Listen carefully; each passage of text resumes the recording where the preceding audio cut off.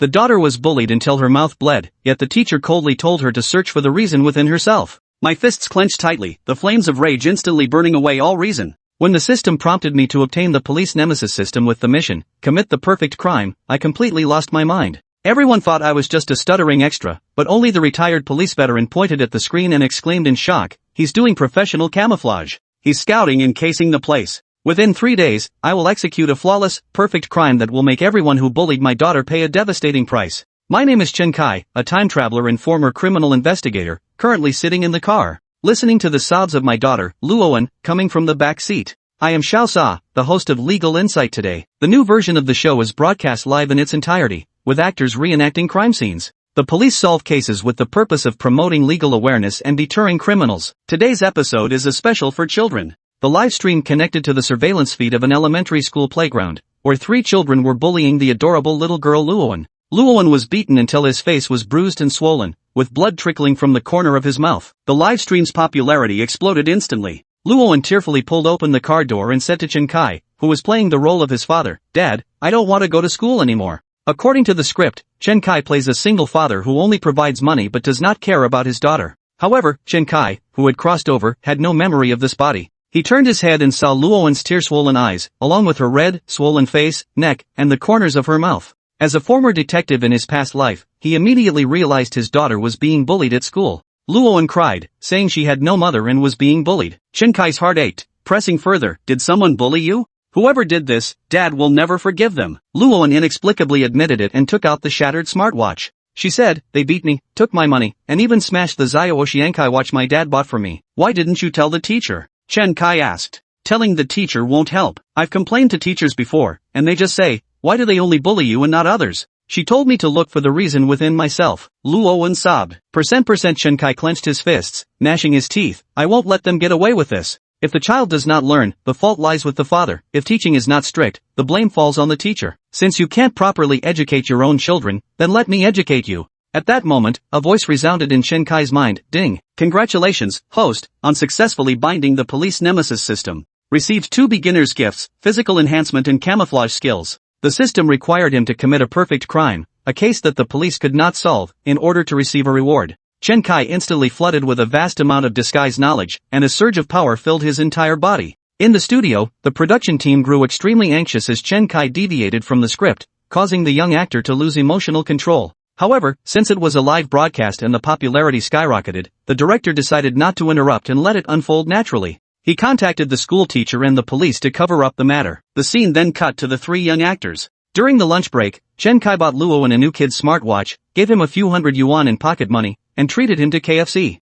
He sent Luoan back to school and had her wear the watch. He stuffed a few hundred yuan into her backpack and instructed her to give the money to those 3 kids in front of the teacher during break, telling them, "We have money at home, just don't hit people." The production team breathed a sigh of relief, thinking Chen Kai had calmed down. They planned to use the students' class time to showcase the family backgrounds of several children, inviting legal expert Professor Luo Xiang and criminal investigation expert Director Guo Hua, retired deputy director, for discussion. Guo Hua suddenly pointed at the shot of Luoan's father on the big screen and asked, "Is this man part of the operation team?" Xiao Sa awkwardly smiled. On camera, Chen Kai didn't go to work. Instead, he was shopping at a labor protection store and a cosmetics store in the mall. He bought a set of janitor's clothes and shoes, as well as colored contact lenses and makeup supplies. Guo Hua stopped Xiao Sa's attempt to cut the footage and said solemnly, "He was preparing for his disguise with such professionalism that I suspected something was off." Xiao Sa explained he was just an extra. Chen Kai then walked into the mall restroom and abruptly disappeared from the livestream. Netizens began speculating wildly. A few minutes later, Guo Hua suddenly pointed at a cleaner mopping the floor by the restroom door and declared, "It's this person, he has already finished his disguise." The livestream viewers were shocked by Chen Kai's disguise. Guo Hua walked up to the large screen to observe and said, "His disguise was flawless. Without our live tracking, we'd never have spotted him." Professor Luo Xiang was puzzled. He merely changed his outfit, nothing more. Guo Hua explained that he had altered the most critical facial features. He pointed out that among facial features, pupillary distance is the most easily overlooked characteristic. The facial comparison system measures features such as interpupillary distance. Chen Kai simply altered his interpupillary distance by misplacing his colored contact lenses. Guo Hua asserted, "Now unless he walks into our camera's view and performs a series of actions like blinking, opening his mouth, and turning his head. Otherwise, our police facial recognition system will become ineffective against him." The production team was shocked, but due to the skyrocketing number of viewers in the live stream, they decided to continue observing. Chen Kai finished mopping the restroom, carrying an extension ladder, and walked out from the surveillance blind spot of the mall.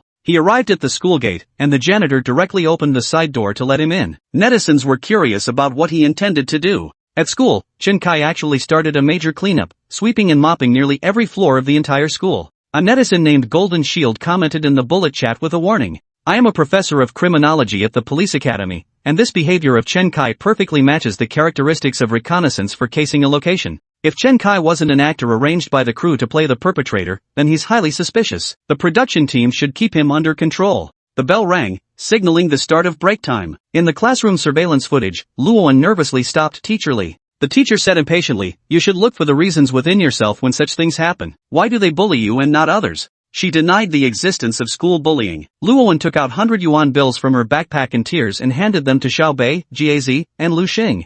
Lu Xing grabbed hold of Gotzi, denying ever asking her for money, and refuted the accusation by invoking their status as flowers of the motherland. Teacher Li left satisfied. The moment she left, Xiaobei grabbed Luoan by the collar and threatened, "Didn't I tell you? If you snitch to parents or teachers, you're dead. You better not leave after school. I'm going to teach you a lesson you won't forget." At this moment, Chen Kai, who was mopping the floor at the entrance, was so furious that he gripped the mop handle hard enough to deform it. He knew they wouldn't dare do anything to Luoan in the classroom, so he needed to follow that Teacher Li. Director Guohua from the studio suddenly pointed at the janitor following Teacher Li and demanded his information be retrieved. Suspicions arose that Chen Kai was conducting reconnaissance for potential targets. The live stream chat erupted into chaos again, with some viewers fearing he might seek revenge. Chapter 4, Chen Kai's Motives. Chen Kai, male, 32 years old, single. Financial trader at a certain company, no criminal record, clean background. Resigned voluntarily after achieving financial independence.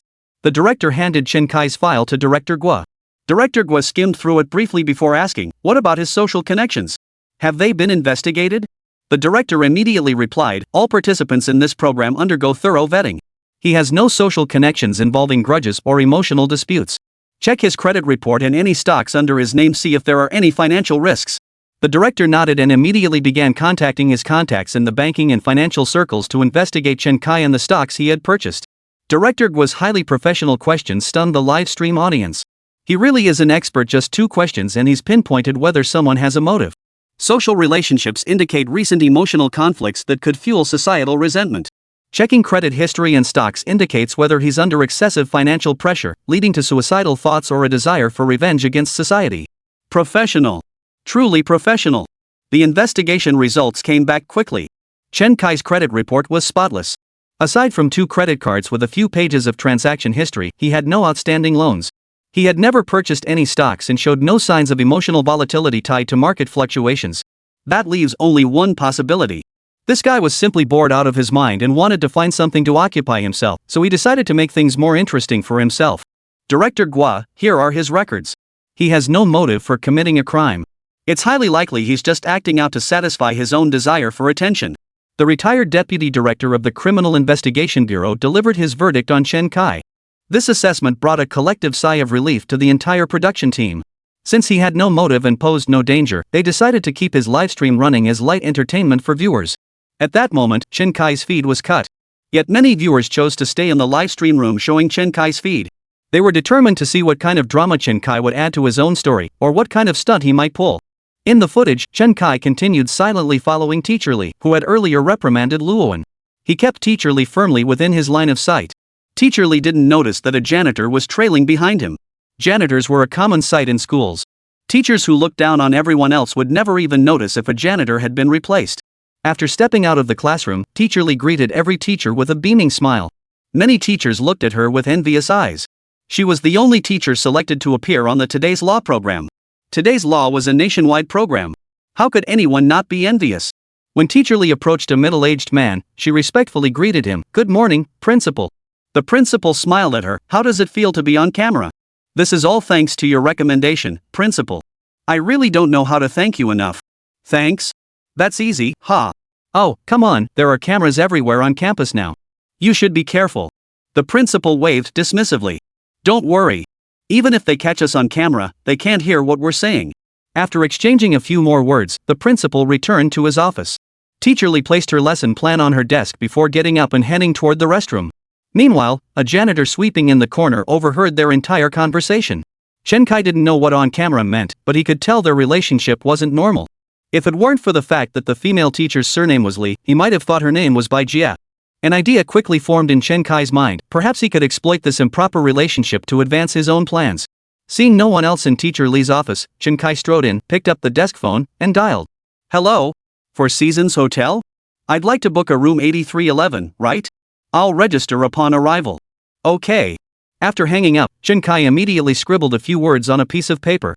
Four Seasons Hotel, room 8311. Need to discuss work. He then swiftly exited the office. Every move Chen Kai made was captured by the school's surveillance cameras and streamed live to the broadcast room. However, the cameras were too far away for clear footage. Viewers couldn't make out what Chen Kai had written, nor could they hear the content of his phone call. Viewers were thoroughly baffled by Chen Kai's enigmatic actions. Anyone know what's going on? Speak up. Where's that golden shield from earlier? No clue what he's up to. But everything he did just now was totally off. A criminology professor from a certain police academy began elaborating on Chen Kai's recent actions. Look, he's exiting the classroom now, mopping the floor while backing out. He's covering his tracks. Now think carefully, which hand did he use to write just now? Left hand? Exactly, his left hand. He's forging his own handwriting. Plus, our school's undercover investigation instructor just mentioned that his stalking of Teacher Li perfectly matches the characteristics of undercover surveillance. Notice how he observes everyone using only the corners of his eyes. That way, he doesn't draw attention. After Golden Shield fired off his barrage of comments, the live stream audience was completely stunned. Seriously? This is how professional it is. So you taught yourself criminology and surveillance techniques just to amp up your drama? What exactly are you trying to accomplish? Just as the heated discussions were reaching a fever pitch, Teacher Li returned to her office and spotted the note on her desk. Mr. Li froze for a moment, then a faint blush spread across his face. Damn, why is she blushing? I'm dying to know what Chen Kai actually wrote on that note. I think Chen Kai's solution is to hook up with Teacher Li and make her Luowan's stepmom. Bro, Chen is so awesome. Killing two birds with one stone. Just as everyone suspected, Teacher Li glanced around with the note before quickly tucking it into her bag. Who could have left this note here? The principal? But if he wanted to contact me, he could just send a message, no need for a note. It must be the assistant director from that production team who contacted me. I'd heard rumors that unspoken rules were commonplace in the entertainment industry, but I never imagined even a state-run legal program would resort to such practices. Chapter 5. Teachers and parents gather at the hotel. Without a second thought, Teacher Li decided to head to the hotel to have a proper discussion about work with the assistant director. She'd long grown weary of collecting chalk dust at school for a measly few thousand yuan salary. She was sick of living in fear that accepting even a small gift from parents on Teacher's Day would lead to phone calls being recorded or her being secretly filmed. Wasn't this the perfect opportunity? To change her fate, a little sacrifice was nothing. Teacher Li stepped out of the frame, leaving only a janitor mopping the floor behind. Cleaner Chen Kai didn't immediately follow Teacher Li. Instead, he calmly finished his task before strolling leisurely out of the school. After passing through a surveillance blind spot shaded by trees, Chen Kai had already changed his appearance. The janitor's uniform was now tucked away in a black plastic bag. Just as the live chat was marveling at Chen Kai's swift disguise and costume change, he had already arrived at the entrance of the Four Seasons Hotel. Do you have a reservation, sir? Chen Kai shook his head, presented his ID, and said, check if there are any rooms available on the third floor. Book one for me, I need to rest for a bit. After completing the check-in process, Chen Kai took the hotel elevator upstairs. At this point, all footage of Chen Kai vanished completely. The production team's live broadcast primarily relied on miniature cameras and microphones attached to the lead actors. Surrounding CCTV feeds and drone footage supplemented the environmental shots. As an extra, Chen Kai naturally wouldn't have any micro cameras or microphones on him.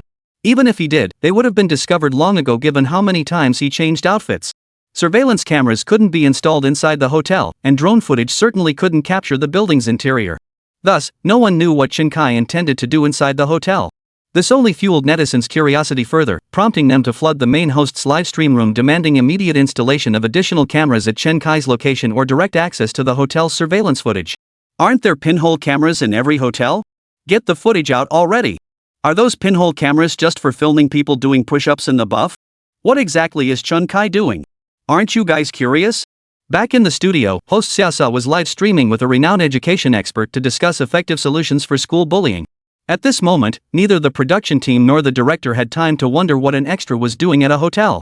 In short, the director and production team had only one requirement for Chen Kai: don't deviate from the main storyline. As for the rest, feel free to improvise however you like. For Seasons Hotel, room 313. Chen Kai swiped his card to enter the room. After carefully inspecting the room's equipment to ensure there were no hidden cameras, he walked into the bathroom and began applying makeup in front of the mirror. Changing clothes or applying false eyelashes were merely basic disguise techniques. Those were only meant to fool high-tech surveillance. Familiar faces could still recognize you instantly by your build, gait, and other telltale signs. Therefore, Chen Kai needed to employ deeper disguise techniques. He took out some contouring wax he'd bought at the mall earlier and began reshaping his nose bridge, jawline, forehead, cheekbones, and other features in front of the mirror. Frankly, many beauty bloggers know these disguise techniques, but they use them to enhance their appearance. Chen Kai, however, needed it for disguise. He wasn't just altering his face, he was transforming his entire physique. Chen Kai then applied the temporary tattoos he'd bought to the back of his neck and wrists, creating the illusion of full sleeve and back tattoos. Simultaneously, he layered the janitor's uniform under his clothes to make his figure appear as bulky as possible. Finally, Chen Kai slipped several pairs of elevator insoles into his shoes. In less than half an hour, Chen Kai had transformed from a well-proportioned young man into a tall, stout middle-aged man with a fierce appearance. Now, even those closest to him wouldn't recognize him. Chen Kai gazed at his reflection in the mirror with satisfaction. It was time to meet that Mr. Li. 7 days in, room 311. When Teacher Li arrived at the hotel, she discovered room 311 was still unoccupied. She immediately felt she had been too hasty. But since she was already here, proactively booking the room herself would better demonstrate her sincerity. So Teacher Li promptly used her ID to check into the room and waited anxiously inside. About half an hour later, the window of her room was pushed open. A figure leaped in from the air conditioner unit outside. The man was tall and muscular, looking extremely strong and powerful. "Who are you? What do you want?" Before Teacher Li could react, her neck was seized in a chokehold. "Don't scream. Put your phone on the table right now, or I'll snap your neck." Ms. Li could only obediently place her phone on the table. Her mind was racing with panic, unable to tell if this was part of the play or real life. "What do you want by bringing me here? What do I want? Look for the reason in yourself." Ms. Li was on the verge of tears. I don't know." "Then think carefully, why did I choose you specifically? It takes two to tango." The moment those words left his mouth, Teacher Li instantly understood what was going on. "You're..." Then she immediately began searching for the camera. But she still remembered the assistant director's repeated instructions: never discuss anything unrelated to the plot during a live broadcast. Especially not anything related to the show, as it would disrupt the viewer's experience. So Ms. Li quickly changed her tone and said, "You must be Luowen's parent, right? Why did you arrange to meet me in a place like this? Oh my, you don't have any ulterior motives, do you?"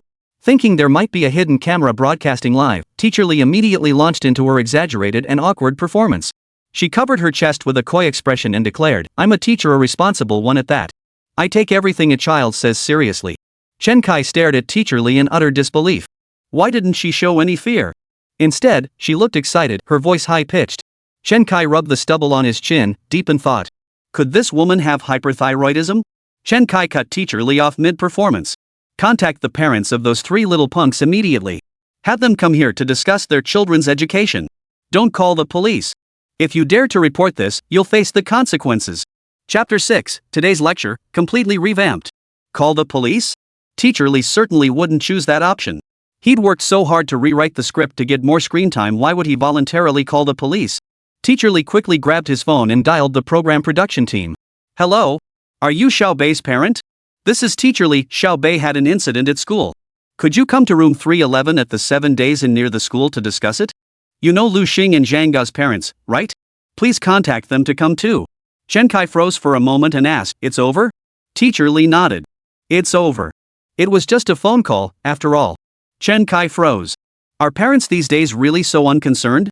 They didn't even ask why we were discussing work at a hotel instead of at school. But then again, it made sense. Only parents this indifferent to their children could raise such little beasts. Everything suddenly made sense. When the director learned about this phone call, he immediately realized where the problem lay. It must be Chen Kai. What the hell is he trying to pull? Cut all his footage immediately. The director's assistant quickly interjected, "Director, he's already off camera. That hotel isn't our set, we didn't arrange anything there in advance." "Then make sure he doesn't appear again. Don't give him any more screen time. Find an old man or woman to play Luowen's grandparents and finish the rest of the shoot." The assistant director whispered, "But what about Chen Kai? Many viewers are now curious about his whereabouts." The director never imagined this extra would become the most talked about person on set. His meticulously crafted script now barely drew any attention. It was utterly infuriating. No worries. The case will officially begin right after school lets out. By then, no one will care where the victim's father went. If anyone asks, we'll just post an announcement on the website stating that Chen Kai and Teacher Lee left the filming area without permission during production and have been dismissed by the production team. The director had already devised a plan for dealing with Chen Kai. Hold on, director. I have something to say. Director Guo spoke slowly. Retired Deputy Director of the Criminal Investigation Bureau, Guo Hua. Since the case itself hasn't begun yet, Director Guo doesn't need to stay in the studio the entire time. He only needed to provide commentary on police actions once they arrived. Thus, for the past half day, Director Guo had been scanning all the backstage footage for Chen Kai's whereabouts. Naturally, he overheard the conversation between the director and assistant director backstage. In truth, he had spent the entire morning analyzing Chen Kai. Over the course of the morning, he concluded that Chen Kai was undoubtedly a man possessing extensive investigative and counter-investigative skills, even advanced disguise techniques. Most crucially, this man had no apparent motive for committing the crime. If Chen Kai were to become the prime suspect in this case, it would pose a formidable challenge to the police officers participating in the program. But the detectives desperately needed such a challenge. Even Chief Gui himself had handled few cases this demanding in his entire career. The frontline officers were even more lacking in experience handling high-difficulty cases. This would serve as a practical training exercise. Things are getting more and more interesting. Let's just let the plot unfold on its own. I'm curious to see what kind of mess Chen Kai will make of this. The director's expression was strained. After holding back for a while, he finally said, Commissioner Guo, this might not be appropriate. If we deviate from the script, I fear it could lead to unnecessary complications and unforeseen incidents. As you know, the Public Security Department requires that our portrayal of police investigative techniques serve as a deterrent to criminals. If this leads to the police failing to solve a case, it could damage their credibility and even backfire. The director's concerns were thorough. Most importantly, he didn't want his meticulously planned program and script ruined. But Commissioner Guo snorted and retorted, what police capabilities does your script actually showcase? It only highlights how powerless we are. The police apprehend a few kids, then let them go. I'll handle communications with the Public Affairs Department. You just need to let this Chen Kai continue pushing the plot forward as he intends. I'm eager to see what surprises he has in store for me. Even retired, the Deputy Director of the Criminal Investigation Bureau still wields considerable influence. Soon after, the program director received a call from the production company behind their show, the Longhua Public Security Bureau Film and Cultural Promotion Center. This is the director of today's Legal Insights, correct? As per Director Guo's instructions, the Criminal Investigation Bureau wishes to test the capabilities of their detectives. But, what if something goes wrong? The director asked hesitantly. Don't fear problems, exposing them is the first step to solving them. Our department will shoulder any consequences you mentioned. After hanging up, the director turned to the crew, immediately arranged for the parents of the 3 children to enter the set. Equip them with micro cameras. From here on, let them improvise freely. I'm not interfering. After speaking, the director sighed deeply. It is my own show after all. I can't just abandon it completely. Without a script, they must find professional actors. Otherwise, the audience will just be watching strangers awkwardly acting, and this show will be finished. After pondering for a moment, the director continued, Assistant Director, contact Yen and I. Is Xiaobei's sister-in-law available? For Gotzi, see if Pansy can come. And Lu Xing's mom, Teacher Dan. As he spoke, the director seemed to realize something and consoled himself. From a professional standpoint, Chen Kai's acting is actually quite solid. At least he didn't break the audience's immersion. That's something I can take comfort in. The assistant director nodded in deep agreement. Exactly. Think about his performance when he saw Luoan injured. It was as if his own daughter had been bullied. With that level of acting skill and some counter-surveillance abilities, he might just deliver a truly remarkable performance. The director lit a cigarette, took a deep drag, and slowly said, let's hope so. At that moment, a news bulletin surged to the top of the trending list. Today's law, the show undergoes a complete overhaul. All episodes will now feature actors and extras improvising freely, with no pre-scripted cases. This presents a formidable challenge for both the actors portraying the cases and the police solving them. Watch the actors and police engage in a battle of wits and see who has the last laugh. Today's law was already a nationwide hit, yet some skeptics remained unconvinced. They argued, it's all scripted, what's the point? The bad guys always get caught by the cops anyway. Now, with its complete overhaul, the show has swiftly drawn these skeptical netizens into the livestream. The livestream's popularity has surged once again. Chapter 7, What's your relationship with Xiaobei? For Seasons Hotel, room 311. Chen Kai was growing impatient waiting in the room. He had planned to thoroughly educate these irresponsible parents and teachers, show them a thing or two. He intended to ensure the police found no evidence against him when they were called, make the teacher treat Luowan better, and prevent these children from ever bullying Luowan again. But nearly an hour had passed since he made the call, and not a single parent of the 3 children had shown up. If he delayed any longer, school would be letting out soon. He still needed to pick up Luowan and head home, leaving him no time to deal with these people. Just then, a woman with a beautiful face and stylish clothes walked into the Four Seasons Hotel. This scene was transmitted to the livestream via the miniature camera on her person and nearby surveillance cameras. Program revamp. They even brought in professional actors to assist. Chen Kai is really pulling out all the stops now. Why is it Huku? Weren't 3 parents supposed to come? Why is only one here? The director of the production team looked at the assistant director with a puzzled expression. The assistant director gave a wry smile and explained, "Director, time was too tight. This was a last-minute favor to save the day." The director nodded. At least they had a professional actor now. Fine, one is one. But how did you even get Huku? He's got absolutely nothing to do with the 3 kids. The assistant director quickly explained, "There is a connection. I first contacted Yen and I, who plays Mrs. Xiaobei. Sister Yen and I said she's in Xijing and suggested we reach out to Shai. Sai's wife Huko answered the call. Before I could explain, she said he could come right away and hung up." The director frowned inside, then put on his clothes and headed for the door. "It's my own show after all, I'll just fill in as a stand-in." Finally, the door to room 311 at the Four Seasons Hotel was knocked upon. Chen Kai walked to the door and peered through the peephole. Seeing only a beautiful woman standing alone, he opened the door. Huka entered with perfect composure. "Teacherly, what business does my Xiaobei have that couldn't be discussed at school, requiring us to meet in this hotel?" Chen Kai immediately grabbed Huka by the throat, snatching the phone and handbag from her hands. He swiftly used a bedsheet to bind Huku. The entire sequence flowed like water, taking no more than 10 seconds. Before Huku could comprehend what was happening, she found herself tightly bound and thrown onto the bed. Viewers following Huka's livestream felt the world spin before their eyes, then saw both Teacherly and Huka bound in the same manner. That was lightning fast. Holy crap, he actually kidnapped both Teacherly and Huku. Humph, bullying 2 women? What kind of skill is that? All he can do is tie up women. Give him a man and he'd be caught in minutes. Wait, that guy isn't Chen Kai. The live stream viewers finally turned their attention to the man restraining Huku. This man was noticeably more muscular and towering, especially with the tattoos covering his body, making him look even more ruthless. Did the production team make a mistake? Could this be a real kidnapping? Unlikely. They said the plot allows actors to improvise freely. Even if it's a kidnapping, it's still staged. But this guy looks so menacing. This sudden turn of events left everyone in the studio momentarily stunned. Director Gua stared at the man on screen, pointing at Chen Kai's eyes with a smile. No need to doubt it, that's still Chen Kai.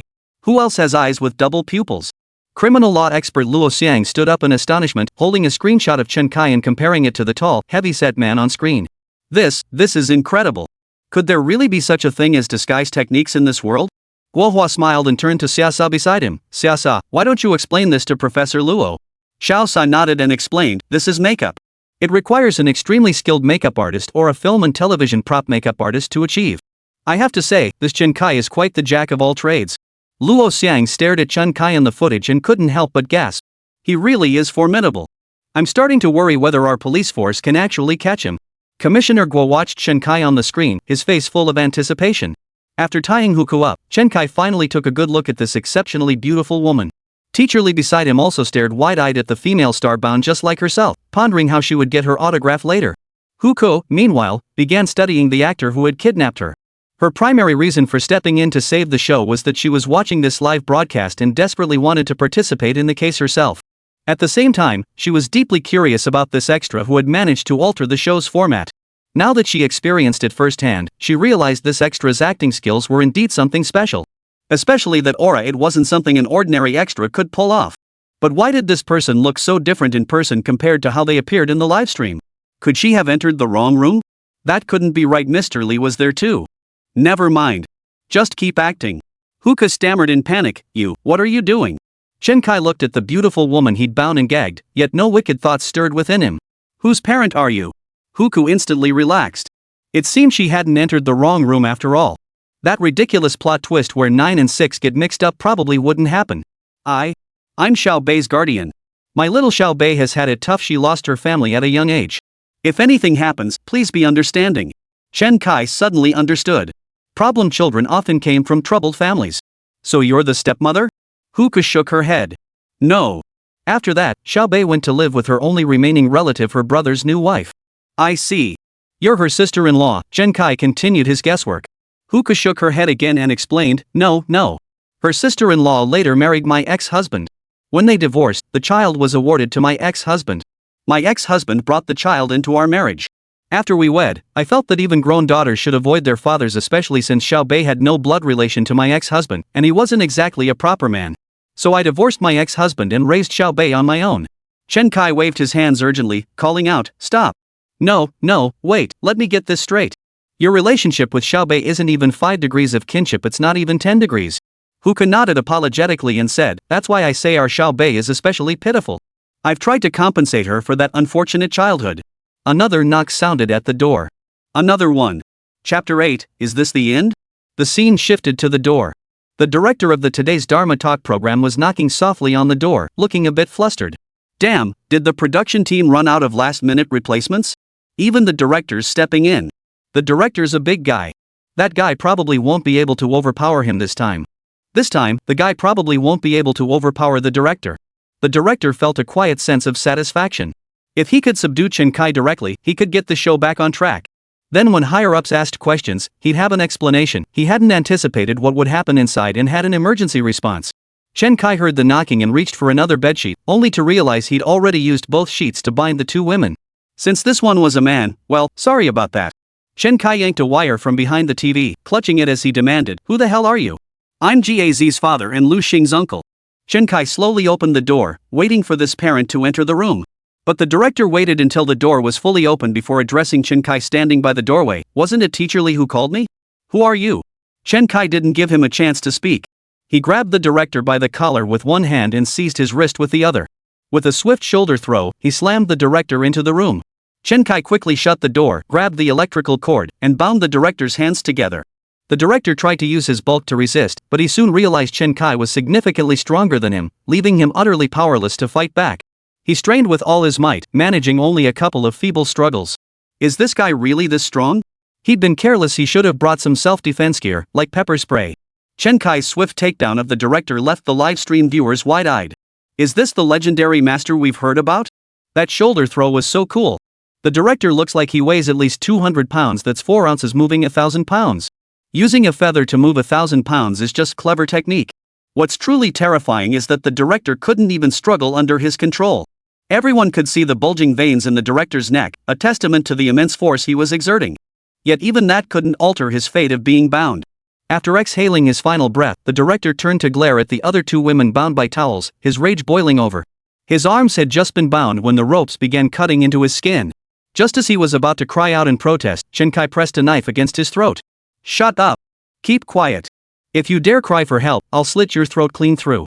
Chen Kai's swift action and menacing presence as he pressed the knife against the director's throat instantly made the director's hair stand on end. Damn, that acting was absolutely top-notch. If he hadn't already checked his background, he might have suspected Chen Kai was professionally trained. The director waved his hands frantically. I won't. But what's the meaning of this, brother? Why tie us up here? We're just ordinary folks with no money. Chen Kai snorted. Why did I come after you instead of others? That question, let Teacher Li, who's been pondering it for over an hour, answer for you. Then Chen Kai pulled the towel stuffed in Teacher Li's mouth.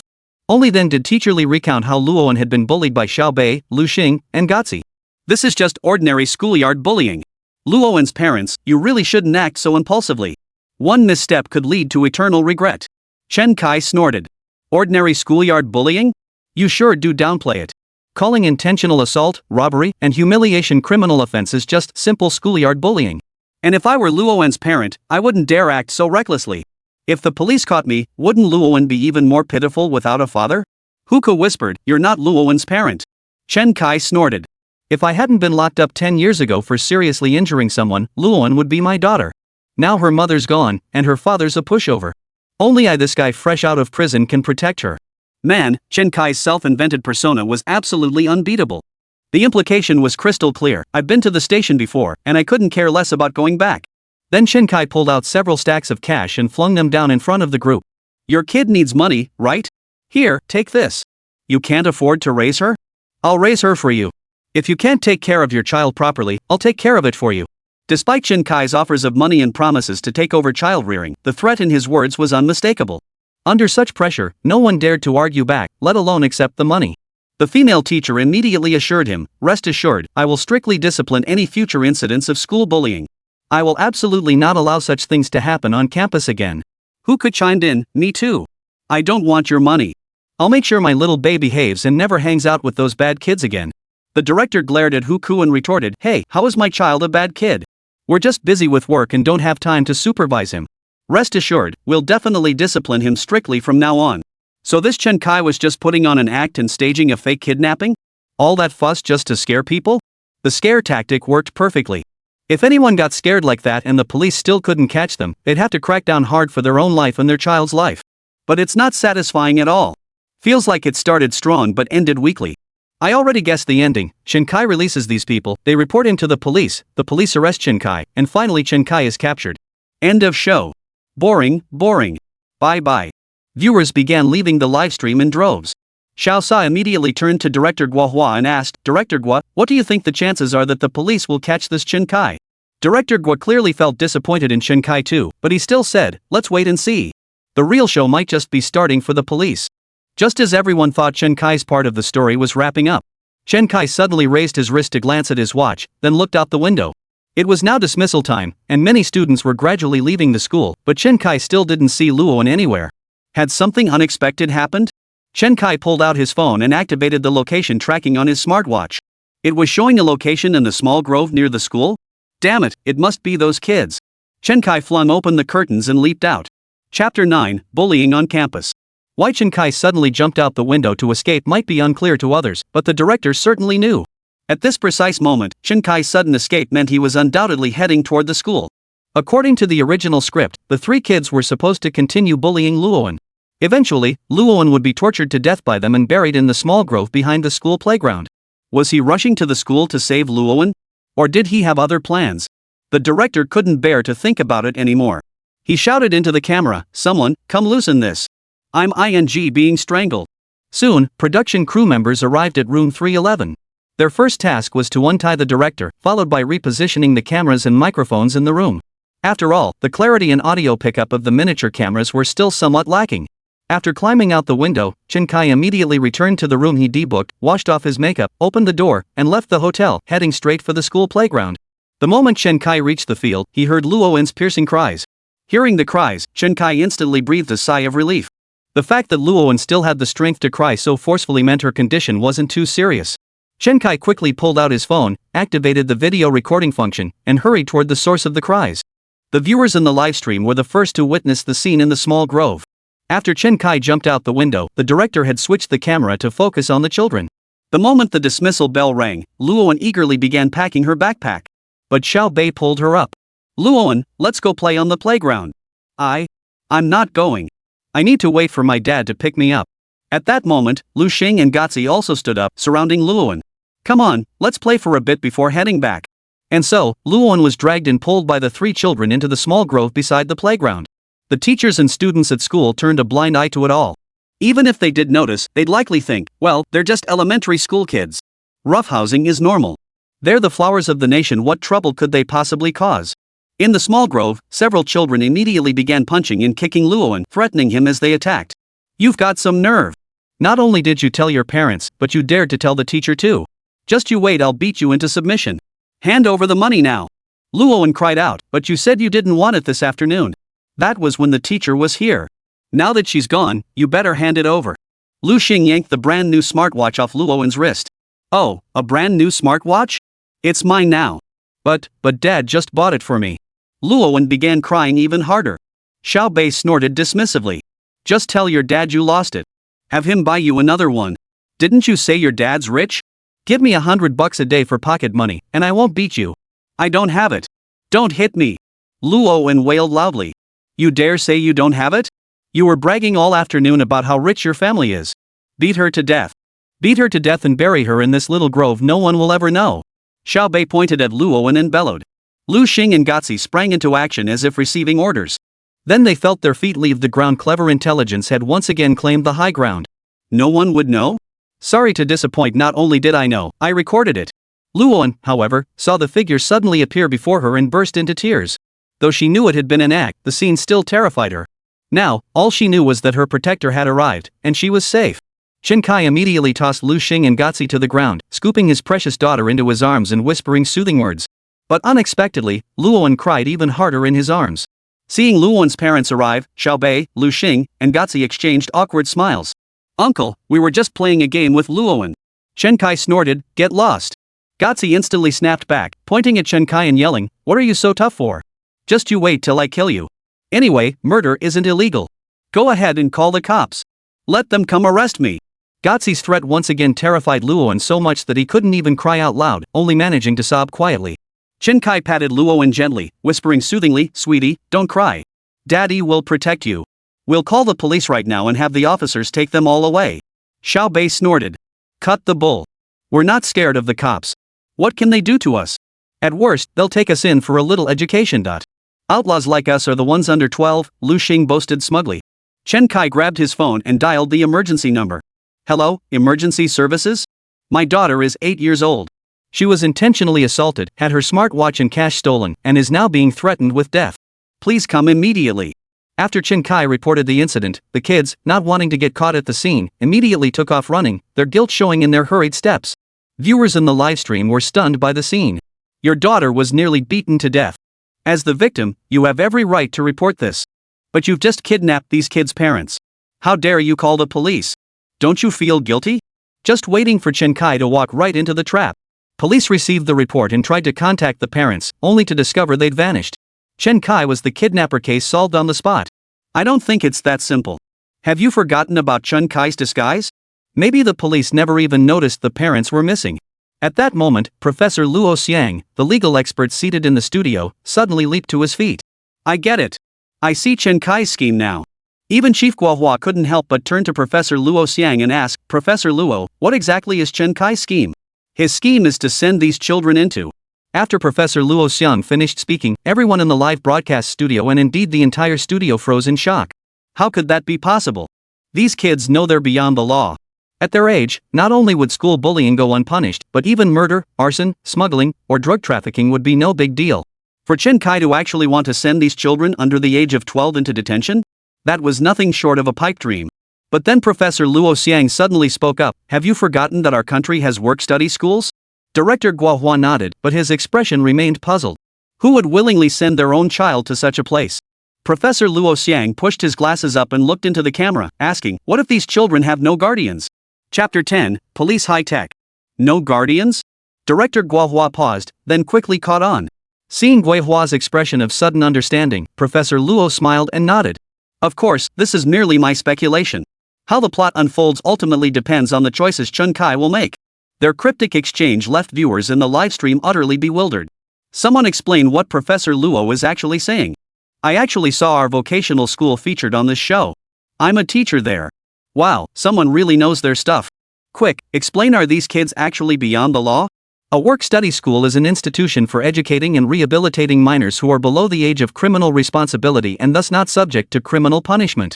It's a special educational model distinct from regular schools and correctional facilities.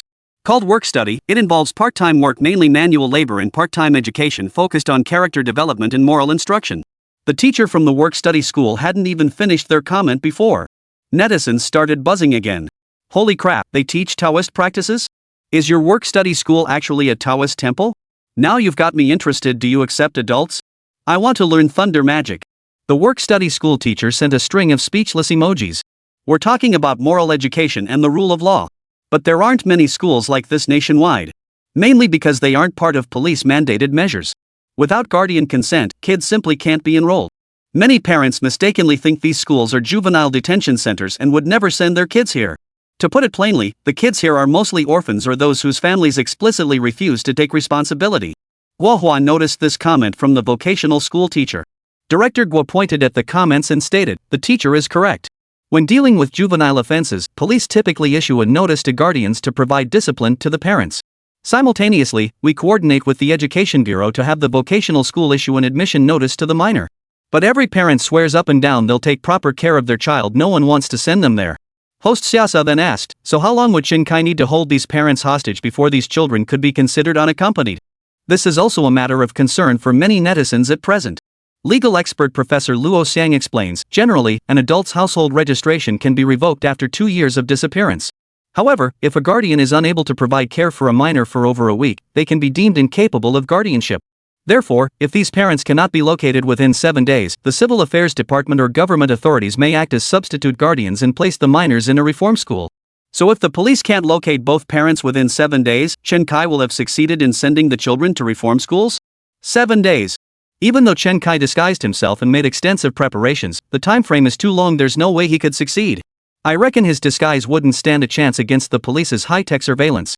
He'd last 2 or 3 days at most. Xiao Sa nodded and addressed the camera. Personally, I think Chen Kai's approach is clever, but I wouldn't recommend imitating it. Our police force isn't pushovers. Let's see the police perspective. A wave of comments flooded the live stream. You're overestimating me. I don't have that kind of skill. Municipal Police Bureau, Yaoyaoling Intelligence Command Center. The large screen displayed the citywide surveillance network and live police response scenes. Below the main screen, the front row housed the Yaoyaoling Emergency Dispatch Desk, where over a dozen young female officers handled incoming calls. The second and third rows also featured rows of computers, with task forces from various police units seated behind them. These included the Technical Investigation Unit, Image Analysis Unit, and Cyber Big Data Support Unit. This represented the Public Security Bureau's most advanced flat-structured integrated operations plan. Led by an experienced commander acting as the central brain, orders are issued to specialized units. These units respond on site, gather evidence, and draw conclusions. Frontline officers then execute the operations directly. Commissioner Guo proudly introduced the police force's flat-structured integrated operations model. This model is typically deployed for major and critical cases, offering rapid response and exceptional efficiency. The commander, Tian Janhua, is a veteran detective. We once worked together on a special task force. His cases demonstrate clear thinking, logical structure, and meticulous evidence gathering. Xiao Sa looked at the Police Intelligence Command Center and couldn't help but give it a thumbs up. Impressive. I now suspect Chen Kai might not even last a day. There's no such thing as absolute perfection in this world. Hua smiled as he looked at Commander Tian on the screen. Alright, today we'll see if his flat-structured joint operations are any good. Intelligence Command Center. A series of alarm bells rang out. The dispatcher immediately answered the call. Moments later, the dispatcher stood up and reported, Commander Tian, a parent has reported their child was robbed, assaulted, and threatened with death. This emergency. Tian Janhua frowned. He was deeply dissatisfied with this scenario, as it completely failed to showcase the essence of his integrated operations.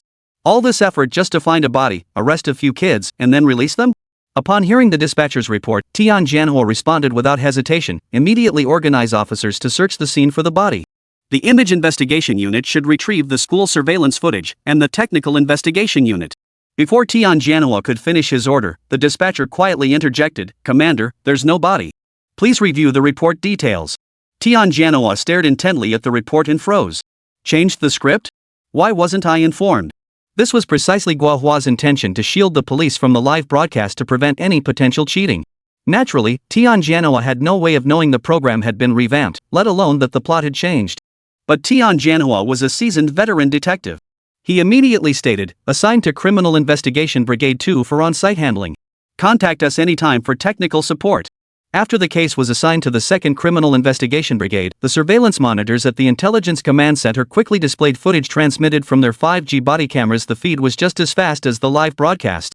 As the commander, he could monitor the frontline situation in real time and issue instructions to every officer on the scene at any moment. This effectively endowed every officer with the analytical acumen and on-scene handling expertise of a seasoned detective. The sheer power of the police force began to make many netizens worry about Chen Kai. Chapter 11, The Female Officer's Speculation. The flashing red and blue police lights cut through traffic unimpeded as they sped into the school grounds. The patrol car pulled directly onto the school playground. 3 detectives and several forensic technicians walked straight toward Chen Kai.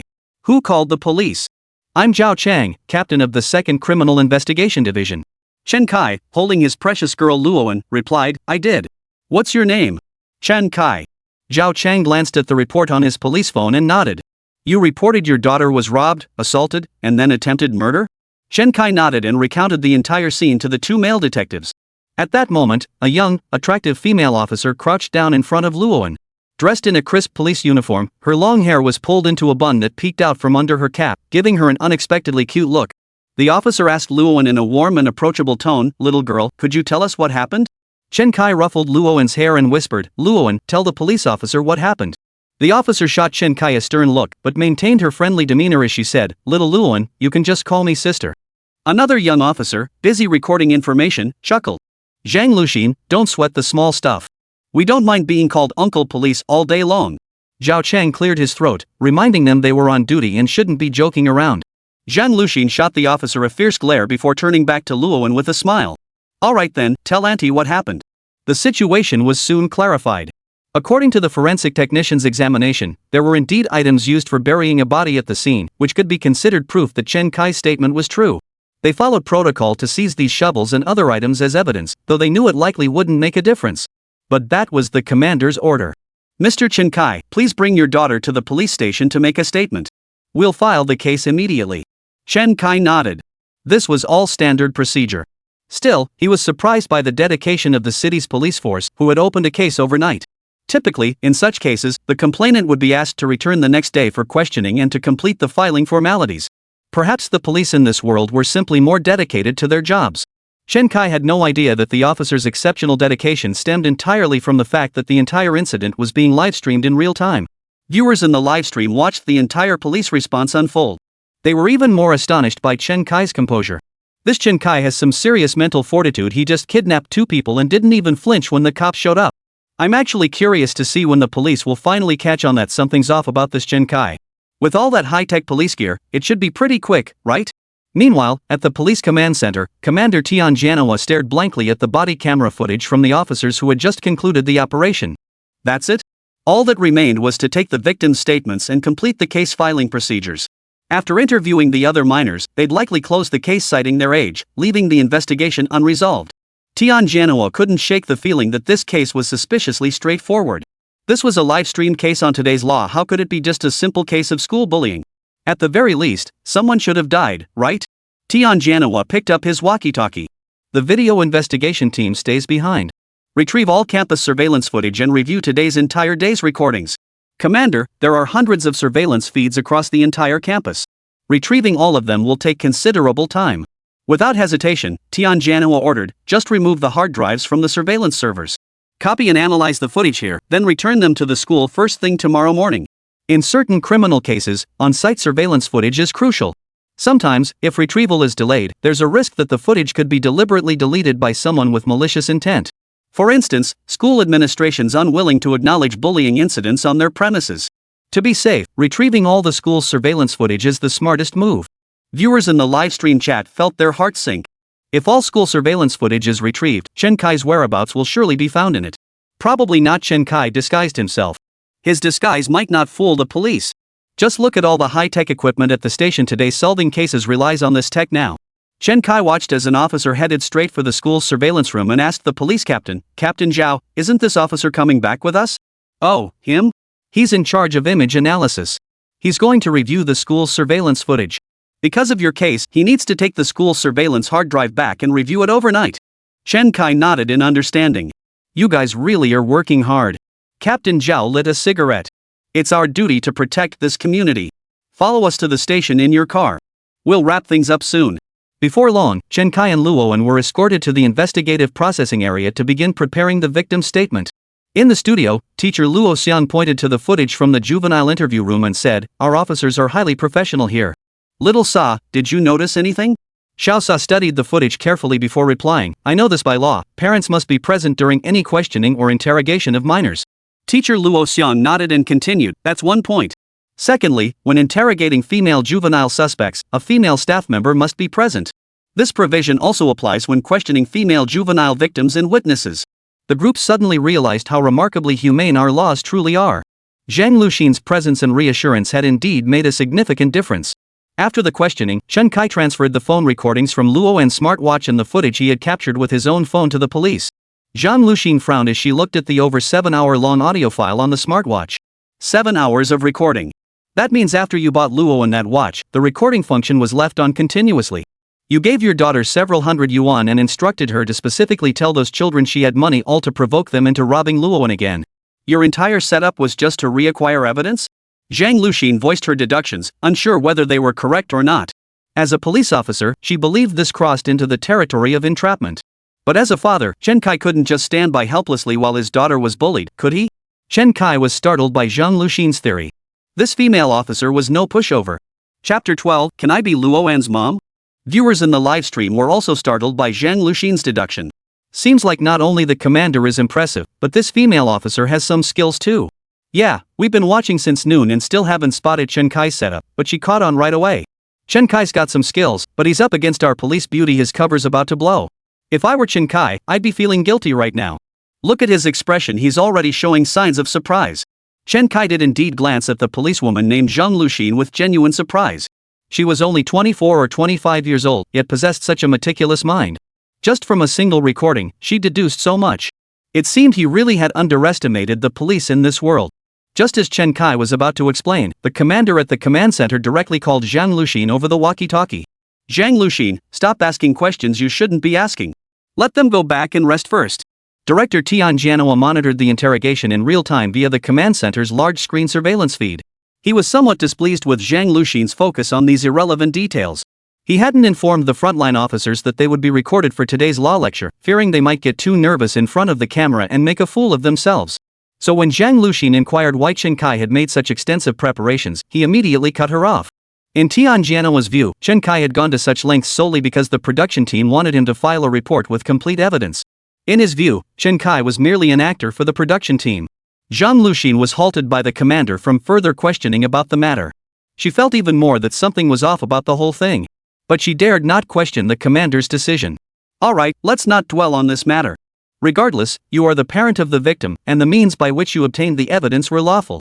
It's getting late. You should head home and get some rest. We've completed the case filing procedures here. Chen Kai nodded and pulled Luoan out of the police station. At the station entrance, Luoan waved at Zhang Luxin and said sweetly, "Bye, police sister." That single phrase, police sister, instantly soothed Zhang Luxin's weary soul after a long day. Goodbye, little Luoan. I promise I'll make sure those bad kids get what's coming to them. Chen Kai stopped in his tracks upon hearing this. Officer Zhang, I don't want this to end here. I want to see this through to a resolution. Chen Kai's words made Zhang Luxin feel a twinge of unease. She had been on the job for over 3 years and had encountered situations like this many times. She knew full well these minors were beyond the reach of the law. The police simply couldn't do anything to them.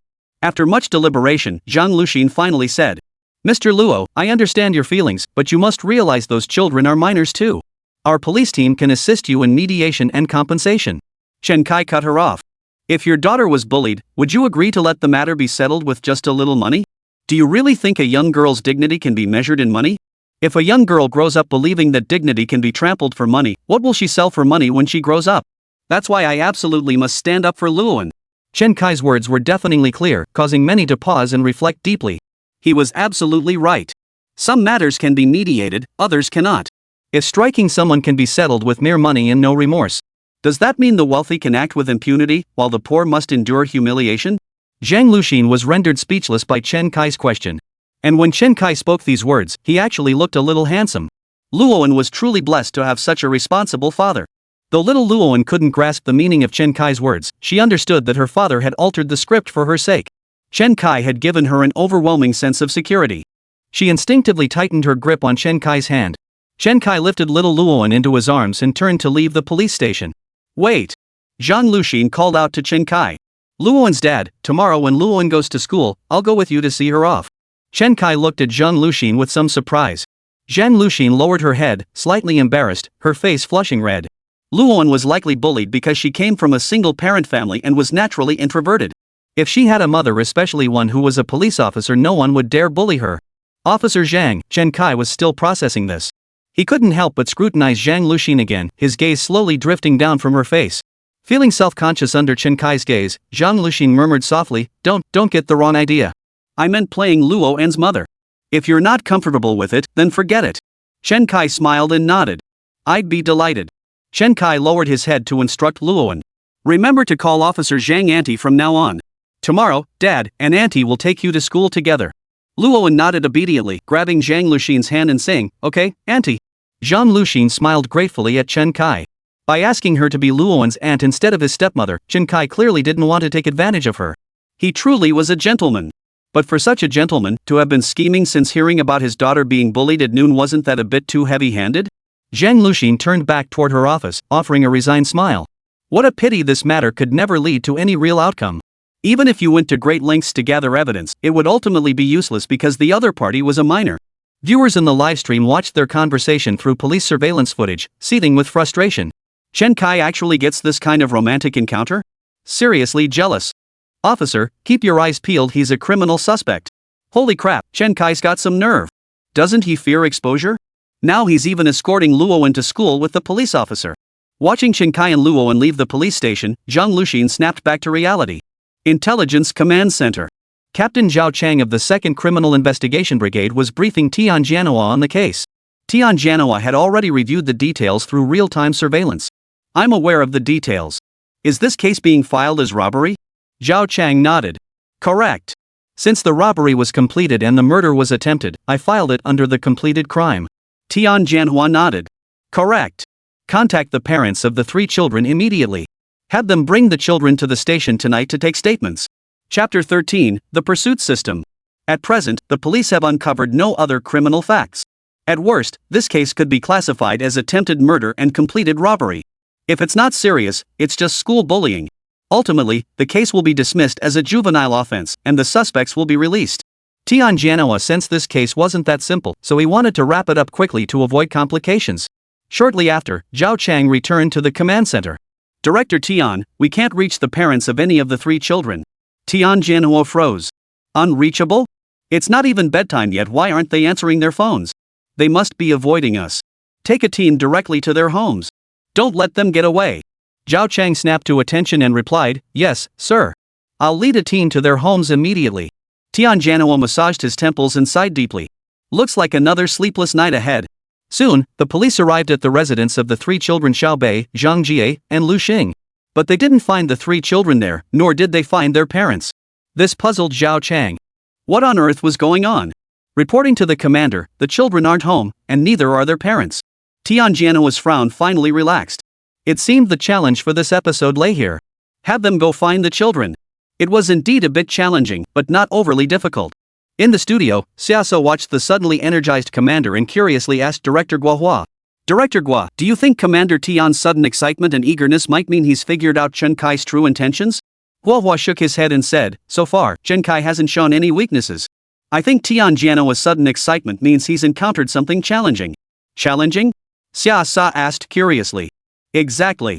Finding 3 kids is a very challenging task. How is finding kids such a challenge? This puzzled not only Xiao Sa and teacher Luo Xiang, but also the viewers in the live stream chat. Seeing everyone's curiosity, Guohua explained, generally, elementary school children haven't had their photos taken for ID cards. They rarely use mobile apps, so they haven't left facial data in the big data of mobile phones. This means our facial recognition database lacks information on these children. Once a child goes missing, we can't use the most advanced methods to find them. Xiao Sa asked curiously, Director Gua, what do we do if a child goes missing? Guohua pointed at the large screen and said, they'll tell the police what to do.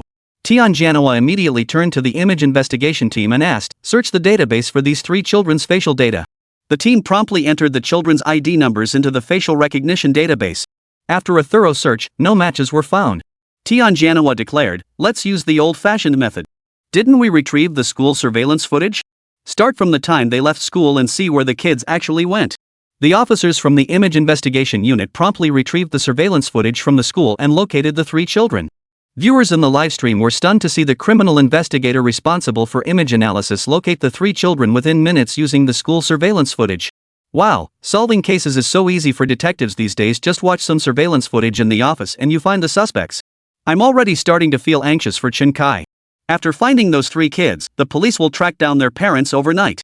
They'll quickly discover the parents are at a hotel, and that's when Chen Kai will be exposed. Now we'll see how the police watch the footage at 8 times speed. Time to show off their skills and tech. Countdown to Chen Kai's arrest has begun. However, the police didn't use the 8 times speed playback they were expecting. Because even 8 times speed was too slow for them. Instead, officers extracted surveillance screenshots of the 3 children and uploaded them to a computer. The machine immediately began operating at full capacity. This so-called full power operation filled the entire command center with the loud hum of fans. Soon, the computer screen began rapidly displaying screenshots of the 3 children captured by different surveillance cameras. Guohua smiled and said, this is our police force's most advanced image investigation system chasing fate. Naming the system after Zhuai Ming, one of the four great detectives, spoke volumes about its formidable capabilities. Guohua continued his explanation. As long as we have a single image showing your clothing and appearance, our Zhuai Ming system will search through all surveillance data across the city for people matching that description. However, analyzing such massive data requires significant computing power. Our Zhuai Ming system needs 50 high-end professional graphics cards working simultaneously to process the calculations, which is why it's so noisy. Wow! No wonder it's called Life Chaser. This thing is seriously powerful. We use GPUs for hacking, while the police use them for life or death pursuits. That's the difference. I'm genuinely curious what Chen Kai's expression was when he learned about the police's methods. His amateurish disguise is practically useless against them. Guohua glanced at the comments, chuckled, and shook his head. While ordinary people might not know, he understood perfectly well. The pursuit system tracks facial features and body types, but Chen Kai had altered all of those. This meant the system was completely useless against him. If the police continued relying on these high-tech analysis tools to solve cases, they'd never find Chen Kai. This incident with Chen Kai was the perfect opportunity to alert police forces nationwide. Solving cases ultimately relies on people. These high-tech tools operate within set rules. Once those rules are mastered, they become their own vulnerabilities. Guohua glanced at his watch and stood up. It's getting late. I should head back to rest. I'll check on the case's progress first thing tomorrow morning. Professor Luo Xiang also stood up and left the studio alongside Guohua. Meanwhile, the live stream remained focused on the police command center, where many viewers were still waiting to see if the case would be solved tonight. However, many viewers had also switched over to Chen Kai's live stream. At that moment, Chen Kai was in his bedroom at home, telling Luo a fairy tale. Although Chen Kai had no memories of this body, he possessed the ID card associated with it. He took Luo directly to the address listed on his ID. To his surprise, it was a rather luxurious residential complex, and the interior decoration was quite tasteful. Seems this body belongs to a wealthy individual after all. After lulling Luo to sleep, Chen Kai selected an outfit from the wardrobe and headed toward the door. Chapter 14, Artificial Difficulty. Cameras had been pre-installed in Chen Kai's home, allowing netizens to directly view the live feed inside his residence. However, Chen Kai himself carried no cameras. Once he left the house, viewers would lose all means of observing his movements. What's he doing out so late? What else could it be? He's definitely going to deal with the parents and teachers. The police have already started searching for those 3 kids. Once they find the children, they'll track down the parents. Chen Kai's arrest is a done deal. How dare he even step outside? He's done for if he goes out. Surveillance in this high-end community is as dense as in a school. Everywhere he goes will be caught on camera. Meanwhile, the production team urgently integrated the property's surveillance feed into the livestream. But when the feed appeared on screen, everyone realized he had vanished completely from the entire complex. Director, are you even competent? If not, let our police chaser take over as director. You gotta hand it to Chen Kai, he's got some skills. In just a minute or two, we actually lost sight of him. Facing the police's Zhuai Ming, all disguises will crumble. The police haven't deployed their top investigator on him yet. Once they do, he'll see what he's up against. While the livestream chat erupted with heated debate, Chen Kai had been quietly waiting in the fire escape stairwell for over 10 minutes.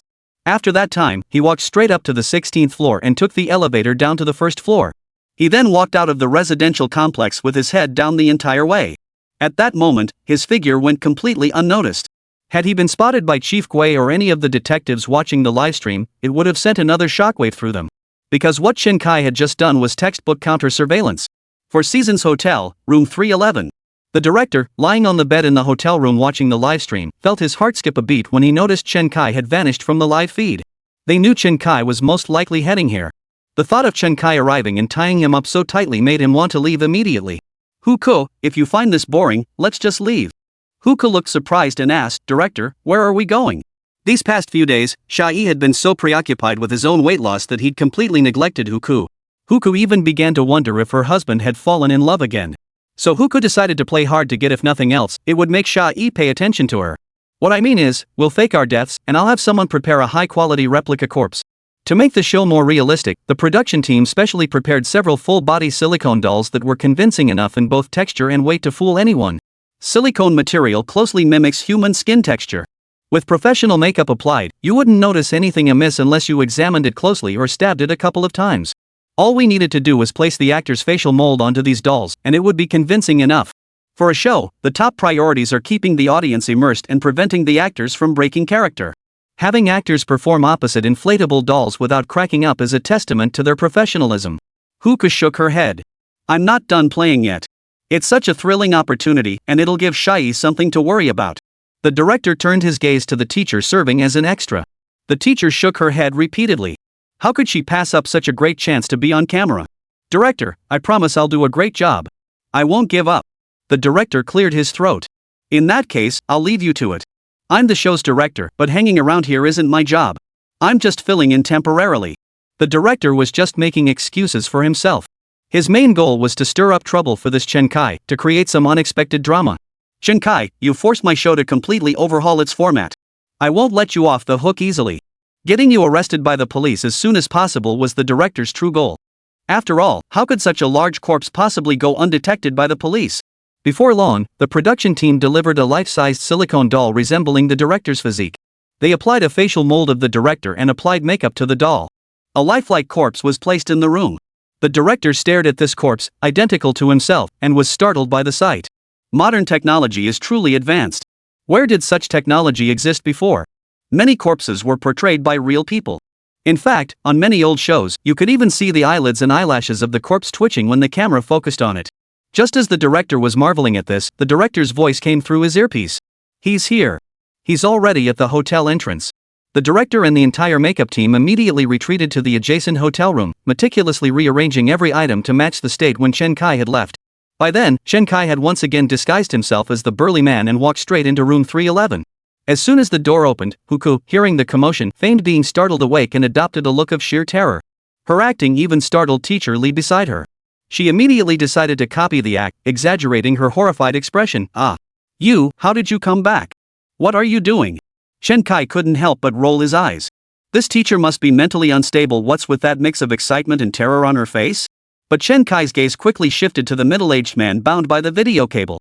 This man was Zhang Ge's stepfather and Lu Xing's uncle-in-law, who seemed to call himself Xiaoshihai. Why wasn't this guy making a sound? Chen Kai immediately walked toward the director. He reached out to check the man's pulse, then froze in place. No pulse? Holy, what the hell is going on? He never intended to take a life. What the hell is going on? Huka's voice trembled with fear as he stammered. He kept struggling to break free from the wires binding him this afternoon. Then suddenly, his breathing became labored, and then he stopped breathing. Chen Kai's forehead visibly broke out in a cold sweat. For Luowen to grow up healthy, he had to resolve this problem. At that moment, Chen Kai's expression was transmitted live to the streaming room via the high-definition camera in the room. Chen Kai's acting is so intense, it doesn't even look staged. Huku is no amateur either. For Chen Kai to match his acting and deliver such a compelling performance is seriously impressive. Now look at that other over-the-top teacher actor. It's like night and day. Honestly, if Chen Kai ditched crime and joined showbiz, his acting alone could make him a top-tier heartthrob. Chapter 15, Hiding the Body. The director watched Chen Kai's expressions on the monitor and couldn't help but praise him. This kid's got real potential. If he hadn't crossed me, I'd definitely mentor him after the show wraps. In the next room, Chen Kai stared at the lifeless body before him, already plotting his disposal method. Chen Kai turned and walked out of the room. Before long, he arrived at the hotel's linen closet. It was already late, and the cleaning staff had long since retired. The linen room was empty, but a set of hotel cleaning uniforms hung inside. Chen Kai immediately changed into the uniform and pushed a large green trash bin over a meter tall out of the linen closet. He then entered room 311. Soon after, Chen Kai emerged from the room, pushing a trash bin weighing over 100 pounds. Viewers in the livestream were stunned. Is Chen Kai out of his mind? Where on earth is he going to hide such a huge trash bin and such a large body? Here's a suggestion: just buy a knife or saw, dismember it, and dump the pieces separately. That won't work. Only the Nanjing University dismemberment case could get away with that. Back then there were hardly any cameras. Now they're everywhere. Plus, with the police's tracking system, forget about scattering the pieces. They'll trace it back to you after the first dump. So that means once the body is discovered, the police can immediately pinpoint Chen Kai? You could say that. With today's Sky Eye surveillance and the Chase Life system, it's practically foolproof. While the livestream audience was heatedly debating, Chen Kai, already dressed in his janitorial uniform and pushing a trash bin, had left the hotel and was heading toward the university. It was already past midnight, and the school security guard had locked the main gate and gone to sleep. Chen Kai circled the school perimeter until he found a section of wall that wasn't too high. He tied his belt around the handle of the trash bin, climbed over the wall himself, then pulled the bin over into the school grounds. Chen Kai entered the school grounds and headed straight for the small grove beside the playground. There, he found the pit the children had dug to bury Luowen, perfect for burying their parents. Chen Kai retrieved a shovel from the school's tool shed, widened the pit, and buried the body inside. After properly disposing of the body, Chen Kai meticulously erased all footprints and drag marks from the trash bin's wheels before carrying it back to the hotel. After returning the trash bin used to transport the body to its rightful place, Chen Kai once again headed back to room 311. By then, Huku and the teacher were both feeling quite drowsy. Seeing Chen Kai, their eyelids felt heavy and they could barely lift them. After untying the two women, Chen Kai said, "You two should swap clothes." "Ha!" Huku immediately protested, "No way, I refuse." Teacher Lee also looked somewhat embarrassed. Chen Kai, growing impatient, pulled out a fruit knife and said, "I just disposed of a body.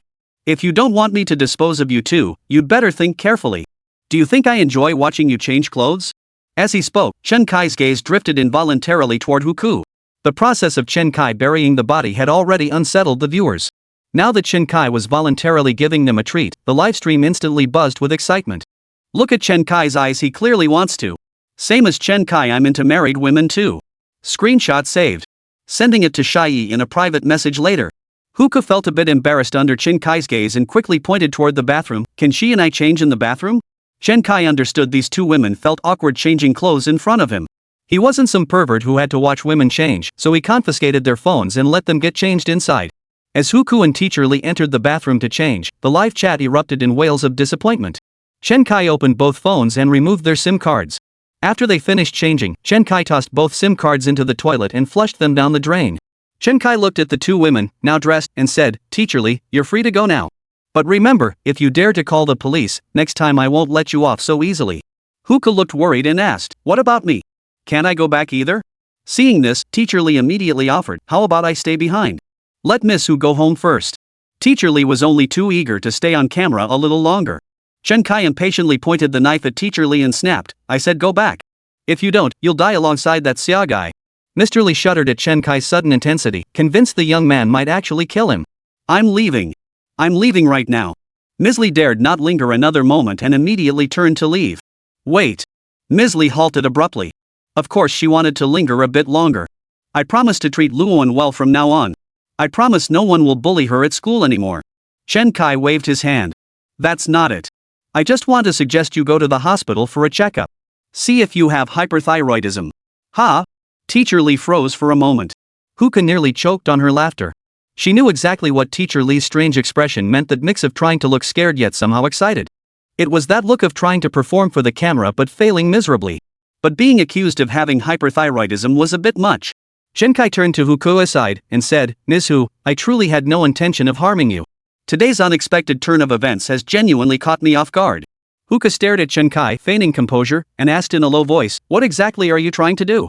"I admit our child bullied Luoan, but this isn't the solution. There's only one way to resolve this: send these children to a reformatory school. Since you can't raise your children properly, let the state and society take over their education.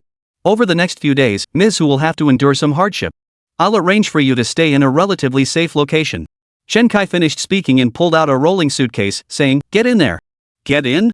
Get inside a suitcase?" Huka stared in disbelief. "I've left ventilation holes, you won't die in there." Chen Kai brandished the fruit knife before her once more. "If you refuse, I'll have no choice but to disassemble you and pack you inside." "Disassemble? Why not just say dismemberment?" Huka came for thrills, not to die. She immediately waved her hands frantically. "No, I'll crawl. I'll crawl." Huka didn't believe Chen Kai could evade the police forever. At most, she'd be back in the daylight tomorrow. Chapter 16, Two Choices. Not long after Huka crawled into the suitcase, Chen Kai changed into the clothes he'd stripped from the director and meticulously altered his appearance to match the director's features. At that moment in the livestream, viewers could only see the director pulling a suitcase out of the hotel. After exiting the hotel, Chen Kai pressed his car key fob and strode straight toward a BMW, blaring its alarm. "Damn it all, you drive such a fancy car, yet your kid steals money from my girl?" Chen Kai kicked the BMW in anger. Watching his beloved car get kicked and driven away on the surveillance feed, the director's face twisted with pain. "If only I'd taken the keys with me, why did I leave them with him?" "Director." Teacher Lee knocked on the director's door next door. "Director, should I call the police now?" "If necessary, I'll report it immediately." The director replied impatiently, "You decide for yourself. This show is unfolding freely now. All your actions must align with your own logic." Mr. Lee whispered, "He threw away my SIM card and threatened me, so I don't plan to call the police yet." "What do you think?" The director nodded. "That's the most logical course of action." Although calling the police now would be the most likely way to catch Chen Kai, it was the middle of the night.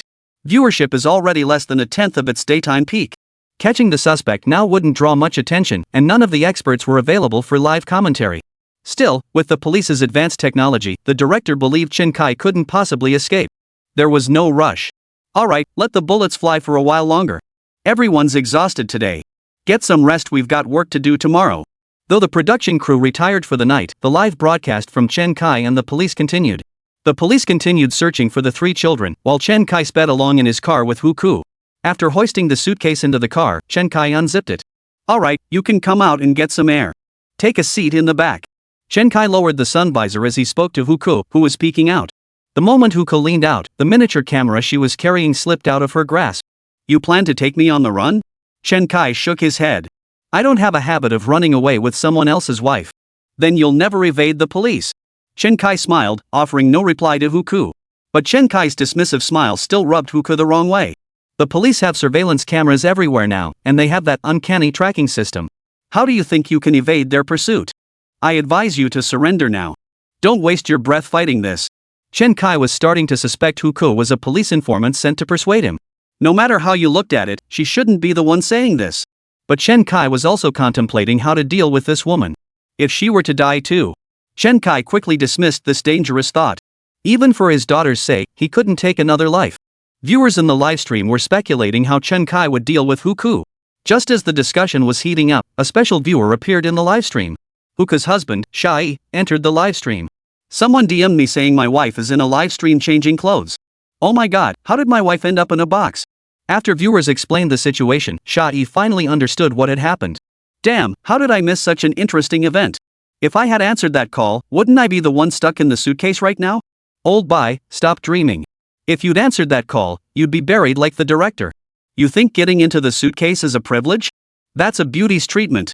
Holy crap, so my wife's still gonna get taken advantage of? Sai immediately fixed his gaze on the screen, watching Chen Kai's every move intently. Meanwhile, Chen Kai was driving and had already devised a plan. You have two choices. Huku immediately poked her head out of the trunk and asked, what choices? Option 1, you relinquish custody of Xiao Bei. First thing tomorrow morning, you draft the custody waiver documents, get them notarized, and I'll give you a sum of money. Huku frowned and asked, and the second option? Chen Kai stated directly, I'll arrange a place for you to stay for a full week. I'll still give you the money. You choose. Renouncing custody and the illegal confinement of Huku were Chen Kai's only two options. Huku began to ponder. She started analyzing the situation from her own perspective. Would her character really give up custody of Xiao Bei for money? But she also wondered if the place Chen Kai mentioned might be extremely harsh, like being locked in a cage. She had indeed seen such situations in some cases. Cora, what's there to think about? Let's just take the money and go home. This guy's clearly a freak. What if he locks you in a cage? I've never even played around like that. Sha-E fired off a barrage of comments. Holy crap, you two are pretty adventurous in your playtime. If you haven't tried this, it means you've tried other things. Sai-Yi's face instantly turned awkward as he typed a string of, ha, don't joke around. A middle-aged couple sharing a kiss could give you nightmares all night long. What you two say never happens. Despite the playful tone, Shai couldn't help but worry about his wife. On screen, Huku paused before declaring, I choose option 2. I can't give up custody of Xiao Bei. She's already suffered enough. I'm her last home. This choice was based on Huku's understanding of the character's personality. But at the same time, she wanted to see firsthand just how far this Chen Kai would go. Now, she was utterly fascinated by Chen Kai. On one hand, Chen Kai's acting was astonishingly impressive. On the other, she was deeply curious to see how he would confront the police. Chen Kai snorted. Xiao Bei's current state stemmed partly from his own pitiful background, and partly from Huku's excessive indulgence. Had Huku not pitted her so deeply, had she not spoiled her so excessively, had she been stricter with her, this child would never have become the delinquent she was now. Huku's answer caught Shai off guard. He had assumed his wife was merely stepping in to save the day, so he was certain she would choose the first option. He never imagined she would choose to be illegally detained for a week. How could you pick the second option? No way. I'm calling the production team right now. I refuse to let her be locked up for a week. This show is inhumane. Sai, don't you dare. We're counting on the show. Lao Bai, haven't you learned to sleep alone yet? Let the kid comfort you. Chapter 17, The Secret Lover. Sai immediately called the show's director, but soon he tossed the phone aside with a frustrated look. It's just to show why is the Public Security Bureau involved now? All these reality shows are scripted. Why are you guys making an exception? Looks like my wife won't be around for the next few days. His life was about to. Absolutely amazing. After Huko agreed, Chen Kai began using his portable makeup kit to disguise her. This was the first time Huko and the live stream viewers witnessed Chen Kai's miraculous disguise skills firsthand. Especially Huko, she'd starred in countless dramas and appeared on numerous shows, having worked with all kinds of top-tier makeup artists. But Chen Kai's level of skill and dexterity in makeup disguise was something she'd never witnessed before. His technique and level of skill were simply more impressive than any of the top makeup artists she had ever seen. Even several beauty influencers had joined the livestream. Watching a man effortlessly transform the stunning Huko into an ordinary woman bearing no resemblance to her original appearance left them all stunned. I never imagined makeup transformation could reach such heights. Quick, record this, it's a beauty tutorial. I spent tens of thousands learning makeup from someone, but after all that time, I still can't match Kai Ji's skills. Kai is too good. I now think he might be a worthy opponent for the police. Soon, a trending topic titled Crime Master's Live Impersonation Tutorial dominated the top spot on the nightly trending charts. The production team, public security department, and everyone in the legal field were utterly baffled. How did a legal education show simulating crime suddenly explode in popularity within the beauty community? It actually made perfect sense. The online fan bases of law enforcement and legal professionals simply couldn't compete with those of beauty influencers. Chen Kai completed Huko's transformation in just over half an hour.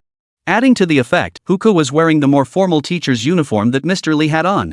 Such a big star in beauty transformed into an ordinary woman. If not for Shai constantly staring at the screen, he wouldn't have recognized this woman as his own wife even if he saw her face to face. After finishing his work, Chen Kai began cleaning the car, not the trash inside, but the traces he had left behind.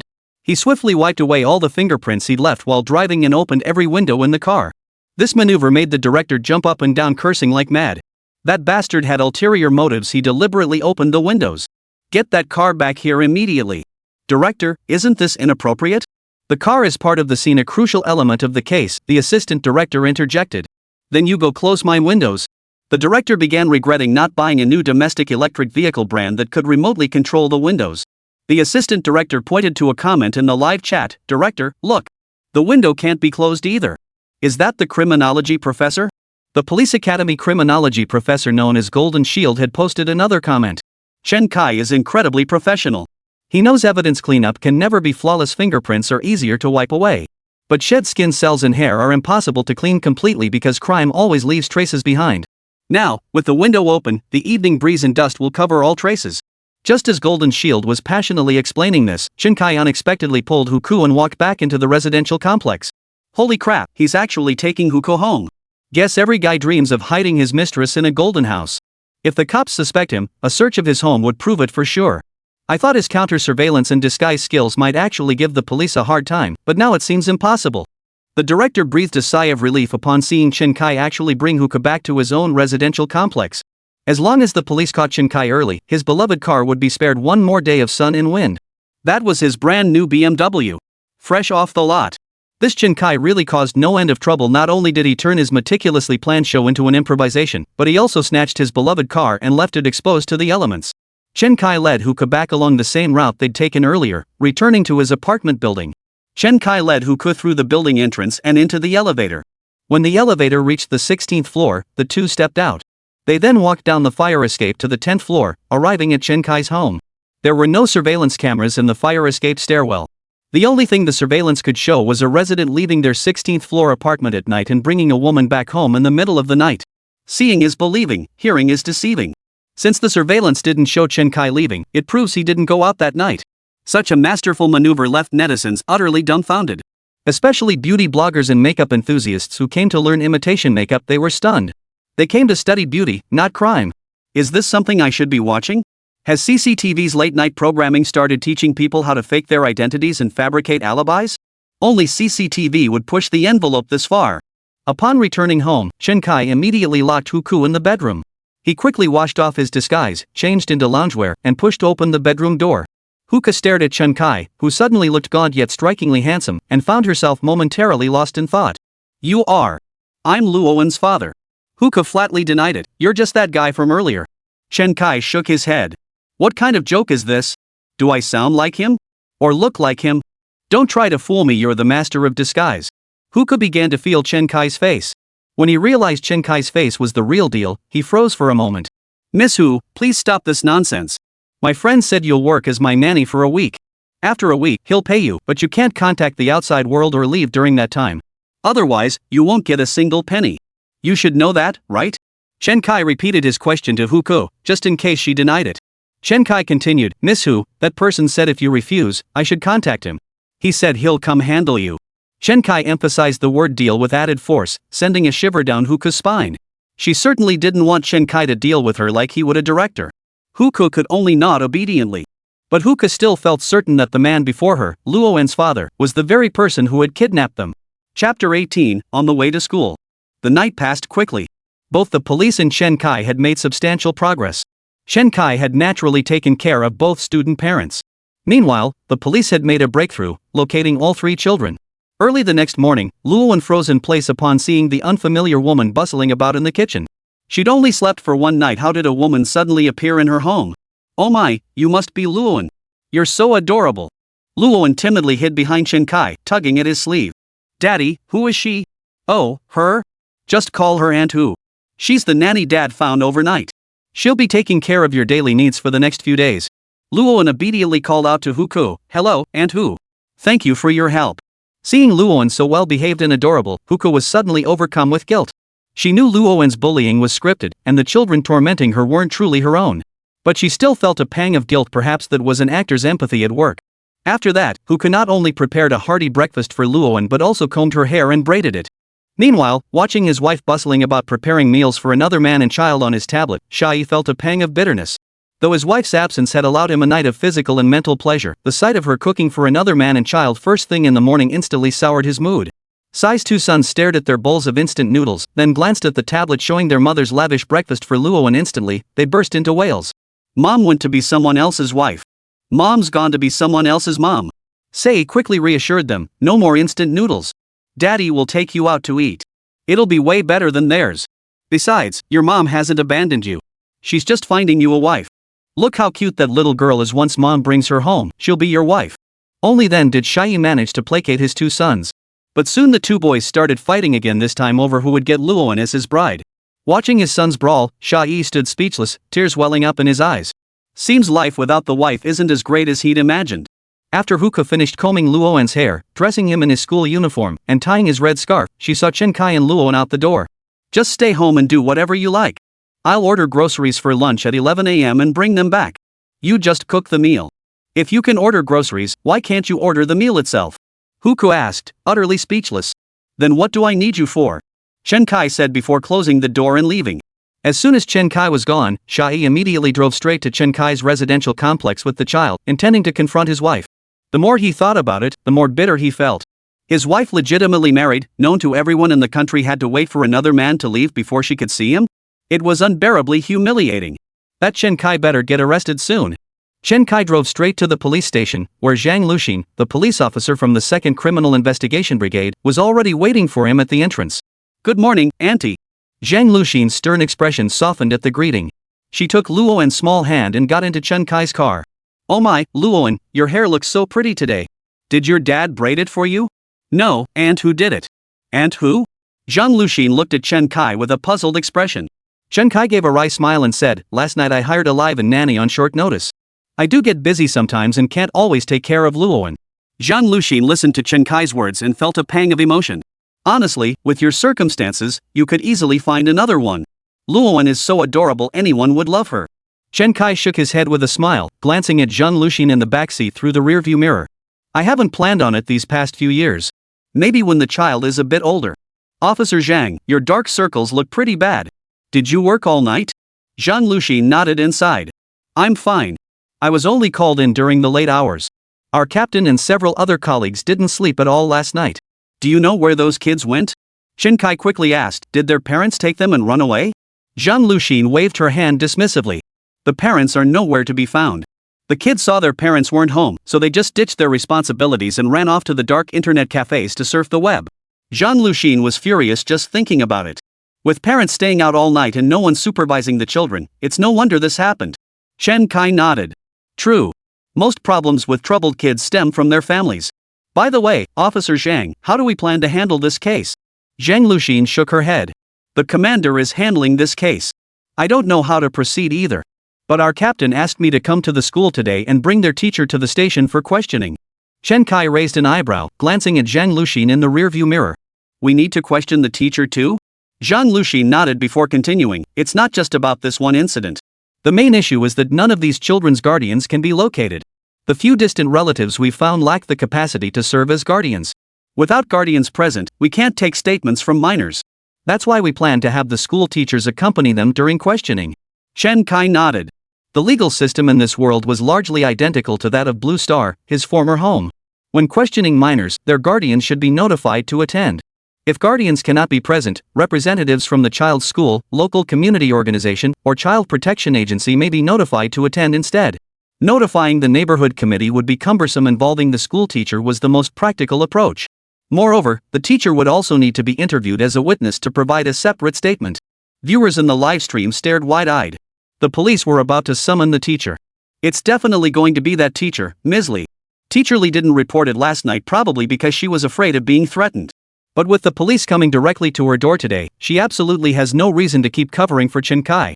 Once the police learned about the kidnapping and body concealment, apprehending Chen Kai would be as easy as sweeping fallen leaves in autumn. After all, while Chen Kai showed some impressive skills in counter-surveillance and disguise, he'll have nowhere to hide when faced with the police's high-tech capabilities. This Chen Kai sure has nerves of steel. If it were me, I'd be sweating bullets by now. If he showed the slightest flicker of guilt or tremor, that police beauty would have him pinned to the car right now. She is exceptionally skilled. Chen Kai has only one option now, flee with Luowen to delay his capture by the police. While netizens agonized over Chen Kai's plight, he continued his half-hearted small talk with Zhang Luxin. It was as if he hadn't been the one to kidnap the teacher and several parents at all. Chapter 19, Jealousy Distorts One's True Self. School Entrance. Zhang Luxin, dressed in a sharp police uniform, led Luowen by the hand into the school. The scene drew stares from many students. Several of Luowen's classmates gathered around him, whispering questions, "Is this your mom?" Holding Zhang Luxin's hand, Luowen replied shyly, "This is my aunt.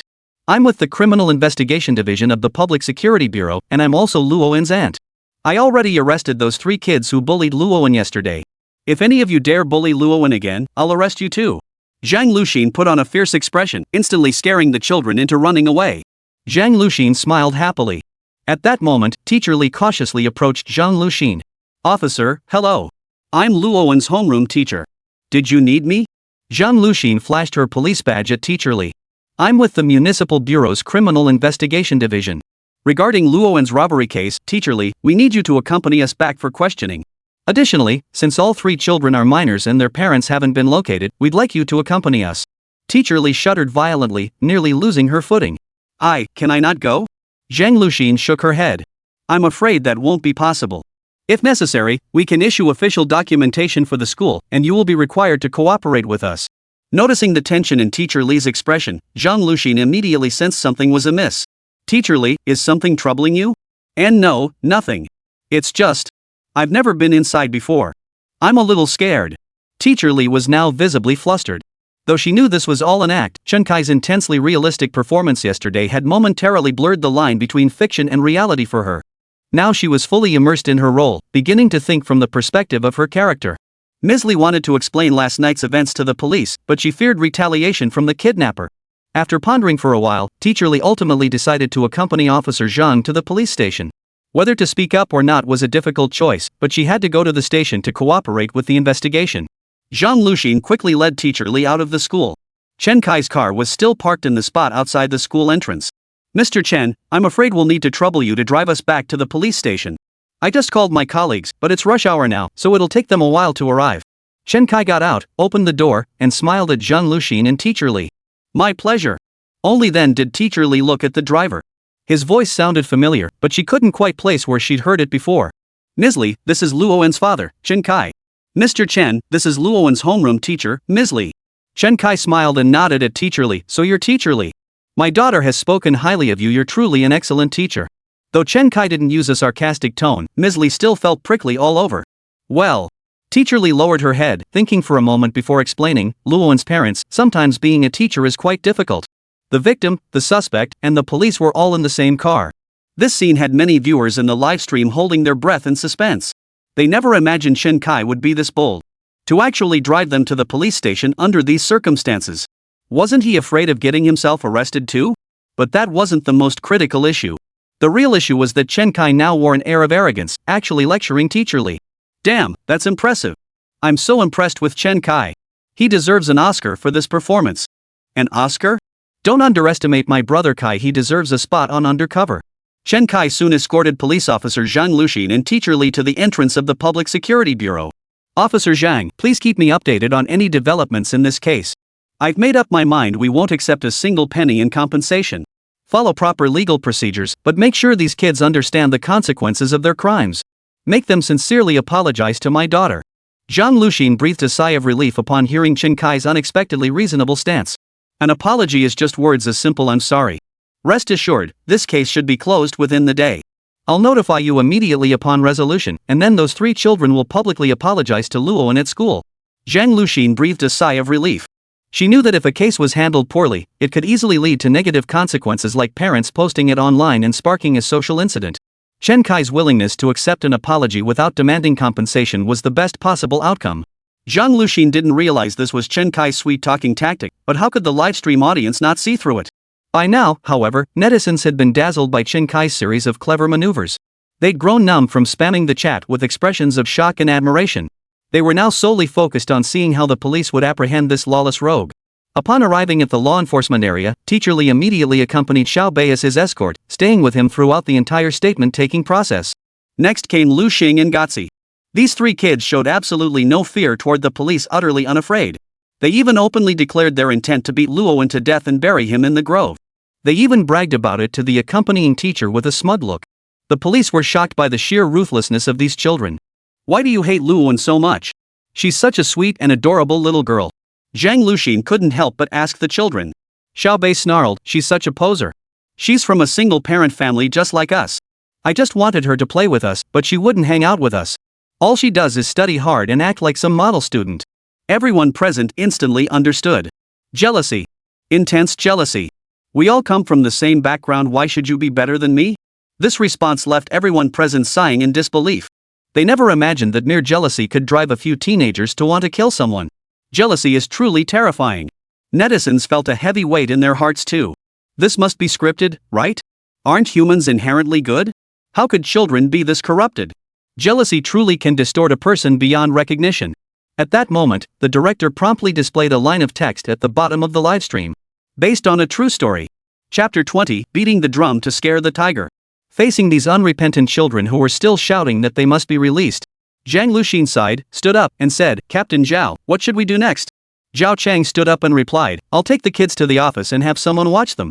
I'll also report this situation to Commander Tian.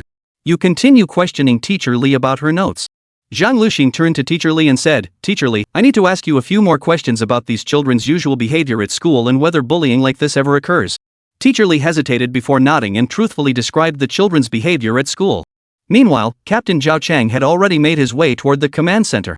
Commander Tian, here are the statements from the children we just interviewed. Please take a look. Commander Tian waved his hand dismissively. Nothing to see here. Their admissions are sufficient. Have the parents of these children not shown up yet?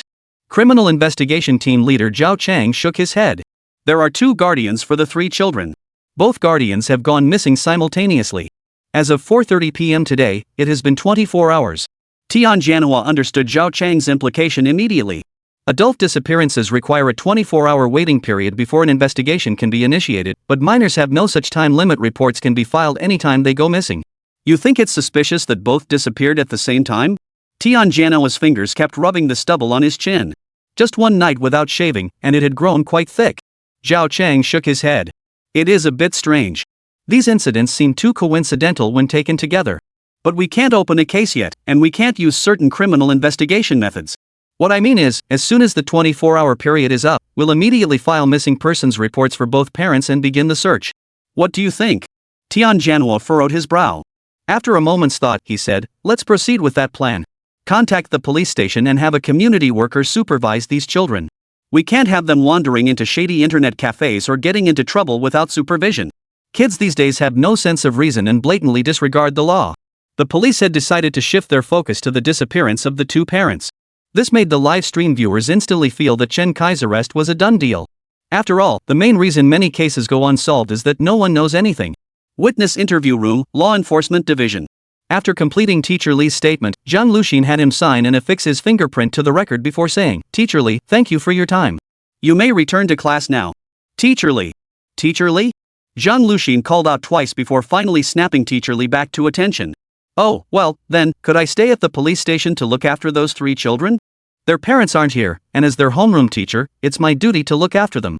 After saying this, Teacher Lee nodded firmly and added, yes, that's exactly it. I'm requesting to stay and care for, or rather, watch over the 3 children.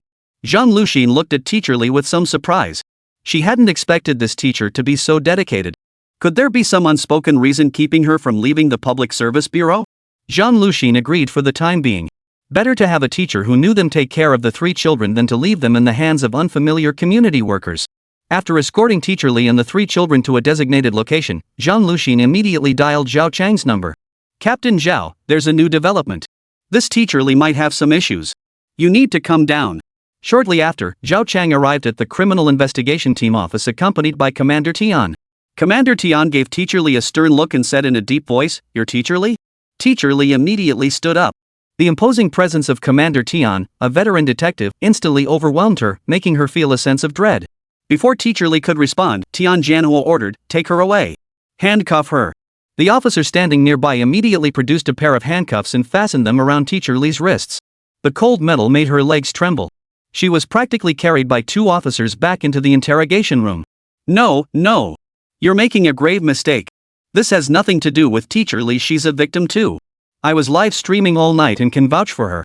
This is bad. The police are going to lose major face over this. Viewers in the livestream couldn't bear to watch the unfolding drama. But Chief Kwa, the criminal investigation expert who had just arrived at the studio, couldn't help but laugh. Xiao Sa, standing nearby, quickly asked, "Chief Kwa, the police have clearly gone off track with their investigation. What do you think we should do now?" Director Guo waved his hand with a smile. "This isn't a miscarriage of justice. It's Commander Tian's interrogation tactic, a way to intimidate the target indirectly." Scare tactics? Director Guo nodded and continued, "It's a type of surprise interrogation.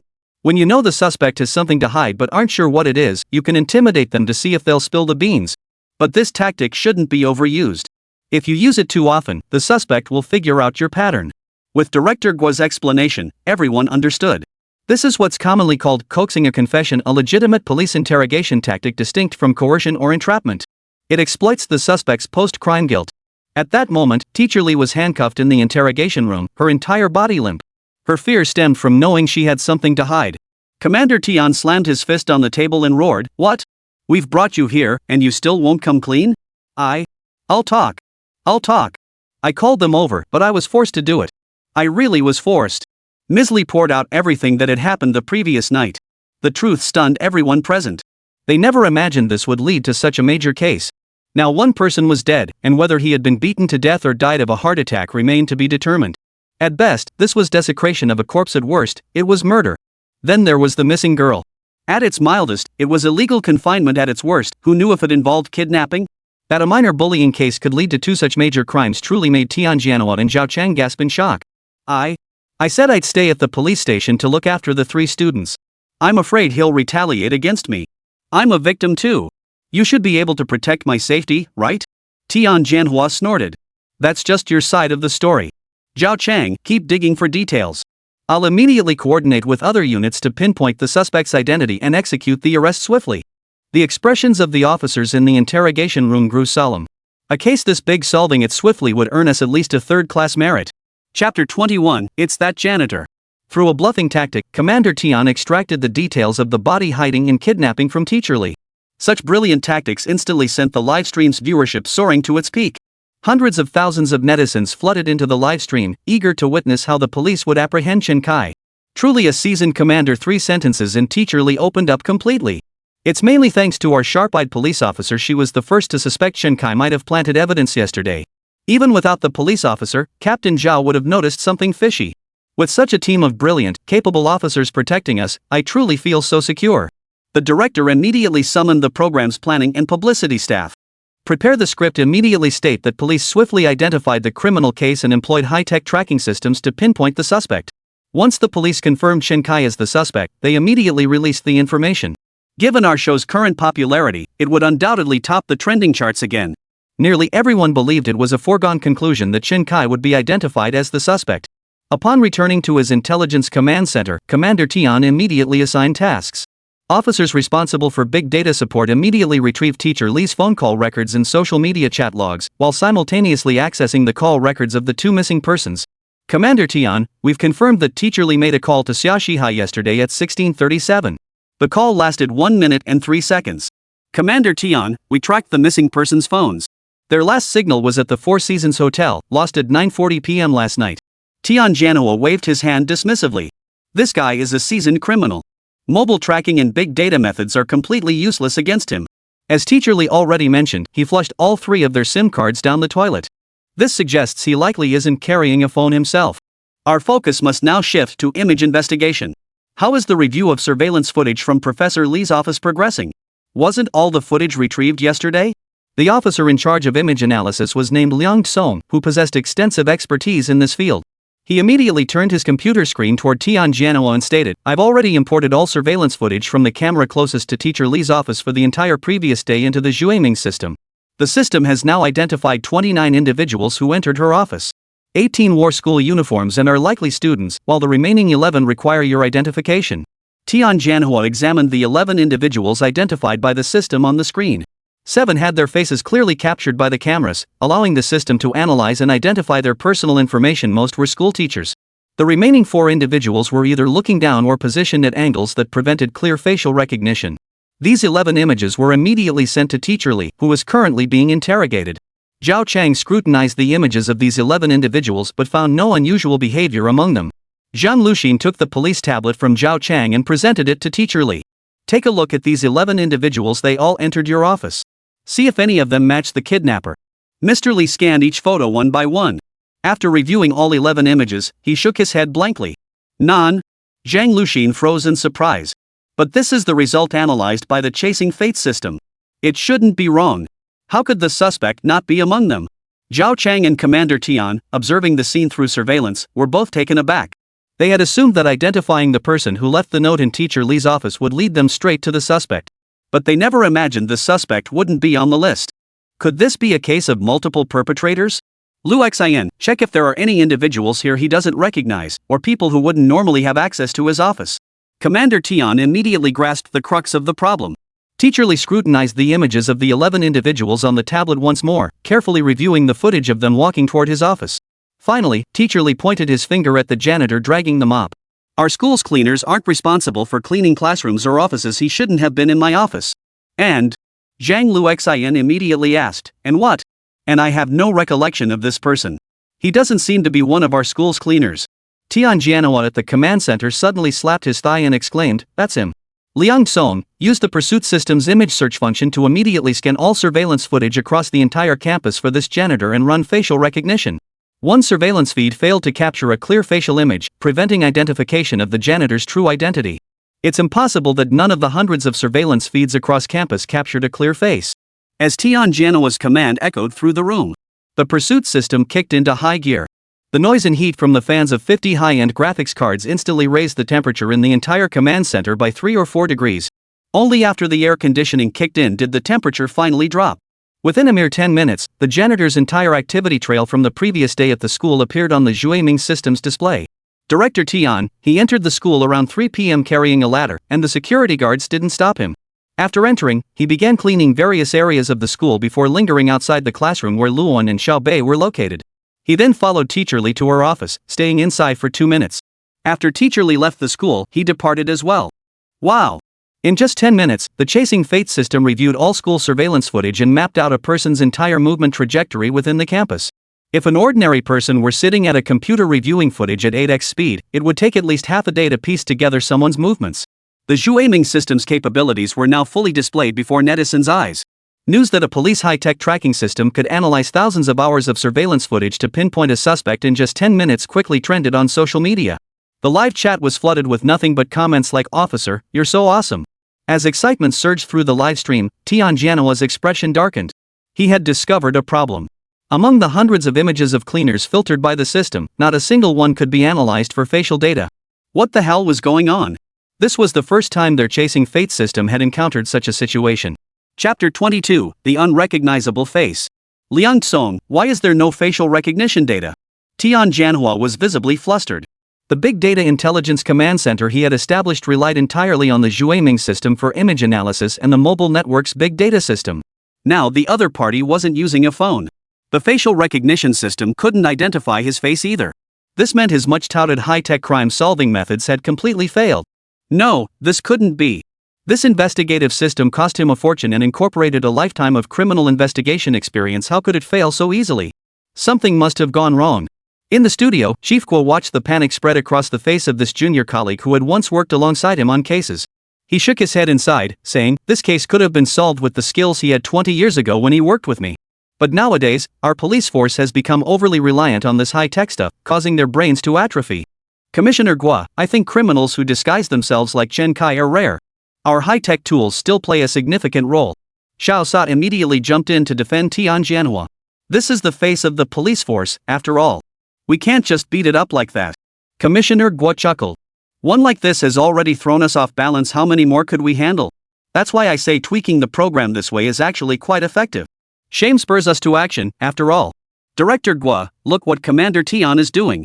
Teacher Luo Xiang suddenly pointed at the screen. Everyone immediately turned their attention to the live feed. At that moment, Tianjianhua directly ordered Liang Song, continue searching the perimeter CCTV feeds. Track where this janitor came from and where he went afterward. Also, notify the criminal investigation team to bring a portable tracking device and retrieve all surveillance footage from the Four Seasons Hotel. Simultaneously, dispatch the crime scene investigation team to conduct a thorough search of room 311 at the Four Seasons Hotel, looking for any footprints, fingerprints, or DNA traces. Tianjianhua then walked over to Liang Song's computer and began scrutinizing the images of the cleaners. He quickly noticed something unusual. This janitor seemed to be deliberately avoiding the cameras. He maintained a constant posture of bending over to sweep and mop, so the cameras rarely captured his face. This was one reason the Chasing Fates system failed to recognize his face. However, the school's surveillance system consisted entirely of ultra-high-definition cameras. While he could avoid close-range surveillance by bending over, he couldn't evade the long-range cameras. Even when zoomed in, these distant cameras still couldn't capture a clear full-face image, and the footage remained extremely blurry. After studying these images intently, Tianjianhua immediately turned to another officer responsible for image analysis and ordered, use super-resolution reconstruction to clarify every facial detail related to him. Super-resolution reconstruction? Xiao Sa asked curiously. Commissioner Guo furrowed his brow slightly, pondering for a moment before explaining, it's a relatively new technology. Simply put, it uses AI algorithms to compute what the person should look like based on the AI's understanding of the blurred image. The AI's output is heavily influenced by the image data fed into it. If the AI is trained on images of beautiful, refined women, its calculated facial features will lean toward a feminine appearance. If the AI is fed images of students, the calculated facial features will have a somewhat youthful appearance. With this explanation, it becomes clear. Many people now have AI features on their phones, enabling tasks like AI-generated art, essay writing, or even novel composition. After pondering for a long time, Xiao Sa said, so the AI is merely guessing what this person would look like in a clear photo based on limited, blurry images? This kind of result can't possibly be used as evidence, right? Director Guai nodded. It can only provide a direction for investigation. But sometimes one direction is enough better than floundering around aimlessly. Images of the cleaners show some revealing the upper half of their face, others showing a side profile, and still others exposing only their lips. Police first extracted these visible facial sections, then used advanced high-resolution reconstruction technology to enlarge them into full-face images. They then overlaid all the enlarged images, retaining areas of high facial feature overlap while progressively eliminating non-matching sections. Ultimately, Chen Kai's image appeared on the police monitor. This final step was like clearing away clouds to reveal the sun, instantly enlightening netizens who had previously been confused. With techniques like this, what unsolvable case remains in this world? If the cops in those accidental killing or Chinatown investigation movies had this level of skill, they wouldn't even last an hour on screen. Deduction? That's an outdated way to solve crimes. Look at the cops of the new era, they're on point. Next step, make the arrest. Tianjianhua was also taken aback when he saw the person before him. The AI-generated image still bore some discrepancies from the real person, leaving Tianjianhua perplexed. Wasn't Chen Kai the victim's father? How could he be a janitor at the school? Could it be? Retrieve Chen Kai's photo and compare it with this image to see how similar they are? Soon, Chen Kai's ID photo was retrieved and began to be compared with the AI-generated facial image of the janitor. 30508099. Match confirmed. The similarity between the two images was 60%.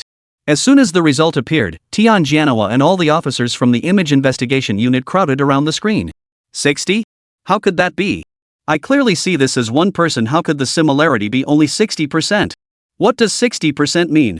It means both subjects have two noses, one eye, and one mouth at best. They're both male, both Asian men. Some men and women even show similarity scores over 90, like the Northeast Sister U and the later emerging Northeast Brother U, whose similarity hit 95. This result completely shattered the professional detective's understanding. Could the Chasing Fate system's comparison algorithm be malfunctioning? Try another one. Tianjanoa's voice was already trembling. I'll contact the Household Registration Brigade immediately and run it through their multiple household investigation system. Soon, the head of the Household Registration Division called back.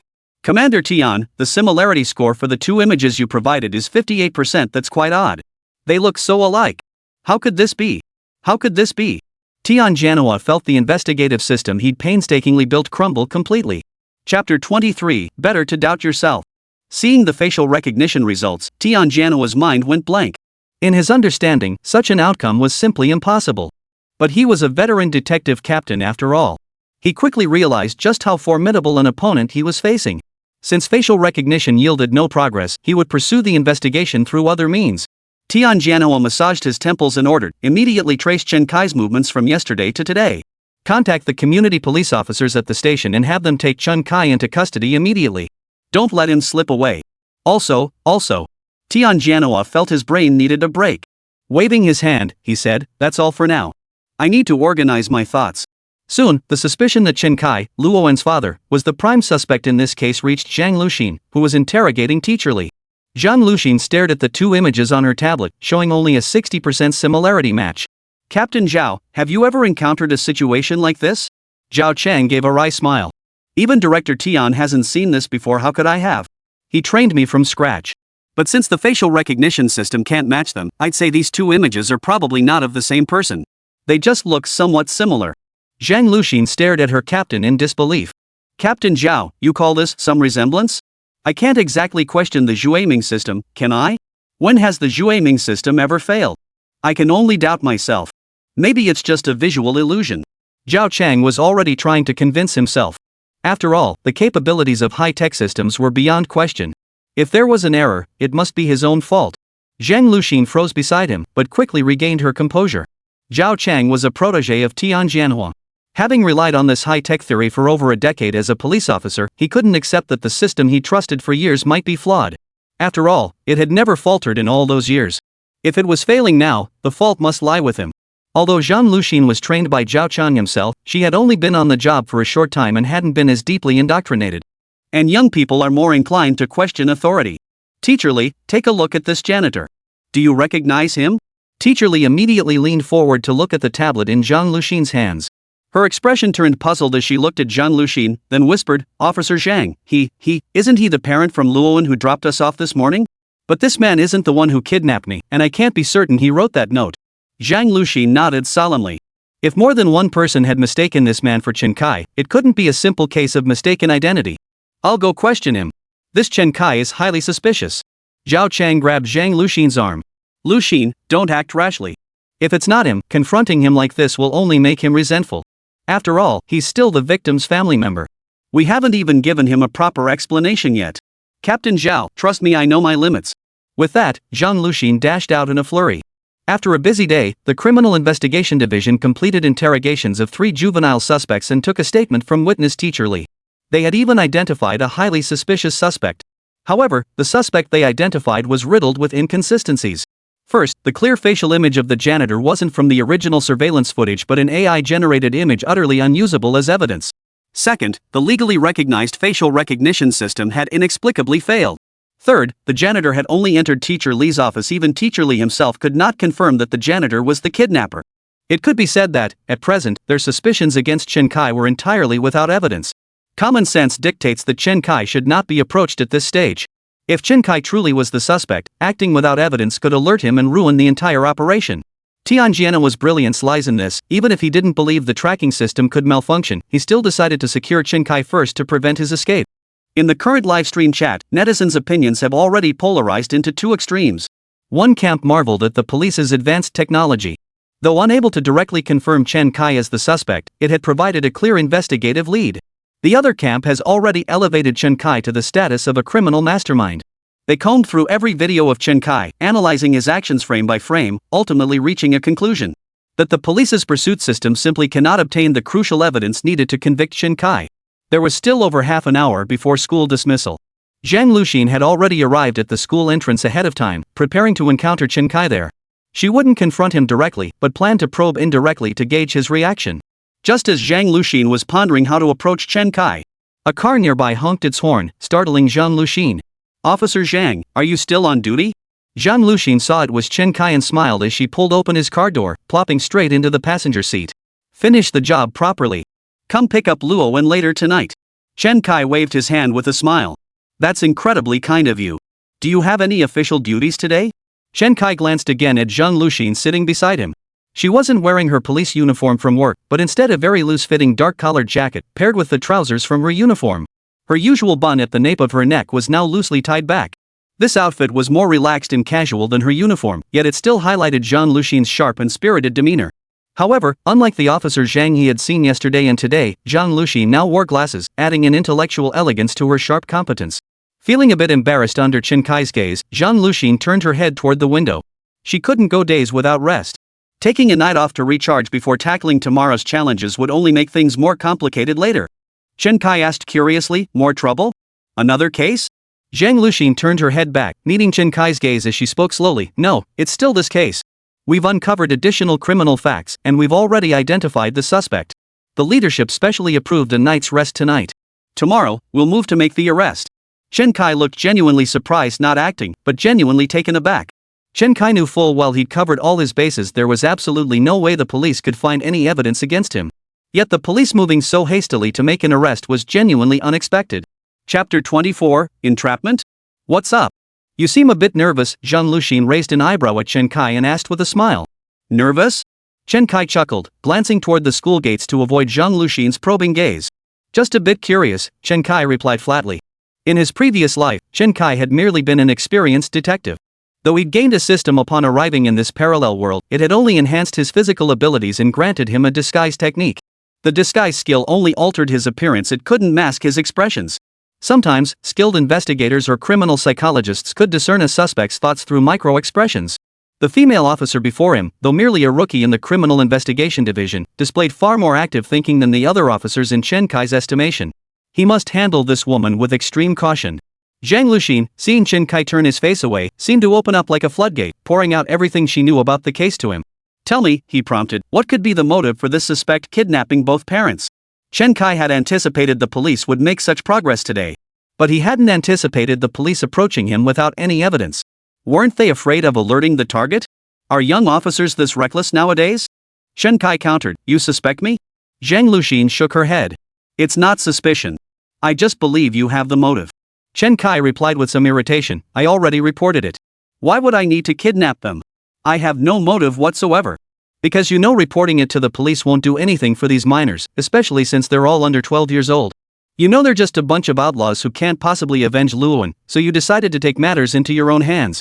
Zhang Luxin kept her gaze fixed on Chen Kai's face as she spoke. Chen Kai gave a helpless smile, then clasped his hands together and extended them toward Zhang Luxin. He was signaling Zhang Luxin to handcuff him directly. "If that's how you feel, I can't stop you. You can arrest me right now, torture me, and eventually get the answers you want." Zhang Luxin laughed as she slapped Chen Kai's outstretched hands away. "What are you saying? This incident has already left 2 children without parents. How could I possibly let a 3rd child lose their parent too? Besides, Luoan is such an obedient child. He's already lost his mother, how could I let him lose his father too?" Chen Kai smiled wryly and turned his head toward the school gate, waiting for the dismissal bell. "If it really is you, I'd admire you as a man who stands tall enough to shield his daughter from the world. I could easily help you achieve your goals within the police force. There are plenty of unsolved cases in this world, yours isn't the only one." "Wow." Zhang Luxin's remarks instantly sent shockwaves through the live streaming audience. "Holy crap! There's a mole within the police force." While many viewers agreed with Zhang Luxin's stance, their support hinged on the belief that Chen Kai bore no personal culpability. Zhang Luxin had no idea what Chen Kai had actually done.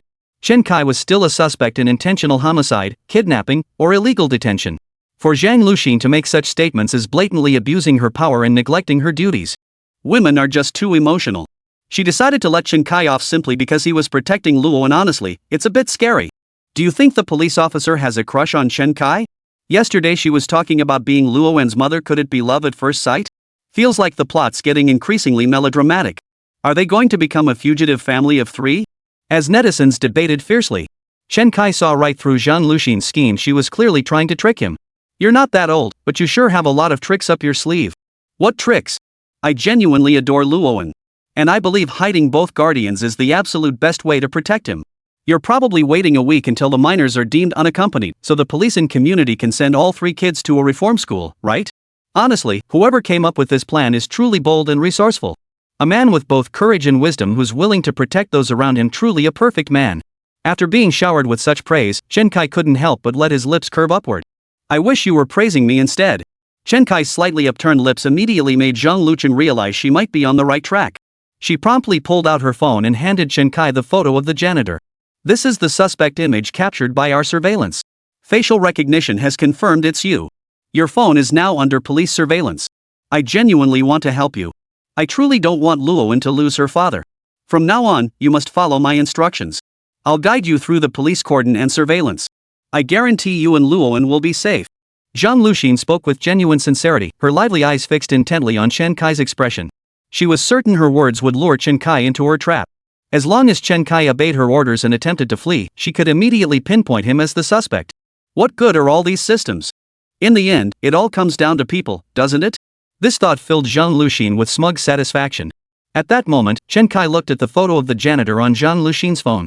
The image was incredibly clear, revealing every detail of the face. This was utterly impossible. Back in school, Chen Kai had believed he'd evaded every facial recognition camera out there. Moreover, he'd undergone deeper disguise for his pupils, transforming them into double pupils. By all logic, facial recognition should never have been able to identify him. Yet here this image was, vivid and clear before his eyes, leaving Chen Kai momentarily stunned.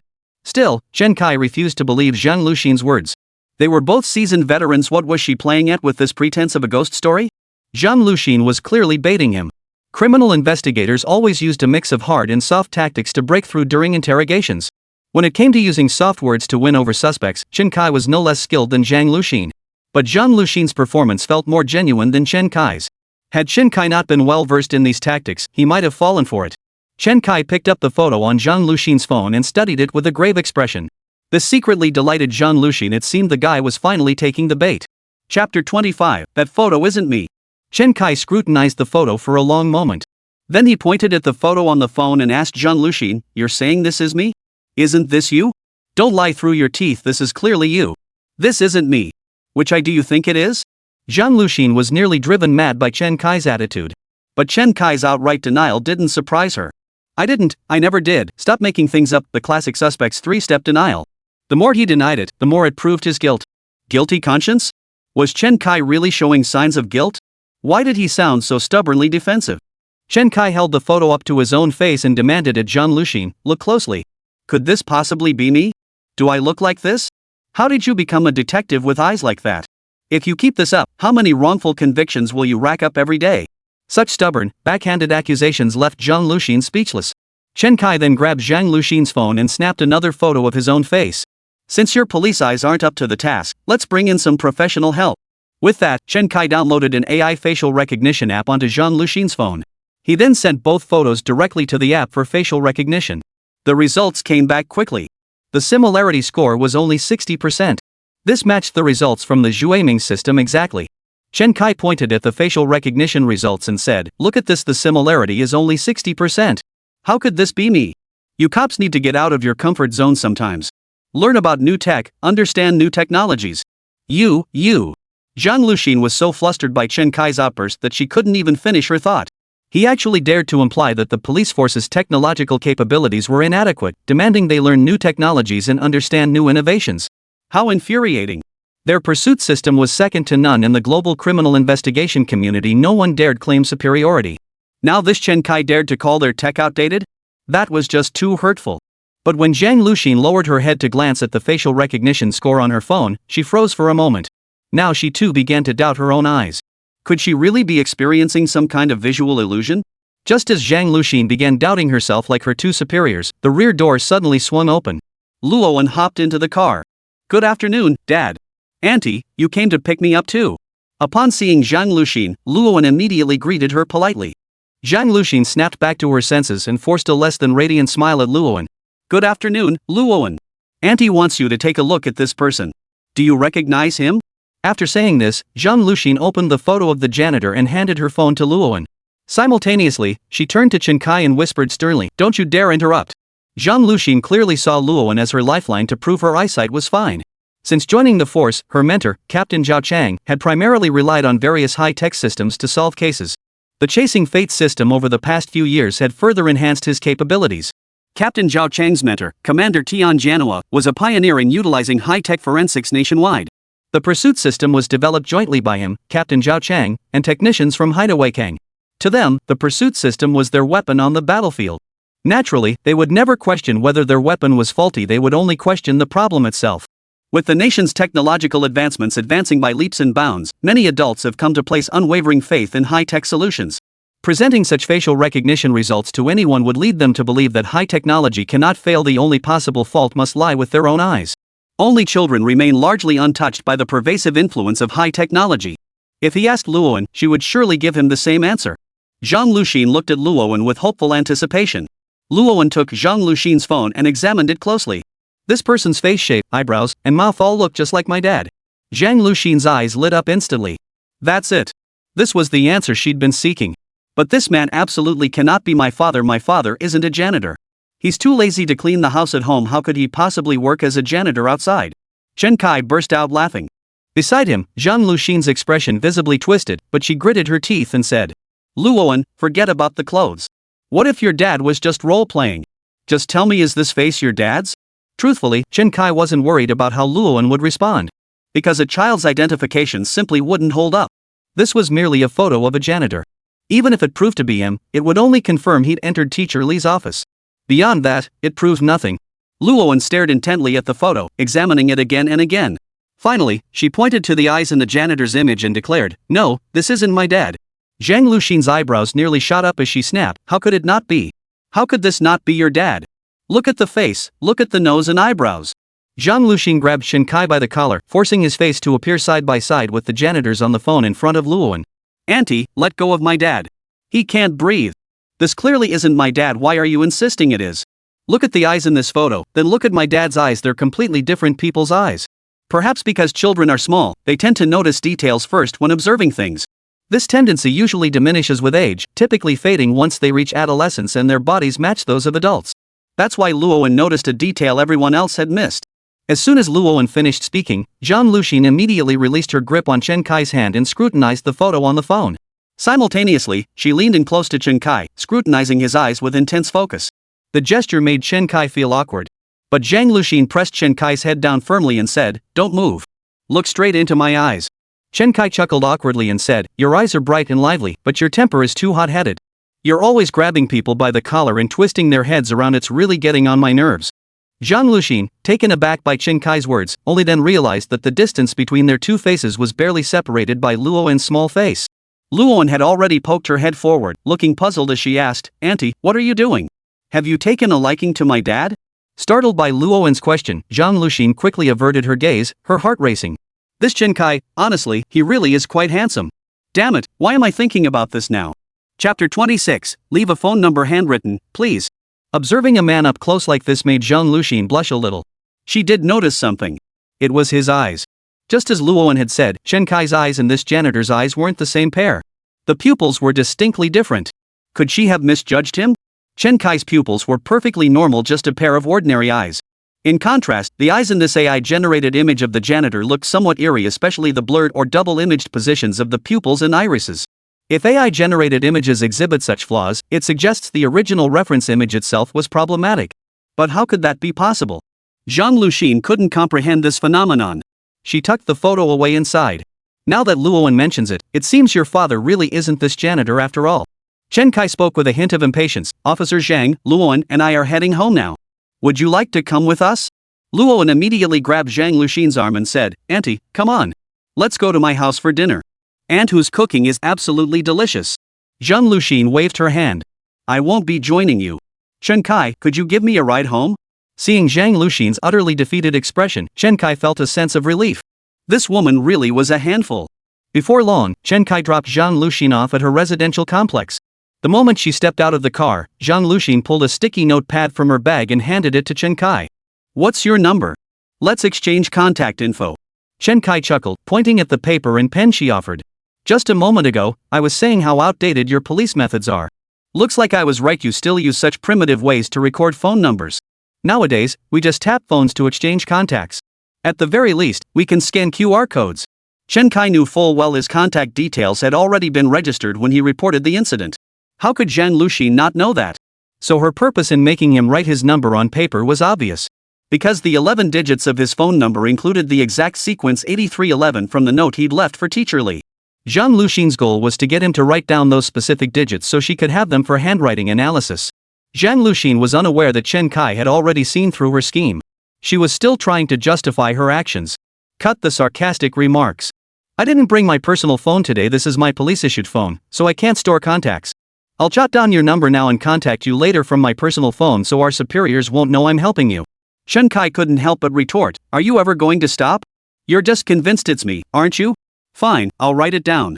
But let me make this perfectly clear, those 2 student parents you mentioned and this janitor have absolutely nothing to do with me."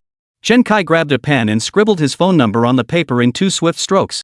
Zhang Luxin waved at Chen Kai as if she'd found a treasure. "All right, you can go now." Chen Kai didn't respond either, he just got back into the car and floored it toward his home. To be honest, Chen Kai could understand Zhang Luxin's actions deep down. It wasn't that she was overly eager to prove herself or advance her career. Rather, she was driven by an intense desire to uncover the truth and validate her suspicions. Back when Chen Kai was a detective, he'd often been the same way. Even after clocking out, his mind would still be consumed by case details, and he'd continue working outside of official hours. The difference with Zhang Luxin, however, was that to achieve her goals, she resorted to deceitful tactics, gaining someone's trust through deception.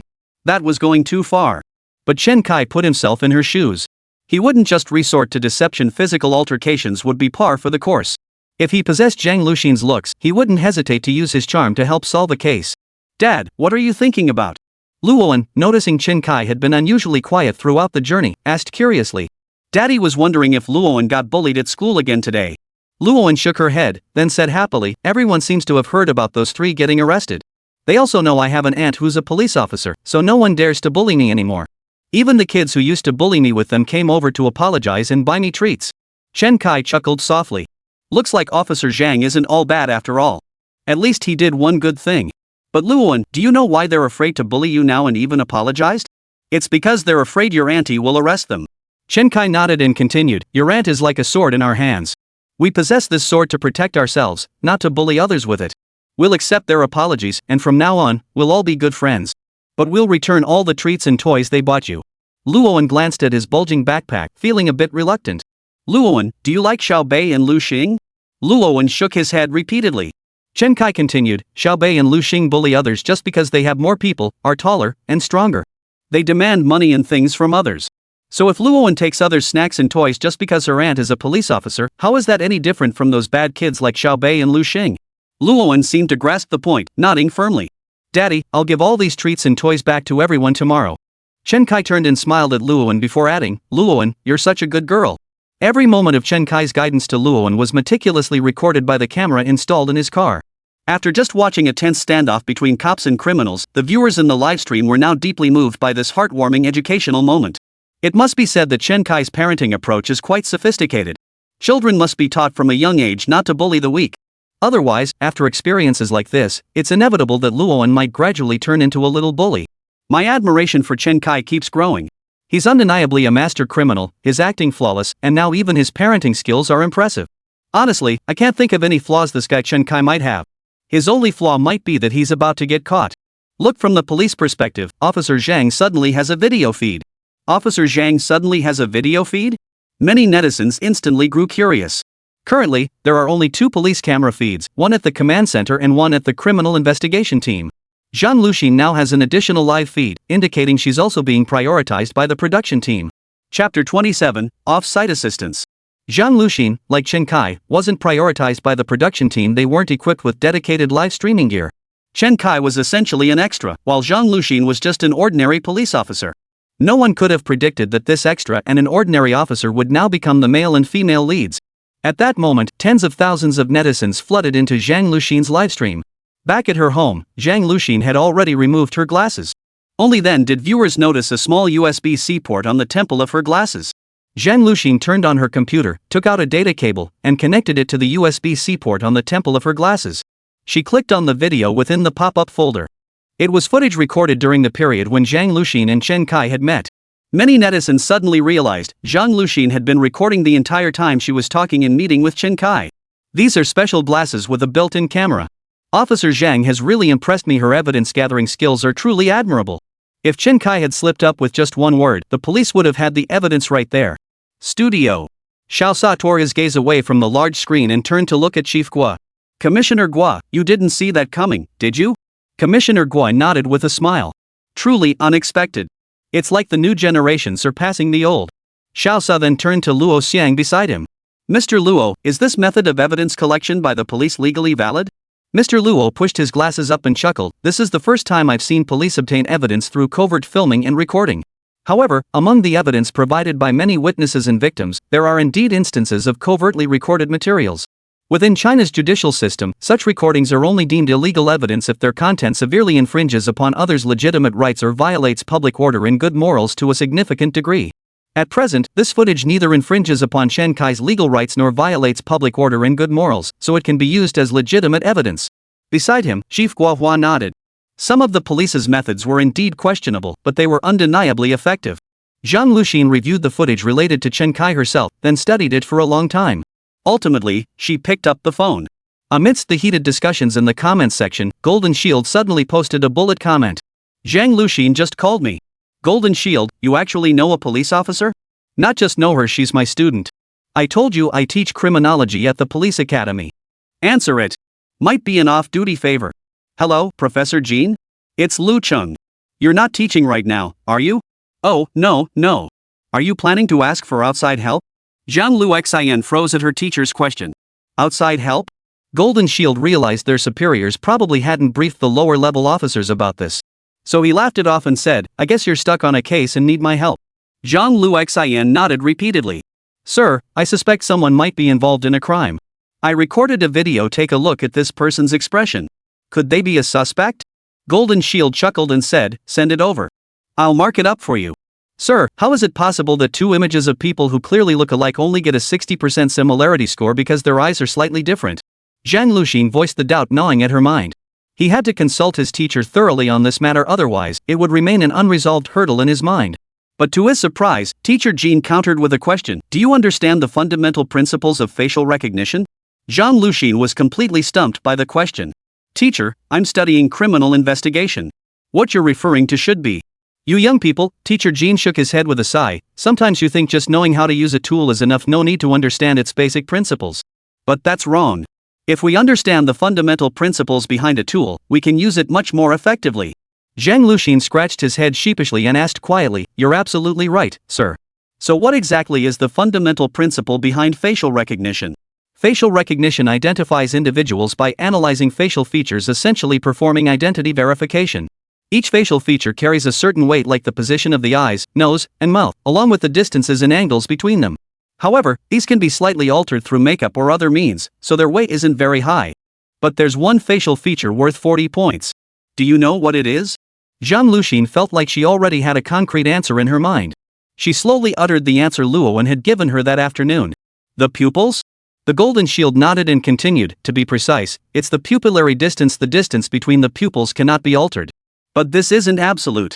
Unless someone uses some method to cover their pupils, preventing facial recognition from detecting them, then all 40 points would be deducted. Zhang Luxin suddenly understood, so the problem lay in the pupillary distance. In other words, there's another possibility that this janitor wasn't recognized. Chen Kai might have covered his pupils with some object. But if the pupils were covered, wouldn't that mean he couldn't see anything? No, there's another possibility. Teacher, I get it. Thank you, teacher. Once I'm done, I'll treat you to a meal in Fengtian to properly repay you. Jean Dun snorted. Cut the pleasantries. Is there anything else you need? Like handwriting analysis? I can have other teachers at the school take a look. Zhang Luxin froze. How could the teacher know she had another handwriting sample needing analysis? When did you learn fortune-telling? Ah, well, the handwriting. Zhang Luxin was about to say the handwriting wasn't needed. Their bureau had specialized handwriting analysts. But Zhang Luxin quickly realized, a teacher who teaches handwriting analysis at a school would be considered an expert in the field anywhere else. There were many police academies in the country, but most were affiliated with provincial public security bureaus. Only 5 police academies are directly under the Ministry of Public Security, and among these 5, the only specialized institution is their criminal police college. Every instructor at this academy would be considered a criminal investigation expert if placed in any provincial or municipal public security bureau. Having such experts authenticate handwriting would yield far more reliable results than any internal bureau analysis. Chapter 28, The Truth Comes Out? Zhang Luxin nodded repeatedly in agreement. She then sent the secretly recorded video, the phone number written by Chen Kai, and the note left by the janitor to her instructor. After hanging up, Zhang Luxin pumped her fist excitedly and shouted, "Yes!" In Zhang Luxin's view, with her teacher's help, solving the case was a sure thing. Golden Shield received the video and 2 handwriting images Zhang Luxin sent, then glanced at the heated arguments in the live chat. With a sigh, he typed a few lines. "What can I do? My favorite student asked for help, I have to assist." After posting this comment, Golden Shield sighed and muttered to himself. "This is also helping us detectives save face. Chen Kai is a tough nut to crack. If our academy doesn't get involved, we'll probably lose face big time." Golden Shield copied the contents onto a USB drive and stepped out of his office. Above his office hung a plaque reading, Technical Dean of Public Affairs. After hanging up, Zhang Luxin frantically rummaged through her belongings, digging out a pair of colored contact lenses she'd bought back in her college days when she was a party girl. She carefully applied the lenses upside down, ensuring the patterns obscured her pupils. This obscured her vision, filling her field of view with the lens's patterns. It didn't affect her vision. She could still make out objects through the gaps between the patterns. So that's how it works. That's how it works. Zhang Luxin immediately pulled out her phone, snapped a selfie, and sent it directly to Liang Tsong, who handled image analysis. "Compare this photo with my ID picture." Liang Tsong replied instantly. "This is clearly you. What's there to compare? Wait. This can't be possible." Immediately after, Liang Tsong called her back. "Another 60. Quick, tell me, did you discover something?" Zhang Luxin burst into delighted laughter. "It's the pupils. The pupils. Wait for me, I'm heading to the station right now." Soon, Zhang Luxin hailed a cab and sped straight to the police station. Tian Jianhua and Zhao Chang had been waiting at the command center for quite some time. "Luxin, what's going on?" Zhang Luxin pointed to the colored contact lenses in her eyes and said, "Look at these. Check the current facial recognition scoring rules and basic principles, and you'll understand." Tian Jianhua scrutinized the colored contact lens in Zhang Luxin's eye socket for a long moment before turning to Zhao Chang behind him and asking, "What are the facial recognition scoring rules?" Zhao Chang paused, scratching his head. They had worked for years, and all that time, they only needed to know how to use these tools to solve cases. They had never delved into the theoretical aspects of these tools, nor did they have time to ponder the underlying principles of facial recognition. Unlike professors at the academy, who rarely used the tools themselves and could only delve into theory and compare it with a limited number of cases during their free time, Zhang Luxin had anticipated this outcome. She immediately explained with satisfaction why the comparison had been penalized 40 points. "So that's how it was. This guy's skill level is actually this high? It seems the suspect is most likely this Chen Kai, though for now, the theory that the janitor is Chen Kai remains just that, a theory." After a moment of thought, Tian Jianhua continued, "Zhao Chang, have your team work with Liang Tsong to review the surveillance footage. First, run a preliminary screening through the pursuit system, then manually review the results it analyzes. Trust our instincts first, not the system. This suspect's facial disguise might be even more advanced than our own technology." "Yes. Yes." In the studio, Hua wore a satisfied smile. In his view, as long as the police maintain the right attitude and stop blindly trusting machines, there's no case they can't solve. Machines are ultimately tools serving humanity, not the brains directing human work. Tian Jianhua assigned tasks efficiently. Liang Tsong was tasked with investigating the hotel and its surrounding surveillance footage. Zhang Luxin and another team member used sky-eye surveillance to track the cleaners' movements. After finishing their respective tasks, they took a temporary break in the police station's lounge. Early the next morning, Tian Jianhua arrived at the office. Several team members were still resting, and Tian Jianhua felt reluctant to wake them. But he knew the live broadcast was ongoing, especially since this particular broadcast had already run for 2 days, and this was the 3rd day. Results were due. Everyone needed to clear their heads, wash up, gather their thoughts, and then each summarize the progress made the previous day. At that moment, a forensic technician handed Tian Jianhua a report. "Chief Tian, the scene is room 311 at the Four Seasons Hotel. Since housekeeping had already cleaned the room and replaced all the bedding, no traces remained. We didn't recover any useful information." Tian Jianhua nodded. He hadn't placed much hope in the crime scene investigation. In this day and age, solving cases using fingerprints or footprints has become extremely rare. Only in cases like homicides or thefts, where people have the awareness to preserve the scene, can valuable clues be discovered. Lu Xin, have you found anything over there? Zhang Luxian's impressive performance last night had earned her Tianjianhua special attention today. Zhang Luxian, her eyes ringed with dark circles, projected her computer screen onto the large display. This janitor was first spotted in the restroom of a shopping mall near the school. After leaving the mall restroom, she headed straight for the school. After leaving the school, she vanished suddenly after passing through a surveillance blind spot. The above is the result provided by the tracking system. Simultaneously, I retrieved Chen Kai's activity log from the afternoon before last. It shows no overlap with the janitor's appearance times. Look at this surveillance footage. The footage shows Chen Kai entering the mall restroom. Within mere seconds, the janitor emerged from the restroom mopping the floor. I had the Chasing Fate system analyze images from the hour before and after this time frame.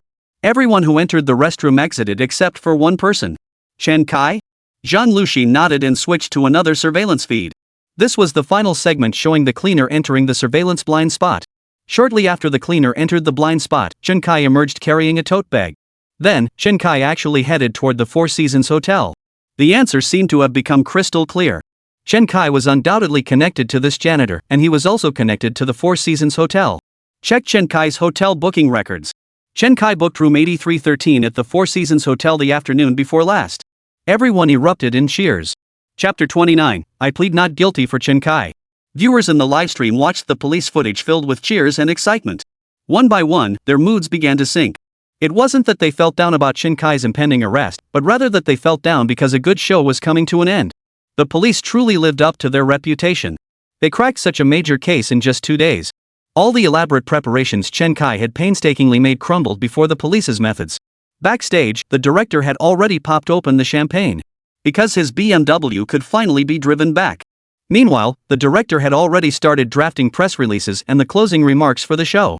This was the best possible outcome. It showcased the police's advanced technology while highlighting their exceptional capabilities and achievements. Xiao Sa breathed a sigh of relief and said, Chief Guo, the case has been resolved. What are your thoughts? Commissioner Guo shook his head. This isn't a resolution. Ask Professor Luo if he'd defended Chen Kai, what would have become of him? Xiao Sa immediately turned to look at Professor Luo beside him. At that moment, Professor Luo's notebook was already densely filled with meticulous notes on all the evidence related to the case. When Professor Luo Xiang sensed Xiao Sa's gaze, he set down his pen and smiled. There's no need for me. Any one of my students could mount a not guilty defense for Chen Kai, because none of this evidence holds legal weight. This evidence only suggests Chen Kai's guilt. If Chen Kai denies it and the police can't produce a single solid piece of evidence, he is innocent. China adheres to the principle of presumption of innocence. During the trial phase, if evidence is insufficient to prove the defendant's guilt yet equally incapable of proving innocence, the presumption of innocence applies. Because the law is about evidence, not inference. At the police command center, Tianjianhua pressed his hands downward, urging everyone to steady their emotions. He then asked Liang Tsong, what progress have you made? Chief Tian, something's off with the surveillance footage I'm reviewing. Liang Tsong streamed his computer screen onto the large display. Look, Teacher Li just checked into the hotel. Room 8311, that's the third floor, room 11. Hotels always add an 8 for good luck. Tianjianhua nodded. Skip the details. Do you think any of us here hasn't booked a room or checked one out before? Liang Tsong gave a nervous chuckle and began explaining the surveillance footage to everyone. About 10 minutes later, Chen Kai checked into room 813 at the Four Seasons Hotel. Around 6 p.m., the first parent, Huko, entered room 811. At 6:13 p.m., the second parent, Xia Shihai, entered room 811. Look here, it appears Xia Shihai was suddenly yanked inside. Xia Shihai is tall and robust. The fact that someone could so easily lift him off his feet demonstrates considerable strength. At that moment, there should have been only 2 women in the room, Teacher Li and Huku. There's no way these 2 women could have lifted Xia Shihai off the ground. Then, 5 or 6 minutes later, Chen Kai hurried out of room 813. Around 9 p.m., room 811 suddenly opened, and a tall, burly man emerged. He walked to the linen closet, grabbed a trash can, and brought it into the room. He then pushed the trash can out of the room and left the hotel. About half an hour later, he returned the trash can to the linen closet and entered room 811. Shortly after, Ms. Huka left the room and exited the hotel. Not long afterward, Xia Shihai also walked out of the hotel pulling a suitcase. Later, a BMW X7 drove to this location, abandoned the vehicle, and left. After detailing the surveillance footage, Liang Tsong picked up his water cup and took several gulps. At that moment, everyone fell into deep thought. It seemed Chen Kai had nothing to do with this. He had merely booked a room next door to rest. Forensic team, re-examine the room Chen Kai booked. Also inspect the exterior walls of rooms 811 and 813 for any signs of climbing. Though Tian Jianhua issued these orders, he still harbored little hope for the scene investigation. If it really was Chen Kai, given his previous modus operandi, he would have meticulously covered his tracks. Just like that BMW X7. In fact, after discovering Xia Shihai's disappearance yesterday, they had already located his BMW through the traffic police's road checkpoint system. After dispatching forensic investigators to examine the vehicle, they immediately discovered that no human traces remained inside. This included fingerprints, hair, skin flakes, and so on. All 4 windows were wide open, and the interior was filled with dust. Now it seemed that such meticulous evidence handling was most likely Chen Kai's doing. Zhao Chang then considered another possibility. It was highly probable that after leaving the note for Teacher Li, Chen Kai had followed her and parked his car next to hers. Then, disguised as a tall man, he scaled the wall and entered Teacher Li's room through the window. This tall suspect was Chen Kai. Is such advanced disguise technique even possible? Tian Jianhua nodded. It's possible, but extremely rare in real life. In all my years, I've only seen one case where a makeup artist at a film studio disguised himself as the boss to steal the company seal. Zhao Chang nodded. Such disguises were uncommon but not unheard of. Then I have one final question. Where did Teacher Li go? At this remark, everyone present froze for a moment. Right. Huka left, Xia Shihai left, but Teacher Li never left. Yet Teacher Li showed up at the police station the very next day, while everyone else vanished. This was just too bizarre. Almost simultaneously, everyone's gaze turned to the surveillance screenshot showing Xia Shihai dragging a suitcase out the door. Could Teacher Li have been inside that suitcase? Zhao Chang shook his head. Teacher Li had no reason to lie. He must have overlooked some detail. Zhang Luxin frowned and asked, should I question her again? Bring Teacher Li back for another interview. Focus on how she exited the hotel. Liang Song, check the surrounding surveillance again. Where exactly did that suspect go after pushing the trash bin? If Xia Shihai is truly dead, the body is most likely in that trash bin. The suspect then disguised themselves as the victim. His goal is to create the illusion that both missing persons left on their own. His goal is to mislead us. Search thoroughly for the body. Over 200 pounds of flesh can't just vanish into thin air, right? Zhao Chang, you're in full charge of locating the body. After assigning all tasks, Tian Jianhua breathed a sigh of relief. Tian Jianhua felt he had grasped the truth. This case would be completely solved once the bodies were found. Chapter 30, Where did the body go? Tian Jianhua organized his thoughts. There was still no direct evidence proving Chen Kai was the suspect. Only circumstantial evidence had been gathered so far. These pieces of evidence couldn't form a complete chain of evidence to prove that one person had indeed died and another gone missing. Chen Kai was indeed suspicious, but they couldn't just blindly arrest him based on that alone. However, Tian Jianhua was confident that with the police's capabilities, perfecting these chains of evidence would pose no problem. Soon, the forensic technicians responsible for the scene investigation sent back several photos. The first image showed an exceptionally clean air conditioner outdoor unit casing. Clearly, an outdoor unit exposed to years of wind and sun couldn't possibly be this pristine. The second photo showed some peeling wall plaster. Tian pointed out, we've got something. The outdoor unit has been cleaned. We checked with the hotel, they don't have a practice of wiping down outdoor units. Tian Jianhua nodded and said, no one has that habit. Just show the next few pictures. To get from room 313 to room 311, you only pass one outdoor unit. He cleaned that unit, so we found no traces there. However, there's some peeling plaster on the walls between the first and second floors. It was caused by someone climbing up, and the marks are fresh, probably no more than 3 days old. Tian Jianhua nodded and asked, so someone climbed from the first floor to the third floor outside the hotel within the last 3 days? That's right. All other traces were thoroughly cleaned up. This is our only discovery. This remains circumstantial evidence and doesn't directly implicate Chen Kai. What if someone else had climbed over the wall in the past few days? These days, it's not uncommon for people having affairs to be caught in hotels and then jump out the window to escape. By now, Zhang Luxin had also arrived at the command center. What's the situation with Teacher Li? Tian Jianhua asked. Zhang Luxin produced the statement Ms. Li had just signed. Teacher Li said that person had her and Huka swap clothes, then sent her away first. Tian Jianhua turned to Liang Song and asked, run a search with Xueming. Is there any footage of Teacher Li wearing Huka's clothes with her face clearly visible? That would prove they did swap clothes. This was a crucial piece of evidence, proving Huka had genuinely gone missing rather than voluntarily leaving the hotel. The reason for using the Xueming system again this time was because the system currently only failed to detect Chen Kai, who was skilled at disguise. For ordinary people, it was a sharp sword in the hands of the police. Director Tian, we have a frontal image, but it's unclear. You know our surveillance struggles to capture faces under nighttime conditions. It's normal that the probability of capturing clear facial features at night without lighting is extremely low. Tianjiano sighed and said, save it for now. It counts as circumstantial evidence. The next step is to locate the body and conduct an autopsy. Determine the cause of death. Then we'll bring Chen Kai back and conduct a breakthrough interrogation based on the evidence we have now. Once Chen Kai confesses, the case will be officially solved. But Zhao Chang, who was searching for the body, combed through the entire area. Not only did he find no body, he didn't even smell any corpse odor. The primary reason they couldn't locate the body was that the school's surveillance hard drive had been confiscated by police that very night. The hard drives weren't returned until the morning of the next school day, resulting in a complete loss of surveillance footage from the school premises for that entire night. Two possibilities now emerged. 1. The suspect had hidden the body within the school's immediate vicinity. The other possibility was that the suspect had exploited a blind spot in the school's surveillance system to transfer the body onto another vehicle and leave the area. Regardless of which scenario holds true, without the surveillance footage, they had no starting point for their search. Detective Captain Zhao Chang was utterly baffled by the body's whereabouts. He sat down beside a small grove of trees near the school playground. How could someone so tall and heavy just vanish? Could they have been dismembered? Could it be hidden in a freezer somewhere? Could it be? An officer impatiently interrupted the captain's musings. He pointed to the caution tape stretched behind him. That was the tape Chen Kai had put up when he reported the incident that day. Captain, stop speculating. We should remove this tape now the school bullying case is essentially closed. Then let's remove it. We'll go back, all in plain clothes, and spread out around the school to search for any suspicious individuals. Zhao Chang still refused to give up. He refused to admit that without surveillance footage, he couldn't solve the case.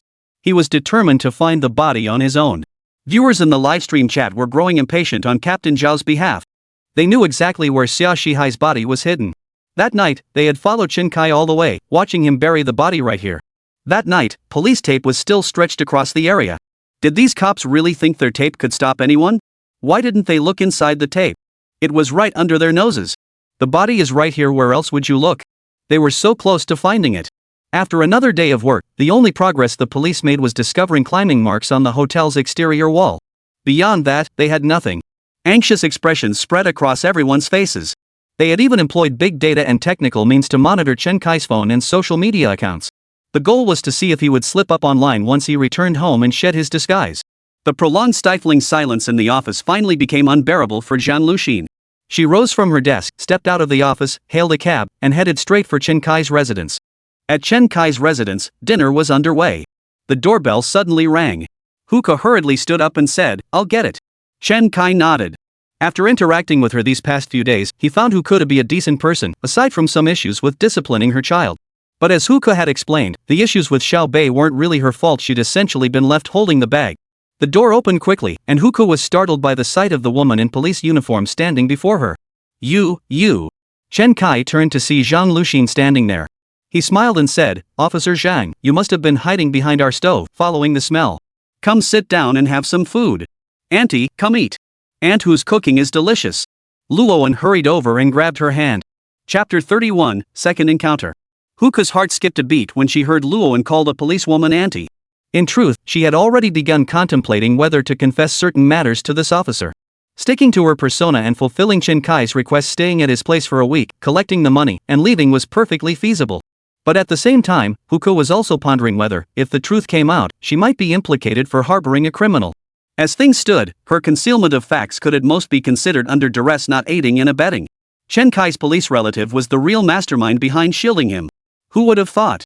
Who would have thought? No wonder you're so bold, Chen Kai. Turns out you've got a protective umbrella behind you all alone?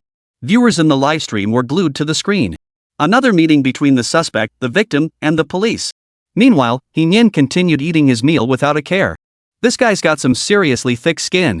Huka should have called the police right then. Chen Kai's case would have been sealed. The thrilling part is about to begin. I'm so nervous I can barely hold my phone. My toes are digging into the floor. However, the scene netizens anticipated never materialized. Zhang Luxin merely glanced at Huka before flashing him a smile.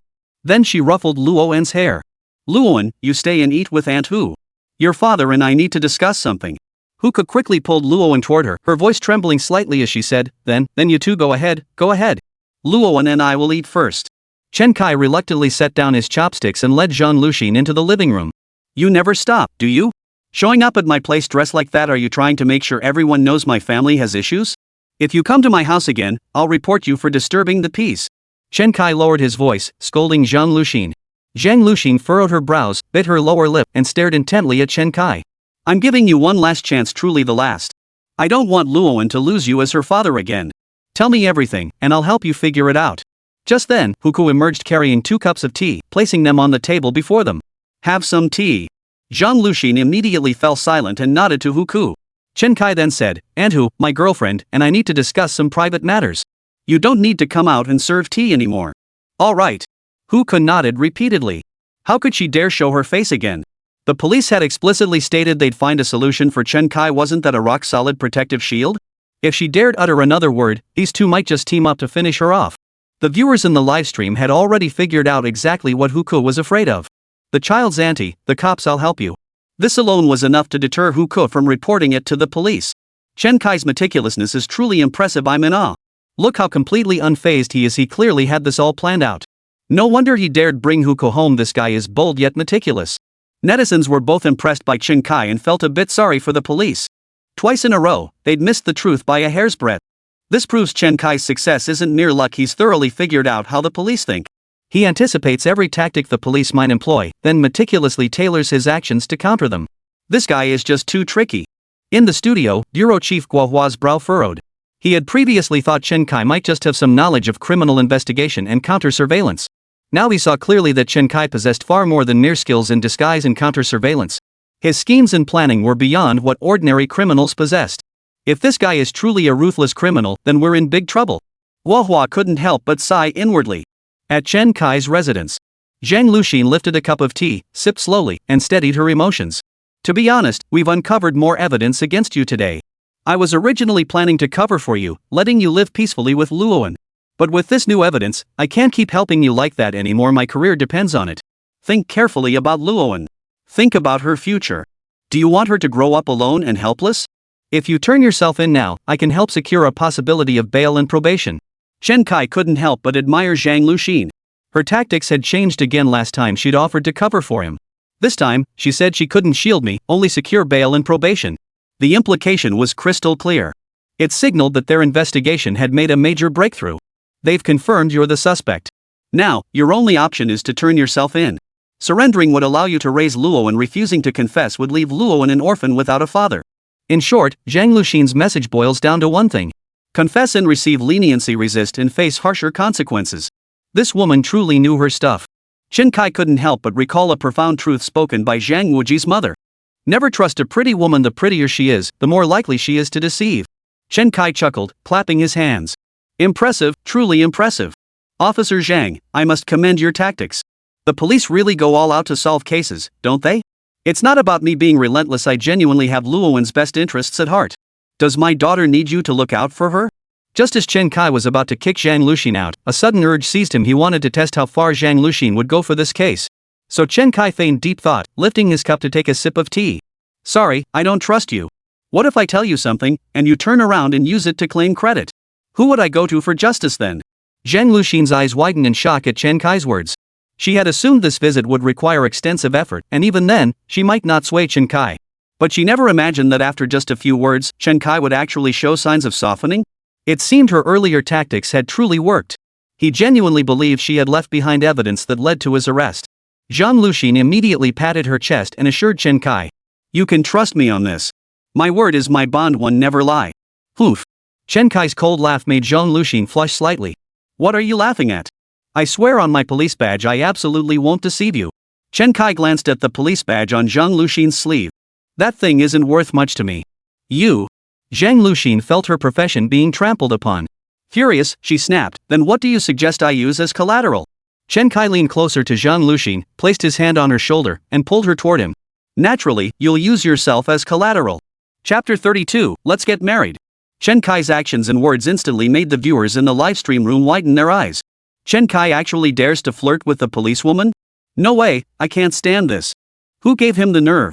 Murder, hiding a body, illegal detention, that's bad enough. But he actually has the audacity to target a police officer? This is what a true outlaw looks like. 6666. Kai Ge is awesome. He's my role model. This is the legal channel, for crying out loud. Chen Kai's move caught everyone completely off guard. It especially caught Zhang Luxin off guard. She abruptly stood up and flung away Chen Kai's hand from her shoulder. What do you think you're doing? Put those filthy thoughts out of your mind. Zhang Luxin took a deep breath after speaking, calming her inner turmoil slightly. Remember this, I sought you out because of Luowen. I won't let Luowen lose his father again. I'm not doing this for recognition. Even if I had the slightest desire to solve the case and earn credit, I wouldn't stoop to such despicable means for it. Chen Kai couldn't help but laugh. He feigned confusion. What dirty deeds? Oh my, where did that come from?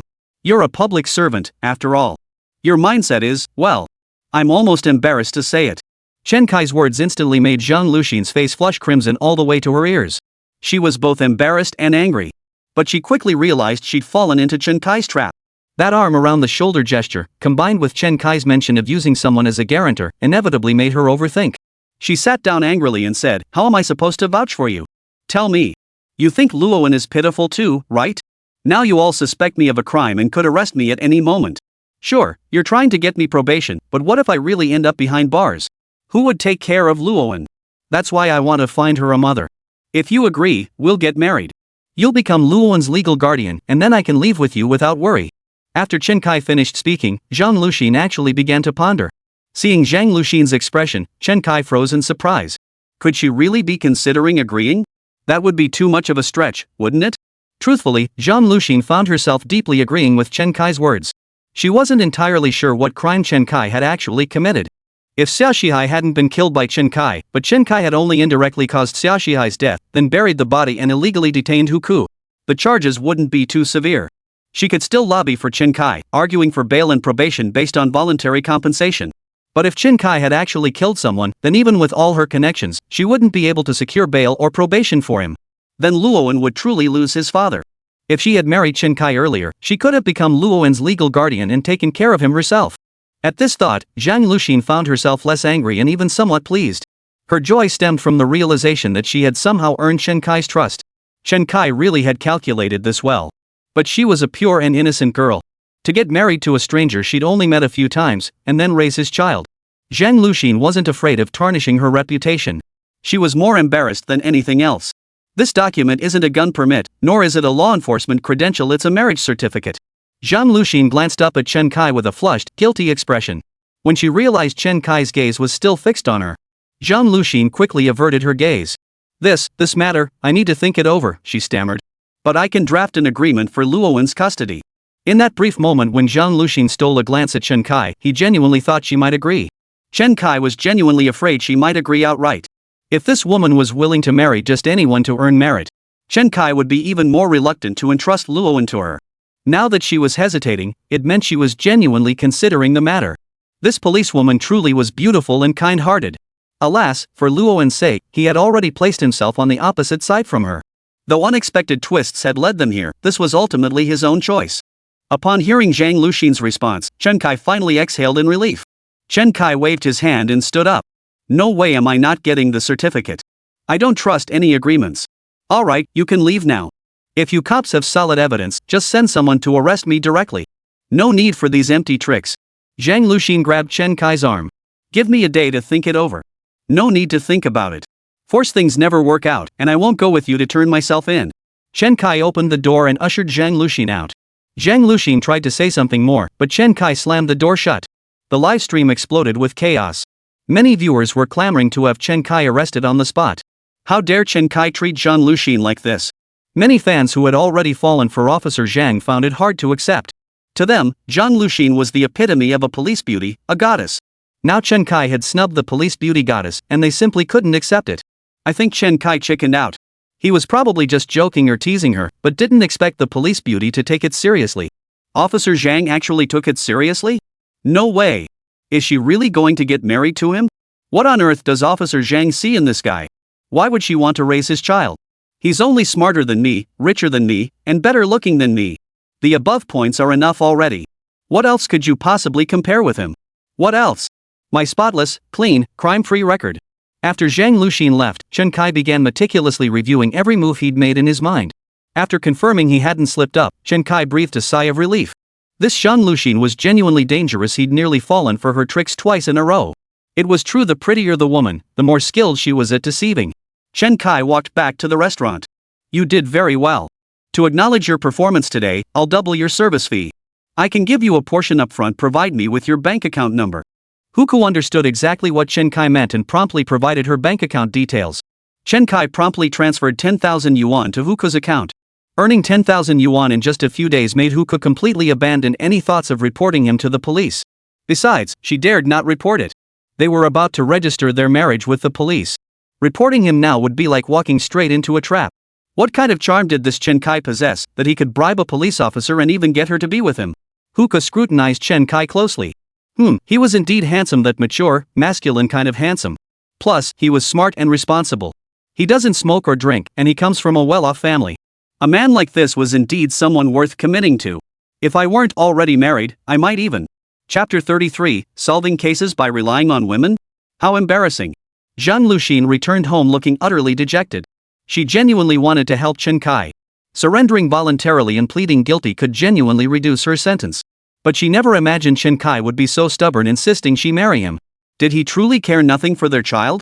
Did he really want the police to break down the door and arrest him in front of their child? Upon returning home, Zhang Luxin turned on her computer. Professor Jean from the police academy had already sent back a packaged document. If you require an official forensic document, you can have your bureau issue the proper paperwork. Accompanying the file was this message. Zhang Luxin's excitement surged as he immediately unzipped the compressed folder. Inside were a video file and a Word document. Zhang Luxin opened the Word document first. Inside were two images she had sent to teacher Jean. One showed Chen Kai's handwritten phone number, and the other was the note received by teacher Li. Below them was a line of forensic conclusions. The phone number was genuine handwriting, not disguised. The hotel booking information shows forged handwriting employing two techniques, one written with the left hand, the other imitating another person's handwriting. Currently, insufficient evidence prevents confirmation of whether both were written by the same person. Additionally, the writing consists mostly of numbers, making it impossible to discern psychological characteristics during the writing process. After reading the forensic conclusion, Zhang Luxin remained in a daze for a long while. She now held Chen Kai in utter awe. Chen Kai had even considered forging handwriting. He even used his left hand to mimic someone else's handwriting. With such a double disguise, only a large volume of writing samples could confirm whether they were from the same person. What if they captured Chen Kai and forced him to write separately with his left and right hands? That would make reaching an accurate conclusion even more impossible. Who knows if he'd still be faking his handwriting by then? To conclusively prove the janitor and Chen Kai were one and the same through handwriting analysis, one would need to find a large volume of Chen Kai's unaltered handwriting like his diary entries. But these days, who in their right mind keeps a diary? Zhang Luxin no longer had the heart to open that video file, her secretly recorded footage of Chen Kai's expressions during their conversation. Yesterday, they weren't certain Chen Kai was the suspect, so they'd hoped to analyze his facial expressions while speaking to determine if he might be lying. Now that all the circumstantial evidence pointed to Chen Kai, these micro-expressions were meaningless. Because micro-expressions simply couldn't be used as evidence. Could a perfect crime truly exist in this world? Was Chen Kai's crime perfect? Zhang Luxin felt a sense of loss. Could it be that only by agreeing to Chen Kai's demands would he finally confess and face justice? Perhaps that was the only possibility left? Zhang Luxin tossed and turned all night, unable to sleep a wink. Early the next morning, Zhang Luxin arrived at the office. Captain Zhao Chang was briefing Tian Jianhua on yesterday's progress. Tian Jianhua, however, was pointing his finger at Zhao Chang's nose and scolding him. Can't we solve the case without surveillance footage? How could such a large body possibly go missing? Dig up every inch of ground until you find it. This case concerns the reputation of our municipal bureau and the pride of every detective here. Zhao Chang was thoroughly berated. When he emerged from the command center, he saw several detectives from his team watching them at the entrance. He gave an awkward smile. It's perfectly normal for a master to scold his disciple. Everyone, don't put too much pressure on yourselves. We just need to do what we're supposed to do. Lu Xian, why are your eyes so sunken? Did you go searching for bodies overnight too? Captain Zhao, I need to discuss something with you. Go ahead. Once you're done, I can continue assigning today's body search tasks. Zhao Chang replied. Zhang Lu Xian hesitated, then whispered, Captain Zhao, let's talk in your office. Alright, come on in. The two entered the office. Only then did Zhang Luxin speak up. Actually, I've been in contact with Chen Kai these past couple of days. That single sentence nearly scared Zhao Chang half to death. What was she up to? This was practically blowing the cover. Could she be planning to tip him off? No, she wasn't that kind of person. Zhang Luxin had been with the company for 2 or 3 years, always diligent and responsible in her work, never making a single mistake. In this major case, she simply wouldn't dare nor could she tip anyone off. Zhang Luxin finished recounting her 2 encounters with Chen Kai. Captain Zhao, Chen Kai isn't some ruthless criminal. He was probably intimidated by what I said. I need to give him peace of mind, make him understand that even if he's sentenced to prison, I can still take care of Luoan for him. Once Chen Kai has no more attachments, I believe he'll confess honestly. Zhao Chang kept his eyes closed, pondering Zhang Luxin's words. If the body couldn't be found, Zhang Luxin's suggestion might be the only viable option. Zhao Chang didn't see much issue with having a female officer on his team marry a criminal suspect and care for the suspect's child. He knew from the start this was a simulated crime program for today's law. Therefore, Zhao Chang felt no significant psychological burden about Zhang Luxin marrying Chen Kai. What he felt more was embarrassment. It was a disgrace to their municipal bureau, but at least it preserved the dignity of their criminal investigation unit. At this critical moment, they had to rely on a woman to break through the suspect's psychological defenses and persuade him to turn himself in. Zhao Chang massaged his temples, pondered for a moment, then said, he absolutely insists on that legal procedure, right? To establish a legal guardian for Luoan? Agree to it for now. Then, as our criminal investigation team's child, we'll have married families in our squad take turns caring for Luoan. We can't have an unmarried person raising a child. How would you ever find a partner then? Well, I don't mind that part. I just wanted to get your approval. Hearing Captain Zhao agree to her request and even suggest having the unit's married family's co-parent Luoan, Zhang Luxin's heart instantly blossomed with joy. Then I'll go get married to Chen Kai? Zhao Chang covered his face, lowered his head in embarrassment, and sighed. Go ahead. Honestly, it's only because a woman and a suspect got married that we detectives could catch the suspect. I've never been so humiliated in my entire life, and to do it in front of the whole country. Before long, Zhang Luqing arrived at the school gate, waiting for Chen Kai at the spot where he usually dropped Luoan off. Soon, Zhang Luxin spotted Chen Kai's car pulling up near the school. Luoan ran out, waving goodbye to Chen Kai. Chen Kai watched his daughter walk into the school. Just as he was about to drive away, Zhang Luxin pulled open his car door. Officer Zhang, are you never going to let this go? Do you get some kind of satisfaction out of hounding me like this? Zhang Luqing pulled her badge from her bag and slammed it onto the dashboard. Let's go. To the Civil Affairs Bureau to get married. Ha! Chapter 34, Arrest. Chen Kai never imagined Zhang Luxin's first words upon seeing him would be about getting married. He had assumed that after a night of deep reflection, Officer Zhang would abandon this foolish decision. Would someone really treat their marriage like a game just to crack a case? To leave such a marriage record behind? How could she ever explain this to someone if she remarried later? You tell your boyfriend I have a marriage record because I left it behind to solve a case. That's like telling someone a woman has a long scar on her stomach and claiming it's from an appendectomy. No one would believe it. Chen Kai wouldn't risk leaving such an inexplicable mark on someone else's life just for his own momentary satisfaction. At this moment, all of Chen Kai's actions were being transmitted in real time through Zhang Luxin's glasses to the large screen at the Municipal Bureau's command center. The Municipal Bureau had already coordinated with the Civil Affairs Bureau. If 2 people obtained a marriage certificate, it must have been a fake. Only one certificate existed, and it hadn't been entered into the computer records. The goal was to keep Chen Kai under control, preventing their police beauty from leaving such an unsavory stain on her marriage record while solving the case. Near the Civil Affairs Bureau, Zhao Chang had already positioned his team in ambush. The moment they obtained the certificate, they would surge forward and surround Chen Kai. At this moment, everyone saw Chen Kai's expression freeze. Was happiness coming too suddenly for him to handle? Just as everyone was puzzled, Chen Kai flashed Zhang Luxin an embarrassed smile. I was just teasing you yesterday, and you actually took it seriously. Look at those dark circles under your eyes. You didn't stay up all night thinking about it, did you? Don't do this to me. You're putting me under so much pressure. How can you be so thick-skinned? Chen Kai's rapid-fire words instantly brought tears to Zhang Luxin's eyes, making them well up and roll around. She had spent the entire night thinking. She'd thought about Chen Kai, about Luoan, about the case's future direction, but never once about herself. But today, she was told she'd been toyed with. For a moment, Zhang Luxin couldn't accept it. Viewers in the livestream watched Zhang Luxin's tears welling up and began condemning Chen Kai one after another. Some even declared they'd go catch Chen Kai and give him a thorough beating. But the one feeling even more heartbroken than these netizens was Tian Jianhua, watching the large screen at the command center. This was one of his own people, now being bullied by a criminal suspect. How could he bear it? Even if the evidence in his hands wasn't complete, he would bring Chen Kai back and make him suffer. You may be putting on a show, but my detectives aren't. You're toying with one of my detectives. I absolutely won't stand for it. Tian Jianhua grabbed the walkie-talkie. Zhao Chang, take your team to the elementary school entrance immediately and arrest Chen Kai. School crossing guards, maintain order around the school. Nearby police stations and special patrol units are mobilized immediately. Be prepared for the suspect to become desperate. Viewers in the live stream of today's lecture were stunned by the police's sudden, large-scale operation. They couldn't believe the police would suddenly arrest Chen Kai with such incomplete evidence. Was this merely to vent anger on behalf of their subordinates? To be honest, working under such leadership actually gives you a sense of security. Too bad they acted on impulse. Making an arrest under these circumstances means they'll probably have to release him in 24 hours. Can't blame them. Who wouldn't be furious when a police officer gets bullied?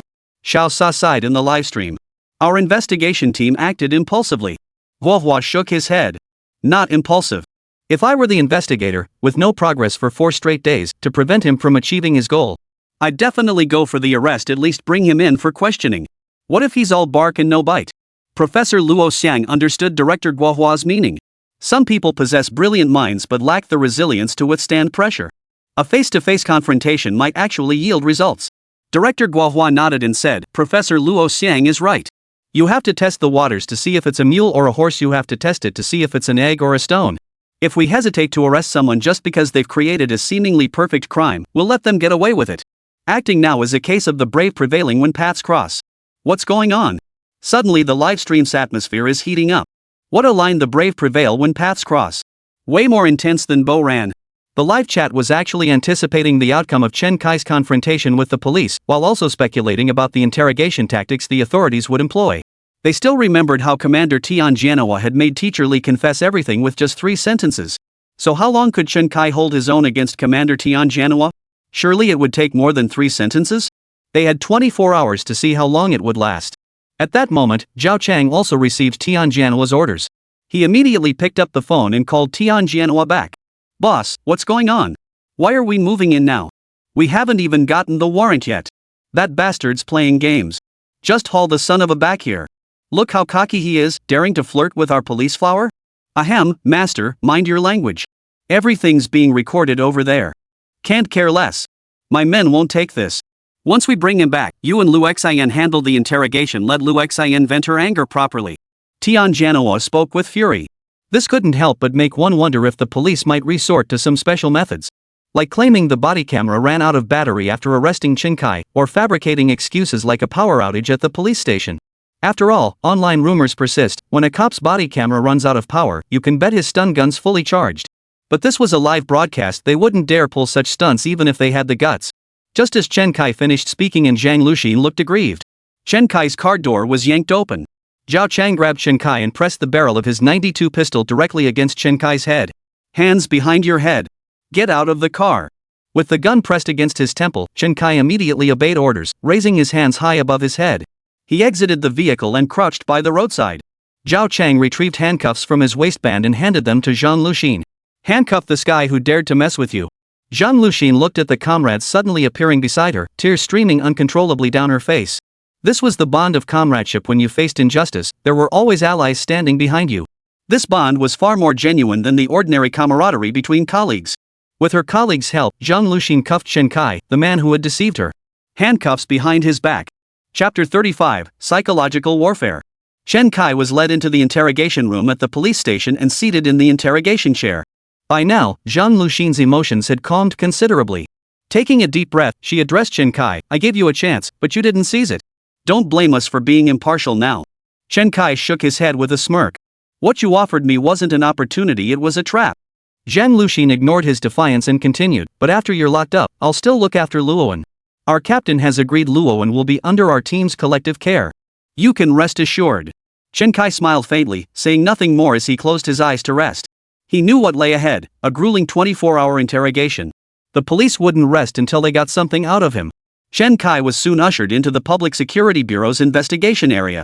To prevent escape, they placed him in shackles and secured him to the interrogation chair. Zhao Chang and Zhang Luxin sat directly across from Chen Kai. The two were busy playing with their phones. This behavior left the live stream viewers utterly dumbfounded. You go to all this trouble to bring someone in, and you don't even question him? You just leave him sitting there? Isn't this a waste of time? Many viewers knew that police interrogations were limited to 24 hours. If no direct evidence proving Chen Kai's guilt is found within that time frame, he must be released. By playing with their phones like this, they weren't just wasting the viewers' time, they were squandering their own interrogation hours. Holy crap, look closely, the police officer is scrolling through Bishi, and Captain Zhao is actually watching short dramas. Can you guys get serious? This is a suspect in a murder and body concealment case. Can we report them? I'm reporting these two officers for goofing off on duty. In the studio, Xia Sa looked utterly helpless. With the police and perpetrator perspectives now merged, there were no alternative camera angles to switch to. They couldn't very well show viewers Luowen's class or what the three kids were up to now. No one wants to see that now. They just want to watch the verbal sparring in the interrogation room. Guohua chuckled and said, "Cut to Tianjanhua. Nothing's going to happen here for the next hour or two." Xiao Sa asked curiously, "What's the point of arresting someone and not questioning them?"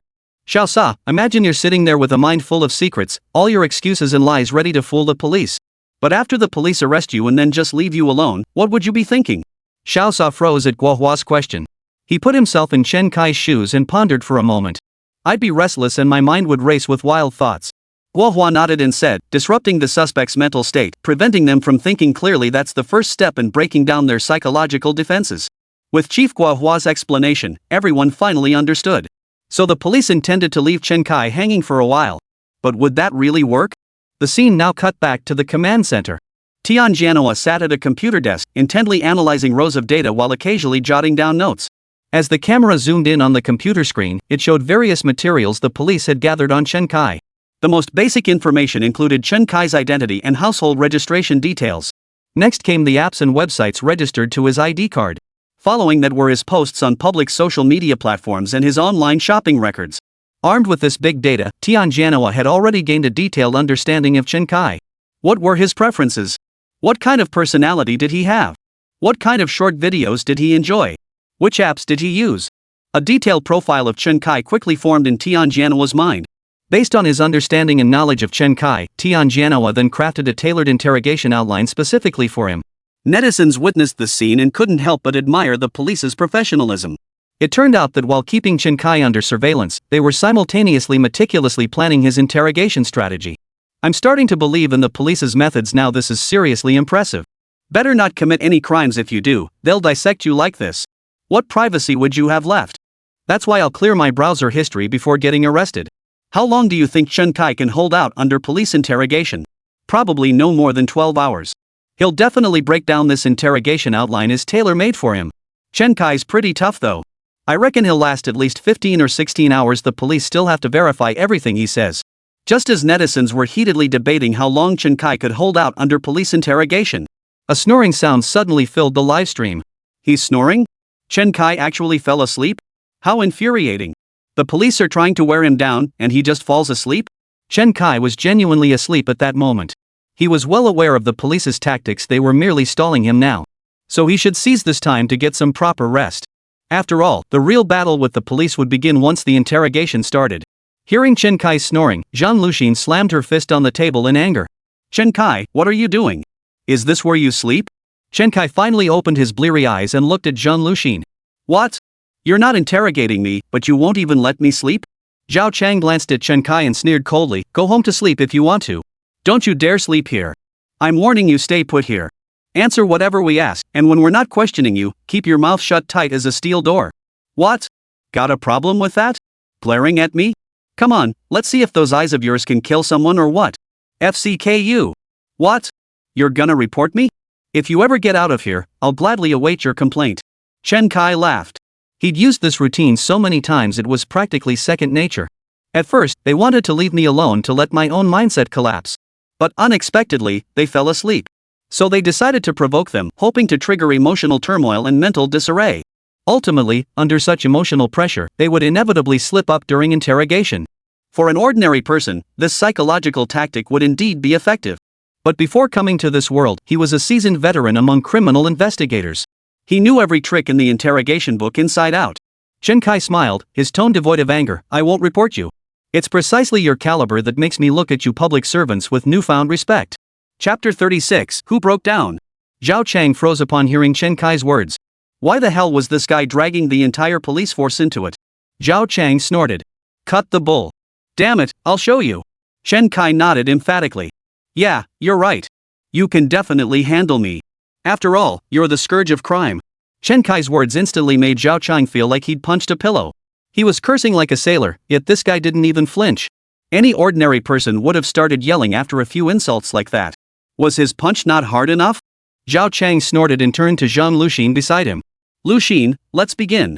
By then, Tian Jianhua had already distributed the initial interrogation outline to them. Subsequent interrogation outlines would be adjusted in real time based on their progress and relayed directly by Tian Jianhua via voice message. What is your name? Provide your personal information. My name is Chen Kai. My date of birth is, date, and my ID number is, number. I graduated from the finance department of a certain university and previously worked as a trader at a listed financial company. Currently, I'm a digital nomad. Over the past few days, Chen Kai had thoroughly examined the belongings in his home and the files on his phone to understand the circumstances of this new body. His current body had originally belonged to a person of exceptional intelligence who had achieved financial freedom in his early 30s through financial markets. Now he trades stocks from home or engages in venture capital investments. Put plainly, he worked from home. Put more elegantly, he was a digital nomad. Yet the very phrase digital nomad instantly gave Zhao Chang something to latch onto. Zhao Chang abruptly pushed himself up from the table. Oh, so you're a top-tier university grad working at a listed company, yet you call yourself a digital nomad? Nothing but a big shot poser. Look at you, all dressed up like a gentleman, but inside you're nothing but a thief and a crook. And you have the nerve to hit on us female officers? Why don't you take a good look at yourself in the mirror and see what you really are? Digital nomad, my ass. You're nothing but a pair of balls dangling between your legs, trying to float away to heaven. Let's be real, you're just a freeloader. Mark my words, Luxian no job means you're a bum. Damn, Captain Zhao's firepower is so intense that many viewers in the livestream chat can't even stomach it anymore. I know this is meant to provoke Chen Kai, but couldn't the production team at least mute you? Even I can't stand listening to this. I'm a digital nomad too, and I feel like I'm getting the full brunt of this rant. That's Kai for you, not even flinching, just letting it wash over him. Chen Kai's mental fortitude and self-control are terrifyingly strong. Chen Kai maintained his smile, nodding. Yeah, you've got a point. I guess I'm technically unemployed then. But I'm not like Captain Zhao. I've got those two things hanging by a thread, barely scraping by as an unemployed bum. Captain Zhao, you don't have those two things hanging there, and look at you, you're almost at the table. By our rules, you can't sit at the table without those two things. Damn, he actually got back at him. Arguing with a cop at the station? Chen Kai was the first to do that. The language was so crude that Zhang Luxin, standing nearby, couldn't bear to listen. Zhang Luxin couldn't help but snap, Chen Kai, watch your language. This is the investigation area of the Public Security Bureau. You're the one being interrogated. Zhang Luxin meant to provoke Chen Kai by creating confrontation. After all, most people hearing such remarks would instinctively think, hey, why can you cops curse at me, but I can't talk back? As if to say, you cops can insult me, and I'm supposed to just take it? After listening to your abuse, am I supposed to say, yes, sir, officer? If that were the reaction, the adversarial dynamic would be set.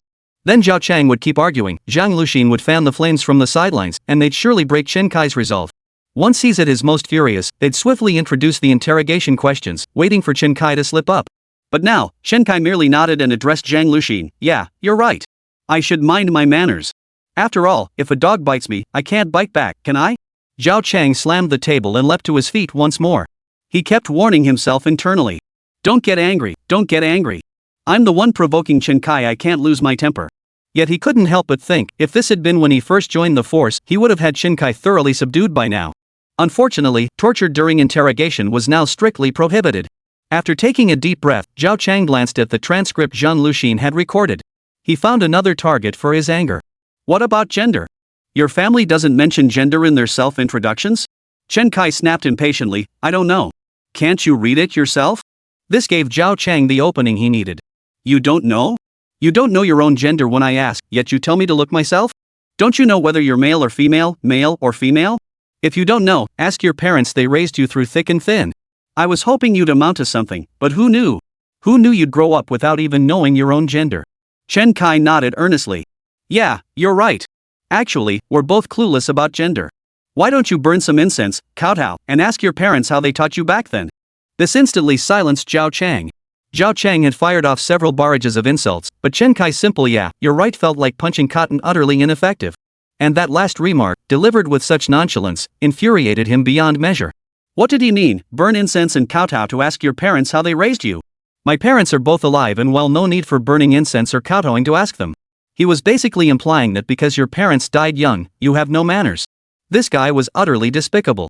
Chen Kai wasn't having any of it, and he cursed him out so badly that Zhao Chang was beyond furious. Chen Kai's response stunned Tian Jianhua at the command center.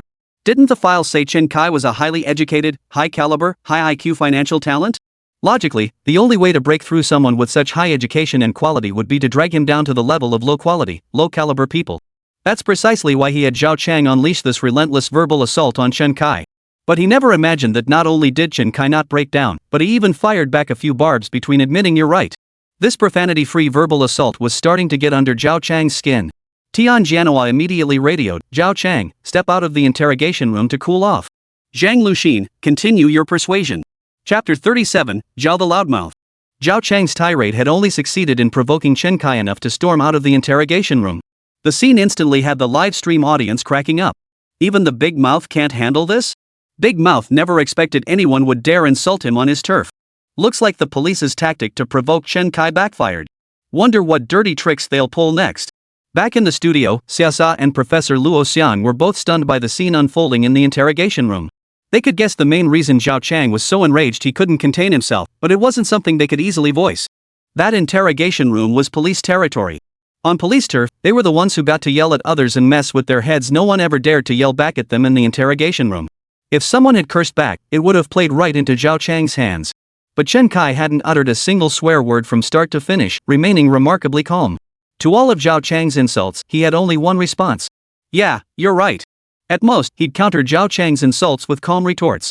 Chen Kai showed no trace of anger whatsoever. Zhao Chang, however, was getting pretty pissed off at being cursed out like this on his own turf. Back in their own territory, anyone who dared to insult them would likely face a power outage next, and who knows what might happen after that.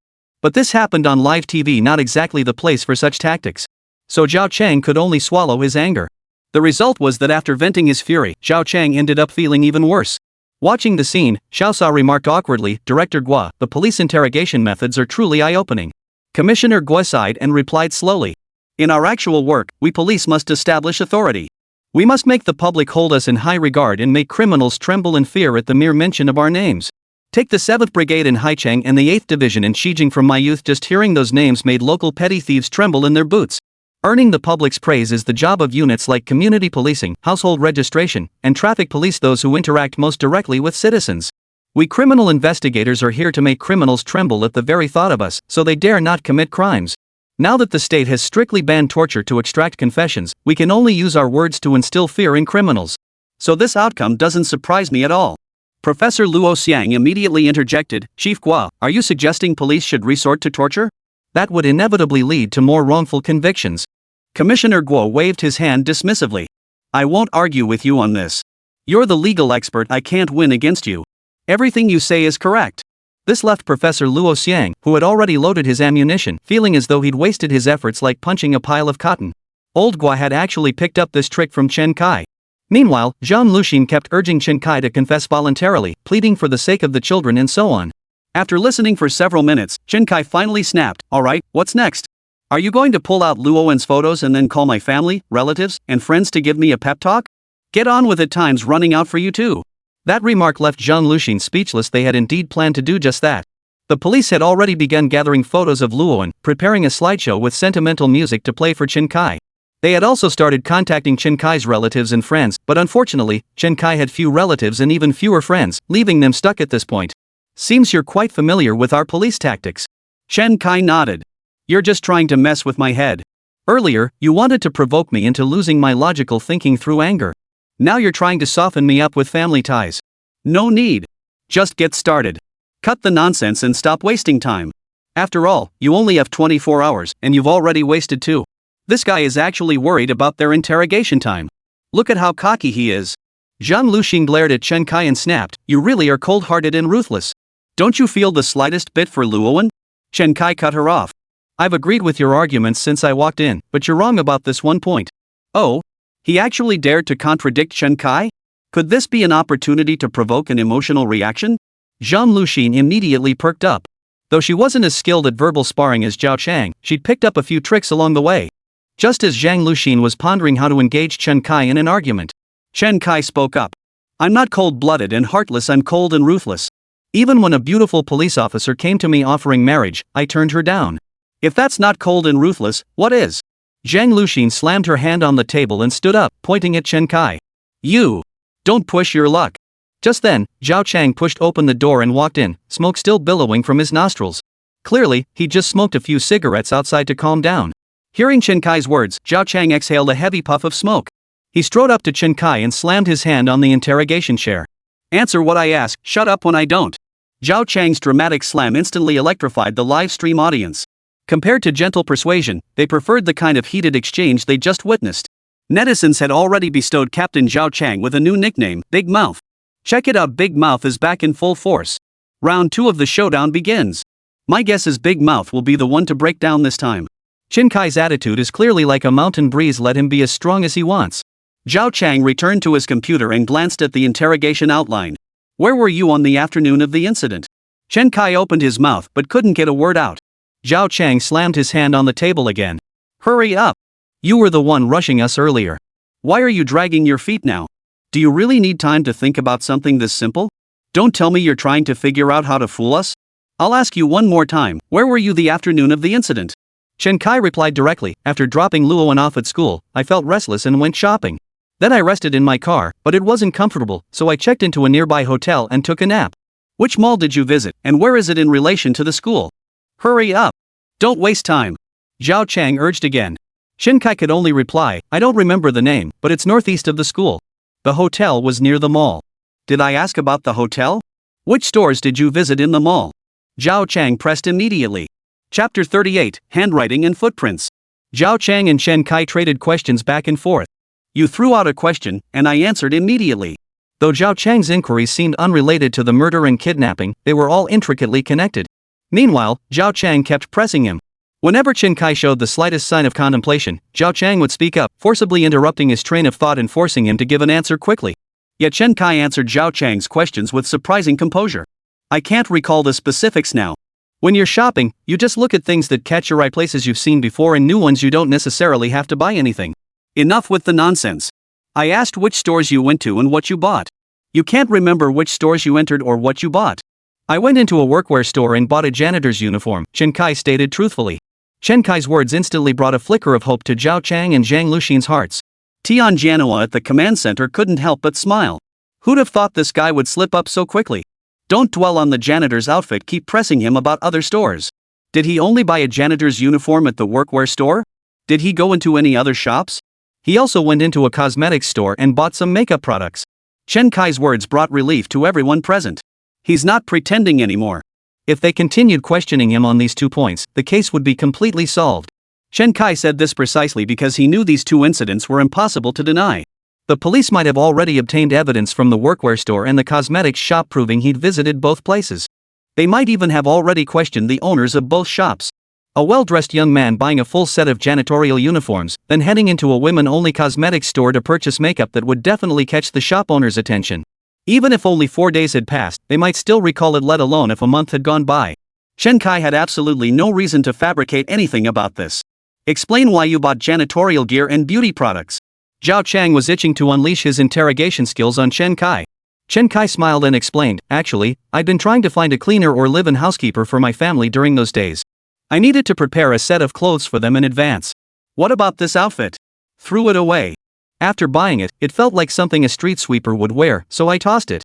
Chen Kai said casually. You should have returned it. Zhao Chang snapped coldly. Return it?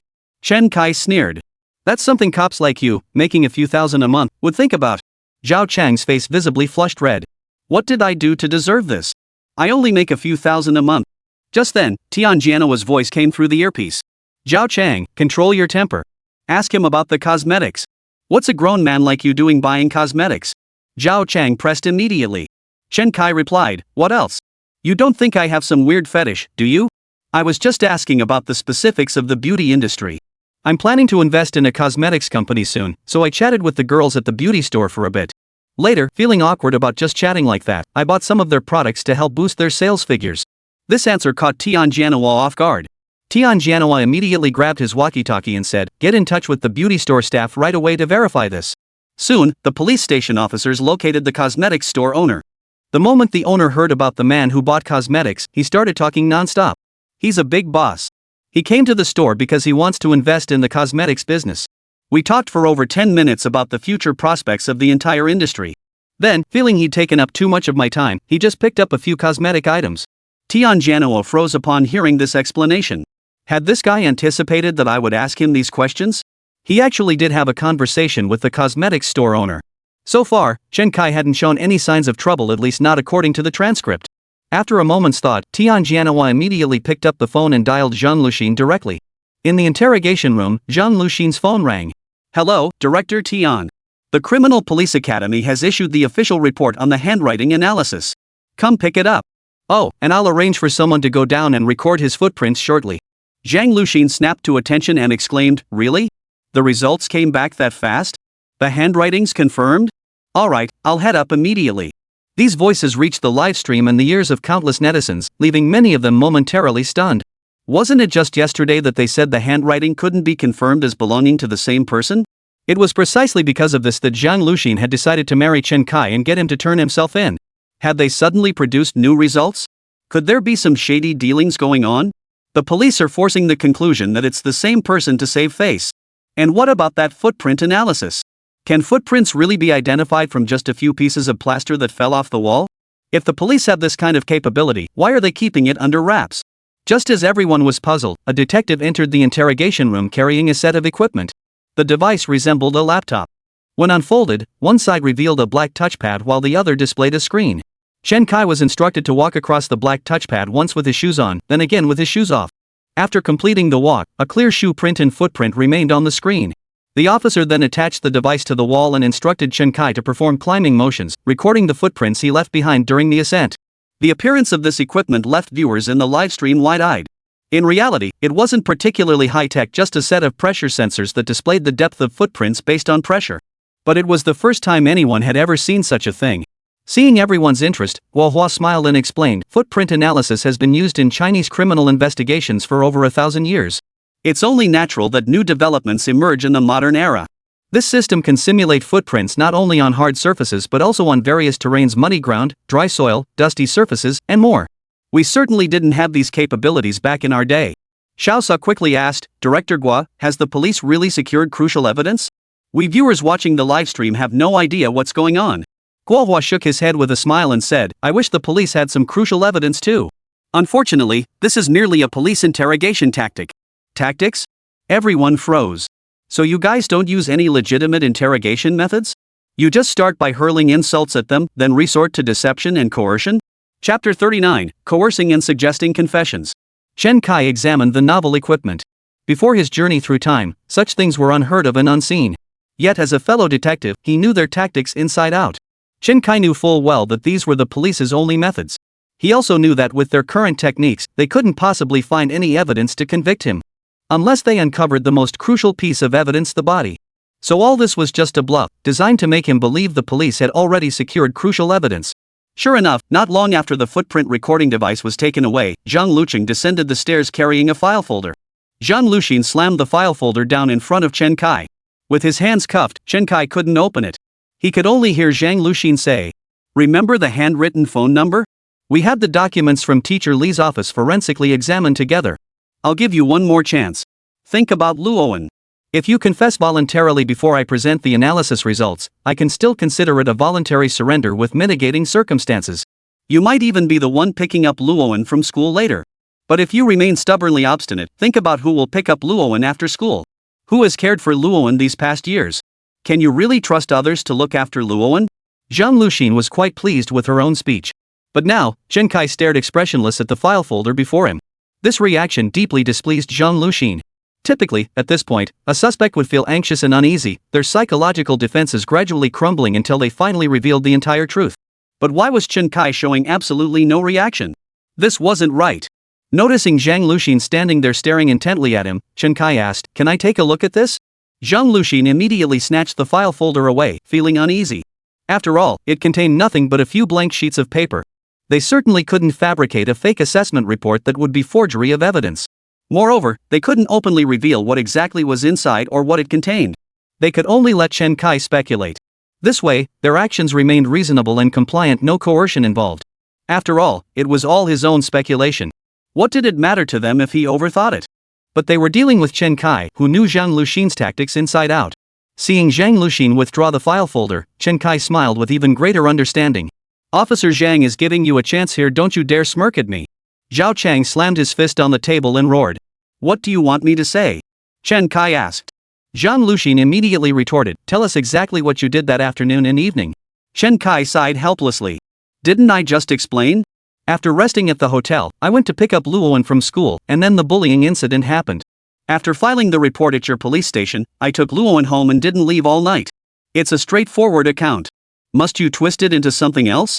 Zhang Luxin sneered coldly, you claim you went back to sleep? You say you didn't leave your hotel room? Do you really think we cops are just sitting around doing nothing? We've already uncovered everything you did that day. All this is to give you a chance to confess and get leniency. Chen Kai sighed. Fine. I appreciate your efforts. So what exactly did I do that day? I'll recount it exactly as you've uncovered. After you finished shopping that day. Zhang Luxin was about to continue when Tianjiana's voice cut in over the earpiece. Continuing wouldn't have hurt, but Chen Kai's earlier remark was digging a trap for them. Tell me what I did that day, and I'll confirm everything you've investigated. With that statement on record, if Zhang Luxin then laid out every fact they'd uncovered to Chen Kai, it would raise suspicions of leading the suspect to confess. Coercive interrogation refers to investigators explicitly or implicitly directing suspects to confess according to their own judgments, particularly to admit specific criminal details that align with the investigator's preconceived conclusions. This is blatant illegal investigation and unlawful evidence collection. Previously, their tactics had merely skirted the line of coercive interrogation. In the studio, Professor Luo Xiang turned to Director Guo Hua and remarked, this interrogation still exposes numerous problems within the police force. They led Chen Kai to believe they already possessed crucial evidence, forcing him to confess voluntarily. They even attempted to dictate the confession for Chen Kai to recite. But Chen Kai didn't confess. If he had, this would be blatant coercion and prompting of confessions. Guo Hua snorted. When we encounter situations like this during interrogations, what do you expect us to do? Not use our brains? Are we supposed to just take his word for it when he says he's innocent, record it verbatim, and release him? Wouldn't that make us a bunch of useless freeloaders? For instance, when we apprehend several suspects, can't we tell one of them, your accomplices have already confessed? They say you're the mastermind.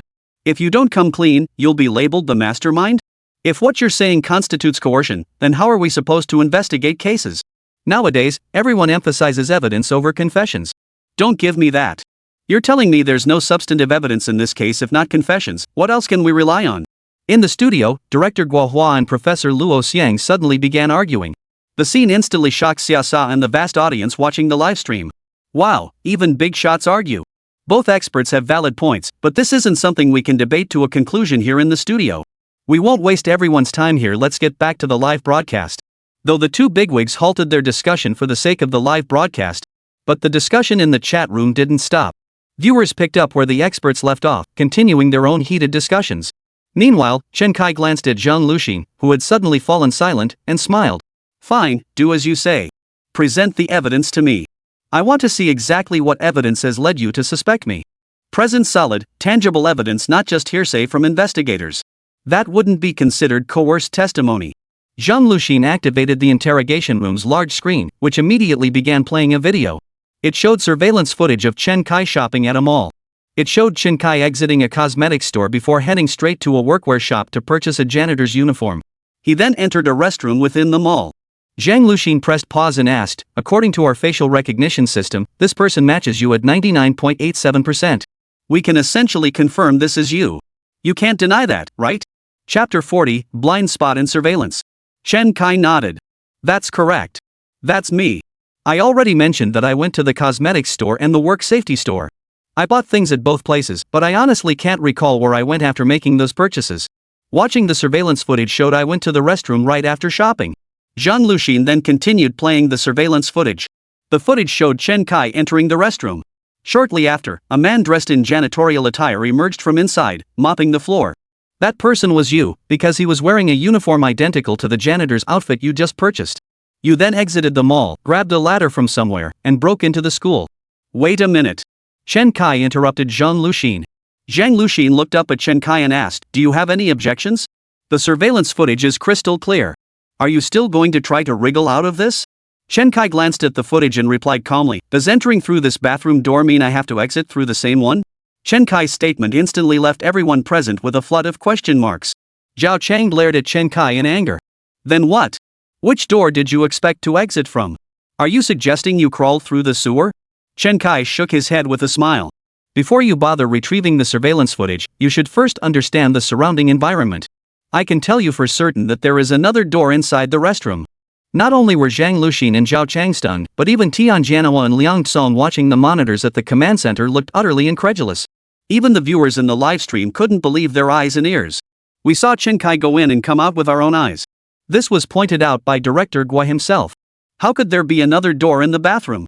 Who installs multiple doors in a bathroom? Could we all have been fooled? Was that janitor really not Chen Kai? In the studio, Xia Sa and Luo Xiang also turned to look at director Guo. At the time, no one recognized Chen Kai, only director Guo identified him first. Director Guo cleared his throat and said, well, at the time, only that janitor's physical appearance matched the description. And as viewers, we couldn't possibly know there were other doors inside. But regardless of whether there were other doors, there's no doubt that this janitor was Chen Kai. Now we'll have to wait for the results of the police's on-site investigation. Tian Jianhua immediately picked up the walkie-talkie and called the patrol officers near the mall to specifically check that restroom. Soon, the nearby patrol officers arrived at the restroom location. Report, there is a storage room in the mall restroom where the janitor keeps his supplies. This storage room connects to the mall's fire escape, allowing direct access to the stairs leading out of the building. Upon receiving this information from the patrol officers, Tian Jianhua felt a chill run through his entire body. Why hadn't he checked the mall's fire escape layout and surveillance map beforehand? Otherwise, such a blunder wouldn't have happened. But calling it a mistake was an understatement. It was more accurate to say he had been deliberately misled by Chen Kai. This information was quickly relayed via walkie-talkie to Zhao Chang and Zhang Luxin, who were being interrogated. Zhao Chang glared at Chen Kai and demanded, so you claim you took the fire escape? Why not use the main exit? What are you hiding? Chen Kai snorted with a hint of contempt. Do I need to report to you guys about which route I take?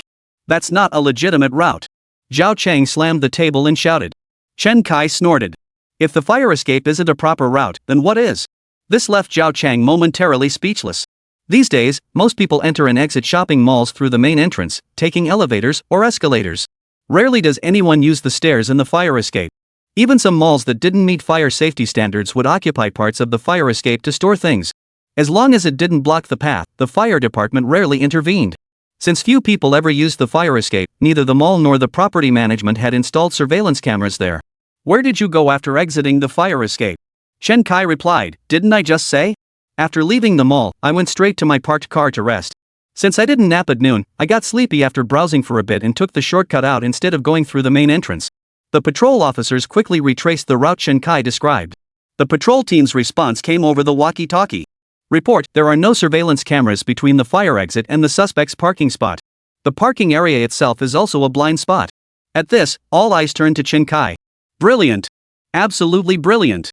This guy had only walked through the mall once while accompanying Luowen to buy a smartwatch and grab takeout, and then he'd walk through it again on his own. Yet he managed to map out every surveillance camera position in the entire mall and its surroundings. He'd even pinpointed several blind spots. It was precisely these blind spots that gave Chen Kai his chance to evade blame. Chen Kai's observational skills, his mastery of details, and his strategic planning. Such tactics and intelligence left the live stream audience utterly astonished. This revealed that Chen Kai had already begun laying the groundwork while shopping with Luowen earlier that afternoon. This was too clever. A criminal of such high intelligence posed an immense challenge to the police. Chen Kai.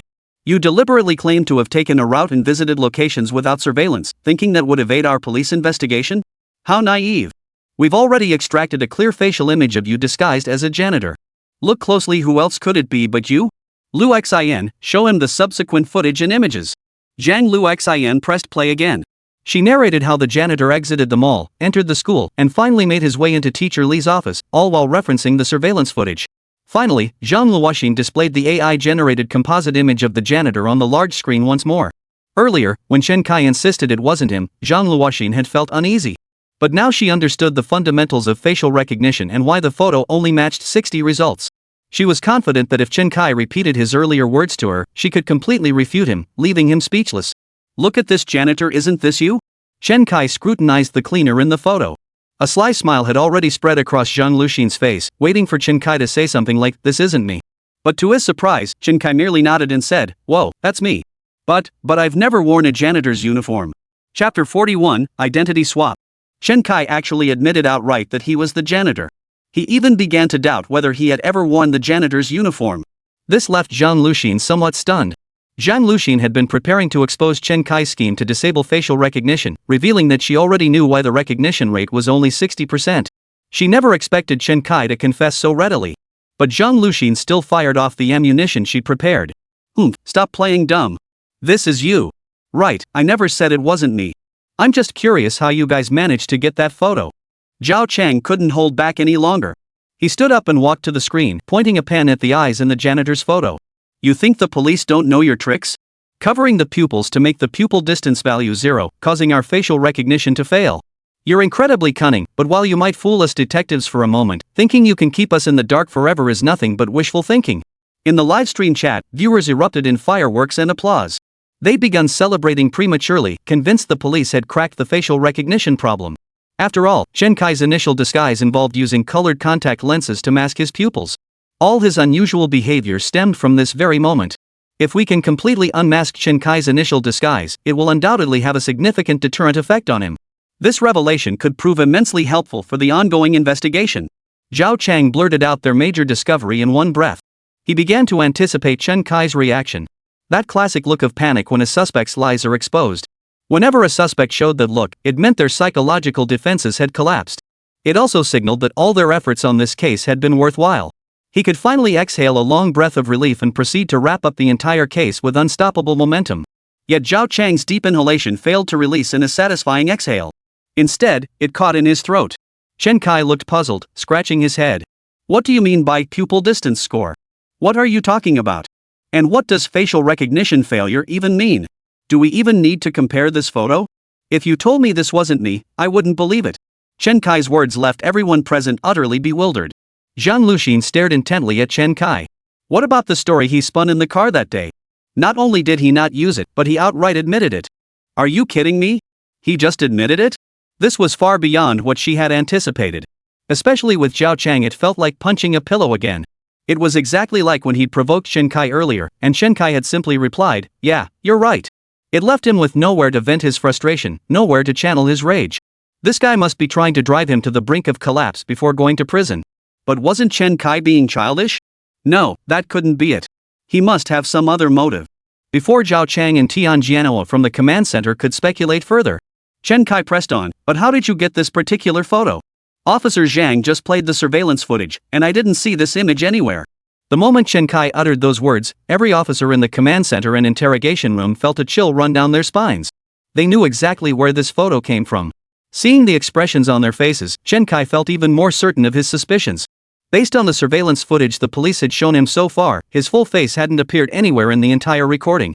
Therefore, this photograph was most likely generated by the police using AI big data calculations. Photos generated by AI projections were fundamentally inadmissible as evidence, lacking any credibility whatsoever. What AI generates from a photo depends entirely on the facial database it accesses. If the database primarily contained Western facial features, the generated image would inevitably resemble a European appearance with deep-set eyes and a high nose bridge. If the database contains a higher proportion of female subjects, the generated image may also exhibit feminine features. However, the AI used by the police this time was not connected to any database. Instead, it was fed surveillance footage of the cleaner from various angles. The AI synthesized facial features from the cleaner's face across multiple angles. Even so, such results cannot be used as evidence, because it remains an AI's inferred calculation based on data. The law trusts evidence, but it does not trust evidence derived from inference and calculation. Whether it's AI or humans, no one's inferences or guesses will suffice. I'd heard rumors about criminals using AI face swapping to create pornographic videos and post them online. I never imagined the police would be involved in this sort of thing. Chen Kai shifted from his dejected demeanor to a tone of cold sarcasm. Zhang Luxin flushed crimson at his words. What you're talking about is completely different. Two different things? Then tell me honestly, is this AI generated? Chen Kai demanded sharply. Zhang Luxin's voice dropped slightly under Chen Kai's intimidating tone. This was generated by our Nemesis System, a police-developed system. Chen Kai cut her off, pressing further, "Don't interrupt. I'm asking if your Nemesis System is an AI big data model?" In an instant, the momentum and power dynamics of the interrogation reversed completely. Chen Kai now radiated an authority that rivaled the police's. It was as if the heavens had turned upside down. This scene left the live stream viewers utterly dumbfounded. Good heavens! Is this the police interrogating a suspect, or the suspect interrogating the police? This scene was unprecedented not just for the live stream viewers, but even for fellow police officers in the broadcast room and command center personnel. In the studio, legal expert Luo Xiang began explaining how Chen Kai had exploited legal loopholes. Meanwhile, after waiting for Luo Xiang to finish, Chief Guohua spoke slowly. Actually, every cop knows this. But they just don't have enough hard evidence to use as ammunition. So they had to use the AI's investigative findings as evidence to question Chen Kai. This was a risky move. If the suspect was intimidated, the algorithmic results would serve their purpose and be retired. But clearly, Chen Kai wasn't intimidated. It must be said that Chen Kai's understanding of legal knowledge and criminal investigation techniques far surpasses that of the average police officer. I even began to suspect he might have been a detective himself, and a seasoned one at that. Even Guohua, the retired deputy director and expert from the Criminal Investigation Bureau, began to wonder if Chen Kai had served as a detective. This has led many netizens to admire Chen Kai's tactics. At the same time, they were even more curious about how Chen Kai would exonerate himself next. Chapter 42, The Supervision Department steps in early. Chen Kai believed that at this point, the police had exhausted all available means. After all, especially following the discovery that the man named Xia Shihai was dead, he had become even more cautious in his actions, leaving no further loopholes for the police to exploit. Chen Kai's abrupt shift to interrogating Zhang Luxin instead of being questioned had Zhao Chang seething with frustration. Ignoring the next interrogation plan Tian Jianhua was feeding him through the earpiece, he slammed his fist on the table and roared, "Chen Kai, know your place. Don't get too cocky. This is the Public Security Bureau, an interrogation room in the law enforcement zone. It's not some place for you to run wild. Let me make it crystal clear how we obtained this image. It was created by combining every exposed part of you captured in the surveillance footage. This is undeniably you. Stop trying to wriggle out of it." But Chen Kai merely closed his eyes and said, "You police are fabricating evidence and framing me using AI face swapping. I refuse to answer any of your questions. Make sure to record this statement in the transcript. Otherwise, I will refuse to sign the upcoming record." From that point on, Chen Kai remained completely silent. The interrogation reached a stalemate. Only then did Tian Jianhua truly grasp how formidable an adversary they were facing. With such an adversary, their current evidence was utterly insufficient to prove Chen Kai's guilt. Yet Tian Jianhua simply couldn't bring himself to release him. Only a dozen or so hours remained. Tian Jianhua knew the odds of winning a war of attrition were extremely low. Just as Tian Jianhua was pondering how to break through and interrogate next, a call came in on his phone. "Inspector Li Xingyan from the Supervision Department? What business could the Supervision Department have? After a criminal case is preliminarily investigated by the Public Security Bureau, it must be submitted to the Supervision Department for an arrest warrant. After the Supervision Department reviews the case files and confirms the suspect meets the arrest criteria, they will approve the arrest. The Public Security Bureau then supplements and refines the evidence as required by the Supervision Department before transferring the case to the Supervision Department for review and prosecution. The Supervisory Department then acts as the public prosecutor to indict the suspect, with the court finally pronouncing the sentence in open court. This constitutes the complete judicial procedure for criminal cases in this world. It is essentially equivalent to the procedures in Chen Kai's world. The Supervisory Department can be considered the oversight body for the Constabulary Bureau, responsible for monitoring the legality and compliance of the Constabulary Bureau's law enforcement and case handling processes. Why was the Supervisory Department calling at this moment? Tian Jianhua felt a sense of unease. At that moment, Inspector Li's voice came through the phone. "We've received a complaint alleging irregularities in your handling of a case involving minors. We understand you are currently interrogating the suspect. The Supervision Department demands early intervention in this case." Early intervention? Tian Jianhua froze for a moment. This must be Chen Kai's doing. Not only is this guy highly skilled at committing crimes, but he's also unusually familiar with the investigative procedures. The so-called early intervention refers to the Supervisory Department's involvement in guiding evidence collection before the arrest and prosecution phase. Specifically, the Supervision Department assigns personnel to participate in the investigation activities of major, difficult, or complex cases handled by the Public Security Bureau. Its primary function was to ensure the Public Security Bureau conducted investigations, evidence collection, and interrogations in accordance with the law, safeguarding the legitimate rights and interests of those involved. Logically, Chen Kai had absolutely no reason to request the Supervisory Department's early intervention. After all, this was a live broadcast. No matter how desperate the police might be, they wouldn't dare employ irregular investigative tactics in front of a national audience. So what exactly was this guy's purpose in bringing in the Supervision Department? In truth, Chen Kai's motive was simple. He was unaware it was being broadcast live. He was simply afraid the police might resort to unconventional interrogation methods like turning off body cameras or shutting down surveillance feeds. After a long silence from Tian Jianhua, Inspector Li on the other end of the line asked, "What's wrong?" Is your criminal investigation division refusing our request for early intervention? Not at all. Inspector Lee, please come to the command center first. I'll brief you on the case details.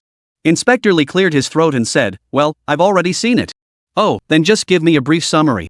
In truth, Inspector Lee wanted to admit he'd been watching the live feed all along, but he knew the broadcast was ongoing. To avoid breaking the audience's immersion, he quickly changed his words. In the livestream, Professor Luo Xiang eloquently explained the legal regulations regarding early intervention. This program truly covers legal education comprehensively. The supervisory department's early intervention, most people have no idea about this. Let me explain it in detail for everyone. While Professor Luo Xiang was educating the audience, Tian Jianhua had already briefed Inspector Lee on the case details and shown him the case files. After reviewing the files, Inspector Lee frowned deeply and stood up, saying, so you really have no evidence at all, yet you've already arrested him? Tian Jianhua sighed helplessly and replied, all the signs point to Chen Kai. Plus, the community's social workers have been pressuring us constantly. We're under immense pressure.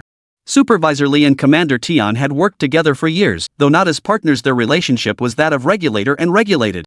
But in all the years Tian Jianhua had transferred cases, there had never been one with unclear evidence or ambiguous facts.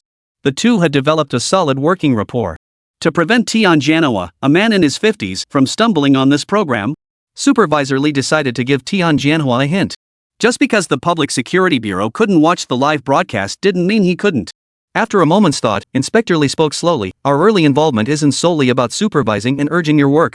We can also offer suggestions on investigation techniques, evidence collection, fact determination, and legal application to enhance the quality and efficiency of our investigative agency's evidence gathering. Having reviewed this entire case, I've actually identified some blind spots in your investigation. Supervisor Lee phrased this very formally, giving no hint that he might reveal details from the live broadcast. Of course, he wouldn't dare directly mention specific live-streamed content, he was merely hinting at it indirectly. Tian Jianhua was no novice, he felt a twinge of embarrassment upon hearing this. But for the sake of saving face, he couldn't afford to dwell on that now. Please enlighten us, Inspector Lee. Inspector Lee tapped the school's location on the map and said, since you believe that trash bin contained a body, you must thoroughly search the surveillance blind spots to determine exactly where the body is hidden. Once the body is found, many questions will be answered. Tian Jianhua's expression froze as he grasped the inspector's meaning. Chapter 43, Early Intervention or Cheat Code Activation? Inspector Lee's meaning was clear. They were to thoroughly search the surveillance blind spot. The body was undoubtedly hidden within that area. But how could the police possibly have overlooked this? After learning from Inspector Lee that Xia Shihai might be dead, they immediately retrieved surveillance footage from the hotel and surrounding areas. They had already observed a suspect pushing a large trash bin into the crime scene room, then pushing another large trash bin out of the hotel and into the surveillance blind spot.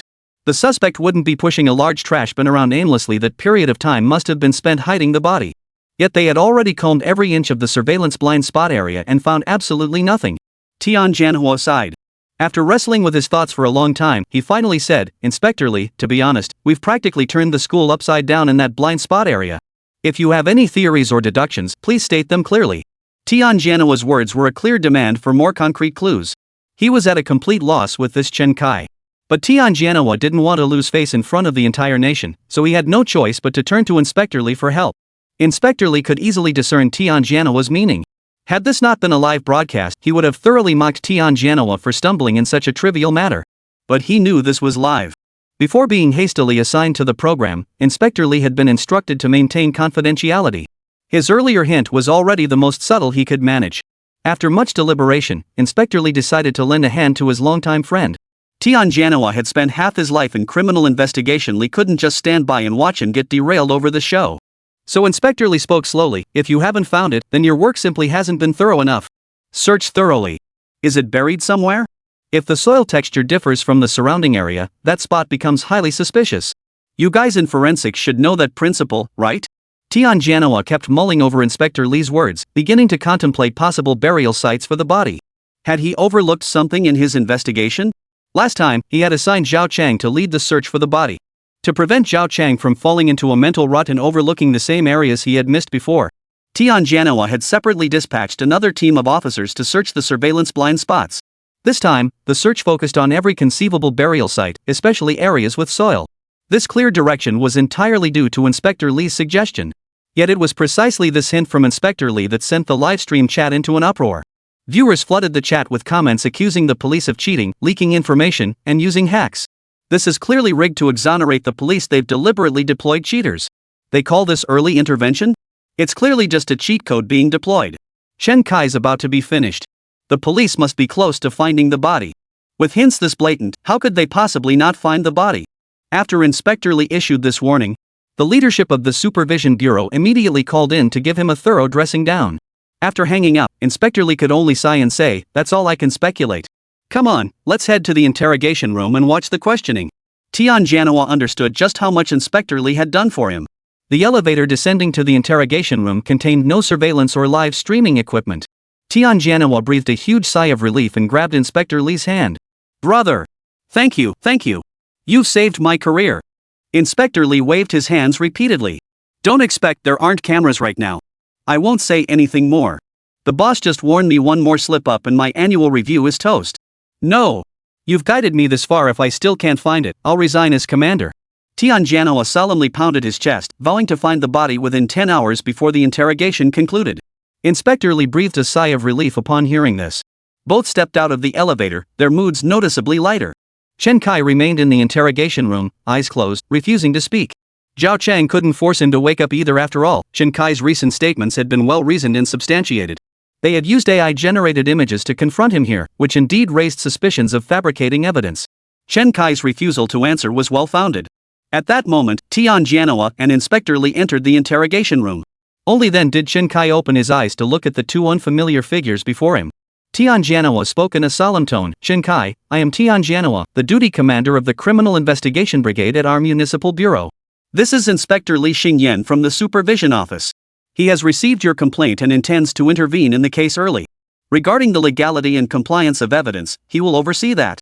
Say whatever you have to say. No need to refuse to answer anymore." Supervisor Li Xingyan cleared his throat and added, "Chen Kai, I'm aware of the recent developments. Rest assured, the photograph they presented earlier is inadmissible as evidence. Your cooperation with the police investigation is crucial to clearing your name."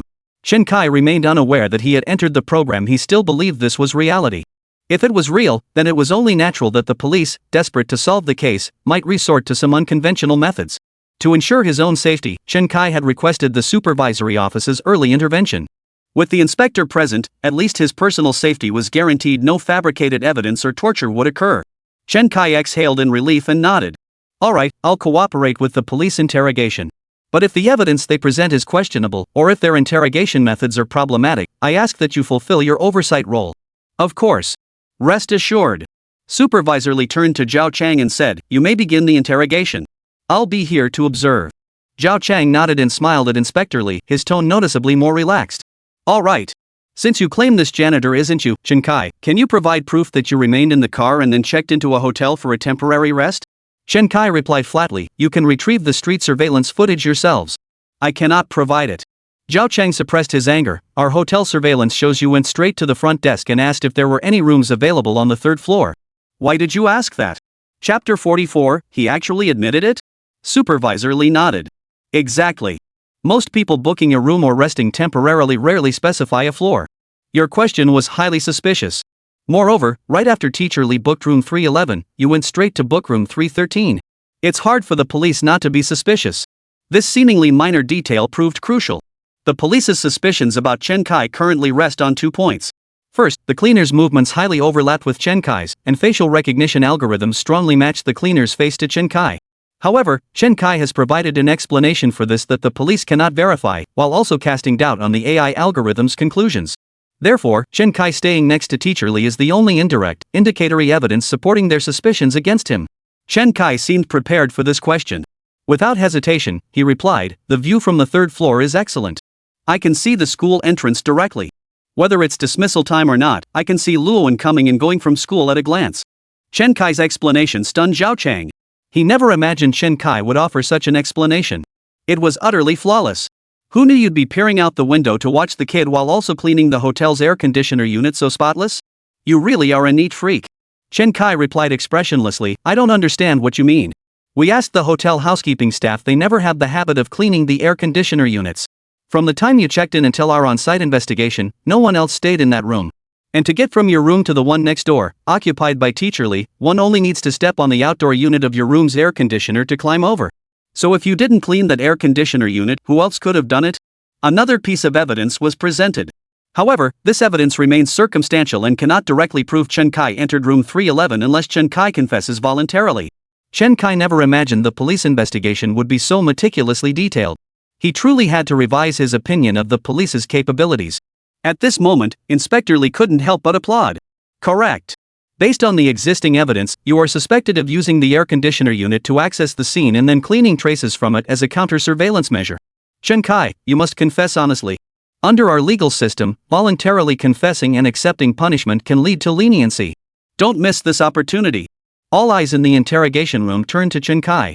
The silence was so thick you could hear a pin drop. The police have already presented the most crucial evidence. Moreover, they had just collected Chen Kai's footprints. Zhao Chang was confident that presenting this evidence, combined with the footprints they just collected, would be enough to intimidate Chen Kai, making him realize he'd exposed a massive flaw in his story.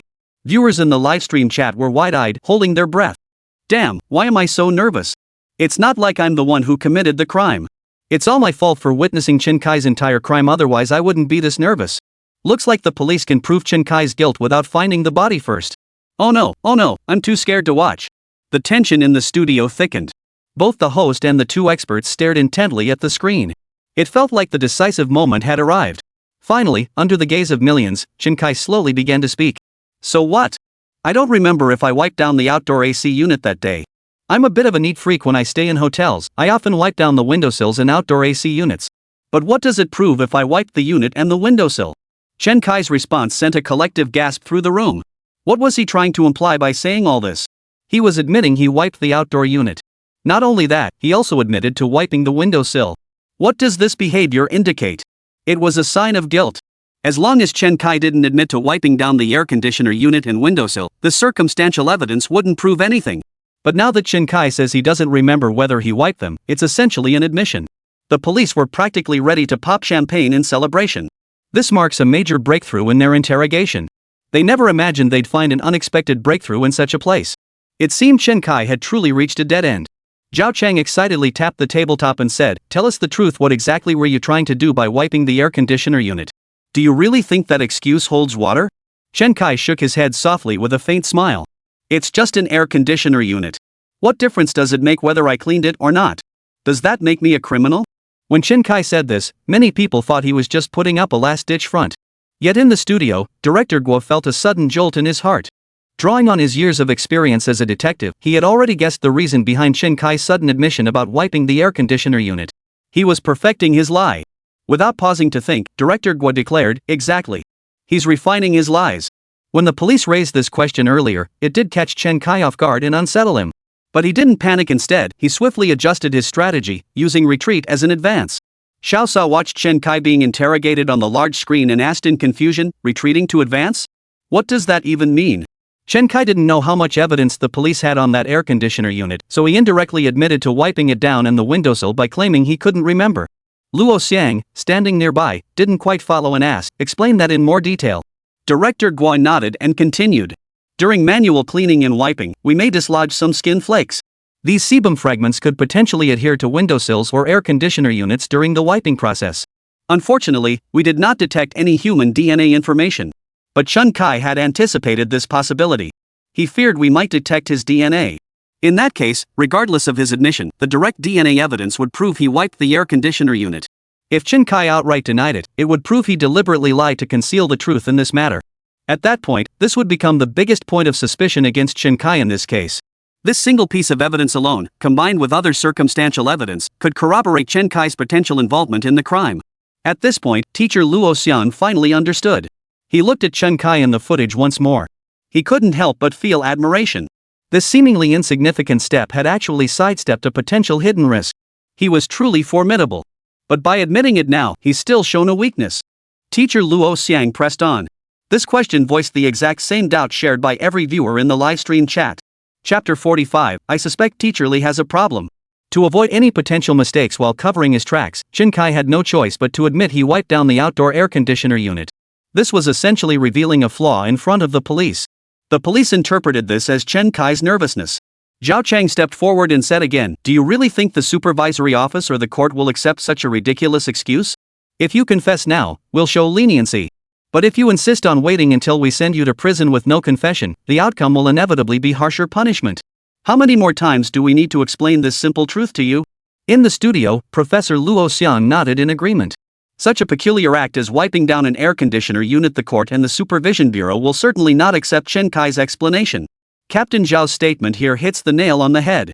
Now it all comes down to whether Chen Kai remains stubbornly unyielding or chooses to confess and receive leniency.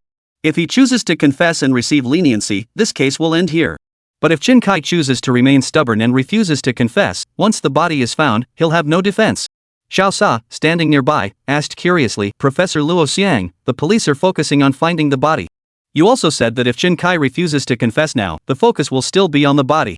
But once the body is found, can we truly confirm Chen Kai is the suspect?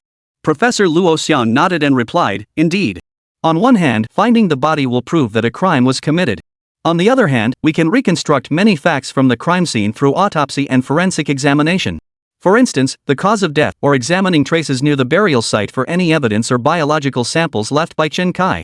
Director Guai nodded and continued, in modern cities, most surfaces like floor tiles can be cleaned to remove the vast majority of traces with simple cleaning. But if it's in the wilderness or on bare ground, even the most meticulous and careful actions will leave traces. Because whenever a crime is committed, traces are left behind, even traces of cleaning. After the two experts explained, everyone's gaze shifted back to Chen Kai's face. At that moment, Chen Kai's face showed not a trace of worry, fear, or tension. Chen Kai merely gave a wry, resigned smile and said, what exactly do you want me to admit? Zhang Luxin finally couldn't hold back. She stood up and said, don't play dumb when you know the truth. I've already explained the case to you. Now, Teacher Li has come forward to report that you kidnapped her to contact the two parents. With one parent dead and the other missing, we need you to explain where these two people went. Chen Kai feigned sudden understanding. When you first told me, I didn't listen carefully. I thought you were just picking a fight to start a conversation. After all, I often run into people like you. Zhang Luxin slammed her fist on the table, furious. You. But the supervising officer beside them cleared his throat. Zhang Luxin gritted her teeth and snapped, stop spouting nonsense. Get to the case. Chen Kai nodded. Fine, let's talk about the case. You wouldn't have arrested me just based on that female teacher's one-sided account, would you? Just because I went shopping and booked a room at this hotel, you've made me a suspect? May I ask, is there even a victim in this case? Where is the victim? You, the suspect, are asking us where the victim is? That's what we should be asking you. Zhao Chang roared angrily. Chen Kai ignored Zhao Chang's outburst and turned to Zhang Luxin. Doesn't the hotel have surveillance? Follow the footage, you'll definitely find where these two are. Once we find them, won't the case be solved? Why must you believe the one-sided account of a teacher whose professional ethics are questionable? I advise you to be cautious about trusting this Teacher Li's account. I suggest having Teacher Li's mental state evaluated. She's highly likely to have filed a false report. Chen Kai was clearly turning the tables and making baseless accusations. From my limited interactions with Teacher Li, I've noticed her mental state seems off. She constantly struggles to suppress an uncontrollable sense of excitement, even when discussing mundane matters. At first, I suspected she might have hyperthyroidism, but now that she's falsely accused me, it's more likely schizophrenia. Chen Kai's words weren't entirely slander. Chen Kai genuinely believed Teacher Li's mental state was abnormal. But the truth was that this supporting actor, Teacher Li, had suddenly been given more scenes. She struggled to contain her inner delight, letting her excitement slip through her expressions from time to time. Especially when she realized she was facing the camera and being broadcast live. This heightened excitement and the obvious traces of acting on her surface allowed Chen Kai to spot her unusual state at a glance. That's why Chen Kai was so adamant in accusing Teacher Li of having mental issues. Chen Kai's tactic of turning the tables left the viewers in the livestream room stunned. Some viewers immediately dug up recordings of Teacher Li's streams and began scrutinizing them. Ha! Chen Kai is just being a complete jerk. This is openly mocking Teacher Li's acting skills. No wonder the director later scrapped all the extra scenes and replaced them with professional actors. But how is Teacher Li supposed to spin this? Setting aside the awkward acting, this guy really does seem mentally unstable. Before the police could speak, Inspector Li addressed Chen Kai directly. First, cooperate with the police investigation. Regarding Ms. Li's mental state, I will also urge the police to arrange for a professional evaluation of her mental health. Chen Kai nodded and continued, I'm eager to prove my innocence. I demand access to all hotel surveillance footage. Especially the footage from the camera outside room 311. I need to see exactly where those two missing people went. Zhao Chang and Zhang Luxin both froze in shock. They hadn't anticipated Chen Kai would proactively request to view the surveillance footage to prove his innocence. However, they had no intention of sharing the subsequent footage with Chen Kai.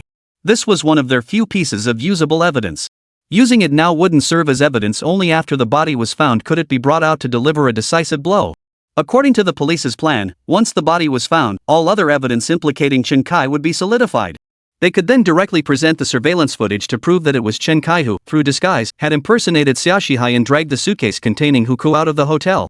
Meanwhile, the real Xia Shihai's body had already been located by them exactly where they had dug it up. Once this evidence was laid before Chen Kai, even if he denied everything, they could secure his conviction without a single word of confession. But now, with the body still missing, Chen Kai was demanding they release this surveillance footage. This is akin to the enemy burning their supplies and ammunition before the battle even begins. As the detectives in the interrogation room fell into deep thought, Chen Kai raised an eyebrow and asked, "What? Is there something shameful in this surveillance footage? Have you already deleted this segment, trying to frame me?" Chapter 46, Huku's Clothes. Holy crap! In all their years on the force, Tian Jianhua and Zhao Chang had never encountered anyone so brazenly defiant in their presence. This guy kept questioning them, doubting them. Now that Chen Kai had brought it up, it would be hard to justify not showing him the evidence. But the consequences of releasing that surveillance footage. Tian Jianhua couldn't even bear to imagine the outcome. Could it be that the hotel's subsequent surveillance footage was damaged? Or had the power suddenly cut out, halting the recording? But then again, the surveillance footage was copied by your own public security bureau. What exactly happened? Wouldn't you be the ones explaining it? Chen Kai was openly pinning the blame on them, and Zhao Chang and Tian Jianhua couldn't take it anymore. Under these circumstances, if they didn't publicly display the subsequent surveillance footage, that smear campaign would stick to them like glue. Lu Xin, play the subsequent surveillance footage for him. Director Tian. Play it. Tian Jianhua roared angrily. Zhang Luxin began playing the subsequent surveillance footage.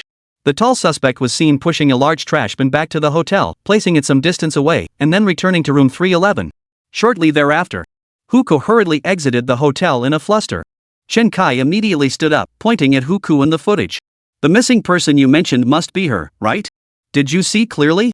She walked out of the hotel on her own." Zhang Luxin ignored Chen Kai's evasive tactics. They knew full well this person wasn't the missing Huku, but Teacher Li, who had been instructed to wear Huku's clothes.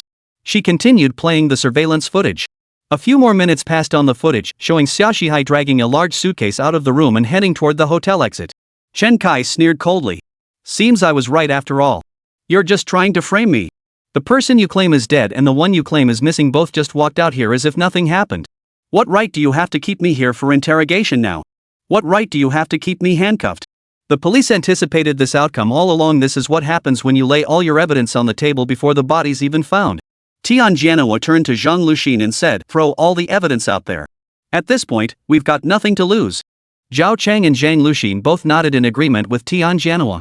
At this point, they had no choice but to lay all their evidence on the table. According to Teacher Li, the suspect had her and Huka swap clothes and disguise their faces. So the Huka you mentioned walking out was actually Teacher Li. Chen Kai nodded and said, "So what? What can prove it? For instance, can your highly trusted facial recognition system identify the two after they switched clothes?"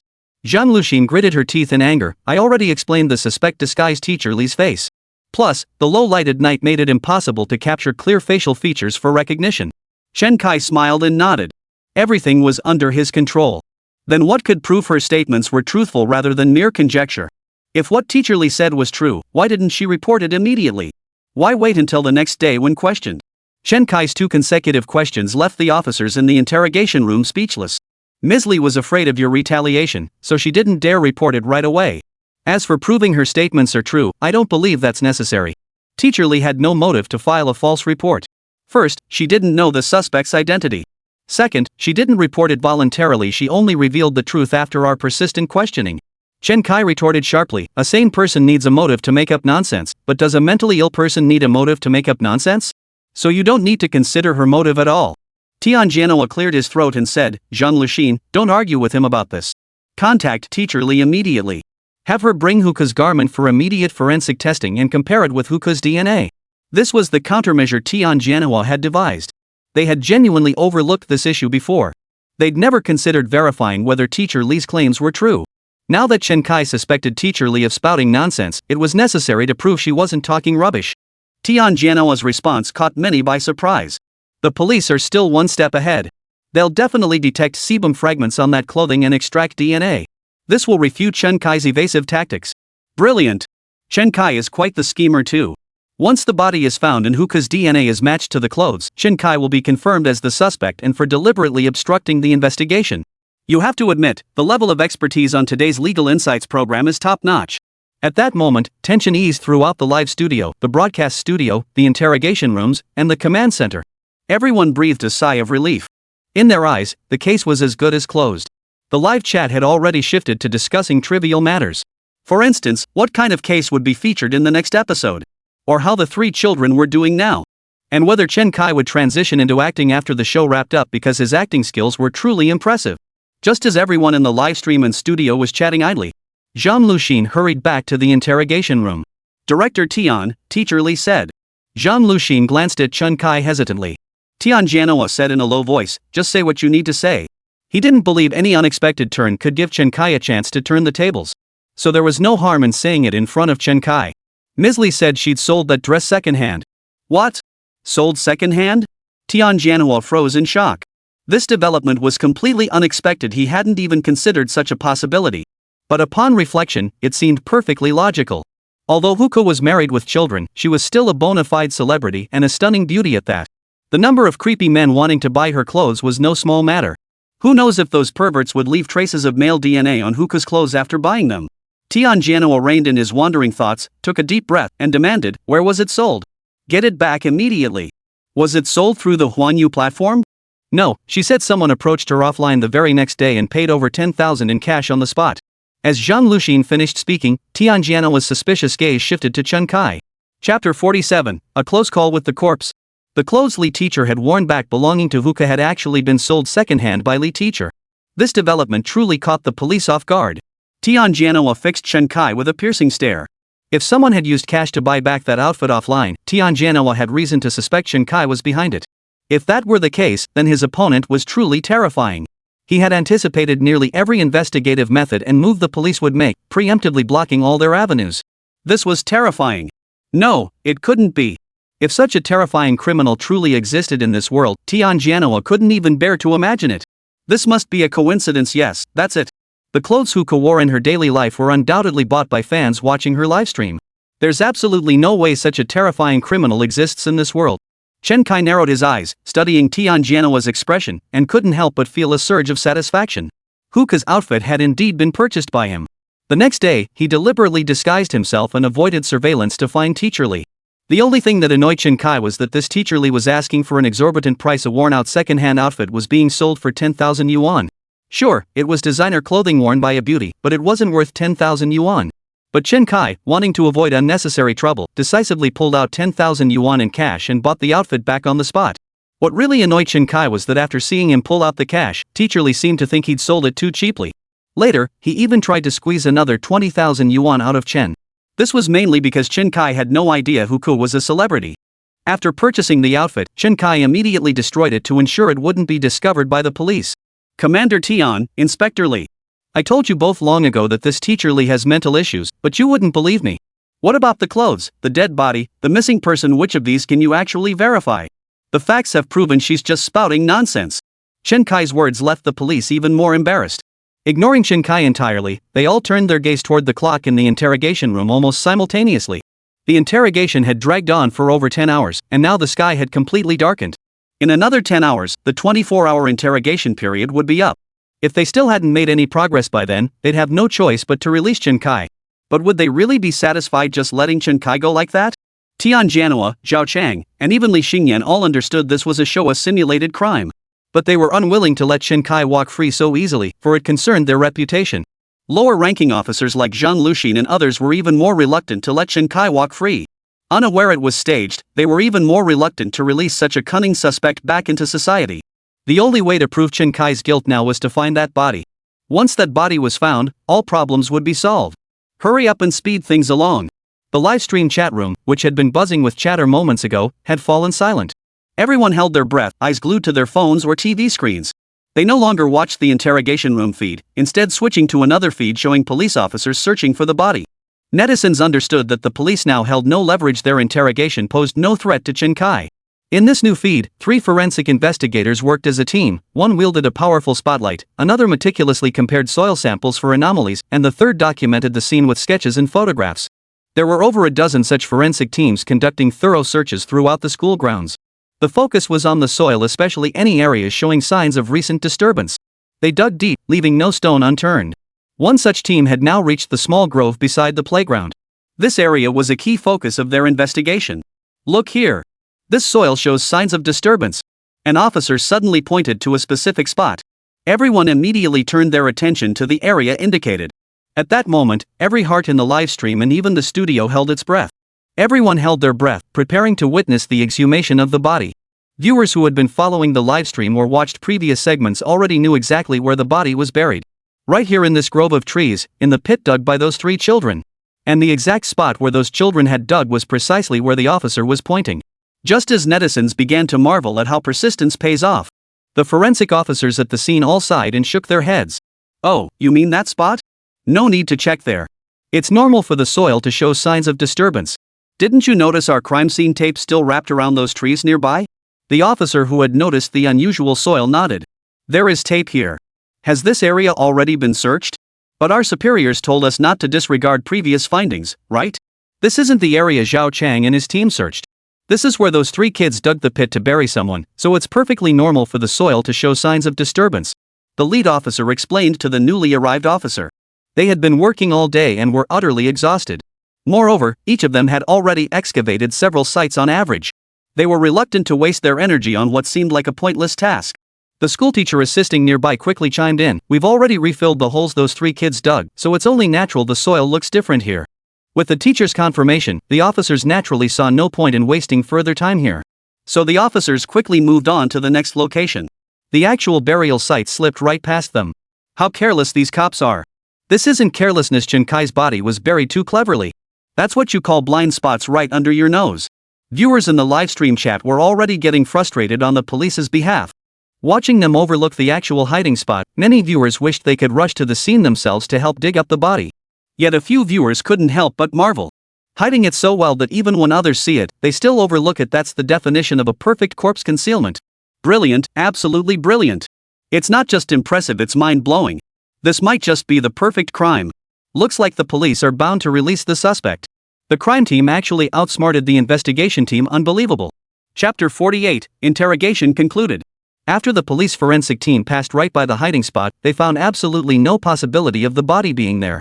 Unless, after failing to locate the body, they decided to uproot every single tree in the small grove on the playground and dig up every inch of soil. Otherwise, they would never find the body. That night, everyone involved in the case stayed awake. They waited for that good news until 7 a.m. the next morning. At 8 a.m. yesterday, after dropping Luoan off at school, Chen Kai was taken to the interrogation room at the police station. According to the law, the interrogation of a criminal suspect must not exceed 24 hours. Furthermore, suspects' personal freedom cannot be restricted through continuous summonses for interrogation. This meant that if the police failed to secure any substantive evidence proving Chen Kai's guilt within the next hour, he would have to be released. Furthermore, without new evidence, the police were prohibited from summoning Chen Kai for further interrogation. Finally, Tian Jianhua couldn't wait any longer. He dialed the police captain in charge of searching the school for the body. If you haven't found it yet, don't bother looking anymore. Chief Tian, I've failed to meet your expectations and those of every detective in our bureau. I've brought shame upon our bureau's detectives. The voice of the police captain in charge of the search trembled. He knew everyone was pinning their hopes on them, waiting for him to find the body and deliver the final blow to the suspect. But he never imagined that after searching the entire area all night, digging up every suspicious spot, he found nothing, not even the remains of a cat or dog, let alone a human body. This meant the suspect would have to be released, remaining at large. He was so unwilling to accept it, so unwilling. Tian Jianhua waved his hand. Call it a night. Let the brothers get some rest. Chief Tian. Understood. Tian Jianhua barked in a deep voice.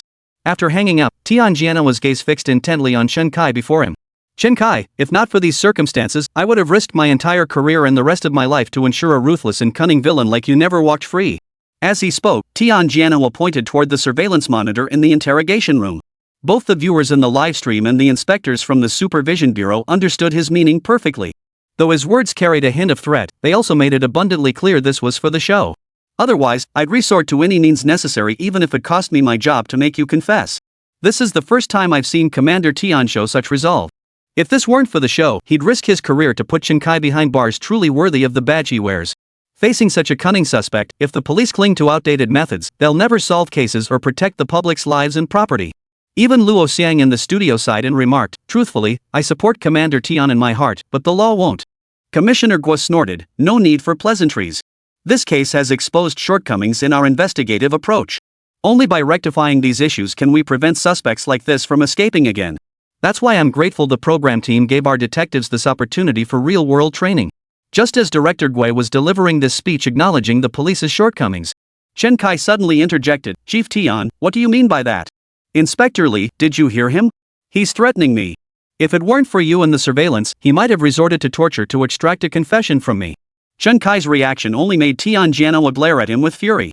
This guy was still spouting such obnoxious nonsense at a time like this purely to disgust himself. Didn't he realize this was a live broadcast? Didn't he realize he was on a live broadcast, not a surveillance recording? Absolutely despicable. Inspector Li said coldly, "He's just talking. We only deal in evidence. Just like today, without evidence proving you committed a crime, you'll be released." Chen Kai was released from the police station. He took a deep breath of freedom before driving home. Chen Kai wasn't as happy as others might expect. Instead, he felt sorry for the police. Perhaps it was because he had once been an experienced detective himself. This time, he stood completely on the opposite side of his former self, a realization that made Chen Kai sigh with emotion. If he were Tian Jianhua or Zhao Chang, he would never have let a suspect like himself walk free, not even if it meant risking his career. But fate had other plans. Having just arrived in this world, how could I stand by and watch my adorable daughter get bullied without doing anything? At first, I only intended to scare the other two parents. Who knew that Xia Shihai would just die out of the blue? His sudden death during my prank. It was like mud falling into your pants, whether it was or not, it was still. To ensure his precious daughter Luoan could still have a complete family, Chen Kai had no choice but to gradually position himself against his own profession. He used his experience and the abilities granted by the system to oppose the police. The studio audience watched Chen Kai's expression with growing surprise. Why does he look so unhappy? He seems completely immersed. I've heard some method actors get so deep into their roles they can't snap out of it for ages. Chen Kai's acting is so good, could he be an immersive actor too? Could it be that Chen Kai has forgotten this is a show? Or perhaps he doesn't even remember it's a show? Remember his reaction earlier? It was a bit strange. The moment this comment was posted, it sparked a flurry of discussion. Chen Kai's acting was just too believable since the show began. He hadn't once broken character. Even professional actress Uko, who secretly met her husband and child while Chen Kai was taking Luoan to school, was just seen as a behind-the-scenes moment. But Chen Kai seemed to have no private life at all. It was all about the show. The director also noticed these comments in the live chat. Just as the director pondered the matter, a phone call came in. The show is doing well with high ratings, praise is in order. But you need to understand what kind of values our program is meant to promote. As the director, you absolutely must keep this overarching direction in mind. Chapter 49, The Big Boss's Call. Director Xia Shihai hung up the phone, his face clouded with worry. Just then, the director and editor walked in together. "Director, the case has been wrapped up. With your approval, we can edit the footage into a director's cut for release on major platforms and television." Xia Shihai waved his hand dismissively. "No rush on that. This case isn't over yet. The big boss just called." Top leadership? Several crew members immediately flinched in alarm. The higher-ups the director referred to weren't the usual folks from the Political Propaganda Bureau of the Public Affairs Department. It was the big boss directly overseeing their online broadcasting administration. You don't mess with the online broadcasting administration. They hold the power of life and death over a program. If he declared, "This program doesn't align with core values," it would be scrapped immediately. The production crew immediately asked, "What did the big boss say?" Director Xia Shihai sighed and slowly replied, "They want us to clearly define the values we're promoting, and they've instructed me, the director, to ensure the overall direction stays on track." Can you believe it? The Propaganda Bureau of the Ministry of Public Affairs wants me, the director, to just step aside and let the actors improvise freely. Now that we've reached this point, the Online Broadcasting Administration has come knocking, accusing me, the director, of failing to steer the program in the right direction. I'm more wrong than Doi herself. Several crew members panicked instantly. "Director, what should we do? If the show gets cancelled, all our hard work will be for nothing. We need to figure something out now. We can't let the show get cancelled. Should we try reaching out to the Publicity Bureau of the Ministry of Public Affairs?" Xia Shihai waved his hand and sighed, "No need. Let's not trouble the higher-ups just yet. Everyone take a day off." Ever since Chen Kai was arrested, it hasn't just been him and the police burning the midnight oil. We've all been at it for 24 hours straight. Let's rest up before starting the next round. Another round, the production crew asked in unison. Because any publicly broadcast program or film, especially crime-themed ones, must ultimately show good triumphing over evil criminals arrested, police securing final victory. If we get the moral values wrong here, forget about the next round, the entire show will be cancelled. Director Xiaoxi said in a low voice, Chen Kai still has one missing person on his hands, Huku. As long as Huku comes forward voluntarily to identify Chen Kai, all problems will be solved. Huku? Yes. There's still Huku. The production team felt hope surge once more. With their help, it would be inexcusable if the police still couldn't crack the case. The program was now entering its final stages. Without guardians to supervise them, community workers couldn't possibly care for all the children wholeheartedly. They simply dumped the children into a public welfare institution and abandoned them. These days, where would you find orphans? Most of the residents in welfare institutions were elderly people without anyone to care for them. Ever since these three little rascals entered the welfare home, they'd been running wild. They stole, swindled, and robbed, plundering the elderly residents of the welfare home. It was unclear whether the children had simply let loose or if they were determined to demonstrate just how wicked a bad kid could be. Either way, these three kids became a constant headache for the welfare home social workers. They even went directly to the police station, hoping the officers could quickly locate the children's guardians. When they learned the police had little hope of locating the guardians, they immediately contacted the Education Bureau and arranged for the children to attend a vocational school. All necessary paperwork for the children has now been submitted to the reformatory school. All that remains is for the Public Security Bureau to provide an order for strict discipline and proof of the guardian's disappearance before the children can be sent to the vocational school. It has now been 5 days since the two guardians went missing. With 2 days remaining, the Public Security Bureau can issue the necessary documentation to place the three children in the vocational school. This case will then be concluded. The program will now cease live broadcasts. Updates on the day's case developments will air daily at 12:38 p.m., followed by discussions on juvenile crime and school bullying. The Municipal Police Department's setback in Chen Kai's case did not make its Criminal Investigation Division a laughingstock among national police forces. Only fellow officers knew that the Municipal Police Bureau had deployed its strongest investigative capabilities this time. Take, for instance, the new technology they employed in their pursuit system, a breakthrough unheard of and unseen by most district and county police departments. Moreover, the shortcomings exposed in this case were largely shared by criminal investigators nationwide. Even the Criminal Investigation Bureau's experts convened discussions specifically to analyze Chen Kai's case. Ultimately, they decided to compile Chen Kai's case into a standard textbook example for inclusion in Police Academy criminal investigation curricula. Simultaneously, excerpts from the program recording were distributed to criminal investigation units at all levels for study and discussion. The detectives had genuinely embraced the mindset of fearing no setbacks. They understood that exposing problems was the first step toward solving them. Commissioner Guohua was heartened that frontline officers could confront problems so directly. Ring ring. Guohua picked up his phone to find it was the current director of the Criminal Investigation Bureau at the Ministry of Public Security. Hey, old Guo. That show you were on really opened my eyes. Guohua waved his hand with a smile. It's been eye-opening for me too. While the outcome isn't perfect, it has exposed many problems. I agree. Aren't you the show's special expert? Please tell the director that the show should maintain this level of quality going forward and seek out more actors like Chen Kai. Guohua nodded. I was just about to suggest that. I plan to ask the director to have Chen Kai participate in the next episode, though we police might need to bolster our capabilities. That's easily arranged. I'll select elite officers nationwide to form a dedicated investigative unit for solving cases. We aim to transform this program into a real-world training ground akin to the Zurin military exercises.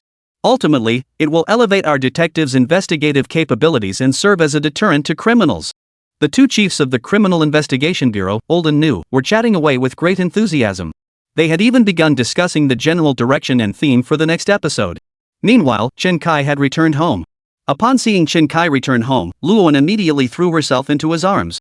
Daddy, you're amazing. Instead of asking where he'd been the night before, Luoan simply exclaimed, You're amazing. This left Chen Kai somewhat taken aback. Still, Chen Kai held Luoan close and whispered softly, Daddy promises you Daddy will never leave you again. Chapter 50, Huko's Probe. Huko, who was doing housework nearby, watched Chen Kai and Luoan father and daughter and felt a touch of emotion herself.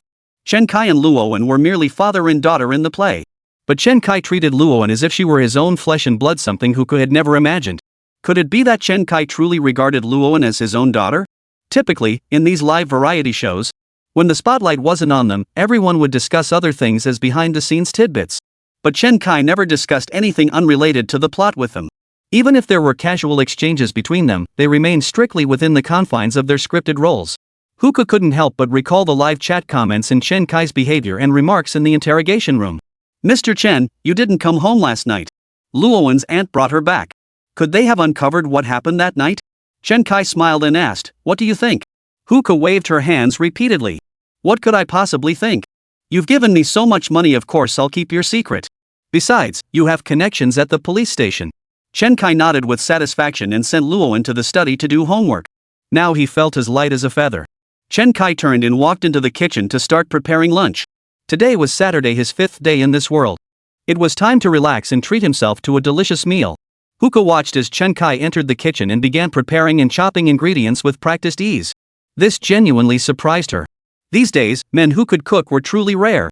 Perfect timing. Huka saw this as an opportunity. She squeezed into the kitchen and started assisting Chen Kai. Mr. Chen, I had no idea you could cook. Chen Kai smiled and nodded. After all these years alone, I'd starve to death if I didn't learn to cook. Mr. Chen, have you really been alone all these years? Have you ever considered starting a family again? Huka was merely making casual small talk, but Chen Kai's gaze fixed on her. The intensity of his gaze made Huka blush. Could he be interested in her? Her current role was indeed that of a single woman, but in real life, she had a husband and children. Didn't Chen Kai pay attention to the entertainment world? Didn't he recognize her? If she truly embodied this character, she and Chen Kai might just. Huka flushed at the thought. But Chen Kai merely glanced at Huka before lowering his head again to resume chopping vegetables. She hadn't considered it yet, but this was a very serious matter. It wasn't something you could just casually form with anyone you met. What if they separated? Would she have to raise the child? If she didn't raise the child well, she might even get into trouble. Huko's face turned green at those words. What did that mean? He was calling her out. Weren't you just implying I'm a promiscuous woman? Give me a break. That was just my character's persona. And I, Huka, am no loose woman. To keep the conversation going, Huka didn't get too upset and explained herself a bit. Seeing Chen Kai remain silent, she suddenly asked, You've had a rough few years. How long has your wife been gone?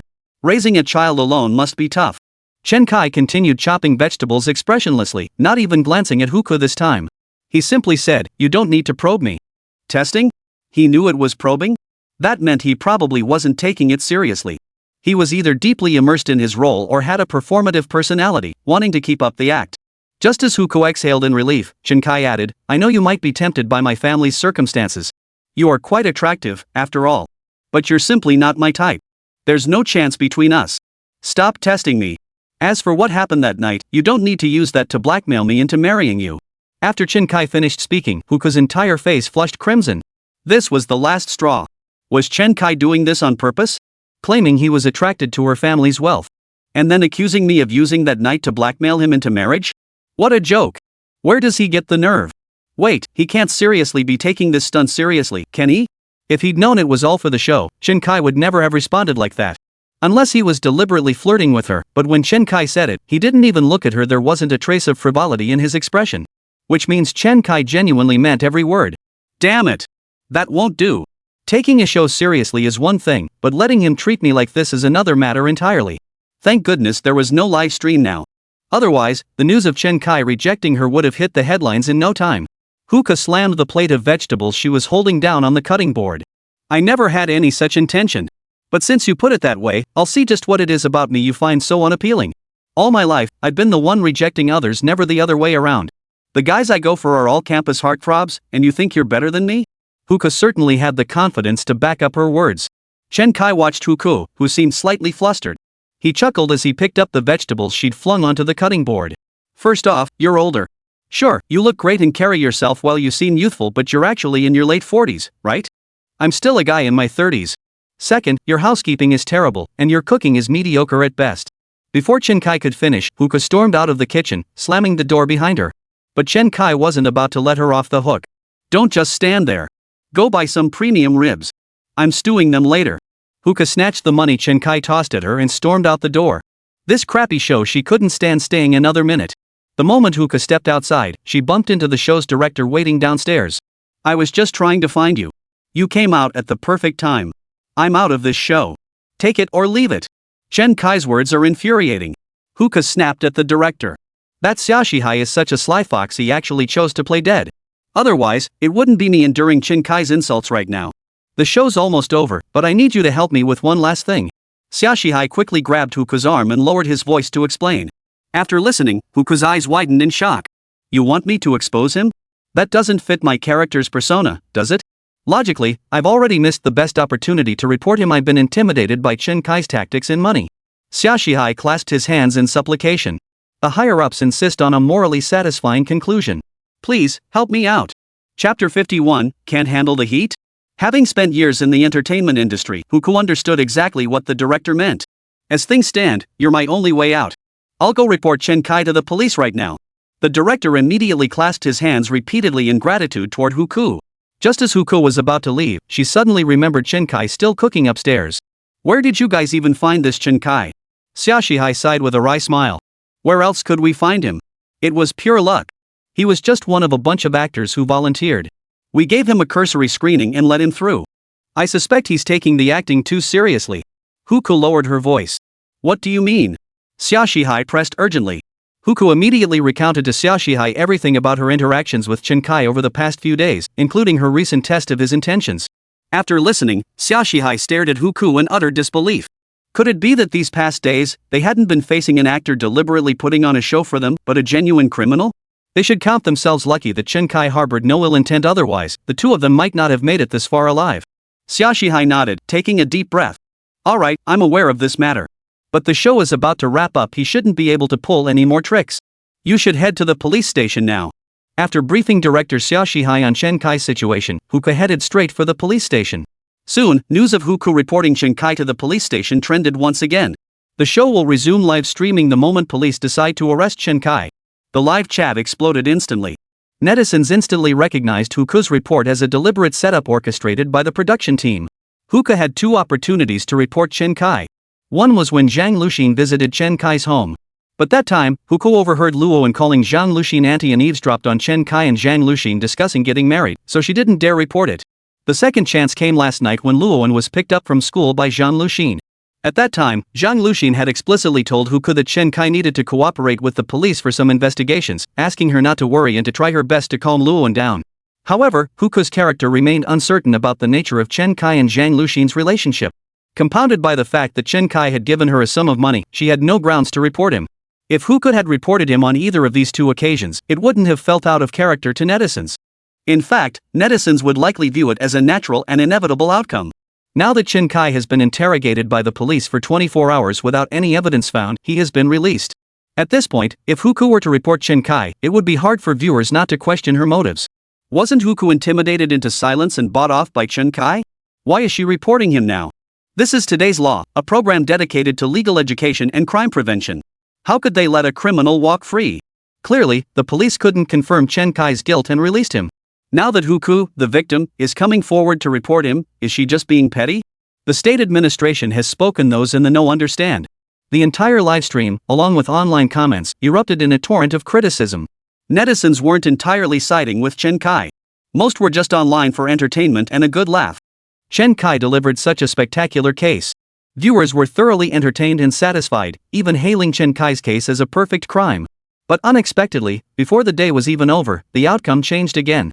In the end, it reverted to the tired tropes. The net of justice is wide but never misses its mark. The devil may be clever, but the righteous are wiser. The bad guys will inevitably face justice, and righteousness will triumph. Does the online broadcasting authority really enjoy lecturing people so much? However, some viewers still held opposing views. Parents with young children, especially those who aren't very well behaved, were the most vocal. My child is still young. What if they watch the show and try to imitate it? Kids must understand that doing bad things means getting caught. In the studio, director Gua, who had rushed over, glared angrily at the director. What are you trying to accomplish? We were actually praising this program for being well executed, providing our investigative units with a valuable real-world training opportunity. But now, look at what you've done. How will the public view our public security bureau after this? They'll think our bureau is cheating and can't take a loss. Director Xiaoshihai hurriedly offered Director Gua a cup of tea. Calm down, calm down. Director Gua, I really had no choice. I followed your public service department's requirements exactly, but our higher-ups at the Online Broadcasting Administration wouldn't approve it. Director Gua Hua understood the difficulties faced by those in the arts. But he still said angrily, our law enforcement team either does things right or doesn't. We never resort to these convoluted tricks. You must clarify this matter later. It wasn't our police bureau demanding this ending, but you. Yes, I will clarify it immediately. Xia Shihai nodded repeatedly. That stubborn old man really is all about saving face. Commander Tian, however, was nothing like him in his stubbornness. When Commander Tian learned Huko had appeared, he practically jumped for joy. He even called me personally to express his gratitude, saying he'd properly thank me after the program wrapped up. Oh, Director Gua, there's one more thing I need to tell you. Xia Shihai recounted the entire incident involving Chen Kai in meticulous detail. I carefully reviewed some of Chen Kai's recorded performances. From a director's professional perspective, his acting showed no signs of artificiality. Or rather, he didn't treat it as acting, he believed it himself. He took it seriously? Director Gua furrowed his brow and asked, what reason could he have for that? Well, I'm not sure myself. The director shook his head. After a moment's thought, he added quietly, what I mean is, Chen Kai doesn't realize this is acting. This indicates he's extremely dangerous. After the program ends, should the police take him into custody? After a moment of contemplation, Director Gua actually smiled. If that's the case, then we absolutely must take him into custody. But as for the specifics of how to handle it, well, that's something we'll need to discuss thoroughly. The director froze. What does your police department's surveillance of key individuals have to do with my public legal education program? He was about to ask more when he saw Director Gua pick up the phone and walk out of the studio. Hello, Criminal Technology Division's Psychological Testing Lab? Send someone with psychological testing equipment to assist Tian Jianhua at the Municipal Bureau. Focus on questioning Chen Kai about his awareness of matters outside the program. Chapter 52, Psychological Testing. Today's legal lecture, live stream resumes. As soon as the live stream went live, regular viewers received push notifications and immediately clicked in. The live feed showed a line of armed SWAT officers, equipped with police weapons, stationed outside Chen Kai's residence. Tian Jianhua, the case commander, monitored the situation from the command vehicle station near the residential complex. Reporting to the commander, Arrest Team 1 has arrived at the suspect's residence. Reporting to the commander, Arrest Team 2 has sealed off all exits of the underground garage. Reporting to the commander, Team 3 has secured all exits of the residential complex. Tian Jianhua watched the live feed from the body camera and ordered in a low voice, Team 1, Zhang Luxin, knock first. Everyone else, stay concealed. If the suspect cooperates, remain concealed for now. If the suspect does not cooperate, then proceed with the operation. The police had made thorough preparations for this operation. If Chen Kai cooperates and goes to the station willingly, that's fine. If he doesn't cooperate, the arrest team will teach him how to cooperate. Ding dong, ding dong. The sound of the doorbell rang out. Chen Kai turned to Huka beside him and asked, is it for you? Huka felt a pang of guilt under Chen Kai's gaze. After reporting Chen Kai to the Public Security Bureau yesterday, she had intended to go straight home. But the police had instructed her to return to Chen Kai's residence to avoid alerting him prematurely. Huka averted her gaze and quickly rose to her feet, hurrying toward the door. I'll go see who it is. The moment Huka opened the door, she quickly ducked behind Zhang Luxin. Zhang Luxin then entered Chen Kai's home alone. Where's Luoan? She said she had piano lessons this weekend. I already took her to the tutoring class. Chen Kai poured himself a cup of tea, downed it in one gulp, then stood up and said, let's go. This left Zhang Luxin somewhat taken aback. Was he being this cooperative? She hadn't said anything at all. You know where we're going? Just get going? Where else could I go? Isn't it just your Public Security Bureau interrogation room? What else could you possibly want with me? Zhang Luxin snorted. Looks like you've got a guilty conscience. The moment the police show up, you know exactly what's coming. You're coming with us. Here's your summons. Arrest warrant. This time, the police actually resorted to compulsory summons. The previous 24-hour interrogation of Chen Kai could only be considered a routine summons. Chen Kai could have refused to appear, as at that stage the police only suspected him without concrete evidence. This time, however, the police directly issued a compulsory summons. Arrest warrants are a form of coercive measure employed by the police. The use of this warrant signaled that Chen Kai's criminal facts were largely established, necessitating his compulsory appearance for interrogation. The police's use of this procedure did indeed surprise Chen Kai. But he quickly regained his composure, smiling as he held out his hands to Zhang Luxin and said, come on, police officer, cuff me again. Looks like you've really studied our police procedures thoroughly, even knowing that restraints can be used during compulsory summons. Zhang Luxin showed Chen Kai not a shred of mercy. She slammed the handcuffs down hard onto his wrists. Shortly after, several SWAT vehicles surrounded the police car carrying Chen Kai and Zhang Luxin as they departed the residential compound, heading toward the Public Security Bureau. Soon, Chen Kai found himself back in the interrogation room he had left just one day prior. This time, however, the interrogation room contained an additional set of equipment. This equipment resembled hospital monitoring devices, complete with various electrocardiogram instruments and blood pressure cuffs. The difference was that this equipment was connected to a laptop computer, not a small TV screen like in hospitals. Chen Kai was taken aback by the sight of this setup. Psychometric equipment? The police had actually brought out this kind of thing this time. Chen Kai had never used such equipment himself, but he knew its reputation. They rarely used such equipment in criminal investigations. Psychological testing sounds fancy, but put bluntly, it's a lie detector. Such devices aren't recognized as evidence by the judicial system, so they typically appear in scenarios where conclusive evidence isn't required. For instance, departments like the Longan Bureau, tasked with safeguarding national security against spies, frequently employed it. Chen Kai was already bewildered upon seeing the equipment. Are you kidding me? His crime couldn't possibly warrant this kind of equipment, right? Chen Kai's impression of lie detectors was stuck in spy movies like when Japanese special hire police used them to interrogate underground Communist Party members. Viewers in the live stream room stared wide-eyed at the new equipment in the interrogation room and the middle-aged woman in a white lab coat. Holy crap, the police are about to get tough. Better be ready to resuscitate Chen Kai. Doubt it. This is a live broadcast, the police should at least be discreet, right? The golden shield from the Criminal Police Academy instantly recognized the equipment. That's psychological testing equipment. Psychological testing? Are they going to test if Chen Kai is an E or an I? The psychological testing we're referring to isn't the same as the personality tests people usually think of. To put it simply, it's a lie detector. A lie detector? Professor Luo Xiang in the studio froze in surprise. Director Gua, you must know that polygraph results aren't admissible as evidence, right? Host Xiasa nodded in agreement. Exactly. In all my years hosting today's Legal Insights, I've never seen police solve a case using a lie detector. Could it be that the police are at a loss with Chen Kai, so they're resorting to some mystical methods? Commissioner Gua shook his head with a smile. How could that be? We certainly know psychological testing cannot be used as evidence to solve cases, but it might provide us with some leads. At this point, Director Gua cleared his throat and looked directly into the camera. Furthermore, I disagree with your characterization of this as mysticism, Xiasa. On the contrary, psychological testing is a science. Some people might only know about psychological testing from spy movies, so let me briefly explain. The purpose of psychological testing is to uncover lies and restore the truth. When people lie, they exhibit numerous telltale signs. For instance, they may speak incoherently with excessive pauses, awkward transitions, or repeated words, all to buy time for thinking and fabricating stories. These are linguistic indicators that experienced interrogators can detect. However, suspects like Chen Kai, who have prepared their stories in advance, often cannot reveal their lies through speech or facial expressions. Psychological testing was developed precisely to address such situations. Because lying also triggers physiological changes. For instance, increased sweat gland activity leads to sweating, flushing, and altered breathing. Other signs include muscle tension or slight tremors, accelerated pulse, elevated blood pressure, increased blood output, dilated pupils, stomach contractions, and reduced digestive fluid secretion. Our psychological testing equipment, while termed psychological, actually measures these physiological indicators. This is true science, not mysticism. Director Gua's explanation left not only Xiasa and teacher Luo Xiang dumbfounded, but even the livestream viewers couldn't help but gasp in astonishment. Chapter 53, The Lie Detection Begins. Director Gua's explanation left many viewers speechless. They never imagined a lie detector could involve so many intricacies. If lying truly triggers so many detectable issues, it really is incredibly scientific.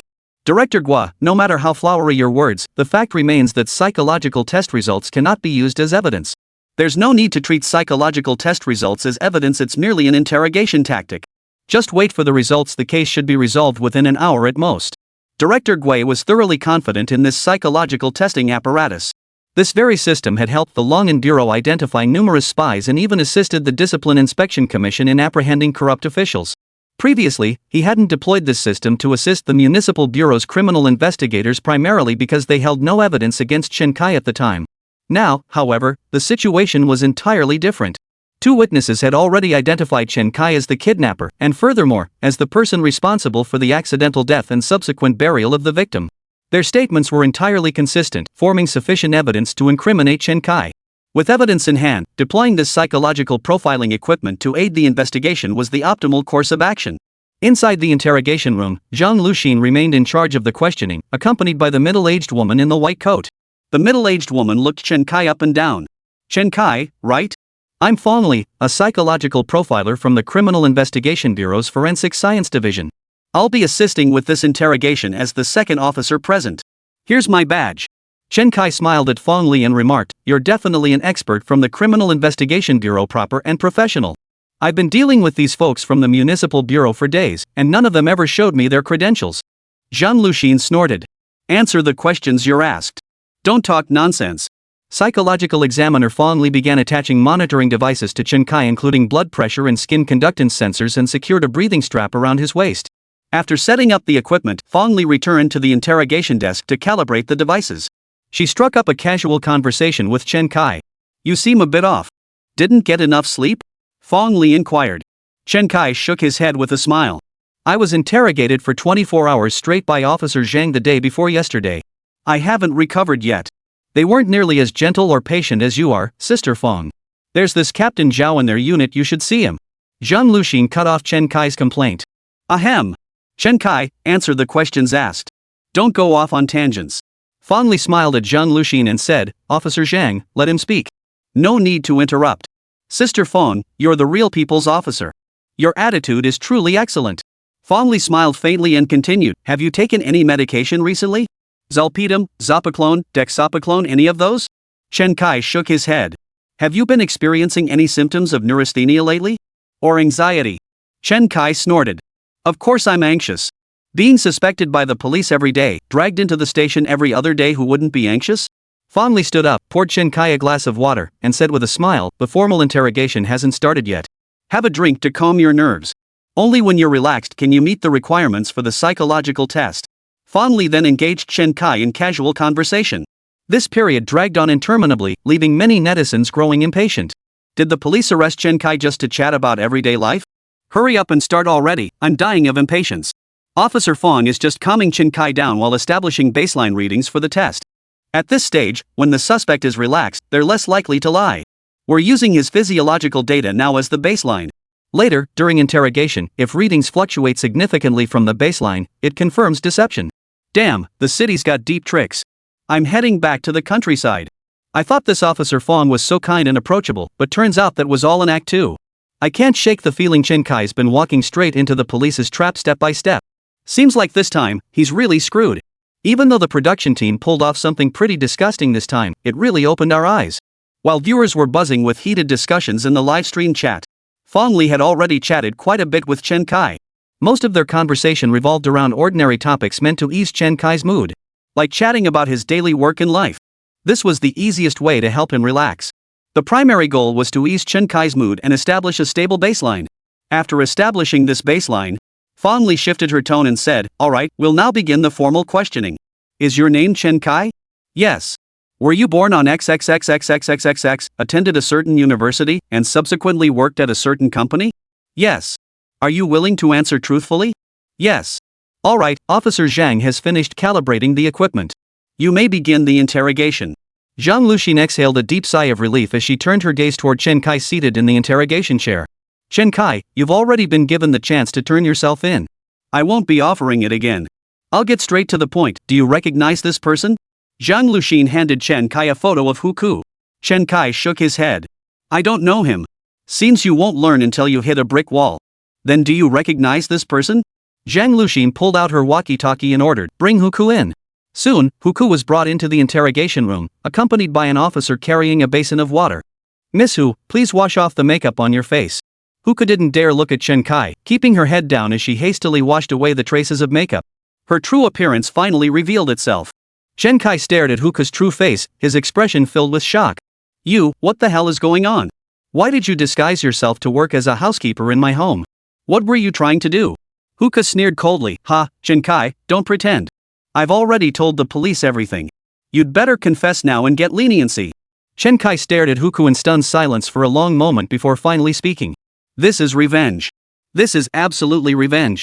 You're doing this because I refused your marriage proposal. This is your way of getting back at me. Exactly. Disguising yourself like this must be to get close to me and Luoan. Huku's temper flared instantly. She pointed at Chen Kai and shouted angrily, don't talk nonsense.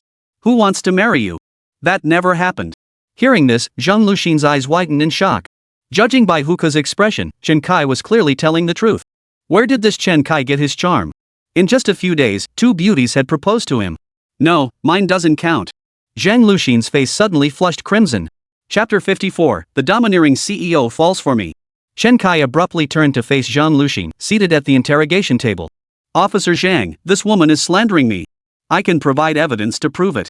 Zhang Luxin and even Tian Jianoa, who was monitoring the interrogation room from the command center, froze in surprise. What kind of nonsense is Chen Kai up to now? Last time he claimed Teacher Lee had mental issues that was slander. Now he's claiming Huko wanted to marry him but failed, another deliberate smear. Could it be they collude on their statements beforehand? How else could two people's accusations be so perfectly identical? Tianjianhua said in a low voice, make him provide evidence. I'll see what kind of evidence he can come up with. Also, regarding the consistency between Teacher Lee and Huko's statements, have him provide an explanation. Zhang Luxin immediately followed Tianjianhua's instructions and pressed the question. Chen Kai pointed to his phone on the interrogation table. My phone was recording at the time. You can listen to it. Zhang Luxin picked up Chen Kai's phone and had him unlock it with facial recognition before examining it closely. Her brow quickly furrowed. Your phone recorded the entire time? How come there are so many recordings? Chen Kai pursed his lips and said, so many people have been slandering me lately. I have to be fully prepared, right? Zhang Luxin immediately spotted the recording he was referring to. Chen Kai had marked it distinctly on his phone. Chen Kai wasn't surprised by today's events. In fact, sending Huko out to buy spare ribs yesterday was his way of proactively defusing potential trouble. Otherwise, he would never have let Huko go until the case was completely resolved. After listening to the recording, Zhang Luxin shot Huko a suspicious look. By now, Huko's face was flushed crimson, almost as if it would bleed. The livestream chat exploded with gossip. Holy crap, Huko was snooping around about Chen Kai. Could he actually have feelings for Chen Kai? Chen Kai's acting is too convincing. Is Huko getting too deep into character too? Don't forget about Sha Yi and your two sons. Stop speculating. My wife isn't like that. It's perfectly normal for a middle-aged woman to be curious about such things. Holy crap, Sha Yi's here too. Ha, this is gonna get interesting. Zhang Luxin set Chen Kai's phone aside and said, this certainly proves there's conflict between the two of you. But her report matches everything Teacher Lee said. How do you explain that? The night before last, I didn't come home. She asked about it, so I briefly explained what happened. So she reported based on what I told her. What's wrong with that? Chen Kai's response was flawless, leaving Zhang Luxin momentarily speechless. Luxin, don't waste time arguing with him over this. Start the interrogation immediately. Tianjianhua shouted over the walkie-talkie. Zhang Luxin was still young after all, lacking interrogation experience. Even if she is slandering you, Huko, who has been missing for days, was found in your home. How do you explain that? Chen Kai took a deep breath and said, I can't explain that. Who knows why my live-in housekeeper suddenly turned into a stunning beauty? I'm just as shocked as you are. Could this be some kind of game? These days, aren't there always those novels with plots like the domineering CEO falls for the maid who cleans for him? So she deliberately disguised herself as plain to mimic those storylines, right? Truthfully, Chen Kai felt uneasy saying such things. Especially now, with all these ECG and blood pressure monitors strapped to his body. Saying he wasn't nervous would be a lie. Chen Kai had even mentally prepared himself for the worst. He was merely presenting the countermeasures and evidence he'd gathered. As for the police's psychological testing equipment, he could only hope it wouldn't prove too effective. Chen Kai's response nearly made everyone present laugh in exasperation. They'd never heard such an answer before. Sure, Chen Kai had achieved financial freedom, but he wasn't exactly a tycoon, was he? And it's even less likely that someone would cosplay as a housekeeper to get close to you, right? Zhang Luxin's face darkened as she pressed on. What were you doing that night? What was I doing? After leaving the police station, I went straight home and haven't left since, Chen Kai replied. What proof do you have? My daughter Luoan can vouch for me. Zhang Luxin took Chen Kai's phone and examined it. The Luoan Children's Watch app on your phone shows she fell asleep at 10:11 p.m. and remained asleep until 6:50 a.m. the next morning. The time frame when the suspect pushed the trash can out of the Four Seasons Hotel and disguised as Xiaoshihai to put Huko into the suitcase falls entirely within Luoan's sleeping hours. You had ample opportunity to commit the crime. Now, with Teacher Lee and Huko's testimonies, plus the hotel surveillance, there's substantial evidence pointing to you. There's no point in continuing to make excuses. Tell us, what time did you leave the hotel that night? With all evidence irrefutable, Chen Kai's guilt seemed a foregone conclusion. All eyes turned to Chen Kai, awaiting his confession and surrender to justice. Even Fong Li, the psychological profiler, stared intently at the oscilloscope on her laptop, monitoring Chen Kai's electrocardiogram readings. However, her expression was more somber than the others. Based purely on the metrics, Chen Kai's state of extreme nervousness was evident, with multiple indicators pointing to signs of deception. However, since the computer hadn't yet produced the final conclusive data, it would be premature to jump to conclusions. Further data analysis was required. I didn't go out that night. Zhang Luxin turned to look at the psychological examiner, Fong Li. Fong Li pointed at the oscilloscope on the laptop screen and said, both the ECG and breathing are outside the normal range. He might be lying. Zhang Luxin shrugged her shoulders at Chen Kai and said, Chen Kai, you don't need to resist any longer. Your lies have been exposed. Seems you guys still haven't outgrown your blind faith in machines. Chen Kai shook his head helplessly with a wry smile. You can pull up the surveillance footage from our neighborhood. Take a good look and see if I even left the apartment that night. Chen Kai's words caught Zhang Luxin off guard. Surveillance footage, here we go again with the surveillance footage. They had already checked the surveillance near Chen Kai's home the first time. Since they hadn't found evidence of Chen Kai leaving in the middle of the night, they hadn't brought it up last time. They had assumed that this time, the existing evidence would intimidate Chen Kai into confessing voluntarily. Unexpectedly, Chen Kai still refused to admit it. So the surveillance issue couldn't be avoided. Viewers in the livestream chat finally caught on. Remember that night? After Chen Kai left the house, he vanished completely. It wasn't until he reached the hotel that he became the person in disguise. That's right, the surveillance footage doesn't show Chen Kai ever leaving his home. Looks like today we'll finally uncover the mystery of how Chen Kai vanished into thin air and then reappeared.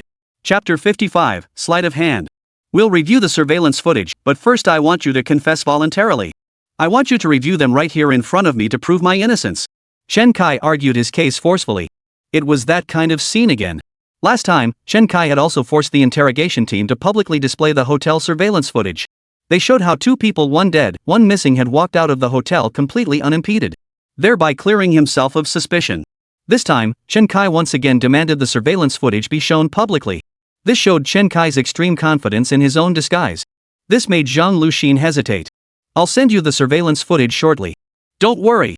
Zhang Luxin heard Commander Tian's voice through her earpiece, and she instantly felt relieved. The surveillance footage showing Chen Kai leaving and returning home. This was largely thanks to Huka's tip-off. It was precisely because of Huka's tip that the police knew what time Chen Kai brought Huka back after finishing his work. Using this timeline, they then identified everyone who had been active in the neighborhood near Chen Kai's residence during that period. They quickly identified a suspect resembling Chen Kai. It was precisely this evidence that gave Tian Jianhua the confidence to proceed directly with the summons. At this moment, surveillance footage began playing from the building entrance near Chen Kai's residence. Around 9:30 p.m., Chen Kai was seen pulling Luoan through the building entrance. The feed then switched to the elevator camera. Chen Kai pulled Luoan out of the elevator on the 10th floor, as their home was located there. The footage then quickly fast-forwarded to around 10:50 p.m., showing an unfamiliar man exiting the building entrance. Zhang Luxin paused the video. This is you. You left home at this time and headed to the Four Seasons Hotel. Wait a minute. Chen Kai interrupted Zhang Luxin's explanation of the surveillance footage. You're saying this is me? What's wrong with your police eyes? Earlier you used an AI-generated image of a janitor claiming it was me. Now you're using someone else's surveillance footage to claim it's me. You'll stop at nothing to lock me up. Please take another look. Does the person who just came home look like this person? Chen Kai's barrage of rebuttals left Zhang Luxin speechless. Even the viewers in the livestream chat were nodding in agreement with Chen Kai's words. Yeah, this doesn't make any sense. Everyone knows Chen Kai can disguise himself, but you cops need to produce concrete evidence. Chen Kai changed into this outfit at home.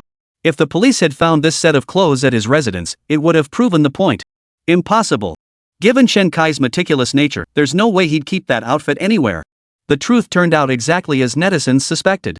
Chen Kai hadn't kept the outfit at all, he'd shredded it and thrown it away long ago. Faced with Chen Kai's relentless questioning, Zhang Luxin began to panic. This person is who you disguised yourself as. Don't try to wriggle out of it. Is this how all police conduct investigations? Just because you say I disguised myself, does that make it true? Did you even check which floor this person got off the elevator on? What? Afraid to show the elevator footage? Let me tell you this person is definitely not me. He's my neighbor on the 16th floor. This is your talent for calling a deer a horse. Just as Chen Kai was explaining the identity of the person in the surveillance footage, a voice suddenly came over the speakers in the interrogation room. It was the voice of Tian Jianhua from the command center. Chen Kai, it seems you won't learn until you hit a brick wall. Since you refuse to speak up, I'll do it for you. The surveillance feed abruptly switched to footage inside an elevator. The elevator abruptly ascended to the 16th floor, where the man entered with his head bowed. After reaching the first floor, the man exited the building entrance, followed by footage of him leaving the residential compound. After reviewing the full footage, Chen Kai stated, "The facts are crystal clear. Are you still going to frame me?" Tian Jianhua snorted coldly and explained. What a clever diversion you pulled off. This person appears to have taken the elevator from the 16th floor to exit. But in reality, you disguised yourself and walked up the fire escape to the 16th floor to take the elevator. You really are cunning. If it weren't for Huka's report and your previous use of the fire escape in the mall, this might have become an unsolved case. So, did we guess right this time? After Tian Jianhua finished speaking, the interrogation room fell silent. After a moment, the entire livestream audience finally reacted. Holy crap, Chen Kai really is something else. He actually used this method to evade and mislead surveillance. Learn something new. Our police are impressive too. If Commander Tian hadn't explained it, I'd never have figured out how Chen Kai teleported to the hotel. 666. This is high IQ crime and high IQ investigation. Looks like Hookah's tip was spot on. He's given us another great show. I gotta hand it to Chen Kai. Even at this point, he's still playing dumb. Chen Kai merely chuckled and retorted, nice guess, but unfortunately, I'm not nearly as clever as you imagine. This person is my neighbor on the 16th floor. You can verify this with my neighbors. Chen Kai's response caught Tian Jianhua off guard. He actually told him to go ask his neighbor for confirmation? Had he already bribed his neighbor beforehand? That shouldn't be possible. In a situation like this, a mere neighbor wouldn't help out, would they? Could it be that his neighbor also watched the show and wanted to appear on camera? After a few seconds of silence, Tian Jianhua turned to Zhao Chang beside him and said, have someone contact the resident on the 16th floor to ask if they went out that evening and, if so, what time they returned. Zhao Chang promptly took his team to locate the 16th floor resident. Tian Jianhua knew the interrogation couldn't be interrupted at this critical moment. He pressed the microphone down firmly. You think I haven't asked? Let me tell you straight, I've come prepared. Let's keep watching the surveillance footage. The surveillance footage continued playing, quickly advancing to just after 2 a.m. At this point, the man was pulling a woman into the building entrance of the residential complex once more. They entered the elevator and went up to the 16th floor. At 2 a.m., you brought Hookah back to the 16th floor. Just like before, you took the elevator to the 16th floor and then walked down to the 10th floor. This was confirmed by Hookah herself and corroborated by the surveillance footage. Chen Kai interrupted Tian Jianhua's description of the surveillance footage. Hold on, Commander Tian. You're saying this woman is Hookah? Did you conduct facial recognition? Or do you have other evidence to prove it was her? Just because she said it was her, does that make it so? What if it was someone else? Chen Kai stared intently at the camera before him, his tone laced with a hint of challenge. Chapter 56, The Purpose of Transfer Notes. Tian Jianhua snorted. Still trying to wriggle out of this? How could nighttime surveillance possibly capture clear facial features? Hookah's testimony and the surveillance footage already form a complete chain of evidence. No amount of wriggling out of it will help you now. Is that so? Then please explain this. If Hookah was kidnapped by me, why didn't she run? Chen Kai countered calmly. Hookah said you threatened her, so she dared not run. Chen Kai nodded slightly. Seems Hookah isn't foolish enough to spill the beans about taking my money. She must be afraid the police will confiscate this money as illicit gains, right? If that's the case, then I still have room to maneuver. Is that really the case? I've said it several times already, this Hookah is our live-in housekeeper. You can verify this by checking her bank statements. I've already paid her wages and bonuses. She saw I had money and tried to seduce me into marriage to divide my assets. After I rejected her, she colluded with your police to frame me. After Chen Kai finished speaking, the crowd couldn't help but snicker. Chen Kai, you sure know how to flatter yourself. Do you really think you're some kind of hot commodity? That everyone wants to marry you? Chen Kai turned to Zhang Luxin, who had spoken. Isn't that true? You were the one who insisted on getting married that day. Have you forgotten? Zhang Luxin slammed her hand on the table and snapped angrily, that was to give you a chance to reconsider turning yourself in. Chen Kai smiled, pointing to his phone. If you find it too much trouble to go to the bank and get Hookah's transaction records, you can just look at the transfer history on my phone.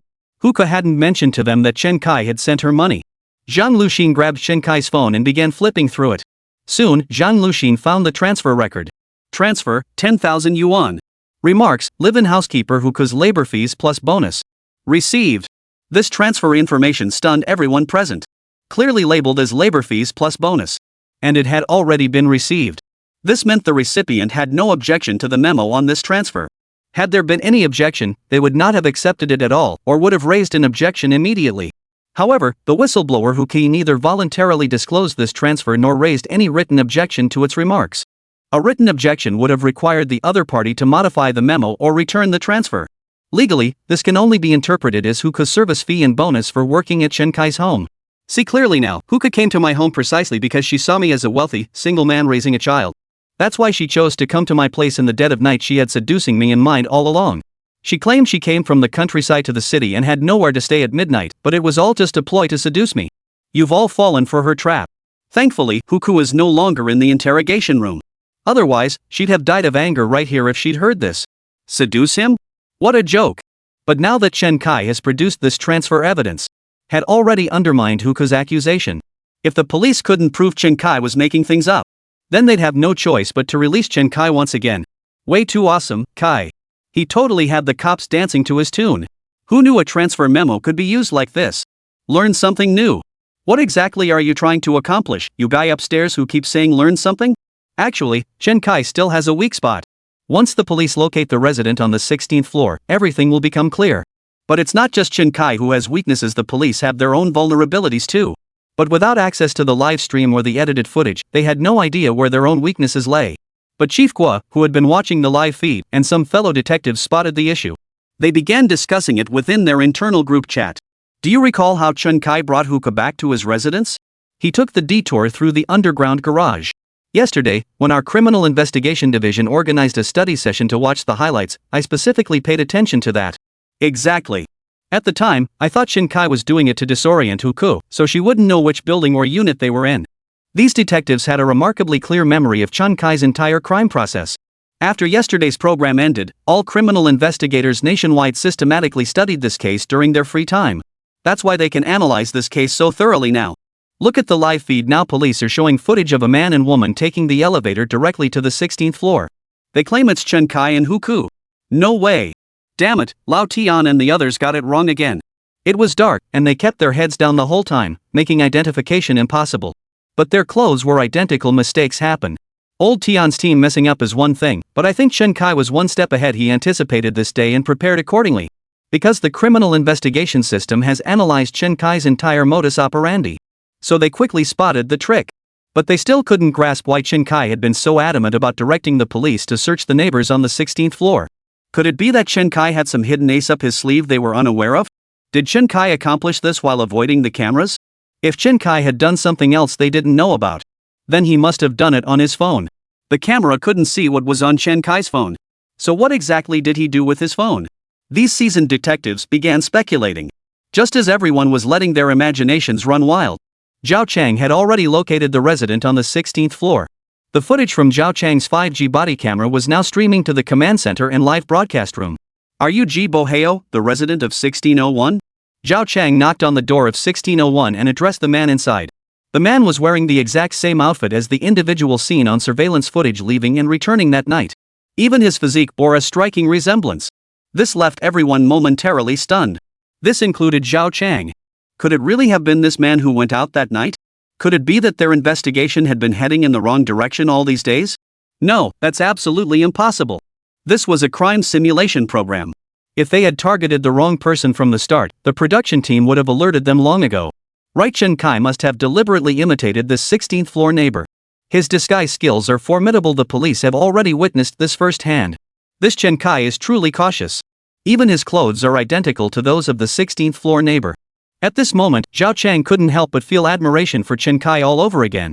Thank goodness Chen Kai was participating in this crime simulation show. Otherwise, they might never have solved this case in their lifetime. Chapter 57, Personal Privacy, Not Disclosed. Viewers in the livestream were stunned to see the 16th floor resident. Holy crap, it's identical. Did the police get it wrong? Nope, there are still differences. Remember how Chen Kai spent ages picking out clothes from the wardrobe that day? He was trying to find an outfit similar to this neighbor's. So Chen Kai must have seen this neighbor's outfit and chose to go to the 16th floor to impersonate him. That's probably exactly what the upstairs neighbor guessed. There's no other possibility. Meanwhile, discussions erupted in the detectives' internal group chat. Some immediately opened the live stream clip of Chen Kai's crime on their computers. They skipped directly to the segment where Chen Kai brought Luoan home. Sure enough, as Chen Kai and Luoan rode the elevator home, another person was inside. That person was Ji Boheo, the 16th floor resident wearing identical clothing. And every single police officer had overlooked this individual. It seemed Chen Kai had memorized both this man's floor and his attire at the time.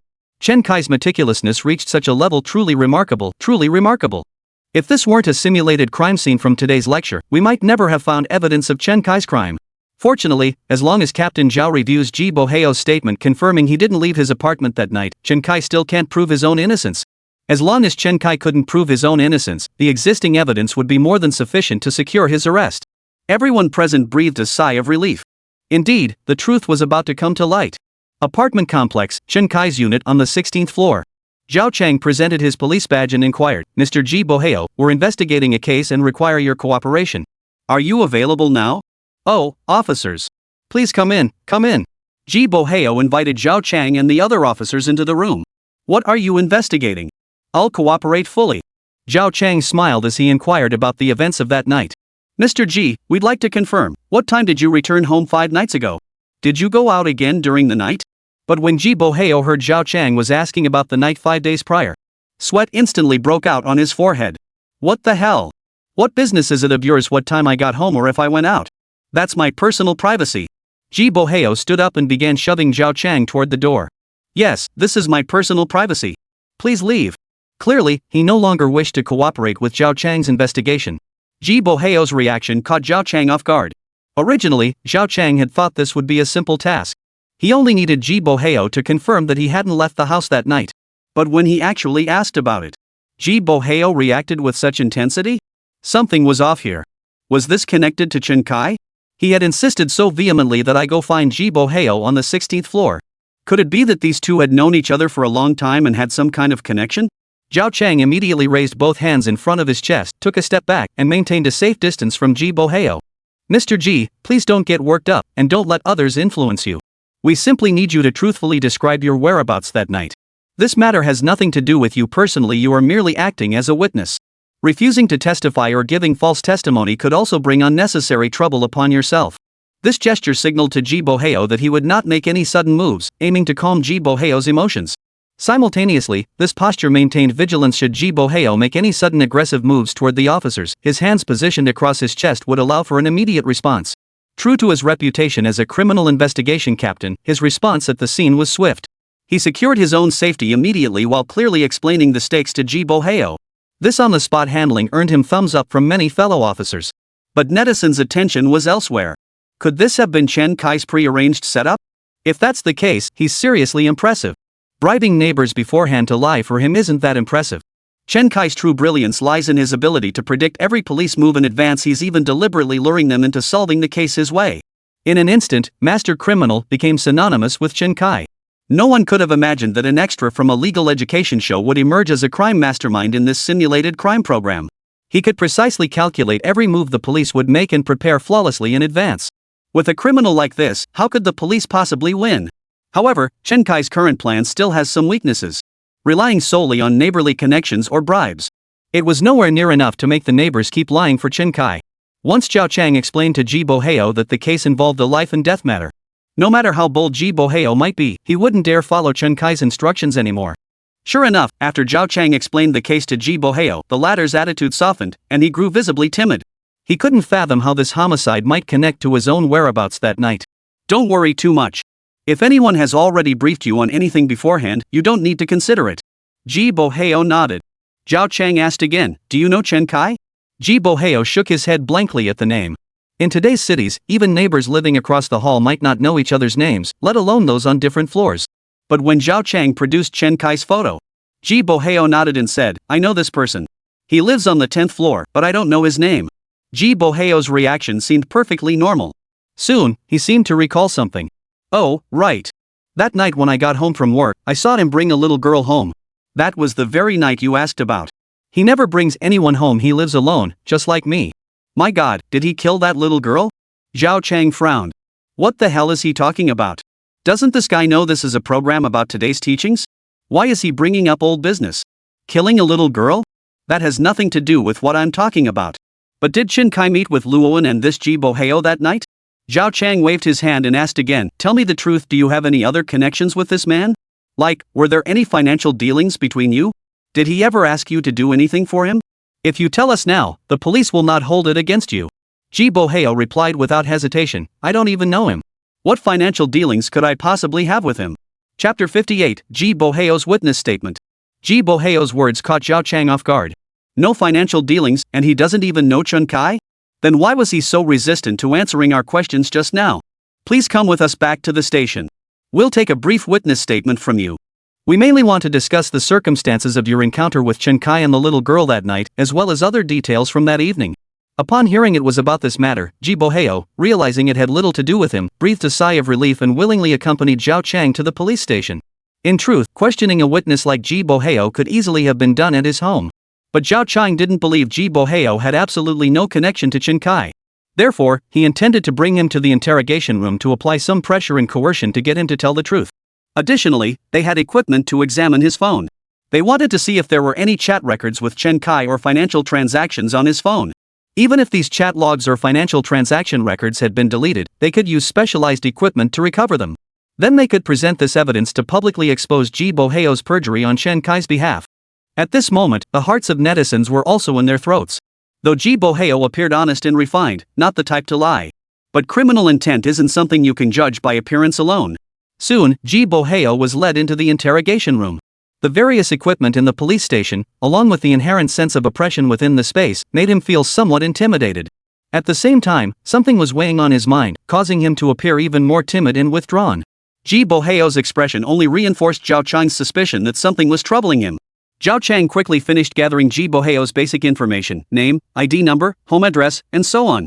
I'm informing you now, as a witness in this case, you must provide truthful evidence and testimony. Intentionally giving false testimony or concealing evidence will result in corresponding legal liability. Do you understand? Ha! Startled by Zhao Chang's forceful tone, Ji Boheo nodded blankly. You only need to answer me, did you hear me clearly? Yes, I understand. Zhao Chang pushed himself up from the desk with both hands and stood, his voice deepening as he pressed on. Same question as before, what's your relationship with Chen Kai, your neighbor on the 10th floor? Any financial dealings, or other connections? No, none. We only occasionally crossed paths in the complex or elevator. I don't even know him. I swear to heaven and earth. I guarantee everything I've said is true, and I'm willing to take full legal responsibility. I really don't know any Chen Kai. Zhao Chang hadn't expected Ji Boheo to seem such a coward. He was so adamant about lying for Chen Kai. Looks like this guy's got some guts after all. Fine, you'd better keep that attitude. Zhao Chang finished speaking and began waiting for the results of the phone inspection. Soon, an officer hurried into the interrogation room. Captain Zhao, the analysis of Ji Boheo's phone is complete. Leaning back in his chair, Zhao Chang barked, just give me the results. Tell him loud and clear.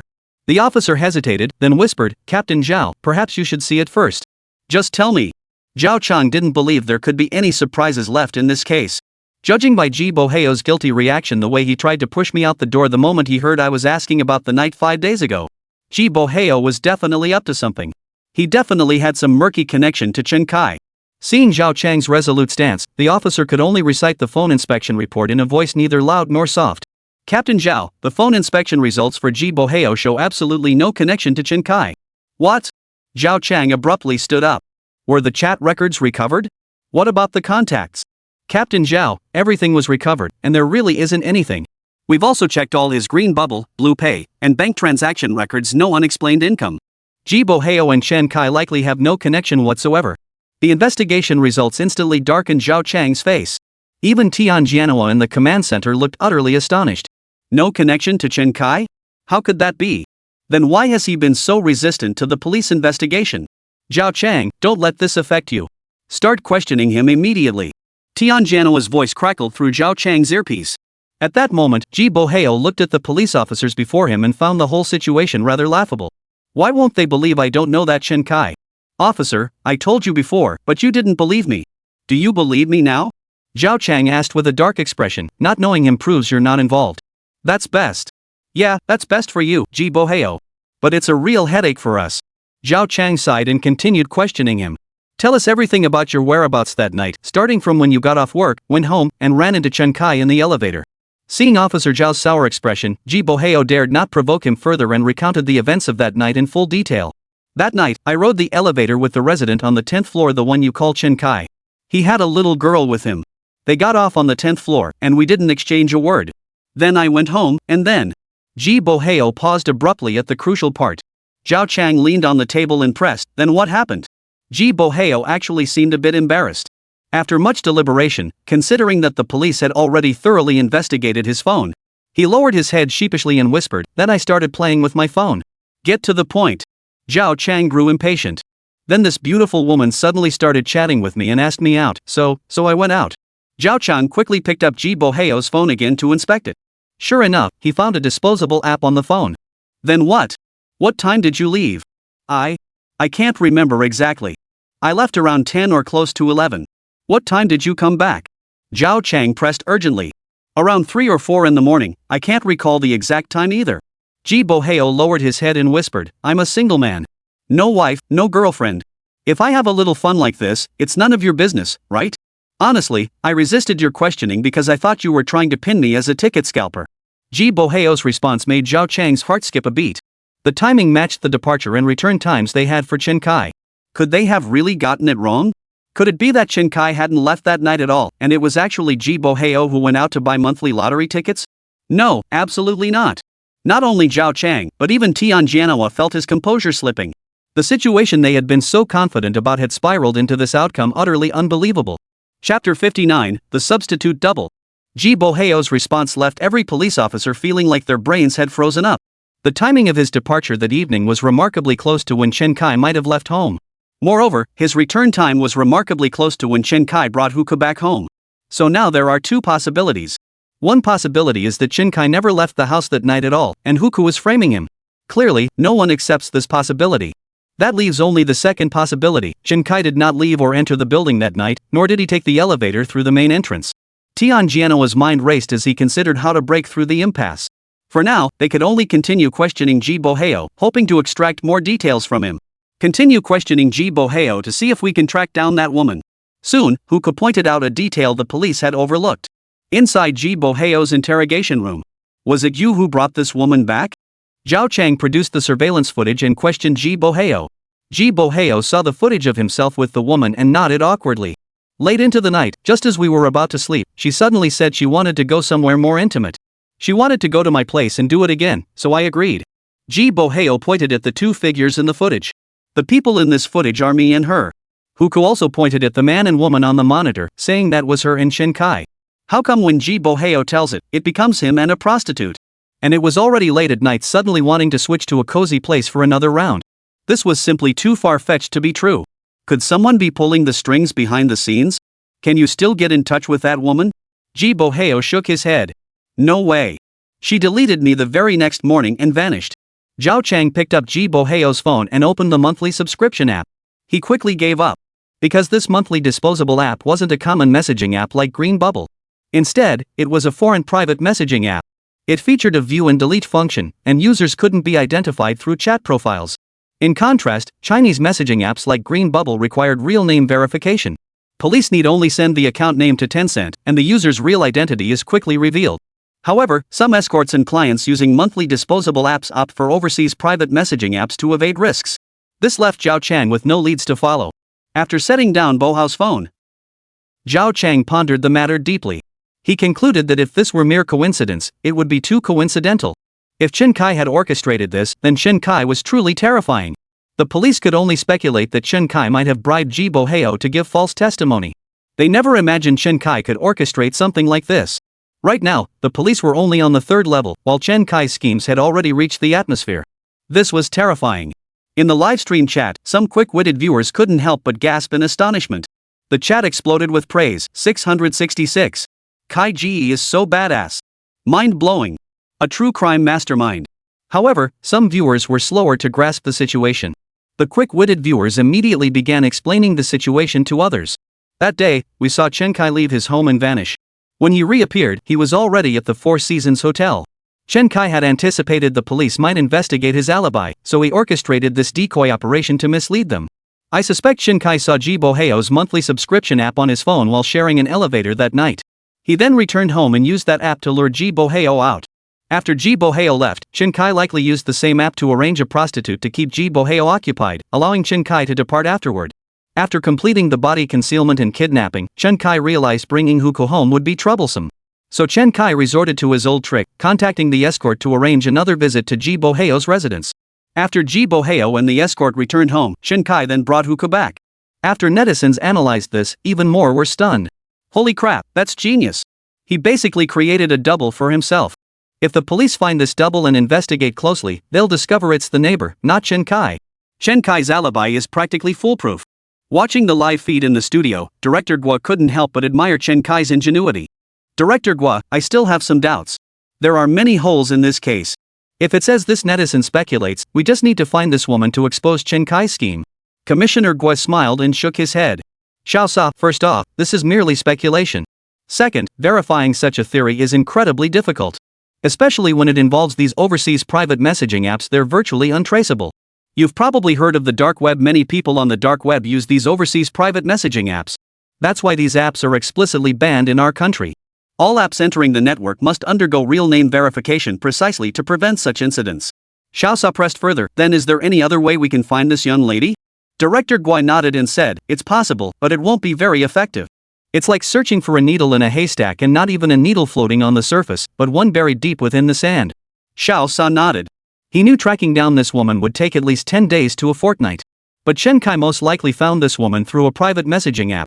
This woman had no idea who was looking for her, so she couldn't possibly identify Chen Kai's setup. Right, Director Gua, if we go by this netizens' theory, Chen Kai should have appeared half an hour to an hour after Ji Boheo showed up each time. If the police had scrutinized the surveillance footage, they would have spotted two individuals dressed identically taking the elevator. But the police never noticed. Why do you think that is? Xiao Sa asked curiously. This is the biggest flaw here. The police could have easily spotted the blind spot by reviewing the footage for just half an hour longer, yet they chose not to continue their investigation. At that moment, Professor Luo Xiang smiled and said, Xiao Sa, we're viewing this from God's perspective, but the police aren't. We all know what time Chen Kai left that night and what time he returned home, but the police don't know that. Xiao Sa nodded, understanding the point. Chapter 60, Lie Detector Results. He wasn't lying. Currently, the police only know that the hotel suspect pushed a trash bin out of the hotel around midnight. According to police speculation, Chen Kai could have left any time between the moment Luowen fell asleep and around midnight. After spotting Ji Boheo as the first person to leave, they assumed he was Chen Kai. Since Chen Kai had already been identified, was there any point in reviewing the subsequent surveillance footage? Similarly, from Muka's report, the police learned that she and Chen Kai likely returned home around 3 or 4 a.m. Reviewing the footage, they spotted a man dressed identically to his departure attire taking the elevator to the 16th floor with a woman. They would assume this was Chen Kai and Huku. Having already identified their target, do you think the police would continue reviewing the surveillance footage? This analysis hit the nail on the head. Professor Luo Xiang turned to Director Guo and remarked, Director Guo, sometimes the details determine success or failure. Sometimes, watching a single surveillance clip for just 1 extra hour can reveal critical blind spots. Commissioner Guai nodded. Professor Luo Xiang's point truly highlighted a flaw in their police work. But sometimes, solving a case isn't as simple as watching an extra hour of footage. It was highly likely that Chen Kai had calculated every minute of the timeline. After all, Chen Kai knew the police wouldn't be reviewing the footage manually. They would likely use the pursuit system, setting a specific time frame for retrieval. They would scan for suspicious individuals within that time frame. The times when Chen Kai and Huko appeared were likely outside the search parameters. For instance, Chen Kai might have already altered the time on Luowen's smartwatch beforehand, leading the police to mistakenly believe Luowen had gone to sleep at 10:30. In reality, Luowen might have fallen asleep as early as 9:30 p.m. The police began reviewing surveillance footage starting at 10:30, but Chen Kai might have already arrived at the hotel by 10 o'clock. After Chen Kai and Huko returned home, Chen Kai confiscated Huko's phone. She could only rely on the clock in Chen Kai's home to determine the time. But is that time absolutely accurate? Could Chen Kai have tampered with the clock at home as well? Professor Luo Xiang, a legal expert, failed to notice these details. But the fact that he, a decades-long criminal investigation expert, had only just noticed these details clearly demonstrated just how deceptive Chen Kai's crime had been. He had considered nearly every possible detail. This included details the police could have considered and even those they couldn't have imagined. How could such a formidable criminal exist in this world? In truth, Chief Guai had always disliked the title master being attached to the word criminal. It was essentially a slap in the face to law enforcement. Yet now, he found himself beginning to agree that Chen Kai might indeed be a born criminal mastermind. They should count themselves lucky that Chen Kai only committed crimes on the show, not in real life. Otherwise, they would never have been able to catch him. But the police still had one final tool left in their arsenal. That was the lie detector. Commissioner Guai turned his gaze toward the live feed. He began to anticipate the effectiveness of this lie detector, which had proven invaluable in counterespionage and anti-corruption efforts. At the Municipal Public Security Bureau, Tian Jianhua had already escorted Ji Boheo back home, and the police were now completely at a loss. Chen Kai had now proven through multiple means that he hadn't left the house that night. He had also confirmed that Huko was merely a live-in housekeeper, with no other relationship between them. They had exhausted every avenue. What about the psychological test results? Tian Jianhua could only pin his hopes on the Criminal Investigation Bureau's high-tech psychological testing lie detector. The analysis is currently being processed. Tian Jianhua breathed a slight sigh of relief. He knew full well that the conclusions from psychological testing and lie detection equipment couldn't be used as evidence. But it could serve as a powerful tool to break through Chen Kai's psychological defenses. When the device was being attached to Chen Kai, his expression had indeed betrayed some tension. Just as Tian Jianhua was beginning to anticipate the lie detector results, psychological tester Fong Li's eyes widened noticeably, followed by an expression of utter disbelief. What's going on here? Fong Li's reaction drew Zhang Luxin's attention, and she leaned in to look at the laptop connected to the psychological testing equipment. The psychological test report displayed on the laptop screen caused Zhang Luxin's eyes to widen in shock as well. This can't be possible. Zhang Luxin blurted out involuntarily. Tian Jianhua's voice immediately came through his headphones. What's going on? Don't panic, just bring the psychological test results up to me. Don't show any unusual behavior in front of the suspect. Such panic on the part of the police could easily embolden the suspect to continue resisting law enforcement. Therefore, officers must maintain their authority at all times in front of suspects to exert a deterrent effect. Soon, psychological profiler Fong Li printed out the report and handed it to Tian Jianhua. The suspect has confessed truthfully throughout the entire process. There is no possibility of deception. The bold words on the report left Tian Jianhua momentarily stunned. This couldn't be possible. He was clearly lying. How could the report show such a result? There's something wrong with your machine. Fong Li immediately retorted, impossible. Our instruments have never malfunctioned, and all our findings are based on the latest medical research.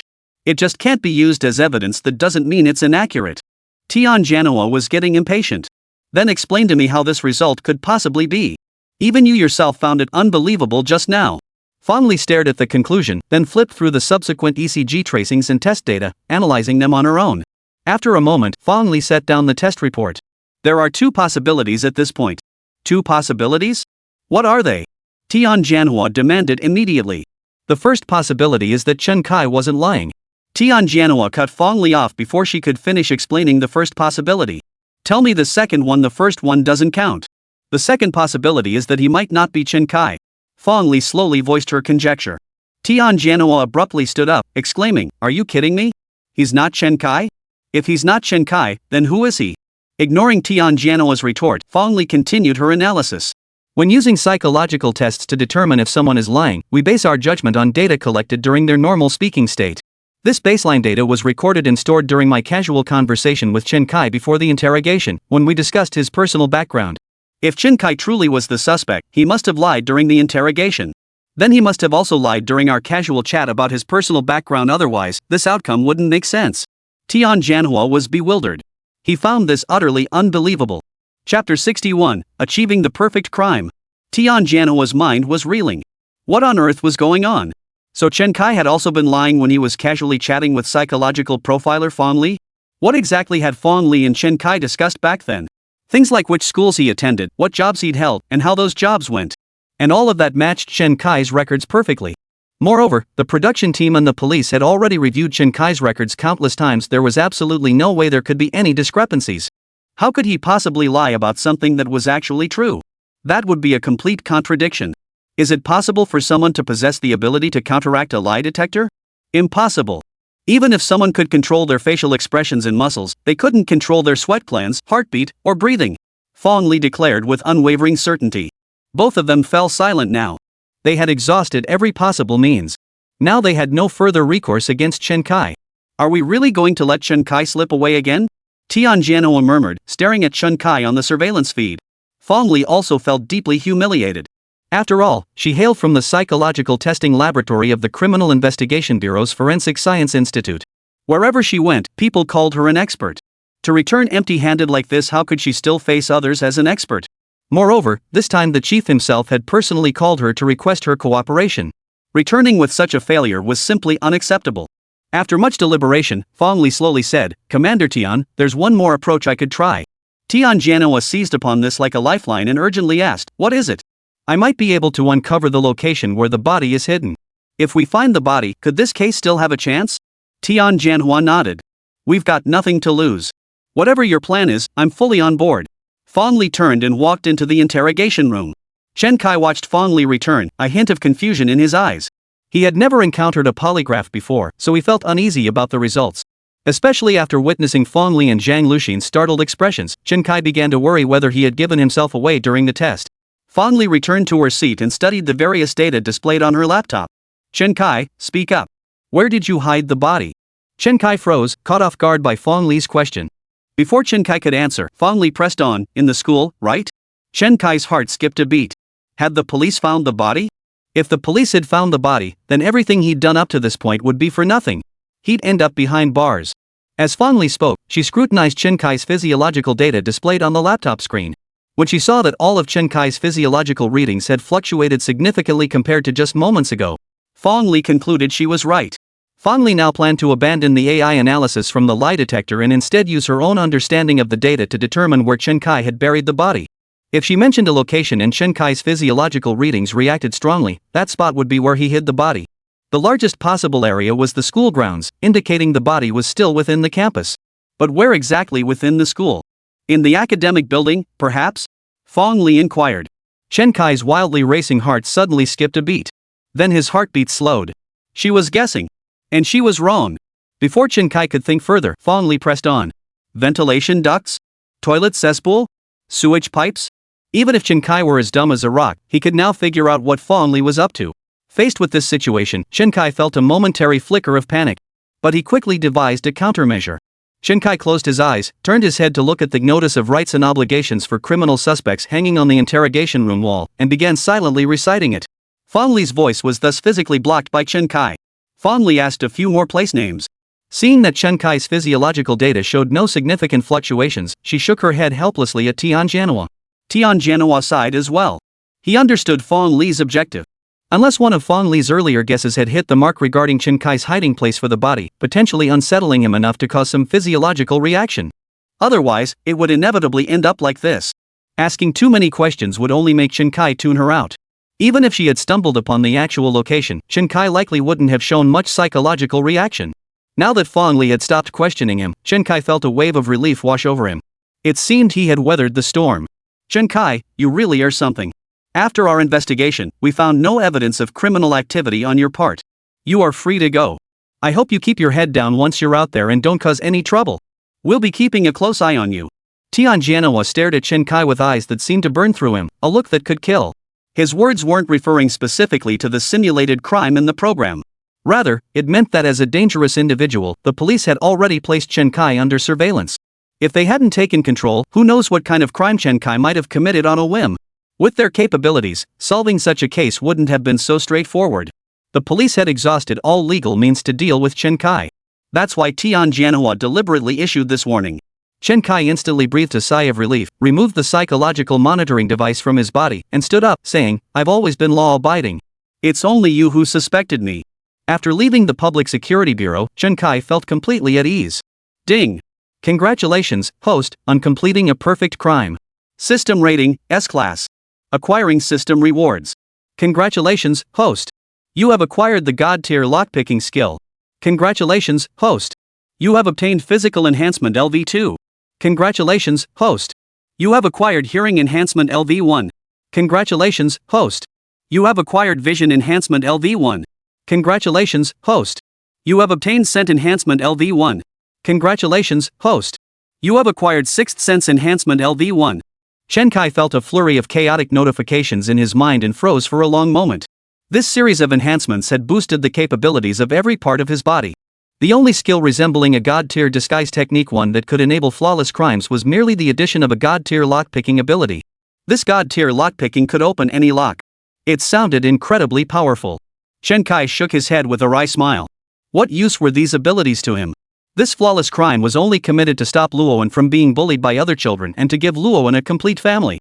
After this, he would never commit another crime, no matter what. Yet every movement and expression of Chen Kai was captured in crystal clear detail by the zoom lens of a drone hovering hundreds of meters above. Though the show had ended, the production team's small drone continued to covertly observe Chen Kai. Chapter 62, the body was actually at the school. After the program concluded, Chief Guo went straight to the Municipal Public Security Bureau. He convened a meeting with all the detectives involved in the operation. Director Gui explained to everyone that this was a simulated crime program aired on today's law. He praised and reassured the detectives. This outcome eased the minds of many officers. In their view, Chen Kai might have had the entire program's team of experts advising him.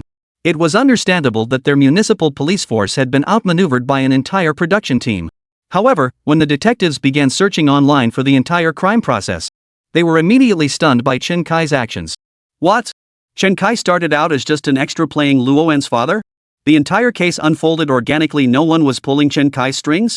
This is terrifying. At that moment, Zhao Chang approached several young detectives watching the live stream footage. First, let's see where Chen Kai hid the body. Right. That's the most crucial part. Everyone grabbed their phones and started searching. Soon they found the live stream clip from that night when Chen Kai hid the body. When Zhao Chang and the detectives assigned to the search saw Chen Kai digging a pit in the small grove on the school playground, everyone was stunned.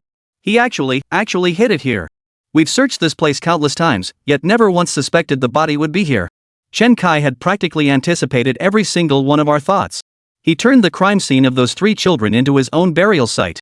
The idea was utterly outlandish.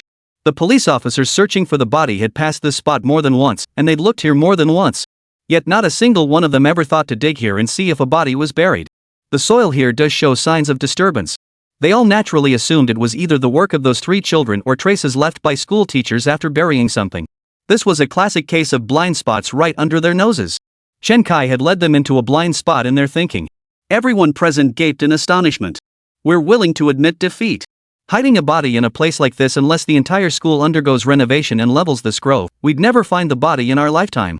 Soon, the municipal bureau detectives began reviewing Chen Kai's entire crime sequence from start to finish. They uncovered numerous additional details. Many of Chen Kai's actions at the time had been calculated to prepare for the investigation. This guy actually schemed this much? This is simply too outrageous, too beyond belief. That very night, in just one evening, Chen Kai had made all those preparations. First, he disguised himself as a janitor to lure Teacher Li out, then tricked 2 parents into coming out as well. It's clear Chen Kai didn't intend to go too far at the time. At most, he just wanted to scare this irresponsible teacher and parents. But unexpectedly, the production team deliberately played dumb, leading to the subsequent brilliant maneuvers. Hiding the body, staging a kidnapping, and simultaneously recruiting a neighbor from the 16th floor to act as his decoy to mislead the police. Such tactics were nothing short of a perfect crime. After watching the entire crime unfold, Zhao Chang slumped lifelessly in his chair, as if every ounce of strength had been drained from his body. No hard feelings, we lost fair and square. Unlike the other detectives who gasped in astonishment throughout the live broadcast, Zhang Luxin remained composed. Instead, she studied the final interrogation scene intently. This interrogation was co-led by her and psychological profiler Fong Li. Yet it was precisely this final interrogation that proved the most profound. The mystery wasn't that Chen Kai had pre-arranged a transfer of labor fees and bonuses to Hukou with a special note. Rather, it was the fact that the polygraph had proven utterly ineffective on Chen Kai. This puzzle remained unsolved even after watching the entire live broadcast.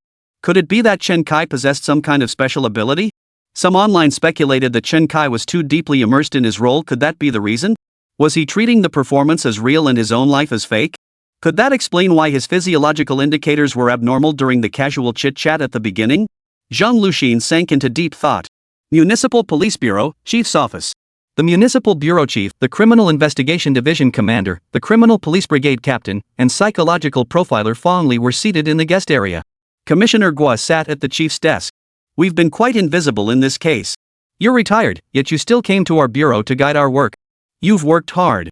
Commissioner Guo offered the customary courtesy. This episode deliberately omitted appearances by leadership at the commissioner level to highlight the capabilities of frontline officers. But that didn't mean the chief wasn't interested in the program. Guo Hua waved his hand. I'm not here to supervise the municipal bureau. Fong Li was assigned by me. I mainly have some questions for her and a few matters to discuss with you all. Fong Li immediately stood up. Chief Guo, this time. Before Fong Li could begin her self-criticism, Guo Hua interrupted her. I have a theory. If Chen Kai had amnesia or schizophrenia before the program aired, do you think it's possible he'd exhibit such psychological test results? Commissioner Guo Hua's words were like a bolt of lightning. Fong Li slapped her thigh and exclaimed, right. If that's the case, it all makes sense. When Fong Li began inputting baseline physiological indicators into the psychological testing equipment, she asked questions about Chen Kai's previous daily life. If Chen Kai had amnesia, these details wouldn't come naturally to him, he'd have to think hard to recall them. Therefore, his physiological indicators during this process would align with those of lying. This would have caused Chen Kai's lies to go undetected by the psychological testing device. When schizophrenia manifests, isn't the alternate personality essentially disguising itself and lying when describing the dominant personality's past? It would be understandable for his physiological indicators to show abnormalities. Tian Jianhua abruptly stood up upon hearing this. Director Guo, are you suggesting we've been battling a psychopath all these days? Director Guo Hua shook his head with a smile. Of course, this is merely a hypothesis. Who could told the director that Chen Kai was so deeply immersed in his role that he might genuinely believe it was real? That's why I suggested the production team keep the cameras near Chen Kai running for now and observe him for a while. There was no discrepancy or abnormality between Chen Kai off camera and Chen Kai on camera. Most actors show some change when transitioning from the set to real life. But Chen Kai hasn't. This indicates he hasn't stepped out of the show yet, or rather, he never treated this as a show or acting. Fong Li immediately understood, precisely because Chen Kai treated the show as reality, he would alter the script leading to the subsequent chain of events. Hua nodded. If even you, the expert, think this is possible, then it must be true. Chapter 63, Key Surveillance Target, Chen Kai. The Municipal Bureau Chief suddenly understood. I was wondering where the production team found this Chen Kai. His acting was on par with some Academy Award winners. Turns out it was genuine emotion. Commissioner Gui nodded. Exactly. But we should also be grateful. Chen Kai's situation has given us national police officers a valuable lesson. Tianjianhua froze for a moment before snapping back to reality. So Chen Kai had no support from the production team's experts? This was all his own planning and execution? I always assumed Chen Kai wasn't fighting alone, that he had a whole team strategizing behind him. We deployed our entire bureau's elite forces and still couldn't match a single individual like Chen Kai? Tianjianhua felt utterly defeated. Chen Kai had dealt a direct blow to his confidence in solving the case. He found this reality hard to accept. It took him quite a while to gradually adjust his mindset. Once Tianjianhua regained his composure, he immediately declared, since Chen Kai can no longer distinguish reality from the show, we must take him into full custody to prevent him from committing further crimes. After Tianjianhua finished speaking, the Municipal Bureau Chief nodded in agreement. That makes sense. Chen Kai possesses multiple counter-surveillance techniques, especially his disguise skills. They're nothing short of magical. If we allow him to continue operating freely in society and committing crimes, the consequences would be unimaginable. However, outside the show, Chen Kai is no longer a suspect, so we have no legal grounds to monitor him. My suggestion is to assign him to a high-intensity job with frequent overtime, squeezing his free time so he has no opportunity to plan further crimes. His salary could be higher, funded from our stability maintenance budget. Simultaneously, his supervisor should provide regular updates on Chen Kai's status. We can reimburse his supervisor monthly for special intelligence expenses. The director's proposal immediately garnered approval from Tianjianhua, the Criminal Investigation Division Chief, and others. Chen Kai must be included in the stability maintenance personnel roster. Even if it costs a little extra, it's better than having Chen Kai commit crimes they can't solve. All eyes now turned to Hua. Although Hua had stepped down from his position as Deputy Director of the Criminal Investigation Bureau, he remained a veteran of the criminal police force. Moreover, he was the first to propose the theory about Chen Kai, so his opinion carried significant weight. If the veteran had no objections, the Municipal Bureau Chief would have to leverage his connections to find Chen Kai a menial job and keep him under control. Logically, this was an internal matter for the Municipal Bureau, and Director Hua should not have had much say in the matter. Yet Deputy Director Hua spoke up. My view aligns with the Chief's, but I'd like to see Chen Kai utilized more effectively. Have Chen Kai play a more significant role? How exactly? Everyone turned to Hua with curiosity. Hua smiled and said, I don't know what your bureau's thoughts are on this program. But criminal investigators nationwide are highly motivated to learn. They've broken down Chen Kai's modus operandi and your case-solving process into case studies for in-depth analysis. This has significantly elevated investigative capabilities across the country. That's his impact. The Municipal Bureau Chief immediately understood and nodded repeatedly. You're truly a seasoned veteran. Are you planning to have him continue participating in the program to commit crimes? To keep honing our officers' skills? Hua nodded. This isn't just my opinion, it's the stance of our current Criminal Investigation Bureau Chief. He hopes Chen Kai will continue committing crimes on the show.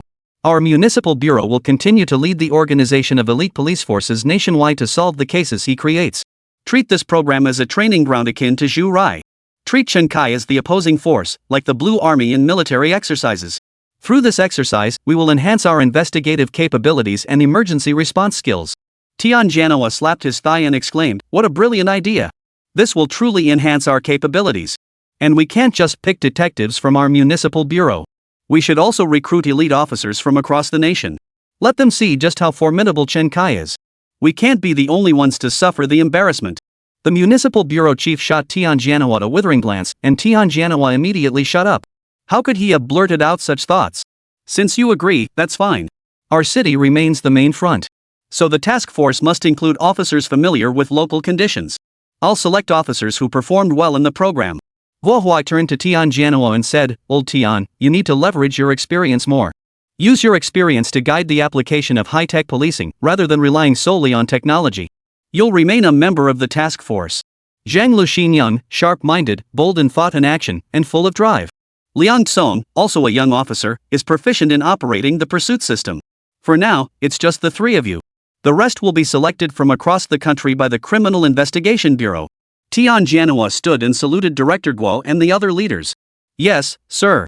I guarantee mission completion, lead the team well, and ensure we no longer disgrace our criminal police force. Guo waved his hand dismissively. We don't mind embarrassment, we want you to be embarrassed. If you haven't embarrassed yourselves, it means you haven't uncovered any problems. If Chen Kai proves inadequate, we'll consider assigning experienced criminals from prison to assist him. So be prepared to lose face. After delivering his instructions, Hua departed the municipal bureau. Only a few bureau leaders remained behind, beginning discussions on how to respond to the live-streamed exercise plan from headquarters. Meanwhile, Tian Jianhua gathered Zhang Luxin and Liang Tsong to study Chen Kai's criminal process and analyze their previous shortcomings. Upon learning that Chen Kai would continue participating in the program while their team remained assigned to solve the case, Zhang Luxin was overjoyed. Even their team leader, Zhao Chang, hadn't qualified for the next round of the show. This wasn't just a chance to get some exposure, it could even be an opportunity to earn merit. Young soldiers crave glory, and young police officers are no different. However, upon hearing that Chen Kai might have evaded the lie detector test due to amnesia or schizophrenia, Zhang Luxin finally understood. How could they possibly continue to have Chen Kai, who might be suffering from amnesia or schizophrenia, serve as the blue team in the exercise? Zhang Luxin found herself growing curious. Should they offer him a huge cash prize like other variety shows to keep him participating? If it turned into a reality show, would Chen Kai still perform at his best without the real pressure? This dilemma now faced the production team. Once the format was set, today's law as the training ground, Chen Kai as the blue team perpetrator, and elite detectives nationwide as the red team solving the case. They had to consider how to proceed with subsequent work, such as how to explain the situation to Chen Kai. Chapter 64, The Jungle Rules of the Work-Study School. Today's law. The live broadcast has ceased. Regular pre-recorded episodes now resume daily at 12:38 p.m. At this moment, both the live chat audience and TV viewership had surged back to levels seen over a decade ago when the show first aired. This couldn't help but make host Xiao Sa and the program director marvel at Chen Kai's capabilities. Without Chen Kai, their struggling show, even after switching to online live streaming with live performances, would never have achieved its current level of popularity. The program was now airing updates on Chen Kai's case. Since no criminal evidence linking Chen Kai to the case was found, Huku and teacher Li's accusations were dismissed, and Chen Kai was acquitted. Lu Xing and Gotzi's guardian went missing. Huku voluntarily relinquished custody of Xiaobei. Custody of all three children was transferred to the Civil Affairs Department. The Civil Affairs Department promptly used pre-prepared paperwork to place all three children in a reformatory school. These so-called vocational schools were essentially juvenile detention centers for younger children. The students there were all troubled children whose parents had given up on them. This particular school even surpassed detention centers and prisons in its strictness. High walls topped with barbed wire surrounded the entire facility, with security guards on duty 24/7 to prevent escapes. The curriculum split evenly between academic studies and vocational training. In the footage, three children still act as arrogantly and defiantly as they did in regular schools. They seemed intent on continuing their bullying ways within this work-study school. However, their arrogance soon backfired. Their disrespectful behavior toward others immediately provoked a backlash from the other children here. Not a single kid here was a pushover.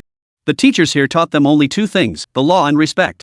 This is how an ordinary person survives in society.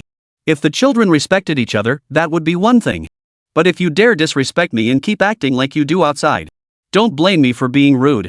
Since we're all minors anyway, let's see whose fists are harder. This is the real law of the jungle. Sometimes, some delinquent kids just don't get reason, they only understand fists. Today's episode didn't edit out these scenes, they were aired directly. Though dramatized, it still left many viewers feeling uneasy. I never imagined education at a work-study school would be like this. You have to admit, this kind of education is the most effective. We parents tell our kids to respect others and not bully them, but they don't listen. Even when we discipline them physically, they still rebel. But if they get disciplined by other kids here, they'll listen. Because they know the kids here can beat them to death without breaking any laws. It's the real law of the jungle. Many parents have called their children over to watch this on TV or shared the video with them. Watch this carefully, if you don't listen, I'll send you to a reform school. Mom, I'll never do it again. The program achieved tremendous success. Not only did it deliver compelling case-based entertainment, but it also played a significant role in educating troubled youth.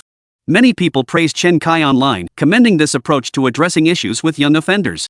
Numerous media outlets sought to contact Chen Kai for an exclusive interview. But the Today's Law program team declined all requests, citing Chen Kai's continued participation in preparing for the next episode. Director Xia Shihai was now facing a headache. The Public Security Department had already communicated with the Online Broadcasting Administration, and higher authorities would no longer block the review process. However, the Public Affairs Department had also made another demand: Chen Kai must continue to participate in subsequent episodes as part of the production team.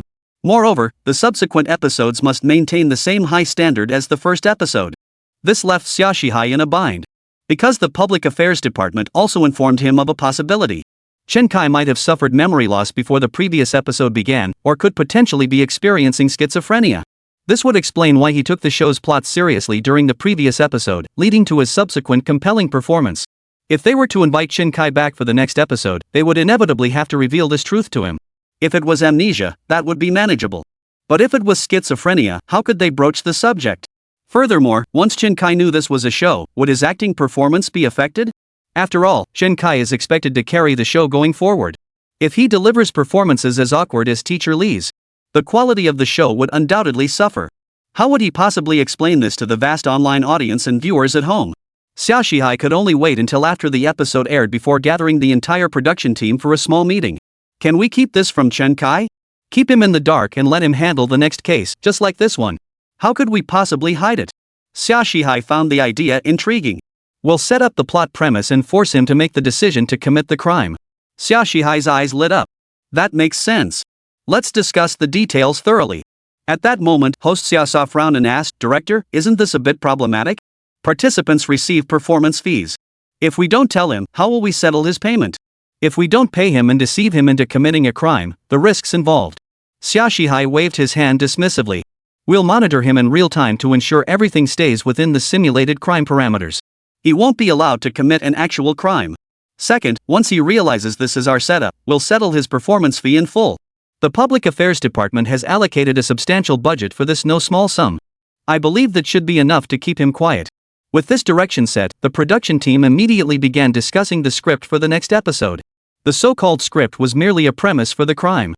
Watching the production team, who seemed slightly manic, Xiaosa thought of a movie called The Truman Show. Chen Kai was like the character Truman in the film. With no police breathing down his neck, Chen Kai finally relaxed. He took advantage of the few days his daughter Luoan was at school to give himself a proper vacation. He thoroughly explored the scenic spots and attractions in the surrounding area. In his previous life, Chen Kai rarely took time off.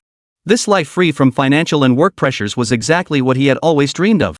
As for the various abilities within his police Nemesis system, Chen Kai had no intention of using them anymore. He could clearly choose to be a good person. Why put himself in danger? Yet things didn't go as planned. Chen Kai's comfortable life soon took a turn. Chapter 65, the new season begins its warm-up. 3 days after the show ended, Luoan School organized a comprehensive physical examination for all students. This was actually arranged by the production team. Although Luoan and Chen Kai had a good father-daughter relationship, her biological parents had grown concerned about her constant stays at Chen Kai's home. They demanded that Luoan's scenes be wrapped up as soon as possible. So the production team devised this solution. "Hello? This is Luoan's teacher. Are you Luoan's parent?" Chen Kai answered the phone, beaming as he nodded. "Yes, I am. Is this Teacher Lee?" The teacher on the other end chuckled awkwardly. "Teacher Lee is no longer in charge of Luoan's class. I'm his current homeroom teacher. My surname is Zhang. The thing is, Luoan's physical exam results are in." Chen Kai sounded skeptical.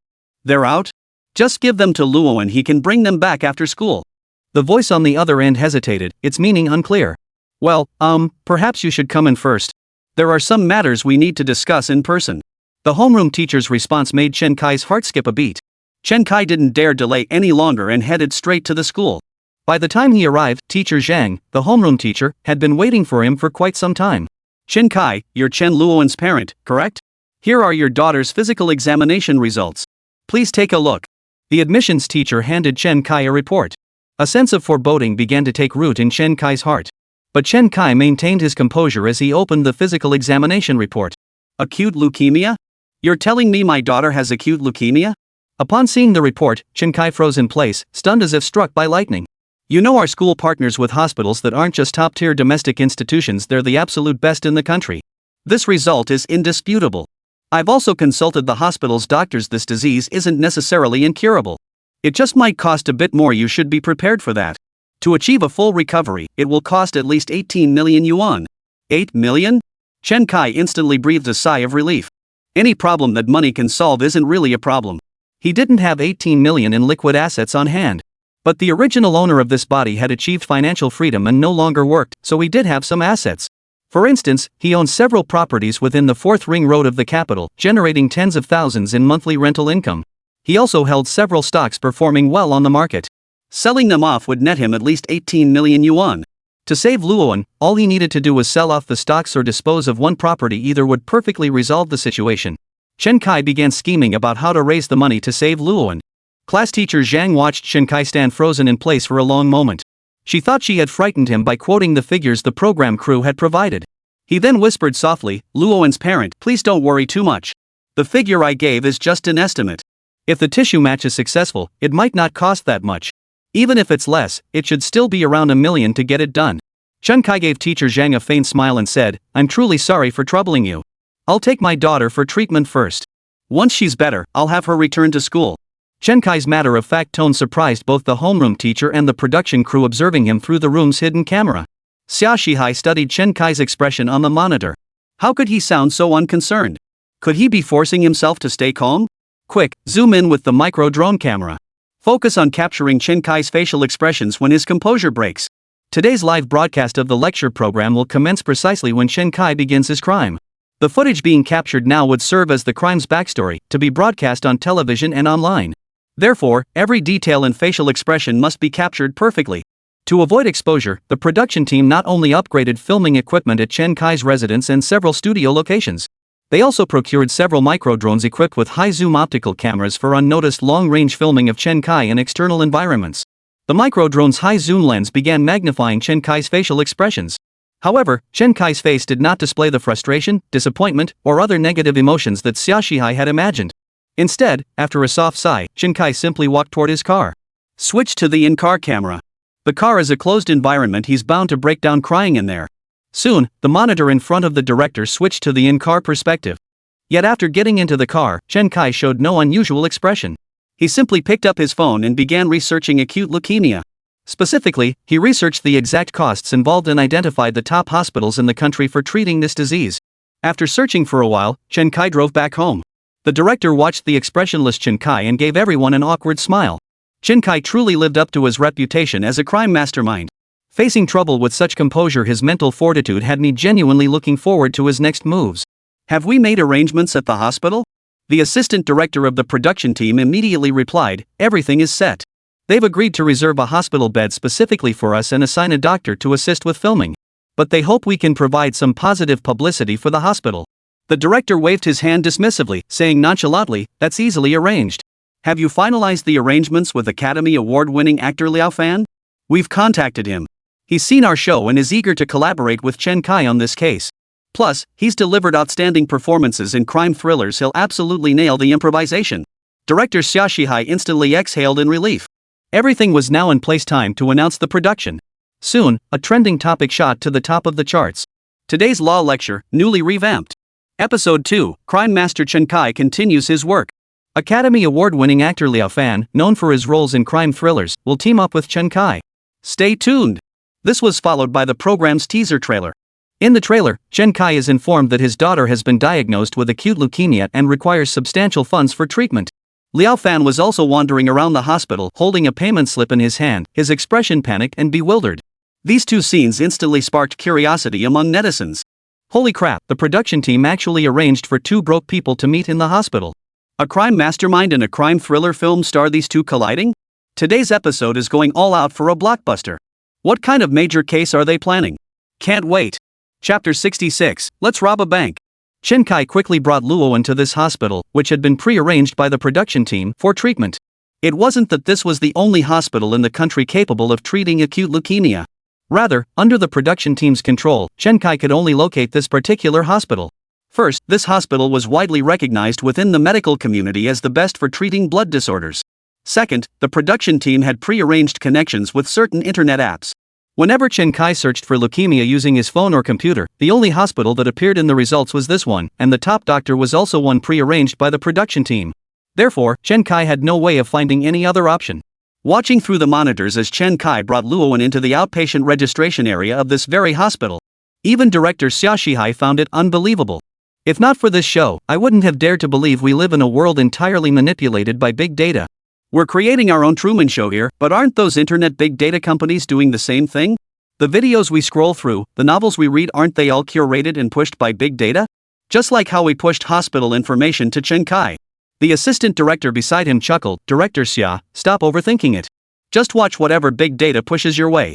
Look, Chen Kai has already brought Luowen into the consultation room. Switch to the exam room camera." 2 cameras simultaneously focused on Chen Kai and the doctor. Chen Kai had already entered the examination room holding Luowen's medical report. The hospital specialist took the report and examined it carefully. After a moment of silence, he said slowly, "Based on these data indicators, your daughter's condition isn't looking good. Admit her first. Pay the deposit, then go prepare the funds." Chen Kai asked, "How much will it cost? Could you give me a rough estimate?" After a moment's pause, the specialist replied, "If hematopoietic stem cell transplantation is required, the cost will be significantly higher. The surgical fees themselves aren't excessive, but the main costs involve compensation for the transplant donor, and that figure is unpredictable. It could run into the millions, or at the very least, 500,000 yuan. For routine chemotherapy and radiotherapy, the monthly cost is also over 100,000 yuan. This figure has been deliberately exaggerated at the program team's request." The hospital expert, realizing the exaggeration, explained, "Actually, the reimbursement rates for chemotherapy and radiotherapy are higher at lower-tier hospitals. Our hospital is higher tier, uses better drugs and equipment, and charges more accordingly. If you're truly short on funds, go to a lower-tier hospital." The doctor said this to prove that it wasn't their hospital's high fees forcing the family into crime. But before the doctor could finish, Chen Kai interrupted him. "Doctor, our hospital is the highest standard in the field. Higher fees are reasonable. Rest assured, money is not an issue. Use the absolute best treatments and medications for my daughter." With that, Chen Kai stood up to process Luowen's admission paperwork. He even paid the entire 500,000 yuan hospitalization fee upfront. Without the hematopoietic stem cell transplant, this sum would have easily lasted until the new year. Chen Kai's sheer financial might left the hospital staff genuinely stunned. After Chen Kai left, they began whispering among themselves. "This doesn't quite fit the usual script, does it? Shouldn't it be a destitute man struggling to treat his child, only to be driven to despair by exorbitant costs? Yeah, why does this guy seem completely unconcerned about the cost? Could he actually be loaded? That doesn't make sense. If he's wealthy, they wouldn't have written this script." The show's director watched from behind the monitor as Chen Kai handed over the hospital fees with remarkable ease, and he couldn't help but feel puzzled. He just handed over 500,000 yuan? "Director, could this guy actually be rolling in cash?" The director immediately replied, "Impossible. We've already checked his bank assets, he only has a few 100,000 yuan on hand. After paying this 500,000, he'll be broke. Quick, bring Liao Fan on stage to give Chen Kai a psychological nudge." Hospital ward building, outside the patient room. Chen Kai watched Luowen undergoing examination inside the ward inside. Though he wasn't short on money, subjecting his daughter to daily chemotherapy and radiation while awaiting a hematopoietic stem cell transplant was agonizing. Liao Fan, the award-winning actor who had been waiting outside the ward for quite some time, saw Chen Kai sigh and step out. He knew his moment to shine had arrived. Chen Kai's performance in the first episode of today's Legal Insights had already earned his deep admiration. Now, witnessing Chen Kai's profound immersion, truly listening, truly seeing, truly feeling filled him with excitement. Acting opposite someone like this demanded that he maintain his performance state at all times. Finally, he had a platform where he could fully showcase his acting skills. When Chen Kai came up with his criminal schemes and ideas, he would contribute his outstanding acting skills, which would undoubtedly elevate the entire program to a whole new level. Liao Fan watched Chen Kai approach, trembling as he clutched the payment slip and muttered, "Where am I supposed to get all this money? How can I save my wife without money? Maybe I should just rob a bank. That's right, rob a bank. Only robbing a bank can get me this much money." Chen Kai glanced at Liao Fan and sat down beside him. "Bro, don't be impulsive. Robbing a bank is definitely not your best option. Have you ever heard of anyone pulling it off successfully these days? Not only will you fail to save your wife, but you might even lose your own life." Chen Kai's response left Liao Fan momentarily stunned. "What's going on? I'm giving you ideas on how to make money. And now you're trying to talk me out of it? Right now, you should keep robbing the bank in mind. Once you get back, you should start figuring out how to pull it off. Now you're trying to talk me out of it? What am I supposed to do?" Liao Fan finally understood why today's lecture program insisted on inviting an Academy Award-winning actor. Because ordinary actors simply don't have the chops to handle this kind of situation. "Bro, cut the cold remarks, you're the one who's not short on cash. My wife's hematopoietic stem cell transplant alone requires 2 or 300,000 yuan. The bone marrow donor is demanding 500,000 yuan for nutritional expenses. Plus the daily chemo and radiation treatment's another expense. It'll cost at least $1 million to cure her. I'm just a ride-hailing driver. Where am I supposed to get that kind of money? If I don't rob a bank, what other choice do I have? Besides, I'm no ordinary guy. I served as a special forces soldier in the military. I've got the skills to pull off a bank heist. Liao Fan had long known Chen Kai's story, so he deliberately framed his own situation as mirroring Chen Kai's plight. He also subtly hinted at his own capabilities in his words. His goal was to lure Chen Kai into robbing a bank and recruiting him into the team. Liao Fan now eagerly awaited Chen Kai's response. Even if Chen Kai didn't agree on the spot, they should at least exchange contact information. Chapter 67, How many properties do you own? Chen Kai scrutinized Liao Fan closely. He hadn't expected this radical madman who wanted to rob a bank just because his wife was sick to have actually served as a special forces soldier. A special forces soldier that made robbing a bank even more unthinkable. Chen Kai patted Liao Fan on the shoulder and said, "Forget about robbing a bank. How much do you need? I can lend it to you now. You can pay me back slowly later. We're both able-bodied men, can't we earn a little money? Don't ever go down the path of crime." Chen Kai's response left Liao Fan stunned. Could these really be the words of a criminal mastermind?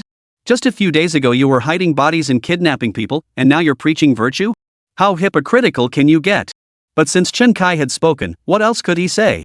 He could only quickly grasp Chen Kai's hand, putting on a show of profound gratitude. Chen Kai patted Liao Fan on the shoulder and said, "You're a man of honor. I believe you'll repay this someday. But I can only cover the transplant costs. The rest you'll have to earn yourself."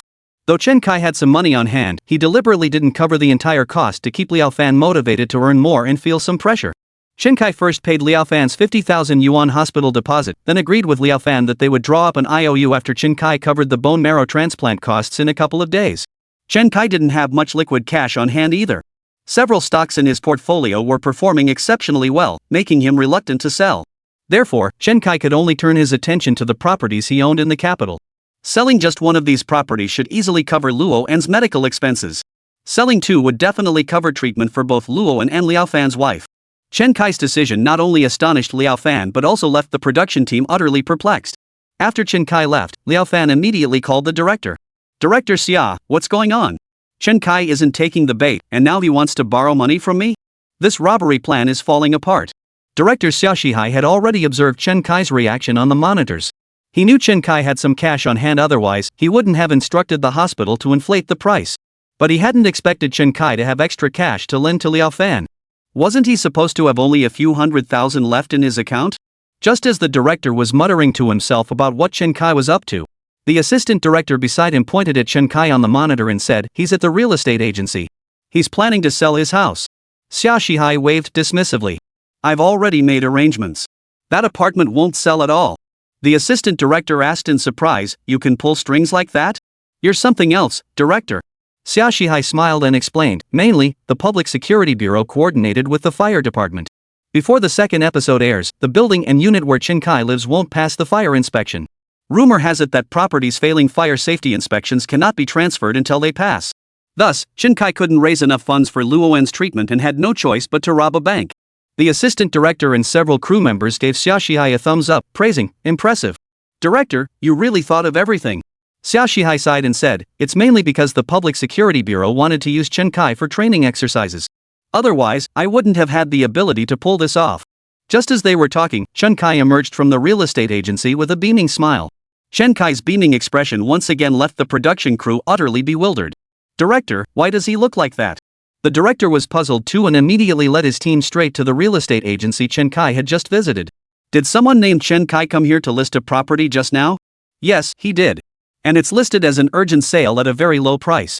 I expect it'll sell quickly." The agent continued sorting through the documents Chen Kai had just given him without looking up. The director immediately interjected, "Don't you know that the fire safety inspection for this building in this complex failed? The property can't be transferred yet." The agent froze, then glanced again at the property address Chen Kai had provided. A notice was just issued yesterday about several buildings being temporarily off the market, but his building wasn't listed. The director leaned in to examine the address and photos of the property Chen Kai had provided. This is Chen Kai's property?" "Yes. He just left. How could I forget? He even left copies of his ID and authorized us to handle the transfer procedures." But by now, Director Xiaoshihai was feeling a bit dazed. What's going on here? Where did this other property suddenly come from? Is this guy that wealthy? 2 apartments just within the capital city limits? If you're this wealthy, why are you on a reality show? Why not just enjoy life? Don't sell this apartment, no, you absolutely must not sell it. Xiaoshihai hurriedly interjected. The agent finally looked up and asked the director, what are you guys doing? Trying to buy his place? Xiaoshihai then explained to the agent that they were filming a legal awareness reality show about this and that. The agent finally realized he had indeed seen that person online recently. But he was too busy with work and didn't follow crime thrillers, so he just scrolled past. After a lengthy explanation, the agent finally agreed to stop trying to sell Chen Kai the house. He then called Chen Kai back right in front of Xiaoshihai. When Chen Kai heard that the property he had just listed couldn't be sold within the next month due to fire safety inspection issues, he didn't seem too disappointed. Oh, hold on a moment. I have another property available. Xiaoshihai quickly whispered from the side, he probably means the one he lives in. Tell him that. The agent quickly explained, Mr. Chen, recent regulations state that certain buildings in some residential complexes have fire safety hazards. These buildings cannot be sold until the issues are resolved. Let me explain further. Chen Kai listened as the agent listed the complexes affected by the sales ban. Among them were the complex where the apartment he'd just tried to sell was located, the complex where he currently lived, and several other minor complexes. Chen Kai sighed helplessly. Perhaps this was truly a case of misfortune piling up. Under normal circumstances, waiting a month or so for the fire safety renovations to complete before selling wouldn't be a big deal. But it just so happened that he needed the money urgently. Upon hearing Chen Kai sigh over the phone, Xiaoshihai instantly grew excited. Finally, he was cornering Chen Kai. Next, Chen Kai would follow his plan and start preparing for the bank robbery. But unexpectedly, after that sigh, Chen Kai added, so that's how it is. But I still have one property under my name. Xiaoshihai was stunned. Holy, this is the capital city. How many properties do you actually own, kid? No wonder you're lending money to others so you're this loaded? Is it really this hard to push you over the edge into crime? Chapter 68, Driven to Desperation Part 1. Over the course of 2 days, Chen Kai listed 3 properties with real estate agencies. All at ridiculously low prices, forcing the production team to scramble to plug the leaks. Over these 2 days, Chen Kai visited numerous real estate agencies across the capital. The production team had similarly visited every single one of these agencies. They never imagined Chen Kai possessed such substantial wealth. Trying to push someone with such substantial assets into robbery was simply impossible.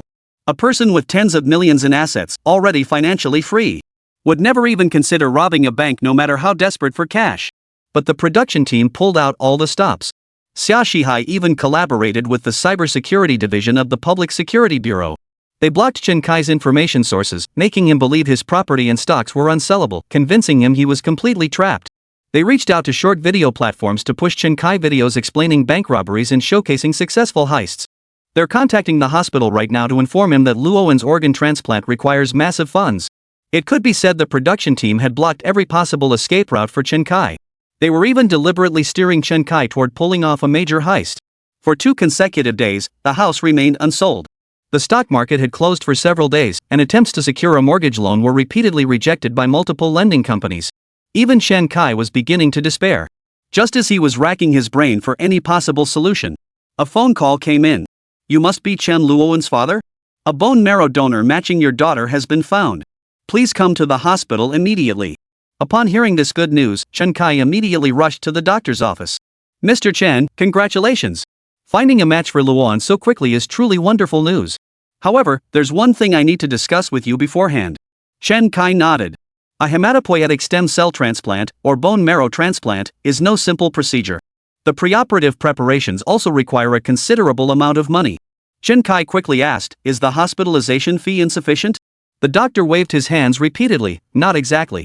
Your hospitalization fees are sufficient for the preoperative preparations, but the compensation for the bone marrow hematopoietic stem cell donor. Chen Kai pressed, how much does he want? The doctor sighed and said, it's not really about the money. This bone marrow donor was a student when he registered for the match. He signed up on a spur of the moment. After we notified him of the successful match, he suddenly backed out. Most bone marrow donors register on impulse, feeling they're doing something noble. But when the time comes for them to actually donate after a successful match, a high percentage back out. In fact, the withdrawal rate exceeds 50%. In other words, more than half of those who registered and matched successfully ultimately lack the courage to proceed with donating their bone marrow. This occurs because bone marrow donation does have some impact on the donor's health. Consequently, a significant portion of the costs associated with bone marrow transplants goes toward compensating the donors. This was precisely why the hospital had asked Chen Kai to prepare the funds in advance. Chen Kai understood that the doctor's sudden approach meant. This meant the hospital's standard nutritional allowance wouldn't be enough to persuade this matched donor. Chen Kai immediately asked, how much does he want? The doctor sighed and said, to be honest, he's already working now. He's employed at a major internet company and earns a substantial monthly salary. He now realizes his health is his most precious asset, so he's willing to pay the breach of contract fee and offer Luoan an additional 20,000 yuan as compensation. Upon hearing this, Chen Kai swayed slightly. This attitude of having money to burn was the final straw that broke the camel's back. Truth be told, it wasn't the last straw that broke the camel's back, it was every single straw. Doctor, since she's unwilling, let's not force the issue. We should wait a little longer. The doctor frowned and shook his head, then continued speaking according to the director's instructions through his earpiece. Mr. Chen, Luoan's condition is critical. He could die at any moment. What I mean is, if you have the funds available, you could offer them a higher sum. It might sway their decision. He said he doesn't care about a few million. He's at a critical point in his career right now. Taking time off for a bone marrow transplant could cost him this opportunity. Without 10 million, he absolutely won't agree to this. 10 million, that was the figure Xiaoshihai had named. He was convinced this sum would absolutely push Chen Kai over the edge into crime. Chen Kai massaged his temples and said, I'll see what I can do. You'd better hurry. Luoan's condition. 10 million yuan was nothing to the former Chen Kai merely selling 1 or 2 properties. Or liquidating his entire stock portfolio. But now, it was genuinely troublesome for him. What was going on lately? Ever since he'd arrived in this world, all sorts of messy problems kept piling up. He just spent so much effort resolving Luoan's school bullying incident. Now Luoan was sick, and he couldn't raise the money. What the hell is going on? Surely the script wasn't written this way? Even Fuguian to live only faced a string of misfortunes after several years. But why does it feel like my misfortunes never end? How could things get so twisted? Just as Chen Kai was pondering this, Liao Fan, who had been waiting outside the ward for quite some time, approached him. Brother Chen Kai, how's the money situation looking? I'll sign you an IOU right away, then I'll get my wife ready for the transplant. If my wife survives, I'll sell my life to you for the rest of my days. Chen Kai looked into Liao Fan's expectant eyes, hesitating to speak. Liao Fan knew full well that under the production team's arrangements, Chen Kai was destined to fail in raising the funds. He asked softly, Brother Chen Kai, are you having some trouble with the money? Chen Kai nodded and recounted the misfortunes he'd encountered while trying to raise funds these past few days. Liao Fan never imagined the production team would go this far to push Chen Kai to the brink. Wasn't this going too far for someone who didn't even know he was participating in a show? Though Liao Fan felt sympathy for Chen Kai, he continued playing along. How about I rob a bank? If I get the money, you can use it to treat Xiao Luoan and my wife. Then I'll turn myself in. You're a good person, I trust you. I'm entrusting my wife to you. Chen Kai's heart skipped a beat. He frowned and looked at Liao Fan. You're saying you're going to rob a bank? This was the first time Liao Fan had met him, and he was already talking about robbing a bank. And the string of misfortunes he'd endured these past days seemed to be pushing him toward a dead end. Even his phone kept pushing notifications for bank heist movies, and every short video he scrolled through was about bank robberies.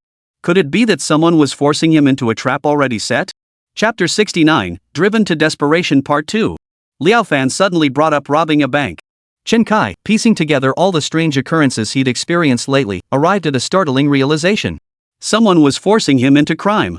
This person forcing him into crime was definitely no ordinary individual. At the very least, they possessed the ability to manipulate big data and control the secondary housing market. Could it be the police? Chen Kai found himself laughing at the absurdity of the thought. They're police officers in the capital city, after all. Just because they couldn't find the body I hid, would they deliberately frame me like this? That couldn't be it, could it? Chen Kai's initial suspicion fell on the police. He believed that since his transmigration, the only people he had ever offended were the police. Chen Kai turned his gaze back to Liao Fan. Could he be a police informant? Liao Fan felt a pang of nervousness when Chen Kai's gaze landed on him. Truth is, I was planning to rob a bank even before I met you. If I couldn't come up with the money then, my wife would have been kicked out of the hospital. Brother Chen Kai, your money gave my wife at least another month to live. That's why I trust you and I believe in you. Behind the surveillance monitor, Director Xiaoshihai slapped his thigh and leapt to his feet. Brilliant. Truly worthy of an Oscar. That performance was absolutely flawless. He hadn't incited Chen Kai to rob the bank, he'd claimed he'd do it himself, intending to draw Chen Kai into the scheme. How could Chen Kai refuse to help then? Exactly. Look, Chen Kai didn't even argue this time. He's clearly tempted. Xiaoshihai finally let out a sigh of relief. Now that Chen Kai's resolve had weakened, it was only a matter of time before he chose to commit the crime. All they needed to do was keep a close eye on Chen Kai and go live with the show the moment he prepared to rob the bank. With all the teaser content they'd been filming bit by bit these past days, the ratings were bound to skyrocket. Chen Kai now felt even more certain about his suspicions. The police were clearly setting him up. They wanted to force him into robbing a bank, then lock him up. Chen Kai carefully recalled his godlike performance during the previous kidnapping and corpse hiding case when facing the police. It seemed his extraordinary performance had struck fear into their hearts, prompting them to scheme against him. Well then, don't blame me, Chen Kai, for not holding back. I possess the police Nemesis System. Perfect crimes grant me new criminal skills. I had originally planned to seal this system away forever. Looks like they're not giving themselves the chance. But since this was a police sting operation, Luowen's illness must have been fake, right? At this thought, Chen Kai felt a sense of relief. Would the hospital really cooperate with the police? If even the hospital was in on the police's setup, there was no way he could escape this trap. Was he really going to rob a bank? Chen Kai began to ponder. He had indeed come across numerous bank robbery cases in movies on short video apps these past few days. But robbing a bank was no simple matter. As a former detective in his past life, Chen Kai had never wanted to be involved in such heinous crimes. This crossed Chen Kai's moral line. In the previous case involving Luowen being bullied, although he had committed acts like kidnapping and hiding the body, he had never harmed anyone with malicious intent. Bank robbery was entirely different. It had reached a point of life or death confrontation. The slightest misstep could get him shot dead. At that point, forget about saving Luowen, he'd be finished himself. As Chen Kai pondered this, a call came in on his phone. Chen Kai glanced at the screen, an unknown number, and casually hung up, intending to keep Luowen company while he pondered other viable options. But soon, the same unknown number stubbornly called again. Chen Kai scrutinized the number. It wasn't one of the loan companies or real estate agencies he had saved. Still, Chen Kai dared not take it lightly. Ordinary nuisance calls would never persist with such tenacity. Chen Kai stepped out of the ward with the phone and walked into the hallway. The hallway of the inpatient ward was filled with acrid smoke, and a large metal bucket on the floor was stuffed with cigarette butts. Clearly, most of the smokers here shared similar circumstances to Chen Kai. This was the only spot in the hospital without surveillance cameras where they could smoke. Chen Kai pulled out a cigarette from his bag and shared one with the fellow smokers who had been there before him. Then he answered the call. "Hello, this is Chen Kai." A hoarse voice came from the other end. "Are you Chen Kai, the father of Chen Luowen, a second-grade student in Class 3 at First Elementary School?" The caller clearly stated Luowen's identity, causing Chen Kai's heart to skip a beat. His first thought was, could this be the person whose bone marrow match was successful? But the hospital they were at was a legitimate national tertiary hospital. There shouldn't be any leakage of patient information to bone marrow donation volunteers. Moreover, the hospital wouldn't know which school or class Luowen attended. Yet this person knew exactly which school and class Luowen attended. Could this be the police calling him? What were they up to now? It was hard for Chen Kai not to overthink this. "Who are you?" Chen Kai demanded immediately. A soft chuckle came from the other end of the line. "Mind your own business. I've reviewed your child's medical report. She has acute leukemia, correct? Without specialized treatment, the average survival period for acute leukemia is only about 3 months. Death could occur within days of symptom onset. The only way to achieve a complete cure is through a bone marrow transplant, but the process of finding a matching donor is extremely time-consuming. Many patients simply don't survive long enough to find a successful match." Chen Kai cut off the endless repetition on the other end of the line. He already knew all this from the doctors and didn't want to hear it again from someone else. "What exactly do you want to say?" The voice on the other end replied calmly, "You must be aware of the child's condition. Bone marrow matching not only takes an extended period but also incurs costs beyond what an ordinary family can afford. If the child is beyond treatment, I'm willing to pay for his kidneys and other organs to give others a chance at life." "Surely you don't want to lose everything when your child passes away?" Chen Kai's blood boiled at the suggestion.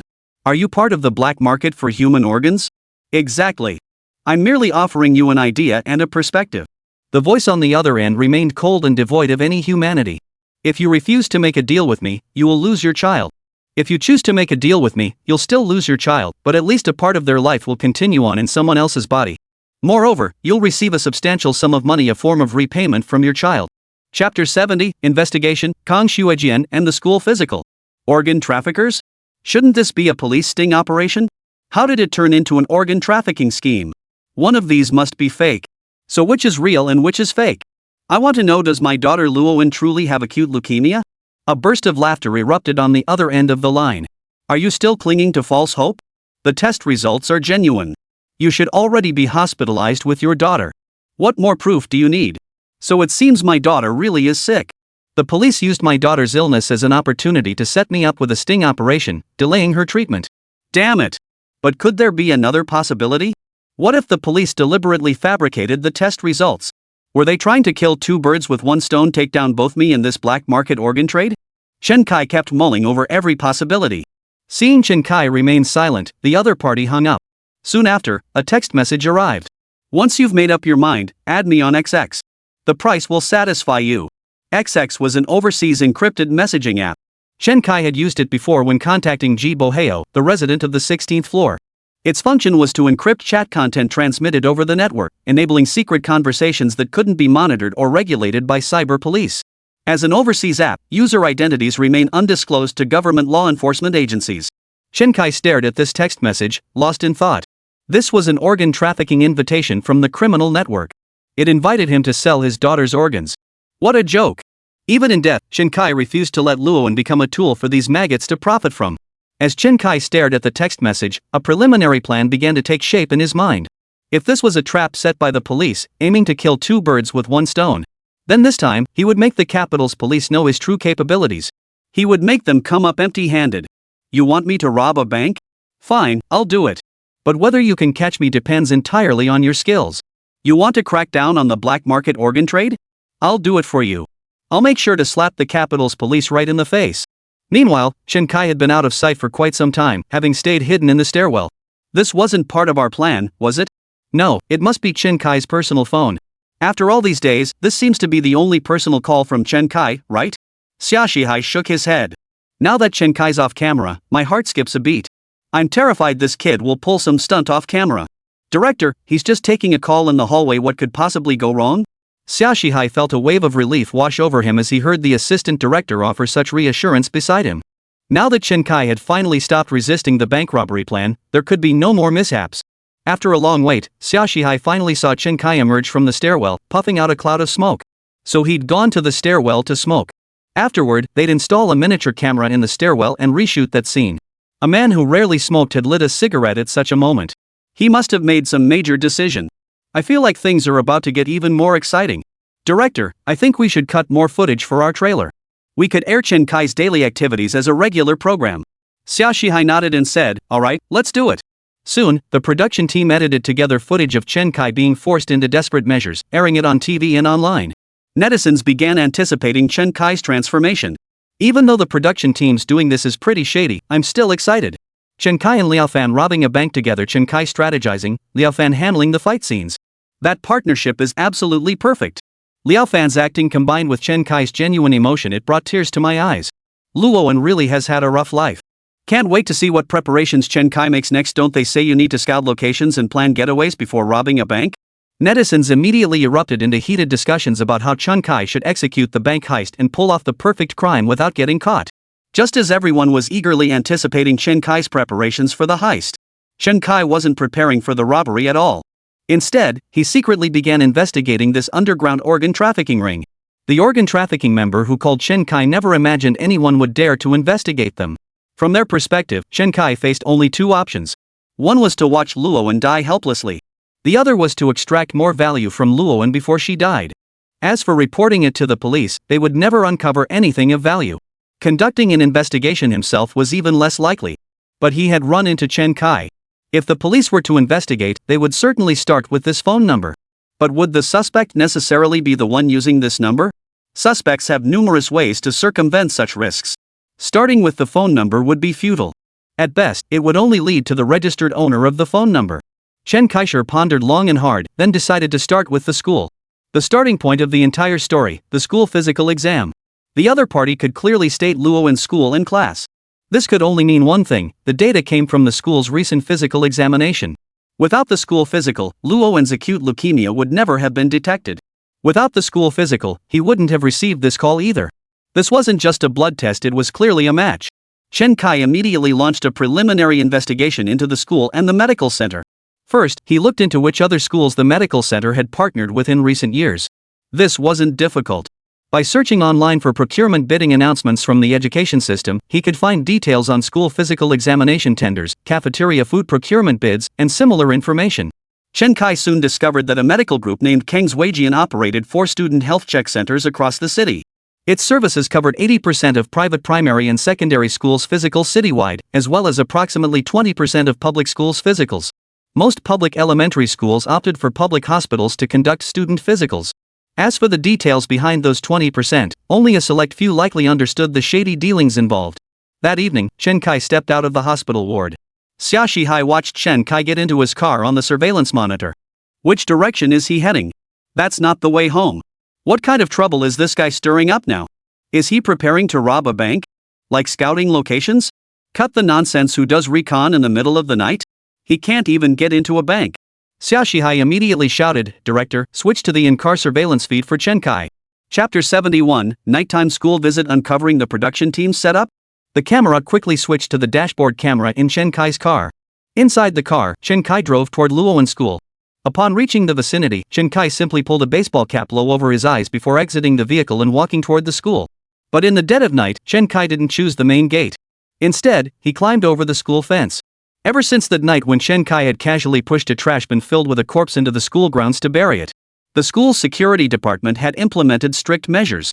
Recently, they never slept at night, instead periodically checking the surveillance feeds and conducting regular patrols. After scaling the wall, Chen Kai headed straight for the school's academic affairs office. Yet the office bearing the academic affairs sign in the school administration building stood with its doors tightly shut. The production crew had witnessed every move Chen Kai made. What was he up to? What was he doing sneaking into the school in the middle of the night to find the academic affairs office?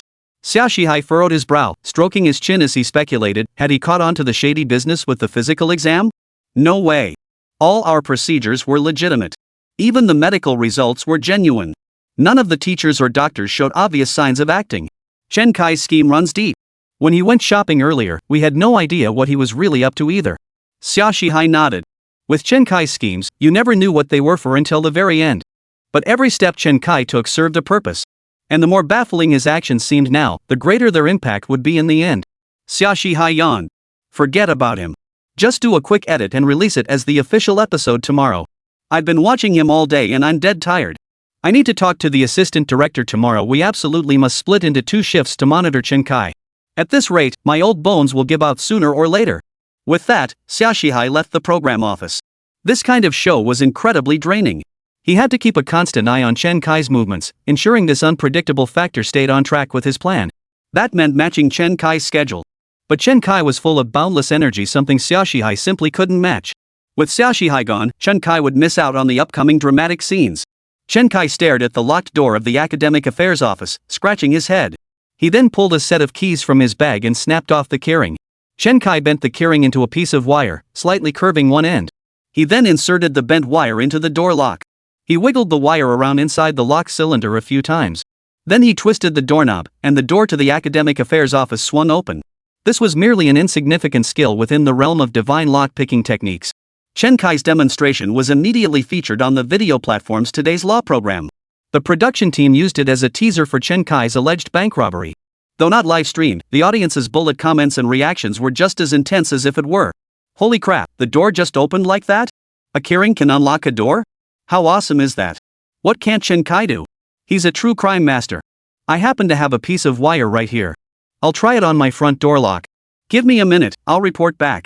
10 minutes ago. It's been 10 minutes already, hurry up and report. Contacted a locksmith company. This isn't just a keychain or a piece of wire, it's far more sophisticated. Netizens were once again utterly amazed by Chen Kai's ingenuity. Is this so-called crime master really capable of anything?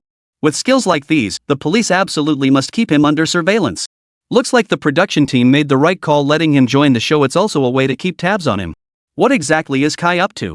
If he's planning a bank heist, why would he go to a school? Did Kai figure out something fishy? He can't sell his house, can't offload his stocks, and can't even get a mortgage loan. It's hard not to suspect something's wrong. Are you saying Kai-gu might have realized this was a setup by the production team, so now he's heading to the school to check whether the physical exam was really only for Luoan? Netizens couldn't help but start speculating. The production team has already clearly explained Chen Kai's situation to netizens. Viewers and netizens are also eager to see how the unsuspecting Chen Kai will react to such a major upheaval, whether he might actually rob a bank. Therefore, no one would dare tip him off. If Chen Kai does figure out this is the production team's scheme, it'll only make netizens more excited. This would be the ultimate show-stopping twist. After entering the academic affairs office, Chen Kai didn't turn on the lights but immediately closed the door. Chen Kai took out his phone and used its screen to survey the office. He then walked over to a desk cluttered with various files. He moved the mouse on the computer sitting on the desk. The computer screen lit up instantly. Holy crap, Chen Kai is so down to earth. Desks piled high like this belong to the office workhorses. Their computers must be packed with files. The screen lights up just from moving the mouse? That's legit. My office computers never shut down. But wouldn't the production team put Luowen's medical exam arrangements or script stuff on a higher-up's computer instead of some low-level workers? What exactly is Chen Kai doing? He's already sitting at the computer. Chen Kai's actions left viewers baffled, but what he did next left them even more perplexed. Chen Kai opened a computer in the academic affairs office. After searching through the files, he pulled out a USB drive and copied a series of documents onto it. He then swiftly departed Luowen's school and headed toward another institution. At the second school, Chen Kai again headed straight for the academic affairs office. He opened a computer in the office, copied some data. Then he moved on to yet another school. By the time dawn broke, Chen Kai had visited 7 or 8 schools, copying data from each.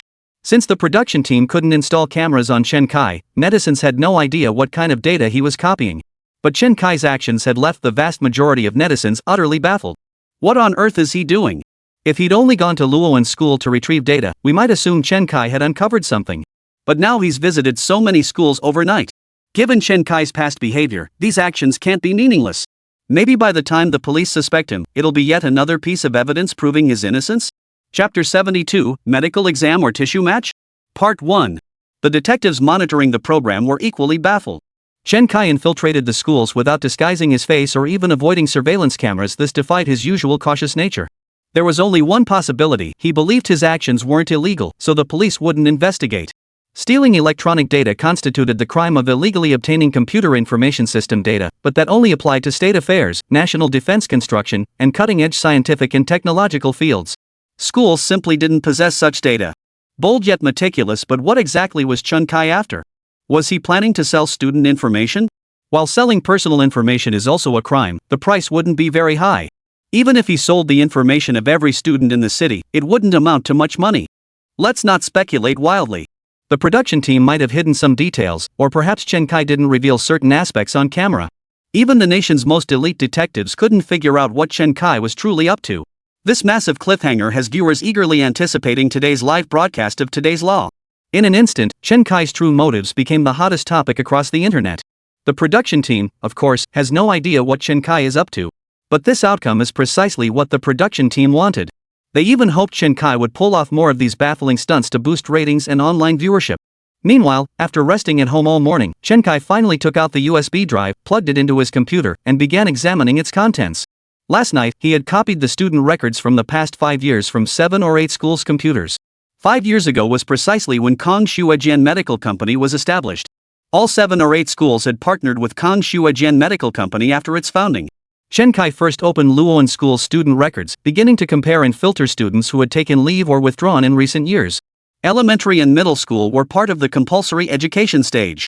Unless it was due to transferring schools or illness-death, students were not permitted to take leave or withdraw. Such cases were relatively rare. Some schools had one per year, while others had none for several consecutive years.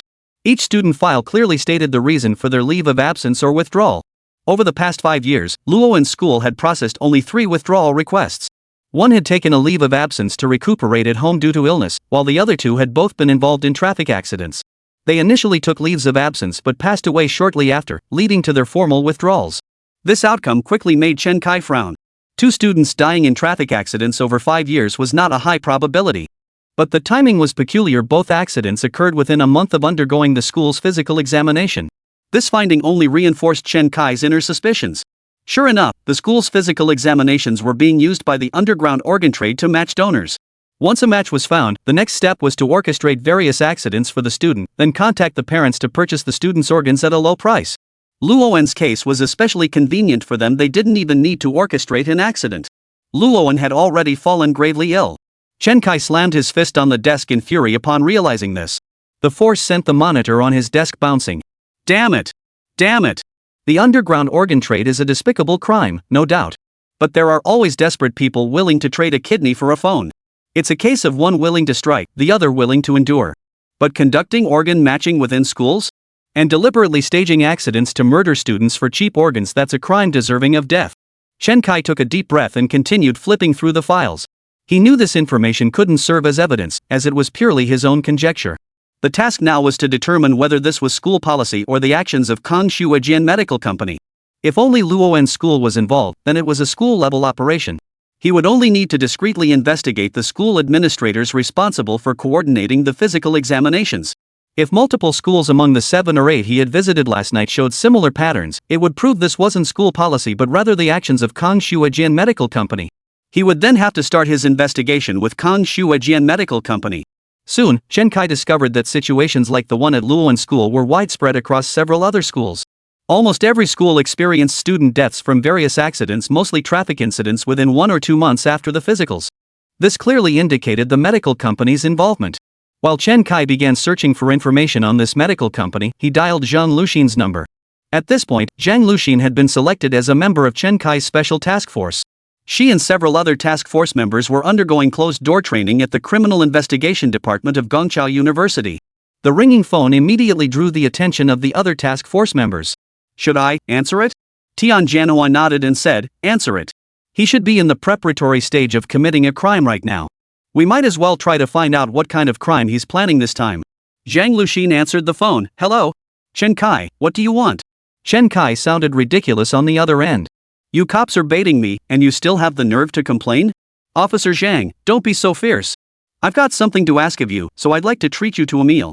"I don't accept free meals." Zhang Luxin was still seething with anger toward Chen Kai. Chen Kai had humiliated and mistreated her too much before. She had even agreed to marry him, only to discover he had been deceiving her all along. Chen Kai felt he owed Zhang Luxin an apology, but after much thought, he concluded Zhang Luxin was the most reasonable person in the police force. "Officer Zhang, do me a favor, this is serious." "What favor do you need me to grant?" Chen Kai sighed helplessly. "This concerns Luowen. If you can come, I'll be forever grateful." Zhang Luxin immediately grew concerned. She now understood that Luowen was merely an actor playing along with Chen Kai. Luowen was genuinely adorable, and he understood how important Luowen was to Chen Kai. Chen Kai would never joke about Luowen. Could something really have happened? Where? Find a restaurant near your office. Zhang Luxin hung up the phone and turned to look at Tian Jianhua and the others. Tian Jianhua waved his hand with a smile. "Go ahead. I suspect the incident with Luowen is part of the production team setup. It's good he found you. At least we'll get a heads up on what the production team has planned. That way we can prepare in advance." Chapter 73, Medical Exam or Matching? Part 2. A noodle shop next to the Public Security Bureau. Chen Kai and Zhang Luxin each had a bowl of noodles in front of them, with a cold dish placed between them. Zhang Luxin sat directly across from Chen Kai. "What's wrong with Luowen?" Zhang Luxin asked as soon as she sat down. Chen Kai studied Zhang Luxin's expression carefully. Though clever, Zhang Luxin was still young, her face couldn't hide her thoughts. From her expression, Chen Kai could tell she likely knew nothing about Luowen. It seemed the municipal bureau had kept Zhang Luxin, a frontline officer, out of the loop regarding his sting operation, or perhaps her superiors hadn't informed her. Chen Kai pointed his chopsticks at the noodles and cold dishes. "Eat a couple of bites first." "I'm not hungry. Just get to the point." Chen Kai slurped down 2 more mouthfuls of noodles before speaking slowly. "I need to ask you about a few traffic accident cases. Do you have any connections at the traffic police department?" Zhang Luxin frowned and asked, "What? Did you hit someone with your car? Does this have anything to do with Luowen?" "It has something to do with Luowen. Take a look at this first." Chen Kai pulled out a list and handed it to Zhang Luxin. "These are the students involved in traffic accidents, and this case where a child died from a falling object. Take a look." Zhang Luxin took the list from Chen Kai's hand, and her brow immediately furrowed. Because at a glance, she saw that none of the victims on the list were older than 16. The oldest were around 14 or 15, while the youngest were as young as 8 or 9. Where did Chen Kai get this list? What was he up to? Had he uncovered some major case detail? Zhang Luxin's expression once again made it clear to Chen Kai that she knew nothing about this matter. How could Zhang Luxin not know about such a major case? Could it be that my earlier assumptions were wrong? Tell me what you're doing, and how is this connected to Luowen? Otherwise, I can't help you with this. Chen Kai held nothing back. He recounted everything about the Kongshuajian Health Checkup Center to Zhang Luxin in detail. Several children on this list suffered accidents within 1 to 2 months after their school physicals. I suspect something fishy is going on here. Zhang Luxin was completely stunned after hearing the whole story. This must be the show's script, right? How could a medical company be this ruthless? And Chen Kai managed to uncover all this in just one day? His capabilities rivaled the entire team. And that Excel spreadsheet he showed her, it must be the school's student records. Where did he even get that? This is all personal privacy impossible to obtain through official channels. While Chen Kai slurped his noodles, Zhang Luxin finally snapped back to reality. Where did you get all this information? I copied them from the academic affairs offices of these schools in the middle of the night yesterday. Chen Kai said casually, still slurping his noodles. How could something as outrageous as sneaking into 7 or 8 schools overnight to steal documents sound as casual coming from Chen Kai as adding a clove of garlic to his noodles? Not to mention that schools have security guards. Could you just walk into the academic affairs office like it was nothing? Could you really just casually copy files off the computers where teachers store their materials? This level of skill utterly stunned Zhang Luxin. She'd been on the force for years and had never encountered such a master thief. Where on earth did you learn these skills? Chen Kai found it odd that Zhang Luxin had stopped talking. Aren't you going to ask about Luowen's condition? Only then did Zhang Luxin snap back to reality. Right, she should ask about Luowen's condition. It seemed she really wasn't cut out for acting. She had already dismissed Luowen's acute leukemia diagnosis as part of the production team's script, so naturally, she wasn't overly concerned. Now that Chen Kai had pointed it out, Zhang Luxin hurriedly replied, wait, you just mentioned so much information at once, I'm a bit overwhelmed. Did you just say Luowen was diagnosed with an illness? Acute leukemia, as long as he gets a bone marrow transplant, it shouldn't be too serious. You should go see him and offer some encouragement and comfort. Chen Kai felt awkward about troubling Zhang Luxin. But he didn't have many friends, so he could only ask this female police officer who really liked Luowen for help. Zhang Luxin snapped a photo of the list and clues Chen Kai provided and sent it to their task force group chat. The following days saw Chen Kai repeatedly probing Zhang Luxin, trying to coax useful information from her. Although Zhang Luxin clearly avoided answering some questions, Chen Kai still managed to clarify several points. First, they had no knowledge of this organ trafficking black market case. The Imperial City Bureau hadn't handled any related cases in recent years. Second, Zhang Luxin might be aware of the police's plan to use her as a decoy, as she consistently evaded questions touching on that subject. At the same time, Zhang Luxin kept urging Chen Kai to stay calm, insisting that Luowen would be fine. This further confirmed Chen Kai's belief that Luowen was indeed safe.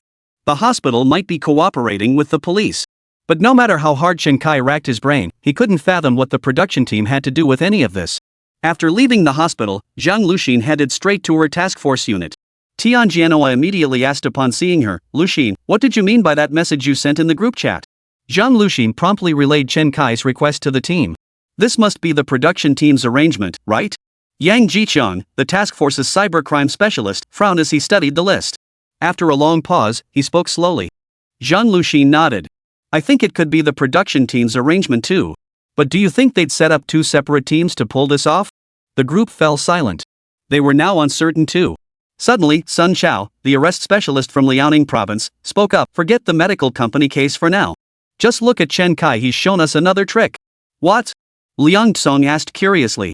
Do you think you could steal files from 7 or 8 schools in one night? His physical stamina is far beyond average, and he has impressive lock-picking skills. Only itinerant thieves operating across the country possess such skills. Only then did the others grasp the gravity. Stealing from 7 or 8 schools in a single night, such capability is exceptionally rare even among professional thieves. Even some young officers in their 20s and 30s had never encountered a thief of such caliber. And now Chen Kai was openly telling the police he'd stolen files from 7 or 8 schools. What does this mean? Tian Jianhua frowned. Is he trying to show off to us? Do you think it's possible this case might be a deliberate smokescreen Chen Kai set for us? I'll look into this first. In my opinion, it's most likely Chen Kai trying to mislead us. Chapter 74, the new episode begins live. The task force members deliberated for quite some time. They had essentially concluded this was a deliberate smokescreen released by Chen Kai. The purpose was that Chen Kai had already begun laying the groundwork for his crime. Since the previous case had occurred not long ago, he remained under close police surveillance. Fearing the police might notice his preparations, he sought to distract them by giving them something to investigate. According to police deductions, the lead Chen Kai provided was likely to yield little concrete evidence, yet would prove extremely difficult to verify. However, reality proved otherwise. The police quickly uncovered several leads. The parents who had died in traffic accidents had all donated some of their children's organs and received minimal compensation. The calls arranging these organ donations all came from an unfamiliar phone number. After agreeing, the caller would hand over cash directly, then take the bodies away immediately after the children were pronounced dead. The next morning, they returned the bodies stitched up and with internal organs removed to the parents. Investigating through vehicle and surveillance records was now nearly impossible. Surveillance footage is typically only retained for 2 to 3 months, and the most recent case occurred over half a year ago. Moreover, the parents were too ashamed to admit what had happened and were uncooperative, making the investigation extremely difficult. Most vehicles involved in staging traffic accidents carry comprehensive insurance, with all costs covered by the insurance companies. The drivers involved in the accidents, having not fled the scene and having actively contacted insurance for compensation afterward, were mostly given suspended sentences. Police have investigated these drivers, who insist it was an accident. They claimed they were distracted and didn't see what was happening. Without new evidence, the case would inevitably stall. After compiling these findings, the task force members stared blankly for a long moment. They realized this scenario could never have been orchestrated by the production team. Even if the production team were exceptionally capable, they could not possibly have orchestrated this so long ago. The earliest incident dated back 5 years, while the most recent occurred just months prior. Therefore, these must be genuine, existing cases. Zhang Luxin looked at the findings and asked Tian Jianhua, "Chief Tian, this all seems real. What should we do?" Tian Jianhua murmured, "I have to hand it to Chen Kai. So many heinous crimes happening right under our noses for 5 years, and we were completely unaware." Yes. To think he could uncover so many details from just one phone call, truly impressive.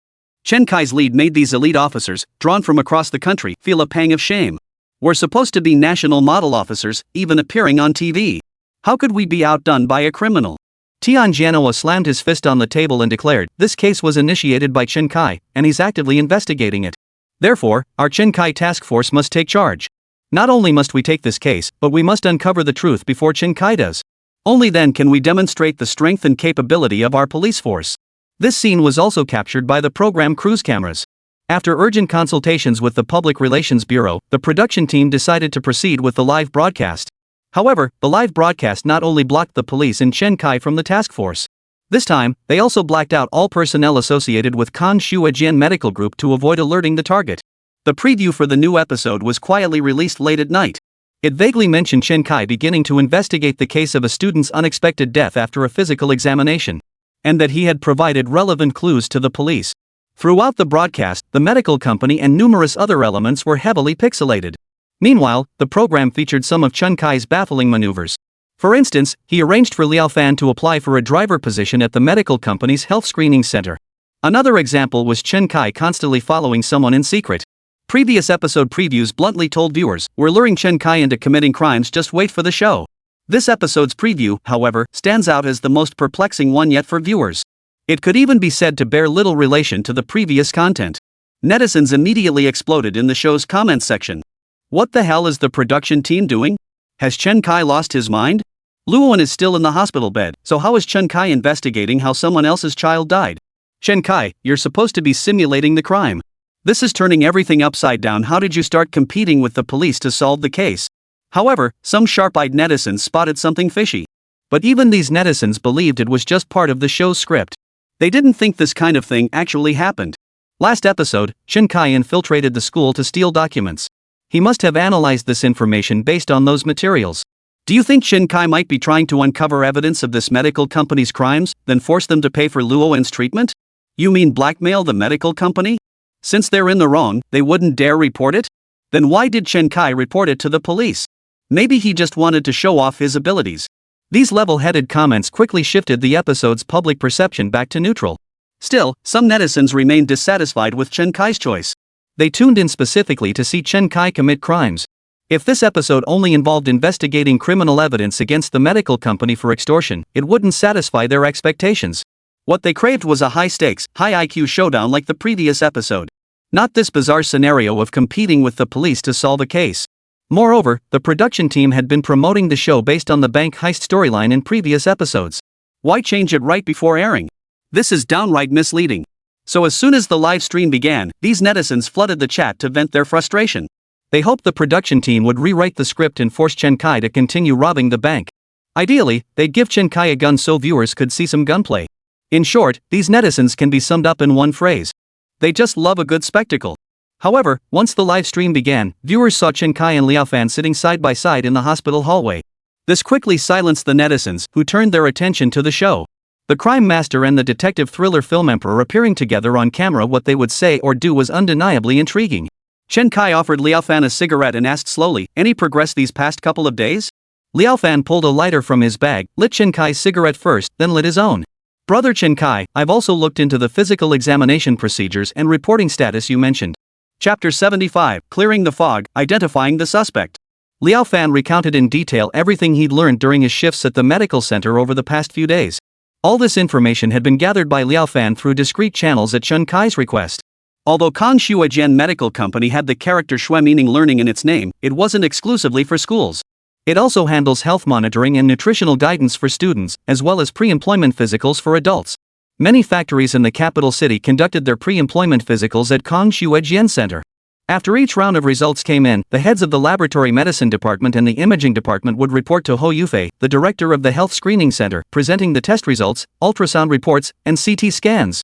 Ho Yufei was the person Chen Kai had been tracking these past few days. It could be said that Chen Kai and Liao Fan's work these past few days had been focused on this very director, Ho Yufei. Chen Kai believed that the director was the key figure in the center's operations. His own surveillance hadn't uncovered any issues, but since Liao Fan joined the team, she had indeed uncovered some suspicious details. Chen Kai pressed immediately, "What is the usual sequence? Do they report simultaneously, or is there a specific order?" Liao Fan thought for a moment and replied, "Today, Zhang Meiwei, the head of the body fluid testing department, personally delivered a test report to Ho Yufei's office." Only then did Ho Yufei call the two people from the imaging department. Chen Kai nodded. It seems these three are definitely in the know. Especially Ho Yufei, he's very likely the key figure here. The conversation left the live stream audience utterly bewildered. What do you mean? How can you tell Ho Yufei is the key figure? Yeah, reporting test results to leadership is perfectly normal. At this point, a medical staff member working in the hospital's health screening department offered an explanation. A medical center handles checkups every day, at least 100 people daily. It's impossible for the boss to review every single result. This is highly unusual.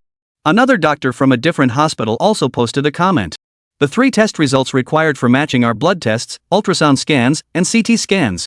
Chen Kai had Liao Fan inquire specifically about whether there was a match. Whether it's HLA matching, cross-matching, or group-specific antibody testing, all require blood samples for analysis. Only after the blood test is completed are the ultrasound and CT reports reviewed to confirm the shape and structure of the organs. Only when all 3 tests pass can the match be successful. With these 2 professionals' explanations, netizens immediately understood. Holy crap, this medical center is actually doing compatibility testing. It's obvious first the blood tests are done, then the center director checks the ultrasound and CT reports. If everything clears, the person getting tested is probably screwed. Holy, I can't even look at hospital health check centers straight anymore. From now on, I'm only getting checkups at public hospitals, at least they won't rip people off. Based on the information Chen Kai gathered from Liao Fan, he could almost certainly conclude that the main culprit was the director of this health check center. But whether there were others behind the scenes remained unclear. After all, Kongshuajian operates 4 health check centers across the city's 16 districts. Chen Kai couldn't investigate all 4 simultaneously. He could only start with Ho Yufei, the director of this particular center. Liao Fan immediately asked, "What do we do now? Tie him up? Squeeze a hefty sum out of him?" Though not exactly robbing a bank, Liao Fan found this far more thrilling than any bank heist. Because robbing a bank was scripted, everything was fake. Only Chen Kai was real. This case, however, was something they'd stumbled upon unexpectedly. Getting involved wouldn't just be thrilling. It would also temper his acting skills for the future. Only by experiencing it firsthand could he truly capture its essence and spirit in his performance. As for safety? That wasn't even a consideration. The production crew was filming the entire time, and the police were monitoring the situation closely. Should any danger arise, they'd intervene immediately. He wouldn't pass up such a golden opportunity. After pondering for a moment, Chen Kai spoke slowly. "Will shaking them down actually get us money?" "Not necessarily. We don't have any concrete evidence against them." "Then what do you suggest?" Chen Kai lowered his voice. "I plan to lure the snake out of its hole." "Lure the snake out of its hole? How?" Chen Kai pulled out his phone and opened a surveillance app. 2 surveillance feeds appeared on his phone. One was Ho Yufei's home surveillance feed, and the other was from his office. Liao Fan stared at Chen Kai in utter shock. Chen Kai had only been tracking Ho Yufei for 2 or 3 days. In that short time, he had already installed pinhole cameras in both the man's office and home. This was utterly unbelievable. Installing surveillance in a stranger's home and office was entirely different from the production team placing cameras in Chen Kai's own residence. Chen Kai didn't have keys to Ho Yufei's home, nor did he have an inside contact to open the doors for him at either location. How on earth did he get inside? Could Chen Kai be a locksmith? Lockpicking isn't a skill just anyone can pick up casually. Those who can must be registered with the police department. It seems Chen Kai truly lives up to his reputation as a master criminal. Seeing Liao Fan's stunned expression, Chen Kai chuckled and said, "Just a few minor tricks. No need to make a big deal out of it." It must be said that this god-tier lock-picking skill had indeed been a tremendous help to Chen Kai. Without it, he never could have slipped in and out of the school's administrative office and Ho Yufei's home as if unseen. That said, Ho Yufei was indeed cautious. Chen Kai had thoroughly searched both his office and home. He found absolutely no evidence linking Ho Yufei to organ trafficking. In the end, he could only install 2 pinhole cameras before leaving. The surveillance footage now showed Ho Yufei completely engrossed in playing a game on his office computer. Chen Kai took out his phone once more and opened an encrypted messaging app. Chen Kai added the number from the previous text message and labeled it Luo An's dad. Suddenly, Ho Yufei's phone beeped twice in the surveillance footage. Ho Yufei immediately grabbed his phone and began typing. Shortly after, Chen Kai's phone received a message. "Come to your senses?" Liao Fan, sitting beside him, slapped his thigh and exclaimed, "It's him." No doubt about it. Viewers in the livestream chat erupted with excitement. Who knew Chen Kai had a knack for solving cases? The cops should just go arrest him right now. Scum like this deserves to be shot on sight. Shooting him would be too lenient. Cut out every organ in his body and feed them to the dogs. Chen Kai should catch him and squeeze every penny out of him, first get the money for Luowen's medical bills, then hand him over to the police. Chapter 76, Selling a Daughter for 50 grand? Just when everyone thought Chen Kai had evidence of Ho Yufei's crimes. Just like he did with Huka's kidnapping, he'd abduct Ho Yufei and squeeze him dry to pay for Luowen's treatment. Chen Kai instead picked up his phone and sent a message. "I've come to terms with it. The child's fate is already sealed. It's better to let her life continue on through someone else. You're absolutely right. Contact me when the child is near the end. I'll arrange for a vehicle to be waiting in advance. We will never harvest the child's organs while she is still alive." Ho Yufei swiftly replied with 2 messages, seemingly to ease Chen Kai's psychological burden. "She's nearly gone. Prepare in advance. How much will you pay? Your daughter has acute leukemia, and many organs are already compromised, so the price can't go any higher. For all organs, we can only offer 50,000. Additionally, after the procedure, we can perform cosmetic suturing. We'll make sure your daughter doesn't look too bad when she passes." Truly a heartless black market for organs. Logically, a leukemia patient's organs are contaminated by the blood, making all organs unhealthy. But the black market doesn't care about that. They just transplant the organs, guaranteeing you survive the surgery without rejection. As for whether the organ will cause problems later, they offer no after-sales service.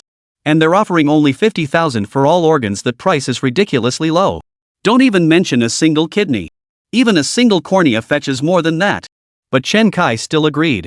Soon after, Liao Fan received a call from his superiors ordering him to report to the unit immediately. An urgent cargo haul was scheduled for that night. This played right into Chen Kai's hands. Chen Kai had originally arranged for Liao Fan to apply as a driver at the medical center mainly to gather some inside information. But he never imagined they would actually assign Liao Fan to run this particular mission. Chen Kai's actions left netizens utterly dumbfounded. They never imagined Chen Kai would sell Luowen for a mere 50,000 yuan. This left both the production team and netizens feeling uneasy. They were especially worried that Chen Kai might realize this was a scam and then sell Luowen for 50,000 yuan to get back at the production team. Surely Chen Kai wouldn't be that ruthless? Though his actions are criminal, he does have his own code. But there has to be a body, right? How else could they pull this off?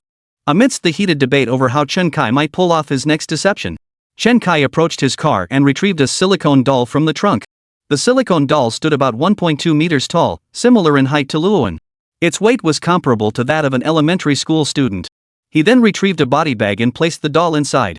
Inside the body bag, the silicone sex doll appeared completely normal. Even without the body bag, it would be impossible to tell real from fake in the darkness. Just like when Chen Kai buried Xia Shihai's body that night, no one would scrutinize whether this corpse was actually a corpse. Holy! Using a doll as a corpse? Chen Kai's twisted logic perfectly matches the show's producer's mindset. 666, can't even imagine the organ black market doctor's reaction after cutting open a silicone doll. Ha, just imagining it is hilarious. Chen Kai is seriously impressive. Using one silicone doll could potentially expose at least one more doctor involved in organ harvesting and transplantation. That doctor's a real scumbag too. Let's round them all up. Soon after, a large van pulled up outside the hospital. Behind the wheel were Liao Fan and his direct superior, He Shibin, the office director of the health screening center. He Shibin pulled a slip of paper from his bag and handed it to Liao Fan. Call this number and ask when it's convenient for them to come up. Liao Fan tremblingly took the note and saw it was Chen Kai's phone number. His hands trembled as he pulled out his phone, careful not to let He Shibin see it. Because Liao Fan had saved Chen Kai's number in his phone. He Shibin frowned and said, "What are you nervous about? Just call him." Liao Fan lowered his head, quickly deleted Chen Kai's number from his phone, and only then dialed the call.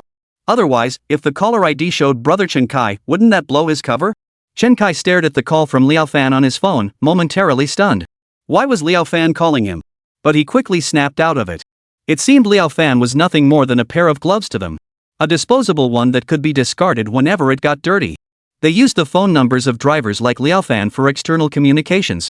Even if the police traced the calls later, they'd only find these drivers. The moment these drivers learned too much, they were promptly fired or silenced permanently. That's why the medical center constantly recruits drivers.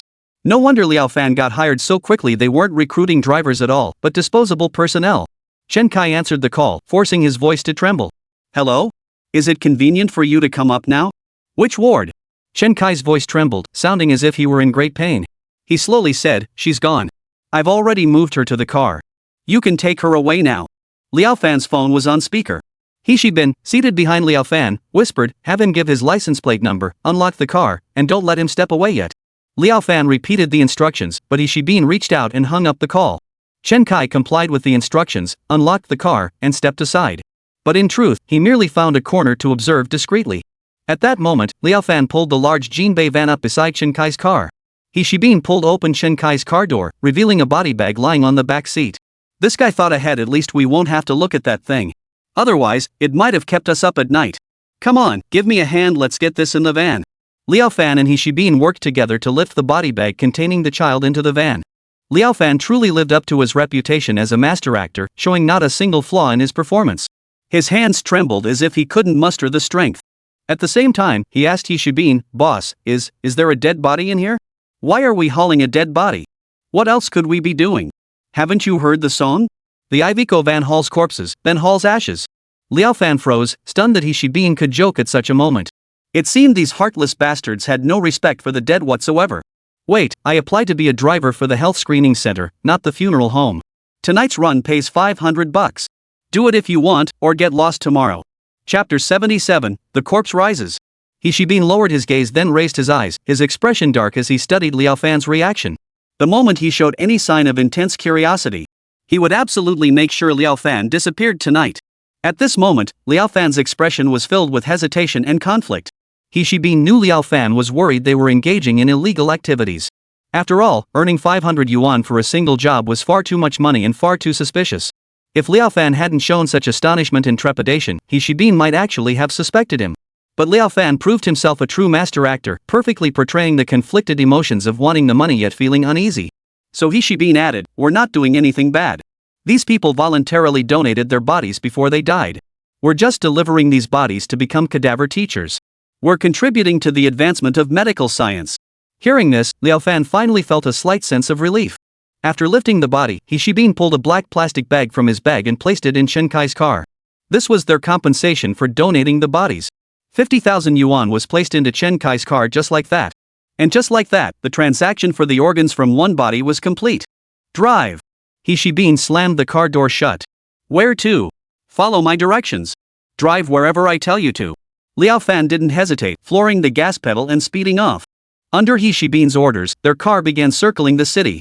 After over an hour of driving, He Shibin detected no signs of any pursuing vehicles.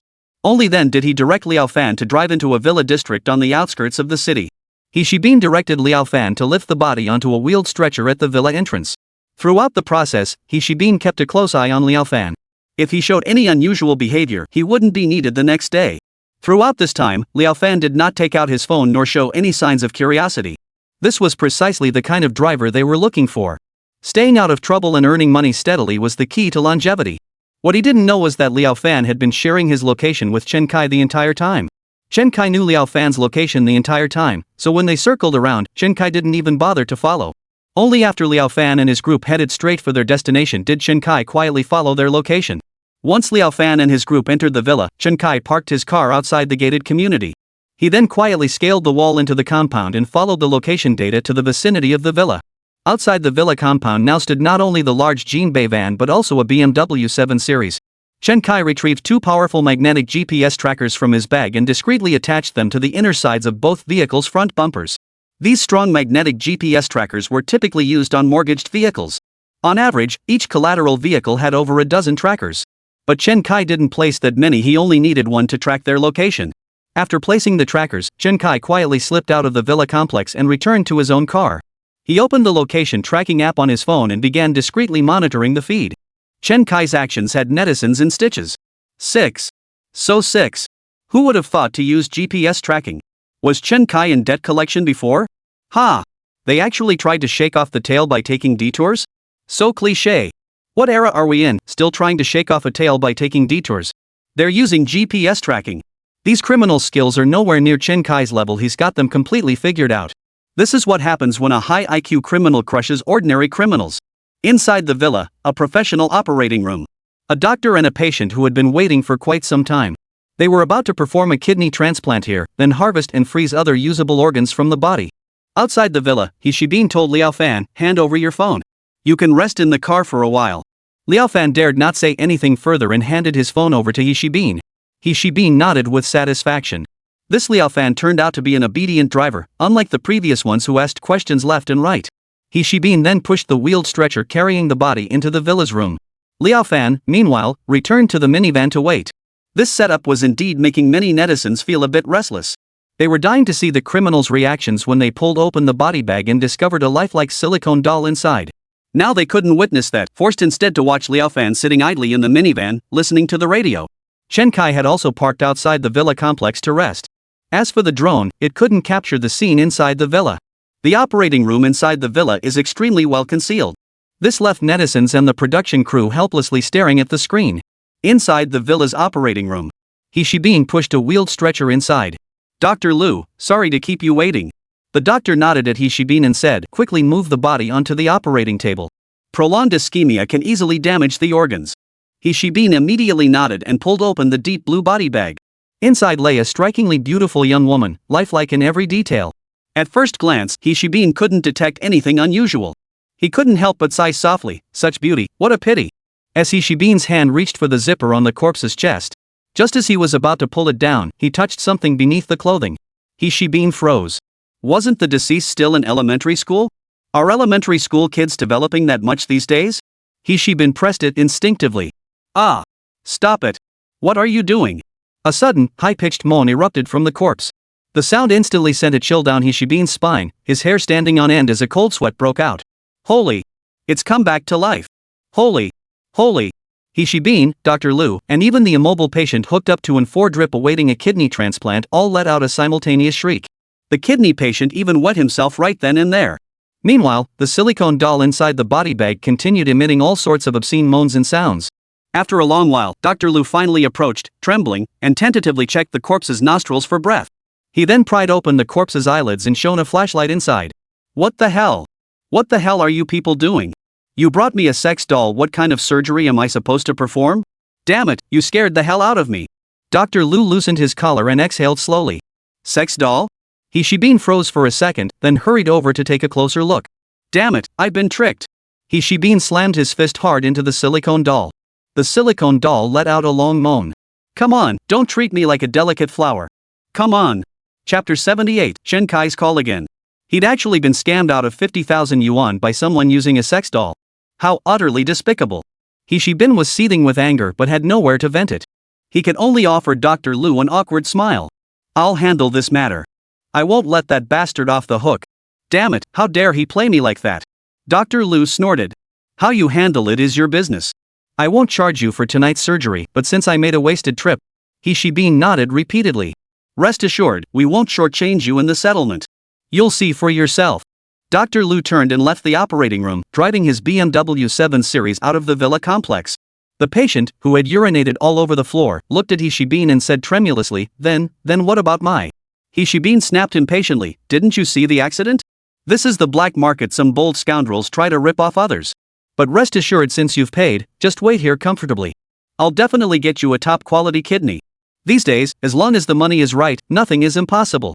With that, He Shibin stormed out of the villa and climbed back into the minivan. Liao Fan, seeing He Shibin's expression, stifled a smile and asked, Boss, shall we go? He Shibin sat in gloomy silence for a long moment. Liao Fan didn't press further, instead lowering his head as if deep in thought. But in truth, he had already replayed every painful memory of his life in his mind. He knew full well that Chen Kai had stuffed a silicone doll into the body bag. If he weren't a professional actor, he might have completely lost it. Viewers in the livestream chat erupted in astonishment.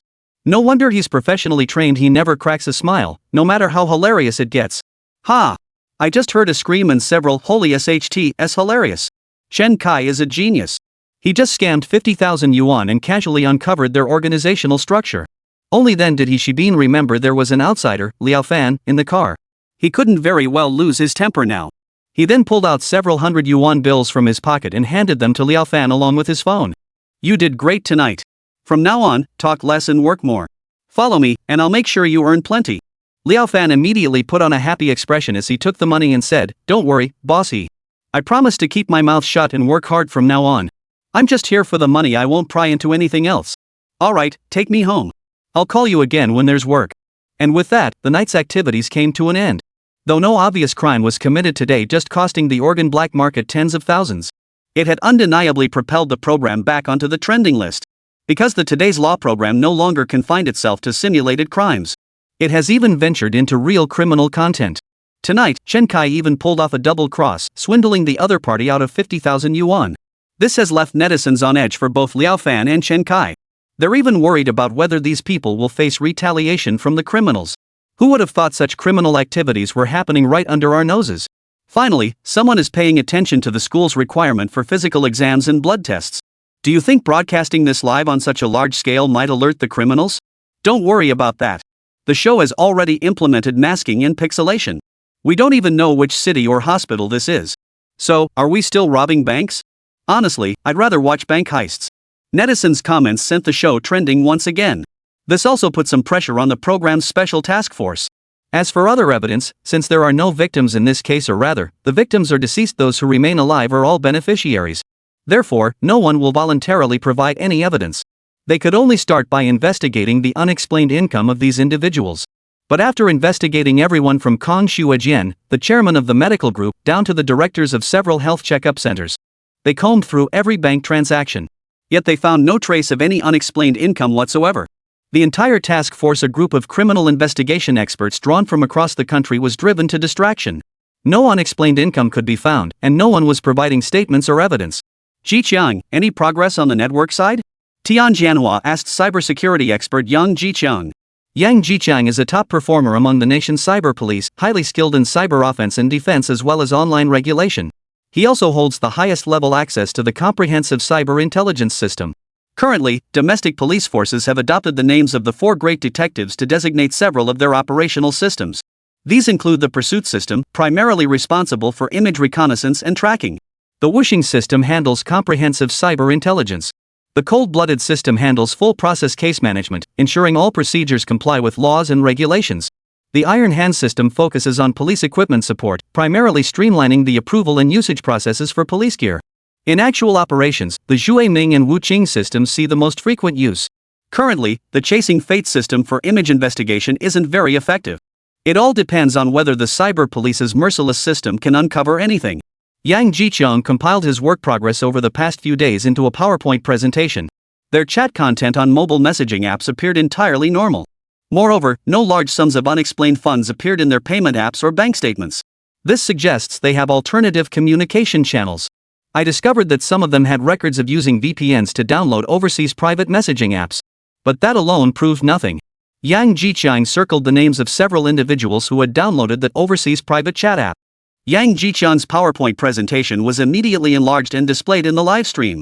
Netizens stared at the names blurred out by Mosaic and couldn't help but gasp in shock.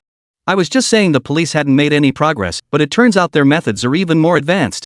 Holy crap, does that mean the police can see my VPN browsing history whenever they want? I once watched stuff behind the wall and got a call from cyber police the next day. Scared me so bad I never dared again. Holy, is this real? Hearing this makes me too scared to watch anymore. Tian Jianhua stared at the names, lost in thought for a moment. Since we've exhausted all our methods, we'll have to resort to the most primitive approach. Everyone immediately asked, what method?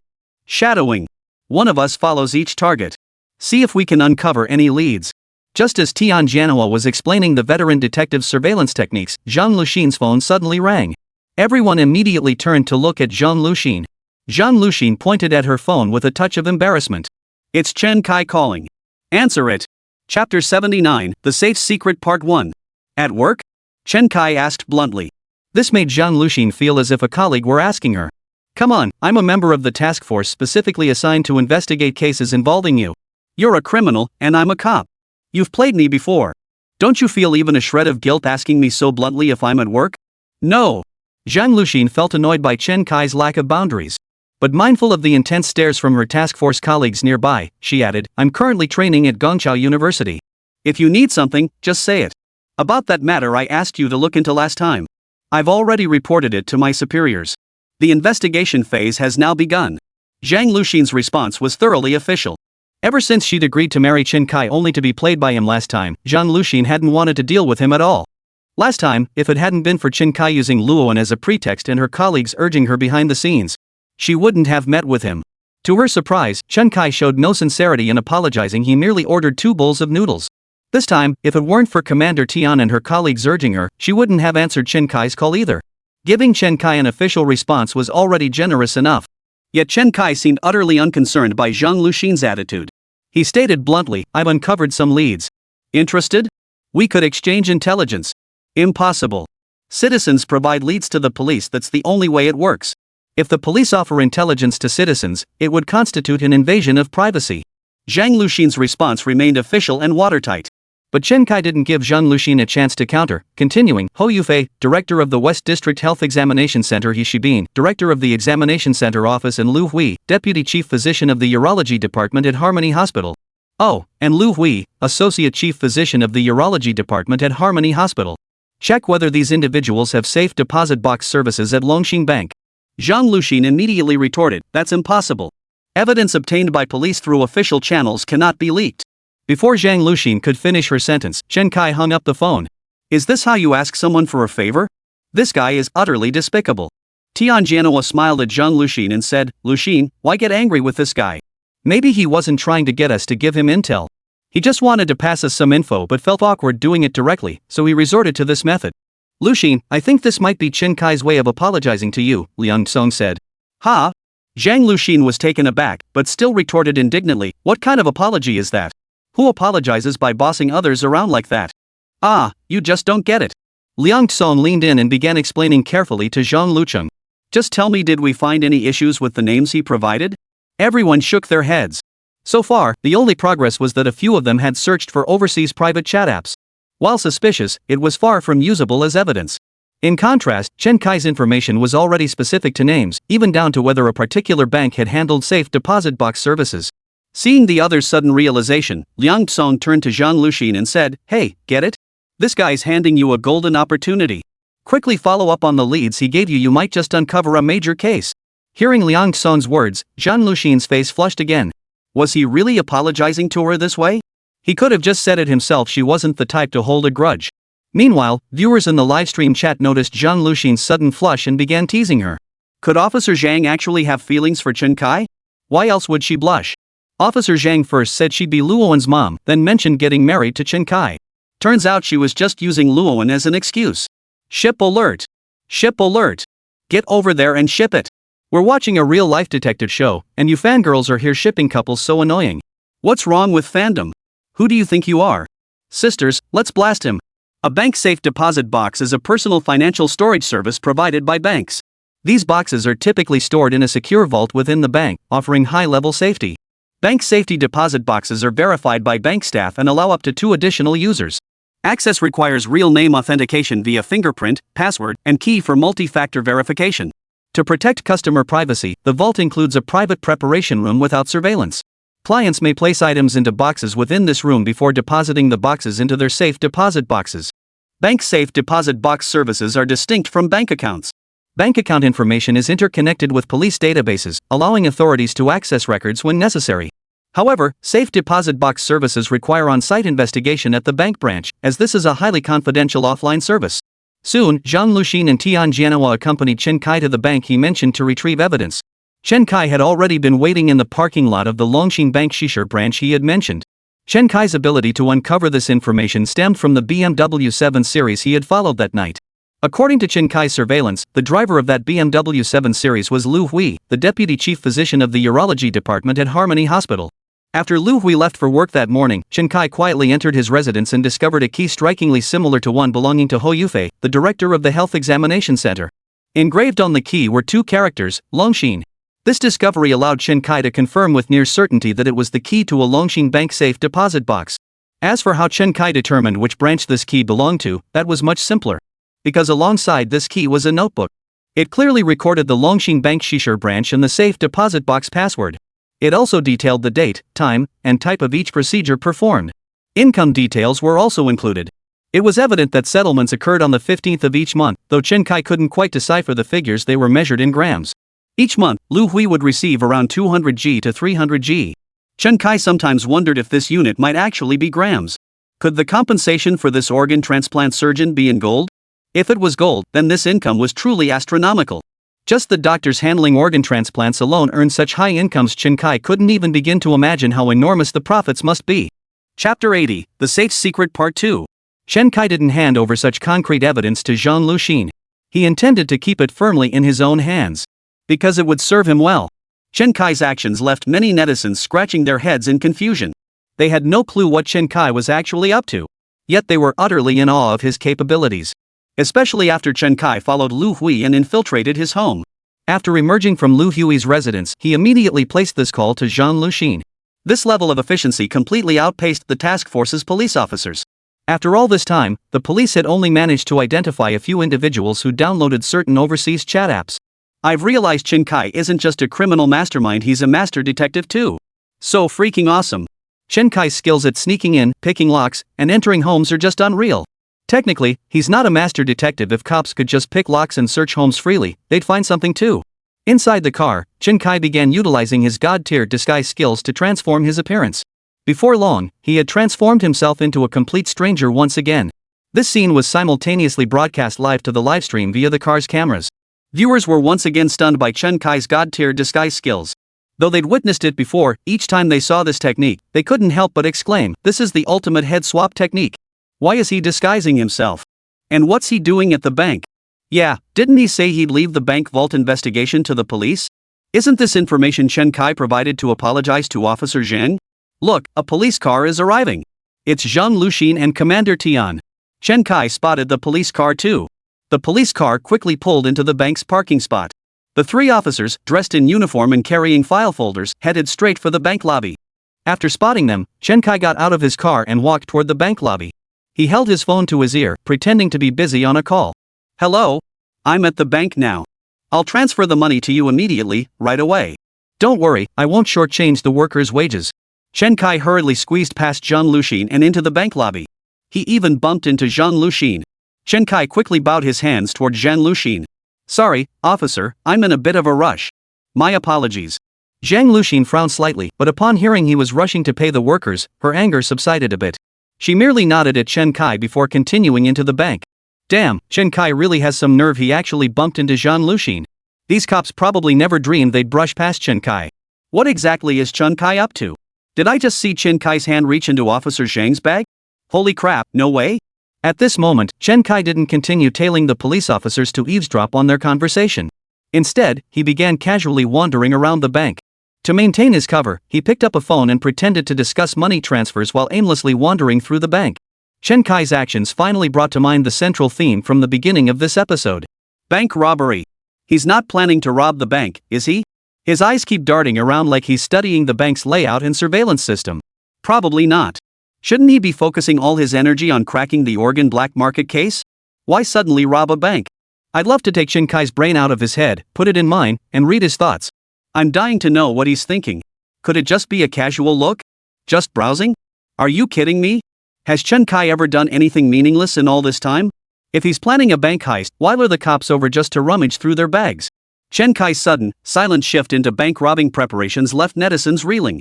They'd grown so accustomed to the current storyline that they'd completely forgotten about the bank robbery. Even the task force had forgotten they were formed specifically to solve Chen Kai's case. Soon, Chen Kai hung up the phone, ending his aimless wandering inside the bank. After wandering around the bank for quite some time, Chen Kai had caught the attention of the security guard. The security guard immediately approached him after Chen Kai hung up. "Sir, what can I help you with?" Chen Kai smiled at the security guard and said, "Just a moment. I'm waiting for someone to transfer money to me." I'll withdraw it and leave. Then please take a seat in the waiting area. Chen Kai nodded and sat down. It must be said that the bank security guard possessed a certain level of professionalism. Meanwhile, Tian Jianhua, Zhang Luxin, and several other officers had been escorted to the manager's office for a private discussion. They presented the bank manager with a notice to retrieve evidence and a letter of introduction. The bank manager quickly retrieved the account opening information for these individual safe deposit box services. However, the account information only included the account holder's name and the date the account was opened. Officer Tian, the individuals you provided all have safe deposit box account information with our bank. Among them, Ho Yufei is the primary account holder. Tian Jianhua frowned and asked, what is a primary account holder? Our safe deposit box service supports a maximum of 2 account holders. Both individuals must be present during account opening, and both sets of information are registered. Afterward, only these 2 individuals can access the safe deposit box. Ho Yufei has 5 or 6 safe deposit boxes under his name, all open jointly with the individuals you provided. Tian Jianhua and Zhang Luxin suddenly understood. In other words, Ho Yufei shares a safe deposit box with every individual connected to these cases. The purpose of these safe deposit boxes was most likely to facilitate dividend distribution. They finally understood why no trace of these individuals' unexplained income could be found. Because they never used bank cards or any online transaction methods. They relied on the most primitive safe deposit box services. That is to say, after Ho Yufei received the money, he deposited it into the safe deposit box. Then another person would come to retrieve the money from the safe. Safe deposit box transactions were completely confidential and left no usage records whatsoever. Zhang Luxin scratched her head, curiously asking, why didn't they just do an offline transaction? These people work together, they see each other every day. Ho Yufei could easily call them into his office to hand out the money or slip it to them discreetly. Zhang Luxin voiced the same question many netizens were wondering. Tian Jianhua chuckled and explained, that's the fundamental difference in mindset between us and criminals. We handle everything openly and above board, while criminals want to conceal everything. Chapter 81, Taking Advantage? Zhang Luxin didn't quite grasp the meaning behind Tian Jianhua's words. Tian Jianhua proceeded to explain further. These people manage to operate under our noses for so long because they know how to avoid risks. If the boss always calls these specific people into his office, and they emerged with extra items in hand, it would inevitably arouse suspicion. Using other methods to distribute money would inevitably involve direct contact between both parties. If someone with ulterior motives were paying attention, they'd eventually uncover the issue. Using a safe deposit box, I place items inside, and you retrieve them afterward, no contact between us whatsoever. Moreover, the vault itself has no surveillance. There's no place in the world safer or more confidential than this. Zhang Luxin finally nodded in realization. If they were casually dividing organ trafficking profits right in their office as she'd suggested, there's no way they could have hidden it for so long without anyone noticing. Tian Jianhua then asked the bank manager, are there usage records for the safe deposit box? What do they put inside each time? The bank manager shook his head. To protect customer privacy, we don't log safe deposit box usage. Moreover, we never inspect the contents customers place inside, as even we cannot unlock the safe deposit boxes ourselves. Tian Jianhua pressed further, what if we absolutely insisted on seeing it? The bank manager knew Tian Jianhua was joking. But she replied, you must present a search warrant before we can use physical means to force the lock open. But if you cannot produce a warrant, we will treat any forced entry as a bank robbery. Tian Jianhua nodded. Of course, they couldn't produce a search warrant. The case was still in the investigation phase, lacking even conclusive evidence to file charges. Without an open case, a search warrant couldn't be issued. The group could only leave the bank manager's office in frustration. The bank manager immediately rose to see them out. Officer, this is our bank's policy. We must also be responsible for our customers' privacy. Tian Jianhua nodded in understanding. Just as they stepped out of the bank lobby, Chen Kai once again edged his way toward them. At that moment, Chen Kai once again bumped into Zhang Luxin in his clumsy manner. Sorry. Zhang Luxin immediately recognized him as the same person who had bumped into her when they first entered. She felt a surge of irritation. She distinctly felt his hands weren't exactly staying put when he bumped into her earlier, seeming to brush against her waist. Zhang Luxin thought back carefully. The last time he'd bumped into her, he'd also touched her waist. This guy really had some nerve, groping a police officer like that. You did that on purpose, didn't you? How could you be so careless? Chen Kai kept bowing his head in apology. Several people in the bank had turned to look, though they hadn't noticed Chen Kai's deliberate bump. They only saw Zhang Luxin, dressed in her police uniform, venting her anger at Chen Kai. Tian Jianhua immediately turned to Zhang Luxin and asked, Luxin, are you okay? Zhang Luxin shook her head. I'm fine, but this guy's got dirty hands. If it's nothing, then forget it. But there are too many people here, it looks bad. Especially since you're wearing that uniform. Zhang Luxin shot Chen Kai a vicious glare before striding quickly toward the door. If she hadn't been in uniform, she would have given that pervert a good beating. But now, in uniform, no one had seen Chen Kai's touch. All they could see was her scolding him while he kept apologizing profusely. These days, if someone snapped a photo with their phone and posted it online, she'd likely find herself in a whole lot of trouble. So Zhang Luxin resigned herself to her misfortune and hurried away. But the entire scene was clearly witnessed by viewers in the livestream chat. Netizens were all annoyed by Chen Kai's audacity. Chen Kai is way out of line. Did he disguise himself just to grope a policewoman? Bumping into her once when entering was bad enough, but bumping into her again when leaving? Yet sharp-eyed viewers noticed Chen Kai seemed to be clutching something in his hand the entire time. Just moments ago, his hands were empty. How did something suddenly appear in his hand in that instant? He clutched it tightly, as if afraid someone would see. After Tian Jianhua, Zhang Luxin, and the others left, Chen Kai headed toward his own car. Once inside, he finally pulled out the object from his hand, a piece roughly the length and thickness of a crayon. He then pressed a button on it, and a voice began to play from inside. "We're from the Municipal Public Security Bureau. Here are our credentials. Please take a look. We need to access the account opening records for these individual safe deposit box transactions at your institution." At that moment, the online audience finally understood. It turned out to be a voice recorder. Chen Kai wasn't trying to hit on Officer Zhang at all. When Zhang Luxin and the others entered the bank, Chen Kai deliberately bumped into Zhang Luxin. His sole purpose was to slip this voice recorder into her pocket. And when Zhang Luxin and the others exited the bank, Chen Kai bumped into her again, this time to retrieve the voice recorder. Netizens finally understood why Chen Kai had reported his findings to the police. Chen Kai had absolutely no intention of apologizing to Zhang Luxin. Chen Kai intended to use the police as his weapon. That's why he chose to directly inform the police of his findings. Chen Kai knew the police would inevitably follow his line of reasoning in their investigation. By planting a recording device on them, he could capture the entire process of their evidence collection, revealing exactly what they uncovered. 6. Absolutely insane. What kind of criminal dares to use the police as pawns, getting them to investigate for him? Truly a master criminal. But why did Chen Kai specifically plant the recorder on Officer Zhang? Does he still have feelings for her? Tian Jianhua is a veteran detective with years of experience. His guard is definitely up. The other guy, Chen Kai, doesn't know him, can't gauge his depth. Only Zhang Luxin, fresh out of the academy, was an easy target. If Officer Zhang found out, he'd probably explode with rage. While netizens were buzzing with speculation, Chen Kai had already sped through the evidence retrieval reports. Just as he'd suspected, most of the names he provided had safe deposit box accounts at this bank. Only a handful, like the staff from the ultrasound and CT departments, hadn't opened safe deposit boxes. It seemed their positions were likely similar to Liao Fan's peripheral members. If any irregularities were detected, they would be bribed off. If the bribes weren't enough to silence them, these individuals would simply disappear. As for the others who had safe deposit box accounts, they were all accounts opened jointly with Hou Yufei. This strongly suggests Hou Yufei is the mastermind behind the operation, the one paying their salaries. Chapter 82, used as a pawn. Based on evidence obtained by the police, Chen Kai concluded that Hou Yufei was essentially the head of the Kongshu Ajian Medical Group. It was essentially determined that Hou Yufei was merely the manager of the Kongswajian Medical Group's health checkup center in the Western District.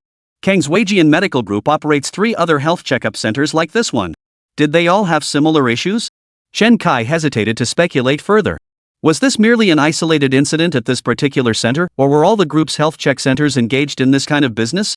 Chen Kai had already formed a plan in his mind about how to proceed with the investigation.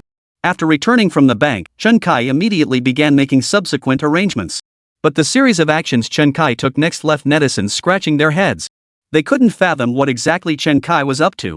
With such dead air, the production team had no choice but to temporarily halt the live broadcast, resuming only when Chen Kai or the police took further action. During this period, they would compile representative incidents into special episodes for broadcast on television and online platforms. Municipal Bureau, Special Task Force. Team members were engaged in a heated discussion about how to proceed with the next phase of the investigation based on the current evidence. What I mean is, let's play the long game. Put all these people under surveillance. If we catch them engaging in organ trafficking again, we'll have concrete evidence. I disagree. If we wait for their next organ deal, won't more lives be lost? Then we have no other option. With the evidence we currently possess, we can't even file a case, let alone make arrests.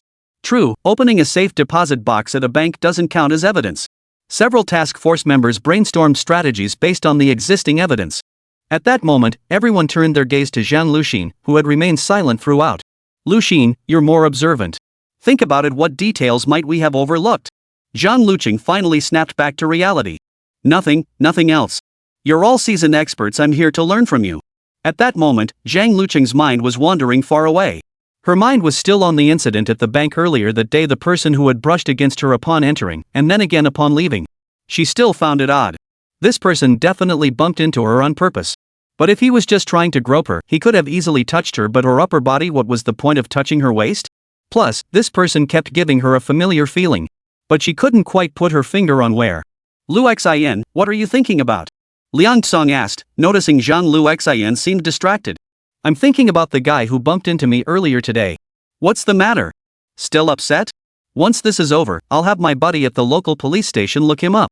Liang Tsong adopted an attitude of wanting to avenge his good sister. If that guy's a habitual groper, we'll make sure he gets arrested. Zhang Luqing shook her head. I suspected might be Chen Kai? Ha! Everyone immediately grew alert.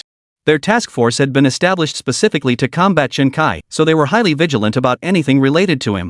Chen Kai was indeed a master of disguise. Any evidence? Tian Jianhua demanded immediately. Zhang Luqing shook her head. It's just a gut feeling. Otherwise, I can't make sense of why that person touched me twice in a row. Plus, he gave me a very familiar feeling. I realized our reason for coming to the bank was because of Chen Kai. That's why I suspect it was him.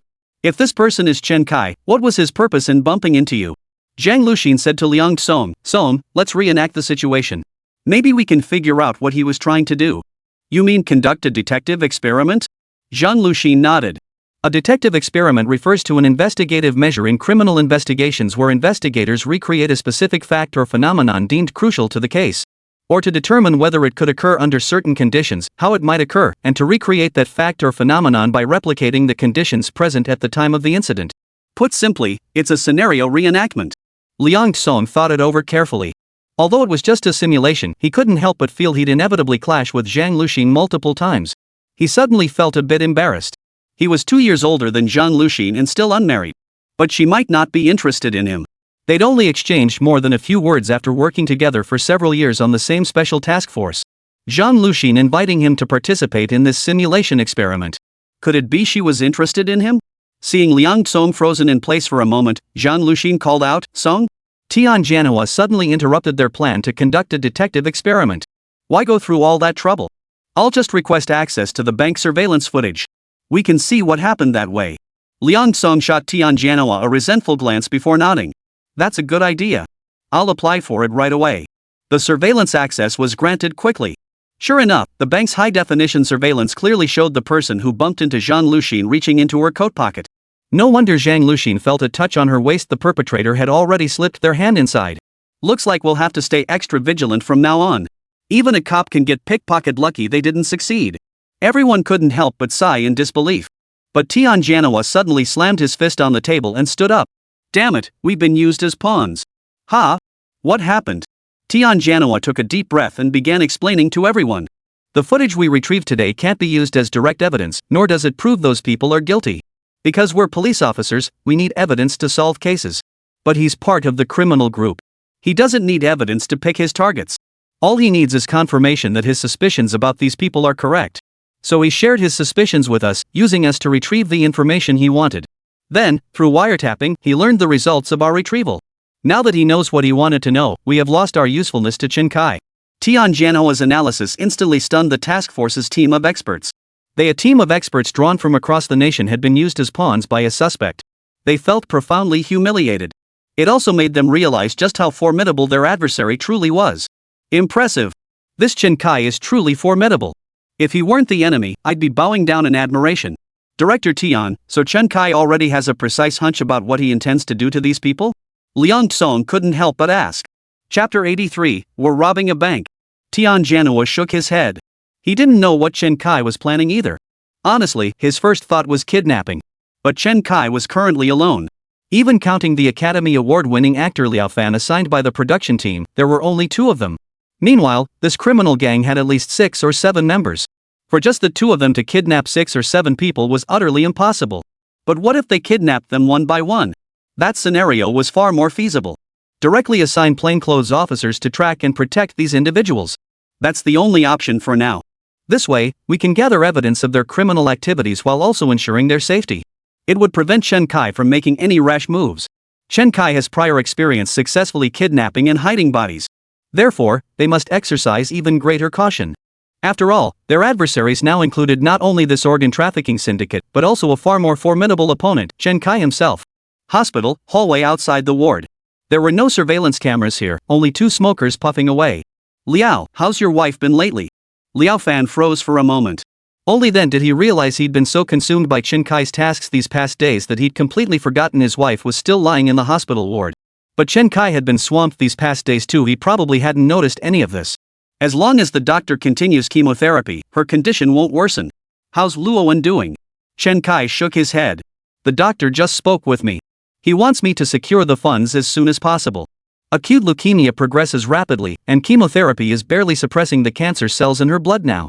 He's pressuring me to find a way to cover the surgery and transplant costs immediately, but there's still no word on the house I put up for sale. Chen Kai took a deep drag on his cigarette as he spoke. Liao Fan found it difficult to meet Chen Kai's gaze. He knew Chen Kai's situation all too well. These scripts were playing out as real life for Chen Kai. He couldn't begin to imagine the agony Chen Kai must be enduring now. Was the production team really doing the right thing? Although the production team had publicly stated they would provide Chen Kai with some compensation once he discovered the truth. But would that compensation truly make a difference? Liao Fan couldn't help but feel sympathy for Chen Kai. But then Chen Kai took another drag on his cigarette and slowly exhaled a puff of smoke. So making money is now urgent. I plan to rob a bank. Liao Fan froze in shock. Rob a bank? When he first met Chen Kai, he had been reminding him about robbing a bank all along. But Chen Kai was either trying to talk himself out of acting impulsively, or he simply wasn't buying any of it. Why had Chen Kai suddenly changed his tune? If they were going to rob a bank, then what had been the purpose of all their efforts these past few days? Was it all just to swindle a few tens of thousands from that medical group? Liao Fan felt a surge of resentment. This episode was simply too thrilling and intense. A completely authentic, theatrical live performance, a completely real case. Police and the production team kept a constant watch to ensure their safety, while still letting them experience the exhilarating thrill of robbing the rich to aid the poor. Just as they were about to lift the veil of mystery and expose these criminals. Were they going to back down? They should have tied up every last one of these bastards and given them a thorough beating. Then extort every last penny of their ill-gotten gains from them. Even if Chen Kai and I never spent a dime of it, we'd donate every last cent to the poor. Only then would their hearts feel a little lighter. But now Chen Kai actually wants to back down and turn to robbing banks instead? Is robbing a bank something you can just casually pull off? The production team's original goal was to have us rob a bank. That means robbing a bank is exactly the kind of case the police are determined to crack. If we actually went through with robbing a bank, the only possible outcome would be getting arrested. They clearly have better options. Chen Kai could easily pinpoint the mastermind and extort a hefty sum. Chen Kai had a proven track record with kidnappings and holding people hostage. Bank robbery, however, carries a high risk factor, and Chen Kai has no prior successful experience with it. Chen Kai watched as Liao Fan chain smoked, head bowed in deep thought. He stopped talking and simply watched Liao Fan.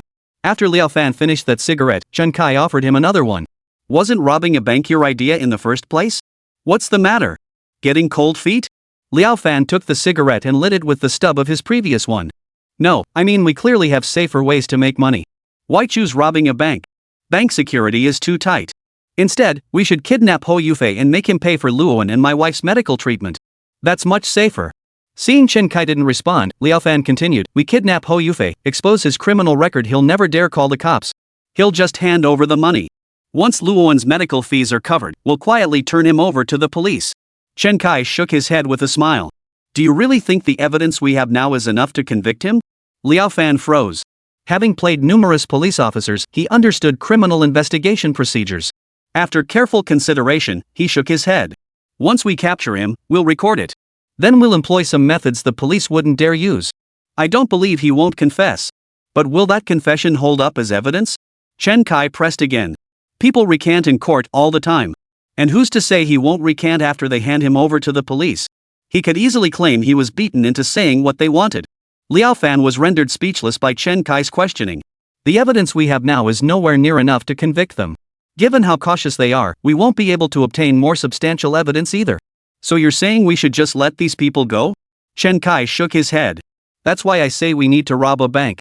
Liao Fan was puzzled. What did robbing a bank have to do with this? But since Chen Kai had linked these two matters, it meant they were genuinely connected. Before joining the show, Liao Fan had studied Chen Kai meticulously. He knew Chen Kai was exceptionally sharp, always thinking 3 steps ahead. And after interacting with him these past few days, Liao Fan had personally witnessed just how formidable Chen Kai truly was. Chen Kai never did anything without purpose. Then let's rob a bank. Liao Fan stubbed out his cigarette but forcefully into the kanji bowl he used to flick ash. Chen Kai glanced at Liao Fan with a hint of surprise, then smiled. I thought you'd agonize over this for ages. I told you before, if it means saving my wife, I, Liao Fan, will stake my life on you for the rest of my days. Besides, you're a smart man, you'd never do something without a sure plan. Chen Kai immediately began outlining the operation's details to Liao Fan. Chapter 84, Is Chen Kai just a bystander? Old Liao, how's your wife? What about Luowen? A puff of smoke escaped from both their mouths. I plan to rob a bank. I told you before, if you can save my wife, I, Liao Fan, will give you my life for the rest of my days. And you're a smart man, you'd never attempt something without a surefire plan. Their hands clasped tightly. Trailer ends. This trailer was the shortest among all the pre-recorded segments. But it was also the most thrilling one. In fact, the production team had long installed miniature cameras in the hallway. Such an important conversation between the two had to be recorded. Of course, the scene of their hands clasped tightly together was later filmed using a handstand in. Chen Kai and Liao Fan would never make such an awkward gesture. The trust between these two is deep enough to entrust their very backs to each other. It was far more profound than a simple handshake. But the dramatic effect of filming it this way was brilliant. It instantly ignited the trailer's comments section with excitement. Finally robbing a bank. I thought this crime simulation show had turned into a police procedural. But it feels like such a waste. If the production team hadn't used Luo to pressure Chen Kai, he might have cracked that Oregon black market case. It really is a shame. The police haven't made any progress at all. I was actually starting to look forward to seeing what Chen Kai could uncover, and now he's going to rob a bank. The comments section erupted in heated debate. Some netizens even started a poll demanding the production team cure Luo immediately and stop putting so much pressure on Chen Kai. They wanted Chen Kai to focus on tracking down leads about the Oregon black market. For most viewers, this matter was far more important than the simulated bank robbery. They genuinely feared their own children might one day receive a sudden match during a school physical. Or that some unexpected accident might occur while crossing the street. The police have now explicitly stated they have no further options, they can only resort to the most primitive method, tailing suspects. If the police can't find a solution, it would mean letting these beasts off the hook. That's why they're pinning their hopes on Chen Kai, this criminal mastermind with his genius-level IQ, to pull off a double cross. This would allow them to extract incriminating evidence and assist the police in solving the case. But now Chen Kai has abruptly abandoned the Oregon black market case and announced plans to rob a bank. The general public and netizens are far from pleased. While some netizens crave the simple thrill of a violent bank heist, nearly everyone knows this truth. In our country, robbing a bank is like shining a lantern in a cesspool, it's suicide. In the past decade, there have been almost no successful bank robberies. Even if there were successful bank robberies a decade or two ago, the suspects were eventually caught and executed. Therefore, netizens believe that if Chen Kai chooses to rob a bank, he will inevitably be caught. There's absolutely no chance of escaping punishment. If Chen Kai chose to rob a bank, his crime simulation show would inevitably come to an end. Rob a bank? In Longwa, forget about a crime master, even the god of crime himself would get arrested. Netizens are bickering fiercely in the show's comments section, even storming into the comments sections of hosts like Liao Fan and Xiaoshihai to unleash a torrent of comments. They hoped the production team would alter the show's storyline to prevent Chen Kai from choosing the bank robbery option. Xiaoshihai glanced at the extreme comments flooding the section. What kind of joke is this? How could I possibly control Chen Kai? I'm not even the director, Chen Kai is the director. Let him act however he wants. Meanwhile, the show's host, legal expert, and criminal investigator had all arrived at the studio. The moment Chen Kai and his team reached the vicinity of the bank, their live broadcast would commence immediately. The group began whispering among themselves about this sudden turn of events. Commissioner Guohua shook his head inside. I thought the show was getting another revamp from last episode's crime scene reenactment to this episode's citizen police assisting in solving cases. This Chen Kai always manages to surprise us. Who knew he'd get back on track like this? Legal expert Professor Luo Xiang smiled as he asked Director Guohua, Director Guo, I must say your police force's capabilities still leave something to be desired. Even you're pinning your hopes on Chen Kai to solve cases for you. Has our police force truly run out of ideas when confronting crimes hidden in the shadows? All you can do is crack some obvious cases and then use TV shows to promote your methods.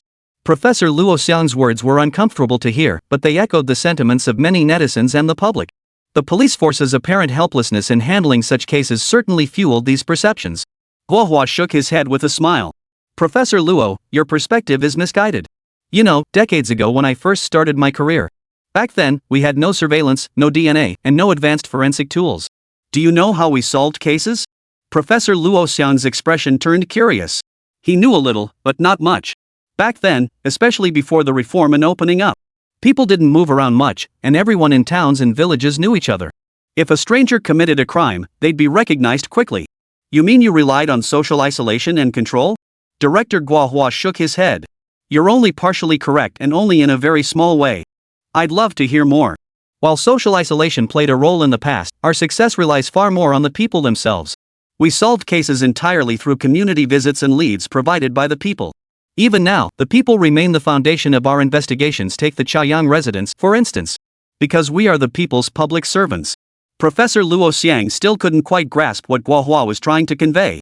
Commissioner Guohua continued, therefore, relying on the people to solve cases has always been our method. That's sophistry. Was Chen Kai a member of the public?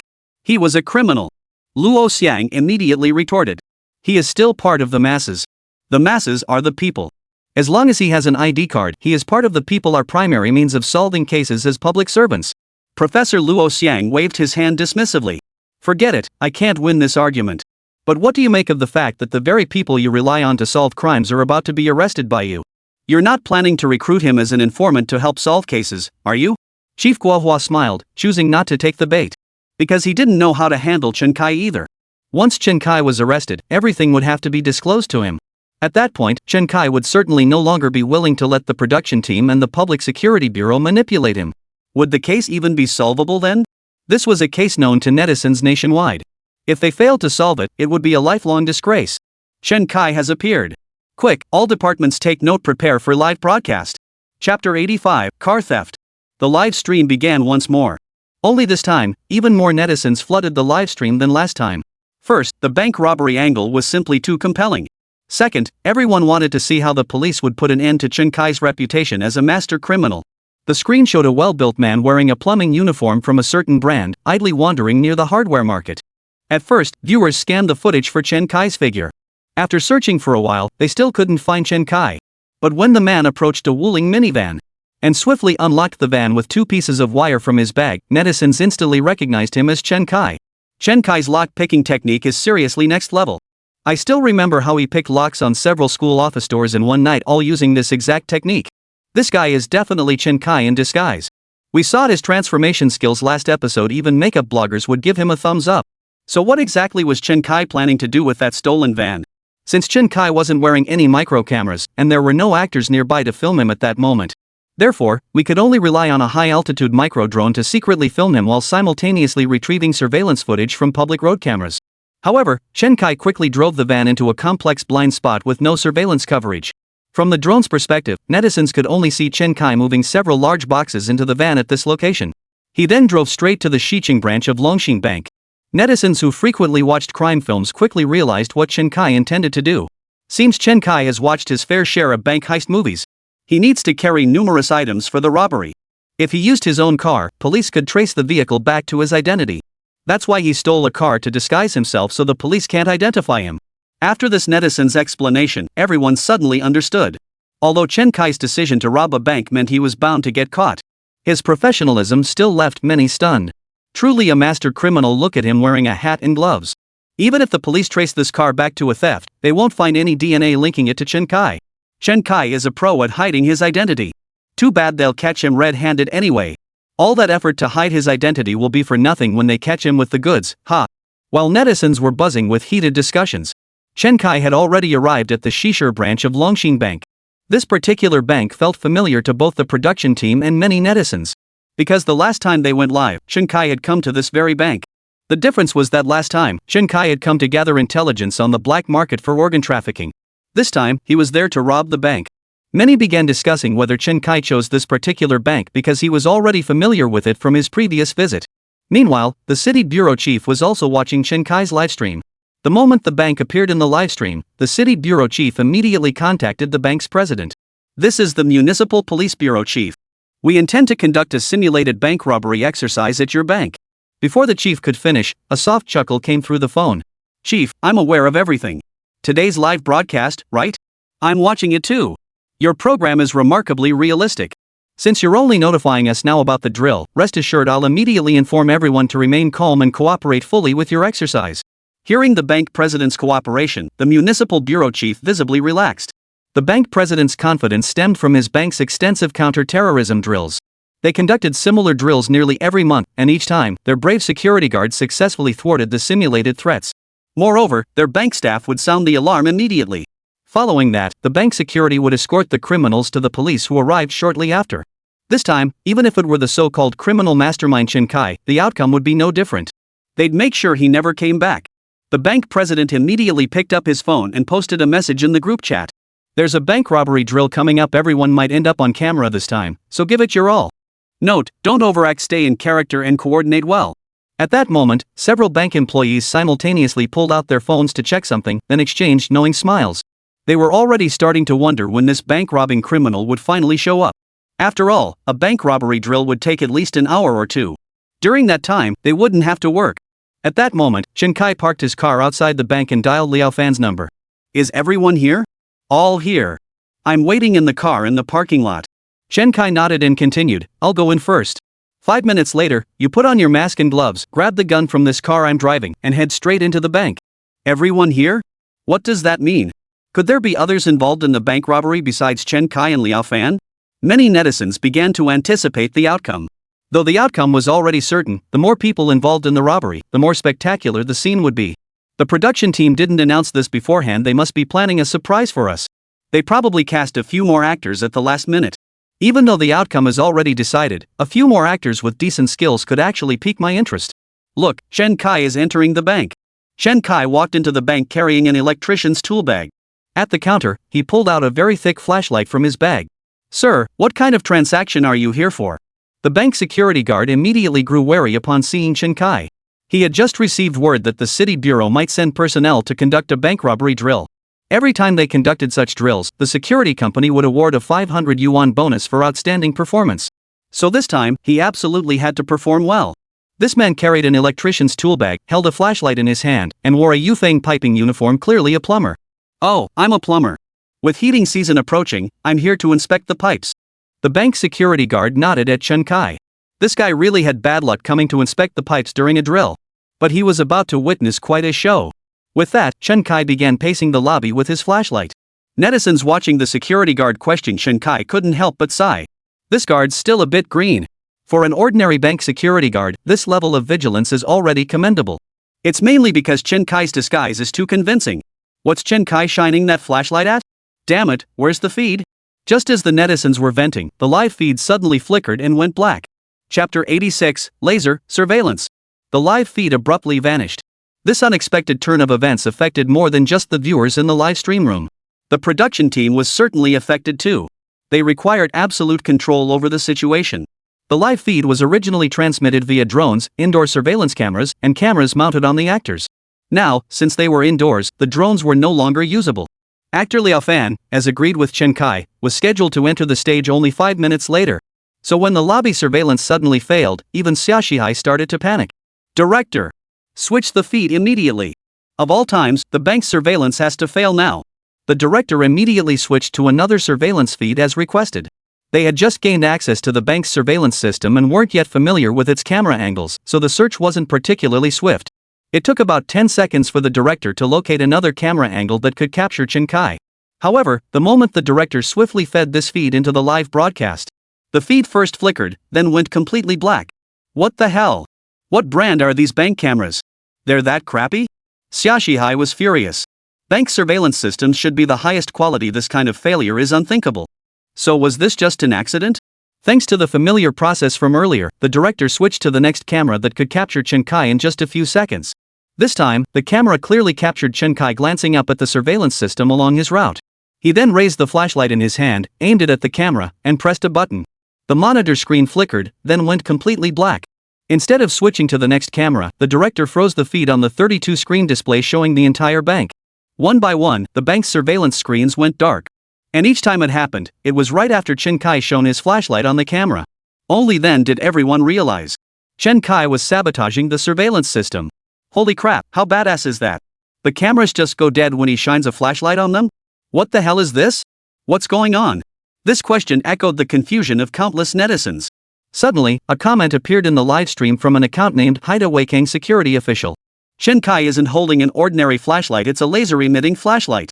Hideaway is a state-owned enterprise, one of the world's top manufacturers of surveillance equipment. His response instantly stunned many netizens. Holy crap, a pro! Lasers can even disable cameras? This kind of obscure knowledge is seriously niche. Hideaway Security's official account continued educating viewers through the live chat. Since the livestream was pitch black anyway, everyone might as well listen to the explanation. Lasers are essentially highly focused beams of light with intense energy density. It can be focused and directed through optical systems. When laser light hits a camera, it causes irreversible damage to the camera's sensor. You don't even need a professional laser, even those beam lights at concerts, if they hit a camera or phone, can potentially cause irreversible damage to the sensors in phones and cameras. This is especially true for high-power invisible laser emitters, which can directly damage cameras.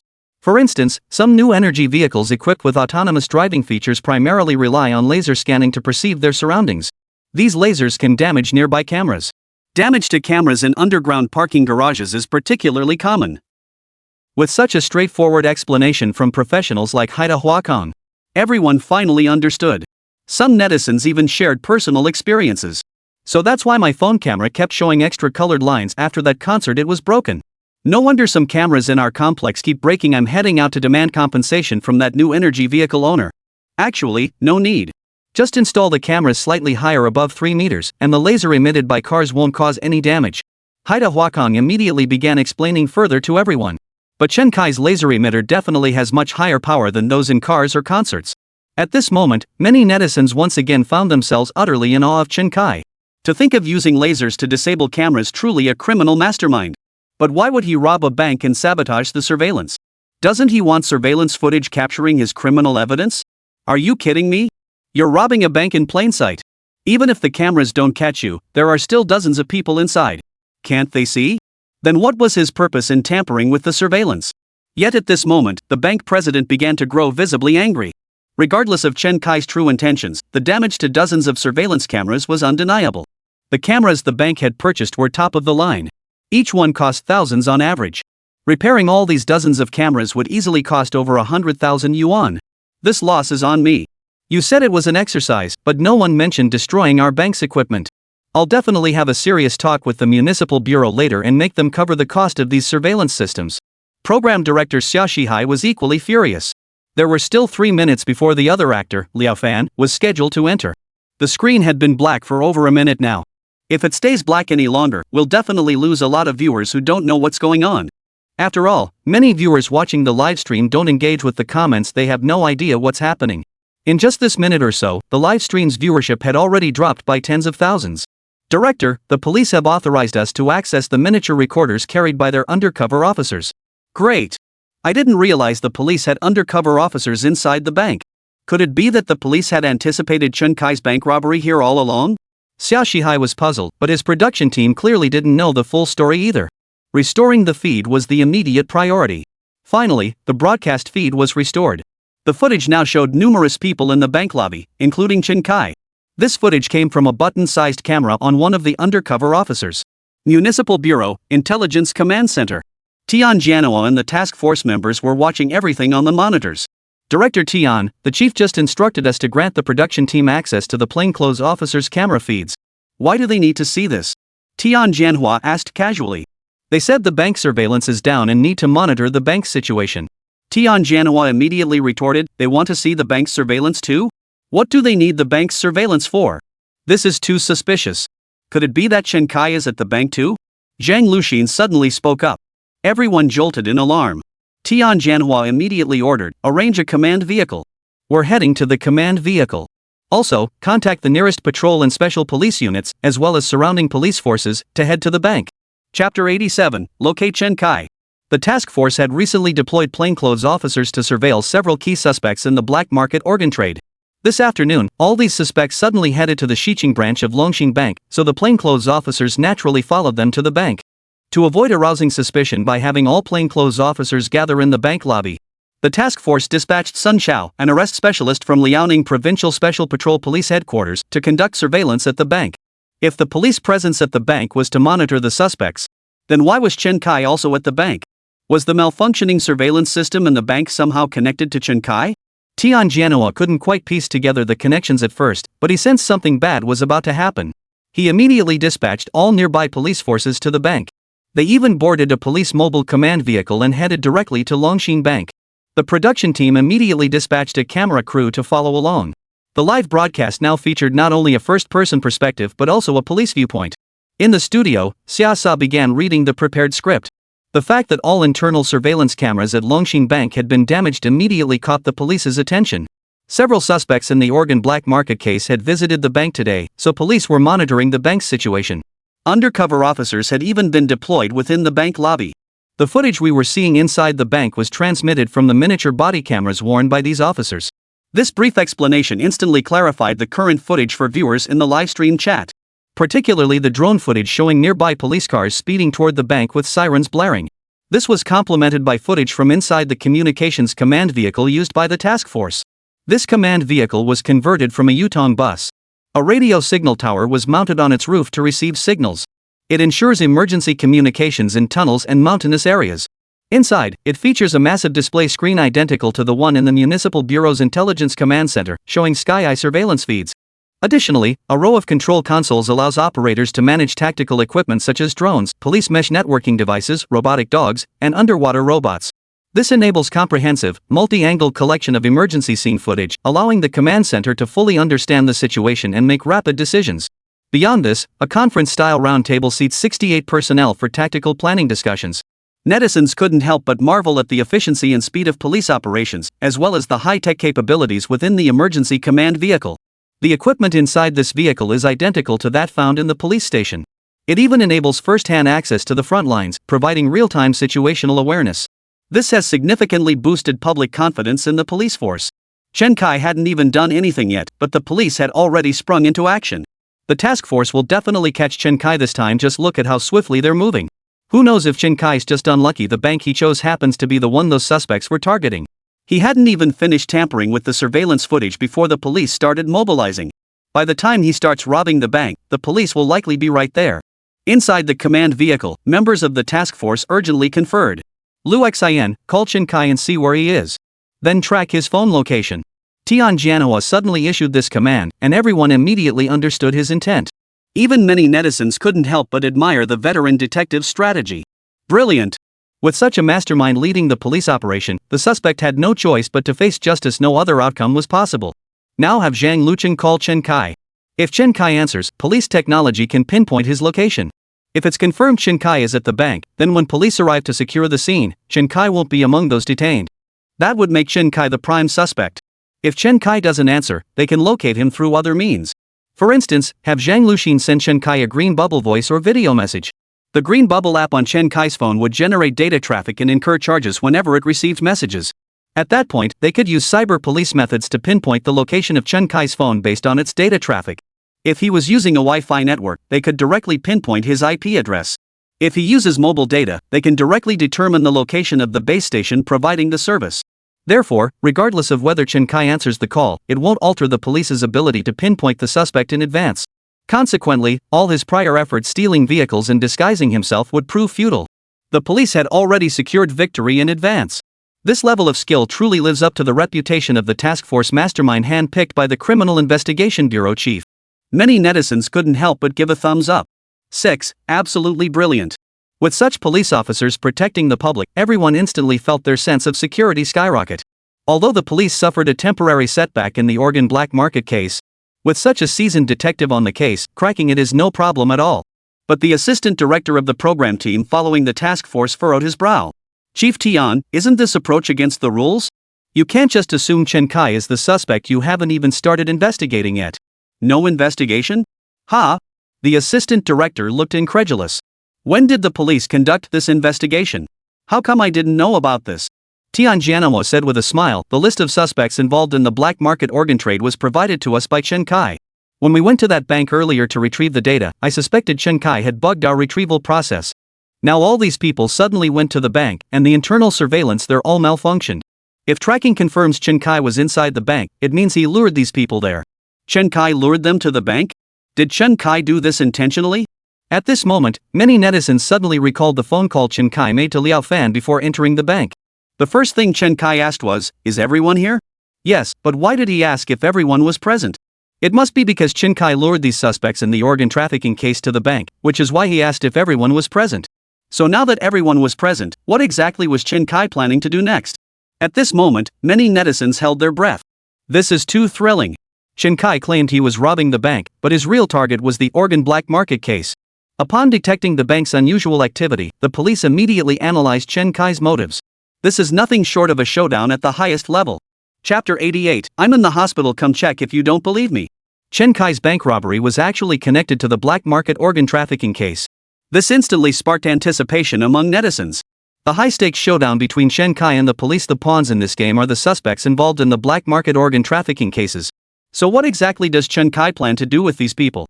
People were scratching their heads. If he intended to kidnap them, why choose a bank as the location? What exactly is Chen Kai's objective?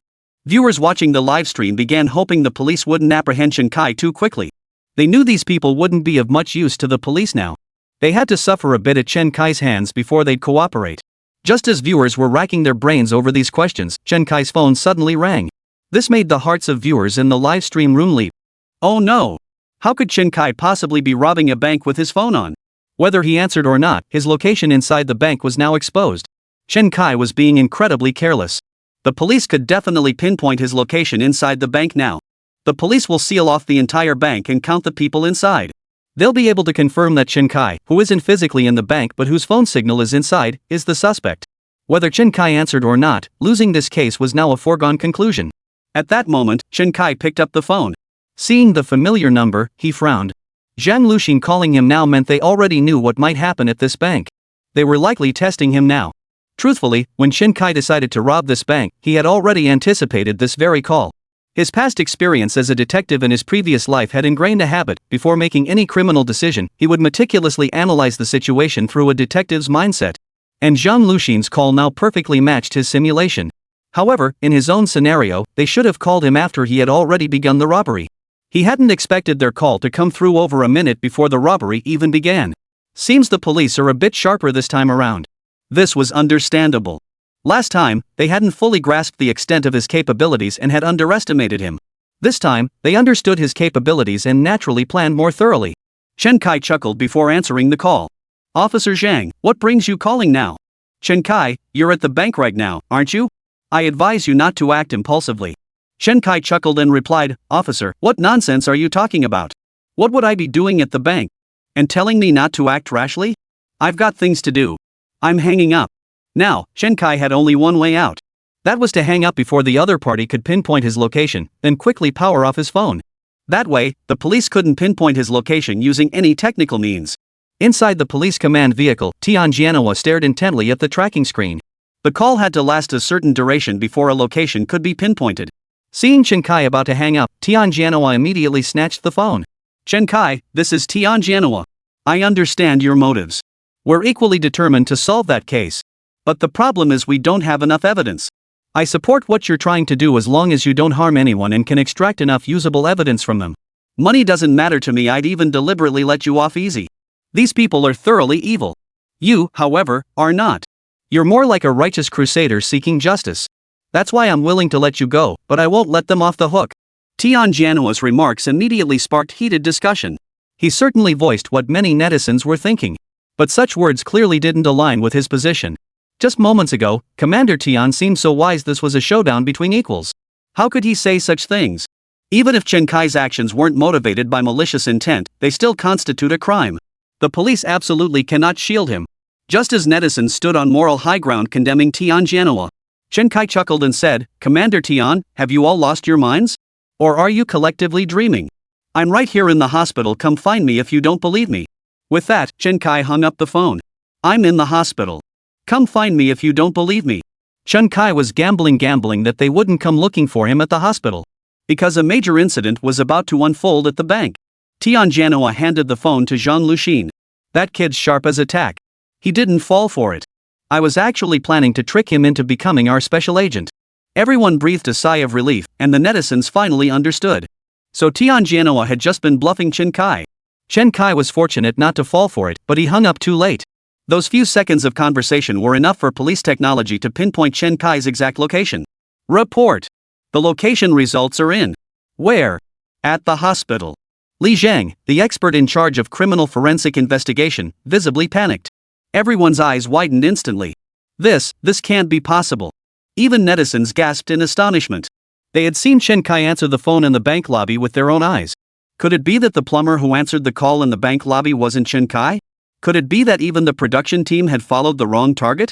This can't be possible, right? Or could it be that Chen Kai used some kind of technical means to make the location only pinpoint the hospital? How was that even possible? Criminal tech investigator Li Zhang hesitated before saying, "Our location data comes directly from the carrier's records. There's absolutely no way it could be wrong. When a phone makes a call, it can be located, but it still requires some time to complete the positioning. The principle behind this is actually quite simple. Making a phone call isn't exactly high-tech. 100 years ago, this would have been called a radio transmitter. Mobile phone calls also transmit radio signals. However, mobile phones transmit these radio signals to the carrier's base stations for relay, which then broadcast the signals. Therefore, once a call connects, it can be determined which base station the caller is using. But this is far from precise enough. After all, a single 5G base station in an urban area typically covers about 500 meters. Within a 500 square meter urban area, there are numerous buildings and residential complexes, each with multiple floors. Searching for a specific location within this scope is like looking for a needle in a haystack. Therefore, to achieve more precise location tracking, nearby cell towers must be utilized. After police request mobile phone location tracking, it's not just this one base station that activates. Nearby base stations also transmit and receive signals to the phone currently in use. They then calculate the phone's distance from each base station based on the strength of the received signals. Finally, using triangulation, the precise location of the phone is calculated. This positioning can achieve centimeter-level accuracy. Therefore, the location cannot possibly be wrong. Chapter 89, Multi-SIM Device. With such sophisticated technology capable of pinpointing a phone's location via its signal, there's absolutely no room for error. Criminal science expert Li Zhang frowned deeply. He carefully considered every possible scenario. But now, with this result, there were only two possibilities. 1. Chen Kai was indeed at the hospital. Chen Kai had said the same thing before hanging up. The other possibility was that Chen Kai had used some technical means to alter the phone's location data. Yes, that must be it. Li Zhang's words instantly drew curious glances from everyone present. What did you figure out? He used a multi-SIM card adapter. Li Zhang blurted out the answer. Multi-SIM card adapter? What's that? Everyone immediately asked curiously. Even the viewers in the livestream started wondering why did the name Dua Cabello sound so familiar? Li Zhang began explaining to everyone. A few years ago, Apple phones only supported single SIM cards, which frustrated many users who wanted Apple devices but needed multiple SIM cards. So companies started manufacturing these multi-SIM boxes. Essentially, they were black boxes where you could insert SIM cards, plug them into a power source at home, and connect to the internet. Users simply download an app on their phone, log in with the multi-SIM box account. This allowed users to remotely control the SIM cards inside the device to make and receive calls. Since the SIM cards are inserted into the device, which is plugged in at home. Therefore, all calls and messages utilize cell towers near the home. Even if law enforcement attempts to track the location, they would only pinpoint the multi-SIM box's position, not the actual phone's location. However, such devices have gradually disappeared since Apple phones began supporting dual SIM standby. Who would have thought Chen Kai could even track down such a device? Netizens couldn't help but admire Chen Kai. When it comes to countering police investigative methods, Chen Kai always seems to have his own set of countermeasures. That's just too impressive. Coming up with such devious methods to counter police tech surveillance is only part of it. The most crucial part is that he managed to set this up in advance. This proves he had already anticipated the police would call him and suspect him. Chen Kai truly lives up to his reputation as a criminal mastermind. His intellect feels like it's grinding my dog brain into the dirt. Honestly, comparing people is so depressing. Some think 10 steps ahead, while I can barely plan beyond what to eat for lunch. Learned another trick from Chen Kai. Too bad I don't have the guts to commit a crime. Inside the command vehicle. Li Zhang said in a low voice, now we can use this location data to track down Dua Cabello. Finding Dua Cabello means we'll have evidence of Chen Kai evading our investigation. Tian Janhua waved his hand dismissively. No need. Calling Chen Kai was just to confirm whether he's at the bank. Even if we find the card, we still can't confirm he's at the bank. What if he claims he's elsewhere? What if he needs to use the card?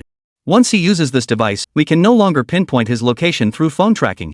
As the two were speaking, Liang Song suddenly pointed at the screen displaying the footage from Sun Xiao's portable body camera and exclaimed, look! Chen Kai has already started moving. Bank lobby. After Chen Kai hung up the phone, the 5-minute window he and Liao Fan had agreed upon was nearly up. All surveillance cameras in the bank lobby had been destroyed by Chen Kai. Chen Kai had already scanned everyone in the lobby.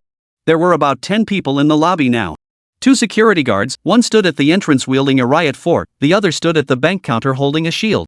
The bank lobby manager was in the VIP lounge discussing safe deposit box issues with several customers, as they had received a notification from the bank. Besides these clients, several other customers were conducting deposit and withdrawal transactions at the counters. In the waiting area, several customers were waiting for their numbers to be called, most of them looking down at their phones. Except for one man standing by the water dispenser, drinking water while constantly glancing around.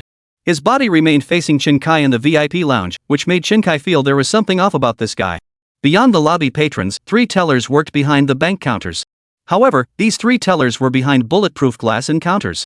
This bulletproof glass was impenetrable not just to bullets, but to any explosive charge short of a significant amount of dynamite. The only way to access the inner teller area was through the staff-only passageway. This passageway was located on the side of the bank lobby, secured by a blast-proof steel door protected by an electronic lock requiring iris recognition to open. At that moment, Chen Kai's phone vibrated. 5 minutes up. Liao Fan also entered the bank. Before entering, Liao Fan deliberately donned a mask and a hat. The sight of someone wearing a mask and hat entering the bank immediately triggered the already on high alert security guards. "Stop! Don't move! Take off your mask, now!" The guard pointed his baton directly at Liao Fan and barked the order. Liao Fan paid him no mind, instead pulling out a U-lock and turning to secure the bank's main door. He then swiftly moved to the side door, intending to lock it as well. The security guard's mind was a complete mess. What was this guy doing? Wasn't this supposed to be a drill? Why lock the main bank door? Was he even part of the bank robbery drill team? According to the usual drill protocol, the scenario typically involved robbers announcing their intent to rob the bank or making threatening gestures, after which the security personnel would step in to subdue them. But this time, the suspect showed no signs of robbery, he just started locking the doors. Should he take action? While the security guard hesitated, Liao Fan had already locked all exits from the bank lobby. After securing the main doors, Liao Fan swiftly pressed the descent button for the electronic security roller shutter. The electronic shutter descended slowly. This drew the attention of everyone inside the bank. Why are they closing the doors? Who the hell is this? How dare they mess with the bank's doors? Open the door immediately. At that moment, the security guard realized he couldn't wait any longer. The bank doors were locked. This was highly unusual. Whether he was part of the robbery drill or not, he had to subdue him. He immediately thrust the riot fork toward Liao Fan.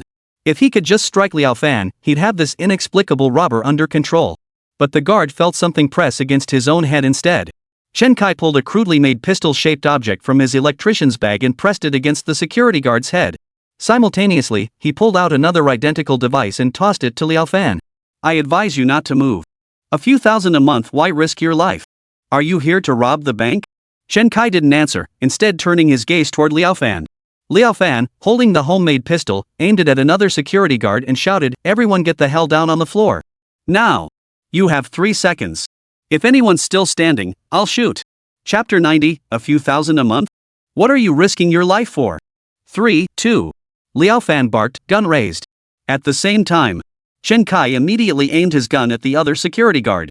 Simultaneously, he tossed a smoke grenade through the small window in the bank counter. "Anyone who dares press that button is dead meat. This time it's a smoke grenade, but next time I can't guarantee what I'll toss and won't explode."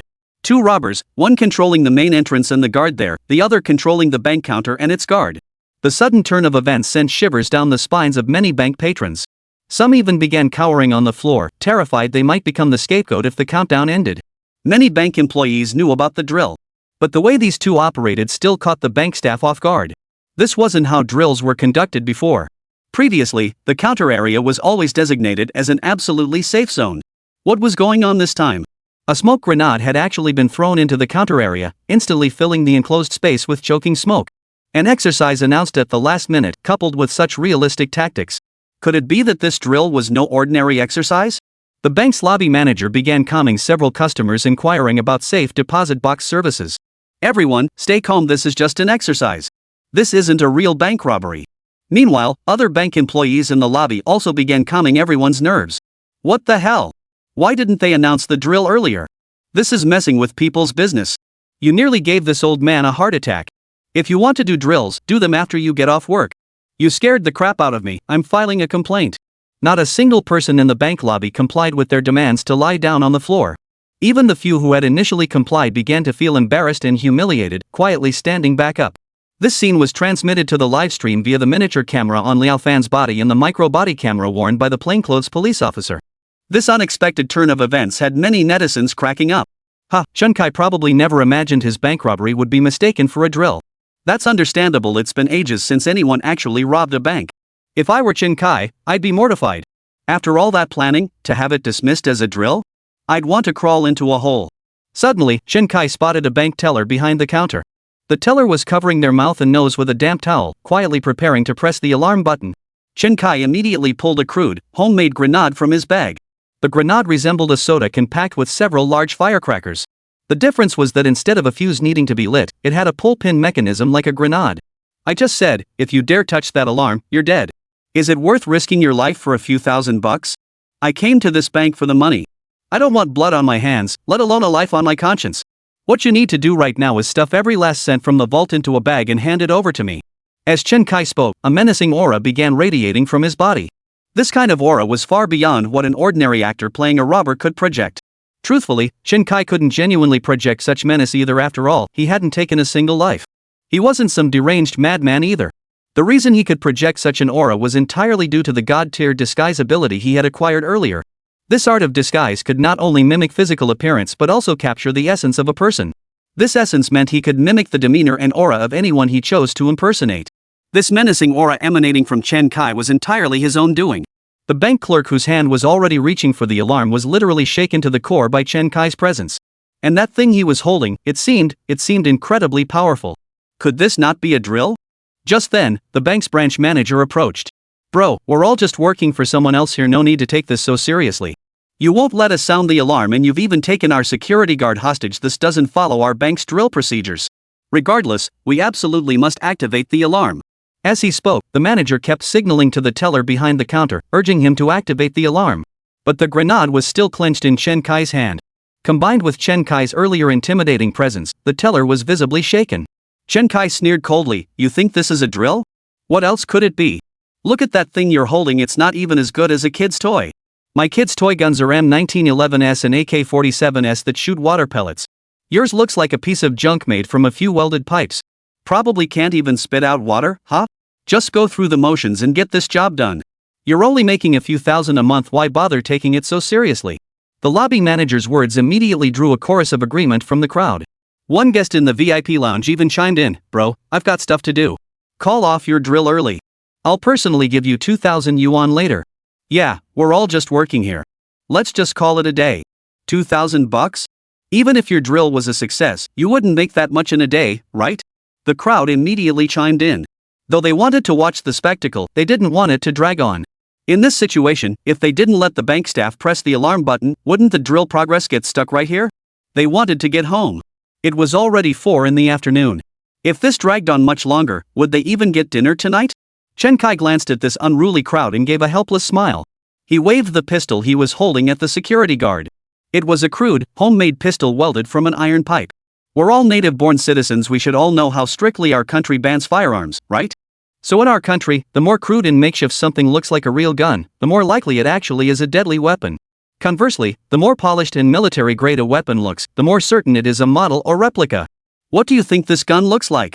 Everyone stared at the crude, rusty iron pipe in Chen Kai's hand and shuddered in fear. Could it be a real gun? At that moment, Sun Xiao, the plainclothes officer drinking water by the water cooler, couldn't help but nod. Chen Kai's words were indeed the truth. Wasn't former Prime Minister Koinu from the Notebook killed by something just like this? Chapter 91, The Arrest Specialist, Sun Xiao. In their actual work, when confiscating firearms and ammunition, the authenticity of the guns ranked differently. A crude iron pipe with visible welding and cutting marks? That was 100% a functional firearm. Next came the battered, rusted, and often shipped domestic models like the Big Black Star Type 54 or the Little Cannon Type 64. These 60s-era guns were likely leftovers from mass issuance programs. Next are firearms showing signs of use, or those with WD-40 residue or a distinct oily scent. These are mostly air guns or modified replica firearms with some degree of lethality. Then there are brand new domestic or foreign firearms. These are water gun or BB shooting toys. The least desirable are the Golden Fire Dragon's weapons, so worthless that even the police wouldn't bother looking at them. Judging by the design, the one in his hands is highly likely to be a real firearm. This sent a collective shiver through everyone in the lobby. Could this not be a drill? If it is a drill, why bother with a gun like this? Can't I just buy a toy at the street toy store? Chen Kai pulled another homemade grenade from his electrician's tool bag. Inside the soda can was a firecracker, some black powder, and a bunch of small nails. If it exploded, it probably wouldn't kill anyone. But do you still think this is a drill? Everyone stared at the object in Chen Kai's hand, swallowing hard. This thing really couldn't kill anyone. But if it went off, wouldn't they be pierced like hedgehogs? The teller who'd been about to press the alarm button snatched his hand back again. After all, a few thousand yuan over a few months, why risk your life for it? If the bank got robbed, he'd just lose this month's bonus and performance pay. Besides, if he robbed a bank these days, even if he managed to escape, he'd inevitably get caught later. But if he pressed the alarm, getting blown to bits would be the best case scenario. If he survived, it would be a fate worse than death. Not just this teller, but others started thinking it through too. This really is a bank robbery. How terrifying. Who in their right mind would rob a bank these days? They must be completely insane. The guy who'd initially dropped to the floor, then got back up when he heard it was a drill, immediately lay flat on the ground once more. Liao Fan, standing nearby, saw that Chen Kai had completely terrified the crowd. He immediately aimed the iron pipe in his hand at the crowd. Counting down from 3, everyone get down. Bank staff to the left, depositors to the right, and I'll lie down over here. Anyone who dares stand up, I'll blow your brains out. With a flurry of movement, the entire bank floor was instantly covered with people lying prone. Even the security guard right in front of Liao Fan immediately dropped to the floor. But the security guard beside Chen Kai suddenly had a bold idea.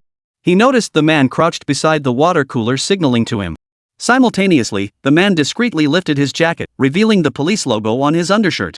There was a police officer inside the bank, and this officer was quietly approaching their location. Once the officer engaged the robbers, he planned to seize the opportunity to tackle her from behind. At the very least, he'd be able to claim credit for the arrest.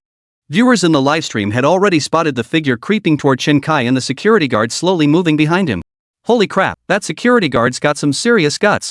That plainclothes cop is working with him. That plainclothes cop is probably the reason this security guard dares to act recklessly. I'm getting nervous now. What if Chen Kai really starts shooting randomly? Probably not. If it were truly dangerous, wouldn't Liao Fan have pulled out of the show by now? Just as everyone was discussing, the production team conveniently displayed the plainclothes officer's information on screen. Sun Xiao, specialized apprehension expert for the program task force. Former member of the Northeast Tiger Special Forces. After transitioning to civilian service, he joined the plainclothes anti-pickpocketing squad in a city in Liaoning province. Utilizing his special forces reconnaissance and apprehension skills, he has captured over 100 pickpockets at local train stations, buses, and subways. He was even seconded to other cities for anti-pickpocketing operations, apprehending over 300 pickpocketing and theft suspects in 2 years. Later transferred to Liaoning Provincial Special Police Brigade, selected for the National Police Tactical Expert Database. Wow! When Sun Xiao's resume surfaced online, netizens couldn't help but marvel. Over 300 pickpocketing and theft suspects apprehended in just 2 years. How many thieves could one city possibly have? No wonder he was seconded to other places. They must have rounded up every pickpocket in his city, forcing them to seek new opportunities elsewhere. And he's a national-level police tactical expert. How impressive is that? Many netizens have already begun silently mourning for Chen Kai. Chen Kai must have some serious strength. Did you forget how he executed a perfect shoulder throw on the director last time? How could those half-baked skills possibly compare to a cop with special forces training? Looks like Chen Kai's going down before he even gets started. Inside the emergency command vehicle, the task force still had several minutes before reaching the scene. They observed the situation unfolding on the large screen. Tian Jianhua's lips curved into a faint smile. He had long heard of Sun Xiao's abilities. With a track record of apprehending over 300 pickpockets and thieves in 2 years, subduing Chen Kai would be no challenge at all. Tian Jianhua picked up the walkie-talkie and addressed Sun Xiao inside the bank. Son, after you subdue him, take him to a secluded corner. I need to speak with him. Liang Tsong, standing nearby, asked curiously, Chief Tian, what do you need to discuss with Chen Kai? Tian Jianhua looked at the figures gathered on the bank's surveillance screen and explained, all the suspects have converged here now. I want Chen Kai to assist us in interrogating them.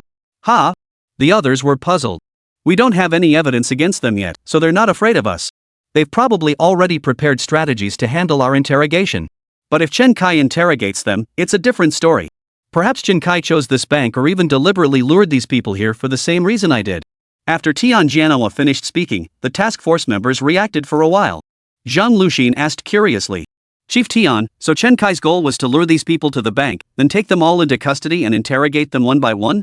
Then his goal is also to crack this organ black market case. Then we just need to quietly watch him carry out his plan, and apprehend him when he tries to escape. Zhang Luxin meant we shouldn't let Sun Xiao act impulsively. Instead, let events unfold inside the bank. After Chen Kai finishes what he intends to do, they will then begin their pursuit of him. This approach avoids unnecessary complications. Chapter 92, The moment of capture has arrived. It must be said that Zhang Luxin's proposal was the optimal solution at this point. Typically, when bank robberies occur, a reckless, forceful assault would only provoke the robbers and yield a low success rate. The optimal police response is to first calm the robbers' emotions by sending in negotiation experts to engage them. While ensuring the safety of the hostages, they must ascertain the identity of the robbers. Analyze the robbers' escape routes based on their behavior. Following the hostage rescue, a citywide lockdown should be immediately implemented to apprehend the robbers. Zhang Luxin and her classmates had learned this optimal response strategy during their police academy training. That's why she proposed this optimal solution. Because engaging in a fight with Chen Kai could very well provoke him. Though Chen Kai didn't seem intent on slaughtering the hostages, he was armed. What if the gun went off accidentally? So Tianjiano's current plan to have Sun Xiao apprehend Chen Kai was nothing short of a dangerous gamble. He was betting that Chen Kai's gun was also fake and that Chen Kai wouldn't rashly harm anyone. However, Zhang Luxin's optimal solution was immediately rejected by several members of the task force. First, they had complete confidence in Sun Xiao, the arrest specialist who had transitioned from special forces to policing. Second, they couldn't afford to lose face. Liang Tsong sighed and began explaining to Zhang Luxin. Luxin, if we proceed this way, won't our task force be rendered completely useless? That's why we must seize the initiative, make Chen Kai our pawn to solve this case. If Chen Kai holds the upper hand, not only will we fail to catch him after he robs the bank, but we'll also have to let him solve another major case. Where would that leave our police department's reputation? Wouldn't that be just as humiliating as last time? We could wait until all the hostages are safe before arresting him. Zhang Luqing said somewhat naively. Tianjiano shook his head with a wry smile. With suspects like Chen Kai, we can only catch them red-handed. Not only is his disguise skill formidable, but he's already thoroughly figured out our police tactics. Even if we manage to catch Chen Kai afterward, what if we end up in the same predicament as last time? Last time? Zhang Luxin recalled the 2 interrogations they had conducted with Chen Kai. Everyone knew Chen Kai was the suspect, yet they had absolutely no evidence to prove his guilt. It seemed impossible to prove Chen Kai's guilt without catching him red-handed. No, Chen Kai came to rob the bank. The money in the bank was all serialized. Would Chen Kai not spend it? They could also catch Chen Kai through the fencing channels. But that would drag things out. Could they really afford to wait? If this were an ordinary case, they could certainly afford to wait. But this is a show the audience won't wait. Proving the police's capabilities seems to be the only way. Son, I can only wish you luck now. Inside the bank, now completely sealed off. Sun Xiao was now less than 5 meters away from Chen Kai. His nerves began to fray. Though he had personally apprehended hundreds of suspects before, this was his first time confronting an armed individual since becoming a police officer. He had undergone similar training during his time in the special forces, but those memories were now distant. Yet through countless repetitions, those memories had become muscle memory. Once he closed within 3 meters of Chen Kai, he was confident he could subdue him. So Sun Xiao's nerves weren't about this situation. What had him on edge was that Commander Tian was about to make him demonstrate his skills. He had just heard Commander Tian's orders through his earpiece. Commander Tian demanded that after apprehending Chen Kai, he immediately take Chen Kai to an unoccupied location for solitary confinement. Then, Chen Kai would be made to speak with Commander Tian. Finally, he was to stage his own death at Chen Kai's hands to proceed with the next phase. Sun Xiao understood Commander Tian's objective. He wanted to prove to the entire nation's audience and netizens that they possessed the capability to apprehend Chen Kai. From this point onward, every move Chen Kai made would be under their control. Chen Kai had actually noticed this individual moving slowly toward him long ago. He had spotted him the moment he entered the bank, simultaneously using a laser emitter to disable security cameras while surveying everyone inside. Whether it was his demeanor or his posture, this man exuded an air of uprightness. The only people who could inspire that kind of feeling of uprightness were military personnel. Though his current occupation remained unknown, he had undoubtedly served in the military before. And not just briefly. 2 years of service simply couldn't cultivate such an upright demeanor. Of all the people in the bank, this man posed the greatest threat to him. That's why Chen Kai had been quietly observing him all along, while also keeping his guard up. At the same time, Chen Kai was contemplating his next move. Chen Kai truly didn't want to fire his gun. First, he didn't want the bank robbery to result in actual casualties. Second, the gun he possessed was entirely handmade and lacked any functional firing capability. It had only one function, similar to the toy popper guns he played with as a child. Pulling the trigger caused the firing pin to strike the gunpowder, producing a loud bang and a puff of smoke, giving the illusion of a shot being fired. It was fine for scaring people, but actually firing it would be courting death. Just as Chen Kai was pondering his next move, Sun Chao lunged forward, grabbing at Chen Kai's lower body. Knee grab takedown. A textbook move from military and police combat techniques. Once your legs were locked, you'd be thrown to the ground, immediately pinned down by this guy. There was only one way to counter: quickly crouch down, stabilize his lower body, and prevent himself from being thrown. Chen Kai instantly made the optimal choice. This caught Sun Chao off guard. But as a seasoned arrest specialist, he swiftly adapted his approach. The two men grappled on the ground. In his previous life, Chen Kai had served as a detective for many years and regularly trained in combat techniques. Yet he was no match for Sun Chao, a seasoned expert in police combat tactics. However, Chen Kai's system had previously enhanced his physical capabilities twice consecutively. After the first enhancement, Chen Kai distinctly felt his physical capabilities had far surpassed his peak, even reaching the level of some special police and special forces operatives. The second enhancement pushed his physical capabilities beyond even those of SWAT and special forces operatives. Physical prowess encompassed not just strength, but also endurance, speed, agility, and flexibility. In other words, Chen Kai's physical prowess surpassed Sun Chao's, though he remained slightly inferior in combat skills. This development made their combat evenly matched. This sudden shift left everyone watching with wide eyes. Liao Fan, the other robber, was startled as well. Just as Liao Fan was contemplating his next move, another security guard raised his shield and swung it toward Chen Kai's back. Liao Fan knew he had to react. Chen Kai had said not to fire unless it was absolutely critical, but wasn't this exactly that critical moment? Fire. Chapter 93, The Handcuffed Arrest Specialist. Part 1. Liao Fan immediately raised his gun and fired a shot into the ceiling. Bang! Everyone get down. Anyone who moves, I'll shoot. Liao Fan's Oscar-worthy acting chiseled out a menacing aura that rivaled Chen Kai's masterful disguise. Combined with the thunderous crack of the gunshot, it instantly froze the security guard in his tracks. He dared not make another reckless move. Not just the guard, but several restless depositors too. Particularly an old man who had already drawn his belt, ready to strike. But that gunshot, carrying the distinct smell of gunpowder, sent shockwaves through the entire lobby. Holy, it's a real gun. The depositors and bank staff immediately obeyed and threw themselves back to the floor. But everyone's eyes were fixed on the man wrestling with Chen Kai on the floor. He was everyone's last hope. Because if he could subdue one of the robbers and wrestle the gun from their hands, they would have nothing to fear from the robbers. After all, there would only be one robber left, and they not only had the numerical advantage, they would also possess a formidable individual capable of defeating the robber, armed with a pistol.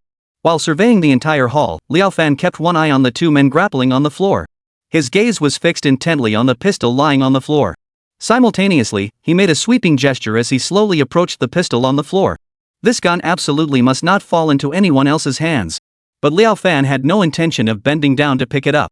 Because the moment he lowered his guard to bend down and retrieve it, who knows if some clever bastard among them might suddenly grab him and start a fight. Though he held a gun, it was a homemade blasting gun. Liao Fan would not allow their plan to fail. Therefore, he had to give his all to help Chen Kai. This wasn't because Liao Fan had gotten as caught up in the role as Chen Kai. It was because he knew Chen Kai's entire plan. He knew this was their only chance to bring those organ trafficking beasts to justice. Liao Fan had played a police officer many times before, and in recent days he had consulted friends who were police officers and lawyers. Without resorting to such methods, given the limitations of police capabilities, legal constraints, and disciplinary restrictions on law enforcement, the police would never crack this case. This time, we absolutely must succeed. On the ground at that moment, Special Task Force officers Sun Chao and Chen Kai had already locked into a tense standoff on the ground. Sun Chao clamped down on Chen Kai's gun-wielding hand, executing a wrist twist and elbow pinning maneuver. Chen Kai, however, was using all his brute strength to resist Sun Chao's maneuver. If Sun Chao succeeded, Chen Kai's wrist would be completely immobilized. A single forceful twist could snap his wrist bones or dislocate his joint. Therefore, Chen Kai had to struggle fiercely to break free. The two were locked in a stalemate, now competing purely on who possessed greater strength and endurance. Sun Chao never imagined Chen Kai's physical conditioning could surpass his own. Moreover, it seemed Chen Kai had also trained in the military and police grappling techniques Sun Chao practiced, even knowing countermoves for some of the techniques. The only area where Chen Kai fell short was his execution of these combat grappling techniques, which lacked Sun Chao's own proficiency. But his raw strength, agility, and endurance more than compensated for that gap. Damn it! Where the hell did this guy come from? It seemed years of professional work had made him slack off in his training. Catching petty thieves day in and day out had sapped my drive to improve, so my daily training had become lax. If only he could return to his 20s, back when he was still in the military. This Chen Kai would be no match for him. Suddenly, Chen Kai wrenched his right hand free. He reached out, aiming to seize my wrist. Perfect opportunity. Sun Xiao snapped out of his wandering thoughts during the struggle, swiftly drawing the handcuffs from his waistband and flinging them toward Chen Kai's right hand. Carrying handcuffs had become second nature over the years of his undercover anti-pickpocketing work. When it came to using handcuffs, no one was more skilled than him. At this close range, once he produced the handcuffs and snapped one onto Chen Kai's wrist, the rest would be his game.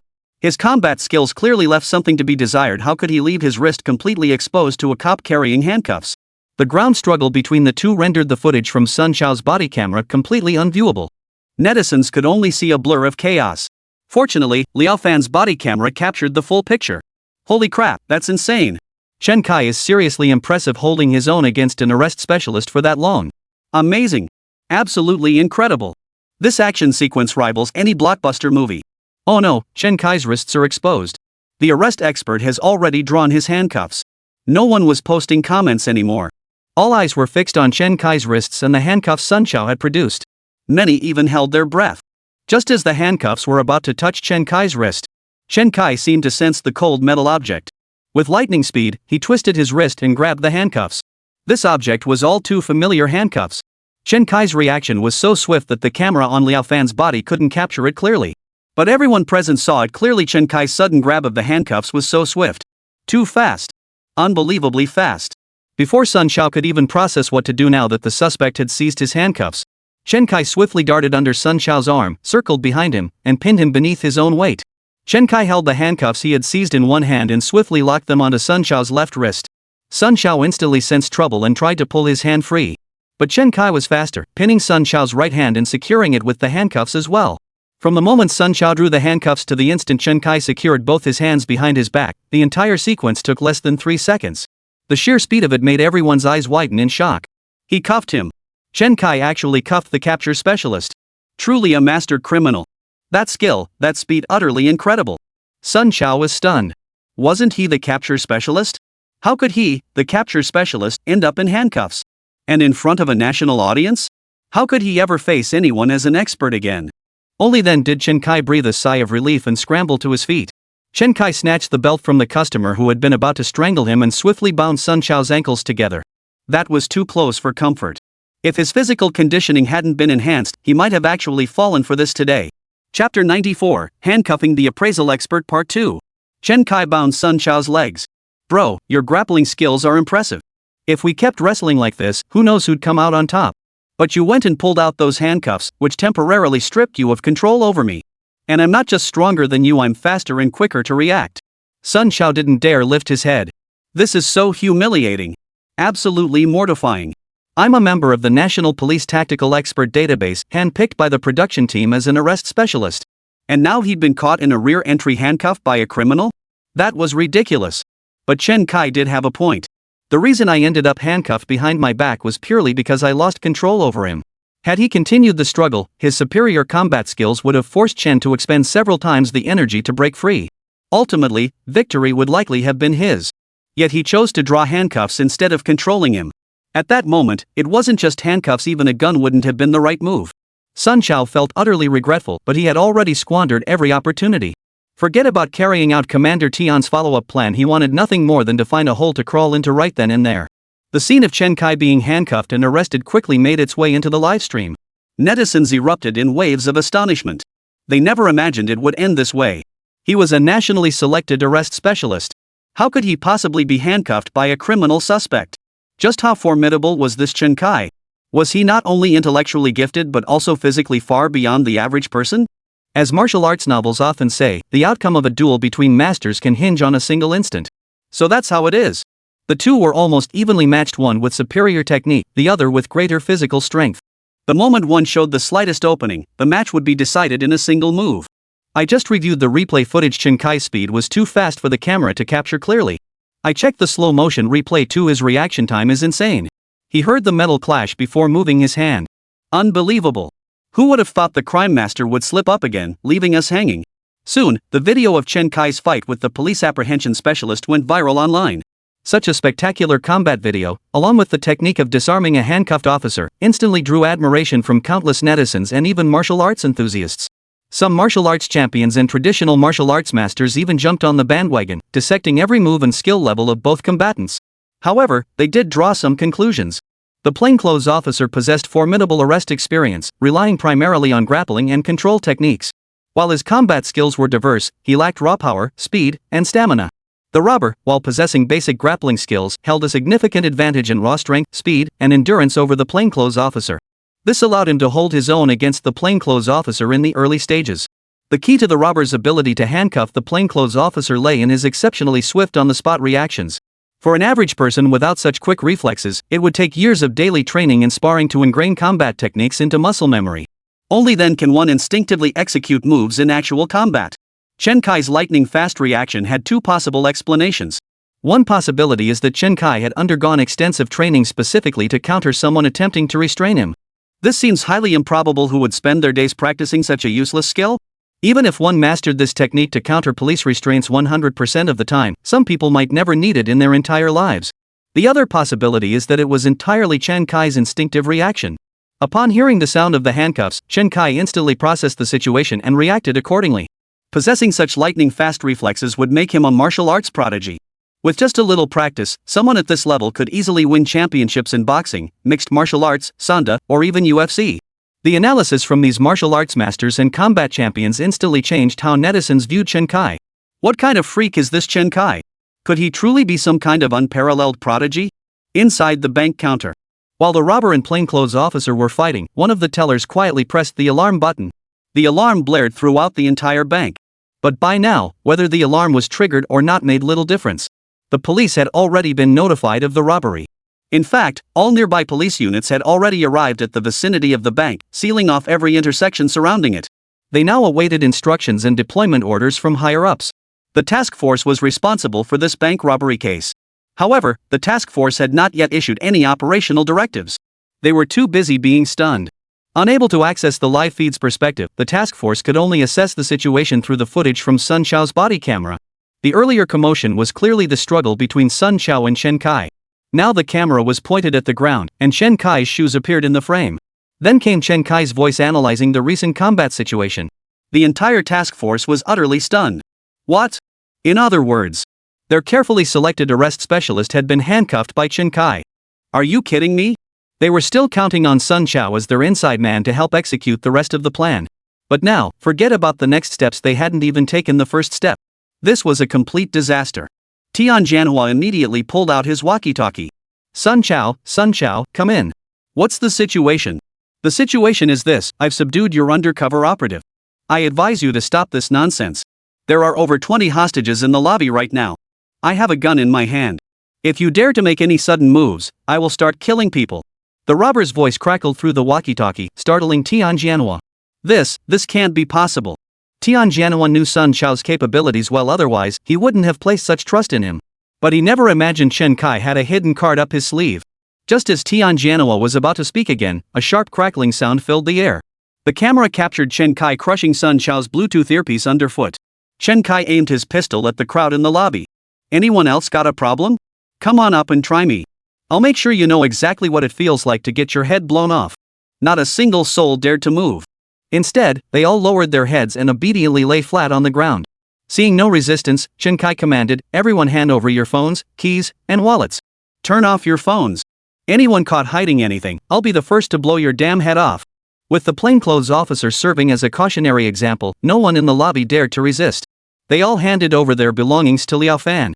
Chapter 95, Double-Layer Interlocking Door. Liao Fan collected everyone's phones and personal belongings. Simultaneously, he produced a bundle of large nylon zip ties and bound their hands, restricting their movements. "We won't touch your stuff. We're after the big money in the bank. We wouldn't even look at your measly change. Stop looking so miserable. As long as you cooperate, we won't harm you. We're only after the money. We don't want blood on our hands." Chen Kai scanned the lobby with his gun while conveying his intent to the hostages. He only wanted money and wouldn't harm anyone. Yet the shrill wail of the alarm was driving Chen Kai mad. The alarm had started ringing the moment he'd wrestled with the plainclothes officer. Clearly, the teller behind the counter had pressed the alarm while he was distracted. Chen Kai immediately aimed his gun at the counter's bulletproof glass. "Who pressed it? Turn it off, damn it. It's driving me crazy. I hate that sound the most." By now, all three tellers had crawled under the counter. From this angle, even if he threw his own grenade inside, the exploding nails would be blocked by the desk. Clearly, these tellers had already planned their response before pressing the alarm. But with an undercover cop already inside the bank, pressing the alarm made little difference either way. The police were already aware of the bank robbery. Even after he destroyed all the surveillance footage, the police likely knew something unusual had happened here. Now the area outside was completely swarming with police. It seemed there was no escape. But when Chen Kai had planned the robbery, he never intended to flee. But these tellers had utterly humiliated him. He had to teach them a lesson. Chen Kai turned his gaze to the lobby manager sprawled on the floor. "Open the teller window door for me."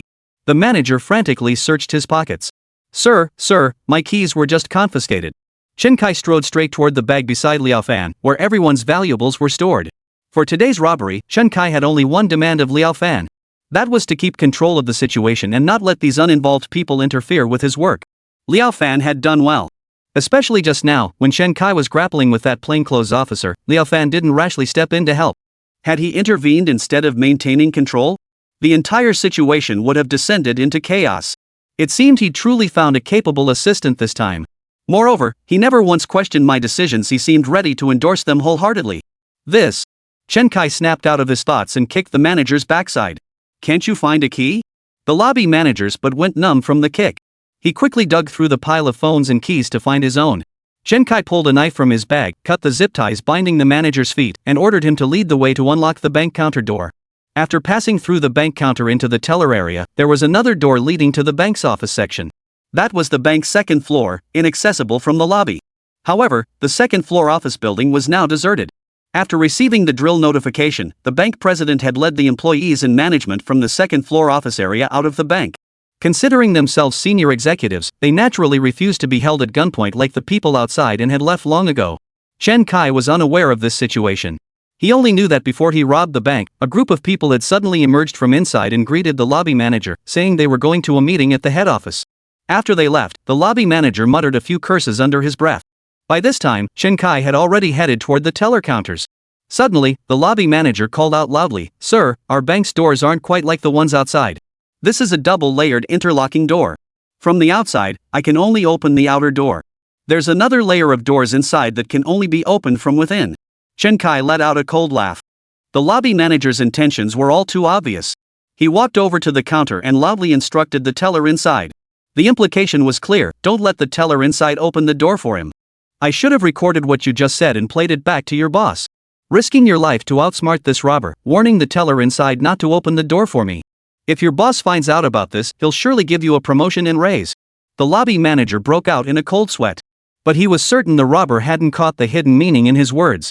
The real point of his earlier warning wasn't to tell the tellers not to open the door for Chen Kai. It was to remind them that this was a linked door. "No, I really didn't mean that. I just talk a bit loud, which is why they made me lobby manager. The first layer of the door is a highly secure steel security door. To open it, iris verification is required first. Only after passing iris verification does the keyhole unlock, allowing the key to be inserted." The lobby manager verified his iris first before handing the key to Chen Kai. "Alright, I'll pass on going in." Chen Kai took the key, inserted it, turned it once, and unlocked the first security door. Beyond this door, about 15 feet in, lay another blast-proof door. Descending a few steps led to the basement. The basement entrance also had a blast-proof door. It seemed the basement was where the bank's safety deposit boxes were stored. After all, a branch of Longshin Bank alone wouldn't warrant its own vault. Chen Kai did not continue downwards but instead headed toward the blast-proof door in the counter area. This so-called blast-proof door differed from the steel security doors outside. It was constructed from special industrial steel plates sandwiched with heat-resistant concrete. It featured a keyhole for inserting a key, flanked by a rotating handle. This indicated that entry was possible by inserting the key. However, after inserting the key himself, he found it impossible to turn the key, let alone rotate the handle. This proves the blast door is already locked from the inside, making it impossible to open. Just as Chen Kai was turning the door handle, the door behind him slammed shut by the lobby manager. Liao Fan immediately pressed the muzzle of his gun against the manager's forehead. "What the hell are you doing?" The manager immediately whined, "I swear it wasn't on purpose. My legs went weak, and I accidentally bumped the door shut. Open it now, or I'll blow your brains out." The manager nodded frantically. I can verify the iris, but it's in that hero's hands." Liao Fan tapped the front desk manager's forehead with the gun. "You bastard, dare to lie, and I'll kill you." "Sir, my eyes can verify irises too. If you kill me, this door won't open from the outside at all." The lobby manager stammered in a trembling whisper. Chapter 96, Chen Kai, locked in. Liao Fan pointed the gun at the lobby manager and demanded, "Open the door now." The manager scanned his iris once more. The lock mechanism popped out once more. Chen Kai only needed to insert the key inside to unlock the outer layer of the door lock. The inner door lock, however, could only be opened from the inside. In other words, if the teller inside the counter didn't open the door voluntarily, Chen Kai would have no choice but to retreat. Clearly, the teller inside had no way of opening the inner blast-proof door. Because that layer of blast-proof door was their final barrier. As long as they didn't open the door, they were completely safe unless Chen Kai brought a cannon to blast through that blast-proof door. It seemed Chen Kai would have to slink out in defeat. Many people in the lobby began to breathe a sigh of relief. Yet after waiting for quite some time, the security door outside showed no sign of opening. At that moment, the lobby manager flashed an almost imperceptible smile. Liao Fan immediately noticed the smile. He grabbed the manager by the collar and pressed the gun against his temple. "What the hell are you smiling about? Spill it. What the hell are you playing at?" The manager waved his hands frantically. I'm not up to anything. You saw I verified the iris just like you said, but this door really won't open. You think I won't blow your brains out?" Liao Fan was already seething with anger. Did this damn manager really think he could save everyone in the bank by playing a little smart? Did he really think this was a robbery? He'd ruined Chen Kai's plan. If Chen Kai's plan failed, countless children would die in various traffic accidents, completely unaware. Their organs would be sold off at rock-bottom prices. Damn it!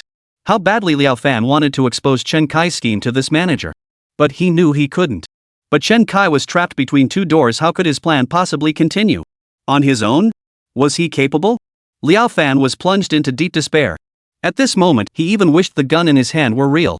If not to blow this guy's head off, then at least to break one of his legs and force him to open the door. Liao Fan had completely forgotten he was acting. Especially with no cameras or crew around, it made Liao Fan completely forget his current situation. The look on Liao Fan's face, furious yet tinged with a sinister edge, was enough to startle the lobby manager. "It's not my fault. It's the people inside. This is a linked door system." The manager shifted all blame onto the three tellers inside. Chen Kai, trapped between the two doors, overheard the manager's blame shifting. He instantly understood why he couldn't open the door despite holding the key. It was because this was an interlocking door. But it wasn't just two doors linked together, it was three doors, or rather, four doors interconnected. Meaning there were three doors before him: an external security door, an explosion-proof door leading to the teller counter, and another explosion-proof door accessing the vault room. If any one of these three doors was open, the other two couldn't be opened even with a key. One must be closed before the next could be opened. The purpose is to prevent tailgating and stop two doors from opening simultaneously, which would create a passageway. However, at present, all three doors are closed. Moreover, the lobby manager outside has already opened the security door using iris recognition, meaning he only needs a key to unlock the security door's lock. Yet the security door remains locked, and the other two blast doors won't budge even with keys. This indicates that one door in the interlocking system must still be open for this situation to occur. Earlier, the lobby manager seemed to have loudly reminded someone inside the counter area about this interlocking door. It appeared that the open door was inside the counter, the security door leading from the counter to the office area. Ah, I see. That lobby manager is quite the clever one. Through the design of the interlocking doors, he and the teller inside the counter cleverly locked themselves between two doors. If he couldn't open either door, he'd be trapped until the police entered the bank. For Liao Fan alone, controlling the people at the scene was already extremely difficult, let alone carrying out his subsequent plan and escaping smoothly. But these people really underestimated him. The reason I was able to so easily figure out the design of this interlocking door. After successfully solving the previous case, he had acquired a skill called divine level lockpicking. Thus, there was no lock mechanism in this world he didn't understand inside out. To think a mere interlocking door could hold him captive was nothing short of a pipe dream. Chen Kai rummaged through his electrician's toolkit and retrieved his tools. Chen Kai was trapped between two doors. The livestream fell into a deathly silence. Chen Kai, the crime master who had shone so brightly in the previous episode, had unexpectedly stumbled in this one. Before police could intervene, he was trapped between two doors by the bank's lobby manager and teller. Moreover, some bank employees in the livestream explained the basics of the security doors to the audience. Interlocking doors are designed to prevent robbers from following staff into the teller area. Chen Kai was clearly outmaneuvered by the lobby manager. This lobby manager isn't someone to mess with. This move will definitely earn him a promotion and raise. Looks like Chen Kai's about to bite the dust. The manager's on the verge of reaching the pinnacle of his career. Now it's just Liao Fan left. I bet this bank heist, hyped up for so long, is going to fizzle out. That's only natural. Getting caught robbing a bank in our country is as common as can be. After all, we're not Los Santos. This situation was also transmitted to the emergency command vehicle's large screen via Sun Chao's body camera. Tian Jianhua was completely stunned. Chen Kai, who had outmaneuvered him in the previous episode, was now locked up by a mere bank lobby manager? He deployed so many police forces and invited so many experts this time, all to capture Chen Kai and redeem himself. But he never imagined this season's Chen Kai would be so underwhelming, actually getting restrained by a bank lobby manager. What an utterly unexpected outcome. Still, it served as a valuable lesson. Maintaining public order can never rely solely on law enforcement, it must also depend on community vigilance and collective defense. Standing beside Tian Jianhua, Zhang Luxin couldn't help but sigh. Chen Kai's plan to gather these people here seems to have failed. It's truly regrettable. What options do we have left for the black market organ trafficking case? Tian Jianhua sighed. For now, he had no better solution than to keep an eye on the suspects and wait for them to slip up.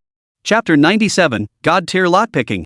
The organ black market case proved exceedingly difficult for the police to crack. Since the victims had already died, their families stood to gain financially, so no one reported the crimes.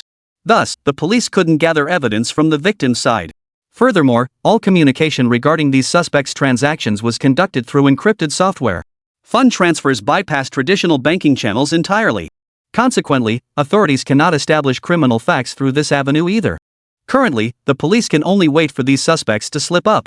Although suspects inevitably slip up, by that time the show will have ended, and the case will have long since faded from public attention.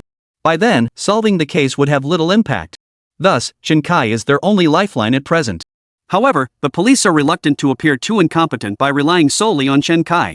Thus, the police are now focused on apprehending Chen Kai for the robbery, then co-opting him into becoming a special intelligence operative and undercover agent acting on their behalf.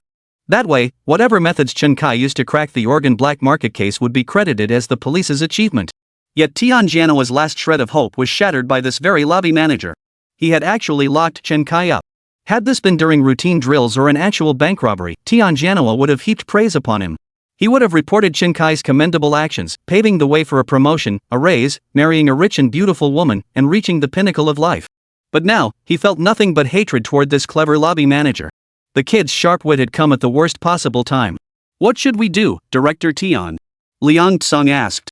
Tian Jianhua sighed and said, proceed as with any standard robbery. Negotiation expert, it's your turn. Negotiation expert, Ma Hui.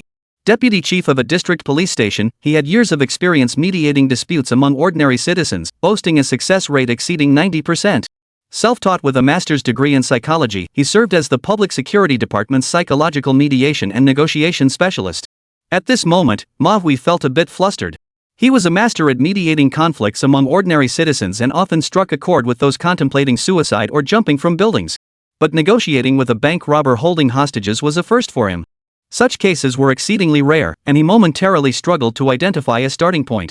Ma Hui took a megaphone and walked to the bank's main entrance. The people inside could hear him. You are surrounded. Even though you've disabled the cameras inside, we know exactly what's happening. One of your two hostage takers has already been neutralized by the bank. Now you're fighting alone. Liao Fan listened to Ma Hui's voice outside the bank, his heart pounding with panic. Now he was fighting alone. What should he do? Should he raise his hands and walk out now? Just as Liao Fan hesitated, the security door suddenly swung open. A hand reached out, yanking the bank lobby manager standing by the entrance straight inside. The door slammed shut once more. Think this is fun? You think locking me up solves everything? I only came for the money, but now you've made me change my mind. Chen Kai pressed the gun against the manager's head. The manager went limp. What the hell is going on? This is the bank's interlocking door. The door connecting the counter to the office area is still open. He couldn't possibly open this one. This was a bank-specific interlocking door, equipped with an electromagnetic lock, the highest powered kind. It could withstand 800 kilograms of pulling force without deformation. After deformation, it can withstand up to 15 tons of pulling force without damage or opening. It even has a backup power supply to ensure it remains operational during power outages. Does that mean this person can pull 15 tons? Come on, he's not Superman. So how exactly did he open this door lock? This is utterly mind-boggling. This sudden turn of events left the live stream viewers utterly speechless. The door opened? It just opened?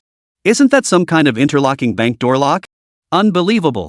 I only knew Chen Kai could pick school office locks, never imagined he could crack a bank lock. This is terrifying. Even locksmiths outside wouldn't be confident opening a bank lock, right?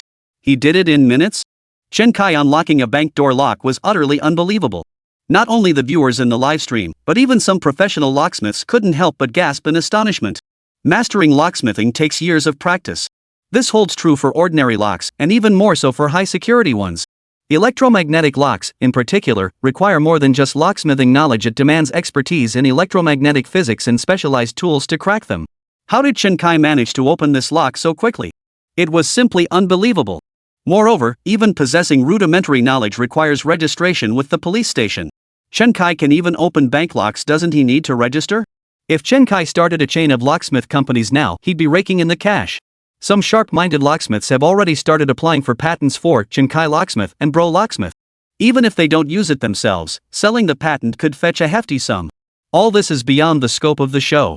The atmosphere inside the program was extremely tense. Before the lobby manager could process the situation, Chen Kai's gun was pressed against his forehead. And from the tone of Chen Kai's words, it was clear he intended to kill him. "Spare me, sir. I swear I'll never do it again. This has nothing to do with me, it's all the tellers inside." At this point, the lobby manager paused. He suddenly realized, if Chen Kai could unlock the outer door, unlocking the inner one wouldn't be difficult either. Could he still shift all the blame onto those tellers inside? Those girls were all fresh graduates. If he pinned the blame on them, might this guy go on a killing spree? We're just following the bank robbery drill manual. Don't blame anyone here, blame whoever invented these interlocking doors. Chen Kai hadn't expected this lobby manager to be so honorable. He didn't pin all the blame on the tellers inside. "You think I didn't notice you shouting just now to alert the people inside? You're dead meat today." Chen Kai pressed the gun against the lobby manager's forehead and pulled the trigger. Ah! Bang! The gunshot echoed, silencing the entire bank. The last gunshot was meant to intimidate. But this time? The lobby manager had just been dragged inside by the people at the door. They had heard their conversation clearly. So what exactly was this gunshot? These people dared not think about it. Many felt their bodies go limp, drained of all strength to resist. Chapter 98, Murder? Everyone held their breath, hoping to hear the manager's voice again from inside. But no sound came from that direction for a long time. Not only was there deathly silence behind the door, the entire lobby was deathly quiet. Even the production crew had fallen quiet. "Director, could it be?" Xia Shihai took a deep breath and waved his hand. "Don't talk nonsense." But Chen Kai had no idea this was a rehearsal. What if he really? Impossible. Liao Fan already told me Chen Kai's guns are all blank firing props. They make gunshot sounds and emit smoke, but they can't actually fire. That's good, that's good. That gunshot just now was terrifying, absolutely terrifying. This tense atmosphere also spread through the task force's vehicle. They too saw the lobby manager being dragged inside the door through Sun Xiao's body camera footage. They also heard that gunshot echoing from the body camera. A shot? Another shot, and this time it was fired after he dragged the person inside and threatened to kill them. Could this guy have actually killed someone? At that moment, everyone began to regret participating in such an unpredictable program. Absolutely not. Zhang Luxin clenched her fists and declared with conviction, he's not the kind of person who would kill innocent people. Liang Song immediately countered, Luxin, don't idealize a criminal. Sure, some of his decisions were forced by the production team. But if he were truly a good person, no amount of pressure would make him think of committing crimes or robbing a bank. Zhang Luxin found herself unable to counter Liang Song's argument. Whether it was Chen Kai's initial corpse hiding in kidnapping or the current bank robbery. Although the production team had pushed things along, Chen Kai was the one who made the decisions. He chose to commit crimes, so he is a criminal. How could one presume the goodness of a criminal? But every decision Chen Kai made stemmed from good intentions. He would never harm an innocent person. Zhang Luxin still chose to believe in Chen Kai. Not merely because it was a show, but because she believed Chen Kai wasn't that kind of person. Tian Jianhua interrupted their argument with some impatience. The production team had confirmed the gun was a prop firearm. They knew their limits. Zhang Luxin instantly relaxed upon hearing this. See? You're relieved too. Looks like you didn't trust him completely after all. Liang Song remarked with a hint of smugness. Zhang Luxin ignored Liang Song, shifting the topic instead as she sighed. I never imagined this guy could actually pick a bank lock. Where on earth did he learn lock-picking skills? Tian Jianhua chuckled and shook his head. Seems we still don't know this guy nearly well enough. His disguise skills border on head-swapping magic. Lock-picking skills that bypass any door lock. And his familiarity with police investigative methods. It seems this man was born to be a criminal. I wonder just how many more surprises this guy has in store for us. What surprises?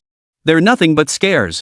Liang Song snorted and said to Tian Jianhua, if it weren't for this show, I bet the local police station would be racking their brains over how to manage him. After confirming Chen Kai couldn't possibly be the killer, everyone finally breathed a sigh of relief. Especially Manhwa, the negotiation expert who had been shouting outside, who halted his previous tactics and began assessing the situation inside the bank. Bank lobby. Between the two doors. The lobby manager felt his entire body go limp, especially his lower half. Had he not just used the restroom, he might have lost control. He stared blankly at the homemade gun pointed at his head, its scent of gunpowder lingering in the air. Then he stared blankly at Chen Kai, who was now smiling. Was he dead? Was that the smug smile of someone who'd just taken a life? Why didn't he feel any pain? Right, how could he feel pain after death? But if he was dead, why was he still here? As the lobby manager's mind raced, Chen Kai pulled duct tape from his toolkit and sealed his mouth shut. He then sprayed a bottle of tomato juice all over the floor and walls. All the while, Chen Kai murmured under his breath, I said I didn't want to kill anyone. I just wanted the money. And you are indeed a man of integrity, not shifting all the blame onto those women inside. I don't want to kill a responsible man like you either. But to prevent idiots like you from provoking me again and again, I have no choice. I truly don't want to kill anyone, so I'll just have to make you quiet. After speaking, Chen Kai dragged the lobby manager toward the basement. The basement had once served as the bank's vault. After armored trucks began transporting all the bank's cash to the city treasury daily, this vault became obsolete and was repurposed as the location for the bank's safe deposit box services. For added security, it was also equipped with an explosion-proof interlocking door. But the key to the safe deposit boxes wasn't among the set he'd given Chen Kai. That key could only be retrieved when a safe deposit box needed to be opened. Earlier, Chen Kai had opened the security door partly because he had already activated the iris verification system, and partly because he still possessed the key. He only needed to disable the electromagnetic lock to open the previous security door. But now, Chen Kai not only needed to bypass the electromagnetic lock, but also open a blast-proof door without a key. This was simply impossible. Did he expect to find the key on his own person? What a joke! Just as the lobby manager was puzzling over this, Chen Kai pulled tools from his electrician's bag and inserted them into the lock cylinder. He then pressed his ear against the door, listening intently to the sound of the lock-picking tools stirring within the lock cylinder. After about 10 seconds, Chen Kai gently twisted the lock-picking tool. A distinct click sounded from within the lock cylinder. Then Chen Kai opened the door to the underground vault. The entire operation left the lobby manager utterly dumbfounded. The vault's blast-proof door lock, like the one at the counter, was vault-grade, the highest level of security. Even a professional locksmith company would require at least 30 minutes to pick such a lock. Moreover, any tampering with the bank's locks, whether forced entry or technical lockpicking, would immediately trigger an alarm. Yet this man not only failed to trigger the alarm, but opened the lock in a time barely slower than using a key. What kind of ability is this? That's terrifying. If you had that skill, why would you even rob a bank? Breaking into a wealthy family's safe would be faster and safer than robbing a bank. And even starting a locksmith business could make you a fortune, right? After Chen Kai opened the vault room, he dragged the guy inside, shut the blast-proof door, and ripped the duct tape off the lobby manager's mouth. Chapter 99, Gold Bars in the Safe Deposit Box. Stay put and keep your hands to yourself. This place should be well soundproofed, so even if you scream your lungs out, no one will hear you. The lobby manager stared at Chen Kai in disbelief. Bank robbery was already a capital offense, and many bank robbers didn't care about killing one or two more people.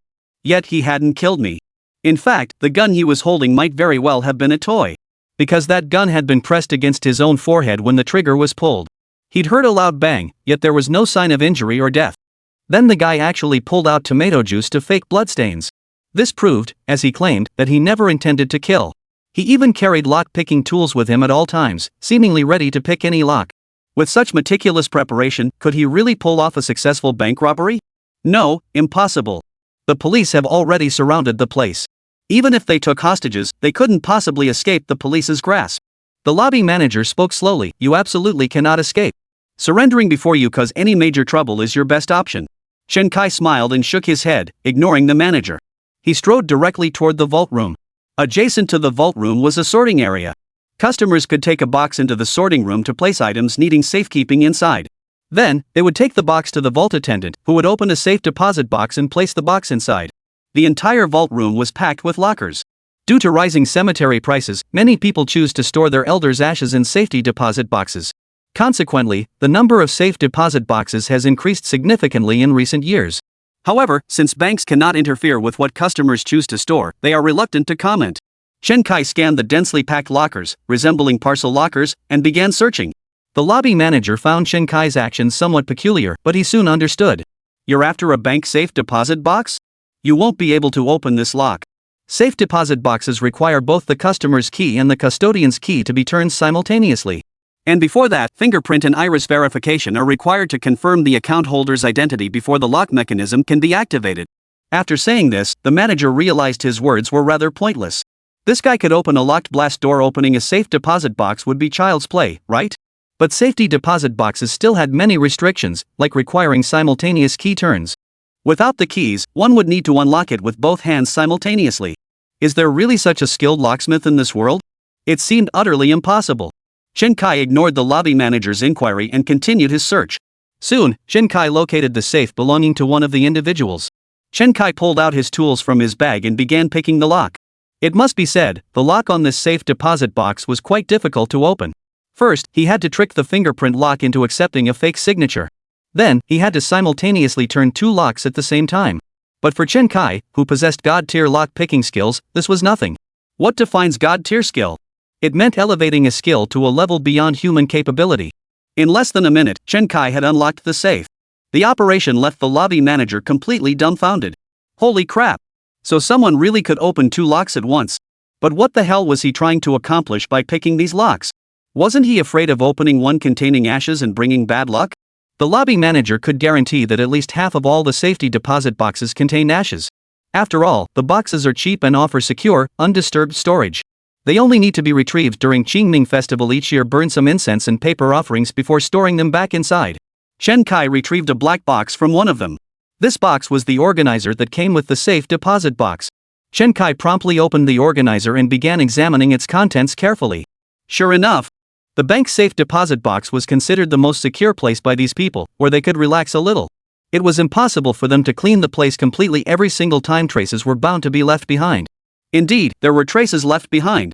In the safes belonging to those suspects, some still contained leftover gold, while others held a few safe deposit box usage slips. This indicates that some individuals chose to use the safe deposit boxes as their personal savings accounts, not emptying them completely each time. Others, after each withdrawal, casually tossed the deposit slips back into the safe deposit box. After thoroughly examining all the suspects' safety deposit boxes, Chen Kai stood up and left the vault room. The bank manager watched Chen Kai's departure with a puzzled look, unsure what this man was really up to. He had clearly seen Chen Kai find a gold bar in one of the boxes. Yet he hadn't taken it. That gold bar was a standard 100G bar, worth at least 60,000 yuan at market price. Leaving the gold behind clearly contradicted the robber's repeated claim that he only wanted money and wouldn't kill anyone. Could he have some other motive? The lobby manager couldn't make sense of it. At that moment, Chen Kai emerged from the vault room and opened the blast door behind the counter. The tellers were trembling as they huddled behind the counter, terrified that Chen Kai might shoot them next. But Chen Kai paid them no mind. He simply pointed his gun at them and ordered them to crouch in the corner with their hands on their heads. Then Chen Kai took out zip ties and bound the tellers. Is anyone else up there? No, no one. One teller stammered. They said they were going to a meeting at the head office and then they all left, leaving just us behind. It was a bit odd, but no one else around was better. Chen Kai nodded, confiscated all their belongings, and led them out into the lobby. The people in the bank lobby watched as Chen Kai, now with a few more bloodstains on his clothes, entered the teller area alone and led the tellers out. Not a single breath dared escape their lips as they all bowed their heads. They certainly didn't want to become the next victims of gunfire. Liao Fan watched Chen Kai walk out unimpeded and instantly breathed a sigh of relief. What a relief! Men to one side, women to the other. Hurry! The group immediately split into two lines, men on one side and women on the other. Chen Kai led them directly behind the counter and up to the second floor office. He then confined the men and women separately in two different offices. Liao Fan was assigned to guard the office doors. After settling these arrangements, Chen Kai returned to the bank lobby. However, Chen Kai's actions made it impossible for the live stream and command vehicle to clearly see the situation on the ground. They could only monitor the situation through the cameras carried by Liao Fan and Sun Chao. But neither camera could capture Chen Kai, the central figure. This left many viewers feeling restless and anxious. Who knows what Chen Kai might be up to off camera? Chapter 100, Voice Print Identification. Just as Chen Kai entered the bank lobby, Liao Fan's shout echoed from the second floor office. Boss! The phone's ringing, they're looking for you. The phone on the second floor is ringing, and it's for me? Chen Kai looked puzzled. He had clearly destroyed all the surveillance cameras in the bank. He had just checked the second floor himself and disabled the few remaining cameras there. But how did the caller know he'd already moved everyone to the second floor? It seemed there was still a police informant among the crowd. That plainclothes officer must have had some hidden camera on him. He really had been careless. Chen Kai hurried upstairs and picked up the phone. Tianjiano's familiar voice came through the line. Are you the leader of the robbers? Chen Kai chuckled. While I don't care for that title, I suppose I hold it now. Spit it out, are you law enforcement or bank security? Tian Jianhua, commander of the Municipal Police Department's Special Task Force, was the overall commander for this bank robbery case. An old acquaintance. Still, Chen Kai feigned unfamiliarity, uttering a feigned "oh" of sudden realization. So what do you want to say? I won't tell you to drop your weapons and surrender immediately. Our negotiation experts will handle that later. Right now, I just want to check on the casualties inside. I heard 2 gunshots earlier. If anyone is injured, I can send a doctor in to provide first aid. This request is purely based on humanitarian principles. Chen Kai shook his head. Your plainclothes officers have cameras. You should know the situation well enough. Don't try to sneak any dangerous individuals in under the radar. Let me be clear, no one inside is injured. The gunshots you heard were me blowing my own head off. Chen Kai hung up immediately after speaking. Soon, the phone rang again. This is negotiation specialist Ma Hui. Can we talk? What exactly led you down this path? Beep. Chen Kai hung up without another word. He clearly had no intention of wasting any more time on the police negotiator. As soon as Chen Kai stepped out of the room, the phone rang again. Chen Kai simply yanked the phone cord out of the jack. Inside the emergency command vehicle, Tian Jianhua patted negotiator Ma Hui on the shoulder. If you really can't get through to him, then forget it. His motives aren't the same as ordinary bank robbers. Your standard negotiation tactics might not work. Ma Hui shook his head and stubbornly dialed the phone. With over 2 decades of grassroots mediation experience, he knew 1 or 2 failed attempts shouldn't mean giving up entirely. Though he understood Chen Kai's true motives, he was confident his silver tongue could persuade Chen Kai to abandon the robbery.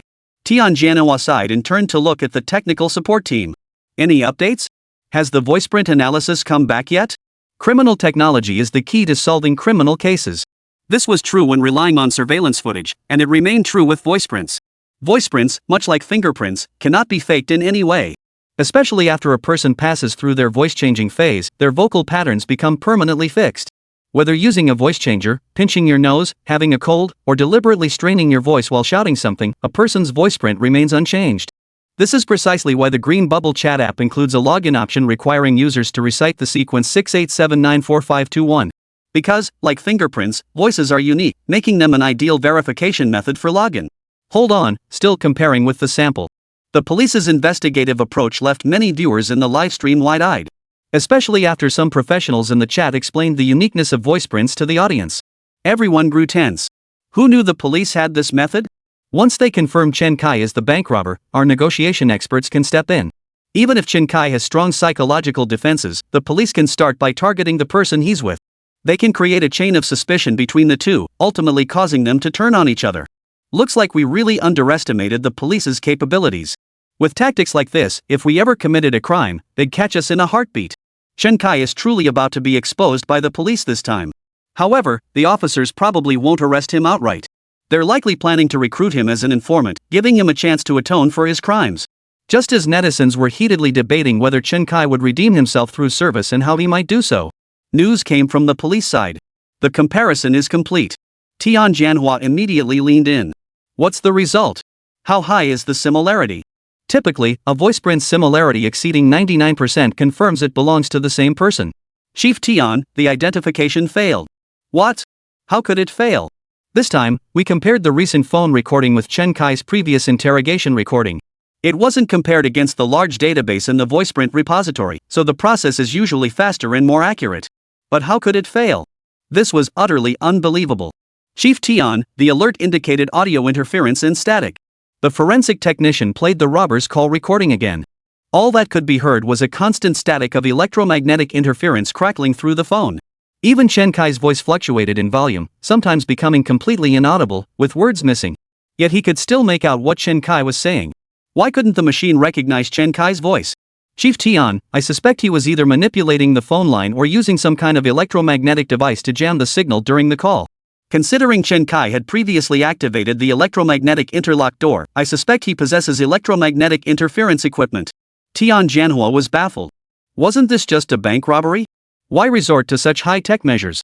If you're so capable, why don't you go fight the eagle in electronic warfare? Tian Jianhua waved his hand dismissively. I don't understand this high-tech stuff. I'm just saying, I can understand the voice clearly, so why can't your crappy computer? Isn't there some AA software? Run it to reduce the noise. The technician shook his head. Director Tian, I know you mean Adobe Audition audio software, but that won't work. The reason we can understand it is because our brains possess logical thinking capabilities. The other person said, although I don't like this title, but the character for like was completely inaudible. Computers don't know what character should come between don't and like, but our human brains automatically fill in the sentence. For example, research shows that the order of Chinese characters doesn't necessarily affect reading comprehension. Our brains instantly grasp the meaning. But to a computer, it's just a jumble of gibberish. Chapter 101, Strong Current Interference Overpowers Weak Current. Tian Jianhua froze for a moment, utterly stunned that their technical surveillance methods had once again been thwarted by Chen Kai. Tian Jianhua gritted his teeth in fury. So we've been outmaneuvered by Chen Kai once again? Who exactly is he, and how could he know so much about our methods? The group exchanged bewildered glances. Has Chen Kai even cracked our method of collecting suspects for comparison? This is utterly unbelievable. We were counting on using the voice print analysis to identify the suspect, then leveraging that result as a breakthrough to crack Chen Kai or his accomplice's psychological defenses. Who would have thought? Our plan was exposed before we even got to use it. Zhang Luxin quickly asked, then could we collect another person's voice to identify them? Tian Jianhua waved his hand dismissively. Unlikely. The caller only said hello before hanging up. He didn't utter another word until Chen Kai took the call. This suggests Chen Kai may have instructed him beforehand to speak as little as possible, and indeed, he said very little. Voice print identification requires at least 10 to 8 complete sentences to proceed. With such limited material, the analysis is impossible. Police forensic methods were once again rendered useless against Chen Kai, leaving the live stream viewers utterly dumbfounded. During the call, they clearly saw Chen Kai playing with a security guard's electric baton. At the time, they didn't understand what was happening. They assumed Chen Kai, having never seen a stun baton before, thought it would spark and crackle with a press, something fun to play with. But it turned out he had already figured out the police's purpose for calling. Of course, Chen Kai wouldn't resort to such a foolish method as manually twisting the phone line to damage its shielding. Instead, Chen Kai Tong chose a method anyone who studied high school physics would recognize. That was the principle of mutual interference between currents. Strong currents can interfere with weaker ones. Take, for example, a decade or so ago when sitting at a computer, even before a phone rang, the computer speakers would first emit a buzzing or crackling electrical noise. This was the mobile phone's radio signal interfering with the electromagnetic signal of the speaker. Anyone who's disassembled a speaker knows it contains magnets and coils, essentially an electromagnetic sound-producing device. When Chen Kai was on the phone, he kept pressing the stun baton. He intended to use the high voltage from the stun baton to generate strong electromagnetic interference that would disrupt the weak electrical signals in the phone line. Chen Kai really thought of everything. In a bank robbery, a surefire death trap, Chen Kai actually pulled off some fancy tricks. It's simply unbelievable. I just rewatched the recorded call segment and listened to every sound Chen Kai made. What? I detected a subtle difference. By the way, I'm an acoustics researcher myself. I do sound tuning for a headphone and speaker manufacturer. Another expert has emerged. Most people have wooden ears, a term common among headphone enthusiasts. It describes ears that can't tell the difference in sound quality or discern variations in music across different equipment. The opposite is a golden ear. Those who can perform sound tuning for headphone and speaker manufacturers clearly possess golden ears. They can discern even the most subtle differences. They can even discern whether the electricity powering headphones or audio systems comes from hydroelectric, thermal, or wind power plants. To the average person, this might seem like mysticism. But for these individuals, it's all part of their daily training regimen. Could he really have detected something? Chen Kai's voice showed subtle changes both during the phone call and when handling the plainclothes officer's Bluetooth earpiece. Voice alteration? That shouldn't be possible. Didn't the officer just say that even using a voice changer is admissible evidence? This subtle alteration wasn't achieved through voice changers, nose pinching, or mouth obstructions, but I can't pinpoint exactly where the change occurred. This comment from the acoustic expert sent shockwaves through the chat again. It seems Chen Kai truly leaves no stone unturned in evading police detection. Interfering with calls to collect voice prints is one thing. He even used some unknown technology to alter his voice. Double the security measures. Could this guy actually pull off a bank heist? The crowd couldn't help but speculate. Chen Kai, having ended the call, now walked toward the room where the man was being held. He had indeed employed a double-layered security measure to conceal his voice print. One method involved using high current interference to disrupt the low current phone call between them. But that was only one aspect. The other involved voice disguise, a technique bordering on divine-level mastery. Chen Kai's understanding of voice prints was no less than that of any expert. Chen Kai understood clearly that each person possessed their own unique set of vocal organs. Their structure varied due to differences in facial appearance and internal anatomy. Every utterance requires the coordinated effort of these organs. Altering the shape or form of any single organ inevitably changes the resulting sound.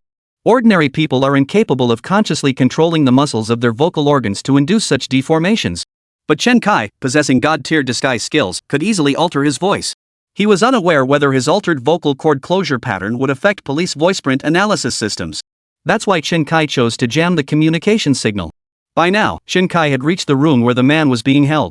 Everyone was bound with nylon zip ties, sitting on the floor unable to move. The plainclothes officer from earlier was calming everyone down. When Chen Kai pushed open the door, he startled everyone inside, especially an older man in his 50s or 60s who suddenly turned pale and began breathing heavily. Chen Kai paid no attention to the man. He walked straight over to the plainclothes officer and began scrutinizing the items on his person. Finally, Chen Kai ripped a button off the plainclothes officer's shirt. Sure enough, it was a hidden portable body camera. So that's how they knew I was upstairs and called the woman's room. They had an informant here all along. The plainclothes officer chuckled. You robbed a bank. What's there to be ashamed of? By now, the whole city, maybe even the whole country, knows you robbed a bank. Chen Kai crushed the camera with a smile. I'm a shy person. I don't like being watched when I do things. So, sorry about that. Starting with you. Come with me. Just as Chen Kai was about to drag the plainclothes officer out of the office, the pale-faced middle-aged man began gasping for breath, his entire body breaking out in a cold sweat. He was having a heart attack. Chapter 102, Old Ma Negotiates. Without a moment's hesitation, Chen Kai hoisted the middle-aged man onto his back and sprinted toward the lobby downstairs. He needed to ensure the man could breathe freely in the fresh air. In today's bank robbery, Chen Kai had no intention of harming anyone. If this man died of a sudden heart attack, it would be because he'd been scared into it, and Chen Kai would bear responsibility. The electronic rolling gate at the bank entrance suddenly opened a crack. Immediately after, the glass doors swung open wide enough for a person to pass through. Chen Kai supported the middle-aged man as they exited the bank lobby and stepped outside. Chen Kai's gun was still pressed against the middle-aged man's forehead. Outside the bank entrance, the police station had already cordoned off a perimeter of 100 meters. Inside the cordon, the Municipal Public Security Bureau's Special Police Brigade and armed police stood at the ready. Not far away stood an emergency command minibus. From several nearby buildings, Chen Kai could faintly perceive flashes of light. Looking closely, he recognized the scopes of police snipers already trained on him. They were waiting for the order to shoot him dead. There's still one person inside with us. If you dare fire, he'll kill every hostage in there. This man suffered a sudden heart attack. I'm bringing him out. As soon as Chen Kai spoke, Commander Tianjianhua immediately ordered, snipers, hold fire. Stand up to signal you're unarmed. Safeguarding hostage safety is the top priority. Protecting property comes second. Life always comes before property. If Chen Kai were a truly vicious robber, 2 people would already be dead by now. Therefore, only by securing the suspect's safety could the hostage's safety be guaranteed. Seeing the snipers lower their rifles and raise their hands to signal he posed no threat, Chen Kai shoved the middle-aged man toward the nearest police officers before quickly ducking into the bank lobby. He was truly taking a risk just now. Bank robbery is a form of violent crime. When confronted with violent crime, officers could shoot and kill him at any moment. They didn't fire just now, apparently still prioritizing the hostage's life. If he'd been facing cops from the US, he and the hostage would have been finished for sure. After Chen Kai shoved the middle-aged man with heart disease towards several SWAT officers, the SWAT officers immediately conducted a full-body search on the middle-aged man with heart disease. Only after confirming he carried no dangerous items did they finally relax. One SWAT officer quickly retrieved his medical kit, poured several nitroglycerin tablets from a bottle, and shoved them all into the man's mouth. Place them under the tongue. Swallowing them won't work. The SWAT officer emphasized repeatedly. The man waved his hands frantically. I have heart disease, don't you think I know that? Truthfully, the man's heart attack had been entirely triggered by Chen Kai's scare tactics. Now that he was in the arms of the police, his condition improved by half. After taking the medication, he lay on the ground, breathing heavily with a sigh of relief. Medical personnel promptly carried him to the ambulance for further examination. At that moment, negotiation expert Manhwa appeared at the lobby entrance, megaphone in hand, flanked by several SWAT officers. If you have any further demands, feel free to voice them to me. As long as they ensure the hostage's safety, I will guarantee all your requests within our capabilities. As Manhwa spoke, Tianjianhua's voice crackled through his walkie-talkie earpiece. Old Ma, take the recorder. Do your best to get him talking. This time, face to face, I don't believe he can pull off any more interference tricks. Manhwa nodded. Don't worry, Director Tian. This time, Chen Kai won't be able to hang up on me. Earlier, he'd been calling Chen Kai relentlessly, but Chen Kai had simply unplugged the phone line. It left him fuming with nowhere to vent his frustration, his skills utterly useless. Now that Chen Kai was right across from him, even if he couldn't persuade him to abandon the bank robbery, he absolutely had to get him to talk more. So Manhwa said, bro, it's already past 5. Given the situation, you guys won't be able to get away anytime soon. Do you want me to bring you some takeout? Go ahead, scan the code. Start with 200 yuan. I'll buy whatever you want to eat, and anything extra is your delivery fee. With that, he opened his phone's payment QR code and held it up to the glass window of the bank lobby. He motioned for Chen Kai to scan the payment. This maneuver left many onlookers speechless. They couldn't fathom what this veteran cop was up to. Didn't he know Chen Kai was here to rob the bank? And now he was asking Chen Kai for money. What was he thinking? Viewers in the livestream were stunned by Officer Ma's actions. Come on, you're a police officer. How can you ask someone for money? This veteran cop is pretty clever. As soon as Chen Kai scans the code, he'll instantly uncover his true identity. But this little trick is way too amateurish to pull on Chen Kai. Chen Kai sneered coldly, are you out of your mind? If I scan your code, you'll instantly get my real name verified QQ account. Do you really think everyone's as gullible as you cops? And looking at your 2-bar, 3-star rank, asking me for $200 for running errands, don't you feel a bit embarrassed? Manhwa scratched his head awkwardly and said, what's so shameful about that? Don't think being a cop is all glamour. After work, we're just regular folks dealing with the daily grind. I can't just let you spend my money for free, can I? Free money? Don't think I don't know you guys charge 100 for a 10 yuan job. How could you ever lose money? Chen Kai snorted disdainfully. Finally, someone in the livestream caught on to the trick. This Officer Ma is no ordinary cop. He's not trying to trick Chen Kai into revealing his identity with some QR code scam. Remember the mission Commander Tian gave him earlier? You mean he's deliberately provoking insults or exposing a flaw to lure Chen Kai into talking? Oh no, Chen Kai's fallen for it. Everyone grew tense for Chen Kai. What if Chen Kai says too much and gets recorded by the police for further voiceprint analysis? Then Chen Kai really would have made a fatal mistake. At that moment, Manhwa sat down outside the bank lobby entrance and pulled out a pack of cigarettes from his bag. Then he slipped a cigarette through the door crack to Chen Kai. Shall we talk? Chen Kai sensed the world weariness in the veteran cop's eyes. He couldn't fathom why Tianjianhua had sent such a shrewd old man like this. Still, he'd seen plenty of old cops like Manhwa back at his previous unit. People of their generation always had a few who were rather stingy and tight-fisted. Manhwa reminded Chen Kai of a mentor he had when he first joined the force. Chen Kai picked up the cigarette after all. Just as he was about to put it in his mouth, he lit one for him. He'd treat it as a tribute to his retired mentor. He just smiled and shook his head. You're one sharp old cop. Almost had me fooled. Had Chen Kai really seen through Manhwa's scheme? Netizens' eyes widened instantly, eagerly anticipating how Chen Kai would expose Manhwa's scheme. Chapter 103, Another Failed Match. Chen Kai was about to pick up the cigarette but quickly reconsidered. In such a major case, Tianjianhua, as the commander of the Municipal Bureau's Special Task Force, would never send someone obsessed with making a quick buck. This old man must possess extraordinary abilities. Then why was he bringing up mundane household matters, putting on an act of hardship? He just wanted me to smoke a cigarette. He was wearing gloves, a hat, and had his face disguised. They couldn't identify me through fingerprints, stray hairs, or facial recognition. So Manhwa is trying to get my saliva-laden DNA this way. Fingerprints can be concealed, faces can be disguised. Even voices can be altered. But DNA? Forget about god-tier disguise techniques. Even divine-level medicine couldn't alter it. Therefore, this cigarette butt must be disposed of. How should I dispose of this cigarette butt, still wet with my saliva, right in front of him? Flush it down the toilet. That was the only way to dispose of it perfectly. But ever since it became clear the bank's surveillance was useless and the entire bank was under control, the police had cut off all water and electricity inside. They were determined not to provide any conditions for a prolonged standoff here. This indestructible cigarette butt would become irrefutable evidence of my crime. No wonder he was a first-class superintendent with 2 bars and 3 stars. Someone sent to the front lines couldn't be just any ordinary cop. Chen Kai slipped the cigarette back through the door crack. You're one hell of an old cop. Almost had me fooled. Manhwa said with some surprise, what? You look down on my cigarette? Chen Kai shook his head with a smile.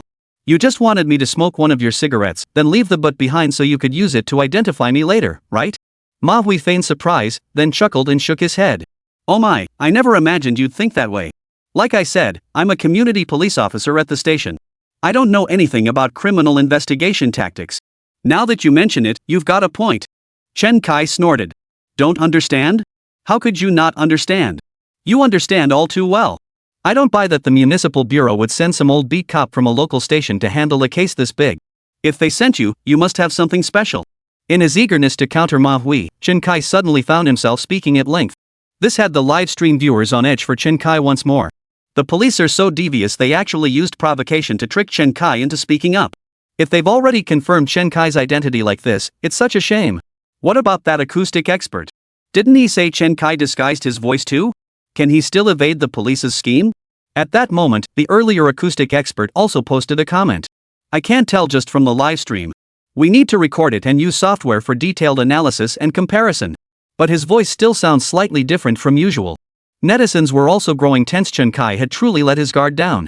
Despite such meticulous disguise, he'd been tricked into revealing so much by an old cop right here. But this veteran cop was truly capable. He employed 2 easily detectable investigative tactics to conceal his true intentions and plans, ultimately achieving his goal. Brilliant, absolutely brilliant. Everyone immediately turned their tense gazes toward the command vehicle's monitor. In truth, voice print analysis had already commenced after Chen Kai spoke several sentences. Any subsequent remarks would merely add more material for comparison. Tian Jianhua and the task force officers all wore broad smiles. Tian Jianhua even praised Old Ma. Who would have thought Old Ma from Yu Province actually had some skills managing to coax so much out of Chen Kai? It seems we really underestimated Old Ma before. I always thought Old Ma was just a small-town cop from a rural station, nothing special. But now it seems he's got some real skills after all. After about 10 minutes, the comparison was complete. A number popped up on the computer screen. Similarity, 87. The voice print analysis confirmed they were not the same person. Everyone's eyes widened instantly. This time, there was no pop-up window indicating a failed match like last time. Instead, it directly concluded they were not the same person. How could this be? Tian Jianhua, in particular, was nearly beside himself. He shoved the forensic technician aside. Is your system malfunctioning? This is impossible. Didn't you say voices can't be faked? The technical officer responsible for voice print analysis also began to feel tense. He'd never encountered a situation like this before. It was starting to feel unbelievable to him. Could someone really mimic a voice? We currently have no documented cases of voice impersonation, so I can't confirm whether the suspect developed some kind of high-tech method. He couldn't make any definitive claims at this point.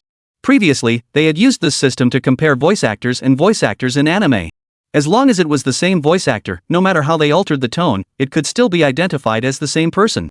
They even brought in someone who scammed people using a fake voice for a live test. Even when this burly man altered his voice to sound like a cute young woman, the system still identified him as the same person. But how could such an advanced system fail when it came to Chen Kai? They were utterly baffled.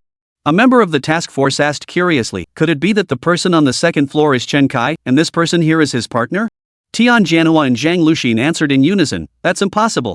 Tian Jianhua looked at Zhang Luxin and said, you tell us you've interacted with him the most. Zhang Luxin smiled awkwardly. You might laugh at what I'm about to say, but I just feel this person is Chen Kai.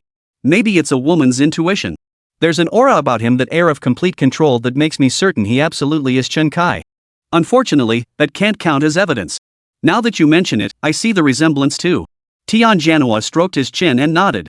He didn't seem quite like him in the lobby earlier, but sometimes he does. Looks like he's disguised his behavior, mannerisms, even his aura. Zhang Luxin nodded. That was exactly right. Sometimes this man felt utterly unfamiliar to Zhang Luxin, while other times he seemed strangely familiar. So most of the time, Chen Kai must be disguising his aura, making himself appear more menacing. Director Tian, what evidence do you have that this person is Chen Kai? After hearing Zhang Luxin's personal observations, everyone was inclined to trust her assessment. But that couldn't be used as evidence, so everyone turned to Tian Jianhua. Director Tian, what are your thoughts? Tian Jianhua smiled and said, insights? I wouldn't dare claim to have any, just some humble opinions. Seeing Tian Jianhua being so modest for the first time, the others urged him to speak. Chapter 104, Commander Tian's Analysis. Tian Jianhua smiled and said, high insights? I wouldn't dare claim that, just some humble thoughts.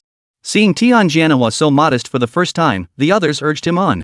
At first, Tian Jianhua was reluctant to speak, but under their urging, he finally opened up.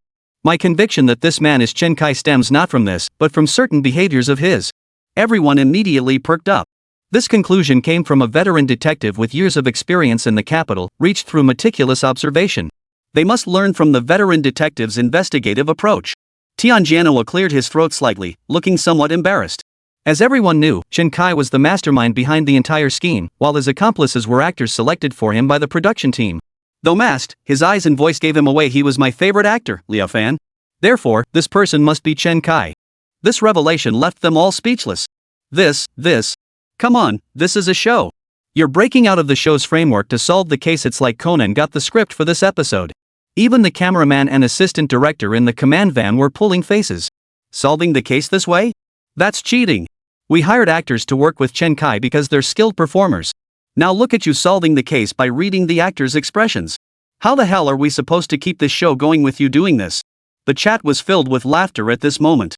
Ha, Commander Tian feels like he's broken through the fourth wall. We're all immersed in the drama, but Commander Tian's still outside the show. Hearing him say that finally let me breathe a sigh of relief, I just realized this isn't a real bank robbery, it's a show. Ha ha. Tian Jianoa felt a bit awkward and said, you guys practically forced me to say it. I was just giving a reasonable analysis. Alright, stop laughing.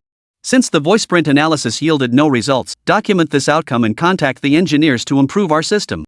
Chen Kai's goal is to refine our vulnerabilities anyway. If he can't find any, that's best. If he does, even better. Tian Jianoa was clearly just trying to reassure everyone.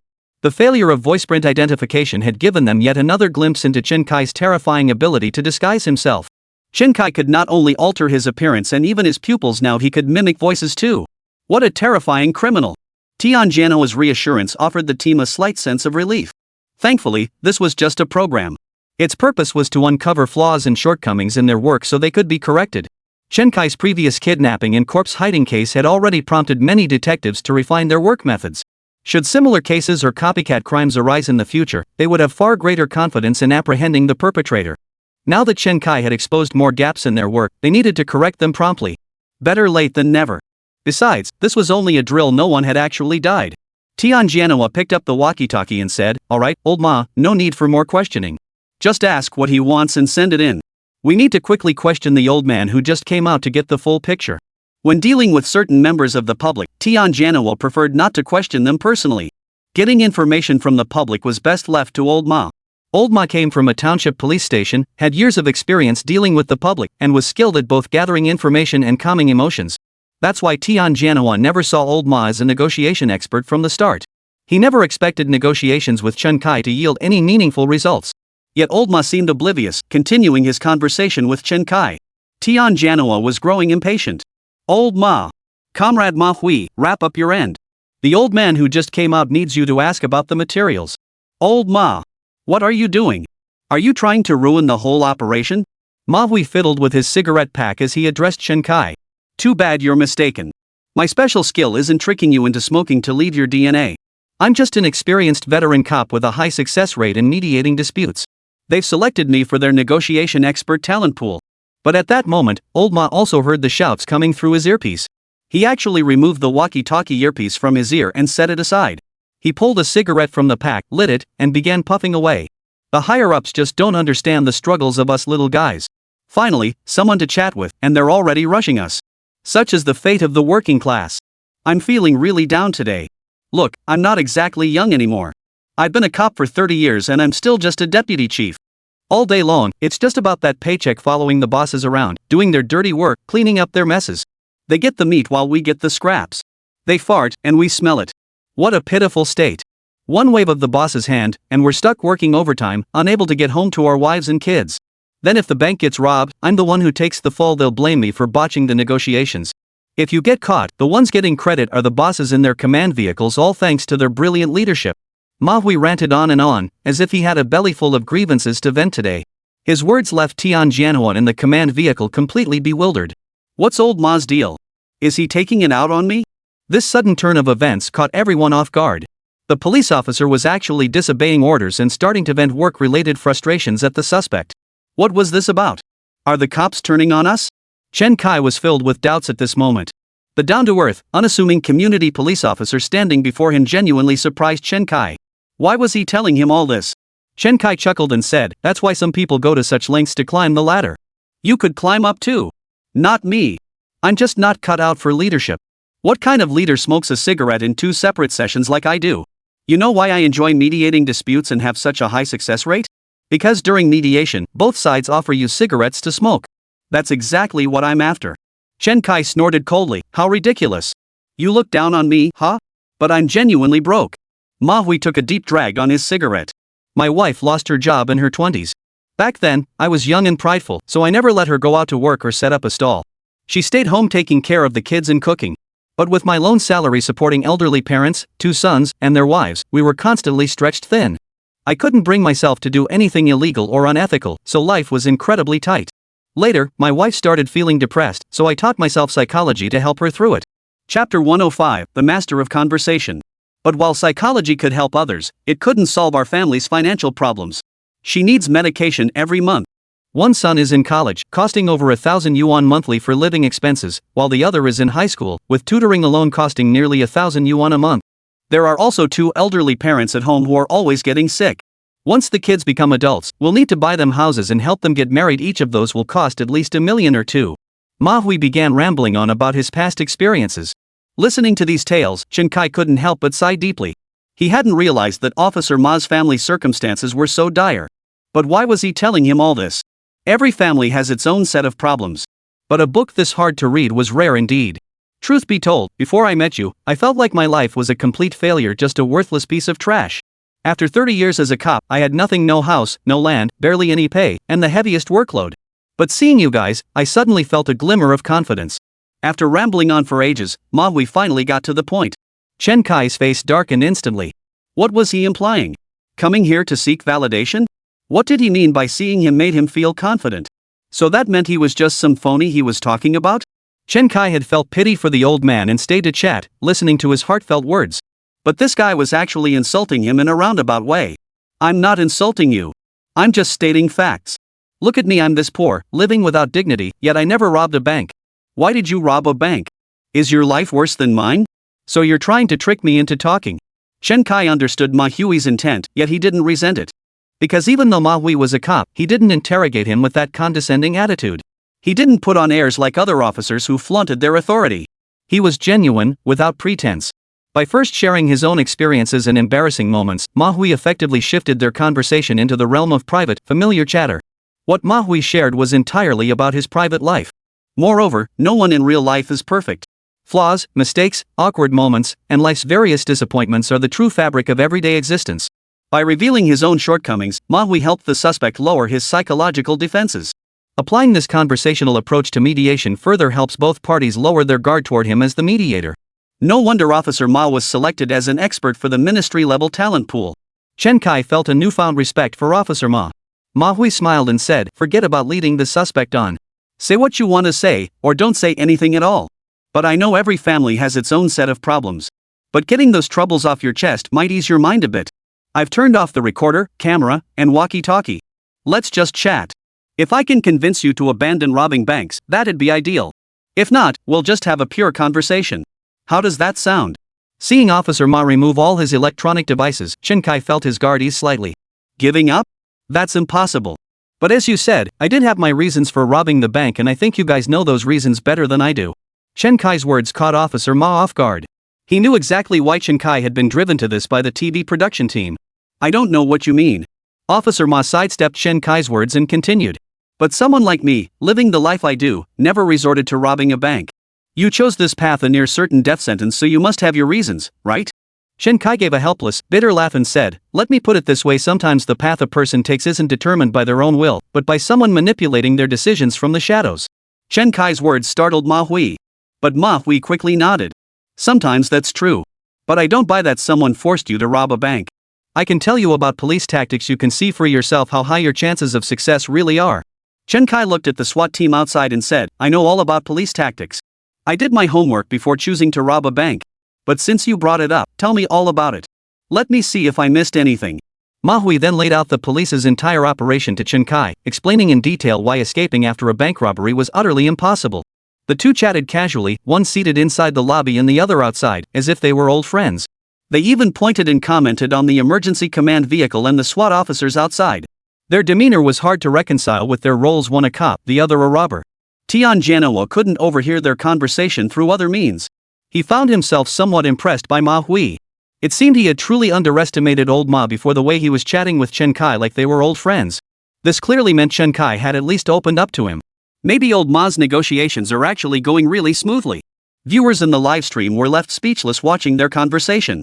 Old Ma is impressive. Maybe he can actually break through Chen Kai's psychological defenses.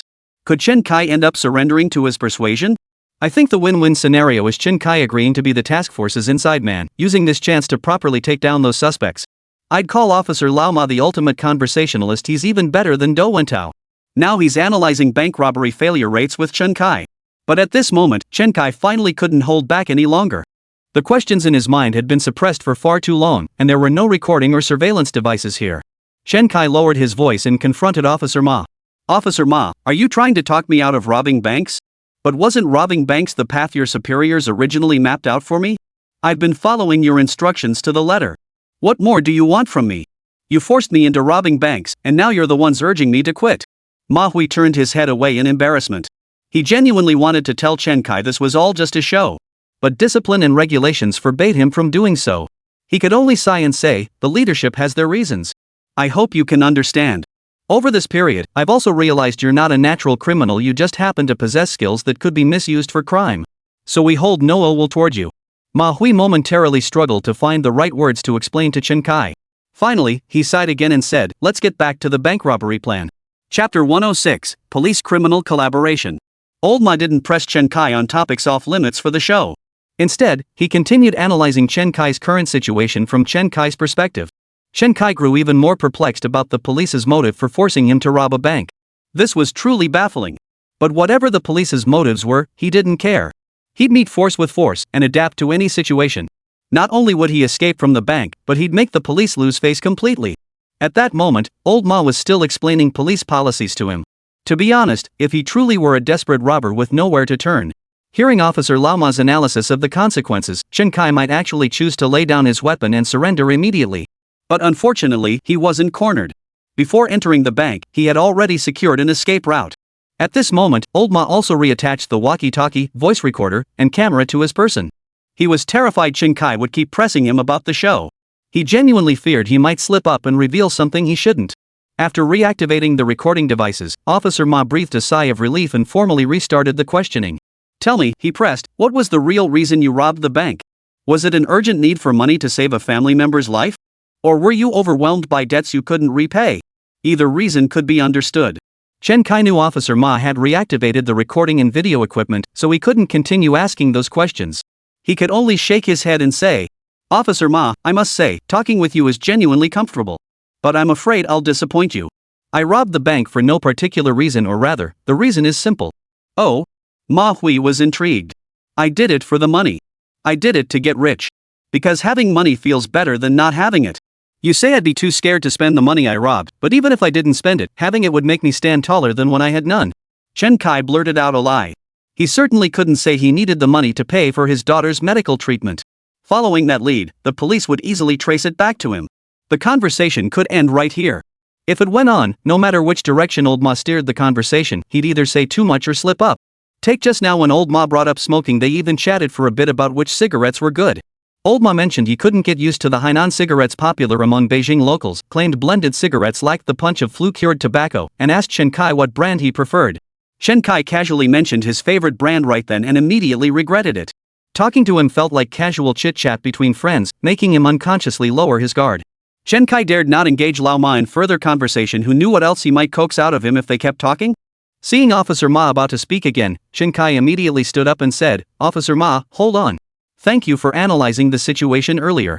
Could you also buy some food for the hostage? I just ordered something online.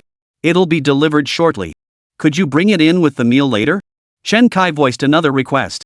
This left Ma Hui momentarily stunned. He wanted him to help receive a package? He'd ordered something delivered at a time like this? Ma Hui nodded. Alright, but your package will need to be inspected. We can't allow any dangerous items inside the bank. Chen Kai couldn't help but roll his eyes. Are you kidding me? What kind of dangerous items can you even buy online? Or what kind of dangerous items could our courier service possibly deliver? His words made Ma Hui chuckle awkwardly. Chen Kai turned to leave, but after taking 2 steps, he seemed to remember something and called out, Officer Ma, you mentioned cooperation earlier? That's right, I did say cooperation. What kind of cooperation? Can the police actually cooperate with us robbers? Chen Kai asked. Truthfully, Chen Kai already had an idea of what the police might want to collaborate on. But if this cooperation had been proposed by someone else, he would have refused without a second thought. Because this so-called cooperation was really just doing the police a favor. He had gathered these suspects himself, and he planned to conduct surprise interrogations on them shortly. So whether he cooperated or not, he would have to handle these matters himself. But Chen Kai specifically wanted to cooperate with Old Ma. He intended to hand the credit for this to Ma Hui. If he could secure key evidence in the organ black market case, At the very least, it would be a second-class merit award, and might even reach the threshold for a first-class merit award. A second-class merit award would come with a 10,000 yuan bonus. Additionally, upon retirement, his base salary would increase by 5%, and his children would receive a 10-point bonus on their college entrance exams. Old Ma's child was about to take the college entrance exam, and those 10 points would absolutely be crucial in the fierce competition of Hunan province. Moreover, the 10,000 yuan bonus would alleviate their immediate financial strain. Chen Kai no longer looked down on Old Ma. On the contrary, Chen Kai now sees Old Ma as an elder figure, much like his own mentor when he first joined the police force. They were the type who lived frugally, pinching every penny. Yet they remained true to their principles, uphold their professional ethics, and diligently perform their duties. They never harbored corrupt intentions in this position where power was most easily obtained and exploited. Old Ma stopped in his tracks and pressed his face against the glass window. Brother, actually, several suspects in our current case are among the hostages you're holding. I'll draft an interrogation outline for you shortly. Help us get some answers. As long as you get results, we won't restrict your interrogation methods. But it's best to avoid torture, because you're acting as a special police informant providing evidence. If you torture them and they later contest it, the evidence will be invalidated. Worried that Chen Kai might not understand some of the technical terms, Old Ma pulled out a piece of paper and wrote down the key points in detail. I'll consult with the leadership shortly and provide you with the specific interrogation outline later. Chen Kai nodded and asked, "What's in it for me?" "If you cooperate with us and surrender immediately after the interrogation, your actions will be considered an aborted crime with significant meritorious service. You may very well avoid any prison sentence." Manhwa wasn't making empty promises. Under the principle of crime cessation, those who cause no harm should be exempt from punishment, while those who cause harm should receive reduced punishment. After the reduced sentence, Chen Kai's significant meritorious service could very well lead to his acquittal. At most, he might face charges for disrupting workplace order or damaging public or private property. This is because Chen Kai disrupted the bank's order while also damaging its surveillance equipment. These offenses only require compensation, and the bank could drop the charges in exchange for bail. In other words, cooperating with the police to become a special informant and halting one's criminal actions is the clearest path forward. Chapter 107, starting with LeCun. Ma Hui's offer was indeed very tempting. Chen Kai was even tempted. "I accept," Chen Kai said. "But this special operation is under your command alone, Officer Ma. If any credit comes from it, it's yours, and yours alone. I won't share it with anyone else." With that, Chen Kai turned and headed up to the bank's second floor. Truthfully, the police's planned operation was something Chen Kai had already intended to carry out himself. But he couldn't just end the bank robbery after completing it. He had a more important task, raising money. After all, Luowan was still waiting in the hospital for him to raise money for her bone marrow transplant. If he simply halted the robbery now, what would become of Luowan? Therefore, Chen Kai had no intention of taking the path of righteousness offered by the police. He intended to go all the way. Manhwa promptly reported the progress of his conversation with Chen Kai to Tian Jianhua. After hearing the report, Tian Jianhua felt his face grow hot. "Are you kidding me? This was Chen Kai we were talking about." The Public Service Department had specifically assembled experts nationwide just for Chen Kai, even demanding the program team alter the rules so Chen Kai could assist in the National Public Service field exercises. How could he possibly be swayed by a deputy chief from a grassroots police station? That guy was someone who had withstood 2 consecutive 24-hour interrogations totaling 48 hours by this veteran preliminary investigator and the Municipal Bureau's criminal investigation team, yet still hadn't cracked. How could he possibly be broken down after just half an hour chatting with you, some old cop from a township station? Are you kidding me? You just confiscated the voice recorder, walkie-talkie, and body camera. We heard nothing. Now you claim Chen Kai agreed to cooperate? That sounds like a fairy tale. Tian Jianhua simply couldn't believe that Lao Ma had single-handedly broken Chen Kai down through casual conversation alone. He simply couldn't fathom such a talent existing in this world. He had worked his way up from a lowly detective to detective squad leader, then division chief, and finally to the position of chief of criminal investigations at the Municipal Bureau's Intelligence Command Center. He was supremely confident in his own abilities. If he couldn't handle something, he simply couldn't believe anyone else could. Let alone a deputy chief of a township police station. But Tian Jianhua quickly realized he'd spoken out of turn. Because Manhwa couldn't possibly be lying about this. "Old Ma, it's not that I don't trust you. I couldn't do anything about Chen Kai before. How exactly did you manage to handle him? Could you tell me exactly what you said to him?" Manhwa smiled, unconcerned by his superior's lack of faith in him. After all, he was just an ordinary grassroots officer. It was only natural that his superiors doubted he could accomplish what they themselves couldn't. So Manhwa recounted word for word what he and Chen Kai had discussed. After hearing Ma Hui's account, everyone couldn't help but admire him. They finally understood why Officer Ma held the top spot nationwide for successful mediation rates. He had placed himself and Chen Kai on equal footing, rather than interrogating him from a position of superiority. Moreover, he was a skilled conversationalist, quickly building rapport with just a few words. Simultaneously, he proactively turned off the recorder, voice recorder, and walkie-talkie during their conversation, creating a more private environment that encouraged openness. Tian Jianhua and Zhang Luxing couldn't help but marvel inwardly. It seemed the experts assigned by the Public Service Department were no ordinary individuals. If these experts were merely assigned to perform routine police duties, their true capabilities would never be realized. Manhwa didn't notice the change in their gaze. He simply continued recounting their conversation. He was cautious, never mentioning anything about himself. I only managed to get him to admit he likes smoking Licoon cigarettes. Zhang Luxing suddenly interjected, Chen Kai also smokes Licoon. I once saw an open pack in his car, he must have been smoking them himself. When Chen Kai was brought back to the interrogation room for the second time, he had a pack of Licoon cigarettes on him, along with his phone and keys. The intelligence Manhwa had extracted was indeed a crucial, directional lead. Even though Chen Kai had agreed to cooperate with them now, they still couldn't let their guard down. Tian Jianhua frowned and asked, have we traced the origin of that van? Have we analyzed the traces inside? Were there any Licoon cigarette butts in or near the vehicle? We've confirmed it. It was a stolen vehicle. The owner hadn't reported it yet, but we located him. The crime scene evidence had been compromised. Located near the hardware market, the area was cluttered with numerous cigarette butts, making it impossible to recover relevant evidence. Tian Jianhua nodded. Trace the surveillance footage back from the hardware market. Investigate where the person who stole the vehicle came from. Track all his movements within the city until we can't trace him any further. Also, be vigilant about the possibility of them changing clothes in a surveillance blind spot, like last time. Liang Tsong nodded and began briefing the video surveillance team. For example, if someone enters through this blind spot but doesn't appear in the next camera's feed, we must track everyone who exits that camera's view even if they seem unlikely suspects. We can use Shadow Tracker for analysis, but remember not to over-rely on it. All results must be personally reviewed. If you're unsure, bring it to me and the field commander for review. We absolutely cannot repeat the mistakes of last time. Tian Jianhua nodded in satisfaction, then turned and shouted, Evidence collection team, everyone mobilize immediately. If surveillance footage shows anyone discarding a cigarette butt, go to the scene immediately to collect it and determine if it's a Licoon brand. If it's a Licoon cigarette butt, run DNA comparisons on all of them. Should we go to the hospital to find Chen Kai? Zhang Luxing asked. Tian Jianhua shook his head. No need. Not finding Chen Kai at the hospital won't prove anything. Now I intend to defeat him in the very field where he excels disguise. Even if it means deploying a human wave tactic. And manpower is precisely what we have in abundance. Even though Chen Kai has decided to cooperate with the police, they still need to continue investigating the identity of the hijacker. Viewers in the livestream chat began analyzing the situation. I just crunched the numbers, this is a massive undertaking. For example, if Chen Kai passed through a blind spot in the surveillance and didn't leave, and within 10 minutes, 10 people exited that blind spot, the police would have to track the entire movements of all 10 people. If more people disappear at the next blind spot, the workload grows exponentially. You're overcomplicating it. With the tracking system in place, much of the workload is reduced. Police only need to make judgments. That's still no small feat. Chapter 108, The Raincoat Exposed.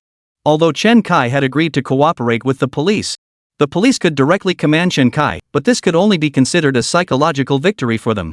It doesn't count as the cops winning this cat and mouse game. Only when Chen Kai was definitively identified as the suspect and his entire criminal gang apprehended would it truly be a victory for the police. Therefore, the task force would not abandon even the slightest lead that could be pursued. The task force now needed to use the tracking system to conduct a wide area screening around the activity patterns of the van thieves. They must identify all potential suspects and determine their identities. Anyone who could ultimately be located was not a suspect. Ultimately, there will be one or two individuals who cannot be located. That person is highly likely to be the individual Chen Kai impersonated. Then, within the movement patterns of these suspects whose real identities remain unknown, a comprehensive search must be conducted to determine whether they smoked and where their cigarette butts were ultimately discarded. Technical personnel will then collect the cigarette butts from the scene for DNA comparison. This establishes a complete chain of evidence. Of course, if surveillance footage ultimately leads to Chen Kai's residence, that would be ideal. Even if his final destination remains untraceable, the discarded cigarette butt alone could prove Chen Kai is the suspect who stole the van. This van has already been confirmed as the bank robber's getaway vehicle. Ultimately, this would prove Chen Kai is the bank robber. As long as this evidence ultimately proves Chen Kai is the bank robber and he is apprehended, then this live broadcast would be a win-win for them. A win that would redeem their past failure. Just thinking about it filled every member of the task force with renewed vigor. However, this was not a task that could be completed in a short time. The earliest they could know the results would be tomorrow. Just as the task force launched its large-scale investigation, the police station chief hurried to the command vehicle. Commander Tian, a delivery person has arrived. They also brought the boxed meals we prepared for the hostages and suspects. Tian Janua frowned and asked, "A delivery person? Already?" Chen Kai had just mentioned that he'd ordered some things online and needed them delivered along with the boxed meals. But this was faster than he had anticipated. Soon after, Tian Janua had the officers on perimeter duty bring in both the boxed meals and the delivery. "What's in these packages? Unpack everything for inspection." The delivery guy immediately replied, "Officer, it's all split-style raincoats and some masks, about 20 sets." Tian Janhua frowned. What exactly is Chen Kai up to? What's the point of buying over 20 sets of raincoats and masks? 20-something sets? It seems there are 23 hostages inside. What on earth was he planning to do with all those raincoats and masks for the hostages? Tian Janhua was momentarily baffled. "Alright, you can leave now. I've signed for the package on behalf of the recipient." After the delivery guy left, Tian Janhua frowned at the raincoats and muttered, "What the hell is this guy up to?" Zhang Luxin, who was checking the raincoats for hidden items, slipped one over her head. She then put on the mask, took out her phone, and checked the front-facing camera. "Tian, these are all loose-fitting, two-piece raincoats with hoods. Once they put on the masks, unless they're exceptionally short, you won't be able to tell them apart at all." So, was Chen Kai buying these raincoats for disguise? Disguise? Tian Janhua quickly caught on, clicked his teeth twice, then shook his head. Looks like he's out of options and resorting to desperate measures. Zhang Luxin asked curiously, "Chief Tian, wouldn't this method work?" He could blend in with the hostages wearing a raincoat, then use his advanced makeup skills to disguise himself as one of them. Then when the police came to rescue them, he could slip away. Tian Janhua shook his head. Then what was Chen Kai's purpose in all this fuss? Why would he rob a bank if not for the money? So what about the loot from the bank he robbed? After rescuing these hostages, the police would never just let them walk away. Take that hostage with heart disease, for instance. Once they confirmed he was out of immediate danger, they immediately began questioning him thoroughly. This included his identity, his purpose for going to the bank, who he encountered inside, and who the other hostages were. They also searched his belongings and ensured he remained under police supervision. This was to prevent him from being an accomplice to the robbers. Therefore, attempting to slip out of the bank undetected was utterly impossible. The police would conduct the most rigorous screening to verify the identities of everyone involved. That's precisely why Tian Janhua said Chen Kai had no way out. It was a blunder. Since it was a blunder, let's not bother with him, just send him in. Cybersecurity expert Yang Jiqiang asked Tian Janhua, "Chief Tian, should we check the delivery order for this package?" Tian Janhua shook his head. "We could try, but it probably won't be very useful. If he used courier services to ship these items, he likely didn't use his own online shopping account." Cybersecurity expert Yang Jiqiang immediately began investigating using the order number. The results proved Tian Janhua right. This was a flash delivery order placed not long ago by Chen Kai using the mobile phone of a bank lobby manager. The account used belonged to the manager, and the money spent came from the manager's funds. Tracking down the robber's identity through this method was utterly impossible. It seemed Chen Kai had been exceptionally careful. Oldma picked up the phone again and called Chen Kai. "Bro, your stuff's here, plus some boxed meals. Come down and pick them up." Chen Kai answered the call and immediately led the two hostages downstairs. Throughout this, Chen Kai kept the barrel of his gun pressed against the lower back of one hostage. As Oldma handed the hostage a boxed meal and a raincoat, he addressed Chen Kai, "Hey brother, the boss already knows why you bought those raincoats. Trying to pass them off as something else won't be easy." Chen Kai scratched his head awkwardly, forcing a wry smile. "So you all know what I'm up to? Looks like I really underestimated you guys. Forget about any other tricks. Cooperating with us is the only way you can walk away from this unscathed. Keep this Bluetooth earpiece and micro camera with you. Our leader will remotely direct the interrogation of those individuals shortly." Chen Kai flashed Old Ma a smile. "Brother Ma, I appreciate your offer. Cooperation is definitely on the table, but that doesn't mean I'll follow your every command. I'm not some soldier under your boss's command. I'm cooperating with you because of you, Old Ma, not because of your boss." Ma Hui gave a helpless, bitter smile. "Alright, I've said what I needed to say. If you have any requests, let me know. I'll do my best to accommodate them." Chapter 109, A Losing Battle? At this moment, only Liao Fan had a miniature camera on him, and he needed to guard the other hostages. Therefore, Chen Kai remained largely off camera for most of the time. When viewers in the livestream saw Chen Kai emerge from the bank lobby with a gun pressed against a hostage, excitement erupted. "Brilliant! Bringing hostages down to retrieve items while guarding against snipers. Too bad the police figured out why Chen Kai bought so many raincoats, but it really is a clever tactic. It seems the police have blocked off all of Chen Kai's escape routes. His only option now is to cooperate with them. When viewers heard Chen Kai reject police remote instructions, insisting he was cooperating not obeying orders, the viewers grew anxious once more. But now, their concern wasn't whether Chen Kai could successfully rob the bank. They were anxious about whether Chen Kai could successfully assist the police in completing their interrogation mission. Because it now seemed inevitable that the police would crack Chen Kai's bank robbery case. On one hand, the police began conducting a wide-scale search of surveillance footage along the route of the stolen van. On the other hand, they had blocked off Chen Kai's intended escape route where he planned to have everyone wear raincoats to blend in and slip out of the bank. Now, Chen Kai had no choice but to cooperate fully with the police, acting as their special informant to help gather evidence related to the Oregon black market case. Only by gathering sufficient incriminating evidence could Chen Kai demonstrate significant merit and qualify for a reduced sentence. Moreover, if Chen Kai continued to act stubbornly, he would completely block any chance of receiving a lenient sentence. Therefore, Chen Kai's best option now was to accept the miniature camera and Bluetooth earpiece, becoming a puppet for the police. Of course, if Chen Kai accepted the miniature camera, viewers could also watch from his perspective. Currently, viewers in the livestream chat cannot see Chen Kai's perspective, leaving them anxious and even prompting some to complain to the production team. But the production team was utterly helpless if the police couldn't even enter the bank. What chance did they have? You can't reason with a damned fool. He's digging his own grave.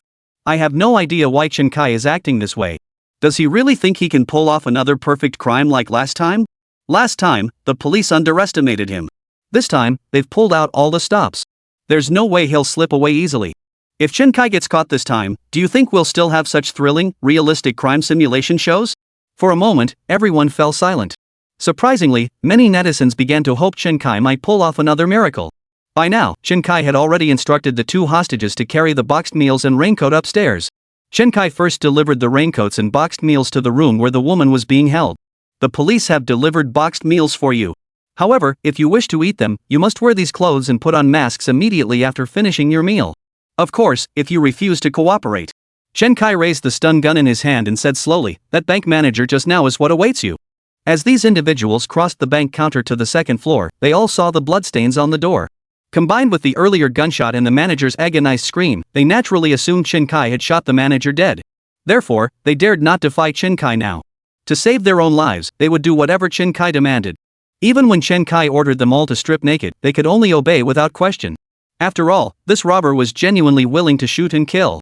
Soon, all the hostages were dressed in raincoats, and Chen Kai distributed boxed meals to them. At the same time, Chen Kai ordered them to put on masks immediately after eating. If anyone was found not wearing a mask, they would be dealt with on the spot. While Chen Kai was arranging for the female hostages to change clothes and eat, Liao Fan was simultaneously handling the male hostages, getting them dressed and distributing boxed meals. Just as Chen Kai and Liao Fan were eating their boxed meals, the phone rang once more. "Bro, it's your old buddy Ma here." "Brother Ma, what's up?" Ma Hui on the other end of the line gave a wry, resigned smile. "Bro, the boss just said the heart patient has stabilized considerably. To ensure the hostage's safety at your location, we plan to send a doctor into the bank." Chen Kai knew exactly what the police were up to. Earlier, when the police tried to equip him with a portable body camera and Bluetooth earpiece, he had refused. He had also destroyed the portable body camera carried by the plainclothes officer, leaving the police completely without an ear or eye inside the bank. This left the police deeply anxious, prompting them to attempt planting their own informant inside the bank. On one hand, this was to ensure the situation inside the bank remained within their control. On the other hand, it was to assist him in interrogating the suspects involved in the Oregon black market cases. Chen Kai was about to refuse. Old Ma interjected, "Brother, our leadership has made it clear you have no room to refuse. You've already walked down a dead-end path.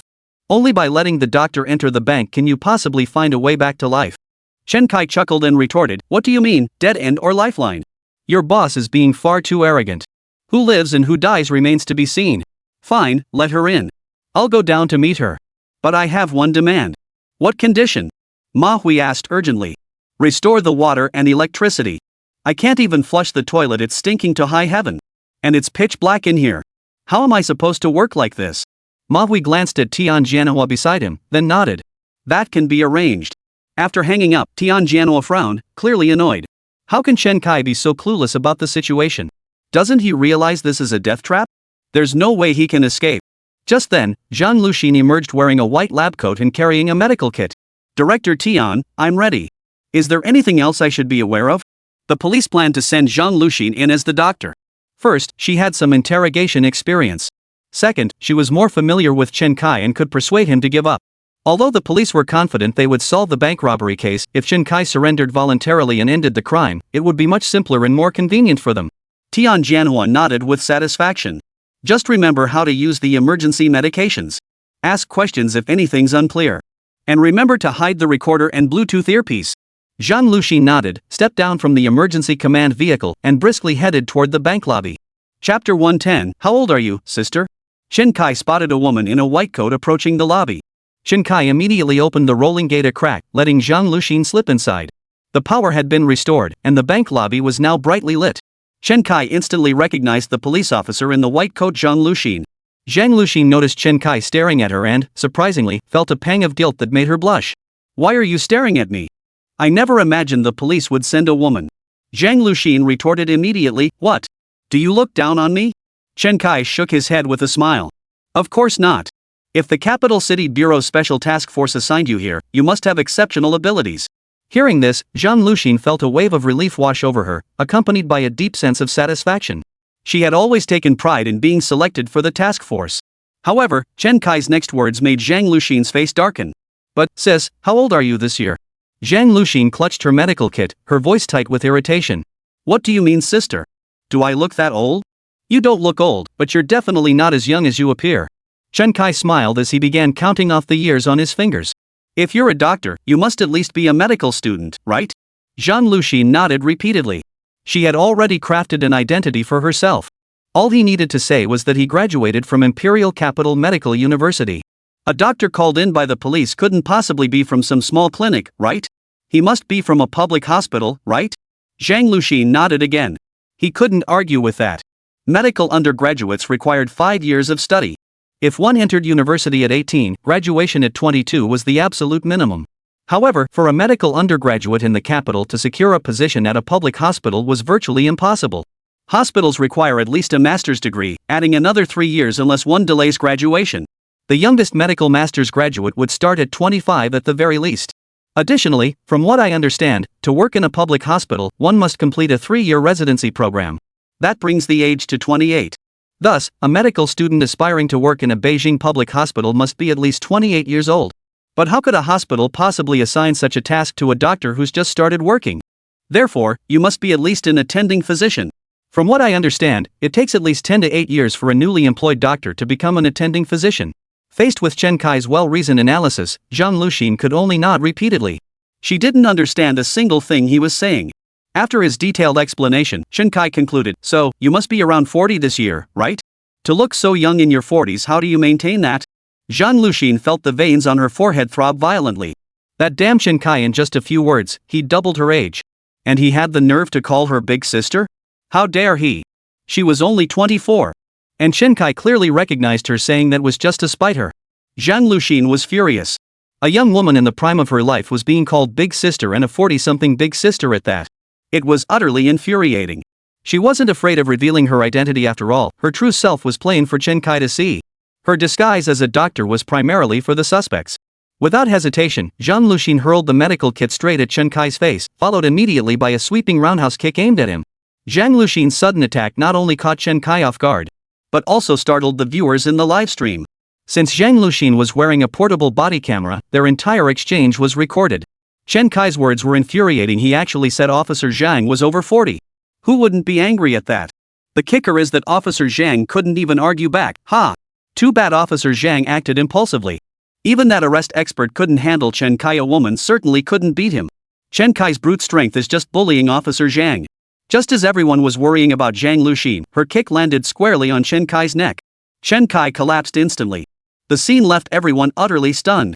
If the capture expert Sun Xiao had been present, he would have blushed. A guy who couldn't even take down a man over 6 feet tall had been knocked out by this woman with a single kick? Even the officers from the task force stared wide-eyed, utterly unable to believe such a scene could unfold with Zhang Luxin. Chief Tian, why didn't you mention this little Zhang had such skills earlier? Tian Jianhua scratched his head and replied, well, I didn't know either. Since Zhang Luxin was a rookie officer who'd been shadowing Zhao Chang, he wasn't familiar with her. It was only recently, due to the program, that they'd gotten to know each other. He had no idea Zhang Luxin possessed this skill. Had he known earlier about Zhang Luxin's hidden talent, he would have sent her in long ago.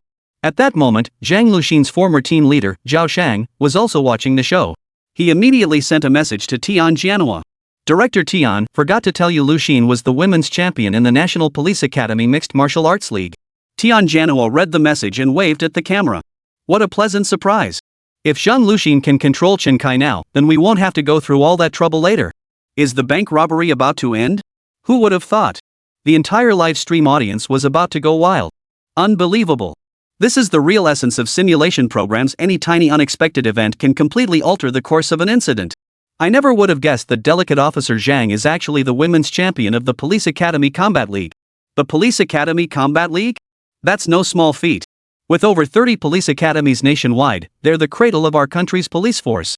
Officer Zhang is so impressive, I'm starting to become a fan. She's beautiful, skilled, and intelligent. Just who is dating someone this amazing? Zhang Luxin has now taken on the role of apprehending the expert criminal Sun Chao. As long as Zhang Luxin can control Chen Kai and expose his disguise, it won't be as simple as Chen Kai cooperating with the police. It would be Chen Kai earning his pardon through meritorious service after being apprehended by the police. Ha!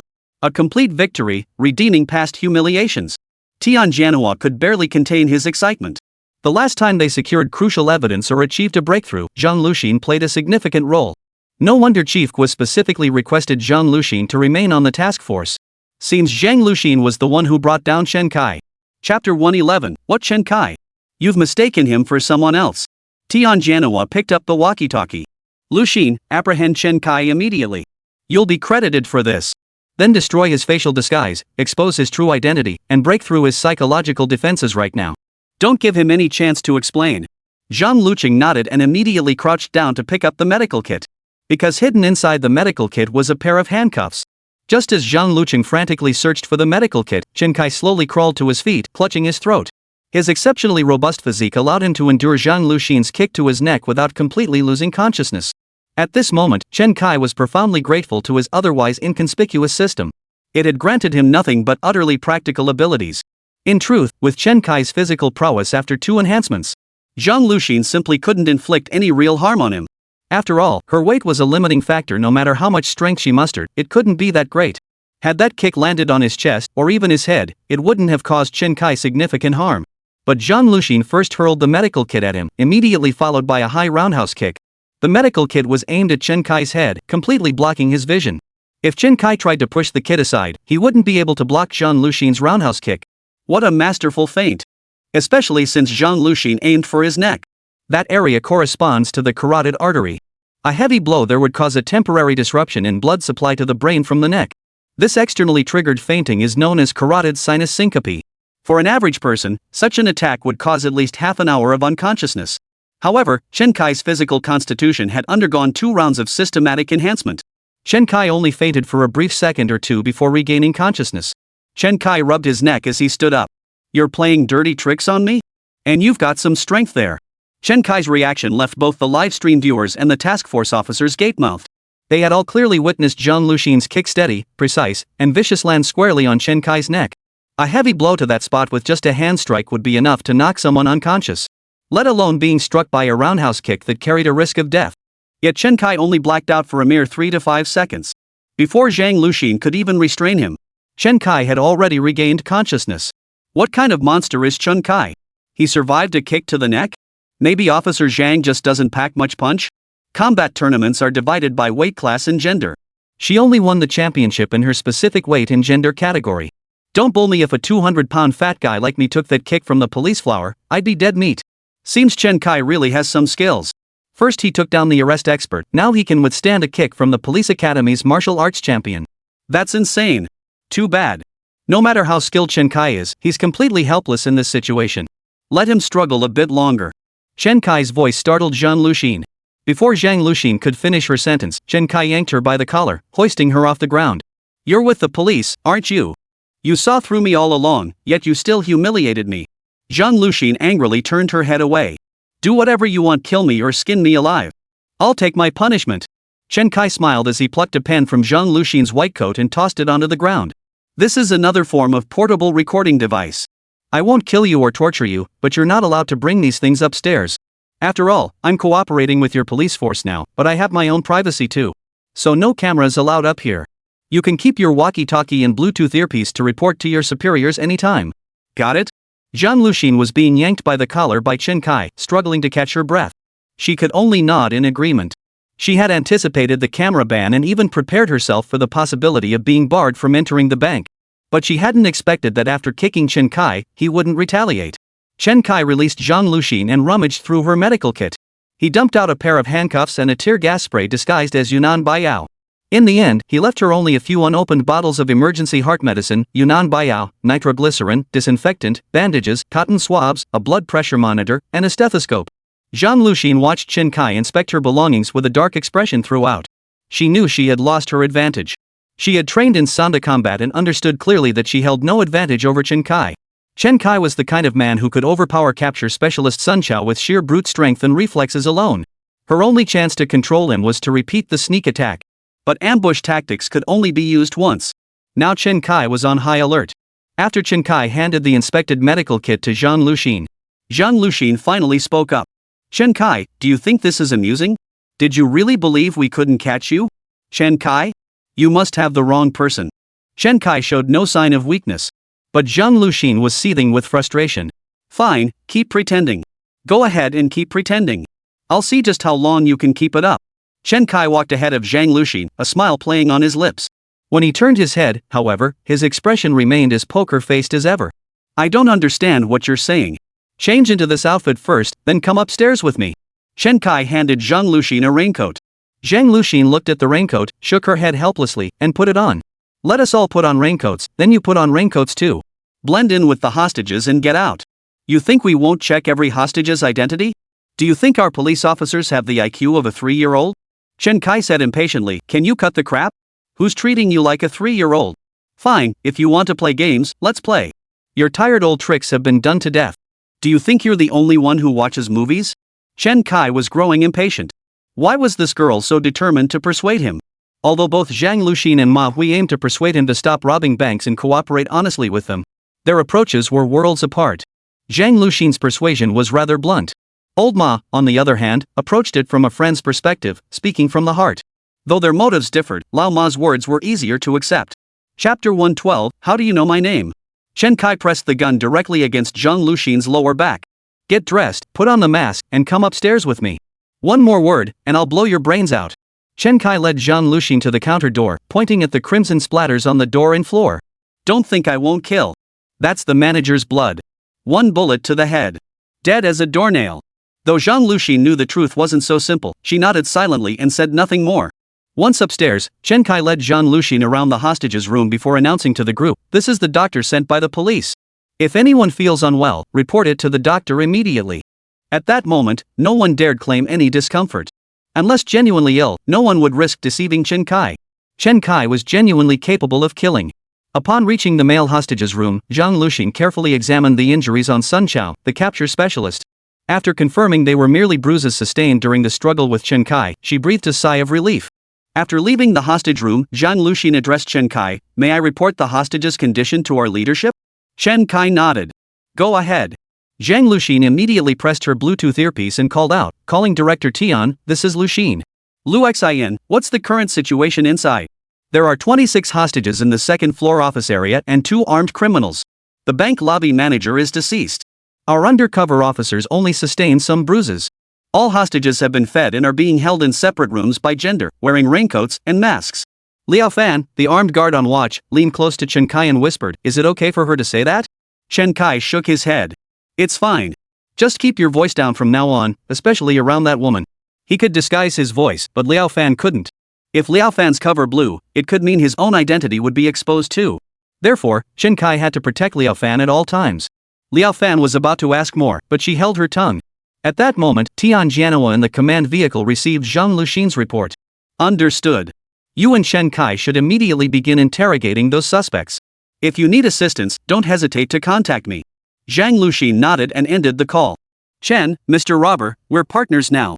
To get the information we need smoothly, I'll assist you with the interrogation from here on. Chen Kai frowned. Truthfully, he didn't want Zhang Luxin interfering with his interrogation. He didn't want any other police officer involved either. They reeked of police presence. The moment they spoke to a suspect, their identity would be obvious. Chen Kai had brought these suspects here precisely because police interrogation tactics were no longer effective on them. They were likely to remain silent. That's precisely why Chen Kai chose this location to force them to talk. But the moment these suspects realized other cops were present or even participating, they'd never confess honestly. They might even turn on the officers, accusing them of torture and coercion. You can watch if you want, but if you think you're going to participate in my interrogation of these guys, that's not happening. Zhang Luxin thought it over and understood the main reason Chen Kai wouldn't let her participate in the interrogation. She nodded and said, "Fine, I won't participate in the interrogation, but I demand to observe." Chen Kai considered it and agreed. After all, he was cooperating with the police now, and cooperation was necessary. The female hostages' room. The women were no longer wearing masks, whispering among themselves. Clearly, wearing masks in such a cramped space had become uncomfortable for them. One bold woman pulled her mask down to her chin, while the timid ones merely exposed their nostrils. A bank teller whispered a warning. "Sis, you really should put your mask back on. Those guys are cold-blooded killers." The bold woman wasn't a bank employee. She snorted and said, "I'm not holding him up. He only kills people who get in his way. I'm just not wearing a mask. He wouldn't kill over that." Hearing her words, the men with exposed nostrils instantly relaxed. Just as they were about to follow suit and pull their masks down to their chins, the room door suddenly swung open. The robber scanned the room with a cold expression and his sinister, triangular eyes. "Why aren't you wearing a mask?" "Sir, I just can't breathe with it on." Chen Kai didn't care about his excuse. He strode forward, grabbed the middle-aged woman by the leg, and dragged her out of the room. The middle-aged woman screamed and struggled, trying to grab onto anything she could. First the table leg, then the leg of a teller. The teller was terrified, frantically kicking at the woman's hands until she finally managed to shake them off. Watching the woman dragged out like a pig to the slaughter, all the hostages obediently put on their masks and observed a silent tribute to their sister. Zhang Luxin frowned, watching Chen Kai's violent actions. "You could have just called her out. Why treat someone like this?" Chen Kai ignored Zhang Luxin and continued dragging the woman into the bank manager's office, where he bound her to an office chair. What do you want from me?" Chen Kai sneered coldly. "What? You should know exactly what we're doing, Yao Kaiwan." "Yao Kaiwan?" Only then did Zhang Luxin take a closer look at the middle-aged woman before her. She appeared to be around 40, dressed in a relatively fashionable manner. Judging by her appearance, she was indeed Yao Kaiwan, head of the body fluid testing department at Kongshuajian Medical Center. It seemed Chen Kai knew just as much as the police. Moreover, Chen Kai had managed to pinpoint Yao Kaiwan among a group of women all wearing identical raincoats. That skill was already superior to many veteran detectives. But how did Chen Kai plan to break through this impasse? Zhang Luxin stood at the doorway, watching coldly. At Chen Kai's words, the middle-aged woman's heart skipped a beat. How do you know my name is Yao Kaiwan?" Chen Kai rubbed the pistol in his hand and glanced up at Yao Kaiwan. "How do you think I know?" A fine sheen of sweat instantly beaded on Yao Zichuan's forehead. I have no idea how you know. Maybe you heard someone call my name just now?" Chapter 113, Dumplings Made Out of Jealousy. At that moment, the task force heard through Zhang Luxin's walkie-talkie that Chen Kai had begun the interrogation. They all grew anxious inside. Wasn't this turning the tables? In their minds, they were supposed to give Chen Kai an earpiece and remotely direct him to interrogate the suspect. After all, interrogation was their job as police officers. But now they were actually letting one criminal suspect interrogate another? This was truly something to behold. Many even worried Chen Kai wouldn't be able to handle these individuals, potentially alerting them prematurely and allowing them to build psychological defenses. Interesting. He chose to start with the only woman among them. Tian Janhua stroked his chin and murmured in quiet admiration. "Director Tian, is there any particular reason for starting with this individual?" Tian Janhua glanced up. The question came from Yang Jiqian, the cybersecurity officer. He probably hadn't even reviewed the suspect's interrogation records, which was why he asked such a question. Tian Janhua nodded and began explaining to the technical experts present. Of course it matters. Women's psychology is more fragile. It's likely the easiest breakthrough point here. Chen Kai's choice was the optimal one. Now it depended on whether he knew how to interrogate. Given his skills in resisting our interrogation techniques, he should be able to ask some questions. Tian Janhua picked up the walkie-talkie and said, "Listen, tell Chen Kai he can ask you for help if he can't handle it." "Help? What assistance can we provide to Chen Kai?" Zhang Luxin was a bit puzzled, but she still pressed the walkie-talkie button twice in her pocket, sending out 2 beeps to confirm she had received the message. Tian Janhua then picked up the walkie-talkie and said, "If Chen Kai asks you for help, you can tell him that Yao Kaiwan has a son attending a certain high school, and classes end at 6:20 p.m. Zhang Luxin instantly grasped what Commander Tian meant. If these words came from the police, they wouldn't carry any weight. But coming from a robber's mouth? The threat was undeniable. This was precisely why the police intended to interrogate him through Chen Kai. Chen Kai smiled warmly at Yao Kaiwan before him and said, "Let me be honest with you, this is exactly why I made these dumplings." Yao Kaiwan looked utterly confused. "Huh? Looks like you don't watch movies, and you're not too bright either." Chen Kai sighed and cut straight to the point. "Let me ask you this, why did you come to the bank today?" Yao Chuan's heart skipped a beat again. "Think about why those colleagues from your workplace came to the bank with you today." Truthfully, Yao Kaiwan already had a hunch. But when Chen Kai said this, she became even more certain. But she still didn't know what Chen Kai's true purpose was. Moreover, this robber, Chen Kai, had already killed someone. If she confessed, would he kill her too? This thought kept Yao Kaiwan feeling uneasy. I don't know. I was just here to conduct business at the bank." Chen Kai sneered coldly, "Seems you're still not being honest." Chen Kai glanced at his wristwatch. It was already dark outside. "Your son, Chang Xiaokai, who attends X middle school, should have gotten out of school by now. Guess what, has he made it home yet?" Before Yao Kaiwan could process the question, Zhang Luxin stared at Chen Kai in utter shock. How did he know? Commander Tian was still waiting for him to seek assistance. Little did she expect that Commander Tian's escort arrangements had already been uncovered by Chen Kai long ago. At that moment, Tian Jianhua heard Chen Kai's words through the walkie-talkie and froze in place. He hadn't expected Chen Kai to have access to such intelligence. What astonished him even more was that Chen Kai had managed to obtain this information while evading their plainclothes officers. It was common knowledge that the police could easily obtain such information. But for an ordinary citizen, the only way to obtain it was through covert surveillance. Following an ordinary woman wasn't particularly difficult. But that assumes you're the only one following her. Chen Kai, however, faced a different situation. The police were also conducting round-the-clock surveillance on Yao Kaiwan. To follow Yao Kaiwan without being detected by the police, there were only two possibilities. One possibility was that the officers were all shirking their duties, goofing off. But that was clearly impossible. They were all hoping to get on camera and earn merit. How could they possibly slack off? The other possibility was that Chen Kai had specialized training in surveillance techniques, and his skills were no less than those of the officers assigned to the tail.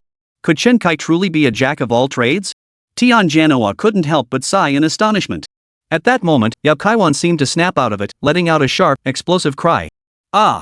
What are you doing? What are you doing to my son?" Chen Kai snorted coldly. "Only your child is a child? Are other people's children not children? I don't know what you're talking about. I beg you, spare my son. He's so young, he doesn't understand anything." Had Yao Kaiwan not been bound to the chair, she would have nearly fallen to her knees before Chen Kai. "So you do know something?" Chen Kai pressed. Yao Kaiwan shook her head repeatedly. I don't know. They did it all. I was just following orders. Whatever they told me to do, I did. I know nothing. I was only responsible for testing the blood. They?" Chen Kai lifted his head, raising an eyebrow as he finally revealed his face to Yao Kaiwan. Chen Kai asked with a hint of amusement, "Who? This is your last chance. If you don't come clean, your son will meet the same fate as those other children." At those words, Yao Kaiwan collapsed, her entire body going limp. Judging by her reaction, she couldn't possibly be unaware of everything. This woman was the very root of all evil. The entire organ matching process began with successful blood typing. Only then did subsequent procedures follow. If Yao Kaiwan hadn't conducted blood sample matching on the students undergoing physical exams, this so-called black market organ trade would never have materialized.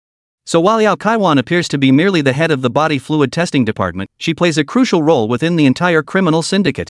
I'll tell you everything. Ho Yufei made me do it. He always gave me the blood samples. He had me check if the samples matched. If they did, I'd report back to him. How was the money split? Chen Kai pressed immediately. Yao Kaiwan hurriedly explained, about a week after each successful match, Ho Yufei would deposit the money into my safe deposit box at this bank. He said it was to avoid large, unexplained deposits appearing in our accounts and getting flagged by the authorities, so using the bank safe deposit box was safer. Chen Kai nodded in satisfaction and asked, "How much is left?" Chapter 114, Hit Me, and hit me well. Without hesitation, Yao Kaiwan replied, "There are still 14 100-gram gold bars." Zhang Luxin beside her couldn't help but gasp. "That much?" Yao Kaiwan lowered her head and explained, "Because only Ho Yufei and I can open this safe, I always keep a precise count every time. I'm afraid Manager Ho might secretly take 1 bar from me." "Then why didn't you take them all?" Yao Kaixian shook her head. I didn't dare. If so much money suddenly appeared at home, I'd be afraid I couldn't explain it clearly. So whenever I needed money, I'd take one out to exchange for cash. I'd tell my family and others it was a bonus from work or lottery winnings." Chen Kai couldn't help but snort in disdain. "Look at the hellish thing you've gotten yourself into. You can't even spend the dirty money you've earned. Doesn't that make you feel stifled? Yao Kaiwan lowered her head, silent. Chen Kai pulled out the bag holding everyone's keys and phones. Hand over your safe key. Yao Kaiwan immediately began wailing. I. This is mine. Before she could utter the word money, Chen Kai pressed the gun against her forehead. Terrified, Yao Kaiwan froze, unable to utter another word. She obediently handed over the key to her safe. Zhang Luxin, standing nearby, finally realized something. Namely, Chen Kai wasn't robbing the bank, he was robbing the bank's depositors. And it was the dirty money of those depositors. This guy was incredibly resourceful. With Yao Zhuan's 14 gold bars worth nearly 1 million yuan stolen, she dared not report it to the police. With the victim not reporting it, the police wouldn't know what Chen Kai had spent all that effort stealing. That meant they couldn't trace it through the fencing channels or by checking the serial numbers of the stolen currency. If Chen Kai could escape from the bank, he would have pulled off another perfect crime. After handing Chen Kai the keys, Yao Kaiwan immediately added in a submissive tone, opening that safe requires fingerprint verification. If you need the money, I'll cooperate with the fingerprint scan right away. Chen Kai curled his lip and said, not necessary. He could open the safe door even without the key. But he still asked Yao Kaiwan for the safe door key for 2 reasons. First, Chen Kai didn't know the numbers and locations of everyone's safes. Last time, he had only placed a voice recorder in Zhang Luxin's bag. But when the police retrieved evidence from the bank, they didn't announce all the safe deposit box numbers. Chen Kai didn't know which safe deposit boxes belonged to whom, and the police certainly wouldn't disclose that information to him. Even the safe Chen Kai had just opened himself, he had no idea who it belonged to. Now, by asking Yao Kaiwan for the key, he can locate his safe using the serial number on it. But there was another reason for demanding the key. He wanted to send Yao Kaiwan a message. He's after the money. Of course, Yao Kaiwan already believed him, but the next few people wouldn't be as gullible as she was. Therefore, he needed Yao Kaiwan to convey a message to them, that he was indeed a robber after money, not the police. After all, the questions he was asking were the kind only the police would ask. If they suspected he was police, no matter how hard he tried, they wouldn't confess honestly. They were absolutely certain the police wouldn't dare use torture to extract confessions. If the police dared to torture them or cause them harm, they would absolutely hire a lawyer and sue them into oblivion once they got out. This posed little threat to Chen Kai. Chen Kai wouldn't resort to extreme interrogation methods or killing. Though no longer a police officer, Chen Kai still had his conscience to restrain him. If Chen Kai couldn't effectively intimidate them, it would only fuel suspicions that he was actually a cop. Therefore, Chen Kai must establish a persona as someone who'll stop at nothing for money. Killing the lobby manager just now solidified his reputation as someone willing to kill. Now he must cement his image as someone driven solely by greed. Once this persona was firmly established, they would never suspect he was a cop. Chen Kai tucked Yao Zhuan's keys into his coat pocket, pointing at her as he declared, "You're lucky today. You confessed without a fight, and I don't hit women. But I won't let you off easy." Chen Kai grabbed Yao Kaiwan by the collar and dragged her back to the room where the female hostage was held. Her legs were like jelly. The moment Chen Kai let go, she collapsed onto the floor. Chen Kai snorted and addressed the women in the hostage room. "I said I don't hit women, so you lot will have to do it for me. I'll randomly pick the one who hits her hardest and let her go." A dozen women stared at Chen Kai in bewilderment. They couldn't quite believe these words had come from Chen Kai's mouth. They couldn't fathom why Chen Kai would do such a thing. Chen Kai continued, "Which of you have children? Which of your children have undergone school physicals? Let me put it this way, those school physicals are actually matching organ types for the black market. Once your child matches, they'll mysteriously die in various accidents, maybe a traffic crash, or perhaps from falling objects. Then they'll come to you demanding your child's organs, so the child can live on in another form."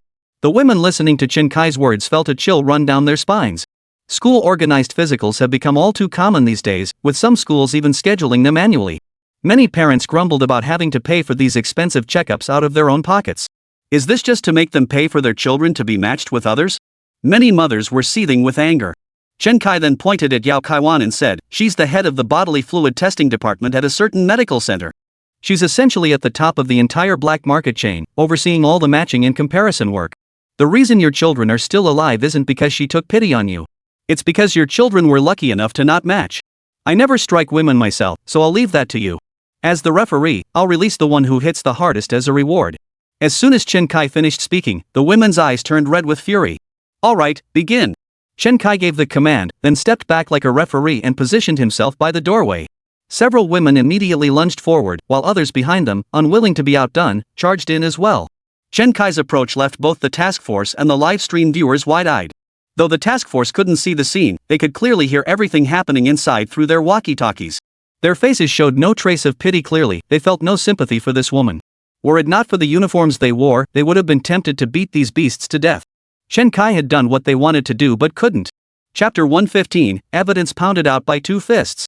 The screams and sounds of struggle emanating from the female hostages' room piqued the curiosity of those in the male hostages' room. What's going on over there? Did the robbers see a pretty hostage and want to rape her? Surely not. With all those police still blocking the exits, he might not even be able to escape. Would he really have the nerve to do something like that? Just as the men murmured among themselves, the door suddenly swung open. The men immediately fell silent.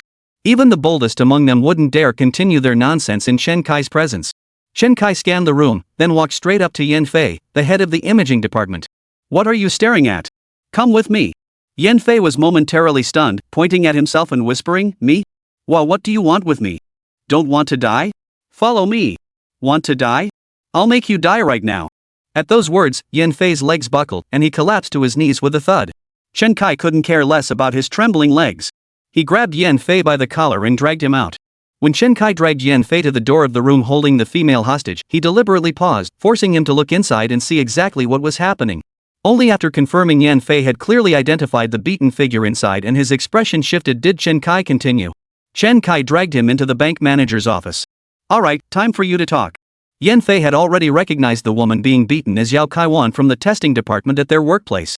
They had traveled together in the company vehicle to conduct business at the bank. Why was Yao Kaiwan being beaten? Why did this robber single him out? Yan Fei dared not think about it anymore. He was already trembling slightly. Speak. What should I say? I don't know what you want me to say. Chen Kai showed no mercy. He clenched his fist and swung a powerful uppercut straight at Yan Fei's forehead. The punch was powerful and heavy, knocking out two of Yan Fei's back molars. I can't bring myself to hurt women, so I delegate that to others. But with men? I won't hold back. Chen Kai rubbed his wrist, then delivered a vicious punch to Yan Fei's midsection. He wasn't a cop anymore. When dealing with criminals who refused to talk despite being proven guilty, using the powerful memory recovery technique came with no qualms whatsoever. 2 consecutive punches left Yan Fei writhing in agony. Stop hitting me, he cried out. I'll talk. I'll tell you everything. Soon, Yan Fei spilled everything he knew in full detail. After finishing, Yan Fei cautiously asked, Why are you asking all this? You're not a cop, are you? Chen Kai sneered coldly. You think I'm a cop? Yan Fei carefully considered the robber's actions since the bank heist. There was absolutely nothing that connected him to the police. He'd even taken a cop hostage. How could he possibly be a cop? So you won't turn me into the police, right? Chen Kai curled his lips. How much is left in your safe? I'm just looking to steal from thieves. Yan Fei nodded frantically. Yes. There are 7 or 8 left in my safe. Take them all, just spare my life, and I'll do anything. Even if you give me your phone, I can transfer you another 100,000 or so. You all know cash and gold are the safest ways to transact. How could I not know that? Yan Fei nodded vigorously. Right, you're absolutely right. These bars are yours now. Yan Fei's interrogation went surprisingly smoothly. Just 2 punches solved the problem. This made Zhang Luxin, standing nearby, feel a flutter of excitement. Criminal investigators spend their days hunting for evidence, trying every trick to find proof of a suspect's guilt. Yet the very evidence they desperately struggled to uncover was hammered out by Chen Kai with just 2 punches. Unfortunately, such an effective method would cost them their jobs if they, as police officers, were to employ it. The memory recovery technique, this method was frequently used over a decade ago when law enforcement practices were less standardized, occasionally leading to wrongful convictions. But in recent years, with standardized law enforcement procedures, surveillance cameras and body-worn cameras are now ubiquitous in interrogation rooms, offices, patrol cars, and on officers themselves. Forget about torture, there's simply nowhere to conduct it anymore. The more critical issue is that in the past, even if torture during interrogation was reported, no one cared. It only led to disciplinary action if someone was disabled or killed. But now, if reported and proven true, not only will you lose your job, you might even end up in prison. No one would risk their career to torture a suspect for a case. Solving a case versus securing a stable salary, everyone knows which is more important. As the task force members listened to the live audio feed relayed by Zhang Luxin, they couldn't help but sigh in unison. They began reminiscing about interrogation methods from the past. Now that the legal system is more robust and our technical capabilities have expanded, such methods naturally fall less frequently into use. But cases like this still exist. Sometimes you just can't achieve your goals without resorting to certain methods. I've even considered whether we could recruit a few individuals like Chen Kai to assist us. Tian Jianhua immediately cut off a team member who was drifting off into tangential thoughts. Stop right there. Don't get carried away. Without Chen Kai, this case could still be solved given enough time for surveillance. We don't need to rely on Chen Kai. Tianjianhua cut off the idle chatter and said, "You all heard the interrogation just now. I'm reassigning tasks. Everyone, stand at attention immediately." Tianjianhua continued, "Dispatch officers immediately to the medical center. Seize every computer used by Yao Kaiwan and Yin Fei." Both of them voluntarily disclosed to Chen Kai where their test data was stored on the computers. If Chen Kai hadn't extracted this information, even if we apprehended them later, they would be unable to distinguish which among the vast sea of test reports and CT scans were actually for organ transplant compatibility testing. To the police, all those CT scans looked identical. The numbers on the test reports were astronomical. Thus, Chen Kai had uncovered the most crucial piece of evidence. The next step was to break down the remaining suspects' psychological defenses. 2 more individuals arrived at the bank today. One was Hou Yufei, the manager of the Medical Examination Center, and the other was Yi Shibin, the office director. Both were likely core members of the organization, far from the simple operatives the other 2 had been. Tianjianhua stood by the walkie-talkie, awaiting Chen Kai's subsequent interrogation. If Chen Kai could extract the entire list of participants in the black market organ trade from these 2, the case would be closed. Chapter 116, Releasing the Hostages. Chen Kai's interrogation of Yin Fei was not broadcast live. First, broadcasting such bloody and violent content was prohibited. Second, Liao Fan, who was equipped with a miniature camera, had been stationed in the hallway by Chen Kai to maintain security, so he couldn't capture these scenes either. After concluding Yin Fei's interrogation, Chen Kai immediately had him dragged into a separate, isolated office for detention. The guy confessed far too quickly, leaving Chen Kai no chance to vent his frustration. In fact, Chen Kai only had to land 2 punches before the man spilled everything he knew like beans pouring from a bamboo tube. With the evidence now provided by both Yao Kaiwan and Yin Fei, it was possible to determine exactly how many organ matches had been performed since they began working here. The only remaining task was to extract the organizational structure of their gang from the other 2 suspects. Their numbers couldn't possibly be limited to just 4 or 5 people. There must be others handling external operations.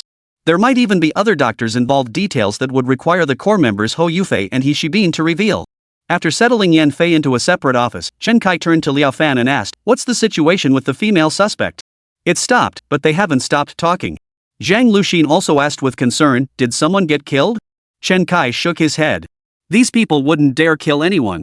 Their hands are bound with zip ties at most. They might kick a few times or bite a couple of times."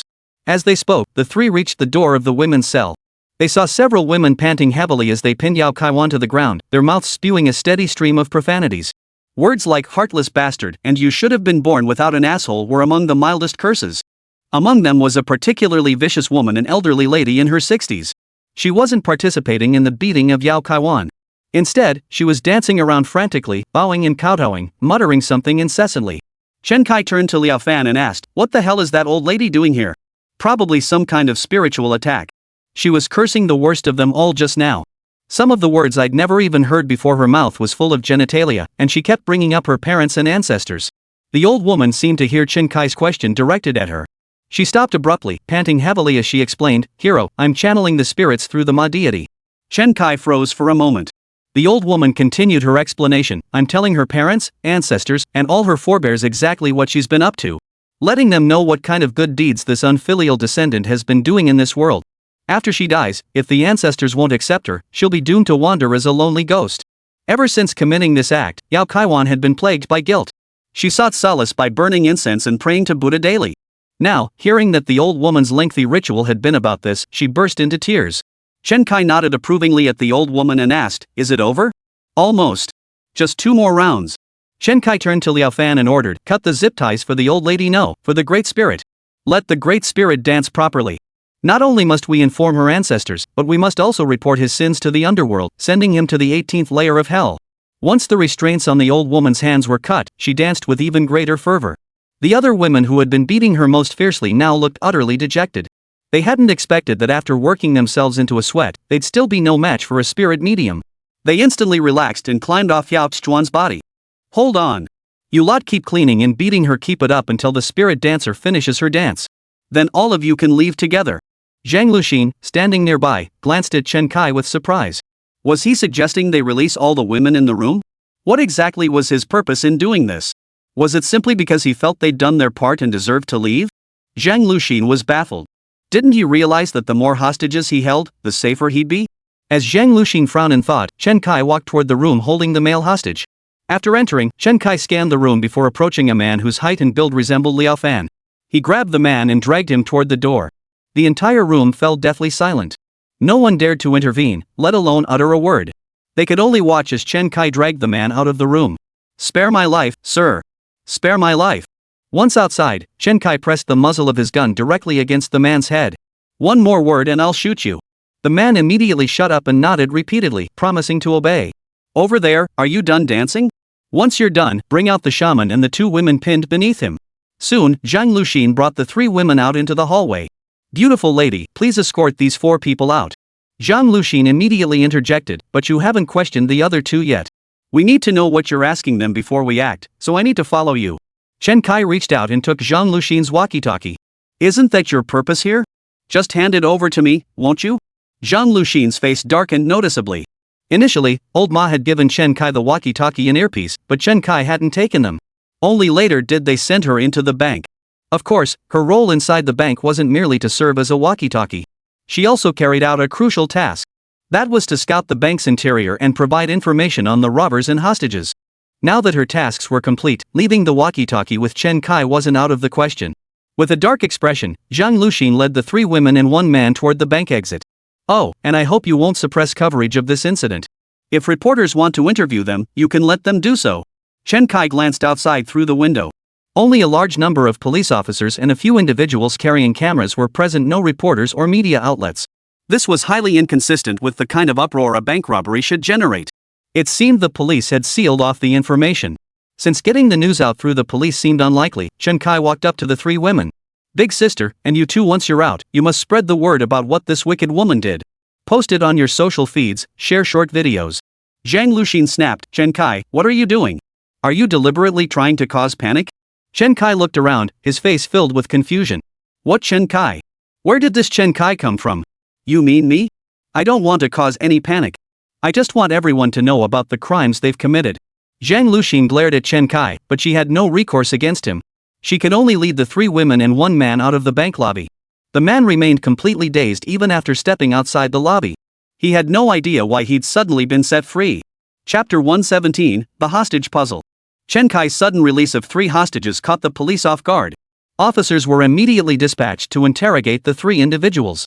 The 3 women were fine. They were all individuals who had inflicted significant physical and emotional harm on Yao Kaiwan. Chen Kai had his reasons for releasing them. But the man he released was downright suspicious. Many officers suspected this inexplicably released man might be Chen Kai's accomplice. Tian Janhua stared at the man's photo, his brow furrowed. "Question him thoroughly," he said. "I suspect Chen Kai will release hostages in stages, hiding his accomplices among them. Therefore, he wouldn't allow Zhang Luxin to remain in the bank any longer. He's about to start playing dirty." Beside him, Zhang Luxin's eyes widened as she frowned in thought. "You mean this man isn't actually Chen Kai's accomplice? He released this man specifically to make room for his accomplice, allowing his accomplice to blend in among the hostages and escape unnoticed. Or perhaps Chen Kai intended to use this method to escape himself." Zhang Luxin voiced her analysis, but then shook her head. This plan could only ensure one person blended in with the hostages, because one robber had to remain in the hallway to control the situation. How would that robber escape? Everyone shook their heads. To them, this was a dead-end situation. Yet somehow, Chen Kai had managed to devise a countermeasure. What kind of mind does that guy Chen Kai have? He planned to exploit the fact that everyone wore identical uniforms, releasing one person to have an accomplice impersonate a hostage, thereby achieving the goal of passing off the fake as the real. Unfortunately, he had severely underestimated the police. Releasing that man right in front of the police? The motive was far too obvious. At the very least, he should have let the men fight it out and released the one who fought the hardest to avoid arousing suspicion. "Chief Tian, is there any way we can tell?" Chen Kai and his accomplice wore masks the entire time. "If they're determined to hide, we'll have a tough time finding them." After a moment's thought, Tian Janhua said, Immediately question all the released hostages. Find out what the people around them looked like both before and after the bank robbery. Then retrieve the bank surveillance footage before it was damaged and have them identify the suspects." Liang Tsong immediately interjected, "Director Tian, there's a flaw in this plan." "What flaw?" Tian Janhua asked. From the moment Chen Kai began sabotaging the surveillance to the actual bank robbery, there was a 5-minute window. For anyone who entered the bank during those 5 minutes, we won't have any surveillance footage for them to identify. Liang Tsong, being an expert in image reconnaissance, promptly identified this flaw. So if we want to use the surveillance photos for hostage identification, there's still a gap of about 5 minutes. It doesn't prove that someone not appearing on surveillance isn't one of the bank robbers. They could just as easily be customers who entered the bank during those 5 minutes. Tianjanhua spread his hands helplessly and said, first narrow down the suspects. If there's someone they haven't seen before, that person is highly likely to be one of the robbers. At this moment, Tianjanhua wasn't the only one speculating about the purpose of the man Chen Kai had suddenly released. Hou Yufei and He Shibin, stationed in the hostage room, also began pondering the robbers' motives. In truth, they already had a hunch. At first, they hadn't recognized the cries coming from the next room. But after 10 minutes of wailing, they recognized the voice as their colleague, Yao Kaiwan. The person taken away afterward was Yan Fei, their colleague from the imaging department. The third person taken away left Hou Yufei and He Shibin both puzzled. Who was that guy just now? He should be one of us too. Hou Yufei and He Shibin murmured to each other. But there were only 4 of us here this time. We all received text messages saying the safe needed password re-verification. Could it be someone else, like those doctors, also received the text? Hou Yufei shook his head. I asked Dr. Liu before coming. He said he definitely got the text, but he was too busy to come now and would come later. Damn it, he managed to dodge it. He Shibin couldn't help but curse. But I contacted the other doctors, and they all said they didn't receive any similar text messages. Hou Yufei frowned thoughtfully. There's no doubt this bank robbery is targeting us. But who was the one taken away just now? He Shibin slapped his forehead. Could it be Liao Fan? Liao Fan? Who's Liao Fan? Hou Yufei asked in confusion. The driver who brought us to the bank to handle business. He Shibin immediately explained to Hou Yufei. Hou Yufei nodded in realization. You told me last time that this guy was pretty decent, doesn't pry or ask unnecessary questions. Weren't we supposed to have him wait in the car? How did he end up inside the bank? He Shibin shook his head. Well, I didn't really notice. Maybe he just got thirsty and came in for a drink? At the time, they were all in the VIP lounge and hadn't paid attention to who was in the bank lobby. After Chen Kai announced the robbery, everyone was in such a panic that no one paid attention to who the hostages were. Everyone's attention was fixed on the robber. So no one had actually noticed whether Liao Fan was among the hostages. Hou Yufei frowned, deep in thought for a long moment before finally speaking. Do you remember that sex doll you guys retrieved a week ago? Ah, what about it? He Shibin retorted indignantly. That bastard swindled me out of tens of thousands. I was just thinking about killing his daughter. Too bad his daughter's been stuck in the hospital, no chance to stage that traffic accident. Hou Yufei spoke slowly. Liao Fan was driving during that incident, right? Yes, it was him. Hou Yufei continued, this robber might be the same guy who scammed us with that sex doll last time. He somehow got hold of our team's information from last time. That's why he lured us here. No wonder the bank staff warned us we might have received a scam text after arriving. So it makes sense that among the people he called this time, there was that driver named Liao Fan. He Shibin nodded and said, well, that poor guy just got unlucky. He didn't know anything and got caught up in this mess. But there's another possibility, Hou Yufei said slowly. What possibility? He Shibin pressed immediately. That they're actually police officers. They're using this method to gather evidence of our crimes, Hou Yufei said deliberately. Chapter 118, he's a cop. The police? He Shibin felt his mind go blank. Exactly. Calling people in one by one for questioning fits the police's modus operandi perfectly. If it were a case of criminals targeting other criminals, he'd just take a doll for money like last time. Hou Yufei voiced his theory. He Shibin glanced at the hostages in the room and lowered his voice. But could this really be the police's doing? Why not? How could there be cops in a bank? Facing armed robbers, they'd just walk out to get themselves killed. Plus, the robber handcuffed the cop. It looks like 2 cops sparring. If this robber were truly ruthless, he would have shot the officer dead on the spot. He Shibin pointed downstairs and added, but downstairs, shots were fired, killing the lobby manager. The floor was covered in blood. We all saw it when we entered. The police wouldn't kill a manager just to catch us, would they? Hou Yufei snorted. Killed a manager? You saw it with your own eyes? He Shibin froze. Yeah, I only heard a gunshot, then saw the bloodstains. Whether anyone actually died, no one could say for sure. They just assumed someone was dead.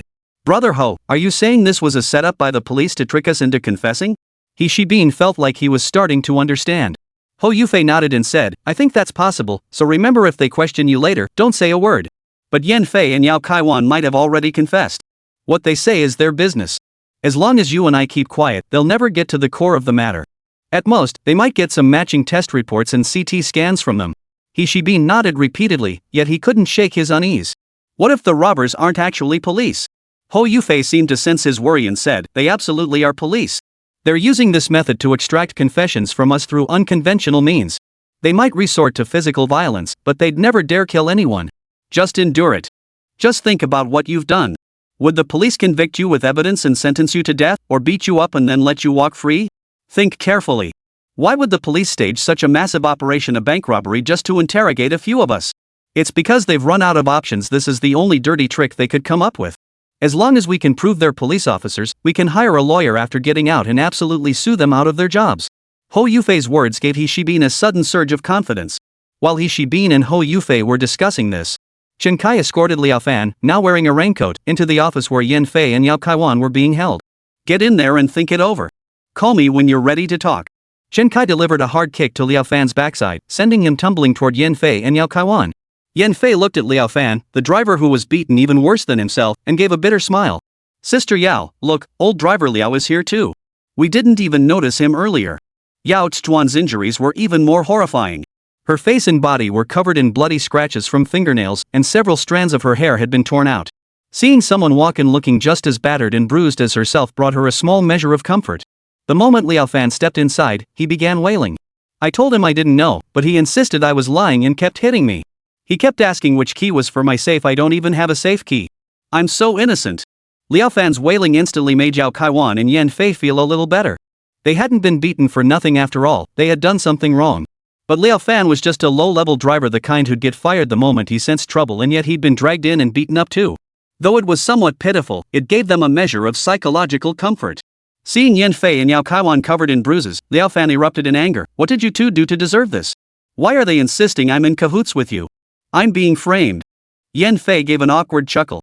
I don't know either. Maybe he just wants to beat everyone up. Yeah, we don't know either. I'm innocent too. The two joined in the wailing.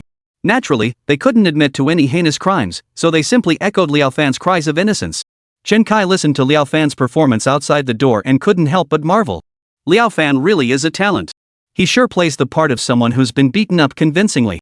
And the moment he walked in, those two trusted him completely. The plan to muddy the waters had succeeded. Even if the police were as skilled as they were, they'd likely be unable to distinguish which hostage was the robber. This bank robbery wasn't something one person could pull off alone. At minimum, it required two people, one to handle the actual job, while Liao Fan managed the hostages and controlled the entire situation. After all the hostages were bound and locked in the office, Liao Fan had successfully completed his task. Now he had to figure out how to escape the bank. Viewers in the livestream chat couldn't help but marvel once more at Chen Kai's ingenious plan upon seeing Liao Fan successfully blend in among the group at the medical center. The task force still believed that by questioning each hostage about who they saw inside the bank, they could identify the robber hiding among them. They never imagined Liao Fan's colleagues could vouch for him. I suspect Chen Kai had this day in mind when he had Liao Fan infiltrate the medical company. This guy really thinks of everything. Brother Kai truly lives up to his reputation as a criminal mastermind. But how did he escape himself? Setting aside whether he actually escaped, how did he even get those gold bars out of the safe? And the most critical issue is that even if he had a dozen or so gold bars, it wouldn't be nearly enough for Luowen's bone marrow transplant. Netizens began fretting for Chen Kai too. They didn't even care if Liao Fan could escape. What they cared about was whether Chen Kai could successfully escape the bank with the 10 million yuan in cash needed for Luowen's treatment. In fact, it wouldn't even require Chen Kai to carry the money. Simply escaping the bank unscathed would count as a victory for him. Yet now, the odds seemed slim. At the very least, it seemed Chen Kai had been co-opted by the police. He hadn't actually robbed the bank at all. Instead, he'd started assisting the police in interrogating suspects. This seemed like Chen Kai was atoning for his crimes through good deeds. Chapter 119, Interrogation Difficulty Escalates. The livestream audience is already baffled by Chen Kai's actions. Has Chen Kai run out of tricks? Was he now forced to help the police atone for his crimes? Many viewers tuned in specifically to witness Chen Kai's flawless criminal mastermind. They certainly didn't expect to see him assisting the police in interrogating suspects. The livestream's viewership had already dropped significantly. This has the show's director feeling anxious. Their only option now is to release the recording of Chen Kai's interrogation of the remaining two suspects. Yet they worry the content might be too graphic and violent. Should we delay the broadcast by a minute or two? If there are any excessively violent sounds, we can mute them? Director Xia Shihai nodded. It was their only option now. Second floor of the bank.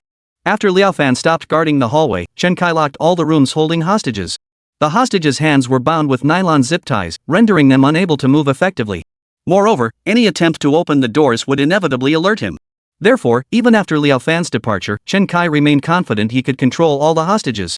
Chen Kai unlocked the door to the room holding the male hostages and walked straight to He Shibin's side. This time, He Shibin was prepared. Before Chen Kai could pull him up, he actually stood on his own. I have legs of my own. I can walk. Chen Kai glanced at Hishibin with some surprise.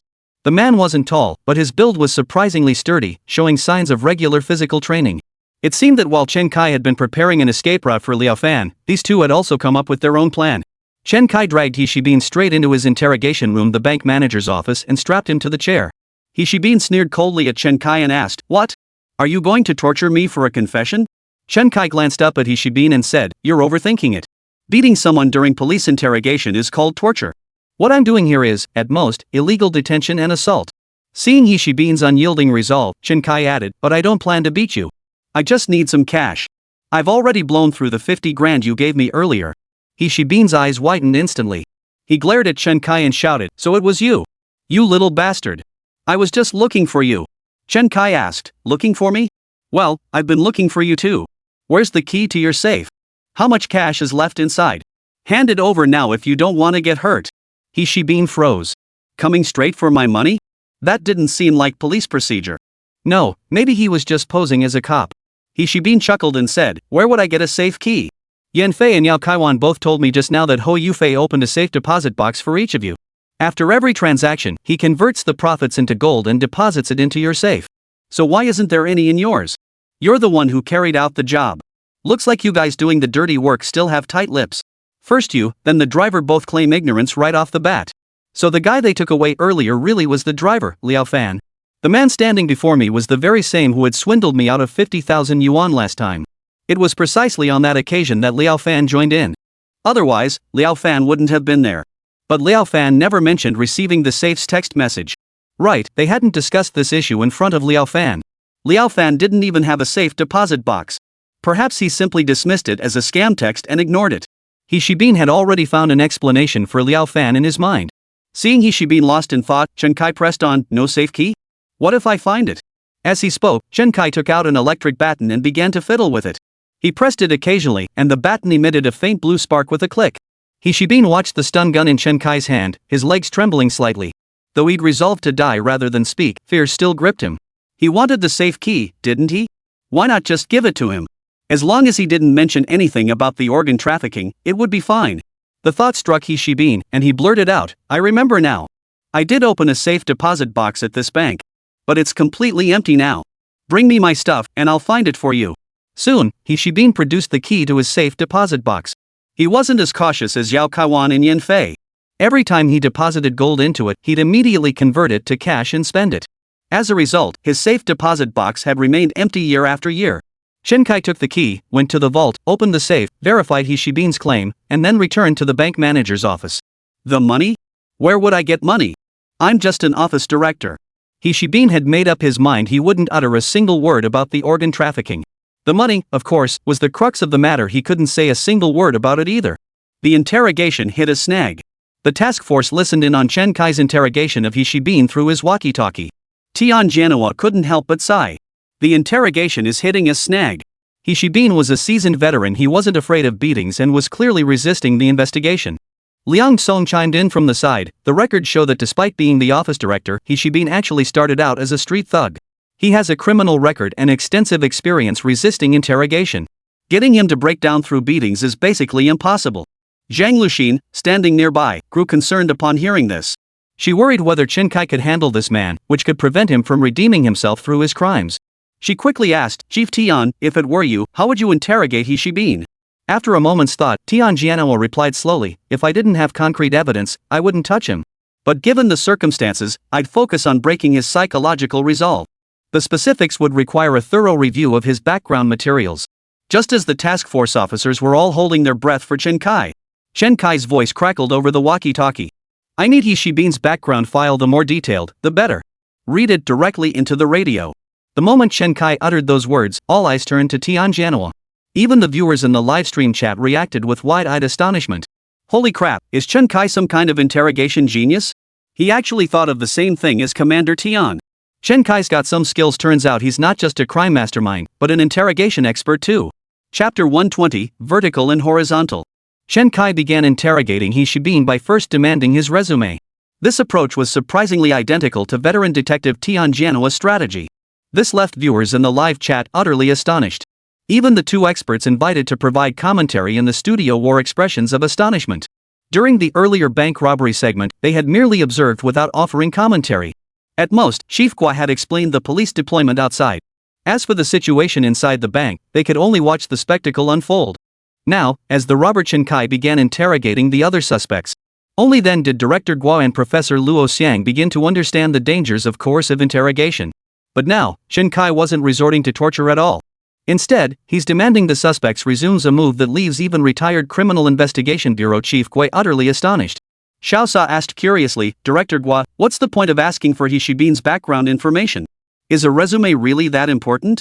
Professor Luo Xiang, the criminal law expert beside him, also asked with some curiosity, Director Gua, I've seen some criminal interrogation records that ask for the suspect's personal profile and background. Personal profiles are used to verify identity, but what is the purpose of inquiring about personal background? Director Guahua smiled and nodded. You're asking two questions, but they're really one. Our detectives always inquire about a suspect's background and family circumstances during interrogations. Typically, they start with schooling, which schools attended, academic performance, any awards or disciplinary actions. Then we ask about their career path, when they married, when they had children, whether they've ever been unemployed, and if they have any prior criminal records. These details make up their personal history. These seemingly trivial questions are a mandatory opening procedure for all interrogation transcripts. Xiao Sa nodded repeatedly. Chief Gua, I'm just curious, what's the significance of asking all this? Commissioner Gui turned to the camera and explained carefully. This foundational work essentially establishes the horizontal and vertical axes of the interrogation process. The suspect's entire life forms the vertical axis. This vertical axis encompasses their upbringing, ethnic customs, life experiences, major events encountered, educational background, family changes, and any prior criminal record. Put simply, the vertical axis reveals what kind of person they truly are. The horizontal axis, meanwhile, encompasses the suspect's interests, social interactions, occupation, and platform. The horizontal axis measures the breadth and depth of their social life. Once you've mapped out this person's coordinate system, understanding both their horizontal and vertical axes, you've essentially figured them out. Subsequent interrogation then reveals whether they respond better to soft or hard tactics. Sometimes, pinpointing the right intersection of case-relevant horizontal and vertical axes. By starting from that specific point and selecting the right approach tailored to this individual, you can instantly break down their psychological defenses. After Director Guo's explanation, the police interrogation techniques suddenly seemed sophisticated and advanced. Many netizens even detected psychological undertones in his words. You guys, if Chen Kai knows this guy's background, does that mean he actually understands psychology? I realize we know far too little about Chen Kai. This guy is definitely an interrogation expert. How did he end up on the path of crime? How did he end up here?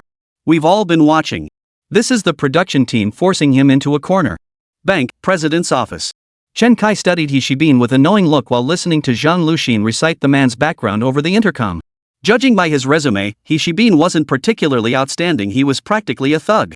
He only had a technical secondary school diploma from a medical school, and during his studies, he was repeatedly disciplined by the police station for fighting. After graduation, he worked as a caregiver at a nursing home, but was fired for frequently beating and verbally abusing incontinent elderly residents. He then drifted aimlessly through society, repeatedly getting into trouble with the police for fighting and brawling. It wasn't until he joined the medical device company owned by Kangxu Ajin Group chairman Ho Jian, where he began working in medical device sales, that he had no further criminal record. After Kang's Weijian Group opened its health screening center, he was appointed as the office director of the West District Health Screening Center. Over the 8 years since joining Kang's Weijian, He Shibin not only married but also purchased a home in the city center. This story exemplifies the rags to riches journey of an ordinary person rising to become an elite. In just a few short years, He Shibin transformed from an ordinary street thug into the office director of a medical institution. Was this due to his own abilities, or were other factors at play? Netizens began speculating wildly, venturing bold theories. The chairman of this medical group might just be the mastermind behind the organ black market. I absolutely refuse to believe there are still rags to riches stories in the capital these days. What He Shibin is doing under the chairman's wing is definitely not medical sales. Feels like we're about to reel in a big fish. I'm so worried this big fish will see the show. Even though they blurred out the medical group's name and muted the audio, those in the know will recognize it's about them. What if they destroy evidence? Actually, Chen Kai and the task force had already formed their own suspicions about this situation. Kangxu Ajin doesn't just own one health screening center in the western district of the capital. So this chairman is also a key suspect. But suspicion is one thing currently, there's no evidence proving his involvement. The immediate priority was to pry information out of each of them. If they admitted that Chairman Ho Jian was also involved, that would be ideal. If they didn't, they'd have to find evidence elsewhere. Judging by his personal background, He Shibin is the type who rose from humble beginnings to become an elite firmly rooted in the capital through sheer personal ability. Regardless of whether his abilities border on criminal, he built his success through his own efforts. Once such individuals achieve success, they become profoundly self-important, convinced they're the absolute best and that no one else measures up. He only respects a handful of people who are genuinely better than him. Like their chairman, or manager Ho Yufei. Moreover, judging by his history of multiple fights and assaulting nursing home residents, he appears to be hot-tempered and prone to losing his cool, making him easy to provoke. Chen Kai quickly formed a plan. He would shatter his pride and confidence, forcing him back to the place befitting a vocational school graduate. Chen Kai walked up to He Shibin, said nothing, and delivered a sharp slap across his face. The sharp crack of the slap echoed loudly. Sure enough, the blow instantly enraged He Shibin. He glared at Chen Kai and shouted, "What the hell do you think you're doing? I gave you the keys. What more do you want?" Chapter 121, What kind of scum are you? Chen Kai delivered another slap across He Shibin's face. Chen Kai didn't use full force, just enough to make a resounding crack. It caused little physical harm but delivered maximum humiliation. You're asking me? I've robbed a bank, what do you think I'm doing? If I gave you everything in my safe, I'd be broke. Or do you want me to transfer all my bank account money to your card? He Shibin sat up straight in fury, straining the nylon ropes binding him. I dare to transfer it to you, he snarled. Do you dare to accept it? Chen Kai delivered another crisp, resounding slap across He Shibin's face. Enough with the nonsense. He Shibin was furious. Chen Kai wasn't asking about the organ deal, he just wanted money. He hadn't given him any money, so he kept slapping him. When in his entire life had anyone ever slapped him like this? He Shibin was furious. If you want to know something, just ask directly. If I don't tell you, you resort to violence? Let's see how long I can endure this. What the hell do you think you're doing, slapping my face like that? He was a respectable figure after all, a man with status who had settled in the capital. How dare you treat me like this? Even if you beat me senseless with your fists, it'd be better than this flimsy slap. My whole setup was designed to rob you blind, steal your money so you'd never dare report it. Now I want you to name the other participants in this scheme. Can't you even manage something this simple? Finally getting to the point, He Shibin immediately retorted, I have no idea what you're talking about. Even if you beat me to death, I wouldn't know how to answer you. Chen Kai slapped He Shibin across the face again. You just said you were looking for me. Now you're playing dumb? I'm not the police, I don't need evidence. He Shibin tried to cover his face, but his hands were bound with zip ties. Chen Kai kept slapping his face relentlessly, pushing He Shibin beyond the brink of rage. He could only scream in rage, can you stop hitting my face? I've never seen anyone who tortures people by hitting them in the face. Is your face more precious than anyone else's? What the hell are you? What do you think you are? Chen Kai ripped off He Shibin's raincoat, exposing the tattoos on his body. In truth, when they had all stripped naked to change into raincoats earlier, Chen Kai had noticed this guy's hesitant, evasive manner. Only after he stripped off his own clothes did Chen Kai realize the man had been concealing his full body tattoos. The bastard had covered his entire body in ink. Only his arms and neck had been cleaned up, you couldn't tell unless you looked closely. Chen Kai leaned in close to He Shibin, scrutinizing the intricate designs covering his skin. He Shibin immediately tried to cover up his shameful ink, but he was bound and couldn't move. Whoa, a full back of Bai Qi, the god of war. What's on the front? Don't block it, let me see. Whoa, what's with all this messy stuff? Holy crap, so many women's names, aren't these your ex-girlfriends? Ha! Nice one, man. Who'd have thought the office director of a medical institution would be such a wild guy? No, more like a wild old guy. Wait, did you wash your neck? What's that tattoo? Ha, it's a shrimp line, right? Chen Kai pointed out each of He Shibin's tattoos one by one, instantly making He Shibin's face flush bright red. Especially with Chen Kai's mocking and teasing tone, it made He Shibin's face turn so red it looked like it might bleed. Back when he was in nursing school, he thought these tattoos were so incredibly cool. How awe-inspiring it felt to flash his God of War Bai Qi tattoo during fights. Tattooing his girlfriend's name on his chest proved his unwavering devotion. But once he stepped into the real world, he finally understood how utterly adolescent he'd been back then. So the first thing he did after making money was to get rid of the shrimp line tattoo on his neck and the floral sleeves on his arms. What are you trying to pull here, acting like some office manager? You're just a low-level thug. And you're putting on airs? I saw plenty of guys like you in the slammer. Small-time hoodlums and thugs, they're brothers when times are good. But after getting busted, 3 pages of interrogation records, your name pops up 50 times. And here you are, still putting on airs with me. He Shibin lowered his head, gritting his teeth. I'm not the kind of person you're talking about. Not that kind of person? You think throwing on a suit can hide your true nature? Chen Kai sneered, flipping his hand over the tattoo of Bai Chi, the god of slaughter, on his arm. You really think putting on a suit makes you upper class? Let's be honest, you're just a lowlife punk. I've seen you sell your brothers out plenty of times. What the hell are you pretending now? Chen Kai's tirade left Hishibin hanging his head, his face flushed crimson. That 3-page interrogation transcript mentioned his name over 50 times. It was all about him. This was the intelligence relayed to Chen Kai via police radio. It was precisely this crucial piece of intelligence, combined with the tattoos on his body, that utterly shattered Hishibin's pride and confidence. Hishibin hung his head in shame. Yes, this was who he truly was. Why resist? He might as well just confess. After all, he was only in it for the money, and besides, this guy might not even manage to escape. Hishibin was convinced Chen Kai couldn't possibly be a cop. Chen Kai's sole objective was money to rip off other criminals. He hadn't proactively inquired about the organ black market case. He only asked about people connected to the case. His goal was likely just to find these people and squeeze every last penny out of them. Since Chen Kai wasn't a cop, even if I told him, it wouldn't matter. Besides, he was no better himself. A petty thug, a local hoodlum. No matter how well he might be doing, his nature wouldn't change. The 3-page transcript mentioned my brother's name over 50 times. That's me, right? To avoid getting beaten up, what harm could one more lie do? He could just claim he never said anything later. So Hishibin spilled everything he knew like beans from a bamboo tube. But most of what he mentioned were just the members involved in their criminal gang. He didn't specify when or what exactly they had done. But even this was enough. What happened next depended entirely on the police's skills. The task force meticulously recorded each name. The entire task force felt a bit dazed at that moment. Tian Jianhua glanced at the time. Less than an hour. Impressive. Even veteran detective Tian Jianhua couldn't help but admire Chen Kai's interrogation skills.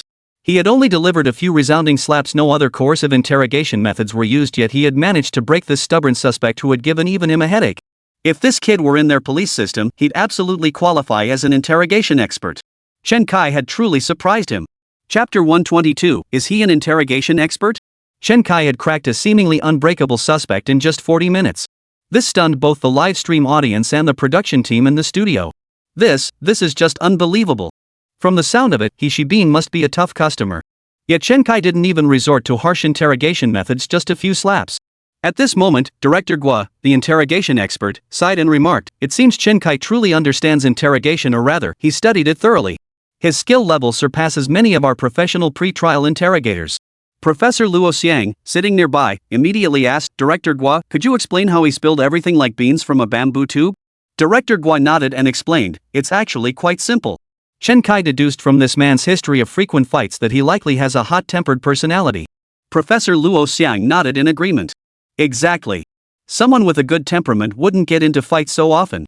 At the same time, Chen Kai knew that the previous interrogators had already beaten him up. Hishibin was likely prepared to endure being hit. But he never expected Chen Kai to humiliate him by slapping him across the face. We Chinese people place great importance on face. One could even say face and dignity are inseparable. A slap across the face equated to trampling on his dignity. This could instantly enrage Hishibin, and when enraged, people tend to lose rationality in their thinking. Suddenly, it all clicked for everyone. So Chen Kai had slapped him earlier precisely to provoke Hishibin. Most people would get angry if slapped. And especially Hishibin, who was already prepared to take a beating. That must have been Hishibin's thinking at the time. I braced myself for torture and interrogation, even prepared to be beaten into disability. And all you do is slap me? Just a little sting and that's it? Didn't you eat enough? Look down on me? And why did you keep hitting my face? Guess my face isn't worth much, huh? Who wouldn't be furious in this situation? When people get angry, they truly lose their rationality. This created the opening for Chen Kai to humiliate Hishibin later. Director Gua continued, "A successful man who bought a car and a house in the capital city had his dark past from his wild youth dug up. Anyone would feel humiliated, let alone Hishibin, who had already lost his composure." Chen Kai then used words to manipulate Hishibin, convincing him he was still that reckless youth. Chen Kai guided Hishibin into performing actions befitting a spirit guy. The host Xia Sa, standing nearby, suddenly understood. So this was how Chen Kai extracted results during interrogations. The guy really had some skills. A suspect who had stumped the police was made to spill the core secrets of their criminal gang with just a few words from Chen Kai. A man like this was downright terrifying. Truth be told, life experience profoundly shapes a person. After years of struggling through society, Hishibin was no longer the idealistic young man he once was. But through Chen Kai's words and a few resounding slaps, he was transformed back into that spirited young man. Impressive, truly impressive. Professor Luo Xiang couldn't help but break into applause. This was the first time he'd applauded Chen Kai. The young man's abilities had genuinely won him over. Professor Luo Xiang even suspected Chen Kai had studied psychology. How else could he possibly understand a person so thoroughly just from their resume? The task force members were also deeply impressed by Chen Kai's abilities. However, they still had a mountain of work ahead of them. The names mentioned by He Shibin were immediately recorded by the task force. Immediate investigations into these individuals were now required. First, they must covertly examine their financial accounts, economic transactions, and social connections. Through Chen Kai's interrogation, the task force also uncovered a problem. He Shibin had not disclosed all relevant individuals. He appeared to be solely responsible for operational execution within the entire black market transaction. For instance, he was responsible for recruiting personnel to execute the car accident scheme and transporting the bodies. He Shibin's confession only included a few drivers under his command and some thugs and desperados he knew. He also mentioned doctors he frequently encountered.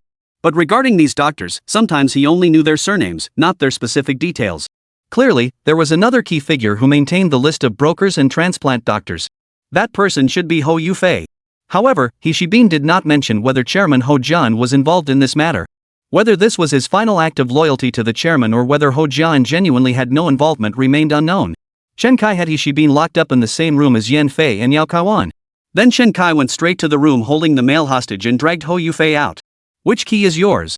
Chen Kai ordered Hou Yufei to retrieve his safe key. Hou Yufei complied without protest, rummaging through his belongings and handing over the key. Chen Kai tucked the key into his bag, then dragged Hou Yufei toward the room where Yan Fei and Yao Kaiwan were being held. Hou Yufei had been expecting Chen Kai to interrogate him. He was pretty much convinced Chen Kai was with the police. But Chen Kai didn't seem inclined to question him. Aren't you going to ask me anything? Did you bring me out here just to get the keys? What else do you think I brought you out for? Get the hell in there. After kicking Hou Yufei into the room, Chen Kai locked the door. Now, the doors to several rooms were locked from the outside by Chen Kai. Their hands were bound behind their backs with zip ties, making it impossible for them to open the doors and escape. Chen Kai now made his way to the vault where the safe was stored. Hey, buddy, give me a break. You can't just keep me locked up in here forever, can you? Only then did Chen Kai recall the lobby manager he had faked killing and hidden away. He served as a deterrent prop for the other hostages.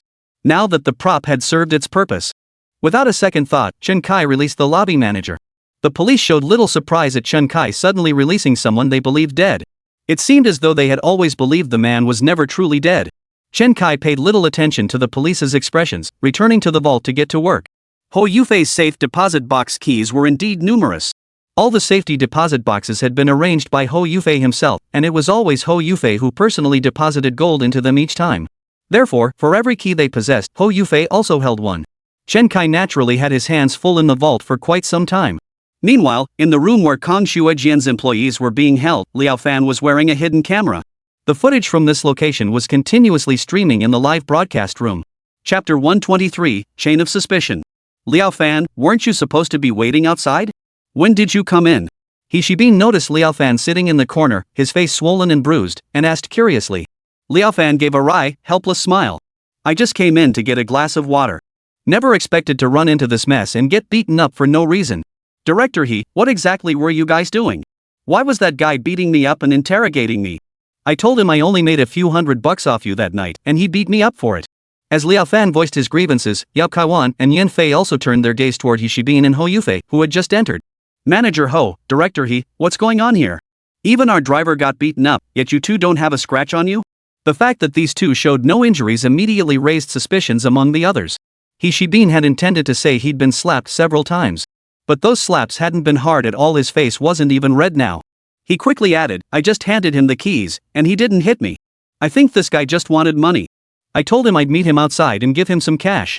Manager Ho, what about you? How come you're not injured either? At this point, He Shibin looked at Hou Yufei with a hint of suspicion. The actual situation was completely different from what Hou Yufei had just described. Hou Yufei believed the robber was an undercover cop trying to extract information about the organ black market from them. He even suspected they might resort to torture to extract information. But the truth was quite the opposite. This robber had merely slapped him a few times and humiliated him thoroughly. The robber wasn't a cop at all. His goal was still money. As for Yan Fei and Yao Kaiwan, they also stated that after the robber got their keys, nothing else happened. The reason they were beaten was mainly because they were reluctant to part with their money. Their mutual cover-ups only reinforced their belief that Chen Kai and the police were not one and the same, but merely after money. He didn't ask me anything, he just took the keys to my safe. Ho Yufei looked at He Shibin, who bore not a single scratch, and retorted, "Old He, you didn't say anything you shouldn't have, did you? I think you're the one who said something you shouldn't have." He Shibin retorted immediately. "You're not even scratched, and your clothes aren't even wrinkled. I bet he dragged you out and you spilled everything right away. How could I possibly blurt things out? I'm practically the mastermind behind this whole thing. What good would it do me to spill the beans? He really only wanted the keys," Ho Yufei hurriedly explained. In an instant, the entire room erupted into chaos. Those who had stood united moments before began suspecting each other. This scene was transmitted to the livestream through the camera on Liao Fan's body. Viewers in the livestream were left speechless. Why are they arguing? Aren't they on the same team? Brilliant, absolutely brilliant. What's so brilliant about it? Why didn't they question the last person, Chen Kai? Can someone explain this? None of them admitted they'd confessed truthfully, but Chen Kai's goal was to make the last one think the others had already confessed.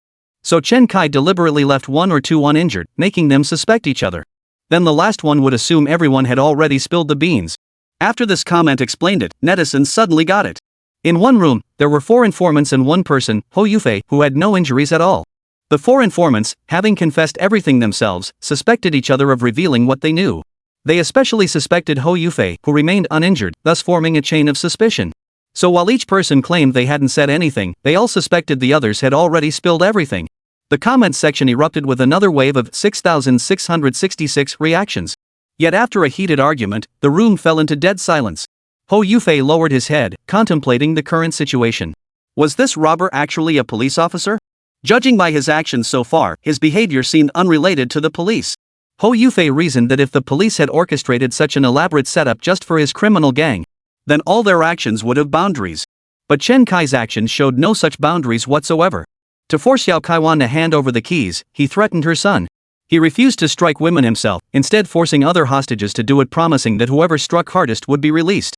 Could the police possibly do such things? As for He Shibin's case, police would never resort to slapping someone.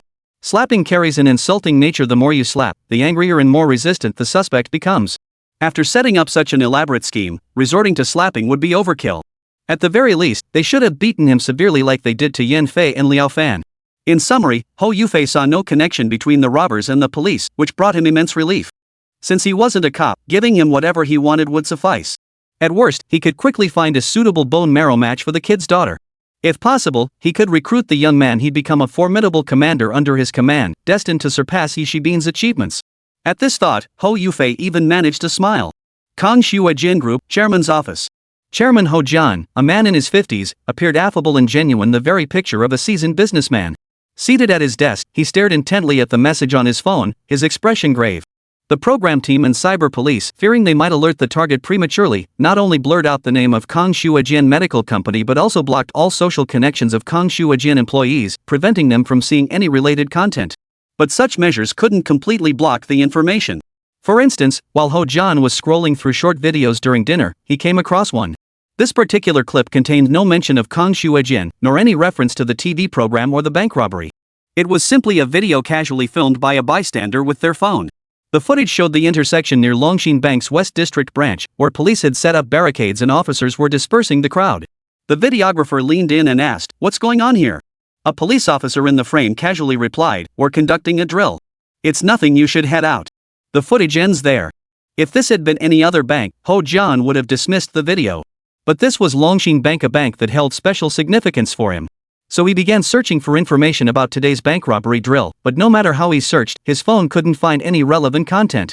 This instantly made Ho Jian realize something was wrong. He picked up the phone and called his nephew, Ho Yufei, but Ho Yufei's phone was turned off. It was hard for Ho Jian not to overthink this.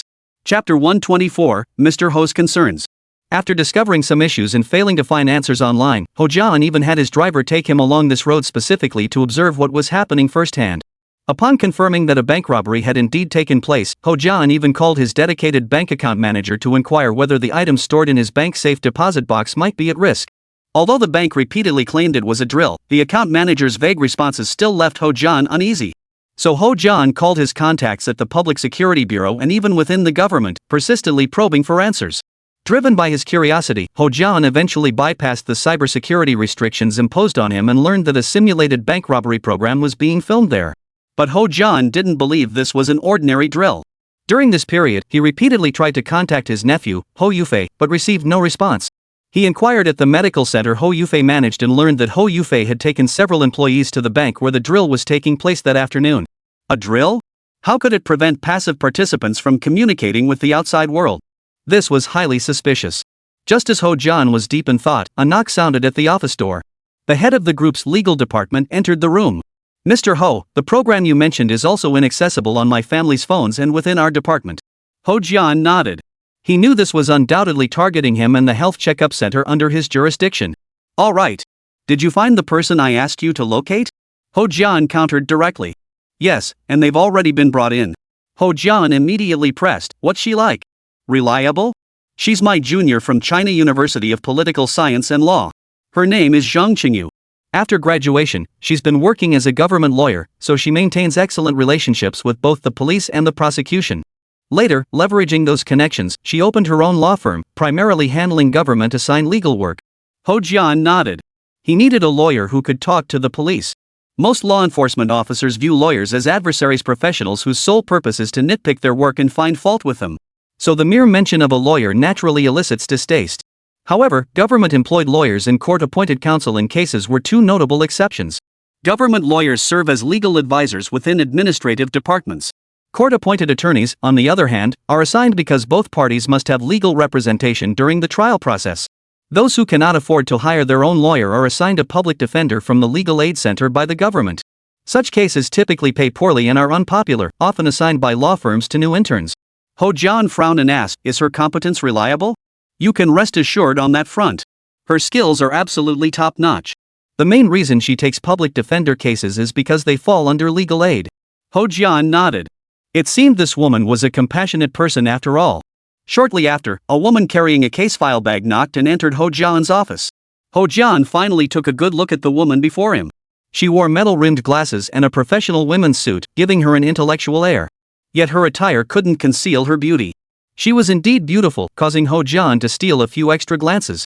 He even secretly resolved that once this matter was settled, he would hire a female secretary like her. His current secretary dressed up like a showgirl every day, acting all flamboyant. It just dragged down his standards. Female lawyer Zhang Xinyu frowned slightly, casting a displeased glance at the chairman of Kongshua Jin Group. Though many men often looked at her this way, she found this particular man especially irritating. Mainly because he'd summoned her in the middle of the night. If not for her senior colleague's favor, she never would have come. Qingyu, this is Mr. Ho. Zhang Qingyu nodded to Ho Jian and said, hello, Mr. Ho. My senior colleague handles your company's legal affairs. Surely there's no need for you to seek me out? Attorney Zhang, nice to meet you. Your senior colleague is indeed quite knowledgeable about certain company matters. However, I currently have some personal matters requiring professional assistance, which is why I sought you out. First, I've heard you have good connections with government officials and public servants. Second, I understand you specialize in pre-trial mediation, which is why I sought you out. As Ho Jian spoke, he waved to the company's legal counsel, signaling him to leave. Once the legal counsel had left his office, Ho Jian continued, have you seen the Today's Legal Insights segment? The one that was recently broadcast live. Zhang Qingyu nodded. I used to watch it regularly. But I heard the show revamped its format. Now it's a reality show where actors simulate crimes and police solve them. I'm not into variety shows, so I stopped watching. Let me put it this way, for this episode of Today's Law, they chose to simulate a bank robbery at Longxin Bank's West District branch. Zhang Qingyu nodded. That's quite normal. Banks frequently conduct these drills, and collaborating with the police is common practice. What brings you here? Ho Jian paused briefly before speaking slowly. I have a safe deposit box at this bank containing some personal belongings. I'm worried the robbers might rummage through them and cause me trouble. So I hope you can help me resolve this issue. Zhang Qingyu paused, taken aback. Mr. Ho, aren't you overthinking this? This is just a show. They definitely won't touch anything in your safe, right? Ho Jian shook his head. I just can't shake the feeling this isn't entirely a show. That's why I need to trouble you to look into the specifics. If it truly is a show or drill, the robbers won't touch anything in the safe. Then I can rest easy. But if these are real robbers in the bank, I hope you can help me eliminate this potential trouble. Zhang Qingyu realized it too. Ho Jian's safe probably contained some unsavory items. Hearing it was a variety show, he worried the cameras might accidentally capture something they shouldn't, which is why he sought him out. These bosses really do worry about nothing. This matter isn't particularly difficult. Mr. Ho, I must ask one more thing. What exactly is in that safe? If it involves criminal activity, I cannot assist. That would constitute aiding in concealing criminal evidence. As a legal practitioner, I absolutely cannot violate the law. Chapter 125. This program, I just don't get it. Ho Jian immediately replied, rest assured, these are purely my personal belongings. Their contents concern my reputation, not any laws or regulations. Zhang Qinyu nodded. Very well. But what makes you think they'll open your box? Ho Jian smiled. He hadn't yet figured out how to answer that question. Answering it would involve too many complications. Given this woman's sharp mind, if he revealed even a single detail, she could piece together the entire chain of events.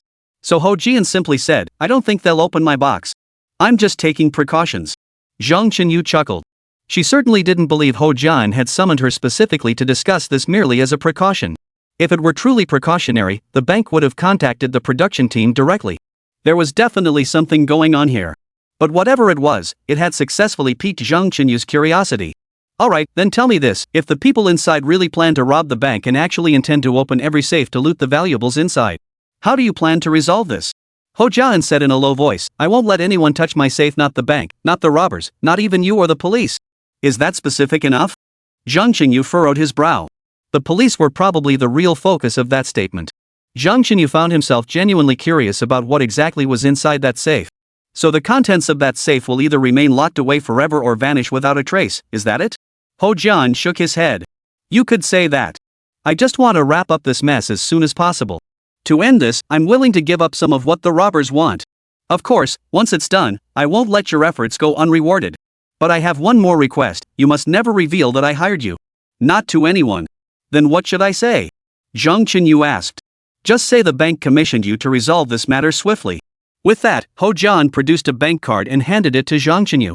Zhang Qinyu knew handling private matters for the bosses of such major corporations was usually the most lucrative work. If the safe truly contained personal privacy issues that could damage Ho Jian's reputation, as he claimed, then this money was practically guaranteed. If the safe contained items or content related to the gray economy, he'd need to negotiate the price carefully. But if the safe contained clear evidence of illegal activities, he would have to stick to his principles.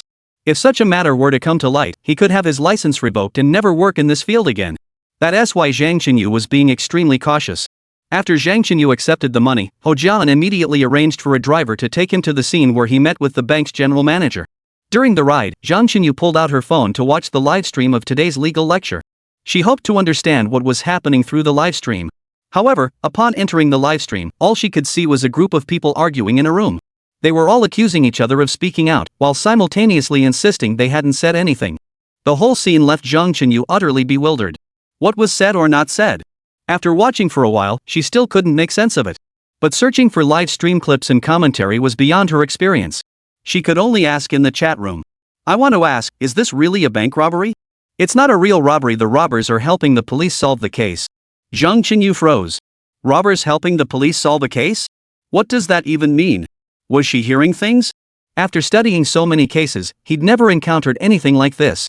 Zhang Qinyu was getting annoyed. The viewers in the livestream were talking all over the place, making it impossible for her to follow. So she decided to focus intently on the livestream instead. The few people in the chat seemed to be debating the relationship between the robber and the police. Ultimately, they appeared to reach a conclusion: the robber wasn't a cop. This left Zhang Qinyu even more baffled. How could a robber possibly be a cop? But several people in the footage appeared injured. Could it really be the robbers who attacked them? Was this still a show? Was this an actual robbery, disguised as a drill or show to avoid causing panic? Checking the live stream only deepened Zhang Qinyu's confusion. After arriving at the scene, Zhang Qinyu briefly spoke with the bank's general manager and finally gained some understanding. It turned out the bank had received last-minute notice about the drill. They had assumed the drill would be a mere formality to get through. But unexpectedly, this exercise has become increasingly realistic.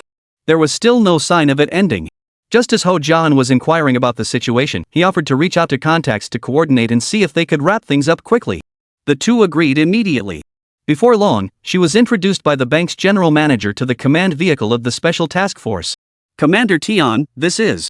No need for introductions, I know him. He was the government's public interest lawyer, Xiao Zhang. I hear he started his own law firm now? Zhang Qinyu immediately bowed and shook hands with Tian Jianhua, saying, Commander Tian, it's been a while. I've been commissioned by the bank to negotiate with the robbers. They hope the bank robbery skit can end as soon as possible. Tian Jianhua raised an eyebrow at Zhang Qinyu and inquired, You were hired by the bank? The bank's general manager beside him quickly interjected, "Commander Tian, I'm anxious too. And I'm worried about the situation inside. What if the robbers decide to turn this fake robbery into a real one?" The lobby manager we just released swore up and down that the robbers are definitely robbers, they just don't want to kill anyone. But he really did open the safe to look inside. At the mention of the word safe, Zhang Qinyu's pupils instantly contracted. The robbers actually opened the safe? Mr. Ho didn't want the robbers to open the safe, yet they'd already done it. Could it be that the robber was truly after Mr. Ho's safe? Manager, rest assured on this point there's absolutely no chance this staged scenario could turn real. With so many police officers here, the situation will be resolved once the robbers are apprehended. All losses will be covered by our bank. The bank manager immediately snapped, "Cover? Can you really cover it? There are still millions in cash in the bank.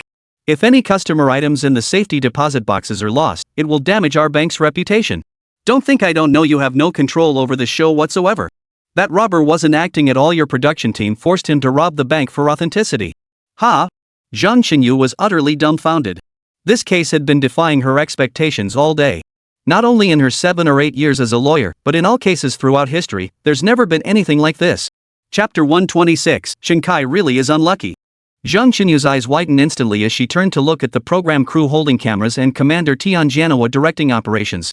The robber was actually a real robber? What on earth was going on? Seeing her expression, Tian Jianhua asked, "Xiao Zhang, you never watch short videos or live streams?" Zhang Qinyu shook his head. "That's a waste of time and saps your willpower." "Ha, this guy doesn't watch them, yet he's here commenting?" The viewers in the livestream chat instantly grew dissatisfied with this suddenly appearing lawyer. Why am I getting yelled at just for watching a livestream? If watching livestreams gets you scolded, then reading web novels must be even worse. Lu Xin, explain the current situation to Attorney Zhang and give him a crash course on the show. Zhang Lu Xin finally pulled Zhang Chenyu closer and began explaining the show's context to him. Halfway through, before hearing anything about the organ trafficking case, Zhang Chenyu nodded and said, "So Chen Kai is too dangerous, possessing multiple criminal skills. To effectively control him, the Public Security Department and the Central Bank teamed up to create this Truman Show-like program. The production team is guiding him to commit crimes, then letting the police solve the cases?" Zhang Luxin nodded. "Exactly. That guy's got some bad luck. He started out just wanting to protect his daughter from bullying, and later he was just trying to survive. But you lot. First you made him think someone died, now you're making him believe his daughter has a serious illness that needs a fortune to treat. You people are truly despicable." Zhang Chenyu snorted. Zhang Luxin lowered her head in shame. Within the task force, she had interacted with Chen Kai more than anyone else, so she alone often felt a sense of guilt toward him. The rest of the task force, however, felt not a shred of guilt about the matter. They didn't even feel they'd manipulated Chen Kai's life. Truthfully, Zhang Luxin understood. No one would feel sympathy for an opponent vastly superior to themselves. Without a doubt, Chen Kai was far superior to every single one of them. In the previous case, Chen Kai's strategic maneuvers and schemes had left them utterly humiliated. How could the members of the task force possibly sympathize with Chen Kai? They were itching to arrest him as soon as possible. Zhang Luxin wanted to explain just how formidable Chen Kai truly was. But Zhang Chenyu had no patience to listen further. Turning to Tian Jianhua, she said, "Director Tian, contact him. I need to meet with him. If possible, I'd like to serve as his defense attorney." "He doesn't need a defense attorney. He'll continue participating in the show afterward, and our production team will compensate him." The assistant director accompanying the task force immediately interjected. Zhang Chenyu snorted and continued, "Compensation is compensation, but I will still act as his representative lawyer to sue you for violating his personal rights. But as you said, this is the Public Security Department's decision. So I won't disrupt your regular program. I'll only fight for his rights after you've arrested him." Zhang Chenyu glanced outside the command vehicle at the police surrounding the bank and couldn't help but shake his head. With this setup, Chen Kai is bound to be caught. Zhang Chenyu's words made both the production crew inside the command vehicle and the police officers outside grimace. None of them were 100% certain they could capture Chen Kai. This lawyer is so confident. Seems she truly has no idea about Chen Kai's capabilities. Let her learn the hard way. "Old Ma, take Attorney Zhang to meet Chen Kai." Tian Jianhua patted Lao Ma on the shoulder and whispered, "If Chen Kai refuses to meet, sweet-talk him into it, make sure he sees them. Attorney Zhang's father still holds some sway in the city's judicial system, ahem. Go ahead." Old Ma instantly understood. No wonder the bank had sent such a young lawyer to handle the negotiations. And Tian Jianhua actually knew this lawyer. So that's how it connects. But connections alone aren't enough for some matters, you still have to see if they've got the chops. Just as Lao Ma was about to get out of the car with Zhang Chenyu, the assistant director caught up with them, holding a miniature camera. Attorney Zhang, please wear this camera. If possible, we'd like to record your conversation with Chen Kai. We'll compensate you for your time. Zhang Xinyu glanced at the button-sized miniature camera in the assistant director's hand and snorted. I have no interest in participating in your Truman Show game. I have my own privacy, and I'm not interested in your measly appearance fee. So I'm sorry, but I refuse to cooperate with your program. Zhang Xinyu couldn't possibly agree after all, this involved some of Mr. Ho's private matters. If he wore this thing and discussed the contents of the safe with Chen Kai, only for it to be broadcast live, he wouldn't earn a single penny from Ho Jian. With that, Zhang Xinyu quickened his pace to catch up with old Ma as they headed toward the bank entrance. Oh, and Attorney Zhang, there's one more thing I need to tell you. Several hostages inside the bank are suspects in one of our cases. Earlier, during negotiations with the hostage takers, they agreed to let us interrogate these suspects. This counts as atoning for his crimes through meritorious service, a major mitigating factor. If you plan to persuade him, make sure to emphasize this detail. Old Ma briefly recounted the details of his previous negotiation with Chen Kai. Zhang Xinyu suddenly understood. No wonder those people were arguing in the live stream earlier. Turns out they were arguing over whether I had actually said it. But they were right about one thing: the hostage takers weren't cops. But they were collaborating with the police. This situation is incredibly advantageous for both my negotiations and persuasion with Chen Kai. Then you could use this very condition to persuade him to abandon his crime. Old Ma shook his head. My persuasion won't work. Zhang Xinyu felt certain of success. It was easy to understand why the police couldn't persuade him, they were merely trying to persuade him. But I've been granted certain authority by the bank and General Manager Ho. He was certain he could sway Chen Kai. The two arrived at the bank's main entrance. Old Ma first tried calling the landline on the second floor, but no one answered for a long time. He then used the loudspeaker to call out repeatedly before Chen Kai finally emerged from the bank counter door. Chen Kai was panting heavily, taking several deep breaths to steady himself as he approached the entrance. Brother Lao Ma, you were looking for me? Old Ma chuckled. Where'd you disappear to? You didn't answer your phone or come downstairs for ages. Chen Kai chuckled. I was just thinking about how to ask you guys one last thing. Got a little carried away. Old Ma gestured toward Zhang Xinyu beside him. The lawyer arranged by the bank wants to talk with you. Do us a favor and have a chat. Maybe what we couldn't resolve, you guys can figure out? Chapter 127, so he had it all planned out. Chen Kai had the lawyer surnamed Zhang standing outside the door. Nodding to old Ma, he said, alright, for your sake, I'll give her 3 minutes. Manhwa quickly interjected, brother, isn't 3 minutes a bit short? Chen Kai raised his wrist and said, 2 minutes and 57 seconds. Old Ma waved his hands repeatedly and turned to walk toward the command vehicle. His task was complete. Whether the lawyer could seal the deal within those 3 minutes was her problem now. Zhang Xinyu watched Chen Kai, masked behind the bank's bulletproof glass door, and wore a smug smile. You only gave me 3 minutes because you're sweating right now. Your exposed face isn't sweating because you're wearing a disguise. But sweat is already trickling down your temples. You're afraid the makeup you apply for disguise will smudge from your sweat. Once it smudges, your disguise is ruined. That's why you only gave me 3 minutes. You were gasping for breath when you ran out, which means you've been doing physical labor. We've been searching for you for so long, and you finally emerged, only to start sweating. This means you've been touching up your makeup since you heard us calling you. Now your makeup is slightly smudged, which is why you keep looking down and avoid meeting my gaze. So what were you doing before we called you? You were sweating and needed to touch up your makeup, which means you were doing physical labor somewhere where no one could see your true face. So the place you went to must be. Chen Kaidu was dumbfounded. Where did the task force find this genius? With skills like yours, why bother being a lawyer? Why not become a detective, an investigator? Why not enlist as a scout? Chen Kai was starting to feel uneasy. Chen Kai immediately cut off this dangerous woman. He glanced at his wristwatch and said, 1 minute left. If you keep spouting this nonsense, I'm walking out. Zhang Xinyu smiled. What? Feeling uneasy? Let me keep guessing. Maybe I'll figure out what you're really up to. Chen Kai raised his wrist again. 40 seconds left. I'm not curious about your appearance. First, I'm not a cop. Second, I feel a shred of sympathy for you. So you can turn your back on me and speak rudely. Does that buy you more time? Sympathy for yourself? Chen Kai was genuinely surprised. Was compassion running this rampant these days? Sympathy for a robber? Still, Chen Kai turned away, convinced this female lawyer was the person he'd been waiting for. He just hadn't expected such a young woman to show up. Then I'll give you more time. You can speak freely now. Zhang Xinyu nodded and said, I just heard from Officer Ma that you've already shown signs of atoning for your crimes. You've likely heard of the legal provision regarding suspended crimes that depending on the severity of the harm, punishment can be waived or reduced, correct? Chen Kai nodded to indicate his understanding. Zhang Xinyu continued, but clearly, that doesn't sway you. You did these things purely for money, something the police can't offer you. But I can. Excuse me, Chen Kai suddenly interjected, who sent you here? I was commissioned by the bank. They believe your actions have disrupted their normal operations and wish to spend some money to prevent incidents that could damage their reputation. For instance, the safety deposit boxes, you must ensure their security. You may handle the cash in the bank, but please do not touch the contents of the safety deposit boxes, as they involve the privacy of the bank's customers. Otherwise, some clients might not continue banking here. Chen Kai cut Zhang Xinyu off before he could finish his rambling. If you're acting on behalf of the bank, there's nothing more to discuss. I want to know if any third parties have commissioned you. Zhang Xinyu froze upon hearing this. How did he know he was acting on someone else's behalf? His earlier speculation about Chen Kai's activities was based on his own meticulous observations. But how did Chen Kai know a third party had sent him? His appearance gave nothing away. Had he slipped up somehow? After dismissing these possibilities, Zhang Xinyu considered another scenario. That someone had hired a lawyer to find the robber, and this had been entirely within the robber's expectations all along.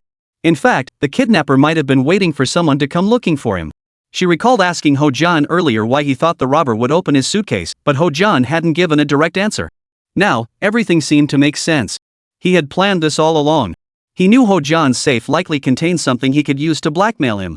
So by drawing Ho Jian's attention and having him request negotiations, everything was under the robber Chen Kai's control. The robber Chen Kai wasn't after the bank. His goal was to extort Ho Jian. Or perhaps kidnapping. Chen Kai had kidnapped Ho Jian's safe, forcing Ho Jian to pay him. This was getting interesting. It seemed this robber named Chen Kai, chosen by the Public Security Bureau and the central bank as the protagonist for a crime simulation program, possessed some genuine skill. Zhang Xinyu pondered for a moment before deciding to reveal Ho Jian's identity. Ho Jian, chairman of Kongshuejian Medical Group, has also approached me. He hopes you will put an end to this farce. If possible, he's willing to pay a fee. Chen Kai nodded. The fish he'd been waiting for had finally taken the bait. Truth be told, Chen Kai had been waiting for this big fish to take the bait all along. The safes of Yao Kaiwan, Yin Fei, Ho Yufei, and others contained little gold, only about 10 to 20 bars combined. It was nowhere near enough to cover Luowen's bone marrow transplant expenses. But if they used cash from a bank robbery to pay Luowen's medical bills, the police would immediately catch on. After all, every banknote had a unique serial number. If stolen cash was spent anywhere, the police could trace it back. Therefore, Chen Kai's objective from the start wasn't to steal cash, but to double-cross the black market. Moreover, Chen Kai had always believed Ho Yufei wasn't the mastermind behind this black market organ trade. The key point was that Kongshuejian owned more than just the health check center in the West District. Could Chairman Ho Jian be the real mastermind behind it all? Chen Kai was betting that Ho Jian would be involved too. He knew Ho would panic upon hearing his employee was trapped at the bank robbery scene. So Chen Kai deliberately brought Yao Kaiwan to the female hostage's room and spilled the beans about their black market organ trade. He then randomly released 2 women, intending for them to spread the news far and wide. This would create a tense atmosphere for Kongshuejian Group, forcing the boss to step in and resolve the situation. Chapter 128, Getting Straight to the Point. Although Chen Kai had meticulously planned everything, even arranging for 2 female hostages aware of the scheme to leave the bank. But Chen Kai hadn't anticipated that the police would immediately seal off the scene, preventing any media from interviewing these 2 women. Meanwhile, the police also blocked all internet access for Kongshuejian's company personnel and associates, preventing them from accessing any content related to the live broadcast. Thus, Chen Kai's plan to use the 2 women as loudspeakers proved utterly ineffective. However, Chen Kai underestimated the guilty conscience of Kongshuejian's boss, Ho Jian. Ho Jian stubbornly pieced together the truth by personally visiting the scene, conducting internet searches, and gathering information from various sources. He then approached Zhang Xinyu to negotiate with Chen Kai. With the real decision-maker now present, Chen Kai wasted no time. What does Mr. Ho need from me? Zhang Xinyu watched Chen Kai's retreating figure. At that moment, she was utterly certain Chen Kai had been waiting for Ho Jian to take the bait. Zhang Xinyu stated, Mr. Ho wishes for you to cease your current actions. Since money is your motivation, he is willing to offer you compensation. Chen Kai nodded. I'm actually curious what this Mr. Ho is after. Surely it can't be because he enjoys philanthropy? I think you know exactly what Mr. Ho is after. I'm not here to discuss trivialities. I just want to talk about what you truly want. Zhang Xinyu leaned against the bank's glass door and spoke slowly. I hear you've already begun cooperating with the police to earn leniency. If you stop now, it could be considered abandonment of crime. Then I'll defend you pro bono to avoid criminal punishment, ensuring you don't go to jail. If I fail in my defense, I'll pay you 1,000 for every day you serve. Zhang Xinyu spoke with absolute confidence. 1,000 yuan for 1 day in jail? That means 36,000 yuan for a year? That's way better than working a regular job. But Chen Kai remained unmoved, smiling as he replied, so what? I can't have all this effort go to waste, can I? Of course not. What I just mentioned is merely the basic guarantee. Once the case is closed and you're acquitted, Mr. Ho will have 1 million yuan in cash ready for you. Zhang Qinyu stated his price. 1 million. But the moment Zhang Qinyu finished speaking, Chen Kai burst out laughing. 1 million? Is your Mr. Ho trying to tip a beggar? Seriously, tell Mr. Ho to get his facts straight, I'm robbing a bank here. You think a million will cut it? Zhang Qinyu's brow instantly furrowed. 1 million wasn't an astronomical sum in the capital. It wouldn't even cover a down payment on a house. But apparently, to a robber, that amount was more than enough. I advise you not to push your luck. Not only has the police completely surrounded this place, making escape impossible. Even if you somehow got away, how much could you possibly steal? 100 yuan note weighs about 115 grams. 1 million yuan? That's 115 kilograms, enough to fill a medium-sized suitcase. Are you really sure you could carry something that heavy and bulky out of the bank? It must be said that Zhang Qinyu's abilities were truly formidable. He instantly calculated the weight and size of 1 million yuan, forcing Chen Kai to consider his options: get caught after robbing several million in cash, or end the bank robbery and walk away with just 1 million. Zhang Qinyu believed this offer would sway anyone. Yet Chen Kai still shook his head and said, of course I can't leave the bank carrying something this heavy. You can ask Mr. Ho here, what if it were gold instead? You can do the math yourself. How many pounds of gold could I possibly carry out of the bank? Zhang Qinyu was taken aback by Chen Kai's words. Gold? Gold was indeed extremely valuable. Currently, a single gram of gold was already over 600 yuan, and some gold jewelry in stores had reached 700 or 800 yuan per gram. 3 gen of gold would equal 1 million yuan bonus, and it wouldn't take up any space. Chen Kai could wrap a few gold bars around his waist and carry out 20 or 30 pounds. That is, assuming he didn't mind the weight. The value of 20 or 30 pounds of gold is indeed substantial, but could Chen Kai really carry that much money out? Just as Zhang Qinyu was about to object, Chen Kai continued, you can call Director Ho right now and explain the situation. See what he really means. Truthfully, Chen Kai had no idea what exactly was stored in Chairman Ho's safe. But safes like these invariably held gold, so Chairman Ho's safe was likely no exception. Moreover, Chen Kai reasoned that since Mr. Ho held the position of chairman, he certainly wasn't short on funds. Therefore, it was highly likely he hadn't touched the gold in his safe for quite some time, meaning there could be a substantial amount stored there. All of this was mere conjecture, but he was determined to test whether his guesses were correct. By now, Zhang Qinyu had already connected with Ho Jian's phone. Shortly after, Zhang Qinyu addressed Chen Kai again. Mr. Ho asks what you need. Wasn't this Mr. Ho in the medical industry? And wasn't he known for meddling in others' affairs, helping banks smooth things over? Well, let him meddle a little more. Zhang Qinyu frowned, puzzled by Chen Kai's intentions. What do you mean? In the hematology ward of a certain hospital in the capital, there are patients who have completed tissue matching and are awaiting bone marrow transplants but lack the funds to cover the costs. I want him to pay off all their expenses under the guise of charity. Chen Kai finally revealed his purpose. There weren't many patients like this. Besides Luowen and Liao Fan's wife, there were only 1 or 2 others. The combined costs for Liao Fan's wife and the others totaled just over 1 million yuan. Luowen's case was the most expensive, requiring 10 million yuan. Therefore, Chen Kai demanded that Ho Jiasen willingly donate this sum in the name of charity. After Chen Kai finished speaking, Zhang Qinyu instantly understood. This Chen Kai was truly cunning. So his motive for robbing the bank was to fund his daughter's medical treatment. But using bank money to pay hospital fees was utterly impossible. The police would quickly trace the serial numbers and identify the robber's identity. But having a third party cover the medical expenses under the guise of charity would be untraceable. Even if the trail led to Ho Jian, he could easily brush it off by claiming it was his own charitable act. Chen Kai hadn't specified exactly who Ho Jian had to pay medical expenses for. He'd only set a broad range, and Luowen fell within that range. But how exactly did Chen Kai get a hold on this Ho Jian? Could it be that Ho Jian was actually involved in illegal activities, and Chen Kai had caught him red-handed? Zhang Qinyu began to speculate. Chapter 129, 3 Straight Losses. On the other end of the line, Ho Jian froze upon hearing Chen Kai's demand. To make such a demand. Was he still a robber? Or was this demand meant to provoke him? Or perhaps he was offering himself up for atonement? While Ho Jian was still hesitating, Chen Kai directly addressed Zhang Qinyu. The line's still open, right? Hand it over, I'll speak with him. Zhang Qinyu never imagined he'd face such a situation today. In the past, whether handling legal matters for the government or managing cases, he had always been in control. But today, the tables had turned. Apart from initially gaining the upper hand by figuring out why Chen Kai was sweating, she had been led by the nose by Chen Kai the entire time. Now she had become a mere messenger between Chen Kai and Ho Jian. Still, she pulled out her phone and handed it to Chen Kai standing at the bank entrance. Mr. Ho, I can tell you clearly that the police just spoke with me. They've given me a chance to atone for my crimes by helping, since several employees from your Kongshuajian Medical Center are among the hostages. The police asked me to interrogate these individuals and said that if I uncover anything, it would count as atoning for my crimes. I've already questioned the blood tester and the CT technician. I know exactly what kind of dirty business your health check center is running. The police are already aware of it too. But I still have 2 people left to interrogate, the office director and the health center manager. That office director is stubborn as hell and can take a beating. I hung him up and beat him for ages, but he didn't utter a single word. Now, I haven't questioned that manager surnamed Ho yet. I assume he's your relative? Chen Kai's words were half truth, half bluff, but they were enough to intimidate Ho Jian. Ho Jian broke out in a cold sweat the moment he heard this. It wasn't that he didn't trust his nephew Ho Yufei, he simply couldn't afford to take that risk. Which hospital's hematology department did you say? I'll go pay them right now. You can't keep letting the police interrogate you. Once I pay the money, you must end this farce immediately. Chen Kai nodded. Of course. Ho Jian finally exhaled in relief. I'll contact the hospital first. Before I pay, I need you to video call me. I must ensure my absolute personal safety before transferring the funds.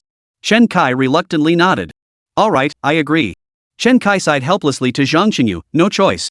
I'll hold on to your phone for now. Mr. Ho will need to video call me later. Zhang Xinyu nodded, but as Chen Kai turned to leave, she called him back. Wait a moment. I need to know what this Ho Jian business is all about. Do you have incriminating evidence against him? If I'd known this, I never would have agreed to work for him.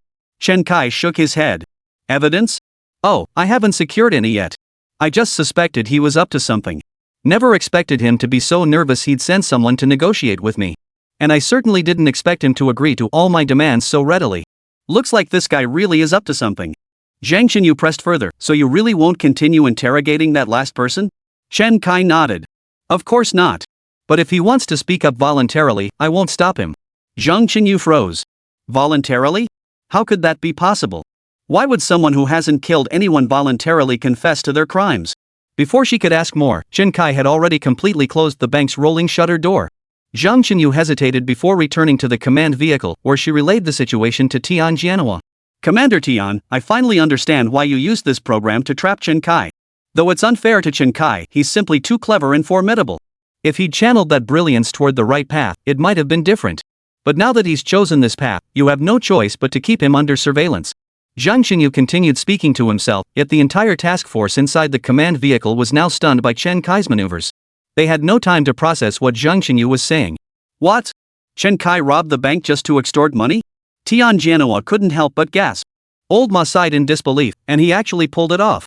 I always thought he lured those people to the bank for the illicit gains in their safety deposit boxes. Who knew Chen Kai had ulterior motives? He had an even bigger scheme in the works. Liang Tsong sighed and said, now the path to finding Chen Kai through the stolen money has been completely blocked. He's achieved his goal, and now a lawyer has even volunteered to defend him for leniency. Even if we catch Chen Kai, we'll still be utterly defeated. Cybersecurity expert Yang Jiqiang began counting on his fingers. Our top arrest specialist, Sun Xiao, was captured alive by Chen Kai. We lost the first round. Then in the organ trafficking case, we relied on Chen Kai's interrogation to solve it. Not only did we lose the second round, but we also had to count it as him atoning for his crimes.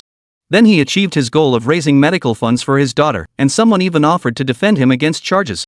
That's our third loss. For a moment, the faces of the task force members darkened completely.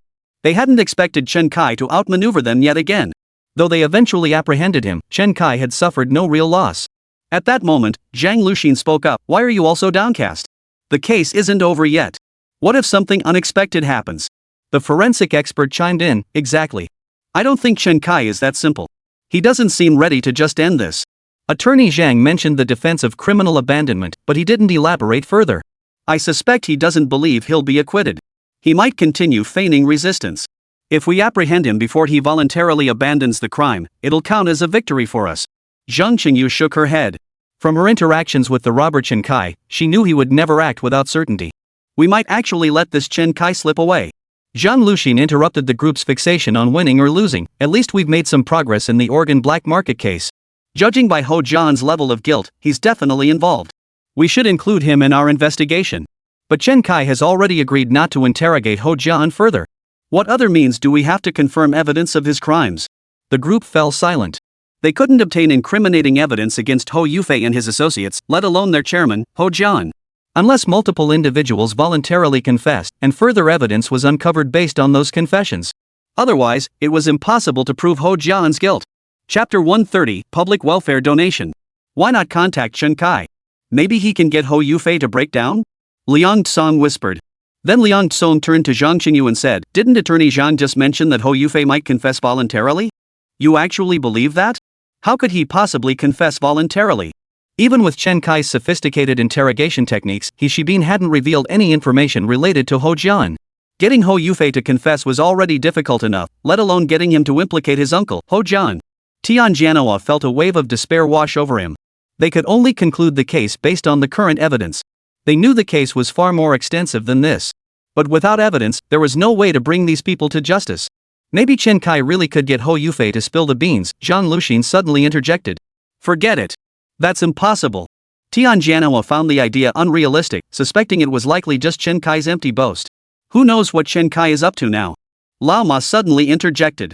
Zhang Qinyu hesitated, wanting to tell the police that Chen Kai might be somewhere isolated doing physical labor, perhaps moving heavy objects or digging. But she also knew that speaking up could very well ruin Chen Kai's plans. If this weren't a show, she would definitely share her suspicions with the police. But precisely because this was just a show, she had no obligation to inform the police. She genuinely wanted to see if Chen Kai could truly evade the police's tight net. About an hour later, Chen Kai returned to the second floor of the bank. His clothes were soaked through, clearly indicating he'd been busy for quite some time. But now, Chen Kai had stopped sweating and had reapplied his facial disguise. Chen Kai had just video called Ho Jian from the vault, showing him that the safe deposit box was intact with no signs of forced entry. Seeing the safe intact, Ho Jian immediately breathed a sigh of relief. In Ho Jian's view, the bank's safe deposit boxes were the most secure place imaginable. First, the bank custodian had to verify the owner's identity. Then, the fingerprint had to be verified. Only after the fingerprint was successfully matched would the keyhole pop out. The bank custodian would then insert the bank's key to open the first lock, followed by the account holder using their own key to open the final lock. Such a safe could only be opened by violent destruction. After Ho Jian confirmed the safe was intact in the video feed, he felt a wave of relief wash over him. He then made a second request, to speak with his nephew, Ho Yufei. Only after speaking with Ho Yufei did he agree to make the payment. After Chen Kai confirmed via video that Ho Jian had arrived at the hospital's hematology ward with his people, he also took his phone to the room where Ho Yufei was being held. The room was silent now, as it was late into the night and everyone was exhausted. Especially after Yan Fei and Yao Kaiwan had confessed everything, the weight on their hearts had lifted long ago. They had even fallen fast asleep. Even He Shibin was nodding off. Only Ho Yufei, who hadn't been interrogated yet, remained anxious and uneasy. Ho Yufei, come out for a moment. Chen Kai led Ho Yufei back to the bank president's office. He then handed Ho Yufei a phone. Your uncle wants to talk to you. Ho Yufei was startled at first, then froze when he saw his uncle Ho Jian appear on the phone screen. Uncle, you, how? Ho Jian ignored Ho Yufei's surprise and got straight to the point. Yufei, the robber sitting before you has already cooperated with the police to interrogate you. However, I intend to buy his cooperation with a hefty sum. Right now, I need to know two things from you. Ho Yufei instantly grasped the situation and looked at his second uncle with gratitude. Uncle, tell me. First, has your operation been exposed? Ho Yufei sighed helplessly and nodded. Even though they all claim they haven't said anything, I know that's impossible. Ho Jian nodded. This was all within his expectations. Second, did you rat me out? Ho Yufei immediately pounded his chest emphatically. Absolutely not. Second uncle, I'm your own nephew. How could I ever betray you? I was just worried about what He Shibin might say. Ho Jian shook his head. What he knows isn't enough to be used as evidence. My concern was you. Since you didn't say anything, I can rest assured. Chen Kai took the phone and said to Ho Jian, Mr. Ho, is that settled? Can you make the payment now? Ho Jian nodded. Actually, I was planning to wait until you released all the hostages before paying. No way. If I release the hostages and the police rush in to arrest me, what if you don't honor your promise? Chen Kai immediately rejected the suggestion. That's exactly my thinking. I'll send someone to make the payment immediately. Ho Jian called his secretary over and gave instructions. Remember to make it a donation in the name of Kang Shuajian Medical Company. Have them issue an invoice. Charitable donations qualify for corporate tax deductions. True to his business nature, Ho Jian was still calculating his own advantage at this critical moment. Meanwhile, the bank's chief physician was watching the live broadcast of today's lecture on his phone. The live stream's perspective remained fixed on the task force. Netizens were also aware of the case's progress. They also knew someone was about to donate to their side. He had just communicated with the program team and the Public Security Bureau. In short, both the program team and the Public Security Bureau shared the same stance. Since this was a voluntary charitable donation, they would allow it to proceed.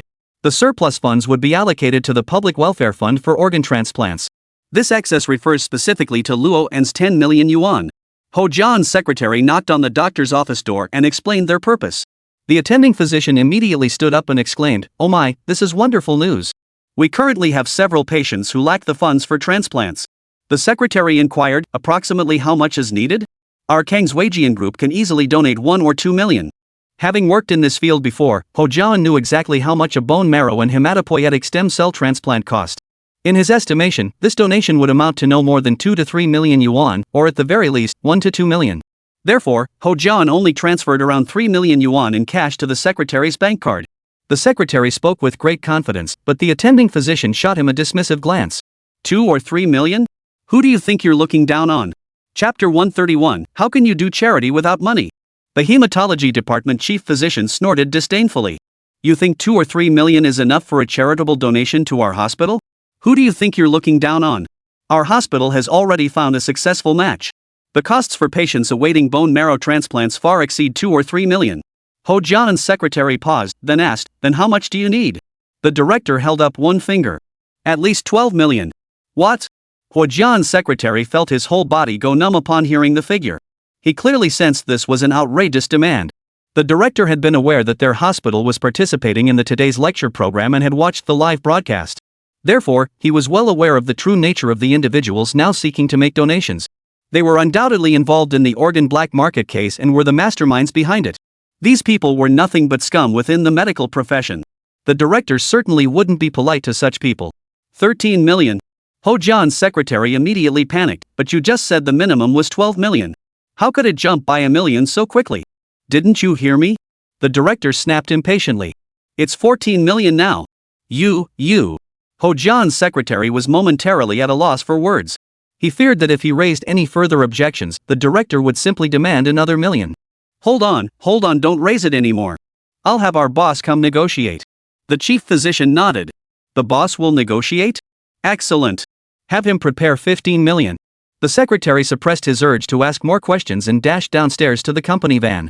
Mr. Ho Jianan was busy searching his phone for anything related to today's lecture, but no matter how hard he tried, he couldn't find it. This left him feeling anxious. It was too late to ask around now. He could only sweat nervously. Seeing his secretary rush to open the car door, he snapped irritably, "What's the rush? Why are you running so fast? This is an electric door, you don't need to slam it shut like that." Mr. Ho, the head of the hematology department said it would cost over 10 million. Over 10 million? Ho Jian froze for a moment. What kind of joke is this? Over 10 million? A bone marrow transplant only costs a few $100,000. He's asking me for over 10 million? Does he think I'm a sucker? Ho Jian thought better of it. After all, he'd come out in the middle of the night to donate money for charity. Being taken for a sucker was hardly surprising. And every time I say something, he raises the price by a million. It's already up to 15 million now. He even said, "Just prepare 15 million when you go to negotiate." Ho Jian froze. The director still wanted to see him. Everything that happened tonight felt downright sinister. The bank robbers were waiting for him to deliver the money. If he couldn't make the payment, who knew if they'd continue interrogating his nephew? If they kept interrogating his nephew, who knew if his nephew might end up implicating him? What if his nephew refused to reveal any incriminating evidence against him and was beaten to death? How could he ever face Yufei's mother? Ho Jian was now caught between the fear that his nephew would betray him and the fear that he wouldn't. So the only thing he could do was comply with the robbers' demands. With that thought, Ho Jian gritted his teeth and led his secretary toward the hospital's hematology department. Meanwhile, the production team had swiftly positioned cameras inside the hematology department director's office. Viewers in the livestream chat were bewildered by this sudden new feed. It was already late at night, why had a hospital office feed suddenly appeared? Viewers knew attorney Zhang was involved, but they had no idea other parties were at play. The sudden addition of a hospital office feed left viewers utterly bewildered. What's the meaning behind the production team suddenly inserting this hospital office feed? 2 pairs of pants? There must be a reason. Who cares? Just watch. My guess is the police traced the stolen bike's surveillance back to the hospital. Next up, revealing the robber's true identity. This explanation resonated with everyone. After all, they couldn't think of any other possibilities. But just then, a knock sounded at the door. The chief physician in the office spoke in a deep voice, "Come in." A man who appeared to be in his late 50s or early 60s pushed open the door and entered the chief's office. "Good day, Director. I'm Ho Jian, chairman of Kangswagian Medical Health Group." The chief physician nodded and said, "Is this regarding your company's charitable initiative to cover the bone marrow transplant costs for leukemia patients who have already found a matching donor?" "That's correct, but the actual costs involved have turned out to be significantly higher than anticipated." The director snorted dismissively. "No money? How can you do charity work without funds? You're out of here. I won't be entertaining you." Ho Jian immediately grew anxious. Kangswagian Medical Group is a company with assets worth billions. How could we possibly be unable to cover this? But no one's money grows on trees. I just want to help patients who've already found a match pay their bills, not be taken for a sucker. Charity is about accumulating merit. How can you be so concerned about money? If you're this stingy, then there's no deal. Make it 20 million. The director made his final decision, picked up a document from his desk, and began reading it, seemingly unwilling to engage with Ho Jian any further. At that moment, the livestream chat exploded with activity. Viewers in the livestream had already grasped what was unfolding. The chairman of the medical group owning that health screening center had actually appeared. Moreover, he stated he was there to cover the bone marrow transplant costs for a leukemia patient who had already matched a donor. But everyone knew he was actually there to pay for Luoan. Holy crap, how did Chen Kai pull this off? This is incredible. He robbed a bank, didn't touch a single penny from the bank, yet somehow managed to cover Luoan's entire surgery cost. How did he pull this off? The two experts in the studio were equally stunned. After a moment, forensic expert Guo Hua finally spoke up. "I think I figured it out." Xiao Sa immediately asked, "Director Guo, please tell us how exactly did Chen Kai pull this off?" Legal expert Luo Xiang also leaned in eagerly. Guo Hua then laid out his theory in full detail. Chen Kai chose to rob a bank not for the money inside, but because robbing a bank would create the greatest impact. Therefore, those involved in the organ black market would inevitably take notice when their trading hub was raided by robbers. Chapter 132, The Strongest Robber in History. Director Guo proceeded to analyze Chen Kai's scheme for everyone. Once they became aware of the bank robbery here, they would inevitably make contact. Upon doing so, they would discover that their company still had people trapped inside the bank as hostages. This would only deepen the mastermind's suspicion and anxiety. "Do you remember how Chen Kai deliberately let those two women go?" Xiao Sa nodded repeatedly. "Of course I remember. I was wondering why Chen Kai would voluntarily let those two women go. Was it just because they were the most fun to fight, the most satisfying?" Chief Gui smiled and explained. Chen Kai revealed the organ trafficking operation to those women before releasing them. Chen Kai's goal was to have these two women stir up a media storm, putting more pressure on the mastermind. Although we suppressed this intelligence, the mastermind's guilt far exceeded our expectations. He proactively contacted a lawyer to negotiate with Chen Kai. Chen Kai laid out his demands directly. He wanted the other party to cover Luoan's medical expenses. However, Chen Kai broadened the scope, demanding payment for all patients in the hematology department who had already matched donors. He was clearly afraid of revealing his true identity. When Chief Guo voiced his suspicions, everyone in the studio's eyes widened in shock. Even the program director and producer couldn't help but gasp in shock. This Chen Kai was truly formidable, so this was his real objective all along. Viewers in the livestream chat couldn't help but gasp in astonishment. Chen Kai is simply too brilliant. He's killing 3 birds with 1 stone. What 3 birds? First, he covered Luoan's medical expenses. Second, he helped police uncover the organizational structure of the organ trafficking ring during interrogation. Third, he redeemed himself through meritorious service, potentially avoiding punishment and securing acquittal. Isn't that killing 3 birds with 1 stone? Hearing this, the chat exploded with a wave of 6666 amazing. Rob a bank, profit over 10 million, pay your daughter's medical bills, and walk free. Looking at criminal history worldwide, this is truly unprecedented. This is simply incredible. As the live chat flooded with 666 comments, Ho Jian had already finished his deliberation. "May I review the medical records for several patients here? I must ensure this donation is properly allocated." The director nodded. "Of course." The director then handed Ho Jian the documents, which had been neatly organized in advance. Ho Jian quickly noticed that the costs for the other patients were all normal, except for one little girl whose expenses had reached over 10 million yuan. What was going on? In all his years in the medical field, he'd never seen such horrendous treatment costs. This is problematic, isn't it? I've never seen such outrageous fees. The director nodded and said, "Not only have you never seen it, I haven't either." That 10 million was the fee proposed by the volunteer. Has he lost his mind? That's extortion. Ho Jian couldn't help but exclaim. While bone marrow transplant donors are officially termed volunteer donors and no payment is required, Most patients offered donors a nutritional allowance as compensation, typically around 350,000 yuan. Some donors might ask for a bit more, but it's usually no more than an extra 100,000 or two at most. Even on the black market, the cost for a successful bone marrow transplant rarely exceeds 1 million yuan. Compared to this guy's 10 million, even the black market for organs seemed like a bargain. If the robbers hadn't been so impatient, Ho Jian would have considered taking the job himself. After all, he didn't need that much money for this kind of work. But Ho Jian suspected this might be a setup orchestrated by the robbers. If the 10 million yuan organ donor was arranged by the robbers, then once the 10 million passed through the hospital's hands and reached the robbers, it would be completely laundered. This would be far more efficient and effective than any conventional money laundering scheme. That must be the robbers' true objective, right? Ho Jian had already built up an image of Chen Kai as infinitely terrifying, attributing every inexplicable event to him. He knew he was facing a robber who was terrifying, formidable, and utterly unbeatable. Just as Ho Jian was working up a cold sweat over his thoughts, the director pressed him again. Are you going to pay up or not? Ho Jian did the math and retorted, that's only 12 million. Why are you demanding 20 million from me? The director sneered coldly, you're doing charity work anyway. Asking for a few million more won't hurt. If you encounter someone who can't pay, just consider it a fund. I'm not a sucker. You're asking for way too much.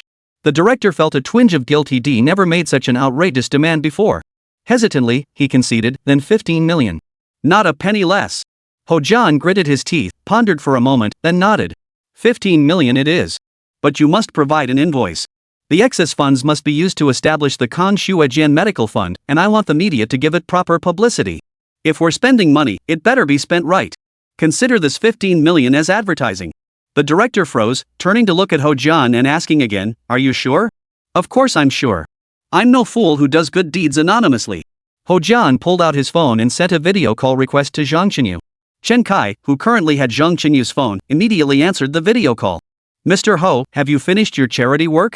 Ho Jian snorted coldly. I never imagined you'd resort to this method to raise money. Impressive, truly impressive. Take a look, is this the hospital? Do you recognize this chief physician?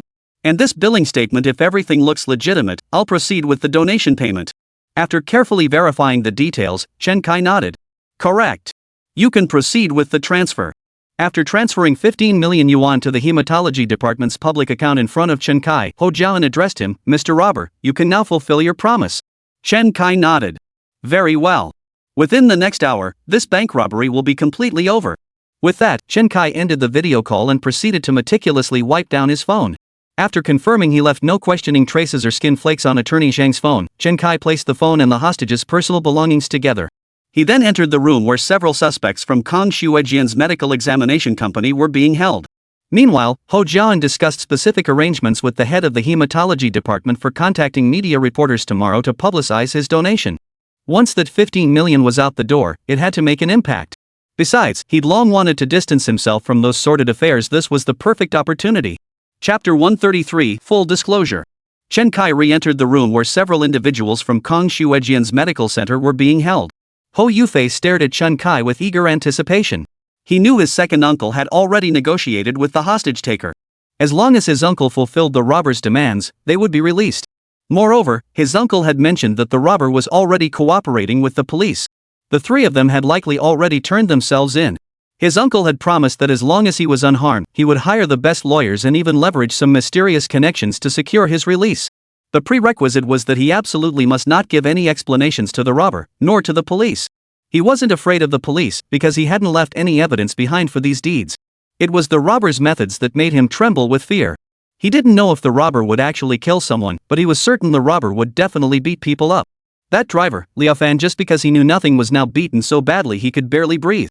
As for Yao Kaiwan, her scalp had been torn off, and her body was covered in bruises. As for Yin Fei, who had suffered the least injuries inside, both his back molars had been knocked out. Ho Yufei had never been hit in his entire life. Uncle Air was right. If the robbers decided to beat him, he wouldn't stand a chance. Fortunately, second uncle had already made arrangements with the robber. This robber coming in now must be here to release them, right? Ho Yufei knew that even if they were released here, the police would soon take control of the situation. At least the police wouldn't dare hit anyone. If they dared to lay a finger on him, he'd hire the best lawyer to send them straight to jail. But the robbers weren't afraid of losing their jobs or going to prison. They wouldn't just beat him, they might even kill him. Fortunately, he'd be released soon. At least with the police, his physical safety would be guaranteed. These thoughts kept circling in Hou Yufei's mind. He now dared not even lift his eyes to look at Chen Kai. At that moment, Chen Kai approached Hou Yufei and Liao Fan. "You two, get up." Hou Yufei froze. What did he want from him and the driver? The other three also opened their bleary eyes, glancing at Chen Kai with trepidation. They were unaware of the conversation Chen Kai had already had with Hou Jian, and Hou Yufei hadn't mentioned it to them either. Thus, they remained unaware that they were about to be taken away by the police. They could still sleep soundly. Chen Kai paid them no mind. Grabbing one by each arm, he hoisted Liao Fan and Hou Yufei to their feet. Chen Kai dragged both of them to the window, hoisting Liao Fan up to the sill while pressing the muzzle of his gun against Liao Fan's head. "Still claim you know nothing?" Liao Fan stammered, trembling. I really don't know anything. I just started working at this company. You think I'm an idiot? Die." Chen Kai pulled the trigger repeatedly, firing 3 shots into Liao Fan.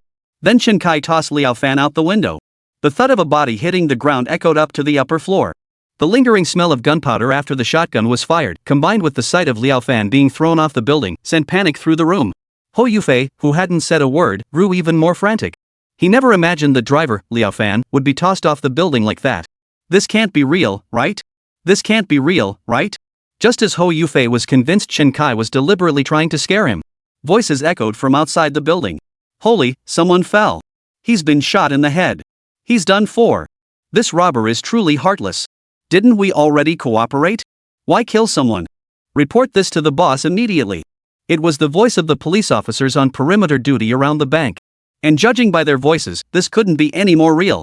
This robber actually killed Liao Fan, who knew nothing, and threw him off the building. If I don't speak up, will I be killed too? Even if he didn't kill me, would he shoot me a few times? Hou Yufei's legs buckled at the thought. Chen Kai dragged Hou Yufei, who had completely collapsed on the floor, over to the window. "What about you? Are you planning to say nothing either? You haven't asked me anything." Hou Yufei was utterly panicked. He even felt his lower body had completely lost control, limp and utterly drained of strength. He couldn't even muster the strength to clench his bladder or sphincter. "My uncle, didn't he make arrangements with you?" Chen Kai sneered coldly. "This is what I agreed with him. He promised me 10 million yuan earlier, but now he's backing out. He said he'll only pay the 10 million if I kill you."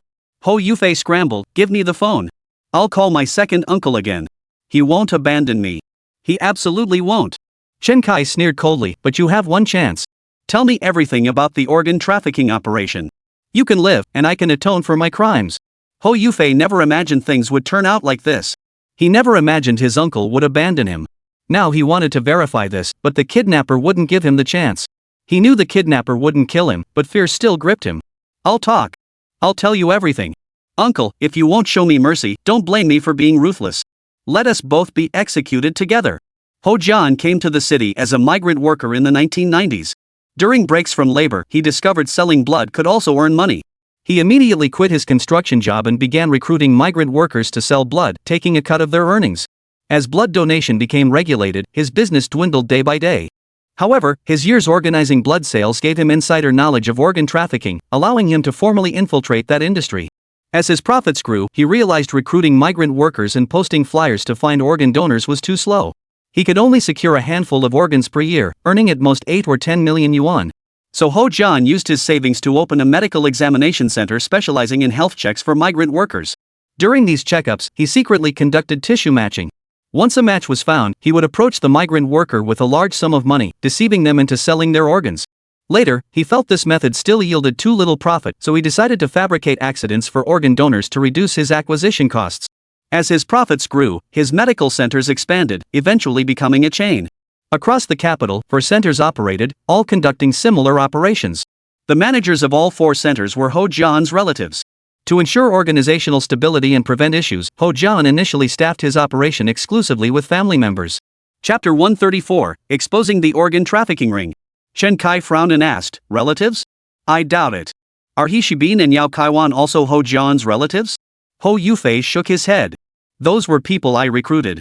What I meant was that in the beginning, it was all our own people running things. But after my second uncle turned the health check center into Kongshu Ajian Medical Group, he completely stepped away from these matters. In his words, he washed his hands of it. After my second uncle stepped down, the other relatives gradually quit too. I later planned to quit too, but my second uncle wouldn't allow it. He kept pressuring me to keep running this health check center for that kind of business and to reap the profits. That's why I have to deposit money into his safe every time. Chen Kai was puzzled.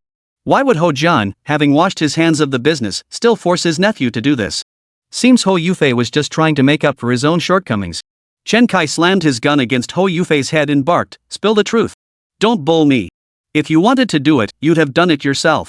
Who's forcing you?" Ho Yufei immediately nodded repeatedly. "Right, I wanted to do it. My second uncle disagreed at the time, saying we should all retire from the business. He told me to focus on running the health check center. While it made money fast, I couldn't settle down to manage it properly. So I kept running the operation. When my uncle found out, he said if I continued using Kong Shuajin Health Checkup Center's name for this business, I'd have to pay him a fee after all. He was taking on the risk. So now I give my uncle 20% of the profits every time." Chen Kai was stunned. "You quit the business, yet instead of properly advising your nephew, you make him pay you a naming fee?" Chen Kai gave a cold laugh and asked, "Ho Jian quitting the business probably wasn't just because he thought it was too shady or that getting caught would mean execution, right? I suspect he found a more lucrative path. Tell me, what is he doing now?" "He's running the Kong Shuajian Medical Group, which primarily partners with schools for physical examinations. Almost every child who gets a checkup with us ends up with some kind of issue. Most are nutritional deficiencies, vision issues, dental problems, and so on. So we offer packages like the Student Nutrition Follow-Up Program, Student Vision Care and Correction Program, and Student Dental Care Program. We charge annual membership fees and provide consultation services. We also sell various student health supplements. After all, parents' money is the easiest to make. The moment they hear their child has this or that problem, they're desperate to fix it immediately. So making money off children is more profitable than killing them for their organs." Chen Kai nodded. That was the truth. The entire capital only has so many people needing organs that market is too small. But how many students are there in the entire capital? This market share is simply enormous. No wonder Ho Jian could walk away from the lucrative organ black market. He had an even more profitable business. Inside the police emergency command vehicle, Ho Yufei's voice came through the walkie-talkie, relaying every detail to everyone present. Tian Jianhua clenched his fists in excitement. "This is fantastic. Absolutely fantastic. Did you record it? This is crucial evidence. Record everything he mentioned, every person, every detail, and we'll verify each one. This is ironclad evidence. This Chen Kai, I'm going to recommend him for a commendation for meritorious service. No, he's not guilty at all. This was all for dramatic effect. I'm going to nominate him for a bravery award. If he were a cop, I'd apply for a first-class merit award for him right now." With such a major case solved by Tian Jianhua, no wonder he's so excited. He was so thrilled he even found Chen Kai incredibly endearing. Both the task force and the live streaming audience were stunned by Chen Kai's tactics. They had assumed that Chen Kai's ultimate goal was to extract Luowen's medical expenses from Ho Jian, after which he would conclude the interrogation. Their organ black market case would have ended there, and the mastermind behind it would likely remain untouched for the foreseeable future. Who would have thought Chen Kai would choose to deceive Ho Jian? What a twist! At that moment, Director Guo couldn't help but applaud enthusiastically. Chen Kai is simply brilliant. I'm starting to admire him. Xiao Sa knew Director Guo had noticed something. He immediately asked, "Director Guo, could you elaborate?" Ho Yufei didn't seem like a coward before he appeared rather sharp. Why did he suddenly spill everything? Professor Luo Xiang chuckled beside him, slapping his thigh as he declared, "I figured it out too." Chen Kai knew Ho Yufei was prepared after interrogating the other three. Even if they subjected Ho Yufei to harsh interrogation, he'd likely only confess what others already knew because Chen Kai probably extracted that information first. Bureau Chief Gui nodded, picking up Professor Luo Xiang's thread. That's precisely why he didn't interrogate Ho Yufei immediately. He waited until after speaking with Ho Jian. After speaking with Ho Jian, Chen Kai understood their relationship and knew Ho Jian didn't trust Ho Yufei. So he deceived Ho Yufei by telling him that Ho Jian had abandoned him. Learning he'd been abandoned by his uncle, coupled with Chen Kai's on-the-spot killing to intimidate him, caused Ho Yufei to completely break down. Professor Luo Xiang nodded with a smile and remarked, "Impressive. If Chen Kai hadn't lured Ho Jian out, Ho Yufei would never have confessed so readily. I even wonder if his mind works differently from ours. He's simply brilliant." The expert's analysis left the live stream viewers wide-eyed. This is just too impressive. Compared to Chen Kai, I might as well have a pig's brain. Truly, comparing people makes you want to die, and comparing goods makes you want to throw them away. Chen Kai sees right through their thoughts and the dynamics between them unbelievable. Xiao Sa couldn't help but glance at the live chat and asked, "But aren't they uncle and nephew? How can they still distrust and suspect each other like this?" Professor Luo Xiang smiled and shook his head. Actually, when shared interests exist, relationships become more stable and enduring. But it's precisely this bond of mutual benefit that makes relationships fragile. Once that interest vanishes, the relationship crumbles instantly. Director Gua nodded in deep agreement. Currently, their shared interest is that Ho Yufei holds incriminating evidence against Ho Jian, while Ho Jian has promised to help Ho Yufei secure a reduced sentence outside. But Chen Kai disrupted their mutual interest by proposing something far more aligned with Ho Jian's interests, killing Ho Yufei. Chapter 135, Closing the Net. Netizens instantly recalled their earlier conversation. Chen Kai had indeed told Ho Yufei that Ho Jian would only pay the 10 million after Ho Yufei was killed. Indeed, only a dead man keeps secrets. Killing Ho Yufei was the move that best served Ho Jian's interests. With a single sentence, Chen Kai shattered the familial bond that had tied their shared interests together. Just what kind of demon is this Chen Kai? It's no wonder the task force lost when facing someone as formidable as Chen Kai. Besides, it wasn't a complete defeat, they'd soon be accepting Chen Kai's surrender. Inside the task force's emergency command vehicle, several officers sought instructions from Tian Jianhua. Chief Tian, should we arrest all these suspects? Tian Jianhua waved his hand decisively. Arrest them all. Close the net. Close the net. What about Ho Jian? He's scheduled to host a press conference tomorrow at the hospital for the Kong Shuajian Medical Group donation. Tian Jianhua paused, then immediately ordered, hold off on him for now. Seal off all information about them. We'll make the arrests live during their press conference. But keep them under surveillance first, don't let them escape. A case this big, whoever cracks it will be the hero of the day. Both the live stream and the task force were now filled with laughter. The live stream audience was especially amused by Commander Tian's remark. Ha! Commander Tian is so sneaky. Just as they're happily holding their press conference, we'll swoop in and arrest them. Talk about turning their joy into sorrow. Ho Jian really shouldn't have held that press conference. Honestly, if Ho Jian wasn't so guilty, he probably wouldn't have gotten into this mess. Guilty conscience is the thief's companion. After doing something wrong, sometimes even seeing a police car on the street makes you think they're coming for you. Chen Kai is targeting Ho Jian so intensely it's only natural he's nervous. Hey, share your story. Why do you think cops are coming for you whenever you see them on the street? Ha! Ha, I was just using an analogy. But I'm actually pretty worried about Liao Fan right now. Is he okay or not? Speaking of Liao Fan, everyone in the livestream knew exactly what was going on with him. A quarter of an hour earlier, after Chen Kai ended his video call with Ho Jian, he grabbed his walkie-talkie. Task force, this is the robber. I'm below the third window southeast of the bank. I'm about to throw someone down. Get ready to catch them. If you're too late, I won't be responsible for the person's death, that'll be on you. Tian Jianhua immediately grabbed his walkie-talkie and demanded, what exactly do you want to do? What am I doing? Of course, I'm helping you scare that Ho Yufei. If you want to know more, record everything in advance. The task force knew Chen Kai wouldn't lie to them, so they immediately made all necessary preparations. This included placing an inflatable mattress downstairs and arranging for cooperating officers. Once Liao Fan was thrown out, they would immediately respond with lines like he's dead, or he's been shot. Yet after being thrown from the second floor, Liao Fan emerged completely unharmed. After all, falling from the second floor with an air mattress below was less dangerous than performing stunts with wire harnesses. With Liao Fan safely on the ground, Ho Yufei truthfully confessed everything. Next, Chen Kai would surrender voluntarily and release the hostage. Tian Jianhua, unable to hide his excitement, addressed Chen Kai. Chen Kai, you can release the hostages and raise your hands to surrender.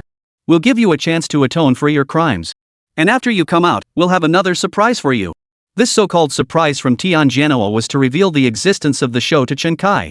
After all, Chen Kai had participated in the program's simulated crime. They couldn't possibly send him to prison for real. Even if he pleaded not guilty, he'd still have to serve time until the verdict was reached. It was time to reveal the truth to Chen Kai. This was arguably the best possible outcome. While they couldn't claim a complete victory over Chen Kai, at least they wouldn't suffer the same humiliating defeat as last time. Chen Kai? What Chen Kai? You must have the wrong person. And when did I ever say I'd surrender? Chen Kai's voice crackled through the walkie-talkie. Ever since the preview for the second episode aired, netizens and the public have been voicing outrage on Chen Kai's behalf. They believed the production team had deliberately pushed a fundamentally good-natured person down the path of crime.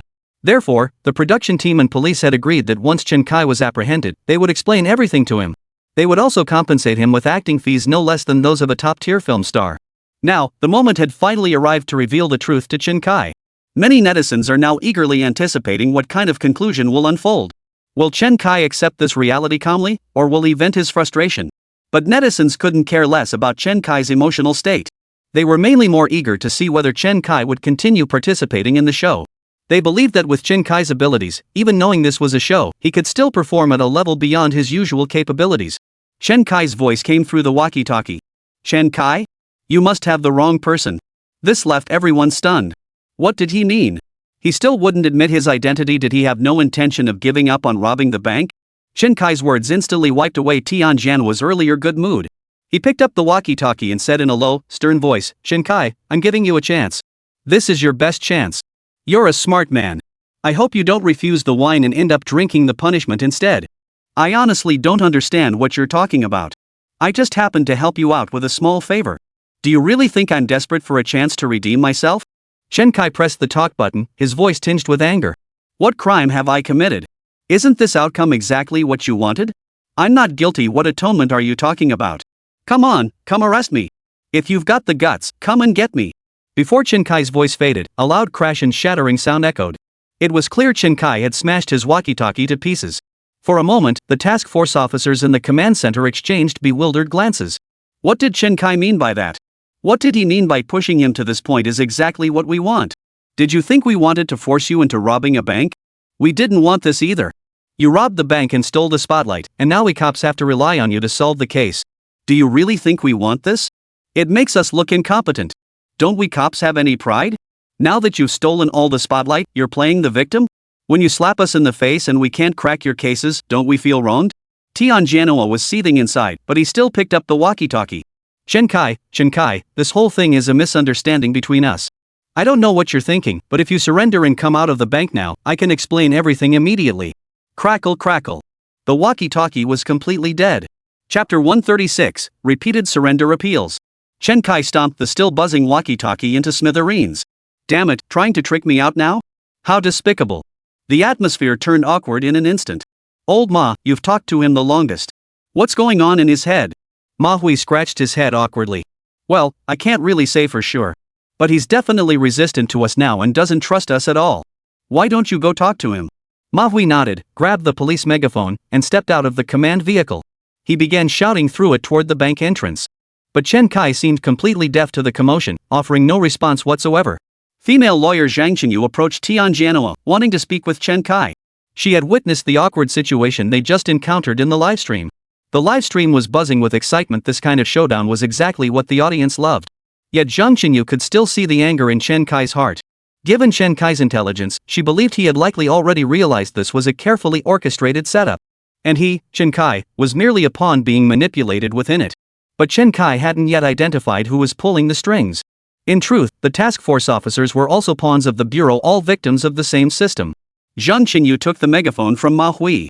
"Mr. Robber, I understand the anger in your heart, but this situation may differ from what you suspect. You don't trust the police, but we can talk. I promised you before that I would defend you, and now I will also fight for your personal rights. This includes seeking apologies and financial compensation for the emotional deception and manipulation you endured during the program. Please trust me." Zhang Qinyu shouted several times, but received no response. By now, the task force and the show's director and assistant director had all arrived at the bank entrance, joining the anxious wait. They had essentially laid bare to Chen Kai that this was all a performance, a staged exercise. Yet Chen Kai remained silent inside. What should they do? Chen Kai's emotional instability had been palpable just moments ago, and there were still numerous hostages inside. What if Chen Kai became agitated and harmed the innocent hostages? If Chen Kai hadn't heard our calls and still believed himself to be a criminal, a bank robber, he might genuinely harm the hostages. Zhang Qinyu snorted coldly. "You shot yourselves in the foot. This is immoral behavior. How can you deceive and coerce someone into committing a crime like this? Never overestimate the goodness of humanity or underestimate its darkness. Doing good is hard enough, how much harder when forced into evil? You've ruined a good man." Beside him, Zhang Luxin was also filled with remorse. Before the second episode began, she had met with Chen Kai once and contacted him several times. She had multiple chances to explain the show's circumstances to Chen Kai, but she never did. Now she felt overwhelmingly guilty. Zhang Luxin grabbed the megaphone and shouted toward the bank entrance. "Chen Kai, it's Zhang Luxin. Please hear me out. I never meant to deceive you. I knew from the start you were a good person. You only wanted to protect your daughter from being bullied and hurt. Don't be angry. Don't get worked up." Yet there was still no response. Tianjianhua finally couldn't hold back. He turned to the commander of the Municipal Bureau's SWAT team and said, "Go in. We've run out of options." The SWAT team had been standing by, ready for action. They'd been waiting for this moment. They couldn't care less whether the Criminal Investigation Task Force solved the case. Their sole objective was to rescue the hostages and apprehend the criminal. The SWAT commander raised an eyebrow at Tianjianhua and asked, "Old Tian, tell me, is this suspect dangerous?" Can we open fire? Tianjanhua immediately retorted, "Are you out of your mind? This is a show. He's currently just an actor, not a criminal suspect." The SWAT commander's voice grew grave. "Once the arrest begins, who can say if lives will be lost? If my team faces intense resistance that threatens their lives, I'll order them to shoot. The suspect is emotionally unstable right now. Who can say whether he might harm the hostages? If he harms the hostages, we have no choice but to shoot." Yes, Chen Kai isn't just a high IQ criminal. His physical fitness and combat skills far surpass those of the average SWAT officer.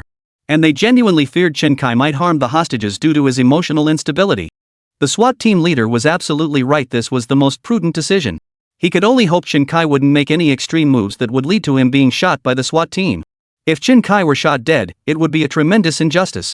Not only would their task force be ruined, but the entire TV program would be completely destroyed. The SWAT team was preparing for a forced entry. In typical bank robberies with hostage-taking, a forced entry is always the last resort. It was also the most thrilling and dramatic moment. Countless viewers were glued to the live feed, eyes wide with anticipation. The live feed now showed multiple camera angles. One shows snipers positioned on nearby rooftops, another displays the body-worn cameras of the assault team, and a third captures the perspective of the containment unit. As police officers specialized in high-risk operations, SWAT teams possess combat capabilities that surpass those of regular detectives and patrol officers by a significant margin. The SWAT team of the capital city is among the most elite in the nation. Not only do their physical fitness and tactical skills match those of special operations forces, their gear is also extremely valuable. It's no exaggeration to say they're armed to the teeth. The standard individual weapons carried by officers include the Type 92 9mm semi-automatic pistol, the Type 95 58mm assault rifle, telescopic batons, pepper spray, standard-issue police daggers, and high-intensity strobe flashlights. Snipers utilize the Type 88 58mm caliber sniper rifle, which features a small caliber and high precision. At a distance of 50 meters, its accuracy can guarantee hitting a 1 yuan coin target. Frequently trained snipers can even break a toothpick. At 100 meters, bullet dispersion does not exceed 30 millimeters in diameter, ensuring snipers can accurately hit critical areas like a suspect's forehead or eyes. Their standard individual protective gear consists of SWAT training uniforms, outer ballistic tactical vests, specialized goggles, and Kevlar ballistic helmets. The ballistic helmet incorporates a tactical headset with an air tube microphone connected to a walkie-talkie for seamless team communication. They wear cut-resistant gloves capable of withstanding slashes from knives, cleavers, and other sharp weapons. This represents only the weapons and protective gear carried by individual officers. Chapter 137, SWAT troopers armed to the teeth. Beyond these standard individual gear items, they also carry force entry equipment. For instance, the inertial breaching hammer is constructed from iron carbon alloy and austenitic 304 stainless steel. Sounds fancy, but it's basically a steel ingot's journey into artistry. The key to using it is sheer brute force. High-strength alloy pry bar, give me a fulcrum, and I can pry open anything. Portable gas welding equipment. If prying fails, they can cut through the door. For exceptionally sturdy doors, they can deploy a substance resembling modeling clay. This substance is called C4 explosive, used to blast through walls and enter buildings. With these tools, there's nowhere these SWAT teams can't get in. Additionally, they carry water jet cutting tools, roof access lifts, taser stun guns, various tear gas and smoke grenades, and shotguns loaded with rubber bullets. Other equipment includes binoculars, portable infrared sensors, and peephole scopes. This doesn't even include their SWAT vehicles, police helicopters, and other equipment. It's safe to say the SWAT team is armed to the teeth. Dealing with a mere robber is no challenge at all. The SWAT team had not been deployed earlier due to concerns for the hostages' safety, as well as considerations for the program's impact and the task force's investigative needs. Now that the Oregon black market case had been solved and it was confirmed that Chen Kai possessed no lethal weapons, only a firecracker launcher posing minimal risk of injury to the hostages, it was finally time for these heavily armed SWAT officers to take the stage. All teams, report your positions. The SWAT team leader shouted into his walkie-talkie. Assault Team 1 is fully deployed and ready to breach the bank. Assault Team 2 is fully deployed. The two SWAT teams stationed at the bank's main entrance raised their hands, signaling readiness to the squad leader. The two teams comprised 6 officers in total, divided into 2 groups of 3. One carried welding tools, ready to forcibly cut through the bank's door locks. Another held a shotgun loaded with rubber bullets, while the third carried a Type 95 assault rifle. The 3 members of the second team were all armed with Type 95 assault rifles, ready to provide covering fire for the first team during the assault. The squad leader spoke into his walkie-talkie, "Copy that. Teams 1 and 2, await orders. All 3 assault teams are now in position and ready to enter the bank. Assault Team 4 is fully deployed and ready to breach the bank." Meanwhile, on the roof of the bank building, several SWAT officers had already climbed to the upper level unnoticed. Rope descent equipment was strapped to their waists. Team 1 was assigned to the room holding the 2 hostages, while Team 2 was tasked with breaching the corridor. They were waiting only for the squad leader's command to smash through the windows. Their detailed knowledge of the interior layout was largely thanks to Zhang Luxin, who had previously entered the bank and provided a clear description of the interior. Meanwhile, Chen Kai had gradually released several hostages. Through their descriptions, the SWAT team had already mapped out the interior layout. Snipers are ready. The containment team is ready. The squad leader nodded. Finally, it was his turn to show what he was made of. If you detectives can't handle it, let us SWAT take care of it. Why waste your breath searching for surveillance footage or cigarette butts to confirm the hostage taker's identity? Once we SWAT team gets involved and apprehends the suspect, their identity will become crystal clear. Brute force trumps all tricks. No matter how clever your crimes, once I catch you red-handed, you won't be able to deny it. No matter how skilled you are at disguise, I catch the thief with the loot ripping away your facade. That's how badass the Imperial Capital SWAT is. Once our SWAT team moves in, the outcome is already decided. Very good. Attention, all units. All SWAT members are primed and ready, awaiting the squad leader's command. The SWAT commander gripped his walkie-talkie, took a deep breath, and prepared to shout the command for the assault to begin. But Tian Jianhua beside him couldn't wait any longer. The guy was getting way too cocky, grinning from ear to ear. Tian Jianhua snatched the walkie-talkie from the squad leader in a fit of annoyance and bellowed, "All units, commence the assault." "Hey, old Tian, why were you stealing my lines? That's not cool. Stop whining. The audience can't wait. I'm doing this because they're pushing me." Tian Jianhua had found an audience member to act as his prop. The SWAT captain didn't hold it against Tian Jianhua. Instead, he pointed at Tian Jianhua's nose and laughed, "You're just bitter, aren't you? The guy you couldn't catch, I'm about to nab." No one paid attention to their banter anymore. All eyes were fixed on the SWAT team's operation. First, the SWAT team downstairs had already forced open the bank's rolling shutter door. They stormed inside, providing covering fire for each other as they entered the bank. Report, ground floor secure. No sign of the suspect. Simultaneously, the sound of shattering glass echoed from the second floor. "Police! You are under arrest. Everyone stand up and show your hands." The hostages were startled at first when they saw people breaking through the windows. But when they heard the police voices and saw the familiar deep black uniforms, they breathed a collective sigh of relief. Some female hostages couldn't help but burst into tears. But these SWAT officers were elite professionals. They didn't let the hostages' emotional outbursts distract them from their mission. They first ordered all hostages to expose their hands to ensure no hostile elements were hiding among them, ready to ambush the officers. Then, one SWAT officer remained in each room to calm the hostages. The rest immediately began searching the remaining rooms. Report, second floor corridor secured, no suspect activity detected. Report, all hostages in the female hostage room are safe, no suspect sightings. Report, all hostages in the men's room are safe and unharmed.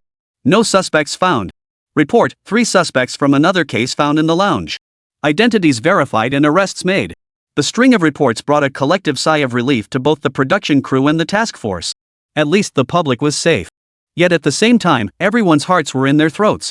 A cloud of uncertainty hung over them. Where was Chen Kai? Where were the 2 bank robbers? Neither had been seen yet. What was going on? Viewers in the livestream chat were wide-eyed too. With their god's eye view, they knew more than the police. Take robber Liao Fan, for instance. He had already blended in with the hostages and been released by Chen Kai long ago. The SWAT team leader grabbed his walkie-talkie, his voice tinged with panic. "Where are the suspects? No suspects found? Report. We've completed searches of the first and second floors of the bank. No suspect found." The SWAT team leader froze. What the hell is going on? Just moments ago, he'd been envisioning how he would single-handedly crack the case, how he would catch the thief red-handed. How he would shine on this nationally televised program, how he would make the Criminal Investigation Task Force look foolish. Just moments ago, I was laughing so smugly. Now I'm just plain embarrassed. Chapter 138, Where did the robbers go? Tian Jianhua stared at the live feed, equally puzzled about Chen Kai's whereabouts. But he still leaned over to the SWAT team leader and said, "Hey, old SWAT, aren't you supposed to be the expert? How did the suspect slip through your fingers? Didn't you say not even a fly could escape this bank building? This is bloody bizarre." The SWAT commander snapped, "Old Tian, cut the crap. Get analyzing what happened. Where did he go?" The task force already had some theories about where Chen Kai might be hiding. Tian Jianhua turned to the SWAT commander and said, "Search the entire bank thoroughly, especially any locked areas like the vault where the safety deposit boxes are stored. Check if he's hiding in there. This suspect knows how to pick locks." "You mean he can pick locks like the steel doors to the bank vault?" Tian Jianhua nodded. "He didn't just open the vault doors. He might have even opened the doors to the individual safety deposit boxes inside." The SWAT team leader froze. The vault where the safety deposit boxes are stored? He had just seen that door in the footage too. Those vault doors, even their SWAT gear might not be able to crack them. Even with an oxyacetylene torch, it would take over an hour to burn through the lock core. The only quick way to open it would be with C4 explosives. But how on earth did this suspect manage to open it? Could he really have been inside the vault? The squad leader immediately shouted, "Use C4. Hey, no. This is a bank. I need to open for business tomorrow. It's just a vault door. I'll open it for you." The bank manager hurried out. Just moments earlier, he had arrived a little late, and the bank's main door had already been breached by this SWAT team. If he'd been any later, that vault door worth hundreds of thousands would have been blown apart by these bandit-like SWAT officers. Although the production team and the public security department had already coordinated compensation and indemnification plans with the bank, they still didn't want the police to cause further damage to their bank. The bank manager immediately arranged for the lobby manager and several mid-level executives who had already escaped to accompany the SWAT team inside the bank. After they opened the vault door for the SWAT team, several officers immediately entered the vault with their guns drawn. Reporting to the squad leader, no suspects found in the vault. Search thoroughly. Turn this bank upside down. The squad leader growled through clenched teeth. The bank manager interjected, "Sir, I still need to reopen the bank. You can't leave it in disarray." "Sir, how about this? We know our own bank best. I'll have my staff conduct the inspection. Besides, I need to take inventory to confirm whether any cash or customer items are missing." The squad leader snapped back, "Our people must be present at all times." "Fine, you can watch if you must. Just don't go around using your C4, gas torches, or battering rams." The bank manager was practically begging. The SWAT commander reluctantly agreed. After all, this was their turf. Besides, the danger had been neutralized. There was no justification for using such equipment to damage property on someone else's turf. The squad leader arranged for SWAT officers and bank staff to conduct the search together. The SWAT team focused on locating the suspect, while the bank staff concentrated on checking if anything was missing. Their priorities were completely different. Could this cabinet be moved? Could someone be hiding behind it? Look, there's absolutely no sign the floor cabinet has been moved. How could anyone hide behind it? Anyway, it's just for the show. Just take a quick look. No need to be so picky, right? Open this one, let's check. That's our storage room. It's filled with office supplies. He wouldn't have any reason to be here, right? After repeated requests from the SWAT team, the bank staff finally unlocked these secured areas. Once opened, don't touch anything. In short, the SWAT team's search was hindered at every turn within the bank. After searching for over 10 minutes and combing through the entire bank, the SWAT team found nothing. At that moment, everyone felt a bit bewildered. The entire bank had been turned upside down, yet not a single trace of the robbers was found. What on earth was going on? Not only in the live stream, but even the task force and SWAT team were growing increasingly bewildered and anxious. Could a person truly vanish into thin air? The SWAT team leader ordered in a low voice, "Search the ventilation ducts. Check the sewage pipes. Sir, these are the internal blueprints of our bank building. It was specifically designed for banking purposes, so the ventilation and sewage pipes are simply too small for a human to pass through." Fearing the SWAT team acting like bandits would continue damaging the bank's interior, the bank manager immediately produced the building's blueprints. The SWAT commander and several squad leaders studied the blueprints meticulously with flashlights for a long while. Finally, the SWAT commander glanced helplessly at Tian Janhua standing nearby. "Old Tian, you gave the wrong direction. Where else could he have gone? I've practically turned this bank upside down." Tian Janhua's brow furrowed as well. What on earth was going on? This doesn't make sense. It shouldn't be impossible to find a single robber. Actually, the task force already had a hunch about where the robber might be hiding. They suspected the robber might be hiding among the hostages, since Chen Kai had specifically purchased over 20 sets of separate raincoats. Chen Kai's disguise skills were masterful. By wearing the same clothes as the hostages, he could easily blend in among them. "Old Tian, what were you doing back there? After I handed over the hostages, I saw you screening them one by one. Could the robber be hiding among them? So you deliberately pointed me in the wrong direction to search while you secretly made your own arrests." "No way. The hostages were rescued by our SWAT team. I deserve half the credit." The SWAT team leader seemed to realize Tian Janhua might have played him, immediately stepping forward to claim his share of the credit. As old classmates with a close bond, such banter was common between them. But Tian Janhua frowned and shook his head. "I haven't screened them all yet." The SWAT commander pointed at Tian Janhua and scolded with a laugh, "You can't handle this much work? If you can't manage it, I'll do it." "How many hostages were there initially?" A major from the SWAT unit immediately chimed in. "I recall they initially said 23 hostages. Later, Officer Zhang from Criminal Investigation, who went in disguised as a doctor, confirmed 22 hostages separated by gender." Based on our analysis, the missing person should be the branch manager locked in the vault by the suspect. Chapter 139, How could there be 24 hostages? The SWAT commander turned to Tianjianhuo and said, "Look, there were 23 hostages. How many did we bring out? Just do the math, the extra one must be the suspect. You're a veteran detective, do I really need to spell this out for you?" The SWAT team leader turned to the captain in charge of the assault and asked, "How many hostages did we bring out just now?" Reporting, "We brought out 18 hostages in total. Counting the one with heart disease who came out first, then another man and 2 women later, followed by the lobby manager being escorted out. Finally, a man fell from the 2nd floor. Total is. This SWAT captain wasn't miscalculating such a simple sum. He was stunned by the result he had calculated. How could it be 24 people? How could it possibly be 24? The SWAT commander's brow furrowed too. He understood why Tianjianhuo looked so troubled. The numbers didn't add up. There were 23 hostages and 2 hostage takers. The total should be 25 people. How could it possibly be 24? Did one of the hostage takers vanish into thin air? Or did he turn into a monkey and fly out like a fly? What on earth is going on here? Tianjianhuo shook his head with a smile and said, "If you can find him, you get the credit." Looks like I got excited too soon. Find one robber. He must know where the other one is. Finding one person among 24? That's easier than finding a needle in a haystack. Tianjianhuo shook his head with a bitter smile. I know that, of course. But I don't hold much hope for this. If Chen Kai arranged it this way, he must have made thorough preparations. The SWAT team leader immediately snapped, "Bull. Old Tian, how can you give up so easily? You've never been one to give up easily. How could something like this crush your fighting spirit? Come on, let me show you how to find this damn robber." The SWAT team leader strode into the hostage crowd and barked, "One of you is the hostage taker. Look at each other and point out someone you've never seen before." But he couldn't intimidate these people, already brimming with resentment. They had come to the bank just to handle some business in the afternoon, but now it was well past midnight. Earlier, they hadn't dared to vent their frustration at the robber. Now, they weren't holding back with these police officers after all, the officers wouldn't lay a finger on them. We're here to conduct business, not act as security guards. Who pays attention to who's in the bank anyway? Is this ever going to end? It's the middle of the night, can't we just go home? Is this how you serve the people? You're just tormenting us ordinary folks. Don't touch me. Ouch. The police are hitting people. For a moment, these SWAT officers were utterly overwhelmed. Any regular police officer from a local station would have handled this situation far more smoothly than they could. These SWAT officers, guns in hand, dared not make a single move.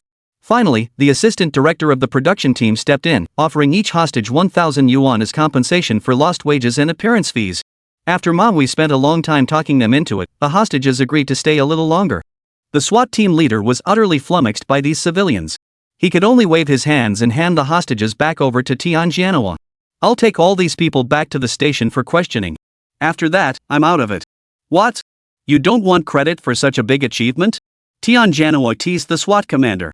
The captain waved his hands repeatedly. "I'm just muscle. I can't handle your brain work. Just call me when you need someone arrested. You guys handle this kind of job yourselves." All 24 hostages were now being transported to the Municipal Bureau's operations center.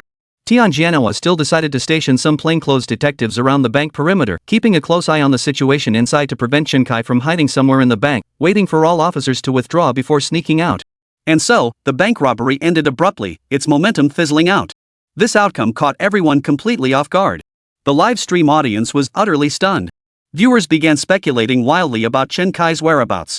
He has disguises and clothes, he must be hiding among the hostages. Is there a secret passage in the bank? Chen Kai must have dug it beforehand. Do you think the capital city must have tunnels? Not necessarily. Then where else could he possibly be hiding? Netizens exhausted every possibility, yet couldn't fathom where Chen Kai could possibly be hiding. No matter where Chen Kai is hiding, Liao Fan will definitely be found. Yeah, 24 people hunting one person? Piece of cake. I feel like Chen Kai still doesn't trust Liao Fan. The escape plan he set up for Liao Fan was so half-hearted. Everyone in the livestream chat agreed that whether Chen Kai could be found was one thing, but Liao Fan getting caught by the police was absolutely a done deal. Once Liao Fan was apprehended, even if Chen Kai managed to escape, he'd be immediately listed as a wanted suspect online. These days, once someone is put on a nationwide wanted list, it's nearly impossible for them to escape. Meanwhile, in the task force's office, heated discussions raged over how to identify the hostage taker among the 24 hostages. It was obvious, the hostage taker was none other than Liao Fan, the one Chen Kai had thrown out. Ha! I just took a photo with him and got his autograph. I pretended to be a fan and chatted with him for ages, and honestly, he kept his mouth shut pretty well. At that moment, the assistant director approached the group and whispered a reminder. Officers, I hope your discussion doesn't mention Liao Fan. We're still on the show here. You're carrying the answer while searching for it, which is really breaking the immersion. We can't air this to the audience. The group burst into awkward laughter. Tianjianhua cleared his throat, nodded to the assistant director, and said, "Alright, you can start filming now." As the camera refocused on the task force members, Tianjianhua adopted a serious tone. Now then, regarding this Liao, how the robbers were identified among the hostages, I have a few requirements to share. According to our undercover investigation by Comrade Sun Xiao, we can confirm that the two robbers entered separately. The second robber began robbing the bank immediately after entering. So what we know for certain is that the robber didn't appear on the bank's surveillance footage. Our primary focus must be on the man who did not appear in the bank's surveillance footage. This task will be led by Liang Tsong from the Image Investigation Unit. Tianjianhua's analysis instantly drew applause from many. Truly a veteran detective, he's narrowed down the suspect pool to the smallest possible range. This approach will significantly reduce their workload. Chapter 140, 3-Seek-1 couldn't be simpler. Tianjianhua's analysis instantly drew enthusiastic applause from viewers in the livestream chat. Chief Tian may not match Chen Kai, but he's still top-tier talent among detectives. With an experienced veteran like Chief Tian and new tech, catching Chen Kai is just a matter of time. Feels like we're back to the last episode. Chen Kai makes his move, the task force counters it. The show just got more exciting. Though it was late at night, the show's buzz was even hotter than during the bank heist. During the bank robbery, the only internal camera angle was from Liao Fan's body cam. Moreover, Liao Fan spent most of that time separated from Chen Kai. So viewers were mostly in the dark about what happened inside the bank. Now that the bank heist has concluded, the two robbers have vanished without a trace. Such a bizarre turn of events immediately shot to the top of trending lists across major online platforms. Many netizens returned to the program's livestream to share their theories and speculations. But when they saw Commander Tian's deductions, they finally understood what true professionalism looked like. What netizens truly crave is witnessing police employ high IQ, high-tech investigative tactics to crack Chen Kai's sophisticated crimes. Liang Tsong imported all internal bank surveillance footage into the shadow tracker system. The system quickly analyzed the footage. 4 hostages were not captured on the bank's internal surveillance footage, 3 of whom were men. This indicated that these 3 individuals had entered the bank after the internal surveillance had been sabotaged. These 3 were the prime suspects.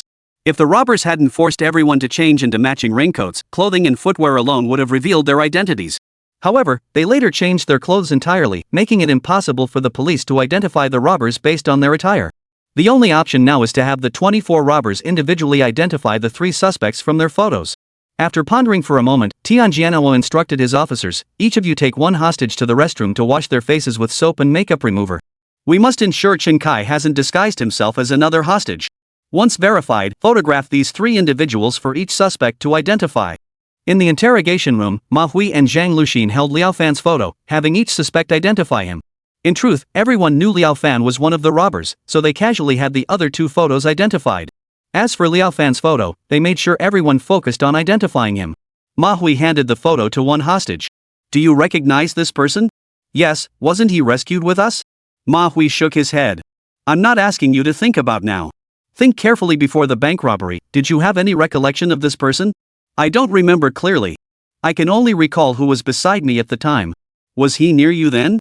Zhang Luxin pressed immediately. "No, he was probably somewhere else." Manhwa nodded. "Thank you. You can go home now. If it's inconvenient, I'll have my colleague arrange transportation for all of you later, but you'll need to wait a little longer." "All right. This is finally over. I can finally get some rest." Soon, all 19 hostages had been interviewed. Almost none of them remembered Liao Fan or where he had been positioned before the bank robbery. It was normal for an individual not to remember everyone in the bank lobby.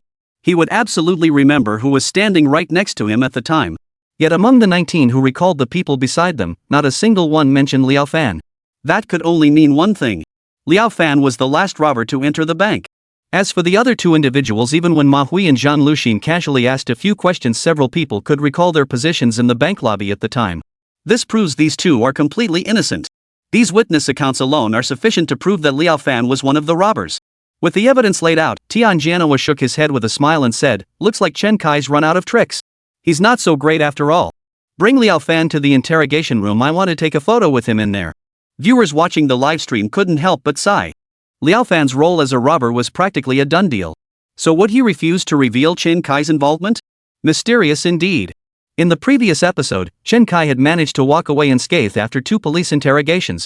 Even when the police deployed a lie detector, it proved utterly ineffective. That was because Chen Kai had already prepared meticulously. But this time, Liao Fan? He's nowhere near as professional as Chen Kai. At best, he was a masterful actor, and acting skills certainly come in handy in such moments. But in the face of hard, concrete evidence, acting is practically useless. Truthfully, Liao Fan was now extremely nervous. Although Chen Kai had warned him beforehand about facing police interrogation, and he had anticipated it, Liao Fan couldn't help but feel nervous. This was unlike any acting role he'd played before. This was far more real than any performance. He was uneasy, filled with worry, worried he might not perform well. If he performed poorly, that would be one thing after all, for him it was just another performance. But if he messed up, it would affect Chen Kai. For Chen Kai, this wasn't a performance, he was treating it as real life. Therefore, he absolutely must not disappoint Chen Kai's expectations. As long as he executed everything Chen Kai had instructed him to do, there would be absolutely no problem. Just as Liao Fan's heart was pounding with anxiety, the interrogation room door swung open. Tian Jianhua entered the interrogation room with Ma Hui. Ever since Ma Hui had easily gained Chen Kai's trust, Tian Jianhua had come to recognize the formidable skills of this veteran officer who had come to the capital from a small-town police station. Having him along would undoubtedly provide immense assistance to his interrogation. The 2 men sat down in front of Liao Fan and stared at him intently. Liao Fan felt uneasy under their scrutiny and gave a nervous chuckle. "Officers, if you have questions, please ask them quickly. I need to get some rest." "Rest? You still want to rest?" Tian Jianhua sneered coldly. Ma Hui smiled, picked up a freshly printed notice of rights and obligations for criminal suspects, and handed it to Liao Fan. "Since you're so eager to get some rest, let's get this over with quickly." Ma Hui flashed his police badge at Liao Fan. "We are officers from the Municipal Bureau's Bank Robbery Task Force. In accordance with the Criminal Procedure Law, we will now legally question you. You must answer truthfully. Do you understand?" Liao Fan stared at the notice in his hand, his heart skipping a beat. He really had become a criminal suspect. I'm not a suspect. Are you asking about that night? I'll tell you everything. What happened that night? What else is going on here?" Tian Jianhua and Ma Hui were both bewildered. Chapter 141, Interrogating Liao Fan Part 1. Tian Jianhua frowned and asked, "That night? What happened?" Everyone has curiosity. Especially for detectives, their curiosity runs deepest. Without a spark of curiosity about the truth, without the tenacity to unravel a case, how could one be a good detective? So when Liao Fan mentioned it, Tian Jianhua's curiosity was instantly piqued. Liao Fan then recounted in detail what happened that night. He Shibin had called him, instructing him to go to a certain hospital to retrieve a body for organ donation. This development genuinely caught Tian Jianhua off guard. He never imagined Liao Fan was also a driver at Kang Shuejian's medical center. This development complicated the entire situation. After finishing his account, Liao Fan looked at the 2 silent officers. "Officers, I've told you everything I know. I genuinely had no idea they were involved in organ trafficking. If I'd known, I never would have taken that job at that shady company. If I had known, I would have called the police right then and there. I only found out when that robber in the bank just now told me." Tian Jianhua snorted. "You should know I'm not asking about that." Ma Hui handed Liao Fan a cigarette with a smile and said, "This is practically an open secret. No need to beat around the bush." Liao Fan nervously averted his gaze. He knew perfectly well the police were questioning him about the bank robbery. Although Chen Kai had warned him before the robbery that he'd face police interrogation, the reality still made him nervous. I don't know what you're talking about." Tian Jianhua found Liao Fan's expression rather amusing. Seems even the Academy Award-winning actor can't manage his facial expressions when lying. In this regard, the Oscar-winning actor still fell short of Chen Kai. Tian Jianhua's smile made Liao Fan's expression even more unnatural. I really didn't do it." Tian Jianhua knew the moment had passed. There was no need to keep toying with him. Liao Fan's performance was riddled with holes. "When did you enter the bank? Where were you standing after you went inside?" Before Liao Fan could speak, Tian Jianhua cut him off, leaving him no chance to respond. "What do you mean, you? We've questioned every hostage and verified with all of them you weren't even in the bank at the time. And you were the last robber to enter the bank and shut the doors." "No, it wasn't me. You've got the wrong person. You've got the wrong person." Liao Fan waved his hands frantically. Ma Hui rose from the interrogation desk, activated a monitor in the room, and swiveled its screen toward Liao Fan. The computer screen displayed a floor plan of the bank lobby. Dotted across the floor plan were over 20 photographs, each positioned at a specific location. These show where each of you stood inside the bank before the robbery. Tell me, where were you? You think wearing identical clothes lets you slip through the cracks? Do you really think we cops are fools? The live stream viewers were stunned by the police's efficiency in producing this floor plan. Such a diagram clearly shows who was where at the time and who was next to whom. Liao Fan's position was nowhere to be found on this diagram. I really don't get why Liao Fan still won't come clean. Stubbornly holding out like this is completely pointless. Exactly. He's just wasting everyone's time. This diagram proves everything. Liao Fan's position isn't marked here, which clearly shows he was the last one to enter.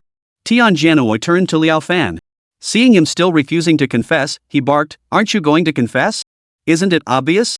This diagram, drawn based on these witnesses' statements, proves beyond doubt that you're the robber. Even if you refuse to admit it, I can still build an ironclad case without your confession. Classic interrogation technique, shake the mountain to scare the tiger. Presenting decisive evidence to intimidate the suspect directly, that's the so-called shaking the mountain to frighten the tiger. Liao Fan was indeed shaken. Indeed, his absence from this diagram proved he was the last person to enter the bank. What should he do? Admit he was the robber? This was irrefutable proof. No. Chen Kai had prepared him for this scenario. What had he said back then? Cold sweat instantly beaded on Liao Fan's forehead. To Tian Jianhua, it was clear Liao Fan had completely lost his nerve, his psyche had utterly collapsed. Tian Jianhua leaned back in his chair, waiting for Liao Fan to confess. I. Tian Jianhua nodded with satisfaction. Ah, that's more like it. Our rules here are known to everyone on Earth. What were they again?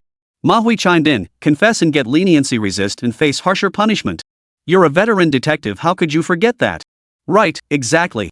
The suspects were about to be cracked, and both men's moods lifted. For the sake of the show, they even started performing a comedy routine, one playing the straight man, the other the funny one. I hadn't even entered the bank lobby yet.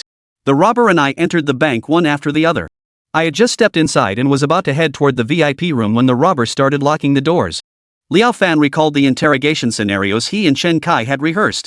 He recounted everything verbatim, following the script Chen Kai had taught him. Tian Jianhua slammed his fist on the table, roaring, "You're still trying to wriggle out of this? If what you say is true, then why doesn't the security guard at the entrance recognize you?" Liao Fan's eyes widened in shock. This reaction was exactly what Chen Kai had predicted. Chen Kai seemed to have foreseen this moment. But he couldn't possibly have seen this coming. That could only mean one thing. Chen Kai had already figured out the police's methods and mindset. Since that was the case, he could confidently proceed with the story Chen Kai had instructed him to tell. With this realization, Liao Fan's nerves began to settle.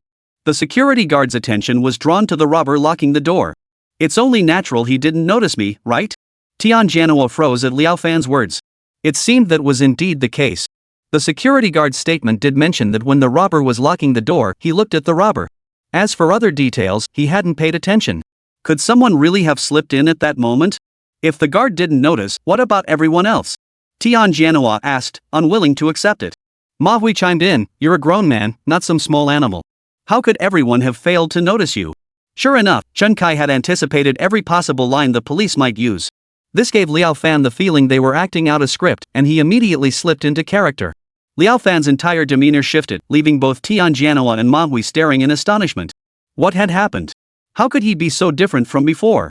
Chapter 142, Interrogating Liao Fan Part 2. Liao Fan's sudden shift in attitude left both interrogators momentarily bewildered. What had happened?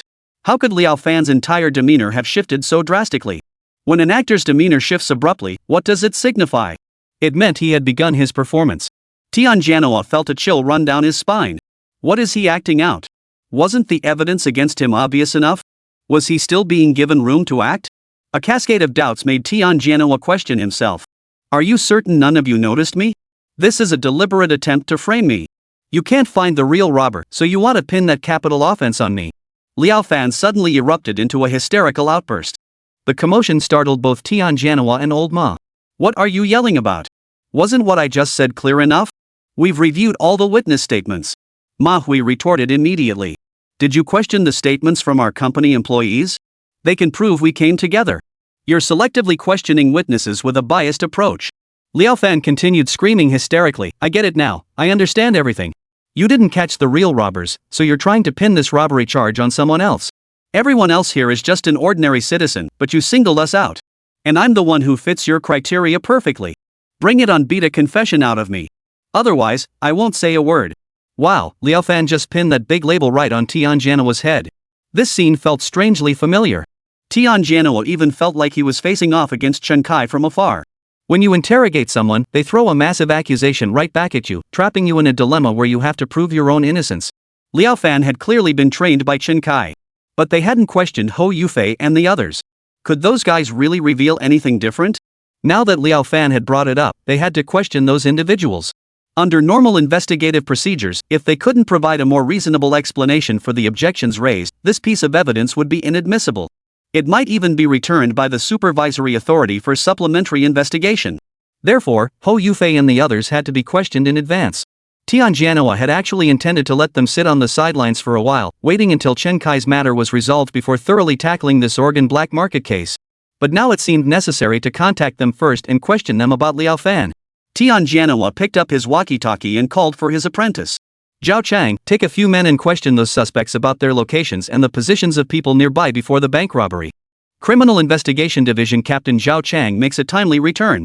Due to his poor performance interrogating Chen Kai during the first phase of the operation, Zhao Chang had not been selected by Chief Kuo for the task force. However, Zhao Chang had been working behind the scenes with Tianjianhua on foundational tasks, such as undercover surveillance and gathering evidence for car theft cases. This marked his first appearance on camera in this episode. Having learned from his previous mistakes, Zhao Chang had slightly toned down his work style, no longer slamming tables, glaring, or cursing at the drop of a hat. When Zhao Chang appeared smiling in Hou Yufei's interrogation room, Hou Yufei was momentarily taken aback. Where did this guy come from, whose smile looked worse than crying? A smiling tiger, that's what he was. Hou Yufei, right? No need to be nervous.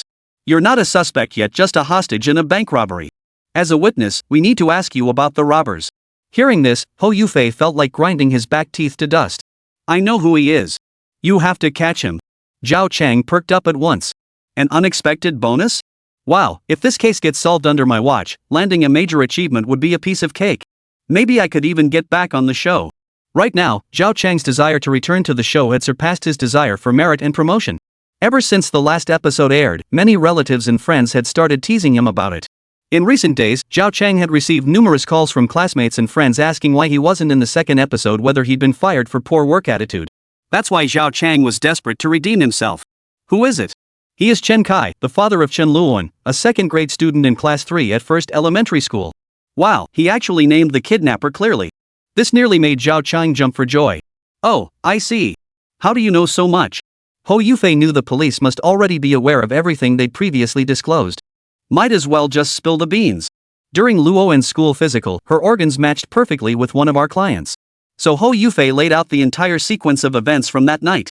Yesterday at noon, everyone connected to Chen Luoan received a text message instructing them to come to the bank that afternoon to handle some business. At the time, we hadn't suspected anything. But now, the more I think about it, the more suspicious it seems. It's highly likely that the other party secretly followed us that night and learned about the people involved in our activities that evening. That's why he summoned all of us to the bank. Additionally, he contacted my second uncle, asking him to donate money to the hospital where his daughter was staying.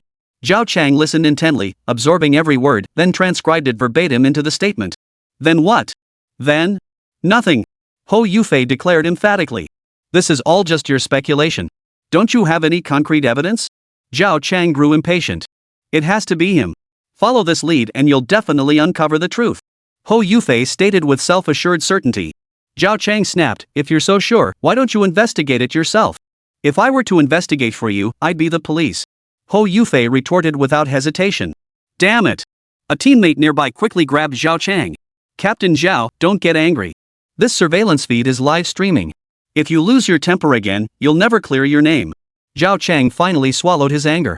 Hou Yufei speculated that the robber was Chen Kai. Damn it, who even needs to speculate? Hundreds of thousands of people watching the livestream who doesn't know the robber is Chen Kai? So why not just arrest him? It's because there's no evidence, right? Turns out you're just guessing too. The police had already investigated both points Hou Yufei mentioned. But they'd found nothing. The text messages they received were sent using a fake base station. Chapter 143, You've been duped. A fake base station is a high-tech device. Using bulk SMS senders and SMS transmitters, it can scan for mobile SIM card information within a certain radius around the fake base station. By masquerading as a legitimate carrier's base station, it can impersonate any phone number or 400 service to forcibly send fraudulent messages, advertisements, or other unsolicited content to users. This explains why we frequently receive spam messages on our phones. Criminals typically place the fake base station equipment in a car, driving slowly or parking in specific areas to send advertising or scam messages. There are two main methods. One involves sending scam texts to densely populated areas like banks, shopping malls, and residential communities, casting a wide net to catch as many victims as possible. The kind of messages you receive on your phone like "I am Qin Shi Huang, send money," are sent this way. The other method involves criminals targeting specific phone numbers, impersonating government agencies or banks to send targeted scam messages. Chen Kai employed the second method. The individual using a fake base station to send these harassing messages has been located by the police. Chen Kai didn't send the messages directly.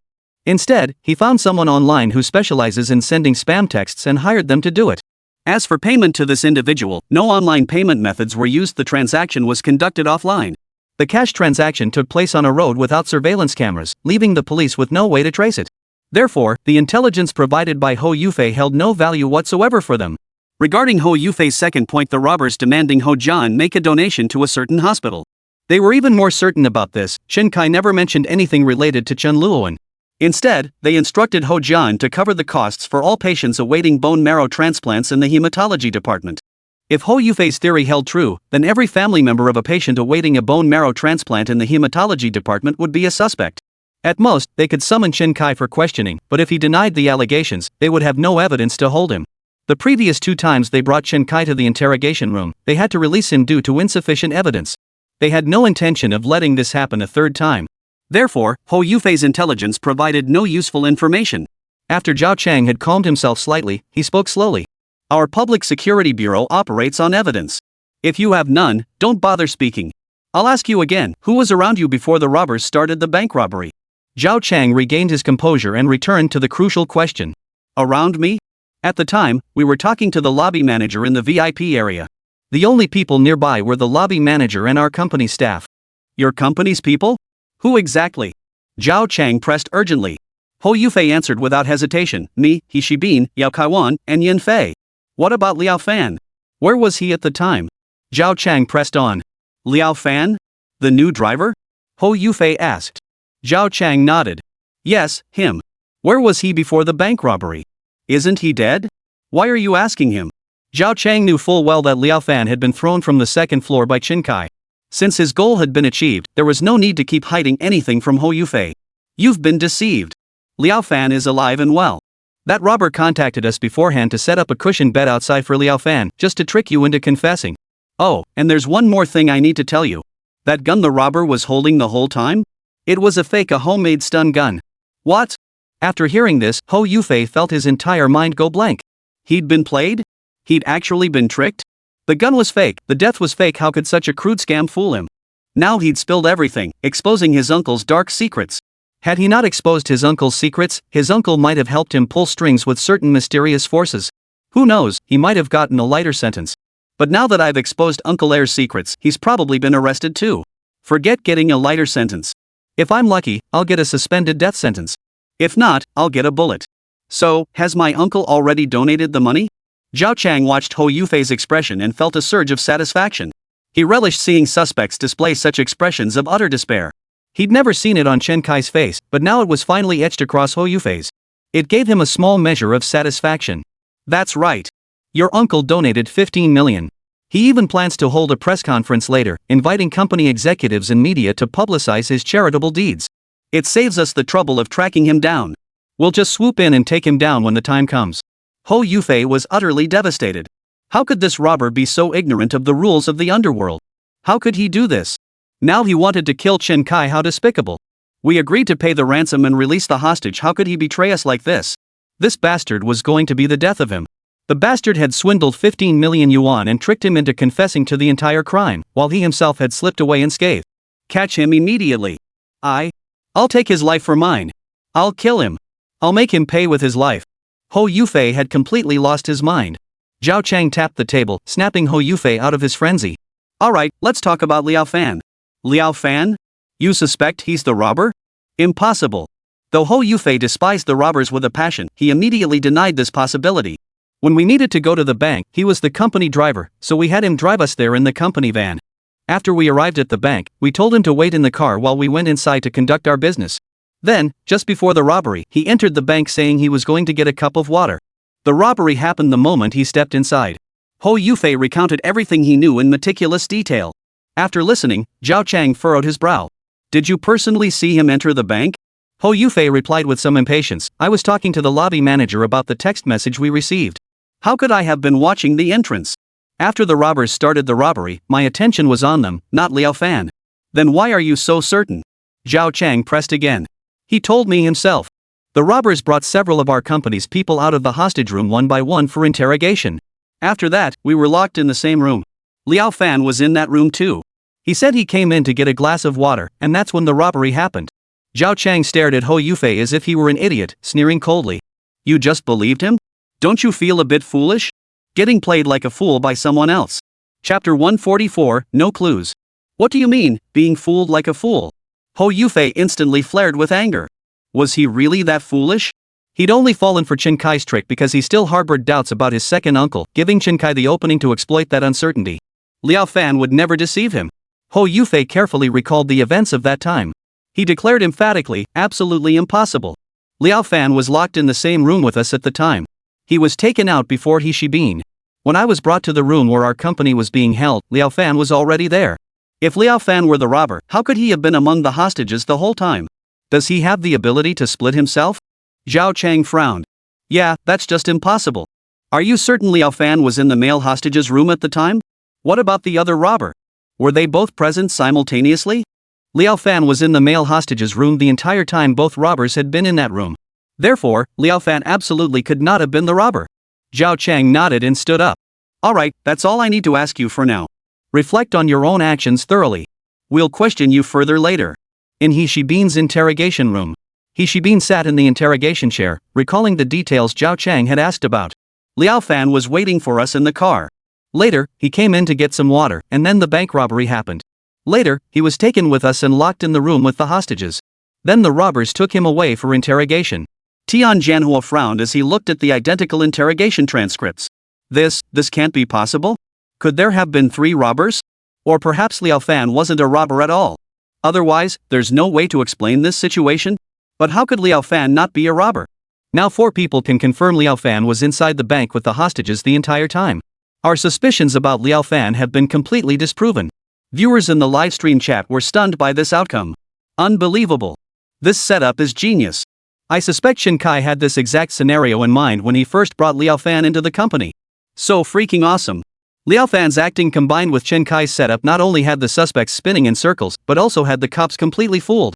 It turned out Liao Fan had been wearing a miniature camera the entire time, which is why the livestream continuously showed footage of him. Everything Liao Fan said and did was constantly visible to the online audience. In the office where several people from the medical center were being held captive. Liao Fan went on and on like a broken record, endlessly repeating how unlucky he was. Why did he have to come in for a drink right before the robbers burst in? She also kept describing the situation, telling everyone where she had been standing and where the robbers had been positioned. At the time, viewers found Liao Fan's repeated recounting of the incident somewhat tedious. But now it seemed Liao Fan was actually deepening their impression of her. It was precisely this approach that made them remember Liao Fan had also entered the bank. Had they not known Liao Fan had also entered the bank, and without his precise location, he likely would never have been able to clear his name. Of course, the most crucial and brilliant move still belonged to Chen Kai. He had selected a man in the hostage room who resembled Liao Fan in build and released him. This would lead them to believe Liao Fan had been confined in the same room with them all along, only unrecognizable because he had been dressed in identical clothing. Chen Kai had actually used this method to safely and smoothly escort Liao Fan out through the bank's front doors. It was nothing short of astonishing. To rob a bank and then walk out the front door as if nothing had happened truly unprecedented. Tian Jianhua looked at Liao Fan before him, still clinging to a sliver of hope. Liao Fan, your injuries show signs of being faked. How do you explain that? The robber drew them on me. After taking me from the hostage room and briefly questioning me about the medical center, he said he needed to apply makeup to make me look like I'd been beaten. I dared not argue and agreed, fearing he might kill me. After all, he had just killed the lobby manager. Liao Fan's explanation was flawless, leaving no room for rebuttal. Now, there was no evidence left to prove that Liao Fan was the robber. Tian Jianhua also learned the true purpose behind Chen Kai's preemptive destruction of the bank's external and internal surveillance systems. He wasn't afraid the police would see the bank's true state through the cameras. He had sabotaged the cameras to conceal his own involvement. With no concrete evidence linking Liao Fan to the robbery and the other mastermind vanishing without a trace, as if he'd vanished into thin air. This situation left Tian Jianhua, a detective with over 30 years of experience, feeling somewhat anxious. Faced with this situation, what should he do? What other ways could he break the deadlock? Tianjianhua suddenly recalled the van Chen Kai had driven to the bank, a stolen vehicle. Last night, he had specifically instructed his team to trace Chen Kai's movements by working backward from the location where the vehicle was stolen. He wondered if they had uncovered anything overnight. Tianjianhua immediately summoned the detective squad leader in charge of the car theft case to his office. Any leads on the car theft case? The captain in charge of the investigation shook his head. We followed the surveillance footage all the way, searching every inch. This Chen Kai is extremely cunning. He repeatedly lingered and detoured through blind spots in the surveillance, trying to confuse us. If we let the pursuit system search on its own, we'd never find him. But following your instructions, we deployed both officers and the chasing fate system to search simultaneously. The system performed a wide area search, and officers then identified Chen Kai's movements. Tianjianhua felt a glimmer of hope. Truthfully, Tianjianhua had been most skeptical about tracking Chen Kai through road surveillance. Chen Kai was simply too skilled at disguise.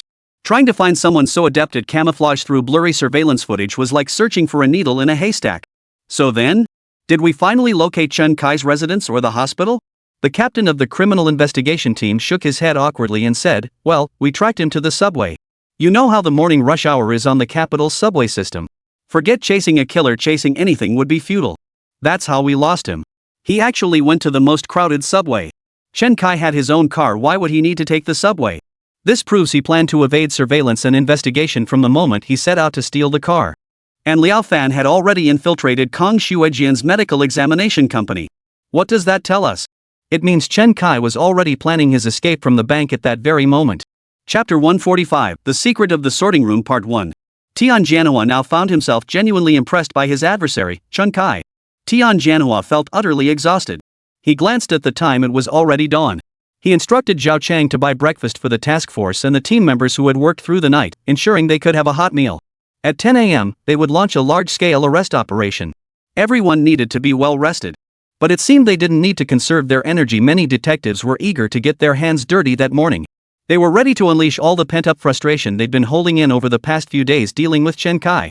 Before the morning arrest operation, the production team did not continue the live broadcast. Instead, they looped a director's cut of the footage they had edited overnight in the live stream room.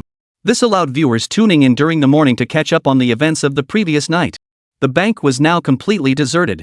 A notice announcing the bank's closure for the day had even been posted at the main entrance. The bank actually harbored considerable resentment toward the program. They had received last-minute notice about a staged bank robbery exercise. They never imagined it would be this half-real, half-fake bank robbery show. Especially when they heard that Chen Kai, who was playing the robber, could easily open the vault doors and safe deposit box doors. The bank's senior management grew even more anxious. After confirming nothing was missing from their bank, they flatly refused the police's request to continue searching the premises for Chen Kai. They voiced their protest and dissatisfaction to the police, as this was nothing short of an undeserved calamity for the bank. Once the show aired, many people concluded that the bank's security was nothing to write home about. The vault and safety deposit boxes could be opened so easily. Even the bank's emergency PR efforts proved futile. Until the program production team and the public relations department of the Public Security Bureau publicly apologized to the bank. They promptly clarified that individuals possessing such exceptional lock-picking skills, like Chen Kai, are extremely rare nationwide. Only after the Public Security Bureau's publicity department publicly commended Longxing Bank for its composed handling of the robbery did the bank's senior management finally relent.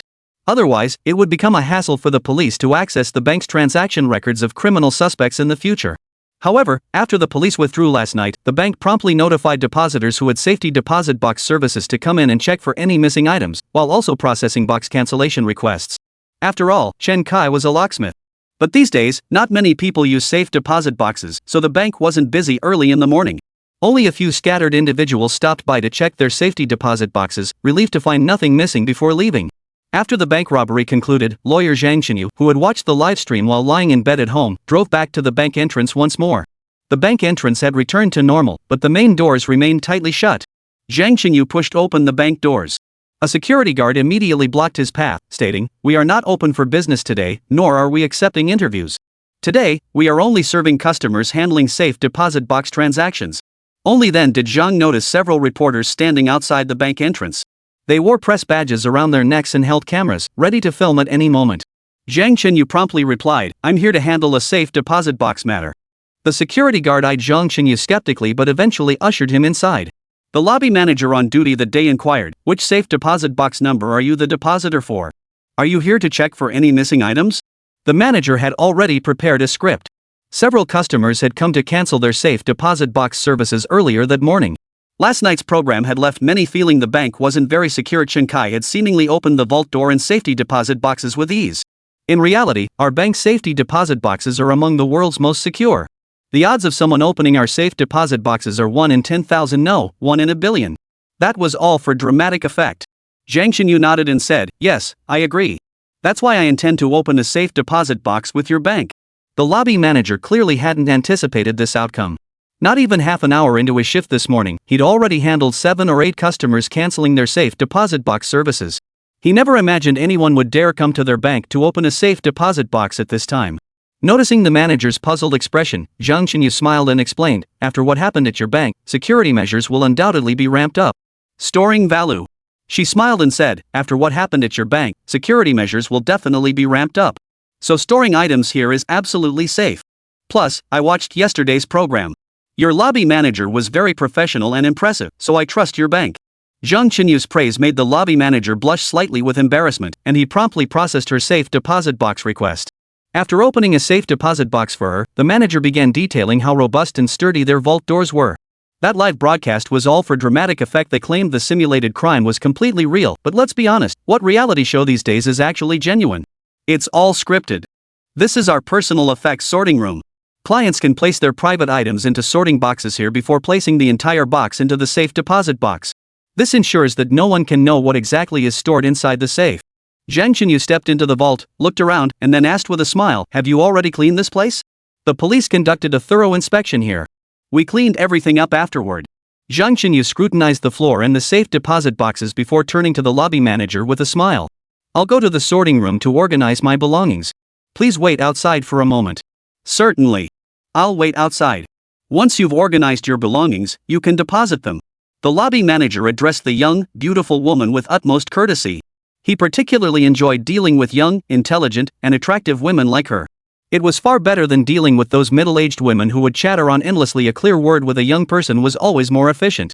After entering the storage room, Zhang Xinyu locked the door behind her. The room wasn't large, but it contained a desk, a cabinet, and a sofa. Zhang Xinyu took out a thermal imaging detector specifically designed to check for hidden cameras and recording devices and scanned the entire storage room. After confirming there were no hidden cameras or recording devices, he slowly sat down on the sofa. "Mr. Robber, this really is quite a nice place." Chapter 146, The Secret in the Sorting Room Part 2. There was no response from the storage room for a long while.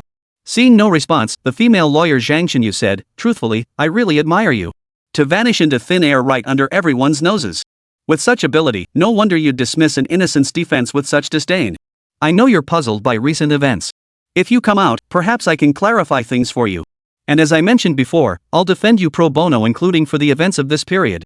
After Zhang Qinyu's repeated calls, the cabinet in the processing room used to display cross-sections of safes and lock cores suddenly shifted slightly. A hole large enough for a person to fit through appeared behind the cabinet. Chen Kai emerged from the opening. He brushed the dust off his clothes and said to Zhang Xinyu, "You really are a handful. I completely underestimated you back then." Zhang Xinyu chuckled. "Looks like I guessed right. Seeing you drenched in sweat and smelling of dust and plaster, I figured you were digging a hole. The bank's construction must be much sturdier, so ordinary tools definitely wouldn't work for digging a hole. Using a power drill or something like that would have made a huge racket. But we were outside, and the hostages on the second floor didn't hear any unusual sounds. That means you must have been working in a well-soundproofed area. The vault in the basement where the safe is stored is exactly such a place." Zhang Xinyu studied Chen Kai's expression intently before continuing, "Outside safes are too heavy to move easily. Moreover, the vault room housing the safe would undoubtedly be a key area for police forensic examination. You wouldn't choose that location. So I suspect you hid it in the sorting room." "Impressive. If you were a cop, I might already be in custody." Chen Kai couldn't help but applaud. Zhang Xinyu shook her head. "No. You simply underestimated me the first time we met. If I really were a cop, you wouldn't have shown any cracks in front of me." Chen Kai smiled, neither confirming nor denying Zhang Xinyu's words. "Alright, what do you want with me? You're not here to arrest me and claim the police reward, are you? The bank hasn't suffered any losses. The police reward alone might not satisfy you." Chen Kai had a point. If the bank had suffered substantial losses, they'd likely offer at least 10 or 80,000 yuan to recover the damages. "I already said I came to clarify things for you. I'm equally dissatisfied with their methods. How can they trample on a person's rights like that?" Chen Kai glanced up at Zhang Xinyu before him and smiled. So that's what you meant. But I don't have any doubts myself. Zhang Xinyu froze for a moment before pressing, you're not puzzled? Not curious? Why have events been converging around you lately, forcing you into choices you don't want to make? Chen Kai shrugged his shoulders and said, what's there to be puzzled or curious about? It's simple. The police were there for me to practice on, to be precise. It was a drill and it was even broadcast live on a TV show. Chen Kai's response left Zhang Xinyu completely dumbfounded. Truthfully, Zhang Xinyu had two reasons for seeking out Chen Kai today. One was to verify her suspicions, and the other was to help Chen Kai to extend an olive branch. Her plan was to expose the collusion between the production team and the police to deceive him, then help Chen Kai sue the show to assert his rights.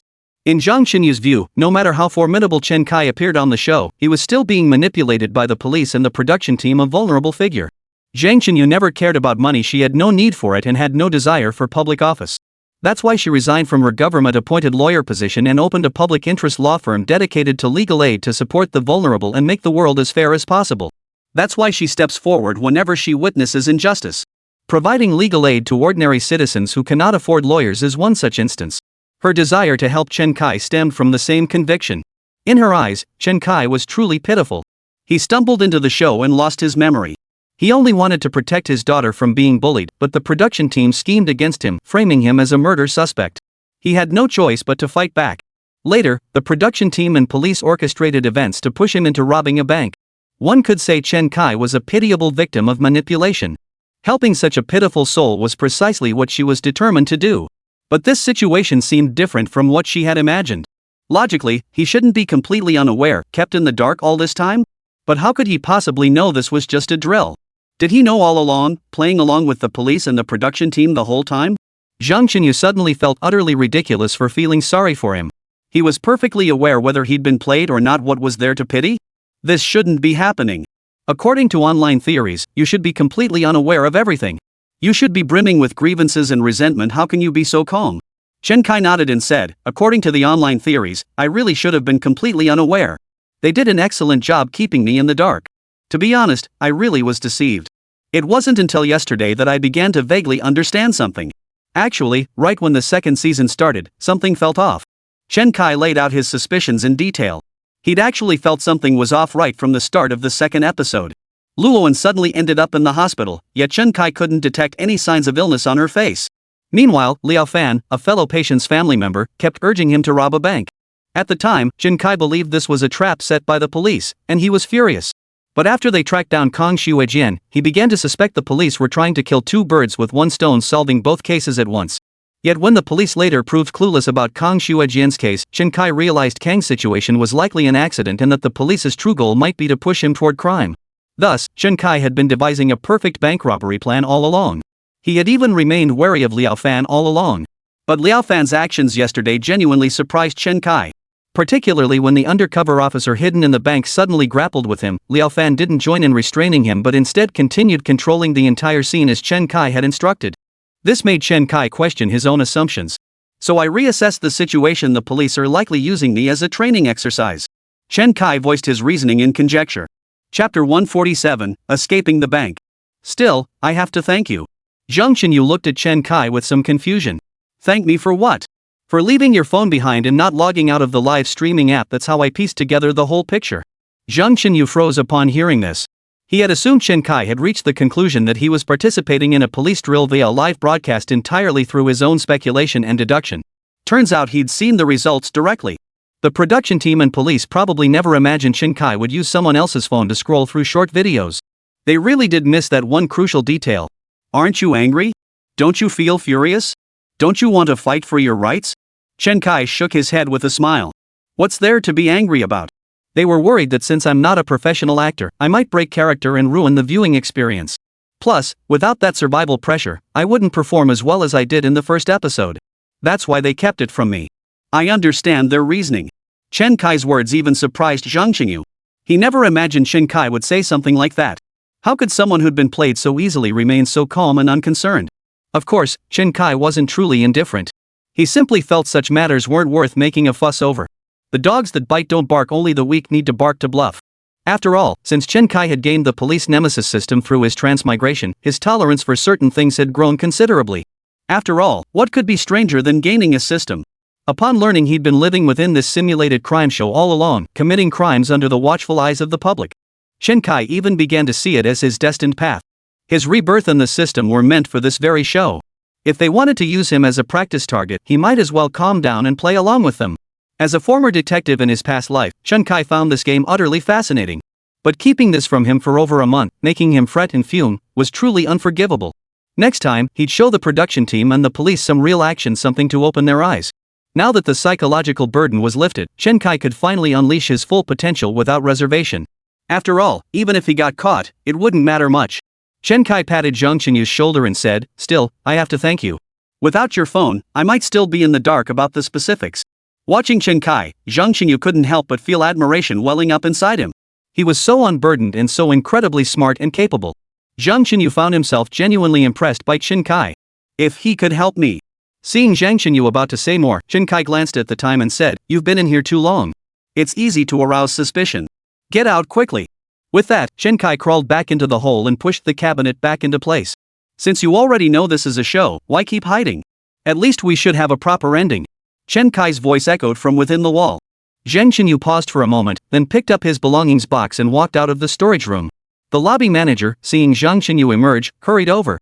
"Ma'am, I was worried you'd suddenly become incapacitated in there. I was just about to go in and rescue you." Zhang Qinyu waved her hand. "No, thank you. I just remembered something inside. I won't be proceeding with the safe deposit box service." With that, Zhang Qinyu hurriedly left the bank. The lobby manager couldn't catch up and could only curse under his breath. Damn it, what bad luck. Probably just some reporter trying to dig up dirt. But she hadn't gone far. Instead, she got into her car and kept a close watch on everyone entering and exiting the bank. She knew Chen Kai was waiting for an opportunity. He should be coming out any minute now. At that moment, a client who had received an early morning notification arrived at the bank. This man was roughly the same build as Chen Kai. He hurried into the lobby and confronted the manager. "What's wrong with the safe? You want me to check for damage? What do you think you're doing?" "Sir, yesterday our bank hosted a drill involving a film crew and the police. Since we don't know what's stored in your safe deposit box and lack your key to open it, we couldn't confirm whether they accessed it, so for the safety of your valuables, we notified you to come take a look." As the man walked toward the vault, he grumbled, "I've got enough on my plate every day, and you're making trouble out of nothing. Didn't you say it takes 2 keys, one from me and one from you to open it? Did the film crew and police have keys too? Or can anyone just open your safe?" The lobby manager hurriedly began explaining to the man. After they reached the vault where the safe deposit boxes were stored, the man retrieved his storage container from his box and prepared to open it. The lobby manager quickly pointed to the nearby sorting room and said, "Sir, our surveillance system is now operational. If you open it, the contents being recorded could involve your privacy. Since items stored in safes typically require confidentiality." So the man took his storage box into the sorting room. But the moment he closed the storage room door, Chen Kai, who had been hiding inside, immediately covered his mouth. "Bro, you're gonna have to put up with this for a bit." With that, Chen Kai bound the man's hands and feet, then stripped off his jacket to wear it himself. Next, Chen Kai retrieved his disguise kit from his backpack. Studying the man's features before him, he began applying various cosmetics to his own face. Within mere minutes, the man who had come to conduct business saw another version of himself appear across from him. Holy crap! This is just too bizarre. Is this what disguise techniques are all about? After finishing his makeup, Chen Kai picked up the man's grooming kit and walked out of the dressing room. Meanwhile, the lobby manager was still puzzled. Why was today's customer taking so long in the styling room? What could possibly take so long in the dressing room? Just as he was pondering this, Chen Kai pushed open the door and stepped out. Chen Kai lowered his voice, mimicking the other man's tone. "The items are correct." "Good." Chen Kai placed the organizer box back into the safe deposit box and immediately turned to walk out of the vault. Seeing that Chen Kai hadn't mentioned canceling his safe deposit box, the lobby manager breathed a slight sigh of relief. He didn't dare engage Chen Kai in small talk, fearing the customer might suddenly request to cancel the safe deposit box service. After watching Chen Kai leave, the bank soon welcomed the next customer checking his safe deposit box for missing items. The moment this customer stepped into the sorting room, he let out a startled cry. "Whoa, what the hell is this?" Chapter 148, Luowen's Letter. Chen Kai had just stepped out of the bank when a car pulled up in front of him. Zhang Xinyu rolled down the window and said directly, "Chen Kai, get in." Chen Kai recognized the sharp-witted female lawyer. And this spot happened to be a blind spot for surveillance cameras. He smiled, opened the door, and slid into the passenger seat beside Zhang Xinyu. "I didn't expect you'd still be waiting for me outside." Zhang Xinyu nodded. "I'm very curious about you. I want to know what you plan to do next, whether you intend to confront the show's production team face to face and denounce their unfair treatment of you, or if you're going home to rest. Chen Kai shook his head. I'm going to the hospital to see my daughter. Chen Kai paused before adding, to see Luowen. Zhang Xinyu turned to look at Chen Kai and asked softly, have you really lost your memory? Did you truly believe Luowen was your daughter? Chen Kai gave a bitter smile and nodded. I truly can't recall certain things. At first, I genuinely thought of Luowen as my daughter. She's so adorable, who wouldn't want such a lovely daughter? Truthfully, Chen Kai had harbored doubts about Luowen being his daughter. Even before the second season began. As early as the second day of living with Luowen, he had noticed numerous oddities. For instance, Luowen seemed unfamiliar with his home. There were no traces of her past life in his house, and not a single photo of her could be found in his albums. At the time, Chen Kai had already sensed something was off about Luowen's identity, but he hadn't wanted to delve deeper. After all, having been alone for so long, he still cherished having such a lovely girl by his side. Before long, Chen Kai arrived at the hospital. By then, Luowen was no longer in her hospital bed. The doctor seemed hesitant to look Chen Kai in the eye as he whispered, Mr. Chen, Luowen passed away last night. It was acute leukemia. We couldn't reach you in time. Chen Kai waved his hand dismissively. Just then, Liao Fan walked in from the next room. She never expected Chen Kai to return to the hospital at this moment. At that moment, Liao Fan looked at Chen Kai as if he were a god. Since Chen Kai had initially suspected Liao Fan of being a police informant, he hadn't told him where he planned to hide. He hadn't even asked Liao Fan to help with the physically demanding task of digging the hole. To Liao Fan, Chen Kai had vanished into thin air only to reappear. In fact, Chen Kai could be said to have appeared at the hospital at the same time as him. This suggested Chen Kai might have escaped even earlier than he had.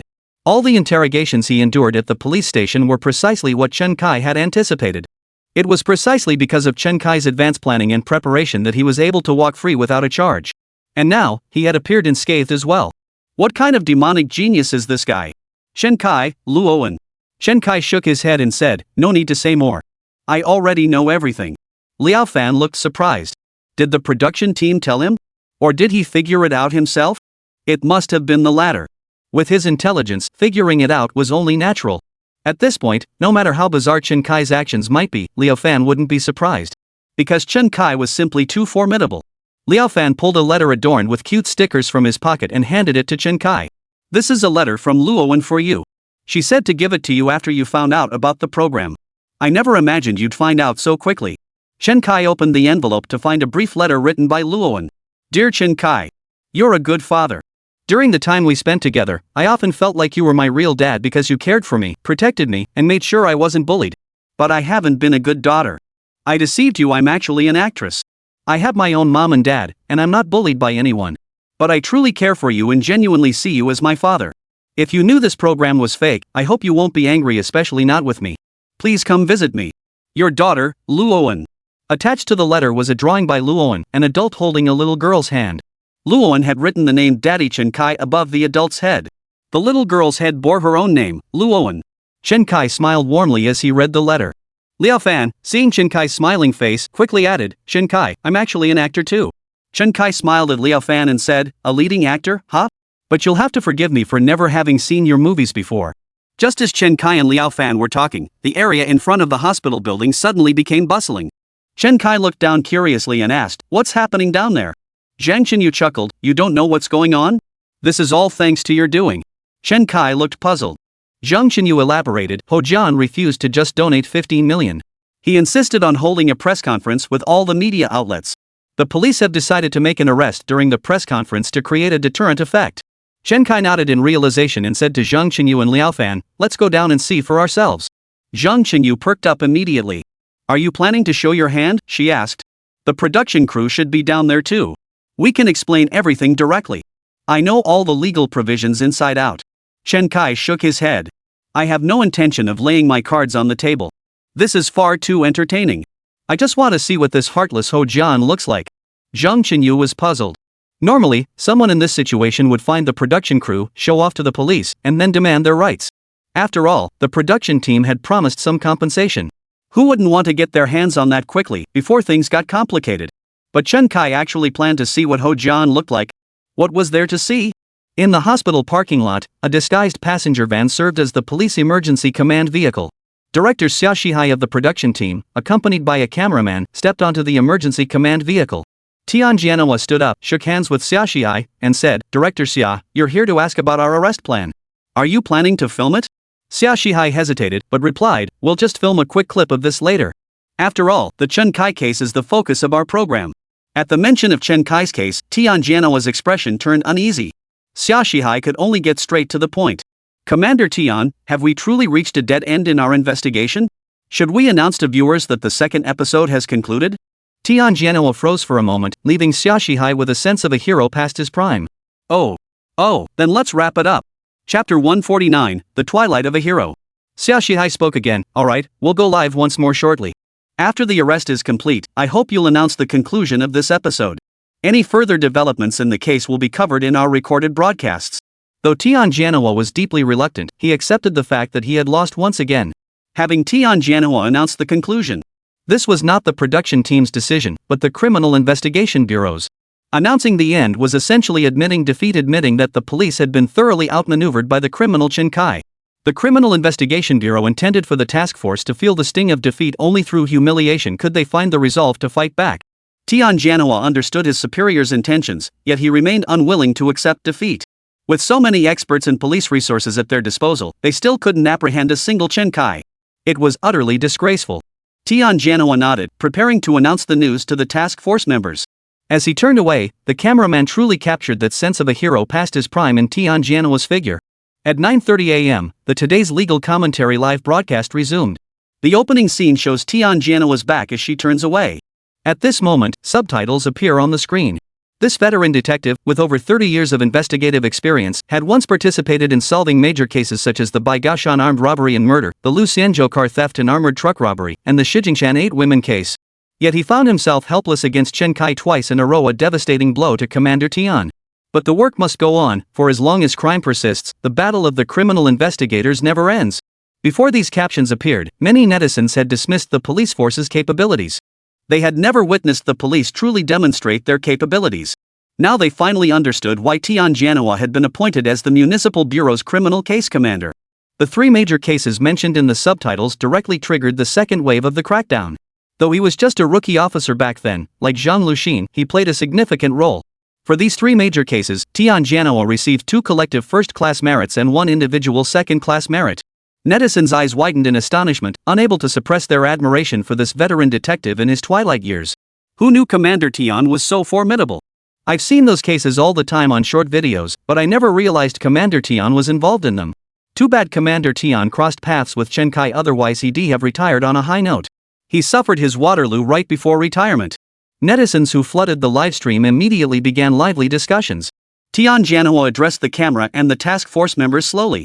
"We currently have no leads on Chen Kai's case, but the organ black market operation uncovered through it is now within our grasp. We can't let a few setbacks make us feel defeated or doubt ourselves. I believe every officer here is brimming with determination and drive to show them what we're truly capable of. This is a golden opportunity. We must execute this operation flawlessly and demonstrate our capabilities to the entire nation.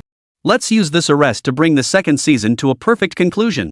A wave of applause erupted inside the emergency command vehicle. Tian Jianhua's voice crackled through the radios, reaching every officer poised for the arrest.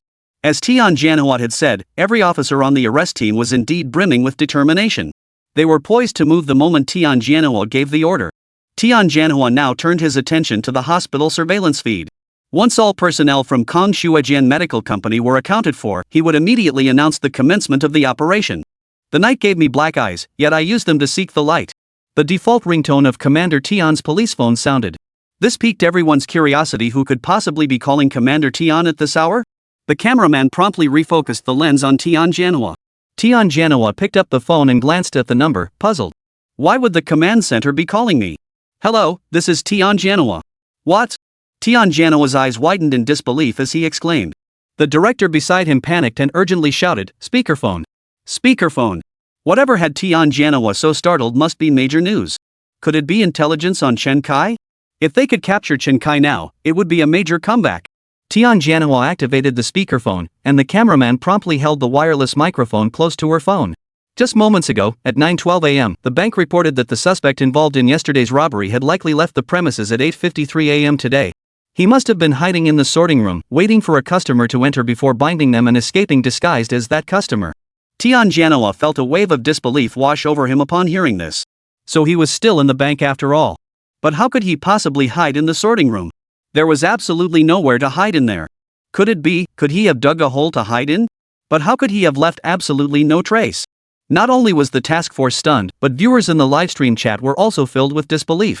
They couldn't fathom how Chen Kai could still be hiding in the bank, especially inside the storage room of the vault after SWAT had combed through every corner multiple times. How could Chen Kai still be hiding inside the bank and specifically in the sorting room of the vault? How on earth did he manage to hide? There was literally nowhere for a person to hide in there. I saw the sorting room during the SWAT search. It was cramped and bare. How could anyone hide there? At this moment, someone in the comments dug up footage of the sorting room from the livestream. It was just a small room of 7 or 8 square meters, containing a single sofa, a small table, a temporary clothes rack, and a cabinet for storing items. Could he have been hidden in the cabinet? You're underestimating the SWAT team. They opened every cabinet and found absolutely nothing. Could they be hiding under the sofa or behind the cabinet? Those are walls, and the space is too cramped. To hide there, he'd have to drill a hole in the wall just to temporarily hide. But if he drilled a hole, we didn't see any debris. He couldn't have disposed of that construction waste. Viewers in the livestream chat began speculating wildly. In truth, everyone had guessed one possibility: drilling a hole. Only by burrowing into the wall could Chen Kai evade the SWAT team's search. But another problem suggested this might not be possible either. Because the construction debris, bricks and stones left after tunneling, simply couldn't be disposed of. Chapter 150, Where did the rubble go? This sudden turn of events startled everyone. But Tian Janoa quickly regained his composure. I'll keep watch here. Send a team to investigate the scene. Liang Song, you go back and retrieve the surveillance footage to see if we can track down Chen Kai. Have today's duty officer handle the on-site interrogation records. Everyone else, focus entirely on today's arrest operation. Tian Janoa knew that to catch Chen Kai, they had to catch him red-handed. If they caught him after the fact, Chen Kai would likely have already prepared every possible defense to evade punishment. But the more urgent task now was to apprehend Kong Xuejian's criminal syndicate involved in illegal organ trafficking and transplantation. But while the arrest operation was underway, Tian Janoa was still intensely curious about how Chen Kai had evaded the SWAT team's search the previous night. He therefore instructed the crime scene investigation team to provide updates at any time. Accompanying the forensic team to the scene was a cameraman from the program crew. After all, this was a live broadcast about the Chen Kai case, and the focus had to be on this matter. The police crackdown on the black market organ trade was a foregone conclusion. Netizens were even more curious about how Chen Kai had managed to hide last night. Before long, sirens wailed as police cars arrived at the bank once more. Perimeter tape had been re-erected around the bank. Li Zhang, the forensic technician in charge of the scene investigation, strode into the evidence processing room. Behind a cabinet in the storage room, a hole over a meter tall and 70 to 80 centimeters deep was visible. Judging by the marks, it appeared to have been made with a power drill or similar tool. The hole was barely large enough for one person to curl up and hide, and staying there couldn't possibly have been comfortable. An officer couldn't help but exclaim, "This space is about the size of a large suitcase. How could anyone hide here for so long?" Li Zheng examined it closely and replied with a smile, he certainly wouldn't have stayed hidden here the entire time. When someone approached, he'd retreat inside. Once they left, he'd rest on the sofa. This storage room had no surveillance, was underground, and had a thick vault door for soundproofing. So he dug a hole here without anyone noticing. But I still can't figure out where he hid all the concrete and bricks he dug out. Li Zhang studied the scene, growing puzzled himself. By now, the storage room showed no discernible traces. The scene had either been tampered with by Chen Kai or the victim, leaving almost no valuable evidence behind. Only this baffling scene remained. Captain Li, could it be that a hole was already here? Like Chen Kai came here before to conduct business, digging a little each time and taking away some rubble? Li Zhang shook his head. Impossible. Look at the cross-sections of these bricks and stones, they're all fresh fractures. These definitely aren't bricks that have been damaged over a long period of time. The young technical police officer nodded, but he felt even more puzzled inside. He could tell at a glance that these rocks had been recently crushed, but the theory he just voiced was the only plausible explanation he could come up with. Anything else he could think of now seemed less plausible. For instance, Chen Kai might have a storage space where he stashed the rocks. Or perhaps Chen Kai possessed a doorman-like anywhere door, through which he'd tossed the stones. Or perhaps. In short, to pull off what Chen Kai did, he must be anything but human. Such individuals shouldn't be handled by detectives like them. They belong to Bureau 749. They possess the capability to handle such abnormal humans and mysterious forces. Li Zhang examined the evidence room for a long time but found no clues. He could only take out his walkie-talkie and report the situation here to Commander Tian. Tian Janoa was currently waiting at the hospital for Kong Xuejian's press conference to officially begin. His thoughts had already flown to the bank. He desperately wanted to see the strange scene at the bank for himself. Reporting, Commander Tian. Surveillance footage shows Chen Kai disguised as a depositor leaving the bank. He walked into a blind spot and vanished without a trace. Over the next 10 minutes, more than 100 vehicles exited that blind spot, none showing unusual dwell times. Chen Kai's vehicle wasn't among them. I also checked 7 or 8 taxis from that group of over 100, and none were found to have stopped near that area to pick up passengers. The time Chen Kai left the bank coincided with the morning rush hour. Over 100 vehicles passing through in 10 minutes was perfectly normal. If we were to investigate, the scope wouldn't be limited to just 100 vehicles. It would be like searching for a needle in a haystack. Tian Janhua had anticipated this outcome. Rubbing his temples, he said, "Alright, no need to waste our efforts. We've already announced the second season is wrapping up. Looks like we've lost our last chance to turn things around this morning. Liang Tsong, check the surveillance feeds. See where Chairman Kang Xuejian and Ho Jian's vehicles are now." Liang Tsong immediately began searching, his voice tinged with confusion. "He hasn't arrived yet? That shouldn't be the case." Tian Janhua nodded. "Most of his company's people are here already, but he's still missing. Normally, it's not unusual for the boss to be a little late. He's got his pride, after all. Plus, he stayed up late last night and probably didn't sleep well. It's understandable if he's running a bit late." After pausing for over 10 seconds, Liang Tsong blurted out, "Director Tian, Ho Jian is trying to escape." "What? Ho Jian is trying to escape?"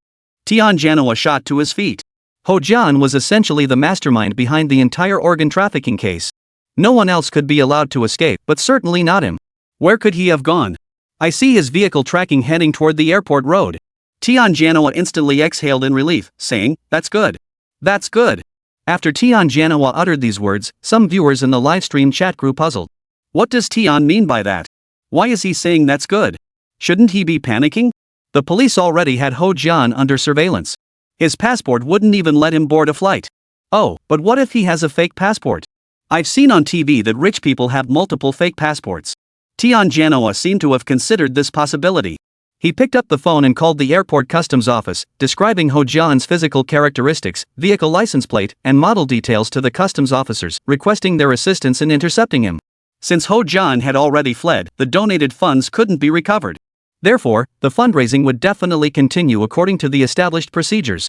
By now, the hospital had already set up the stage and even begun warming up the crowd with Kang Xuejian's representatives for the fundraising event. The hospital had anticipated this outcome long ago, so the hematology department head in charge of liaising was secretly delighted. Kang Xuejian's representative, however, was simply delighted to have received the donation and failed to notice anything amiss. However, plainclothes officers had already surrounded the scene. Chapter 151, I'll donate 5 million, in gold. The scheduled donation time had long passed. Numerous media outlets were already impatiently inquiring with the hospital and Kang Xuejian's representative about what exactly had happened. Had they been summoned just to be left hanging? At that moment, the head of the hospital's hematology department turned his gaze toward the emergency command vehicle parked in the lot. He knew the police were inside. Had the police already moved in and arrested Ho Jian? The director strode to the podium and began his address. However, his speech focused solely on how prohibitively expensive bone marrow transplants were, making them unaffordable for ordinary people. Then, shifting gears, he announced, "But last night, Mr. Ho Jian, chairman of Kang Xuejian Medical Group, made a sudden and generous decision to donate 15 million yuan. Let us express our gratitude to Mr. Ho Jian." Meanwhile, media outlets below the stage had already set up their cameras and were searching everywhere for Ho Jian's figure. The ceremony had already commenced, and everyone was waiting for Kang Xuejian's chairman, Ho Jian, to appear, deliver his speech, and pose for photos. Suddenly, 3 large police transport vehicles with blaring sirens and flashing red and blue lights blocked the hospital entrance. Immediately, young men emerged from the hospital crowd, one hand holding handcuffs, the other pinning down Kang Xuejian employees. The police had established several principles for this arrest operation. All mid-level managers and executives of Kang Xuejian Medical Group were to be taken in for interrogation. All employees with over 5 years of service at Kang Xuejian Medical Group were to be taken in for questioning. The scope was deliberately broad to prevent any potential omissions. This sudden change genuinely startled the journalists. But how could they pass up such a golden opportunity? They immediately began snapping away with their cameras and video recorders. This scene was far more exciting than any charity event. The arrest didn't take long, as no one resisted. They didn't even have time to. At this moment, Tian Janhua, the officer in charge of the operation, walked slowly onto the stage. "Hello, media friends.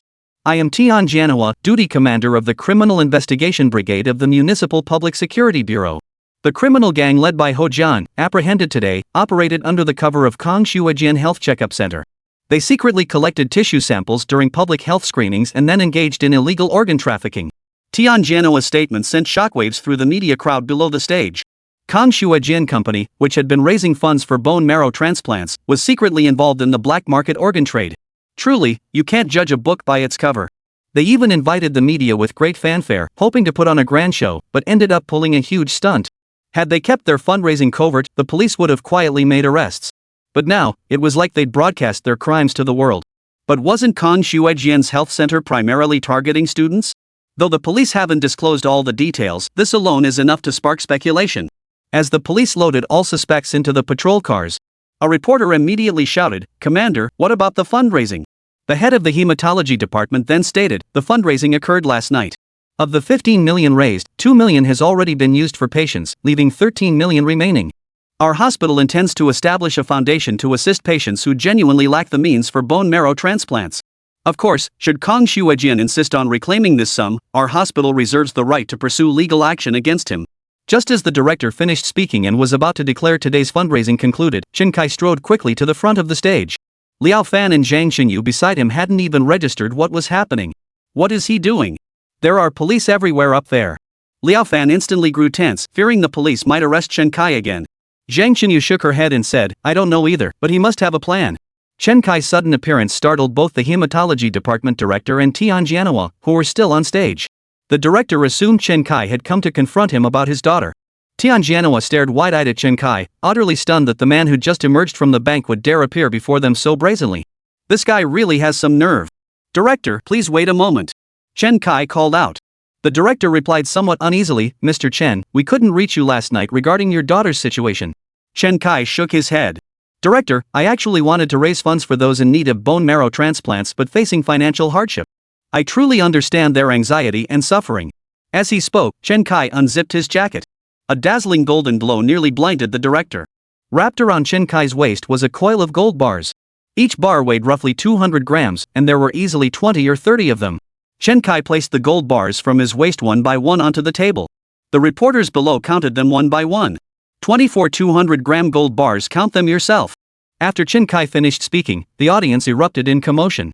At current gold prices, this was worth over 3 million yuan. Hold on a moment. Chen Kai then pulled 3 1,000-gram gold bricks from his coat and slammed them onto the table. That alone was worth another 2 million. In other words, Chen Kai had casually produced 5 million yuan worth of gold from his person. This left everyone present utterly speechless. Where on earth did this guy suddenly come from? Who brings gold bars to a fundraising event and pulls them out one by one from their own pockets? Meanwhile, Tianjiano's eyes were practically shooting fire. He knew exactly where those gold bars came from. But he currently had no evidence to prove Chen Kai had stolen them from the bank. Besides, these bars were illicit gains from criminals in the first place. They'd never dare report their gold bars missing to the police. Even if confronted directly by the police, most wouldn't dare admit it. They were still hoping to use these bars for their retirement once they got out of prison. After pulling the gold bars from his person, Chen Kai quickly descended the stage without granting any media interviews.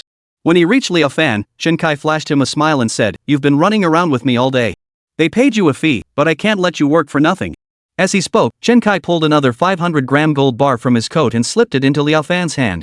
He then produced another gold bar and placed it into Zhang Qinyu's hand. "This time, though you were unexpected, you've contributed greatly.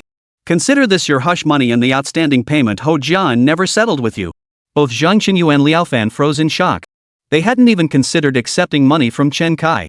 Just as they were about to refuse, a voice called out from nearby. "You two can't wait to start dividing the spoils already?" It was Tianjiano's voice. Chapter 152, Chen Kai, I have a question for you. Attorney Zhang never imagined she'd actually receive gold from Chen Kai. But what surprised her even more was that Chen Kai had actually taken all the gold from Ho Jian's safe. He really had some nerve. Tianjiano's sudden appearance startled Attorney Zhang so much she nearly dropped the half-pound gold bar she was holding. Chen Kai glanced up at Tianjiano and chuckled, "Oh, Director Tian, what do you mean by dividing the spoils? Why don't I give you a piece too? You've been working so hard all this time." Tianjiano froze. What did Chen Kai mean by that? What did he mean by "you've been working on this for so long"? Was he referring to the current arrest, or did it include the bank robbery? Could he know this was a setup? Had those two already told Chen Kai about it? Tianjiano's mind was filled with doubts, yet he sensed a last glimmer of hope regarding the bank heist. If he could just get to the bottom of where the gold came from, everything else would fall into place. Because Chen Kai's gold must have come from the bank.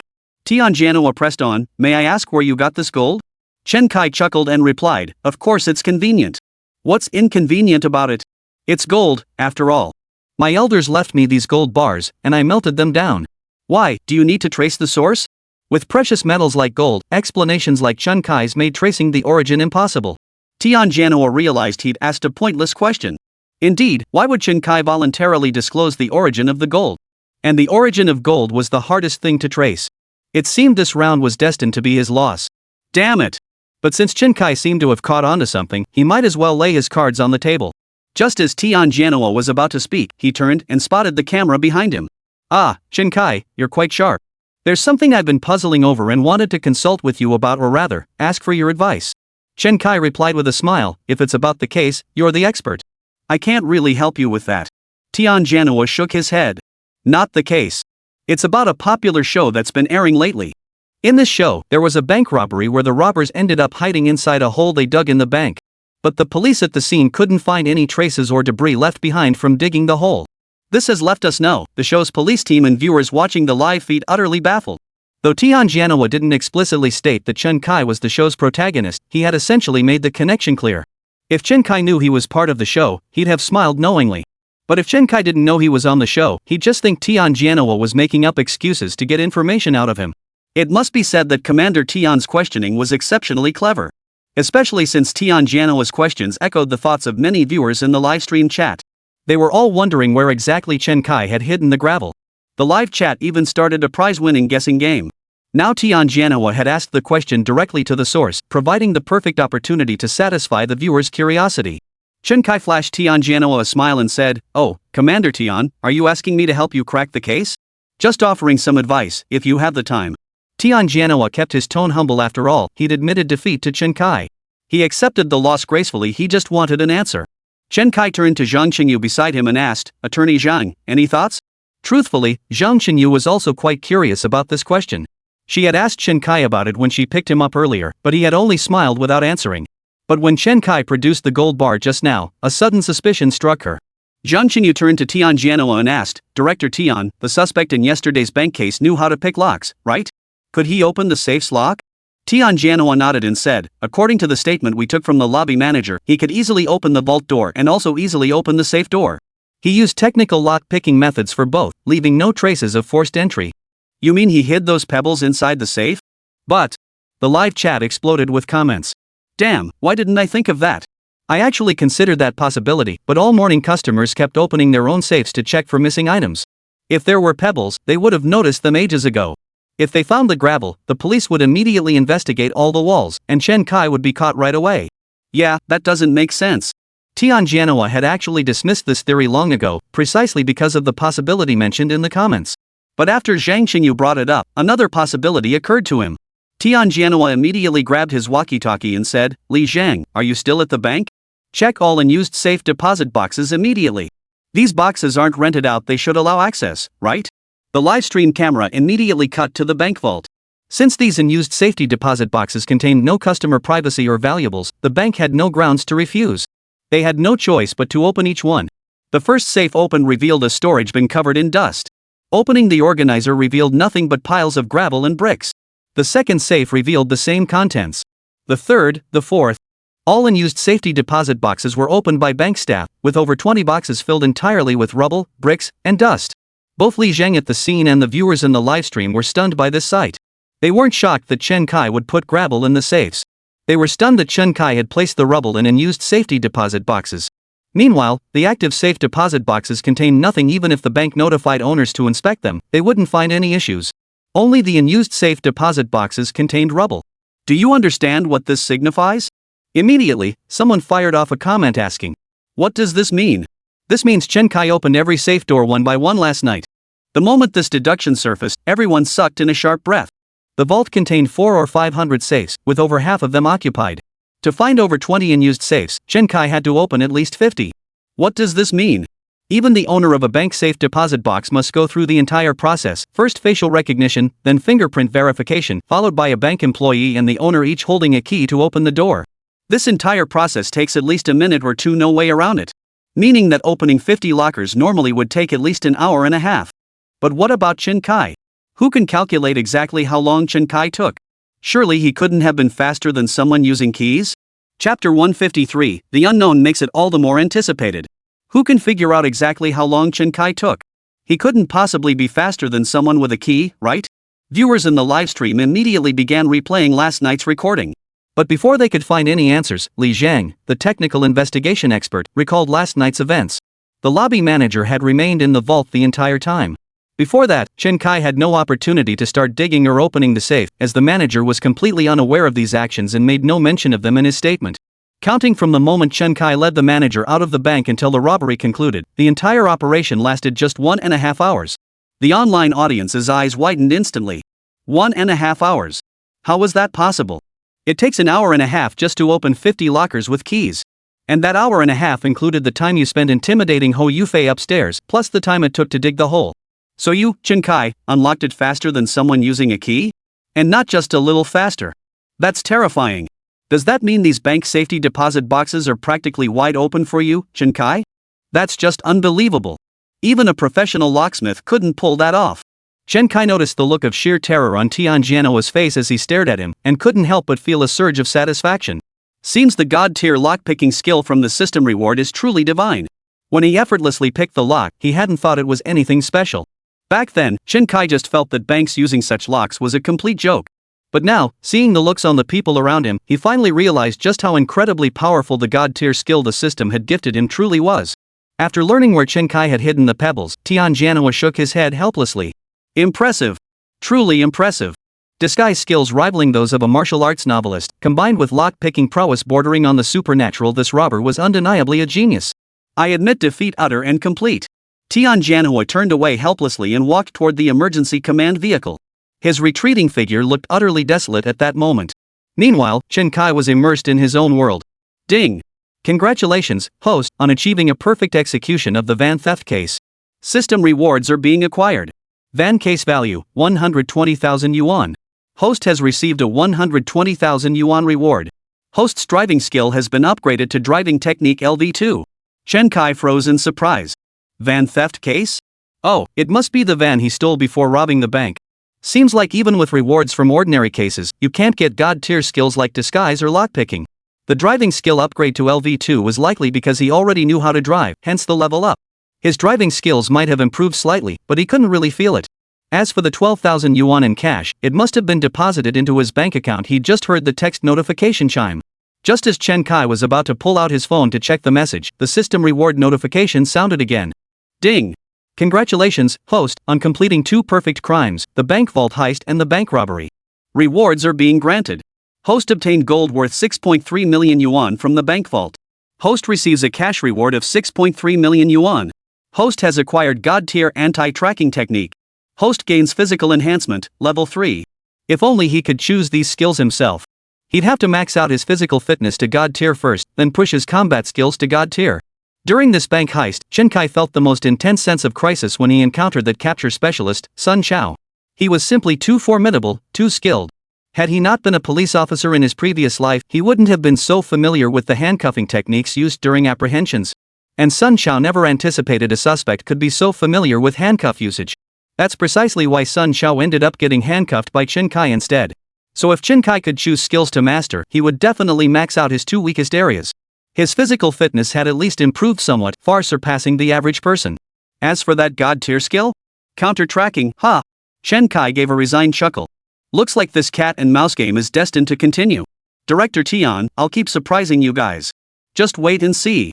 Tian Jiano froze upon hearing Chen Kai's words, halting in his tracks and turning to stare at him. Director Xia Shihai of the production crew witnessed this and immediately called out, "Cut." Perfect. We can wrap up the segment here. This is Chen Kai taunting the police. And it leaves the audience hanging with anticipation. The live feed gradually faded to black, returning to the studio backdrop. Xiao Sa, seeing the camera refocus on her, let out a long sigh of relief. Why do I feel like Chen Kai knows something? Commissioner Gui nodded and said, he's a smart guy.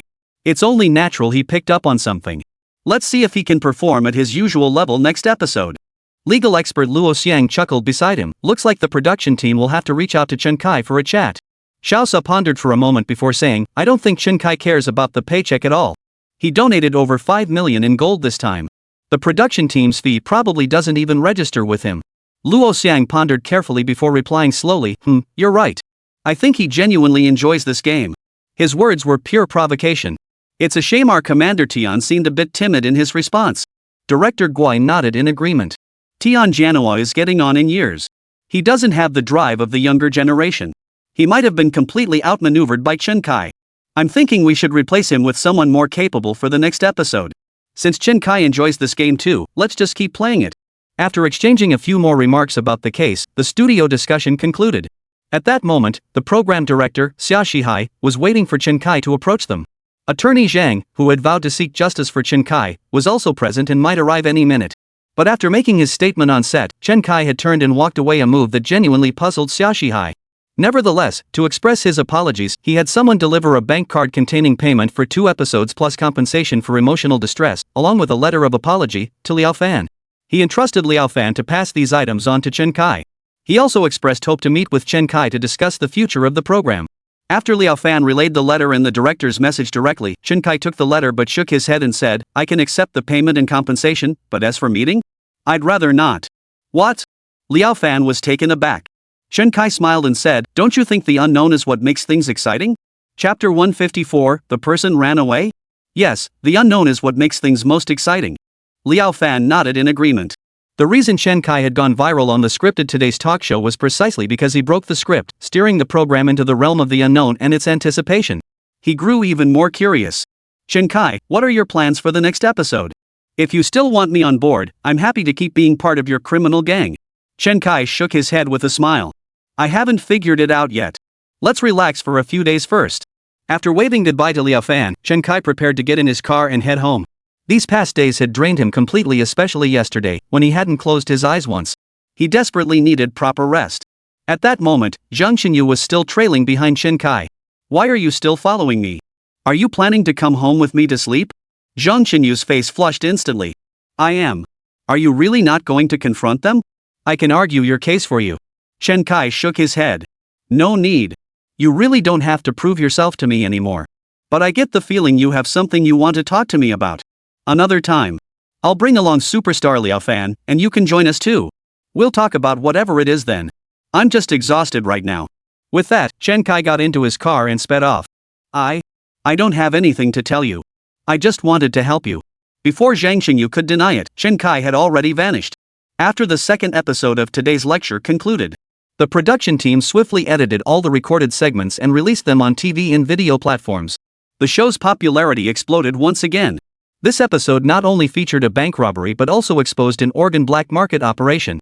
Previously, some viewers had imagined themselves in the detective's shoes, feeling utterly frustrated. This time, however, while the police were utterly stumped by crime mastermind Chen Kai, they struck with decisive force against the organ black market operation. This development allowed those viewers who had identified with the detectives to breathe a long sigh of relief. Turns out our cops are still formidable. While it's understandable they couldn't catch a master criminal like Chen Kai, they're still spot on when it comes to tackling other crimes. Consequently, the police's reputation has rebounded in this episode. Online comments are overwhelmingly filled with admiration for Chen Kai and praise for the police. But the overwhelming sentiment was outrage toward this heinous human organ trafficking ring.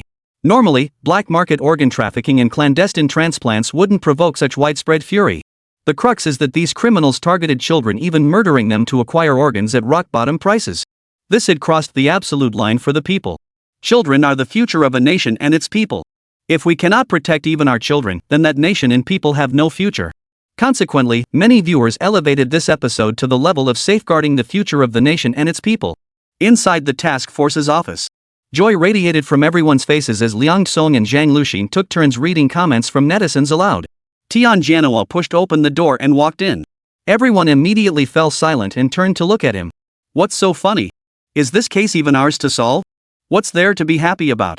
Tian Jianhua slammed a file onto the table and plopped down into his seat. Zhang Luxin quickly refilled Tian Jianhua's teacup with hot water from the thermos. Director Tian, have some water. We're just celebrating that even though we didn't earn any credit, we didn't embarrass ourselves like in the first phase. Tian Jianhua shot Zhang Luxin a sharp glare.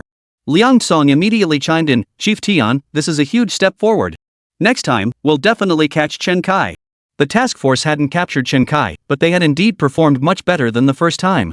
During the first operation, they had apprehended Chen Kai twice in succession, only to release him both times due to lack of evidence, a complete and utter failure. This time, though they still failed to capture Chen Kai, the Oregon black market case yielded crucial evidence extracted from Chen Kai during interrogation.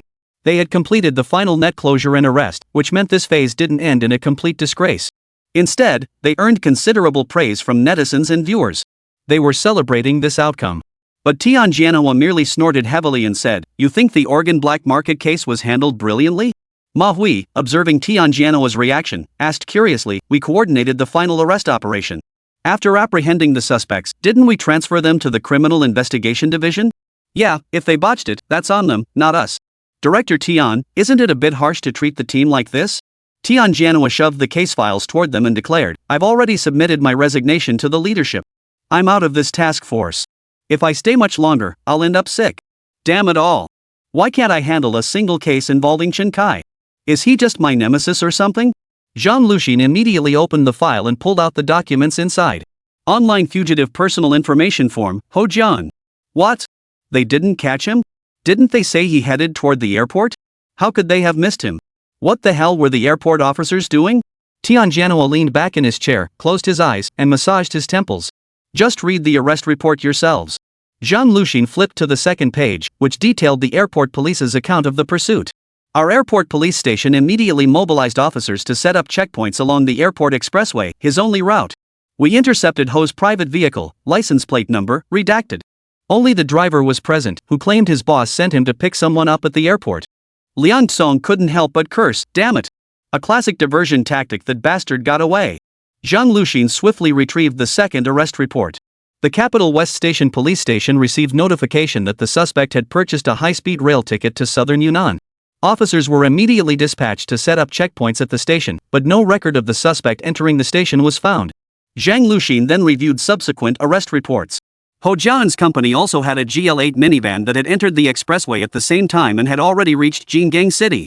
The vehicle was traveling at an extremely high speed, nearly 200 km per hour, clearly a frantic escape. Police immediately contacted Highway Traffic Police and pursued the vehicle on the expressway. After intercepting it, they found only the driver inside. He claimed his boss had urgently instructed him to drive to the border area to retrieve a company seal, hence the high speed. Later, someone used Ho Jian's Green Bubble mobile wallet to make a transaction at a supermarket. Upon investigation, it turned out Ho Jian had linked his intimate pay feature to his housekeeper that morning, and she had used it to buy groceries. In short, that entire day, the detectives assigned to apprehend Ho Jian were essentially led around by the nose by him. Chapter 155, Golden Shield, Forged in Blood. The task force members stared at the files in stunned silence for a long moment. Another expert? That was the first thought that popped into their heads. Deliberately luring the police into chasing the wrong leads, that's some serious skill. It seemed they'd focused all their attention on Chen Kai, neglecting the gang's true leader, Ho Jian. Ho Jian had managed to operate undetected under the noses of the Imperial Capital Police for so many years. Clearly, he possessed considerable skill. Zhang Luxin set down the file and leaned toward Tian Jianhua. Chief Tian, Uncle Tian, it's just one suspect we haven't caught yet. Now that we've put him on the wanted list, no one can escape. At most, he might evade us for a month or so. You don't need to quit over this. We're counting on you to lead us in catching Chen Kai. Zhang Luxin's words held truth. With technology and the internet becoming increasingly advanced, once someone is listed as a fugitive online, they face a net that leaves no escape. Internet access requires real name registration, renting accommodation demands real name verification, and even buying train tickets necessitates online real name registration. So escaping completely is simply impossible. Unless you hide away in remote mountainous regions, cutting yourself off from society and the internet for life. Even then, if a widespread infectious disease requires nationwide vaccinations or mass screenings, you still can't escape. Take the infectious disease outbreak a few years ago. Law enforcement nationwide made significant breakthroughs, solving numerous long unsolved cases. The only way to evade scrutiny might be by exploiting loopholes in the outdated household registration system to create a new identity. But in recent years, household registration checks for duplicate or multiple registrations per person have become increasingly stringent, making such cases rarer. Therefore, everything Zhang Luxin said was correct. But Tian Jianhua had already lost his fighting spirit. As a veteran detective, he believed his vocation was to combat crime, to be the nemesis of evil. Yet he sensed that his current work had drifted somewhat from his profession and his original aspirations. If he could catch Chen Kai, he might still feel a sense of accomplishment. Perhaps that could dilute his current feelings. But having suffered repeated setbacks with Chen Kai, failing to apprehend him even when confronted with genuine crime, left Tianjianhua particularly frustrated. For the past 2 days, he'd been wrestling with one question: was it really necessary for him to participate in this program? He was about to retire, and he had achieved enough in his career. Fame? He wasn't one to crave the limelight. So what was the point of participating in this show? Especially after Chen Kai's final remark to him. Just wait and see, I'll keep surprising you all. To the police, this sounded like a provocation, but Chen Kai said it with a playful expression. Clearly, he treated the show as nothing more than a game. Although Tianjianhua understood that this simulated crime game could serve as a training exercise for prevention, he refused to treat his profession and career as a game. And now that it had become a game, he couldn't muster any motivation. That's why he'd just submitted his resignation to his superiors. Regarding the next episode and the work of the Chen Kai task force, he has already submitted his resignation to his superiors and decided to step back from the front lines. Tianjianhua laid out his thoughts in full detail. Yet many young people still couldn't grasp it, looking at Tianjianhua with puzzled expressions. I understand Tian's perspective. Ma Hui spoke up. Everyone turned to Ma Hui. Though slightly younger than Commander Tian, he was also one of the more seasoned officers in the task force. Ever since we started our jobs, our motto has been, when in trouble, call the police. What do we police do? We solve problems for the people. What song did we sing in our youth? Golden shields forged in passion, stepping up in times of crisis, stepping up. For our mother's smiles, for the earth's bountiful harvest, through trials and tribulations. Liang Tsong waved his hands repeatedly. Alright, old Ma, that's way too sentimental. Just say it plainly, no need for the whole song and dance routine. Ma Hui felt a bit awkward too, chuckling awkwardly twice before saying, I'm just an emotional guy. I just wanted to say that we police show our mettle when the people face danger and hardship. But is there any real danger in a staged situation? Are scripted hardships even real hardships? Whether we're detectives or station officers, we're all police. That golden shield on our heads, oh, it's silver now, damn it. But whether it's gold or silver, the badge on our heads is forged with our blood, sweat, and tears. I think it's perfectly normal for a veteran detective to lack passion for simulated crime shows that don't involve real investigations. Everyone turned to Tianjianhua, who nodded and stood up. Exactly. That's what I mean. It's pointless work. It wastes time on both sides. It's just pointless. But you young folks shouldn't lose heart. I'm an old codger, it's only natural I've lost my fire. You still need to keep pushing forward. This is your chance to shine. Tianjianhua tidied his desk, but after rummaging through papers all related to Chen Kai's case, he sighed, shook his head, picked up his water cup, and walked out of the office. Through storms and seasons, braving frost and snow, we surge against the current. Through hardship, unwavering resolve remains, youthful ambition knows no sorrow. The golden shield, forged in the heat of battle. For our mother's smile, for the earth's bountiful harvest. Through rugged years, fearless of the storm. Tianjianhua hummed the same tune Ma Hui had just sung as he slowly walked out of the task force office. The task force members could only watch as Tianjianhua left the office. The night gave me dark eyes, yet I used them to seek the light. The default ringtone of his work-issued police phone interrupted Tianjianhua's humming. Tianjianhua picked up the phone, glanced at the number, and answered. Hello, Director Xia. I've already submitted my resignation to our chief. Please don't contact me regarding the program's case-solving task force matters going forward.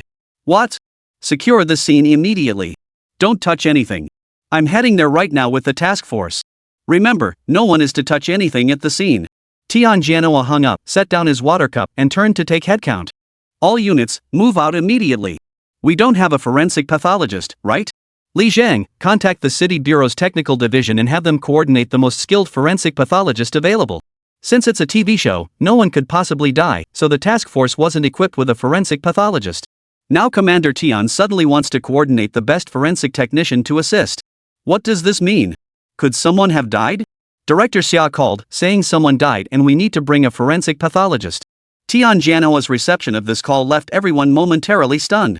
And Commander Tian, who had looked utterly defeated just moments ago, now seemed energized as if injected with adrenaline. Could it really be a homicide? Chapter 156, Come Arrest Me. Soon, crime scene investigator Li Zhang temporarily borrowed a highly skilled veteran forensic pathologist from the Municipal Bureau's Criminal Technology Division.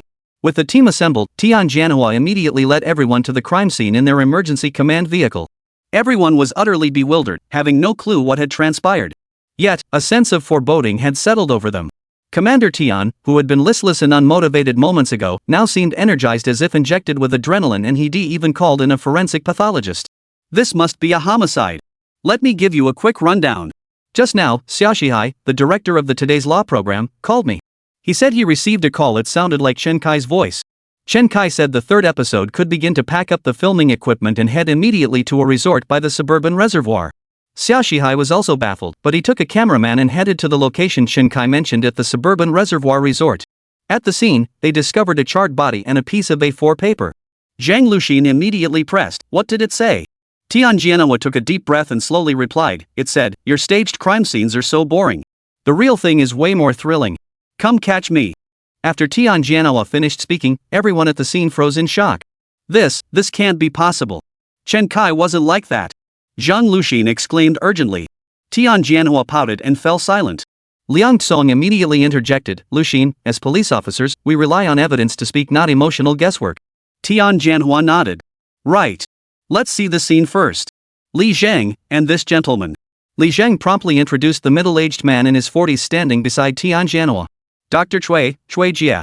Formerly the forensic pathologist at the Suburban District Bureau, recently transferred back to headquarters. It's understandable you wouldn't recognize him. Tianjianhua studied Dr. Cui before him. He appeared to be in his 40s, not very tall, around 5 feet 6 inches, but exceptionally muscular. His muscles seemed poised to burst out of his police uniform. Tianjianhua silently nodded to himself. This fit his stereotypical image of a frontline forensic pathologist. Much like how crime dramas often cast female forensic pathologists to create contrast and boost viewership. But in reality, experienced forensic pathologists working in criminal investigations must first and foremost be physically strong. They're either solidly built or heavily muscled, typically young or middle-aged men. Someone like Dr. Cui, whose muscles seemed ready to burst through his uniform, was the real deal. Because when it comes to performing autopsies or handling bodies, it's usually the forensic pathologist who does the work. How could delicate young women possibly lift a corpse? Just turning a body over would likely exhaust them, let alone hauling it to the autopsy room, lifting it onto the autopsy table, and wielding a saw to cut open the skull. This isn't work for delicate girls. Dr. Cui waved his hand dismissively. "Just call me Old Cui. Well, forensic doctors are doctors too. From here on out, it's up to you and Li Zhang. If you need any help, whether it's manpower or equipment, just let me know and I'll talk to the higher-ups. You guys secure the scene properly, we need it to solve the case." Most people in the emergency command vehicle had crossed paths with Chen Kai before, and they were all a bit surprised. Especially Zhang Luxin. She simply couldn't believe Chen Kai had actually committed murder. Could someone have framed Chen Kai? How could he possibly do such a thing? I've interacted with him the most. He absolutely isn't the type to kill someone casually. If he intended to kill someone, he would have done it during the first episode when he hadn't even grasped the situation. Zhang Luxin passionately defended Chen Kai. Mahui nodded in agreement beside her. "I also think this whole thing is fishy. Chen Kai didn't kill anyone during the second episode either. Clearly, killing someone could have solved many problems, but he didn't. He didn't even use a real gun, just a fake one. This proves he's a man of principle. He wouldn't harm another person's life lightly. I'm more inclined to believe someone watched the show and deliberately framed Chen Kai." Liang Tsong shook his head. "I think Chen Kai had a motive. At the end of the last episode, he told Director Tian in front of the crew that he'd keep surprising us. Well, the surprise has arrived. I believe he had this planned all along." Zhang Luxin retorted angrily, "Liang Tsong, you call a dead body a surprise? What kind of surprise is that? Whether it's a surprise or a shock, we're definitely shocked." Liang Tsong retorted. And analyzing Chen Kai's actions, he absolutely knew this was a show. That's why he chose to openly provoke us police. Think about it, he had a daughter, but she was bullied. He got involved in a murder case, then racked his brain to clear himself. Then his daughter gets leukemia and needs a bone marrow transplant. He risks everything robbing a bank, only to come home and find his daughter already dead. At this point, who could possibly handle it? Then to be told it was all a simulated crime show, that he was the Truman of Truman's World. Who wouldn't lose their mind in this situation? Picking a fight with our cops and the production crew is the least of it. If you run into someone with a bad attitude, they'll go out and take it out on society. Zhang Luxin retorted defiantly, "How come you know so much? You're an image investigator. When did you switch to studying criminal psychology instead of surveillance footage?" Seeing Zhang Luxin getting worked up, Liang Tsong waved his hands awkwardly. "Hey, Luxin, it's just a guess. We've all studied criminal investigation. Reasonable inferences are allowed when solving cases." At that moment, arrest specialist Sun Chao raised his hand. "I think Tsong's deduction makes sense. Chen Kai has a motive. But we need to examine the crime scene first. Jumping to conclusions about suspects too early creates preconceived notions. If we examine the scene later and everything points to Chen Kai, that won't be good. Not a moment passed in silence aboard the command vehicle as they analyzed and debated their way to the reservoir resort on the outskirts of Beijing. The resort was now completely sealed off and cordoned off by the nearby police station. It was the depths of winter, and the reservoir resort was deserted, with few visitors present. As soon as the task force arrived, Director Xia thrust his camera at Tian Jianhua and his team, starting to film. Stop filming. Look at the scene first. Tian Jianhua immediately covered the lens and strode toward the scene. Xia Shihai hurriedly protested, true, someone actually died, but this is far more compelling than a simulated crime. Can't I at least record it first before going live? But Tian Jianhua ignored Xia Shihai and instead asked the waiting police station chief, Chief Gao, what's the situation at the scene? Chapter 157, Chen Kai, did you kill someone? The water reservoir police station chief immediately shook hands with Tian Jianhua and said, Chief Tian, we received the report and rushed to the scene. Tian Jianhua impatiently cut in, just tell me what's happening at the scene. By the reservoir, a person was burned to death. The body is unrecognizable, making identification impossible. We've secured the entire scene. Access is restricted, and no evidence has been compromised. We're retrieving surveillance footage from the suburban reservoir and will copy it over to. Liang Tsong immediately slung his tactical gear over his shoulder and declared, leave it to me. I'll survey the scene first to understand the spatial layout. The police station chief looked puzzled but still led the task force experts to the scene. The station's rookie officer, Wang, followed behind Liang Tsong with curiosity, asking, Officer Liang, what do you mean by spatial relationships? Do we need to examine the scene even when reviewing surveillance? Liang Tsong nodded. Our Sky Eye surveillance cameras are marked on maps with their coordinates, field of view, and coverage areas clearly labeled. So retrieving city surveillance footage doesn't require deep familiarity with urban roads. Out here in the suburban wilderness, our surveillance only covers major thoroughfares. We don't know the exact locations of cameras within scenic areas like this. That's why I need to analyze the scene first to determine the suspect's likely routes of entry and exit. Then I can examine each camera's position and understand their spatial relationships. Otherwise, if I just copied the footage back, I'd be watching it blindly. Xiao Wang nodded in deep agreement, then asked, but I saw in the livestream that your chasing fate device is incredibly powerful. You just feed the surveillance footage into it and let the AI analyze it, right? Liang Tsong shook his head. That's exactly how we operated before, and it's how we missed Chen Kai. Repeating that approach now would mean we haven't learned our lesson. No matter how advanced AI is, it doesn't understand human reasoning. At its core, it's still just a tool. How well you use a tool that still depends on the person. Xiao Wang nodded repeatedly. No wonder he was the task force's image expert, though he looked only 5 or 6 years older than himself, he was so professional. Hey, Brother Liang, if Chen Kai really did this case, the body was horribly mutilated. Could he really do something so utterly depraved? How gruesome. Liang Tsong immediately asked with curiosity. The moment I arrived at the scene, I smelled roasted meat. I thought, who's having a barbecue by the river? Maybe I'll grab some after work. But when I got closer, it wasn't disgusting until I realized that grilled aroma was human flesh. I couldn't hold it in. Chen Kai doesn't seem like the kind of person who'd do something so utterly depraved. You can't judge a book by its cover. Liang Tsong was about to share his own thoughts. Zhang Luxin turned and glared at him. Is it your turn to draw conclusions? If you're so fond of jumping to conclusions, you can write the arrest warrants, indictments, and case closure reports from now on. Liang Tsong awkwardly scratched his nose. Xiao Wang immediately leaned in close to Zhang Luxin and said, Sis Zhang, you were closest to Chen Kai. What do you think? Zhang Luxin replied irritably, you're really wasting your talent at the police station. Right? Honestly, I agree. Hey, Sister Zhang, what score did you need on the unified exam to get assigned to the municipal bureau? I didn't do well enough and ended up at a township station. With curiosity like yours, you should be a reporter or start your own media channel. After that, Zhang Luxin ignored the nosy new cop and hurried toward the scene. Downtown, at a tea house. Chen Kai and Liao Fan had arranged to meet here. These past few days, Chen Kai had either been watching TV and movies at home or sleeping soundly.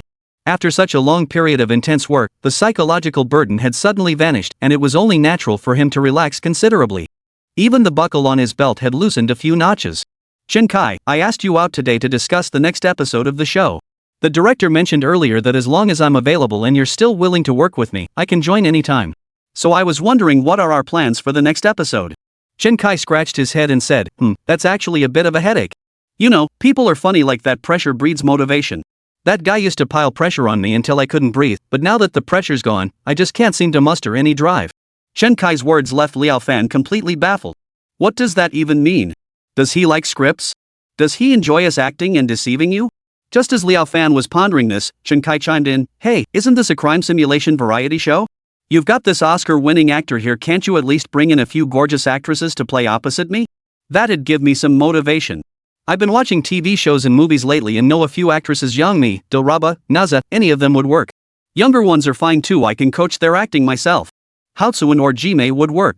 Liao Fan froze for a moment. So Chen Kai's whole reason for meeting me was to find a female celebrity to play opposite him, and she had to be attractive. And this guy was getting all worked up. What kind of place did he think this was? Chen Kai. The stars you're naming aren't exactly easy to book. Well, I'll reach out to the director about it, but I can't guarantee anyone will be available. Besides, these actors are picky about scripts. Why don't you give us a rough direction? If they've seen your first 2 episodes, they might consider it. Chen Kai scratched his head and said, I haven't thought about that yet. I'll find someone sharp later. You two brainstorm some suitable cases. You guys pitch the ideas, I'll nail down the details. I guarantee we'll pull off another perfect crime. Chen Kai's words were incredibly cocky. Even Liao Fan couldn't help but suck in a sharp breath. He meant they could discuss any theme they wanted, no matter what it was. He could turn it into a perfect crime. That was outrageous. But it also made Liao Fan even more eager to see what kind of major case they could pull off next. Just as the two were talking, the tea room door swung open abruptly. Attorney Zhang Shenyu sat down, panting heavily. Seeing Zhang hadn't caught his breath yet, Chen Kai poured him a cup of tea and said, Take a sip first. Did a dog chase you here or something? Liao Fan was also curious, but seeing that Chen Kai was waiting for Zhang Shenyu gave him a newfound sense of confidence. Attorney Zhang was the first person in the previous episode to figure out where Chen Kai was hiding. She was undoubtedly sharp enough. With her intellect combined with Chen Kai's criminal skills, this episode was guaranteed to be thrilling and mind-bending. Before Liao Fan could utter a single polite word, Attorney Zhang's next sentence sent a chill down his spine. Chen Kai, you killed someone? Chapter 158, What was the motive for the crime? Chen Kai, you killed someone? That was the very first thing Zhang Shenyu said after sitting down. Chen Kai was momentarily stunned, then chuckled. Simulating murder isn't easy. Even with a fake corpse, the forensic pathologist wouldn't have much to work with. If the forensic pathologist can't do their job in a homicide case, it's like cutting off half the leg of criminal investigation. I'm not talking about simulating a murder. Did you actually kill someone? Zhang Shenyu cut him off, her expression turning serious. Only then did Chen Kai realize this lawyer Zhang didn't seem to be joking at all. But I haven't killed anyone. Chen Kai turned to look at Liao Fan and asked, Did the production team already write the script for me? I've made up my mind. What am I even doing here? After saying this, Liao Fan glanced at Chen Kai. He couldn't even meet his gaze, only stealing a quick look. He was also worried, what if this Chen Kai really had killed someone? Though he didn't believe Chen Kai was an extreme, impulsive murderer, the man possessed considerable criminal skills and the ability to execute a perfect crime. Even if the probability was 1 in 10,000, he had to be cautious. Liao Fan glanced at Chen Kai again. Seeing the same blank expression on his face, he felt a slight sense of relief. Attorney Zhang, what's really going on? Don't scare us for no reason. Liao Fan said. Attorney Zhang took another sip of tea before speaking. I intended to call you about it, but I feared your phone might already be tapped by the police. Since you had an appointment with me anyway, I decided to tell you in person. I heard from my friend at the Public Security Bureau that you burned someone to death at the suburban reservoir resort. Then you called the production team saying you had the 3rd episode ready and told them to come arrest you. Someone framed me? Liao Fan immediately caught on. Attorney Zhang looked at Chen Kai and asked, You wouldn't do something so utterly insane to provoke both the police and the production team, would you? I'm not crazy. Who's the dead person? Attorney Zhang shook his head. I don't know anything myself. I heard it from a friend at the municipal bureau. Apparently, the task force has already been dispatched. They should be at the scene by now, probably conducting their investigation. Chen Kai smiled. Since they're already there, we'll just wait for the results. I trust their capabilities. No real crime can escape police investigation. Liao Fan and Zhang Shenyu never imagined Chen Kai could be so trusting, choosing to believe in the very police who had repeatedly failed against him. What if they find out it really was you? I trust the evidence. If it points to me, then perhaps I really did it. Chen Kai closed his eyes and lowered his voice to Zhang Shenyu. Maybe I just enjoy killing people in my dreams. Zhang Shenyu never imagined Chen Kai could be so reckless. But then again, hadn't he been treated as a prime suspect throughout this entire investigation? Even when he had actually committed a crime before, he hadn't panicked. This time, he hadn't done anything. Why would he panic? Chen Kai, if you're certain you didn't kill anyone, I'll defend you as your criminal defense attorney. I need you to write down everything you've done and every place you've been these past days. We must first establish your alibi. As long as we can prove you didn't have the opportunity to commit the crime. Chen Kai shook his head. If they lock you up in a mental hospital, how will you prove you're not sick? At Chen Kai's words, Zhang Shenyu froze. Yeah, how could he prove he wasn't sick? Scream and yell at the doctors, telling them I'm not sick? Then in the doctor's eyes, that would be a lack of self-control. Emotional agitation is a serious case that needs treatment. Or should I just throw caution to the wind and tell the doctors I am sick? Well then, you might as well stay put in the hospital. No matter what you do, it seems impossible to prove you're not sick. Liao Fan nodded and said, true. Asking a sane person to prove their sanity, that's inherently insane. Zhang Xinyu caught on and added, exactly. We can't fall into the self-justification trap. The burden of proof lies with the accuser. Let the police produce evidence to prove our guilt. If their evidence isn't solid enough, I'll defend you. Chen Kai shook his head. It's not time for defense yet. Zhang Xinyu and Liao Fan both looked puzzled, wondering what Chen Kai was planning. Chen Kai continued slowly, suppose I only ate 1 bowl of noodles, but someone falsely accused me of eating 2 bowls while only paying for 1. What should I do? I certainly can't cut open my stomach to prove how many bowls I ate, can I? Then what do you plan to do? Zhang Xinyu asked curiously. I think I should gouge out his eyes and swallow them, so he can see clearly inside my stomach how many bowls I ate. Chen Kai's words startled both of them. Liao Fan protested, wait, what? How could you swallow someone's eyes? Whose eyes would you swallow? The production crew's or the police's? Zhang Xinyu, standing nearby, instantly understood what Chen Kai meant. Bro Liao, it's not the cops or the production crew framing Chen Kai, it's the real killer. Liao Fan finally relaxed and hurriedly asked, but we don't even know who the murderer is. Chen Kai rubbed his temples and spoke slowly, when someone does something, they must have a purpose and motive.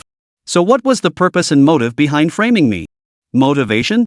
Liao Fan was puzzled. Though he'd played many police officers, his understanding of real criminal investigation knowledge wasn't extensive. Zhang Xinyu explained from the side, it's the criminal motive, the internal cause or thought process that drives and prompts the perpetrator to commit the crime. Chen Kai nodded and continued, generally, we categorize criminal motives into 11 types: political motives, financial motives, sexual motives, revenge motives, pride motives, friendship motives, jealousy motives, playful motives, fear motives, curiosity motives, and other motives. Once we understand a person's criminal motive, we can better construct a suspect profile. Chen Kai's words instantly left Liao Fan and Zhang Xinyu looking utterly astonished. Chen Kai, you know criminal investigation stuff? Your level of knowledge is higher than most criminal investigators. Chen Kai smiled and said, just a bit of understanding. But once we pinpoint the suspect's motive, it becomes much easier to track them down. He pinned a hat on my head. What kind of motive is that? All three carefully recalled the 11 criminal motives Chen Kai had just listed, pondering which ones might fit this case. Chen Kai interrupted their deliberations, stating directly, I believe it's revenge. Revenge, they exclaimed in unison, then nodded in agreement. It was the only plausible explanation now. Chapter 159, The Curled Corpse. Chen Kai nodded firmly. Exactly. I'm convinced it's revenge. Putting the blame on me, no one stands to gain from this. Out of over 10 possible motives, revenge is the most likely. Liao Fan nodded. Who would seek revenge against you? Chen Kai shook his head. He didn't possess the full memories of this body. He had no idea who this body might have offended in the past. Everyone he'd crossed recently had already been apprehended without exception. So who could possibly be seeking revenge? Could it be Ho Jian? Zhang Xinyu voiced a guess. Chen Kai immediately asked, Ho Jian? Wasn't he arrested? He didn't show up for the fundraiser that day, claiming he had to go to the airport. But the police didn't find him at the airport, and then he vanished into thin air. The police put him on the wanted list. Chen Kai nodded. Could very well be him. That bastard would love to see me dead. He probably found out later this was a show, so he wants to pin this mess on me. But that's all speculation for now. I need more specific details. More details? Zhang Xinyu was intrigued. The task force has probably just arrived at the scene and finished their initial assessment. How could he possibly know more details? Was he planning to go to the scene himself? Just as Zhang Xinyu was puzzling over this, Chen Kai pulled out his phone and called Zhang Luxin from the task force directly.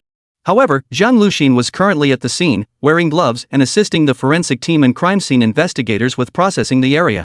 Although she heard the phone ring, the gloves prevented her from answering the call.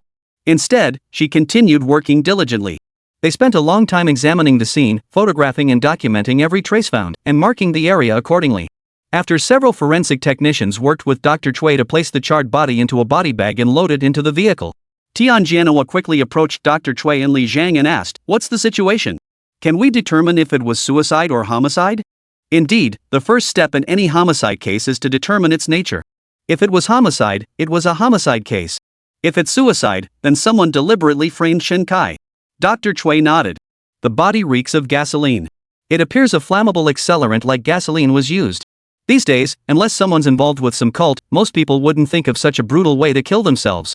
That's why I lean more toward homicide. Li Zhang shared his observations while pulling 2 charred aluminum alloy tubes from the evidence bag and placing them side by side. The handle from a suitcase? Zhang Luxin asked doubtfully. Li Zhang pointed to the body already curled up inside the body bag and said, I suspect he was placed inside a suitcase and burned alive. Dr. Cui nodded and said, this body is already in a fighting stance, but his posture is even more curled up than that. Dr. Cui, what is the fist clenched posture? The so-called fist clenched posture is a position the body assumes when burned to death or during cremation. High-temperature flames act upon the body, causing the loss of water in the muscle tissue. The skin, subcutaneous tissue, and muscle tissue harden, and coagulative necrosis occurs. This leads to blackening and charring of the epidermis, intense contraction of muscle tissue, and since flexor muscles are more developed than extensor muscles, a significant force of carbonization and shrinkage.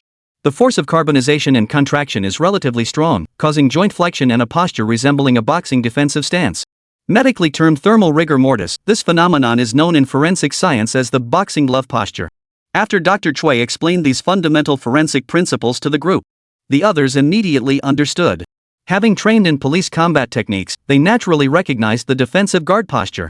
However, this body's posture was entirely curled up. This indicated that before being burned into a clenched fist posture, the body had already assumed an even more curled position. This also corresponded with the retractable handle of the suitcase found at the scene. This meant the victim had been burned alive inside the suitcase. Whether the victim was burned alive inside the suitcase, or was already dead before being burned, it constitutes an extremely heinous crime. Could Chen Kai really have done this? Sighing, Tian Jianhua took a breath and nodded. Can we determine whether the victim was burned alive or after death? I need to determine if this is the primary crime scene. Dr. Cui shook his head. We can't confirm that yet. We need to examine the respiratory tract and test for carboxyhemoglobin in the blood after an autopsy. Tian Jianhua nodded. No need to return to headquarters. Find a nearby funeral home with autopsy facilities. I need the results immediately. Most district public security bureaus lack autopsy facilities, so the majority of forensic pathologists' examination rooms are located within funeral homes. This is because funeral homes have large cold storage facilities for preserving bodies, preventing decomposition. The municipal bureau had better facilities and its own autopsy rooms. However, transporting this body back to the municipal bureau for dissection would indeed be a waste of time. To urgently determine the autopsy results and establish the investigative direction, the only option was to find a nearby funeral home for the procedure. The local police station quickly contacted a funeral home and began the autopsy. Dr. Cui, true to his muscular build, easily handled the body already dehydrated from the fire. It weighed only about 80 to 90 pounds. Dr. Cui single-handedly straightened the stiffened, charred body with ease before commencing the autopsy. 2 hours later, inside the emergency command vehicle, nearly everyone had finished their immediate tasks. They now needed to compile all known information and hand it over to Commander Tian for analysis to determine the next investigative steps. As Dr. Cui, the last to finish, climbed into the vehicle, Commander Tian Jianhua urgently inquired. Dr. Cui, any progress? Is the victim male or female? Age? Can we confirm their identity? Dr. Cui nodded and placed an evidence bag on the table. Inside lay a charred wallet and a mobile phone completely burned beyond recognition. Li Zhang immediately donned the medical rubber gloves he carried with him and retrieved the wallet from the evidence bag. The wallet's exterior was charred, but perhaps because it had been placed near the victim's chest and the body was curled up, so the chest and abdominal areas hadn't been completely consumed by the fire. Li Zhang removed the contents from the wallet and read them aloud. A large amount of cash, several thousand yuan, quite thick. Numerous bank cards, a photograph, an ID card, and a social security card. Li Zhang finally placed the documents on the table, and everyone stared wide-eyed at the ID card. The deceased's identity was confirmed. Chapter 160, The Deceased's Identity. The deceased had an ID card and social security card on him? Several people immediately leaned forward to examine the ID card and social security card. The ID and social security card had warped and turned yellow from the heat, but portions of the numbers and name were still legible. Ho Jian? Li Zhang slid the photograph from the wallet toward the center of the table, pointing at the man in the picture. You should all recognize this face, right? The photograph was a family portrait, with Ho Jian standing prominently in the center. Tian Jianhua couldn't help but hiss through clenched teeth. So Ho Jian, the man we couldn't find, actually died here? The group exchanged stunned glances. That such a man had died here, and they all felt a tinge of regret. Their regret stemmed from failing to apprehend Ho Jian, allowing him to evade legal punishment through death. Once a person was dead, they could no longer be prosecuted or sentenced as a suspect. Thus, in Ho Jian's case, only the minor players could be dealt with. As for the mastermind and the deeper details of the case, there was simply no way forward. Some might say that since death is inevitable, burning to death is more agonizing than a clean bullet to the head. Such beasts deserve the most agonizing death. But with Ho Jian dead, his case ended. He could not be sentenced, nor could he receive a criminal record. His family, his children, and his grandchildren remained completely unaffected. For instance, his son, besides holding the position of general manager at their company, is also recognized as an outstanding young talent in the capital and serves as a public representative. Then there's his grandson, who just graduated and is preparing for the civil service exam. In short, once businessmen have amassed sufficient wealth, they begin seeking social status. This family is at that critical juncture. As long as Ho Jian remained alive, his son's representative position would certainly be revoked, his grandson's civil service aspirations would be out of the question, and the more Ho Jian exposed within the criminal investigation team, the more likely his company would collapse.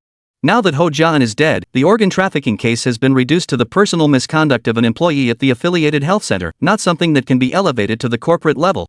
The impact on the company is extremely limited, and they are actively working to salvage their image. With Ho Jian dead, they could even whitewash his reputation. After all, he wasn't executed by firing squad, had no criminal record, and died by murder, not suicide. Of course, the task force hadn't considered these implications so deeply. They were simply reluctant to see the case concluded so abruptly, deeming Ho Jian's death a tragic loss. Tian Jianhua cleared his throat and asked, "Dr. Cui, what were the autopsy results? Any other findings?" Dr. Cui took a few sips of strong tea before turning to Zhang Lucan, who had been following him throughout the autopsy out of curiosity. "Lucan, get the record book out and transfer the photos you took earlier to the large screen." Zhang Lucheng promptly connected her camera to the large screen. Dr. Cui began explaining to everyone, referencing the photos and his notes. Based on the external examination, the deceased was an adult male. When straightened, the body measured 173 centimeters in height.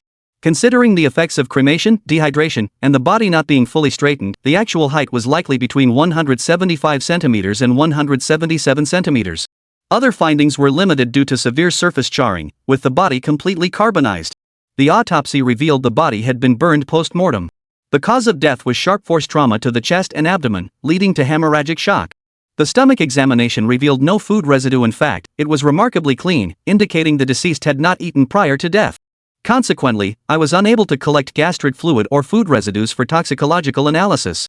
I could only collect fecal matter from the deceased's large intestine to test for potential poisoning upon return. Beyond that, vital organs like the brain and heart showed no significant pathological changes, confirming death was not due to disease. Well, that's the situation so far. Liang Song gave him a thumbs up. Professional. Tian Jianhua nodded in agreement before asking, "Dr. Cui, you mentioned the victim died from sharp force trauma. How many stab wounds were there? Based on the entry points, can we determine the blade length and width?" Dr. Cui pressed the page-turning button several times, bringing up a photograph of the wound. This photo showed the wounds on the victim's chest and abdomen. Dr. Cui inserted a ruler into the wound to measure its depth and length. Then, gesturing with his hand to indicate the length, he stated, "About the length of a standard kitchen knife." The wound itself doesn't show many distinctive features. Tian Jianhua nodded, then turned to Ma Hui and asked, "Old Ma, how's the investigation at the resort going?" Ma Hui pulled out his notebook, which detailed his field investigation. This entire area is part of the Beijing suburban reservoir region. Since parents often bring their children here to play in the water during summer, this area was developed into a resort integrating tourism, vacation properties, and real estate projects. The resort remained closed after winter set in due to the scarcity of visitors, with only a few security guards on duty. The real estate project sold quite a few homes, but these were mainly purchased by wealthy city dwellers seeking weekend getaways or temporary retreats. With no central heating available in winter and the recent ban on burning charcoal or firewood, few visitors come to the farm stays during the colder months. As a result, this entire real estate development has essentially become abandoned. This is the complete list of owners who purchased villas along the reservoir, retrieved from property management. Ma Hui handed Tian Jianhua the printed list from the property management office. Tian Jianhua didn't glance at the list but asked directly, "Is Ho Jian among the homeowners?" Ma Hui shook his head. "No. And none of the owners have been staying there recently." "What about Liang Song? Did you spot any suspects on the surveillance footage?" Liang Song shook his head. "The surveillance system is practically paralyzed. According to the property management staff, they shut down most cameras to save electricity during the winter when there's no business. Only the cameras at the entrances to the reservoir, the resort, and the residential area remain operational." Tian Jianhua nodded. "Good thing they didn't shut them all down.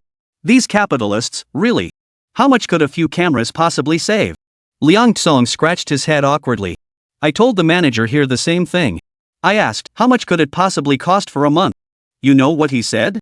The others looked at Liang Tsong with puzzled expressions, equally curious about how these capitalists would justify it. Liang Tsong continued, he crunched the numbers for me. He said this area uses industrial electricity. They originally had hundreds of cameras here, almost no blind spots, all high definition with infrared and fill lights. Just the electricity bill alone would cost tens of thousands a month. Plus, keeping the cameras running required constant maintenance, adding another 1,000 or 2 in repair costs monthly. Chapter 161, Tianji, a man transformed. By the time Liang Tsong finished speaking, Tianjianhua's brow had furrowed deeply. His expression had clearly soured. Liang Tsong then relayed the words of the person in charge at the time. He also said that while this might not be a big deal for businesses currently operating, for those that had shut down, it was equivalent to the wages of 2 or 3 workers. With that much electricity money, they might as well hire a few fellow villagers and let the common folk earn it that would be contributing to the local economy. Tianjianhua slammed his fist on the table, roaring, "Bull! Do you expect the common folk to keep their eyes glued to the place 24/7? Why didn't he mention this when he was raking in the cash? That bunch of bastards!" Tianjianhua's outburst startled everyone present. In all the time they'd known him, this was the first time they'd seen Commander Tian so enraged. Liang Tsong quickly interjected, "But I did notice some suspicious activity at the entrances and exits." Liang Tsong immediately played the surveillance footage. This was the day before yesterday, December 18th, the day after the last episode aired. At 1:45 p.m., a tuk-tuk taxi entered the residential area. Yesterday morning, a van similarly entered the residential area and departed at noon. Tianjianhua calmed himself slightly and immediately asked, "Were those the only 2 vehicles entering these past few days?" Liang Tsong shook his head. "Many vehicles enter and exit daily, dozens each day. But only these 2 didn't register their license plates. They contacted security to gain access to the residential area. Old Ma, check the security guard's report and have him identify who the passengers were in those 2 vehicles at the time. Also, Liang Tsong, contact the Dudu taxi driver to check if there are any cameras inside his vehicle. Do we have the other vehicle's license plate? Has it been checked?" "It's been checked. It's a minivan."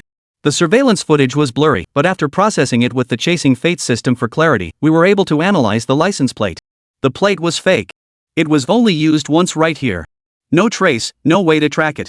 TSK. Tianjianhua clicked his teeth, his voice trembling slightly as he asked, "This is starting to sound like Chen Kai style. Songer, take this location as the center. Estimate the time this fake license plate car passed through based on normal driving speeds. Trace its route, where it came from and where it went.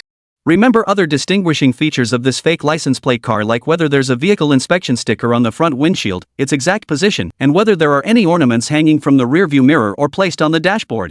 Check the genuine license plates matching these descriptions, and see if you can make out the driver's image. I suspect the person who arrived by tuk-tuk on the first day was the victim, Ho Jian, while the driver of this van is the killer.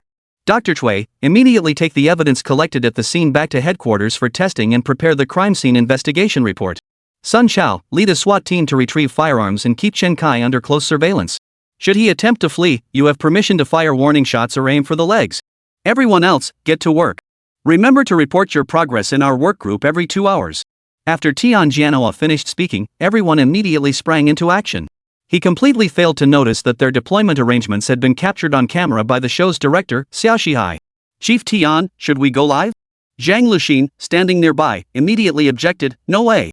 This is beyond the scope of the show. But this is still Chen Kai's case. He openly defied the police, found a suspect they couldn't locate, and killed him. This has explosive potential." Xiao Shihai argued passionately. Zhang Luxin countered, "We don't have definitive proof this was Chen Kai's doing yet. What if it wasn't him? What if we alert the suspect?" Just then, Tianjianhua's phone vibrated. Tianjianhua answered, "Hello, Chief? Oh, it's old Gua." The voice on the other end belonged to Gua Hua, the program's forensic expert and former deputy director of the Criminal Investigation Bureau.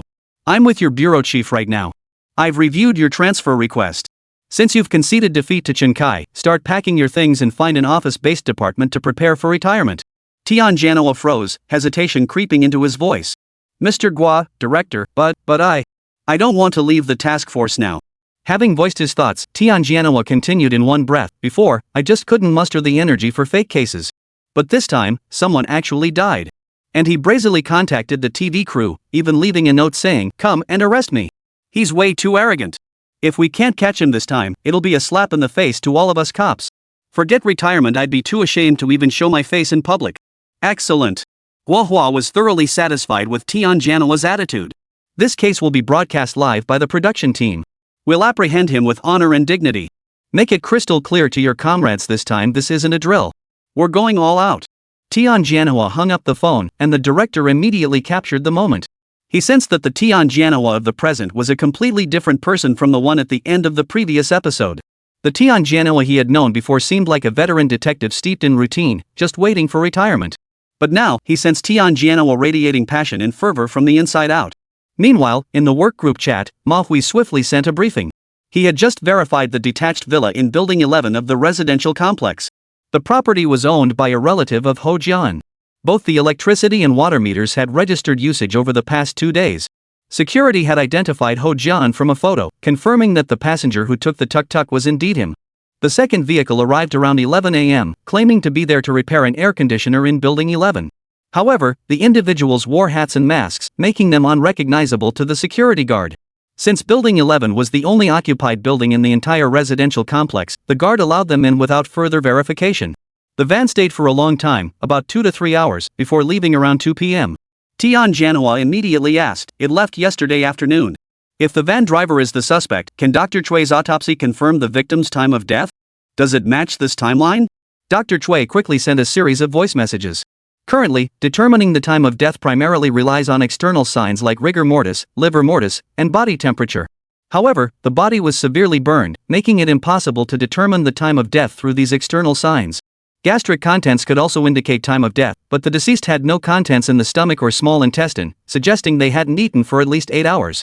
Manhwa followed with a voice message, "We just searched Building 11. Found some instant meals inside. Doesn't tea look like someone starving?"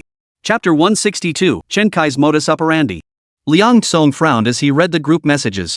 Turning to the colleague beside him who was reviewing surveillance footage, he remarked, "I can't stand these older folks sending voice messages in the workgroup. They're always 30 or 40 seconds long, sometimes even 60 seconds. It's not conducive to work at all. They're older and type slowly. Voice messages are their only way to keep up with the conversation." Liang Song nodded, picked up his phone, and pressed the voice record button. "Actually, I think going 8 hours without eating is normal.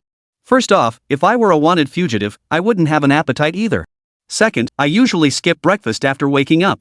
If Chen Kai had disguised himself as an AC repairman when he arrived at Ho Jian's place, it would have been around 11 a.m. Ho Jian probably hadn't eaten breakfast yet. Chen Kai stabbed Ho Jian to death, stuffed the body into a suitcase, and took it out to burn it in the wilderness. Ho Jian wouldn't have had time to eat either. It all makes perfect sense. Hey, you send voice messages too, right?" Liang Song swiped his hand upward and said, "This says voice to text, right?" After Liang Song finished speaking, everyone looked at the text he sent in the workgroup and nodded in deep agreement. That's possible. In any case, the exact time of death can't be determined from the body. Dr. Chui added another message. If we could confirm the body died within those 3 hours, we could basically pinpoint the van driver as the suspect. But since we can't determine the time of death, we can't prove the van driver's guilt. I've already inspected the scene at Building 11. The residence has been cleaned, and no further evidence was found at the location. I found several fruit knives in the residence, but they had already been cleaned. However, I discovered bloodstains on the mop, indicating the suspect likely used it to clean the floor. The mop and fruit knife have been rushed to the city bureau for DNA testing. After a period of silence in the group chat, Liang Song suddenly posted a photo of a van. This is the vehicle in question. It lacks a valid inspection sticker, and the headrest and seat cover on the passenger side match those in the scene. This license plate is genuine. I just contacted the owner. A ride-hailing driver and his van was reported stolen yesterday. As the group members reviewed the messages, their suspicions only grew stronger. Before Chen Kai robbed the bank, he had also stolen a van. This time, he'd stolen another van to get to the scene. Killing Ho Jian was Chen Kai's way of taunting the police. Add to that his subsequent phone call to the production team and leaving a note. All these actions were aimed at provoking both the production team and the police. Only Chen Kai could have such criminal motives. No one else fits the profile. However, at present, there isn't any hard evidence conclusively proving Chen Kai's involvement. We still need to wait for the DNA test results. Brotherly, the stolen van has been found parked by the roadside. It appears to have been abandoned for quite some time. All the windows were rolled down, and the interior is now covered in dust from the roadside. You should come take a look to see if any physical evidence can be recovered. Li Zhang replied immediately, "Send me the location. I'm on my way to the municipal bureau for testing anyway. I'll head over right away." Zhang Luxin scanned the group chat messages. She pulled over to the roadside with the windows open. This was a classic Chen Kai tactic for destroying evidence. Back in the first episode, Chen Kai impersonated Xia Shihai and drove Xia Shihai's BMW X7. To destroy any possible traces of his skin oils left in the car, he deliberately chose to open the windows for ventilation. This time, he used the exact same method. This alone was enough to confirm Chen Kai was the culprit. Just then, Zhang Luxin's phone vibrated again. Earlier, she had been so busy she hadn't had time to check her phone, so she had simply set it to silent. Therefore, Zhang Luxin had no idea Chen Kai had called her. Seeing Chen Kai's name, Zhang Luxin immediately glanced nervously at Director Tian, who was reviewing the work briefing in the group chat. She quickly tucked her phone away and hurried out of the command vehicle to a secluded spot. "Hey, police officer, what's going on? I've been trying to call you for ages." Zhang Luxin took a deep breath and asked, "Chen Kai, you really killed someone? You need to turn yourself in immediately. While Ho Jian deserved punishment, you can't just take the law into your own hands." Chen Kai paused on the other end before asking, "You mean, the dead person is Ho Jian? Tell me what the scene looks like." Zhang Luxin listened to Chen Kai's words, her face blank with confusion. From the sound of it, Chen Kai didn't know who the dead person was and was asking her about the scene? Could he really be unaware? Or was he pretending? Or perhaps he was calling her to gauge how far the police investigation had progressed. After a moment of silence, Zhang Luxin spoke slowly, "You didn't kill the person?" "No, I'll say it again, no. Now I need to know what the situation at the scene is." Chen Kai repeated himself once more. But Zhang Luxin shook her head. "I can't say. All I can do now is advise you to turn yourself in. If you didn't do it, you must make that clear." Just as Zhang Luxin finished speaking and was about to hang up, Tian Jianhua approached from behind her and pressed the mute button. Zhang Luxin was startled by Tian Jianhua's sudden appearance. Tian Jianhua shook his head at Zhang Luxin. "Don't hang up yet. Keep talking. I need to pinpoint his location. You can reveal more details to him." Zhang Luxin took a deep breath, nodded, and turned off the mute button before saying, "Chen Kai, there's one person burned to death in a suitcase at the scene. The victim is Ho Jian." Upon hearing this, Chen Kai on the other end hung up without hesitation.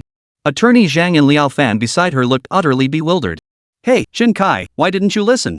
We finally got through. Didn't you want to know what's happening at the scene?" Chen Kai swiftly turned off his phone, ejected the SIM card, and tossed it into the trash.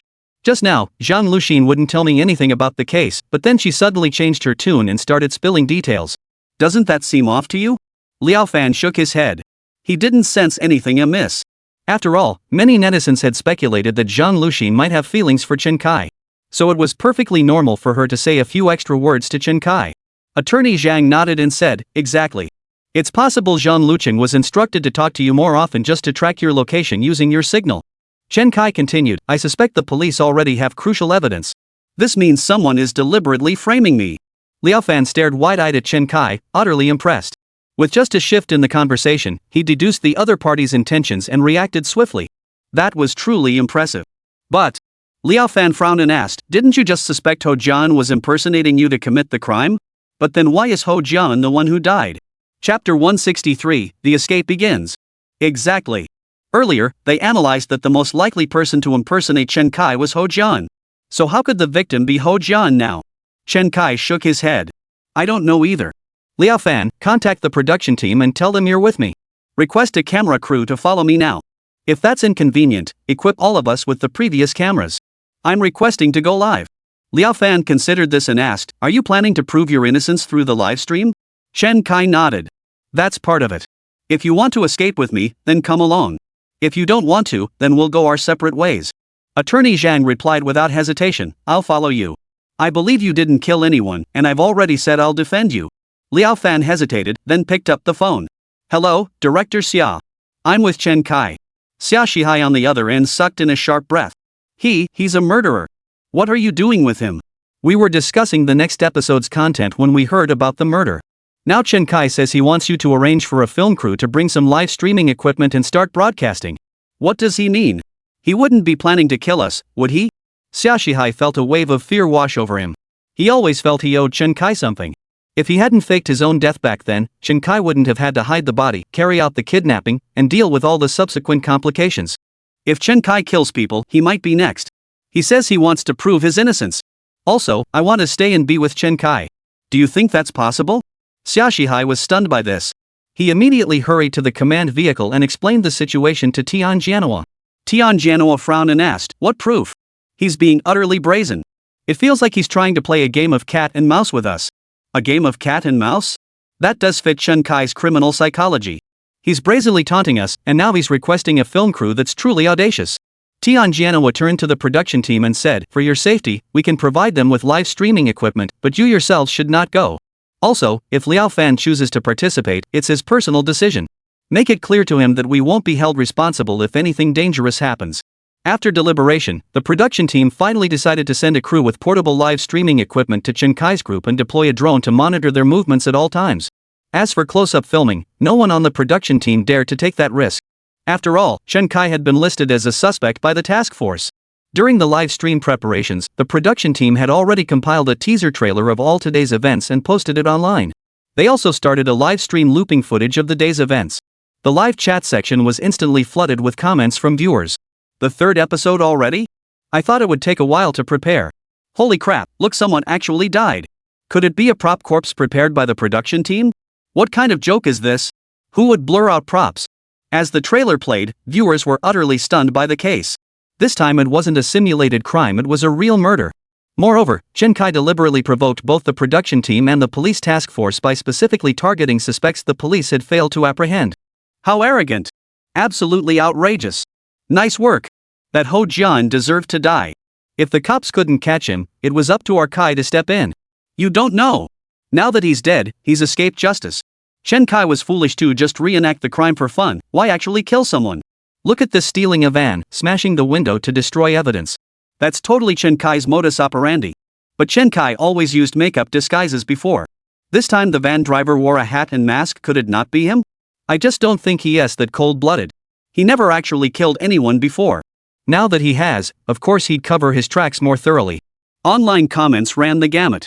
Just then, the repeatedly looped teaser trailer abruptly cut off, revealing footage of Chen Kai alongside attorney Zhang and Liao Fan. The scene then shifted to the task force's office. The live broadcast had officially commenced. Inside the task force office, a female forensic pathologist from the Municipal Bureau's Criminal Technology Division walked in holding a report. The female forensic pathologist caught the attention of many online viewers. Some might say, aren't forensic pathologists typically men and physically strong ones at that? Why is there a female forensic pathologist now? This seems contradictory to previous information. In reality, there are two types of forensic pathologists. One type works on the front lines at crime scenes, primarily responsible for autopsies and injury assessments. The other type works in technical laboratories conducting DNA analysis. This work is more meticulous, requiring the isolation of biological samples from evidence and their subsequent placement into test tubes for DNA analysis. For instance, some clothing may contain biological samples that are difficult to collect. These forensic scientists must cut out the fabric section, unravel the cotton threads, and then search for biological samples within the thread gaps for collection. This isn't the kind of work that strong, burly men have the patience for.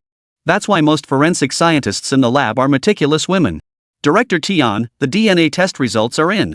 Take a look. Tianjianhua picked up the DNA test results and examined them carefully. The DNA profile from the bloodstain on the mop matched Ho Jian's. Male skin flakes found on the mop handle were fully consistent with biological samples from primary suspect Chen Kai. Among the 3 fruit knives submitted for testing, one handle contained residual bloodstains definitively identified as Ho Jian's. Additionally, male skin fragments were detected on the knife handle. Comparison with primary suspect Chen Kai's biological sample yielded a perfect match. Tianjianhua slammed the DNA test report on the table and declared, Chen Kai's DNA is on both the mop handle and the knife handle. The evidence conclusively identifies Chen Kai as the suspect who murdered Ho Jian. Place Chen Kai on the wanted list immediately and notify traffic police to secure all city exits to prevent the suspect's escape. Immediately track Chen Kai's location through internet and mobile signals. Pinpoint his whereabouts. Viewers in the livestream couldn't help but widen their eyes. Holy crap! It really is Chen Kai. Chen Kai's in deep trouble this time. They nailed him with evidence right at the start of the livestream. Could this episode's theme be arrest and escape? If so, this is going to be wild. Chapter 164, Psychological Portrait. Inside the tea house. Chen Kai and his group hadn't left yet, continuing to discuss their next move. Earlier, when Chen Kai was on the phone with Officer Zhang, the latter had attempted to track Chen Kai's location. This indicated the police had already become suspicious of Chen Kai, and Officer Zhang had been urging him to turn himself in to clarify the situation. This suggested it wasn't merely suspicion, they likely possessed evidence implicating Chen Kai in the murder. I think we should break out of the police cordon first, then figure out the rest, Chen Kai said. Liao Fan nodded in agreement. Exactly. During my call with the director just now, he stated categorically that Chen Kai is the killer and warned me to stay safe. We don't know what evidence the police have, but judging by the director's tone, they must have some solid proof. We have to escape first. How do we escape? Chen Kai can disguise himself. Should we disguise ourselves first and take public transport out of the city? Find a remote place to hide and plan our next move? I think it's easier to hide within the city itself. Find a larger residential community with a high influx of outsiders. A place like the capital should be relatively easy to find. Liao Fan and Zhang Chenyu immediately began discussing options. After a while, they hadn't come up with any effective plan, so they turned to Chen Kai, who was sipping tea and deep in thought. Zhang Chenyu grew irritated and snapped, "Chen Kai, we're all trying to help you escape. Why aren't you saying anything?" Liao Fan chimed in, "Chen Kai, you're the expert in counter-surveillance. Give us your take. Which of our plans is more reliable?" Chen Kai nodded at them and replied, "Both your ideas are solid. But I think I'll hold off on giving my opinion. Those cops might be studying us right now." "Ha?" Zhang Chenyu and Liao Fan both looked puzzled. Shouldn't the police be prioritizing arrests right now? Why would they start analyzing Chen Kai instead? What more is there to study about Chen Kai? This is already the third episode. What's left to study? Chen Kai continued, "They're studying our habits, our behaviors, and our psychology. Humans are creatures of habit. Every action we take follows patterns and has underlying reasons. The police study our past actions to understand the horizontal and vertical axes of our lives. This is criminal profiling. Then they stand in our shoes and predict how we might act. If we want to avoid getting caught, we must never act on our first impulse. Well, except for Attorney Zhang." After Chen Kai finished speaking, both Liao Fan and Attorney Zhang were taken aback. Simultaneously, viewers in the livestream chat were stunned by Chen Kai's revelation. Holy crap, this guy really is a crime master. Never go with your first instinct. That's so badass. Fascinating. Absolutely fascinating. If that's the case, it would be nearly impossible for police to predict a suspect's escape route by profiling their psychology. Chen Kai truly kept quiet until he made a stunning revelation. Liao Fan glanced at Attorney Zhang and asked, "Is it because the police currently don't know about Attorney Zhang's existence?" Chen Kai nodded. "You chose to stay voluntarily. The police will certainly profile your behavior and psychology. But Attorney Zhang, they don't know she exists. So, Attorney Zhang, please share your perspective." The pressure suddenly fell on Zhang Chenyu. Zhang Chenyu had just suggested disguising themselves to take public transportation out of the city, then finding a place to stay before deciding what to do next. After another moment of thought, she nodded. "I still stand by my earlier suggestion. We should leave the city." Chen Kai nodded. "Which direction should we head?" Zhang Chenyu thought for a moment and said, "The most dangerous place is the safest place. We're heading to the crime scene." Chen Kai's eyes lit up at Zhang Chenyu's words. Heading to the crime scene was indeed a brilliant idea. Besides, I can take a look at the scene myself and see what evidence the police have uncovered. Alright, let's do it. Liao Fan, you take a car over. Zhang Chenyu and I will take another. With that, Chen Kai and the other two left the tea house, heading toward the reservoir on the outskirts of Beijing. The trio actually intended to head to the crime scene at the suburban reservoir. This sent shockwaves through the live stream audience. I've heard many murderers like to revisit the crime scene to gauge the police investigation and admire their own handiwork. Looks like Chen Kai might actually have killed someone. I don't think so. If Chen Kai really did it, these two would be crazy to follow him. Maybe all three of them committed the murder together? Cut the crap. Liao Fan's got a perfectly good acting career. Why would he go around killing people? Look at the task force's side, they're really delving into the psychology. Chen Kai guessed it alright. Netizens immediately switched the live feed to the task force's side. Sure enough, the police were analyzing Chen Kai and Liao Fan. Behind Tianjianhua stood a whiteboard listing Chen Kai's behavioral and psychological traits. Alongside it, the A4-sized printout of "Come and Get Me" was attached to the board with magnetic sticky notes. Based on our preliminary understanding of Chen Kai these past days, these are the main psychological traits of his criminal mindset. This time, his objective carries a provocative intent. He likely aims to play a cat and mouse game of cat and mouse with us. Chen Kai possesses skills in disguise and lock-picking, and with his meticulous mind, he has exceptional counter-surveillance abilities. Combined with his provocative mindset, I believe it's highly likely he never left the city and wouldn't choose to hide. It's quite possible he's still living somewhere in the capital in a large, densely populated community with a complex mix of people. Perhaps he's used his lock-picking skills to hide in an unoccupied rental unit. Everyone nodded in agreement. This was the psychological and behavioral profile of Chen Kai as analyzed by Commander Tianjianhua. Among those present, no one understood Chen Kai better than Tianjianhua. Next, let's discuss Liao Fan, Chen Kai's accomplice. He insists Chen Kai is innocent and refuses to abandon him. We need to examine his mindset and behavioral logic. Liang Tsong frowned. Liao Fan is an actor. Every public appearance is a performance. How can we analyze his behavioral logic? Why would he insist on staying with Chen Kai and even request live streaming equipment? We analyzed, could it be he's seeking attention, trying to ride the wave of this program's popularity? Tianjianhua nodded and wrote on the blackboard, actor, skilled at performance, seeking attention, craving popularity. Anything else? Tianjianhua asked. Chapter 165, Doubts about the key evidence. People didn't know much about Liao Fan either. Since he was an actor, most of what people knew about him came from the roles he played. They didn't know what kind of person he was in real life. I think an actor must be influenced by the characters they play to portray them well, right? So should we analyze Liao Fan based on his characters? Give me a break. If we followed your logic, we'd have to analyze Feng Changjing as a domestic abuser? Tianjianhua tapped the whiteboard and said, alright, from the previous episode, we know Liao Fan holds a subordinate position within Chen Kai's gang and excels at acting. So they're likely hiding within the city, using disguises and acting to keep provoking us. Now, let's assign tasks. Sun Chao already has a SWAT team staking out Chen Kai's residence, right? He's probably not home now, but we still need to rule out that possibility. Once that's confirmed, immediately copy all surveillance footage from Chen Kai's residential complex covering the period from the end of the last episode until now. Additionally, contact and notify the patrol officers to intensify patrols in urban villages and communities with high concentrations of migrant workers and rental housing. Step up questioning of suspicious individuals. Focus your questioning strategically, paying particular attention to the facial features of males, especially examining up close whether any men are wearing makeup. If so, check their identification and require them to remove it. Also, instruct the police station to intensify oversight of urban rental properties. For all recent tenants, officers must enter the residence to verify occupancy. If the tenant is absent, officers must wait until their return. Tianjianhua's directives immediately drew thumbs-up reactions from viewers in the livestream chat. This plan is spot on. Targeted checks and searches instead of sweeping the entire city. Too bad the criminals are always one step ahead. Chen Kai figured out your plans ages ago. Chen Kai is just too clever. It feels like the police are profiling him, while he's already mapped out their tactics in his mind. Exactly. He knows the cops' every move inside out. If Chen Kai hadn't anticipated this, I'd suspect he has an inside man in the police. Back in the studio, forensic expert Guo Lao and legal expert Professor Luo Xiang had rushed in. Xiao Sa addressed them, experts, I apologize for summoning you both so urgently. Guo Hua waved his hand. I was already aware of the situation. I discussed it with Professor Luo on the way. He was also quite surprised by this sudden incident. We acknowledged the possibility of such an event occurring during our journey. But I see this as a test for our public security officers, a test of whether we can handle tough cases and step up when it really matters. This is no longer a drill, it's real-world crime solving and arrests with real stakes. This time, we will continue to broadcast the entire process live to the public. Although Guo Hua has retired, he serves as the spokesperson for the Criminal Investigation Bureau of the Public Security Department.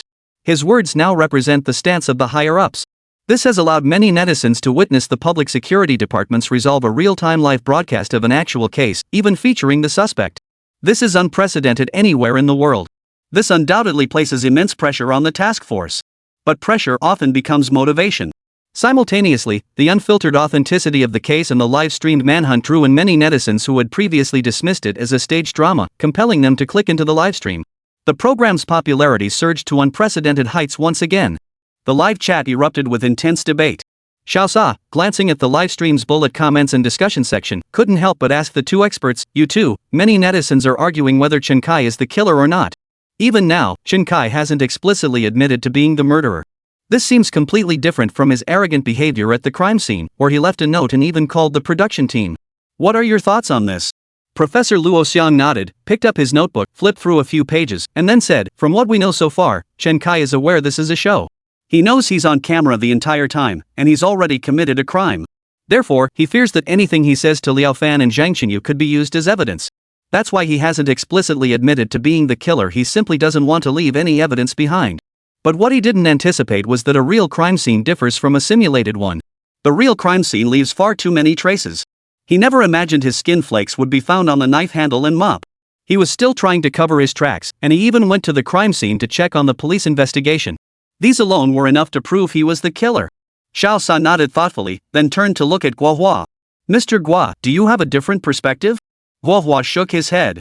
I can't say for certain, but the killer's DNA found on the murder weapon is already irrefutable evidence.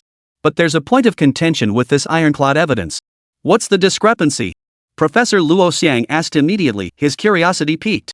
Guo Hua rose and walked to the corner of the room, picking up a mop. Everyone looked puzzled. Do you think I left any traces on this mop now? Xiao Sa, having hosted legal programs for years, was quite knowledgeable about criminal investigations. He immediately said, if someone like you picked up the mop without gloves, the handle is smooth plastic and would typically retain palm prints and fingerprints. If someone with sweaty palms handled it, dried sweat stains would also be left behind. Fingerprints and palm prints are unique identifiers, and sweat can be tested for DNA. Manhwa nodded and pulled up the DNA analysis report on his phone. Look at what it says here. What did they detect here? Luo Xiang and Xiao Sa both leaned in to examine Guohua's phone closely. Skin flakes? It shouldn't be skin flakes. It should be sweat gland oil. Guohua nodded and said, there's a discrepancy with this crucial piece of evidence. Aside from that, Chen Kai matches every characteristic of a criminal suspect. Both fell silent. After a long pause, Luo Xiang couldn't help but speak up. No fingerprints or sweat gland oils were detected on the mop, but skin flakes were found instead.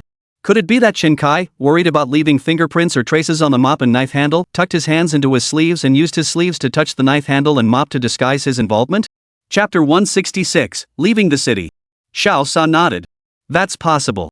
Besides, it's winter now. The climate in our capital city is dry, so skin flaking is quite normal. Having skin flakes in the sleeve and them sticking to the outside is perfectly natural. Guohua nodded. That possibility can't be ruled out. From what we've seen, this Chen Kai is a real handful. If I were facing him, I wouldn't be confident in apprehending him quickly either. Guohua's words surprised not only Xiao Sa and Professor Luo Xiang. Even the viewers in the livestream chat couldn't help but express their astonishment. Senior Officer Guo was the legendary tiger of criminal investigation, back in the day a true all-around expert in the Criminal Investigation Bureau. Seems Chen Kai is no pushover. If I were the boss, I'd be kicking myself for pushing this living devil into crime. Who knows when the police will finally catch on? Once they're on the wrong track, they'll never catch him. While police were now combing through the city's densely populated areas, Chen Kai had already slipped through their net and reached the reservoirs on the outskirts of Beijing. The police's first confrontation with Chen Kai has already ended in utter defeat. The live feed from the task force headquarters is now utterly meaningless. That said, it's not entirely useless. During their sweep of rented apartments in the city, the police unexpectedly apprehended several drug users and sex workers. That could be considered an unexpected windfall. Meanwhile, Chen Kai drove Zhang Luxin's car, with her seated in the passenger seat, straight out of the city. As they approached the Beijing Ring Expressway, they encountered a joint traffic and patrol checkpoint. This was the only police checkpoint set up on the outskirts, but since it wasn't a priority area, the inspection wasn't particularly thorough. Everyone in the vehicle must present their ID for scanning to ensure suspects cannot slip into the car and flee the capital. Those without ID cards must state their ID numbers for on-site verification by police, who then carefully cross-check the information with photographs. At this moment, many viewers in the livestream chat felt their hearts skip a beat. They never imagined the police would set up checkpoints on the only route out of the city. It seemed the police couldn't be underestimated. Though the focus was on the city center, they were tightening the noose to catch the fish in the pot. A traffic officer waved down the car driven by Chen Kai. "Good day, sir. Please present the identification cards of all passengers in the vehicle and open the trunk for inspection." Chen Kai, wearing sunglasses, rolled down the window and pulled an ID card from his pocket, handing it to the officer. Passenger Zhang Xingyu also retrieved her ID from her bag and handed it to the officer. After verifying both IDs as genuine and confirming no fugitives were listed in their database, the officers returned the documents. After inspecting the trunk and confirming no one was concealed inside, the traffic police signaled for them to proceed. Chen Kai thus passed through the traffic police checkpoint without revealing any flaws and left the capital city. How unbelievable is that? Many netizens stared wide-eyed at their screens, typing out endless strings of question marks. They were utterly baffled as to why the officer had let Chen Kai go. Had the officer been bribed by Chen Kai? But the footage clearly showed Chen Kai handing over an ID card, not 200 yuan. Besides, a few hundred yuan bills wouldn't be enough to bribe an officer when dealing with a wanted criminal. This wasn't just a routine traffic stop for violations or overloading. You don't get off with a few hundred yuan in such cases. Sitting in the passenger seat, Zhang Xinyu asked, trembling, "That scared the hell out of me. I can't believe you actually got away with it. They couldn't trace your ID?" Chen Kai pulled out his own ID and waved it in front of Zhang Xinyu. "I'm on the police's most wanted list. If they scan my ID, the alarm will go off immediately. Liao Fan is with me, but he's not a suspect, so scanning his ID won't trigger anything. But how do you know they won't ask you to take off your sunglasses to verify your photo matches the ID?" Zhang Xingyu asked doubtfully. Though she was intelligent, her sharp mind proved of little use in this situation. Chen Kai smiled and replied, "Just a hunch. Police checks are targeted, not random. I believe they'll profile Liao Fan and me, deducing we're likely still hiding within the city. Therefore, the police's search efforts are concentrated in densely populated urban areas with complex demographics. Although this is a major entry-exit point where police conduct checks, officers here tend to be slightly less vigilant than those in the city center. Driving into the sun now, many drivers wear sunglasses or lower their sun visors. Requiring every driver to remove their sunglasses for ID verification would significantly slow down their screening process, leading to traffic congestion. This is a major thoroughfare and not a priority area for searches, so officers won't require every driver to remove sunglasses for verification. As I mentioned earlier, the police conduct targeted checks. The officer who checked my ID just now scrutinized the lower half of my face. I suspect it's because I wore makeup in my previous episodes. Therefore, they scrutinize faces closely for any signs of male makeup. Additionally, Liao Fan had publicly stated to the production team that he would continue participating in this episode with me. Consequently, they assumed the suspects were two men working together. We were one man and one woman, and since I had no makeup on my face, they mentally ruled us out. After that, checking the IDs in trunk was just routine. Zhang Xinyu nodded in realization and said, "Oh, so you mean the police's focus was on two men, one of whom had makeup traces." The live chat exploded with reactions. Holy crap, Chen Kai is a psychic. Did he plant surveillance in the task force? They say the police do psychological profiling? Looks like Chen Kai did it to Commander Tian too. He totally read the commander's mind. Unbelievably terrifying. Who knew someone this brilliant existed? He wasn't wearing makeup, just sunglasses, and he walked right through the police checkpoint like that. I bet the cops regret it now. They must be kicking themselves. Look, Liao Fan is preparing to leave the city too. At that moment, Liao Fan was driving his car toward the city limits when he was quickly pulled over. Good day. Please present your ID and open your trunk. Liao Fan promptly complied, opening his trunk and saying, "Officer, I don't have my ID on me. Would my driver's license suffice?" Chapter 167, Blood-Soaked Steamed Buns. The traffic officer examined Liao Fan's facial features, then nodded and said, "That's acceptable."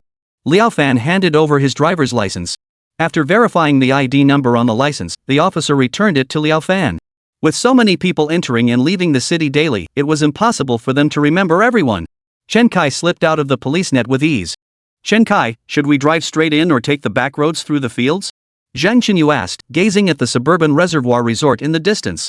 Chen Kai grinned and tapped Zhang Xinyu's head. "You're our brains, now you decide how we get in.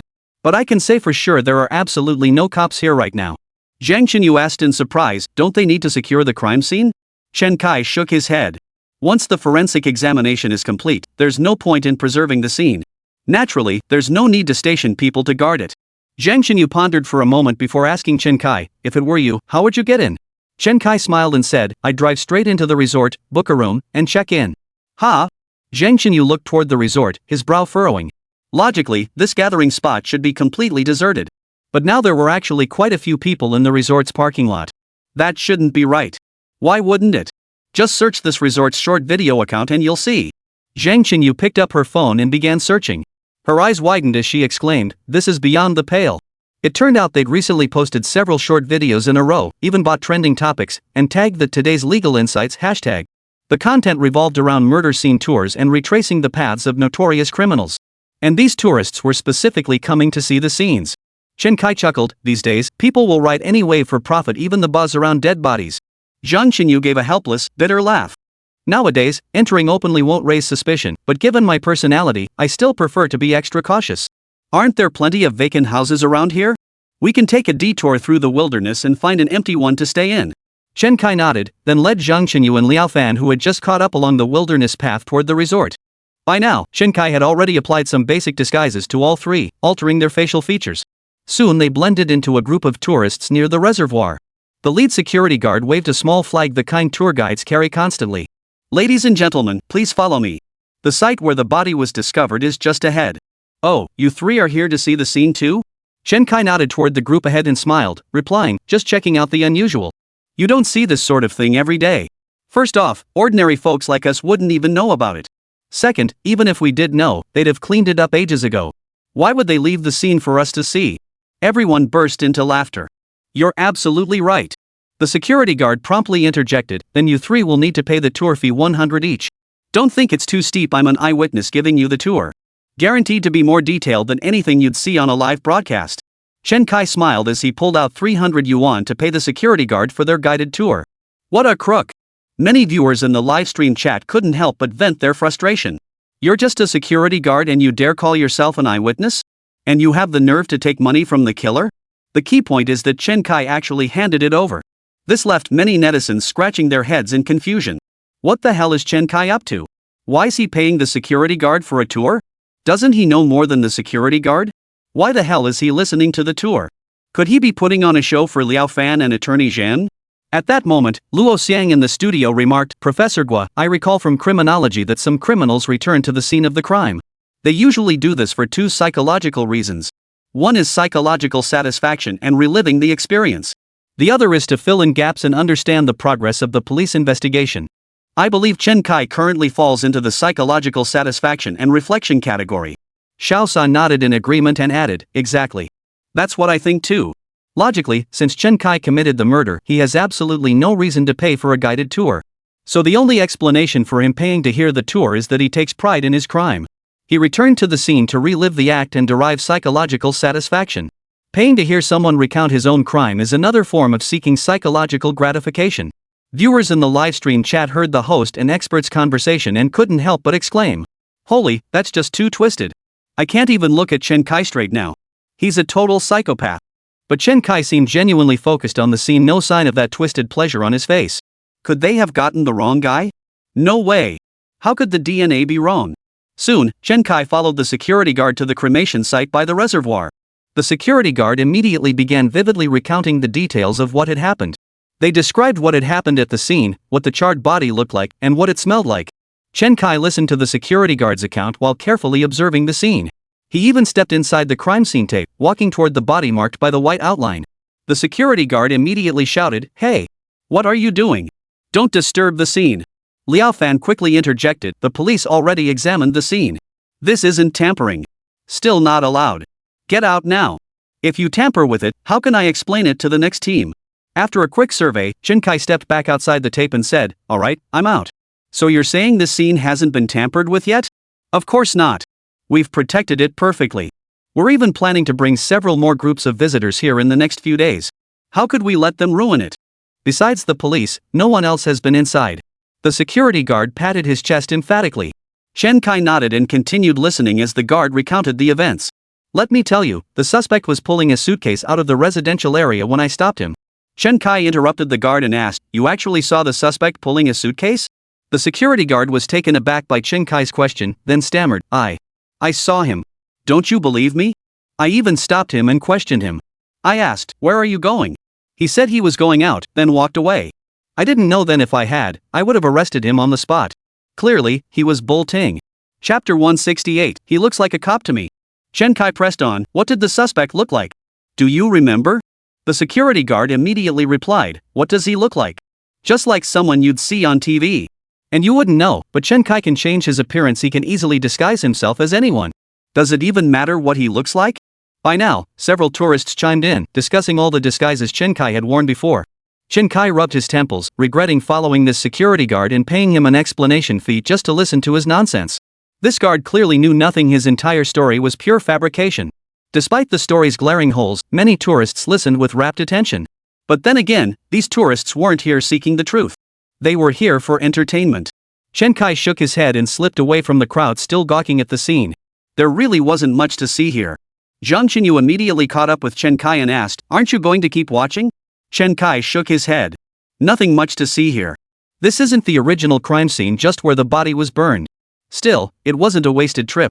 I found this at the scene." Chen Kai pulled a metal fragment and several charred plastic pieces from his bag. Zhang Qinyu and Liao Fan immediately crowded around. "What is this?" There seemed to be letters on this metal plate. English.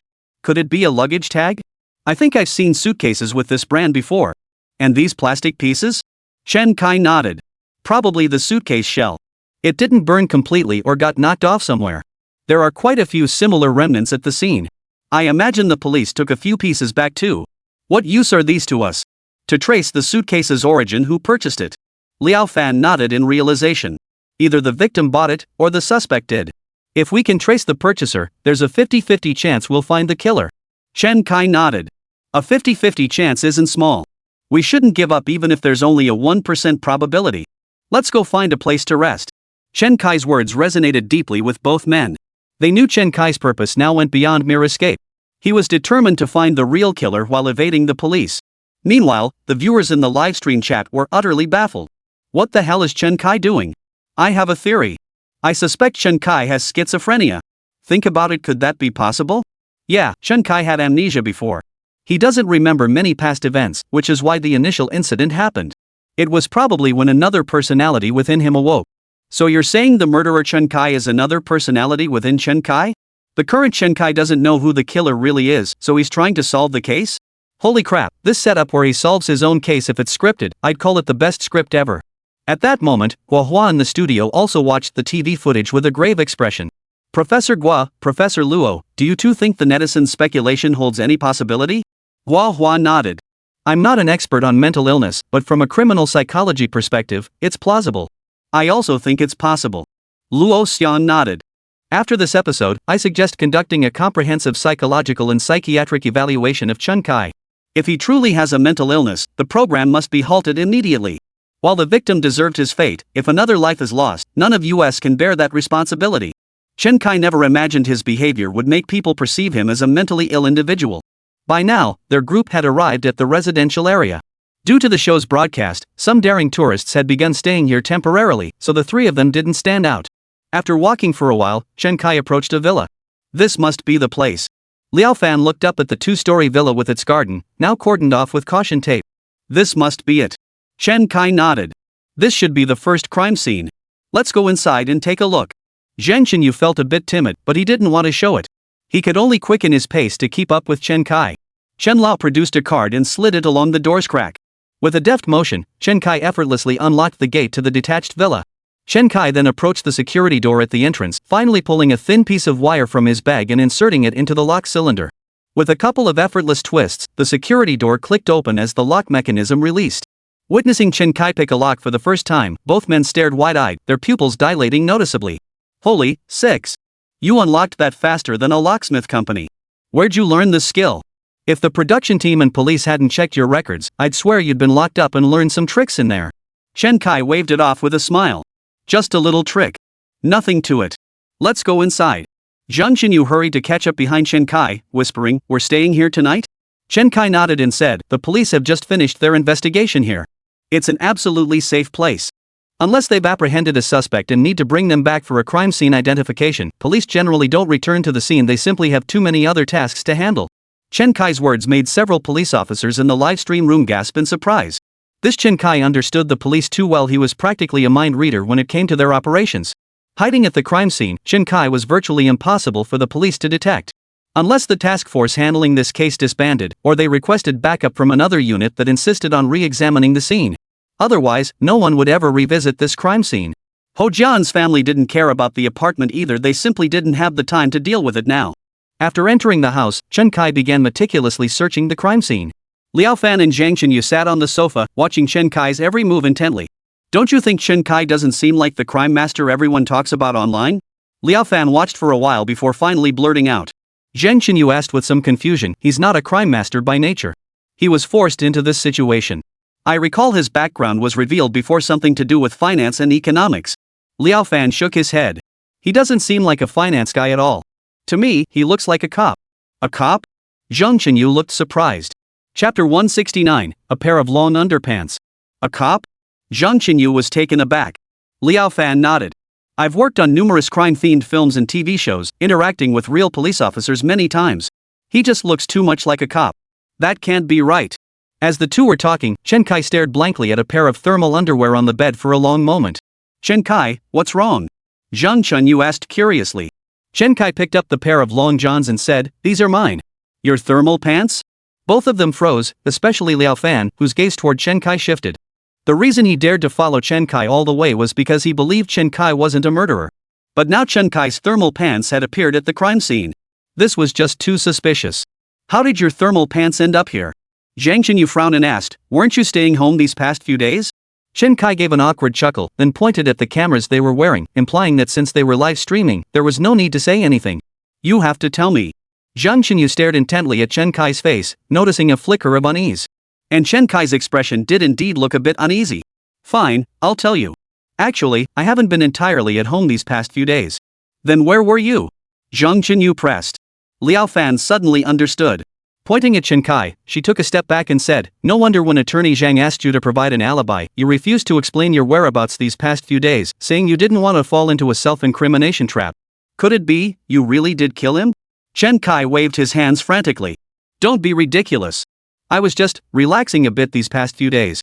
Out and about." "What does that mean? Just say it plainly."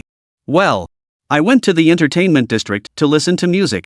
Chen Kai's explanation was deliberately vague. Ever since arriving in this world, Chen Kai had been constantly under pressure. So when he learned this was just a TV show, he breathed a huge sigh of relief. Compounding this, in his previous life as a police officer, Chen Kai had strictly adhered to regulations prohibiting nightclub and KTV visits. Yet he'd always been curious about what those places were really like. So Chen Kai decided to let loose completely. These past few nights, he'd either been at nightclubs and bars or at commercial bathhouses, meaning he'd been sleeping in at home during the day. While such activities were commonplace for those in engineering and construction, Chen Kai still found it somewhat embarrassing to admit. Zhang Qingyu shook his head. "The places you picked just happened to be the ones without surveillance. So how do you explain your thermal underwear showing up here?" Chen Kai cut off Zhang Qingyu's suspicion. "How should I explain it? Are you interrogating a criminal? Do you think I'm stupid enough to leave my own thermal pants at the crime scene? Am I some kind of pervert? Taking off my pants at the scene after committing murder?" Liao Fan found this reasoning plausible. As a man, he could understand Chen Kai's mindset. Liao Fan stepped forward, patted Chen Kai's shoulder, and said, "Something's fishy here, but hey, I get it, you're a man." Pfft, gross. Zhang Qinyu looked utterly disgusted, yet she also found Chen Kai's reasoning plausible. Given Chen Kai's meticulous nature, he would never leave behind a pair of long johns after committing murder. But where did this pair of long johns come from? Chen Kai's long johns appeared at the crime scene. This left the live stream viewers scratching their heads. I suspect Chen Kai is lying. He mentioned that the commercial district, bathhouses, and nightclubs are mixed crowds with no surveillance, making investigations extremely difficult. Once Chen Kai blended in, he could easily slip out again. Makes sense, but Chen Kai had no reason to leave his long johns here. Why not? Isn't he schizophrenic? Do psychopaths need reasons for their actions? As viewers in the livestream chat speculated wildly, Chen Kai formed his own theory. He began meticulously examining every item at the scene, searching for any trace of evidence. But what he found was extremely limited. Most of the evidence had been taken away by the task force during their on-site investigation. Chen Kai could only search around his own home. But this was a place that had been unoccupied for a long time. Finding valuable clues here wasn't very likely. Forget it. Let's rest first. The first floor is the crime scene, but the second floor should be clean. We'll each take a room and get some sleep. We'll figure out the next steps tomorrow. After saying this, Chen Kai headed straight upstairs and retreated into a study. Liao Fan and Zhang Qinyu also found rooms to rest. Though they weren't physically exhausted today, facing the police manhunt had left them on edge. Even now, they dared not relax, still feeling uneasy, fearing the police might find their way here again. Chen Kai drew the study's curtains, turned on the computer, and switched on the lights. A row of bookshelves stood in the room, sparsely lined with works by Japanese author Kigo Higashino. Chen Kai chuckled. He had already deduced this must be one of the deceased Ho Jian's residences.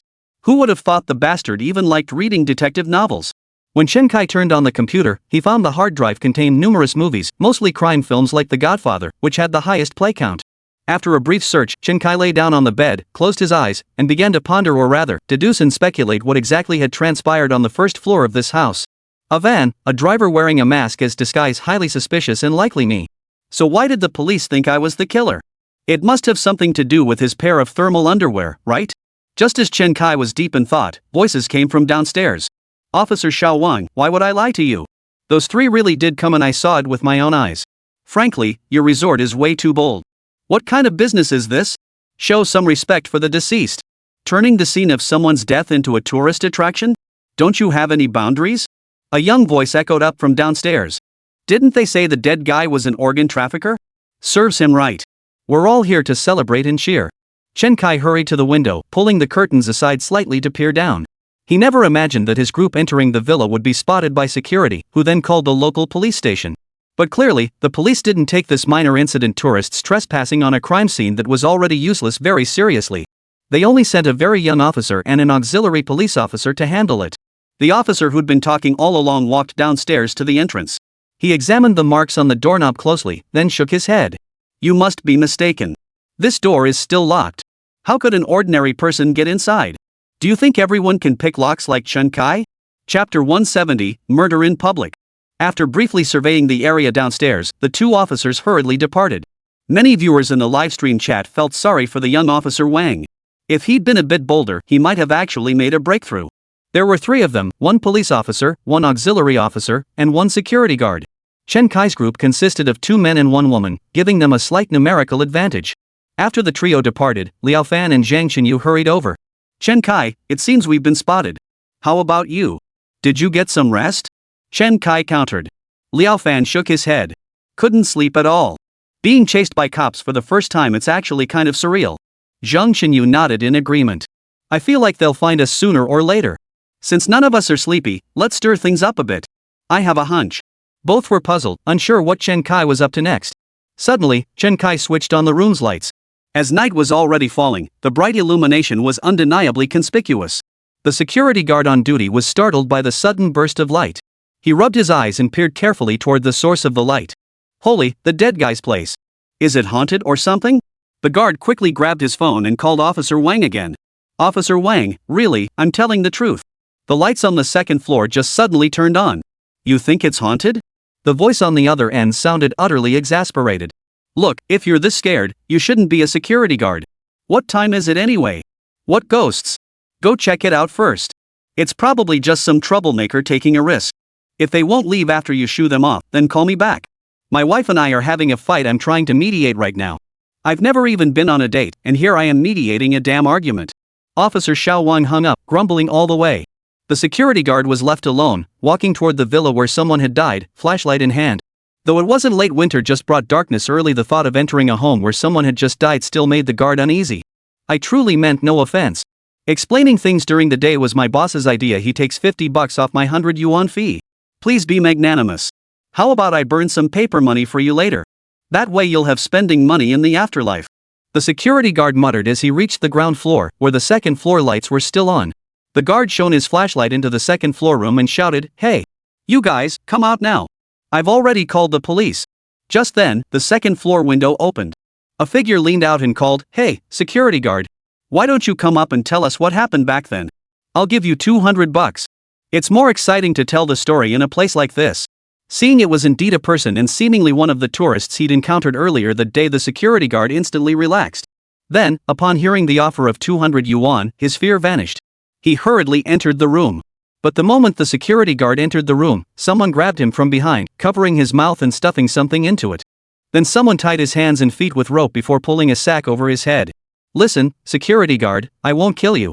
Just stay put. When someone comes, I'll have them give you 500 yuan for your performance fee." Hearing there was money to be made, the guard instantly relaxed, struggling less violently. Only then did Chen Kai rise, taking out a printed A4 sheet and taping it to the sack. The victim is deceased, cause of death, aortic rupture. The wound is a cleave laceration, with massive blood loss. Chen Kai then retrieved a kitchen cleaver from the kitchen, placing it atop another sheet of A4 paper printed with the words weapon. After finishing these tasks, Chen Kai looked at the 2 bewildered individuals and asked, "You two, are you wearing long johns?" Zhang Xinyu immediately felt the layer on her thigh and shook her head. "No, we don't call them thermal leggings. Girls wear what we call base layers." "Same thing. Take them off now," Chen Kai said firmly. Liao Fan chuckled from the side, "Use mine instead. I'm wearing mine, and I'm more resistant to the cold anyway." Without another word, Liao Fan found a secluded corner, pulled off her own thermal leggings, and handed them to Chen Kai. Chen Kai wrapped Liao Fan's long johns around the handle of a kitchen knife and fiddled with it for a while before setting the leggings aside. The two watched in utter bewilderment, completely clueless about what Chen Kai was up to. What was the point of this? Instead, the viewers in the livestream room widened their eyes in surprise and sucked in a sharp breath. So that's what it was. This Chen Kai isn't just a criminal mastermind, he's a detective genius. His thermal pants appearing here could very well mean he's been framed. Could it be he's deliberately steering the conversation, opening a new perspective showing that even ironclad evidence might be fabricated? If that's the case, it's terrifying. The security guard was restrained, with an A4 sheet beside him listing items detectable during an autopsy and marking the murder weapon. This is how a crime simulation program should be done. This development brought simultaneous relief to the production team and those in the studio. Just moments ago, they genuinely worried whether Chen Kai might kill someone right in front of them. That would have been utterly brazen. Just as everyone was breathing a sigh of relief, Chen Kai stepped up to the camera. "Hey, production crew, you all saw that just now, right? When you come back later, give the security guard $500 for playing dead. This remark instantly pulled the online audience out of the moment, but it also reassured the struggling security guard, who then settled into playing dead. The experts in the studio exchanged bewildered glances. Especially Luo Xiang, who had always firmly believed Chen Kai was the murderer. But Chen Kai's actions just now, combined with the suspicious detail mentioned earlier by Professor Gua, fit perfectly. Professor Gua, you mentioned earlier that a point of doubt was that fingerprints or skin oil's DNA evidence should have been found on the knife handle and mop. But why was skin debris detected instead? Chen Kai's actions seem to explain this discrepancy. What are your thoughts on this? Mr. Gua nodded and said, that's a possibility. But as some netizens pointed out earlier, this could also be a deliberate trap set by Chen Kai, intentionally turning irrefutable evidence into unusable material. Beyond that, I truly can't think of any other plausible explanation for why skin flakes were found on the knife handle and mop. Chapter 171, I suspect he's been watching us all along. It's winter now, and the capital's climate is dry. Many people experience peeling skin on their legs, especially when they take off their thermal pants. Quite a bit of skin flakes off onto the pants. Therefore, it was entirely possible that Chen Kai's actions had left skin flakes on the knife. After pondering for a moment, teacher Luo Xian slowly spoke up, Professor Gua, could it be possible that Chen Kai did commit the murder? But perhaps he wrapped the knife in his own thermal underwear before stabbing the victim, and then used the same underwear to wrap the mop when cleaning the floor? Xiaosa nodded and said, you mean he used his long johns as gloves to prevent leaving his fingerprints and DNA at the scene? When he returned to the scene and realized he might have left traces behind, he immediately decided to cover up this loophole. So he deliberately staged a mock murder in front of us, laying out all the evidence to prove his innocence? Old Gua shook his head. That's hard to say. Criminal investigation relies on evidence, not conjecture. To be honest, I truly admire this Chen Kai. Based on his demonstrated investigative skills so far, he's more capable than Tianjianhua. As soon as Gua Lao finished speaking, the live chat exploded with comments. No way. How could Chen Kai possibly be better than Commander Tian? Why not? This is an endorsement from Guo Lao, the tiger of criminal investigation. What a waste he didn't channel his brilliance into the right path. Still, I'm curious what's Chen Kai's next move. Between this security guard and that Ho Jian, he's already killed 2, 1 real, 1 fake. The police will catch him no matter what.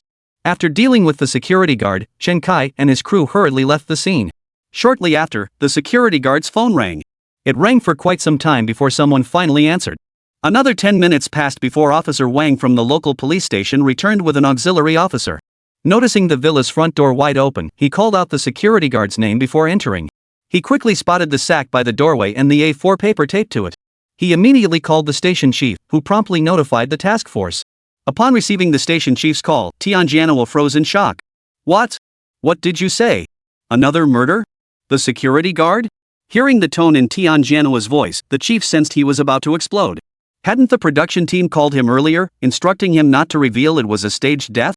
The station chief would have blurted out that the security guard was still alive, merely bound to play dead for the show. At that moment, Tianjianhua felt half his body go numb. He took a deep breath and sighed. He was getting old. When he got flustered, he felt like he was going to have a stroke. The task force members, who had been busy working, all paused their tasks and turned to look at Tianjianhua. Chief Tian, what happened? Don't get angry or flustered. Tianjianhua took another deep breath and spoke slowly. Tell the teams searching the urban area to pause their operations and get some rest. We've been heading in the wrong direction. Chen Kai killed someone else at the previous crime scene. Seal off all entry and exit points to the city immediately. Another murder? At the previous crime scene? After Tianjianhua finished speaking, everyone present froze in place. They simply couldn't believe such a thing could happen. This was utterly unbelievable. Liang Tsong couldn't help but blurt out, he's not playing by the rules. Does that mean all our criminal profiling work was useless? He should be hiding somewhere in the city. How could he have reappeared at the crime scene? We've set up roadblocks around the urban perimeter.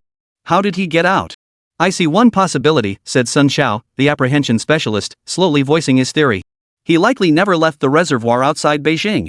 Based on his criminal psychology, this individual is arrogant to the extreme and deliberately provoking our law enforcement agencies. Moreover, criminology suggests a certain probability that the killer would return to the crime scene. All of this fits. Otherwise, there's simply no way to explain how he managed to slip through our encirclement. Everyone believed Chen Kai never left the scene. He'd been watching them from somewhere within the Beijing suburban reservoir. He might even have blended in among the security guards, secretly observing their investigative progress. The moment they left, Chen Kai would emerge to kill someone, just to provoke them. This bastard has us dancing to his tune. If we can't catch him, it'll be a complete disgrace to our police force. Tianjianhua slammed his fist on the table in fury, roaring, this is a direct challenge to our law enforcement. An affront to the authority of our criminal investigators. And he did it in front of a national audience. This is intolerable. The slogan rang out loud and clear, boosting morale immensely. But it left the viewers in the livestream room utterly baffled. They had witnessed Chen Kai slipping from the city to the suburban reservoir with their own eyes, and naturally knew the police's assumptions were inaccurate. But this was just too far-fetched. The police are way too optimistic. They actually think Chen Kai never left. Do they seriously think he couldn't break out of the pocket formation they set up in the city? Chen Kai breezed in and out of the city. We only know what Chen Kai did because we have the omniscient perspective. It's understandable that the police would think this way. But checkpoints are way stricter now. Chen Kai won't get back in so easily. Honestly, I'd love to see the cops' reactions when they arrive and find that security guard still swiping through short videos on his phone. About an hour later, the task force's emergency command vehicle and forensic investigation car screeched to a halt, their lights flashing. Before the vehicles had even come to a complete stop, doors on both vehicles were already being flung open. Over a dozen officers leaped out in a flurry. Tian Janhua immediately approached the police station chief. "Chief, what exactly happened here? I just arrived myself. You'll have to ask Officer Wang from our station for details." The chief seemed reluctant to face Tian Janhua directly, so he passed the opportunity to charge into the fray to Officer Wang. Wang, unable to meet Tian Janhua's piercing gaze, said, "Commander Tian, the scene is over there. Please follow me. Here's what happened. As dusk approached, I received a report from the security guard here stating he had seen 3 individuals enter the crime scene that afternoon. I brought an auxiliary officer from our station to the scene. Since we didn't have a key, we couldn't enter the premises. We only checked for signs of forced entry on the door and then left. We then proceeded to another scene involving a domestic dispute. Later, the security guard called again, reporting that he saw the lights turn on in that residence." Chapter 172, The Corpse was playing with a phone. After handling the couple's dispute, I rushed back and found the door to this residence open. Upon entering, he was all ready. Officer Xiao Wang recounted the events to Tian Janhua while leading him into the villa. "Didn't you call 120 when you arrived? Have you confirmed there are no signs of life? Call 120? Officer Xiao Wang paused, then hesitantly said, "You should examine the body first." "I don't think it was necessary to call 120. Looks like he's already dead." Tian Janhua nodded and called out, "Dr. Cui, let's examine the body first. Li Zhang, prepare for the scene investigation. Liang Tsong, retrieve the surveillance footage. Everyone else maintain order at the scene." "Didn't you say no one was here? How did so many people gather so quickly?" By now, a crowd had gathered near the scene. Some were tourists who had arrived earlier that day. Others were local residents who had seen the live broadcast nearby and had come to see the commotion. Tian Janhua muttered his complaints under his breath as he strode purposefully into the crime scene. After entering, Tian Janhua scanned the area and spotted a security guard lying on the floor playing with his phone. Other than that, the room was completely empty. "What are you doing? This is a homicide scene. Who gave you permission to play with your phone here?" The security guard glanced up at Tian Janhua, snorted, and went back to his phone. This infuriated Tian Janhua. "Damn it, I'm wearing a white shirt, for crying out loud. You're just a security guard, yet you have the nerve to come to a homicide scene and play with your phone, ignoring my orders. This is absolutely unacceptable." But he was the boss after all, no point getting worked up over some lowly security guard. "Chief, police station, what the hell are you lot doing? What is this guy doing here?" The station chief and Officer Wang rushed in. Tian Janhua immediately shouted angrily, "What is this? What is this? You're all out of control. Director Tian, this security guard is the body. Look at the rope and sack on him." Tian Janhua froze for a moment, then roared, "A corpse? You're telling me this is a corpse? I've been a detective my whole life, Tian Janhua, and I've never seen a damn corpse playing with a phone. A living dead person? Is this some kind of undead tomb beneath Mount Zhongnan?" Hearing Tian Janhua's furious roar from inside, Zhang Luxin immediately hurried into the room. Everyone on the task force knew how seriously Tian Janhua took this case. After all, someone had died, and it had indeed challenged the authority and pride of the criminal police. That's why Tian Janhua wouldn't tolerate anyone making light of this matter. Zhang Luxin scanned the room and saw the security guard's legs and arms still bound with ropes. A woven bag covered his body, with a sheet of A4 paper taped to it. Zhang Luxin strode forward and tore the paper off. "Chief Tian, please calm down first. Take a look at this. Besides, this is a crime simulation program." Tian Janhua looked at the paper, which bore a single line printed in black ink. "The victim is deceased, cause of death, aortic rupture. The wound is a cleaving injury, with massive blood loss." Tian Janhua froze for a moment. This was a crime simulation program. Such scenarios were entirely normal. But what about the person who died yesterday? That was a real corpse. At that moment, the police station chief barked at the security guard, "When a superior speaks to you, you should at least respond. Look how you've upset him." The security guard immediately retorted, "They told me to play the corpse and said I couldn't say a word if I did, they wouldn't pay me. Of course I couldn't talk. $500. If that boss had given me 1,000, I'd have told them everything. If he'd offered me 2,000, I'd tell you exactly how the killer murdered me, what they said at the time, and where they went. I'd spill everything." The security guard's elaborate story left everyone present stunned. Several members of the task force even felt a pang of temptation. 2,000 yuan? That's a steal. 2,000 yuan to buy a witness? That's an absolute steal. Even the assistant director and cameraman from the production crew turned to look at Tianjianhua, fearing he might be tempted. Truthfully, facing such a formidable adversary, one who had actually killed someone, resorting to such means to obtain intelligence was understandable. After all, even though this was currently within the realm of simulated crime, a real person had died earlier. But Tianjianhua didn't respond. Instead, he put on gloves, took the A4 paper, and began examining it carefully. "Chief Tian, there's a kitchen knife here, and next to it is a pair of thermal pants with another A4 sheet attached." Tianjianhua immediately looked over and saw the paper stated, "Murder weapon. Victim's blood on blade, suspected perpetrator's DNA on handle." Tianjianhua walked over and found a pair of gray thermal pants placed beside the kitchen knife. Another sheet of A4 paper was attached to the long johns. A pair of thermal pants that appeared here was highly unusual. After photographing all the A4 papers, Tianjianhua placed them in evidence bags. He then said to Li Zhang, "Our technical team officers must remain completely unaffected. Compare this with the previous investigation results and look for any differences. See if you can find footprints or fingerprints. They couldn't have been here without leaving traces. Also, check if there's a printer or computer here. Have the cybercrime unit examine whether these A4 sheets were printed from a computer and printer in this room. If so, take the computer power button, keyboard, and printer back for testing to check for DNA or fingerprints. Everyone else, head to the command vehicle for a briefing." Tianjianhua's decisive direction earned him an involuntary thumbs up from the local police station chief present at the scene. No wonder they can wear a white shirt and command things so efficiently. It's truly impressive. But right now, the viewers in the livestream chat were buzzing about something else entirely. This Chen Kai is too interesting. Feels like he's giving the task force hints. A suspect giving the police clues? That's just outrageous. It might seem brazen, but Chen Kai actually wants the police to understand the shady dealings here. He wants them to catch the real killer ASAP. So does that mean Chen Kai really isn't the killer? Or maybe he is the killer without realizing it? Didn't someone mention he has schizophrenia? Inside the task force command vehicle, everyone sat down except Liang Song, who was reviewing surveillance footage, Li Zhang, who was examining the crime scene, and Yang Jichang from the cybersecurity unit. Upon seeing Tianjianhua enter the vehicle, Manhwa stood up to block the command vehicle's surveillance camera. He then instructed Sun Chao to close the door, blocking the TV crew outside. At that moment, the task force's feed in the livestream went completely dark. Chapter 173, The Scent of the Suspect. After completely blocking the production crew's cameras, Manhwa immediately declared, "Director Tian, with such an arrogant criminal, we can't play into his hands. We must break free from the mental framework he set for us." Tianjianhua glanced up at Manhwa and Sun Chao. "What do you mean?" Sun Chao quickly chimed in, "I don't think 2,000 yuan is too much. If you can't bring yourself to do it, I'll go talk to that security guard privately later. We absolutely can't let this guy keep acting so brazenly. Just seeing this scene today makes me furious." All eyes turned to Tianjianhua. They were waiting for his decision. If he agreed, they'd immediately use money to pry the security guard's mouth open. They were convinced the guard must have some crucial evidence to share. But Tianjianhua shook his head and said, "No need. People have died before, so we'll play by the rules. Now that no one's been killed and they're following the show's procedures, we can't break the rules.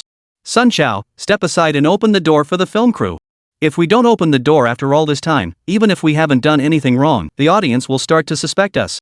Sun Chao immediately interjected, "Director Tian, I think Brother Ma is right. We should break out of this mindset and not follow his line of thinking." "What do you mean break out of the mindset? Rules are rules. Besides, they're challenging us and doing it in front of a national audience. If we don't accept the challenge and resort to underhanded tricks, how can you guys keep a straight face?" "I certainly wouldn't. I feel like I'm disgracing the police force. And most importantly, something just doesn't feel right about this time." The others were puzzled. What did he mean by something feels off? Tianjianhua pulled Sun Chao, who was blocking the door, aside. Every crime committed by a suspect carries its own unique characteristics, its own distinct scent. We detectives are like hounds, tasked with discerning these scents. Cases with consistent scents can be merged, those with inconsistent scents cannot. Chief Tian, could you elaborate on this flavor you mentioned? Sun Chao asked, his voice tinged with confusion. Tianjianhua nodded and explained, it's about certain similarities. Some aspects are purely intuitive, perhaps even a sixth sense. I can't quite pinpoint it. Everyone, discuss this case. What are your impressions? How does it differ from the previous one? Speak freely. A detective like you, skipping evidence and starting to talk about sixth sense? This is getting rather interesting. Before the others could begin pondering, Zhang Luxin, who had already noticed something, spoke up first. Exactly. I get that feeling too. It's a bit hard to pin down, but I genuinely sense a completely different vibe between these two cases. I know you two are professional detectives here, but one of you talks about smell and the other about vibe? That's way too abstract, isn't it? Manhwa finally couldn't hold back. Zhang Luxin continued, the first case radiates sheer madness and brutality. The victim was stabbed repeatedly in the chest and abdomen before being burned. The killer either harbored deep hatred for the victim or was utterly deranged. But the second case? It feels like the killer is deliberately leading us on. Never mind whether they actually killed anyone, just look at the note they left. The note isn't the issue. These crime simulation shows can't involve actual killings, so they specify the cause of death to skip the autopsy step, Sun Chao said, sounding somewhat confused. Zhang Luxin shook her head. But have you ever seen another show that notes down even a pair of thermal pants next to the murder weapon?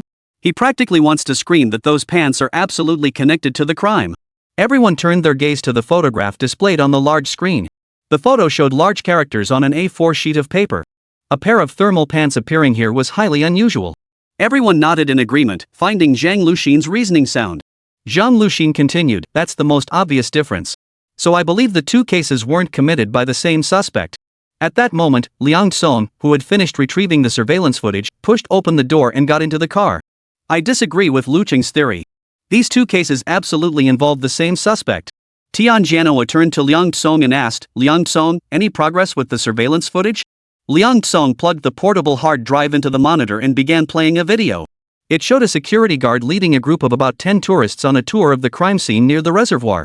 The resort area still only had surveillance at the entrances and exits. Cameras elsewhere had yet to be restored.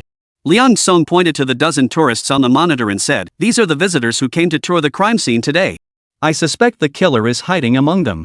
Due to camera angle limitations, our standard definition Sky-Eye cameras couldn't capture clear facial features, making facial recognition impossible.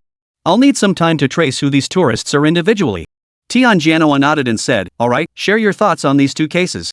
Liang Song nodded and said, since Lu Xian mentioned aura, let me elaborate on that.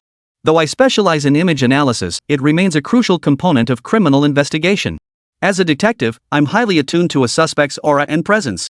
I believe the aura in both cases is strikingly similar. All three detectives simultaneously mentioned aura and scent. This prompted viewers in the livestream chat to exclaim, are detectives dogs or something? The long silent professor from the Criminal Police Academy, Golden Shield, suddenly posted a comment. Exactly. Criminal investigators are like hounds chasing prey. We need the sharpest sense of smell. Professor Jean, tell us, are both these cases really Chen Kai's doing? After a long pause, Golden Shield slowly typed out a few words on his phone. It doesn't seem likely to be the work of a single individual, but we can't rule out the possibility of Chen Kai having schizophrenia. Netizens nodded in agreement. Exactly.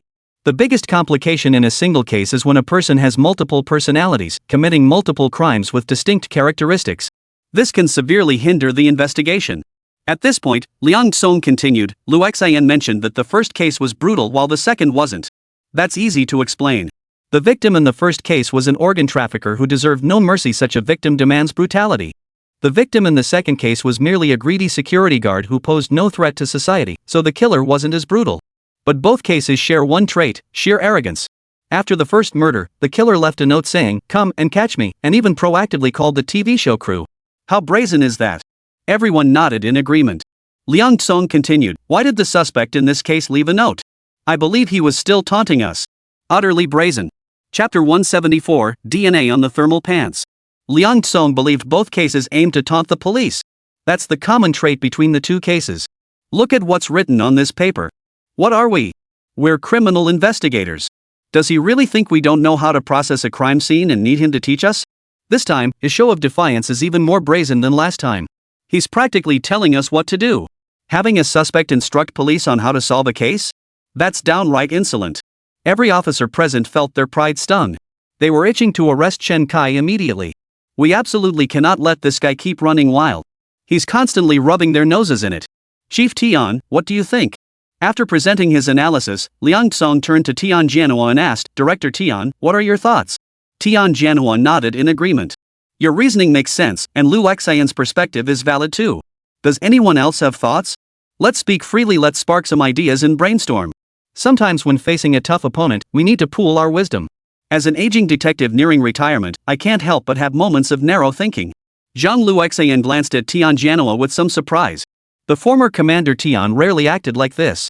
He was the kind of commander who made decisions without second thoughts, seldom encouraging everyone to engage in a clash of ideas. Just as everyone was deep in thought, Li Zhang and Yang Jiqian returned to the command vehicle after collecting evidence. Sun Chao relayed Zhang Luxin and Liang Tsong's ideas to the pair. Li Zhang set down the evidence bag in his hand and said, I lean more toward Lu Xian's perspective. I'm a crime scene specialist. While the suspect at this scene gives off a strong fatherly vibe, that condescending tone of instructing others is unsettling. But the suspect's objective did draw my attention to the thermal underwear, a detail I hadn't noticed before. Guess what I found on the thermal underwear? What was found on the thermal underwear? What could possibly be found on Long John's? The newly arrived Dr. Chui scratched his head and cautiously asked, semen stains? Semen stains? Could there have been a sexual assault at the scene? Holy, this is insane. But the victims are all men. In an instant, not only the conference room, but even the livestream chat was flooded with comments, blanketing the screen. Li Zhang couldn't help but roll his eyes. Dr. Chui, could you please stop making wild guesses? What the hell are you talking about, semen stains? Besides getting that stuff on my thermal pants during, well, you know.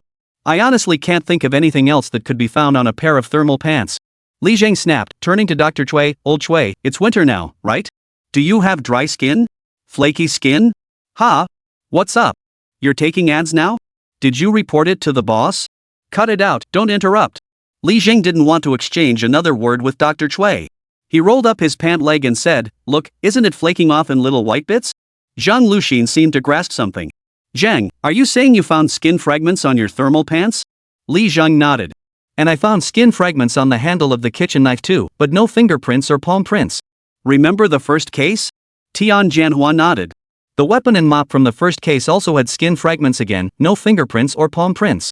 You mean the killer wrapped the weapon in long johns during the crime? Li Zhang nodded. Exactly.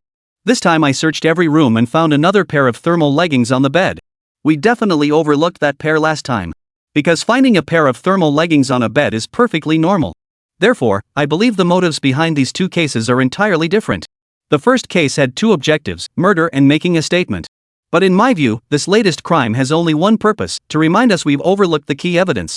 Though this reminder feels awkward to us, it's an extremely important one. Zhang Luxin immediately asked, why would the suspect wrap the weapon in thermal underwear? Li Zhang smiled and said, that's precisely what you detectives are here for, to cut through the fog and uncover the truth. But I've already sent both pairs of thermal pants and the kitchen knife for testing. We should get the results once we return to the municipal bureau. Could it be possible, she pressed, that someone stole Chen Kai's thermal pants, used them to wrap the murder weapon, and deliberately planted his DNA on the knife? The goal being to frame Chen Kai? Zhang Luxin finally voiced her analysis and conjecture. A deathly silence fell over the conference room. None of them denied the possibility. Once the DNA test results came back, it would essentially confirm this scenario. But if that were indeed the case, it meant their entire line of investigation had been wrong. They had driven themselves into a dead end. Unless they caught Chen Kai, there was no way out. Moreover, as a special task force, they weren't operating alone. They had extensive support from traffic police, patrol officers, and community police officers at local precincts working alongside them. Once they realize their efforts have been in vain, it will severely damage morale. Whether these officers could maintain their dedication afterward was far from certain. Tian Jianhua's voice grew solemn as he concluded, we're heading back to headquarters. Regardless, Chen Kai remains our primary suspect at this stage. As long as his involvement cannot be ruled out, we must continue treating him as such. The others immediately began cross-checking the information of over a dozen tourists. Those whose details couldn't be verified were definitely Chen Kai. He had to be among them. The command vehicle restarted its engine and headed toward the municipal bureau. Zhang Luxin sat beside Tian Jianhua, her brow furrowed in deep worry. Tian Jianhua slowly opened his eyes and asked her, Lu Xian, why aren't you speaking? Never mind. You've already given the order. If I say more, it won't be good for the team. It could affect morale. Tian Jianhua nodded. I see it the same way. Truthfully, I suspect the current direction of this case might be flawed, but we have no other leads. For now, we must focus on apprehending Chen Kai. First, apprehending Chen Kai has become our task force's long-held goal. Second, I can't shake the feeling that Chen Kai knows something, otherwise he wouldn't have tipped us off. Of course, we can't rule out another possibility. What possibility? Zhang Luxin asked curiously. Chen Kai deliberately used his thermal underwear to conceal the murder weapon. Now he's intentionally guiding and alerting us. His goal is to disrupt our investigative direction and lower our suspicion of him. Tian Jianhua explained patiently, Luxin, our work as detectives is a process of proving, disproving, and proving again. We eliminate every possible suspect, and what remains is the truth we seek. Chapter 175, Who Killed Whom? Zhang Luqing nodded, pulling out her phone to open the workgroup chat where everyone had uploaded various materials. She wanted to piece together some clues about the entire case. Chief Tian, she asked, do you think burning the body was really just to vent anger? Tian Jianhua looked at Zhang Luxin with some surprise and asked, what are you thinking? Zhang Luxin handed her phone to Tian Jianhua. Displayed on her phone was an image of a body completely charred beyond recognition. Chief Tian, can you identify who this body belongs to? Tian Jianhua shook his head. We can't identify him by appearance, but the partially burned clothing fragments, the ID card, and the charred mobile phone found on his person all confirm his identity. Furthermore, the bloodstains found at the scene match Ho Jian's DNA. Zhang Luxin nodded and said, what I mean is, should we double-check whether this charred corpse is indeed Ho Jian? After all, he's beyond recognition. There's a possibility someone else could have been impersonated. After Zhang Luxin finished speaking, Tian Jianhua was taken aback. He hadn't considered this possibility at all. In past cases, whenever unidentified remains were found with clearly identifiable documents or belongings, and the identity was confirmed through family recognition, DNA testing wasn't required to determine the deceased's identity. Conducting DNA testing unnecessarily complicates matters that are already clear. Currently in China, DNA samples are only collected from criminal suspects. For others, only family lineage DNA is collected. This means that for families whose lineage can be clearly traced, only one male's DNA is collected. Unless every male in this family happens to be a grass-eating minotaur on the Green Meadows, the Y chromosome lineage in this family's male DNA remains unchanged since time immemorial. This means that comparing the deceased's DNA with the database may not immediately identify a suspect. The results would only identify family members of the suspect, forcing investigators to search through the entire family lineage for missing persons to confirm the identity. Naturally, the police would never choose such a roundabout approach. But Tian Jianhua nodded in agreement. You really are thorough and sharp. Actually, I've been thinking carefully, are these two cases connected? There is a connection, but it's not because the crimes occurred in the same location. Rather, it's because the second case employed the exact same modus operandi as the first. You could say the second case deconstructed and supplemented the first. I'd been pondering why the suspect chose to burn the bodies. There was a reservoir nearby. If he didn't want the body discovered, he could have tied stones to it and dumped it in the reservoir, unless it was during the dry season when the reservoir was so low it wouldn't be found. If he wanted the body discovered quickly, burning it was even more unnecessary.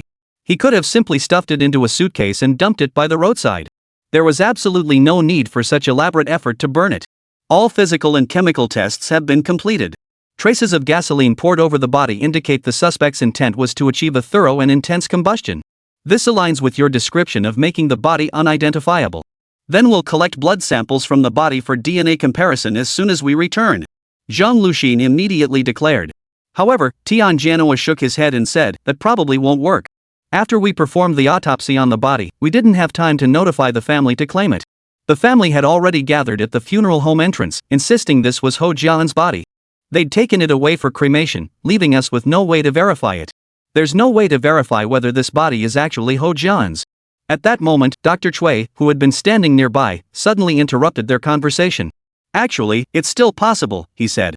During the autopsy, I extracted the deceased's gastrointestinal fluid to determine if it was a poisoning case. The samples are currently being tested. Once the results are in, I'll request the samples back to see if we can extract DNA. Tian Jianhua and Zhang Luxin both breathed a sigh of relief. Tian Jianhua then sighed and remarked, Luxan, if you ever have thoughts like this again, tell me immediately. You young people think so quickly like computers. Your multi-core, multi-threaded processors, while I'm still stuck with a Pentium from decades ago. Their conversation instantly quieted the live chat, with far fewer comments flooding the screen. Their theories were simply too mind-bending. A charred corpse wearing Ho Jian's clothes, carrying Ho Jian's ID, and with Ho Jian's bloodstains at the crime scene. Couldn't this prove beyond doubt that the charred corpse was Ho Jian? If it wasn't Ho Jian, then who could the victim possibly be? Many viewers felt the case was growing increasingly complex and mind-bending. Honestly, my brain's fried after all this. Now I'm thinking the killer isn't Chen Kai, and the victim isn't Ho Jian. So who killed who? Who killed whom? Damn, this is too mind-bending. Could it be that I killed myself? Exactly. Let's get to it. At that moment, Zhang Luxin sat with her eyes closed, her mind wrestling with these very questions. She had always believed Chen Kai wasn't the killer. Now, the evidence almost proved Chen Kai had been framed. But who framed Chen Kai? Who was the victim? Was there any connection to Chen Kai or Ho Jian? Zhang Luxin felt a bit lost. It seemed everything would have to wait for the forensic results. At the ramp leading off the elevated highway into the city, police had deployed a large force to screen every person entering or leaving. Though it was unclear whether Chen Kai had passed through their checkpoint, they had to be on high alert in case he struck again, preventing him from slipping back into the city. At that moment, Chen Kai was driving with Zhang Luxin in the car, while Liao Fan followed alongside in his own vehicle.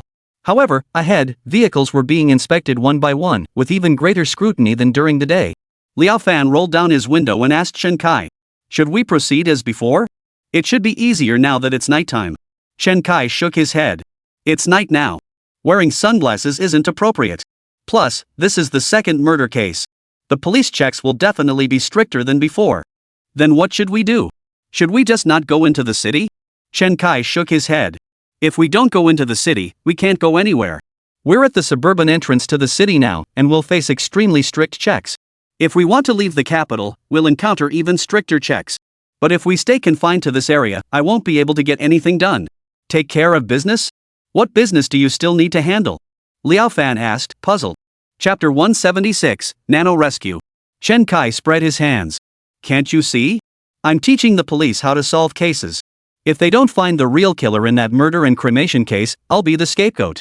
Teaching the police how to solve cases." That tone is so cocky. Netizens were stunned by Chen Kai's audacious confidence. Teaching the police how to solve cases. You're a criminal suspect, and you're teaching the cops how to solve cases? Seriously, get a grip on your situation, okay? Right now, you're a suspect. You run, and the cops chase you. If you escape, you win. Instead of doing what you're supposed to do, you're trying to teach the cops how to solve cases. This is completely upside down. But Chen Kai did seem to give the cops a heads up. Otherwise, they wouldn't have even noticed his thermal underwear. But Chief Tian and Officer Zhang are also incredibly sharp. They considered possibilities Chen Kai never even thought of. So for Chen Kai to lecture the police on solving cases is just plain arrogant. Exactly. I bet Chen Kai can't even get into the city now just spouting big talk here. Host Xiasa, watching the live stream in the studio, turned to ask the two experts. "Do you think Chen Kai could still get into the city with such tight security?" Luo Xiang smiled and said, "Chen Kai is a clever man. He always surprises us. First, he pulled off the incredible crime without evidence, then he actually helped the police crack an organ black market case at the bank. If he's planning to teach the police how to solve a case now, I wouldn't rule it out." Old Gui nodded in agreement. "Exactly. That's my take too. The only question is how he'll manage to enter the city." Just as they spoke, Xiaosa suddenly shouted, "He's starting. He's actually choosing to walk straight toward the checkpoint.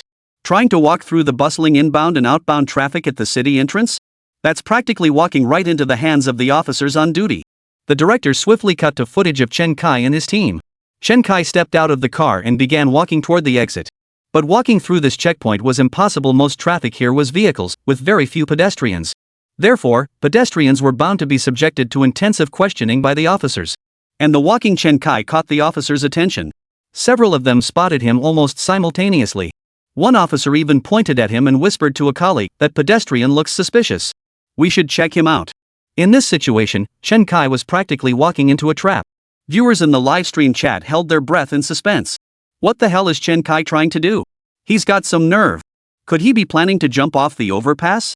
No way. It's dozens of meters high. He'd be mincemeat if he jumped. Holy crap, he actually started peeing. As Chen Kai approached a parked truck, he suddenly dropped his pants and stood by the roadside, pretending to urinate. The officers who had been watching him actually breathed a sigh of relief. After all, what he was doing was a common sight. After all, it's not uncommon for drivers in urgent need to relieve themselves by the roadside. Plus, he'd even find a big truck to shield himself, not exactly unsightly. So the officers withdrew their attention from Chen Kai. However, Chen Kai's action startled the program director, who immediately cut the feed of Chen Kai's footage. They waited until Chen Kai finished before restoring the feed, as it was too late to apply pixelation. The feed then switched to the traffic surveillance camera at the intersection to continue broadcasting the live scene. Just as the director breathed a sigh of relief, congratulating himself on his quick reflexes, a sharp metallic screech pierced the broadcast. Many people turned to look behind them. Two cars had scraped against each other while cutting in. It wasn't a major incident, but Liao Fan got out of his car and walked toward the vehicle Zhang Luxin was driving. He pounded on the window of Zhang Luxin's car, shouting, "It's my new car! Damn it! Liao Fan then circled Zhang Luxin's car and delivered a powerful kick to its rearview mirror. "My brand new car! Damn it!" Then he kept banging on the window, shouting, My brand new car!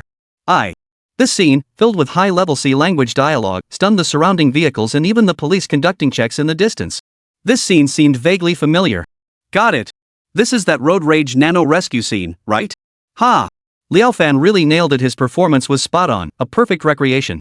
If he'd just worn a mask and a blue polo shirt, it would have been spot on. What a clever diversion tactic. Look, Chen Kai's already vanished. Holy crap, where'd he hide? The crowd immediately began searching for footage of Chen Kai. Now that Chen Kai knew this was a show, he was also wearing a camera. But Chen Kai's camera feed was now pitch black. They couldn't see a thing. In just 10 seconds or so, Chen Kai vanished from everyone's view? This is utterly unbelievable. They were on an elevated highway. Jumping off meant certain death. The intersection ahead was already blocked off by police. Chen Kai had only one possible option. He must have hidden inside one of the cars. But hiding in a car meant he'd be searched. Even the trunk would be opened. Where on earth did Chen Kai hide? The traffic police captain in charge of guarding the intersection had also noticed the commotion at the junction. Several officers conducting checks had turned their attention there. The captain barked, "Send someone to check the situation. See if it can be resolved. If not, have them move their car to the side and stop blocking traffic. Everyone else, keep checking. Focus on your tasks, no looking around. 2-hour shifts, work 2 hours, rest 4. During your shift, process each person individually. If anything goes wrong, we'll all be held accountable. This isn't some staged simulation anymore. Real people are dying. If we let the suspect escape, I'll face disciplinary action, and you'll be stripped of your uniforms. Treat this like you're fighting a war." A traffic officer quickly arrived to assess the situation, while the others remained at their posts, checking every passing vehicle. Traffic slowly began moving again. Meanwhile, Chen Kai's pitch-black screen seemed to be revealing something. Look at Chen Kai's feet. It looks like the road surface. Holy crap, is he hiding under the car? Can a person even fit under a sedan? Won't he get crushed when it hits the speed bump? But judging by Chen Kai's footage, it was definitely moving ground. This perspective could only be captured from beneath a vehicle. Chapter 177, We Are the Zhaoyang Crowd. Viewers in the livestream began analyzing Chen Kai's current location through the camera on his body. It's definitely not a sedan. Remember the green channel truck transporting vegetables near Chen Kai's position earlier? He must be under that truck. He should be under the vehicle, not inside it. Ha, Chen Kai's gone full ado. Bro Kai is so badass, totally got that railway gorilla vibe. At this moment, a viewer named Living Hard posted a comment. But hiding under that green truck? That's just asking for trouble. This comment stood out like a sore thumb amidst all the awesome and 666 praise. So someone specifically asked Living Hard, "What? Is there something about the green channel vehicle?" Living Hard, never mind, I'm not sure either. Let's see what happens. This was the junction where the ring road entered the city, and traffic on the ring road was moving at high speeds. When a car's moving fast, its tires can easily pick up a soda bottle or a piece of gravel. If it hits the undercarriage, it'll leave a white mark. If someone hit under the chassis, they'd likely be dead.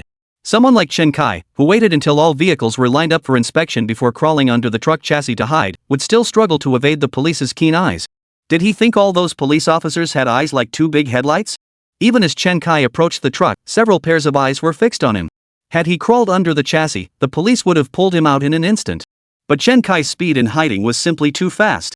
While the two vehicles collided and the ensuing argument unfolded, he swiftly slipped beneath the truck. At that moment, neither the traffic police nor the onlookers noticed anything unusual. Everyone was too engrossed in the commotion. The traffic cops assumed Chen Kai had simply urinated and returned to his vehicle, never suspecting anyone would hide under a truck. As the truck approached the checkpoint, it finally came to a stop. The officers began inspecting the truck. First, they checked the driver's license and vehicle registration. Then they scanned his ID card and carefully shone a flashlight on his face to confirm he wasn't wearing a mask. One officer even climbed into the cargo bed to inspect the transported goods for any issues. Soon after confirming everything was in order, the truck was allowed to proceed. Almost everyone breathed a sigh of relief. They knew that clinging to the undercarriage demanded considerable physical strength. If it took too long, Chen Kai would definitely be in danger from exhaustion. Fortunately, the vehicle had been cleared. Once they entered the city and slowed down, the danger subsided, and they would likely reach their destination soon. Chen Kai had now completely broken free from the encirclement. Choosing this method to blend into the city demanded a level of courage and physical fitness beyond the capabilities of ordinary people. Yet just as everyone breathed a sigh of relief, the vehicle was stopped once more as it exited the highway. Since the previous route had been a loop section of the expressway, and this particular truck was a green channel vehicle. Therefore, the truck was stopped at the weigh station upon exiting the highway. Driver, your current weight doesn't match what you weighed when you entered the highway. Where's the discrepancy? I absolutely haven't smuggled any contraband, it's all green channel vegetables. How much extra? The driver demanded immediately. The toll booth attendant frowned and said, it's 70 or 80 kilograms heavier. Did you pick someone up along the way? The driver froze for a moment, then hurriedly said, don't scare me like that in the middle of the night. Could it be your scale is off? It's only 70 or 80 kilograms, can't you just let it slide? The toll booth attendant scrutinized the driver's route history. It was just a few dozen kilometers from the suburbs to the city center. How could 70 or 80 kilograms just appear out of thin air? 70 or 80 kilograms, that weight. Sir, hold on a moment. Officers are apprehending a suspect over there. This seems suspicious. I'll call the police to inspect it. Viewers watching the livestream were stunned by the scene. Could it be that what the police missed was about to be uncovered by a mere toll booth attendant? They suddenly recalled a viewer named Living with All My Might who seemed to have foreseen this moment. They immediately tagged him in the chat. Bro, you're amazing. How did you know Chen Kai would get caught? Living hard, simple. I've been caught before. National regulations state that green channel vehicles transporting fresh agricultural products are exempt from tolls, but they strictly enforce weight limits. Hearing this, everyone instantly understood. Green channel vehicles get free passage, it's a national subsidy. If you overload to dodge tolls, that's essentially fleecing the government, which is strictly prohibited. That's why toll collectors are extremely sensitive about the weight of green channel vehicles. Chen Kai, hiding under the truck, was startled by the toll booth attendant's sharpness. Though he prepared thoroughly, he never imagined getting caught right here. It seemed his knowledge wasn't as comprehensive as he thought, at least not when it came to the green channel trucking industry. How could this possibly get caught? Chen Kai scrambled out from under the truck and pointed at the toll collector, who was about to call the police. Damn it, could you please stop meddling in other people's business? What do you mean meddling? This is the consistent style of us Zhaoyang district residents. Holy, Zhaoyang residents, no wonder. Chen Kai couldn't help but curse under his breath before bolting for his life. Fortunately, he had already broken through the police cordon. Though the nearest officers were only about 100 meters away, he was confident he could shake them off. Divine-level camouflage combined with God-tier escape skills, these weren't skills he'd acquired for nothing. This sudden turn of events didn't leave anyone standing frozen. That Zhaoyang resident immediately gave chase, even shouting, the murderer is here. Chen Kai is here. Come catch him. Traffic police conducting checks near the toll station and patrol officers stationed at the intersection immediately gave chase in Chen Kai's direction. However, with the initial distance between them already around 100 meters and Chen Kai running at top speed, the gap between them only widened. Seeing Chen Kai about to escape the toll station and enter the city's main highway, several officers immediately gave chase in their patrol cars. Several police cars accelerated sharply, their exhaust pipes spewing wisps of blue smoke. The urgency to earn merit was palpable in that very smoke. It even seemed as though their primary goal wasn't to apprehend Chen Kai, but rather to catch up to their colleagues. This was a golden opportunity to earn merit. Damn! That floor to the metal acceleration must have made the engine burn oil. Chen Kai's done for. He's definitely getting caught. Absolutely. Even if he were Lu Xiang or Su Bing Tian, he'd still get caught. Two legs can't outrun four wheels, no matter how fast they are. Chapter 178, Into the Green Belt. Everyone believes two legs can't outrun four wheels. Not just four wheels, even two-wheeled vehicles outpace them. Chen Kai's arrest was practically a foregone conclusion. Netizens sighed in unison, all feeling it was a great pity. It's a shame we couldn't see the full picture of the case through Chen Kai. It was a shame that Chen Kai was caught so easily by the police. Though Chen Kai did run pretty fast, almost as fast as I was back in high school. But no matter how fast he runs, he'll be caught soon enough. Look, he's diving into the Greenbelt. Holy! That's the Greenbelt in the capital city. So getting into the Greenbelt was his plan all along. Facing the police pursuit, Chen Kai dashed out of the highway toll station and vanished into the median strip in a flash. Many people couldn't help but exclaim that Chen Kai was incredibly clever. But hiding in the median strip wasn't a long-term solution. After all, a median strip is just that, not a dense forest. There was nowhere to hide. Still, some netizens from the capital couldn't resist firing off comments. If this were any other city's greenbelt, it'd be a total waste of space, just grass on both sides of the road. But this is the greenbelt of the capital city. What's so special about the greenbelts in the capital? Is the greenery in the capital city that impressive? At this point, host Xiasa in the studio began explaining to the audience and netizens. Some viewers might wonder, what makes the green belts in the capital city so special? Truth be told, they really are. Our capital city boasts the largest green space area among all first and second tier cities in northern China. Our city features 2 green belts. The first stretches from the 5th ring road to the 6th ring road. The second green belt separates the city center from the suburbs, covering a total area of 310,000 hectares. So when we talk about green belts in the capital, we're not referring to the flower bed sandwiched between 2 roads. We're talking about a cluster of parks that separate the city center from the suburbs, providing residents with recreational spaces and shared green ecological environments. The green belt Chen Kai entered was transformed into a 15-hectare ecological park after reclaiming land from a stainless steel market, rental apartments, and warehouses. After Xiaosa finished speaking, many netizens couldn't help but gasp in astonishment. Truly the capital city, its development is impressive. They had assumed the capital was all skyscrapers, never expecting such vast green spaces. With such vast space, if Chen Kai went in there, wouldn't he be like a fish in the ocean or a bird in the forest? This Chen Kai is truly clever. Choosing to hide in a place like this, that's impressive. First off, this area is all parks, green spaces, and forests. Police cars definitely can't drive in here. So the police could only pursue Chen Kai on foot, rendering their vehicle advantage useless. Every section of these green belts offers both entry and exit points. At this point, Chen Kai certainly isn't going to heed the advice to drive around in a wide arc, leaving the grass green. With every point potentially serving as an entry or exit, the police's ability to seal off the green belts and conduct a large-scale search is significantly reduced. Thus, once Chen Kai hid within the green belts, the probability of his discovery was drastically reduced. However, upon seeing these analyses in the comment stream, criminal investigation expert Guo Lao found them laughable.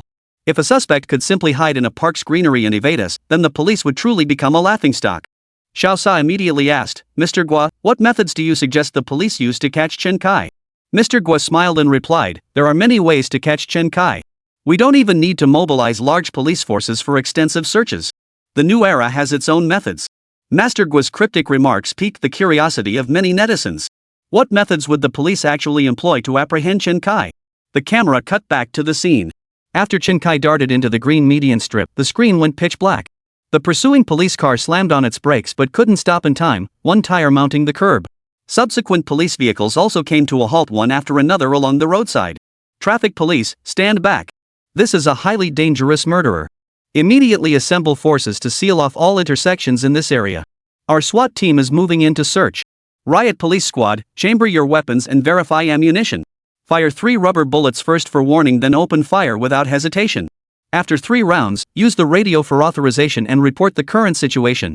Proceed only upon receiving permission." Got it. All units, enter the green belt for search. After issuing the orders, the captain took out his radio. "Reporting to command. We've detected a suspicious individual breaching the perimeter and entering the green belt outside toll booth 013. Request technical support from headquarters." The task force had just returned to the municipal bureau when they received this notification, which came as a surprise. "Can we confirm it's Chen Kai?" Tian Jianhua immediately grabbed the walkie-talkie and asked. "Uncertain. We didn't see his face, but his silhouette matches the target suspect." Tian Jianhua nodded and said, "Good. All of you activate your body camera strobe mode. I'll have the nearest police station launch a drone immediately." Drones. The police had actually begun deploying drones, this high-tech equipment. And every police station is now equipped with one as standard. This had many netizens exclaiming 666 and praising the police as awesome. It's just a drone, what's so surprising? Nowadays, a drone costs only a few thousand yuan. Anyone can buy one if they want. Even TV production crews have several. It's no big deal for a Beijing police station to purchase a few. And when the Russians and Ukrainians are at war, how many drones are dropping bombs and carrying out suicide attacks every single day? What's so surprising about our police using a drone? Look at you all, acting like you've never seen the world. Some rational netizens in the comments section made rather jarring remarks. But these comments were indeed accurate. Drones are hardly rare these days. Not just police stations in the capital, even some rural township stations have them. Still, I don't think drones are very useful. I have one myself, but at night with poor lighting, finding someone is basically impossible. Guess I overestimated the police. Exactly. Drones fly overhead and help officers on the ground during daytime searches, but at night? You can't see a thing.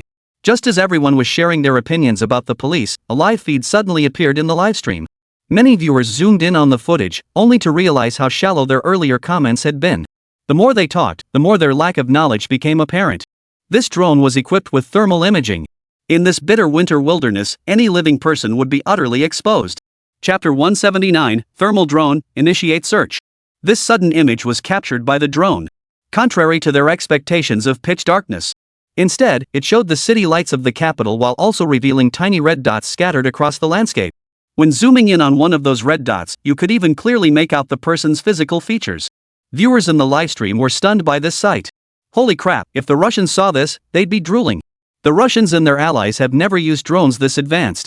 Indeed, short video platforms often show footage of drones bombing trenches and tanks on the battlefield over there.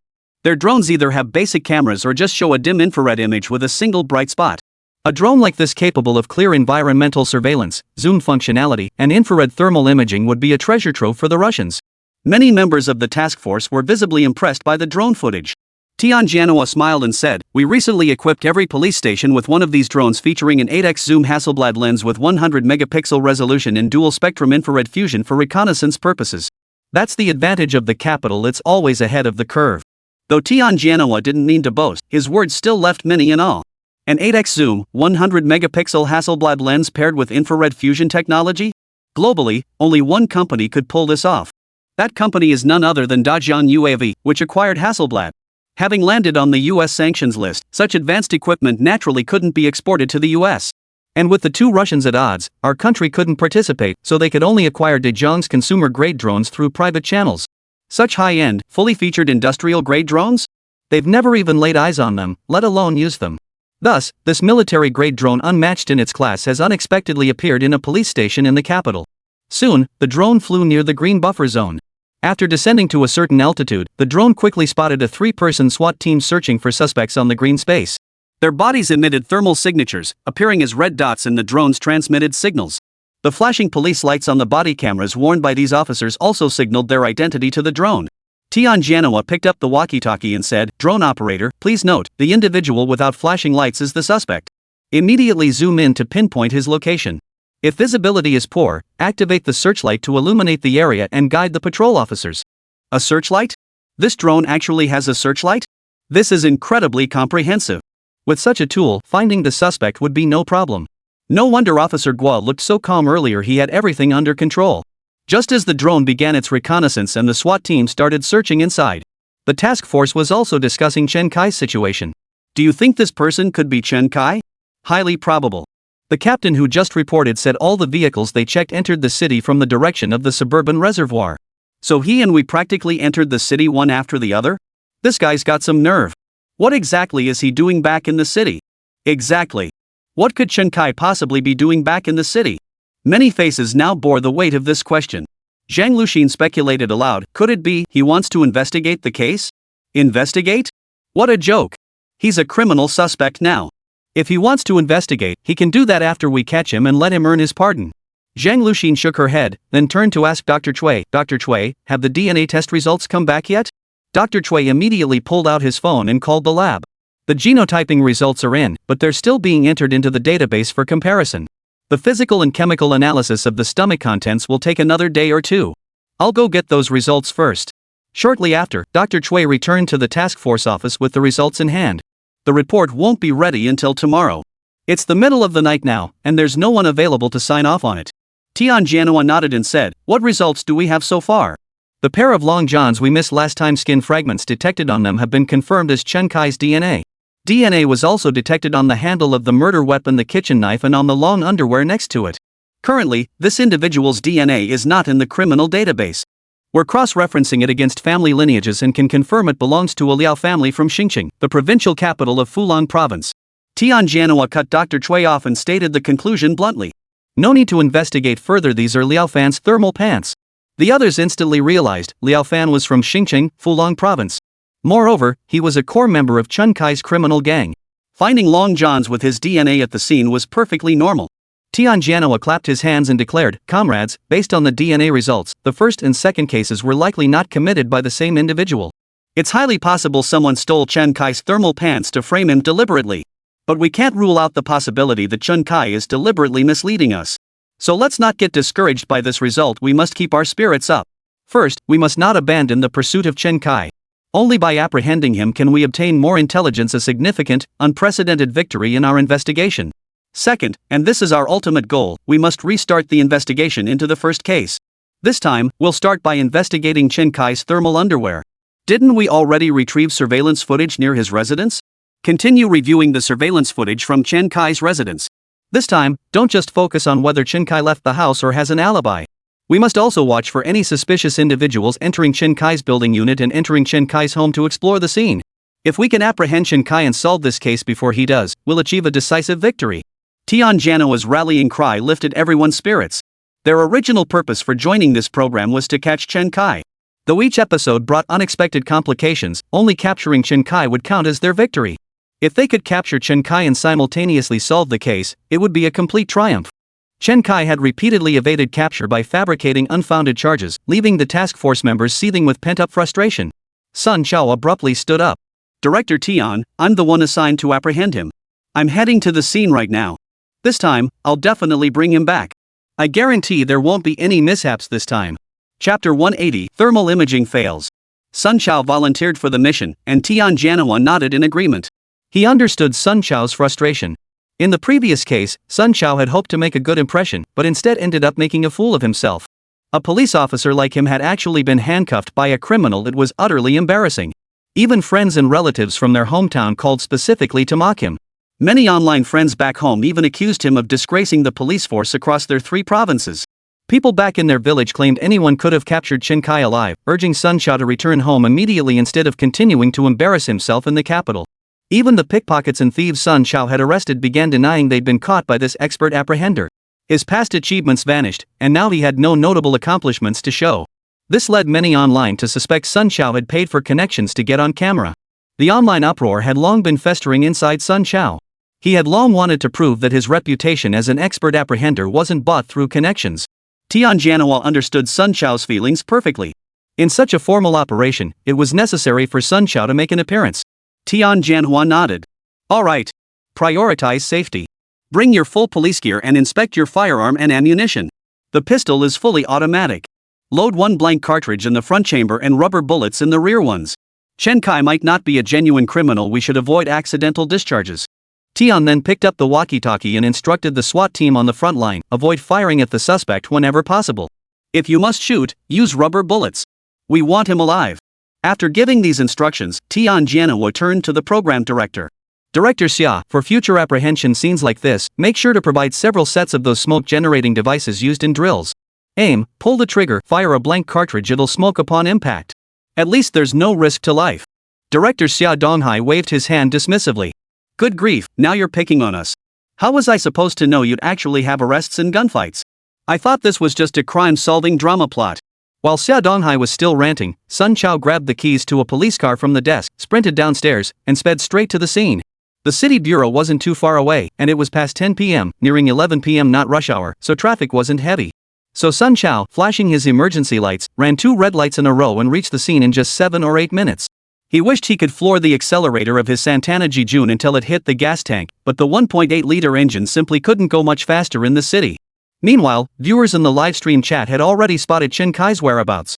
Instead of running after entering the green median strip, Chen Kai had immediately ducked into the evergreen shrubbery along its edge.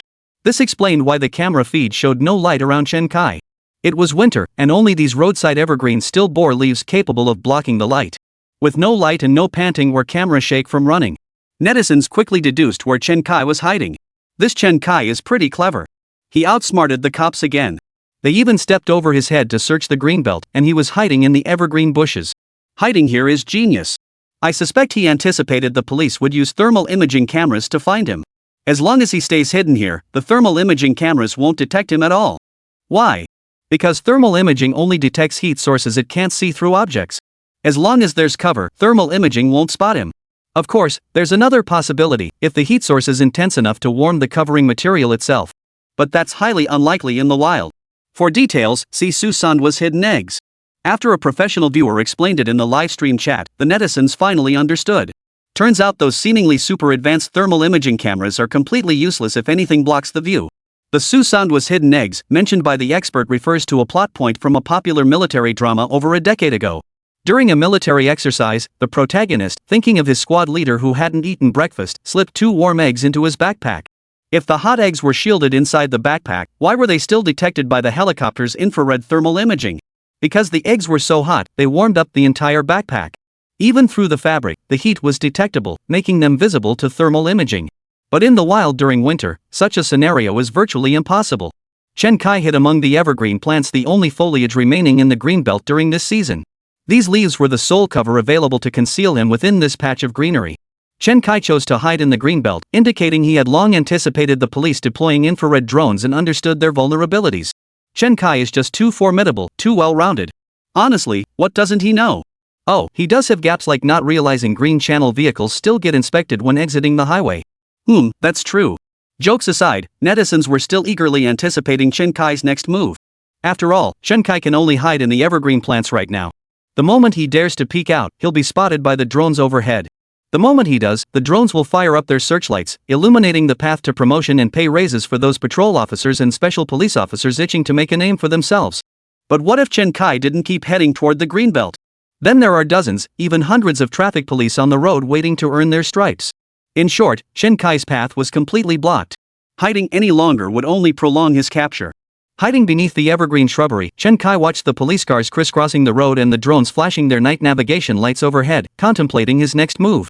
In truth, Chen Kai's decision to hide beneath the evergreen shrubbery stemmed from his god-tier escape skills. Originally, he'd intended to dash into the green median strip. Just as he was about to leap over the evergreen, inspiration struck and he instinctively dove beneath its cover. This was the divine escape technique at work, allowing him to evade the police pursuit. But how should he escape now?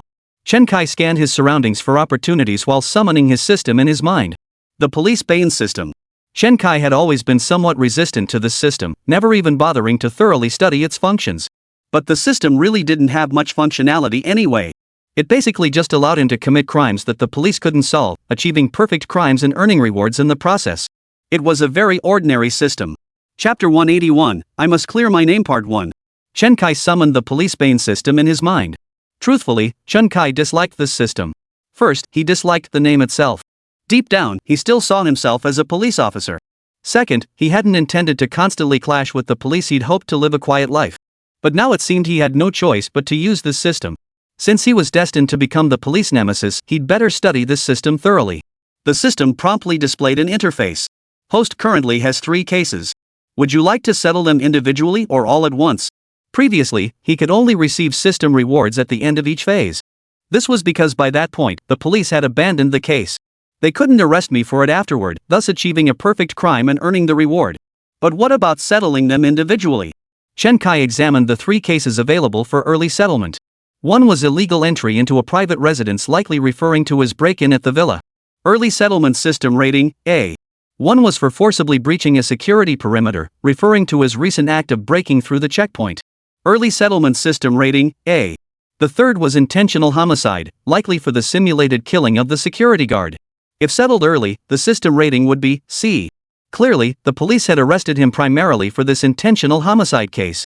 Therefore, settling it early would likely yield extremely low rewards. For cases the police are relentlessly pursuing, settlement must wait until this season of the show concludes and the police abandon the case entirely. As for other cases not pursued by the police, I can settle them early. The rewards might not be substantial, but they're better than nothing. Chen Kai nodded, silently commanding, settle. Congratulations, host, on completing the crime of intentional trespass. System rating, reward received, lockpicking skill upgraded by 1 level.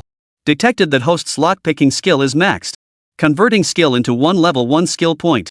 Congratulations, host, on achieving the crime of forcibly breaking through security zone barriers. System rating, reward, driving skill increased by 1 level. Current driving skill, LV3.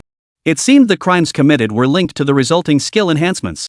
So where should I allocate this newly acquired level 1 skill point? As Chen Kai pondered system-related matters, a police car sped toward the roadside. Why another police car now? And it's just a plain old Santana Jijun sedan, not an armored personnel carrier. This meant it wasn't part of the large-scale police reinforcement mobilization. Which direction? After one officer got out, he approached the traffic police on roadside patrol to inquire. Inside, you are. The man produced his credentials, flashing them briefly to the officers before stating, Special Task Force Arrest Specialist Sun Xiao. Upon hearing he was from the task force, the officers immediately directed Sun Xiao into the green median strip. But Sun Xiao couldn't wait. He immediately sprinted toward the green belt. The officer watched Sun Xiao's frantic rush and couldn't help but chuckle awkwardly. Seems he's really in a hurry, eager to earn his stripes. He must be anxious. Plenty of people online are criticizing him, saying he only got on the show through connections. Hey, keep your voice down. Let's talk out of earshot. Sun Xiao had actually overheard their conversation, which only fueled his anger further, making his strides even quicker. Just as he leaped over the evergreen shrubbery, a pair of hands suddenly grabbed his leg. Immediately afterward, a powerful force yanked Sun Xiao straight into the thicket of evergreen plants. That force felt so familiar. It was Chen Kai. Yes, it was him. He never expected to actually run into him. Now that he had, he wouldn't let him off easily. Sun Xiao had always believed his abilities were on par with Chen Kai's, perhaps even slightly superior in technique, though perhaps a bit weaker in physical stamina. This time, he was armed with a firearm and a full set of police equipment. He was absolutely confident he held the upper hand.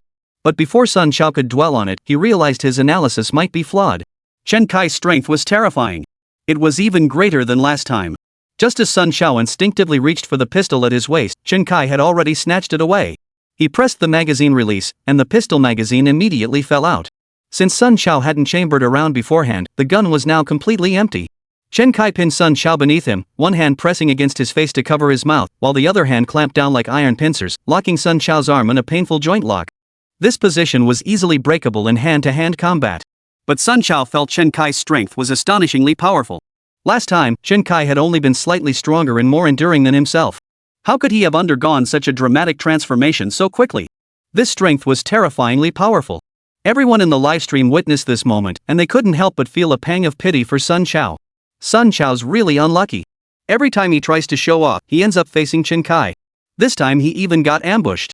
Unlucky it may be, but it still boils down to his own lack of skill. If he were truly formidable, he wouldn't be completely helpless, right?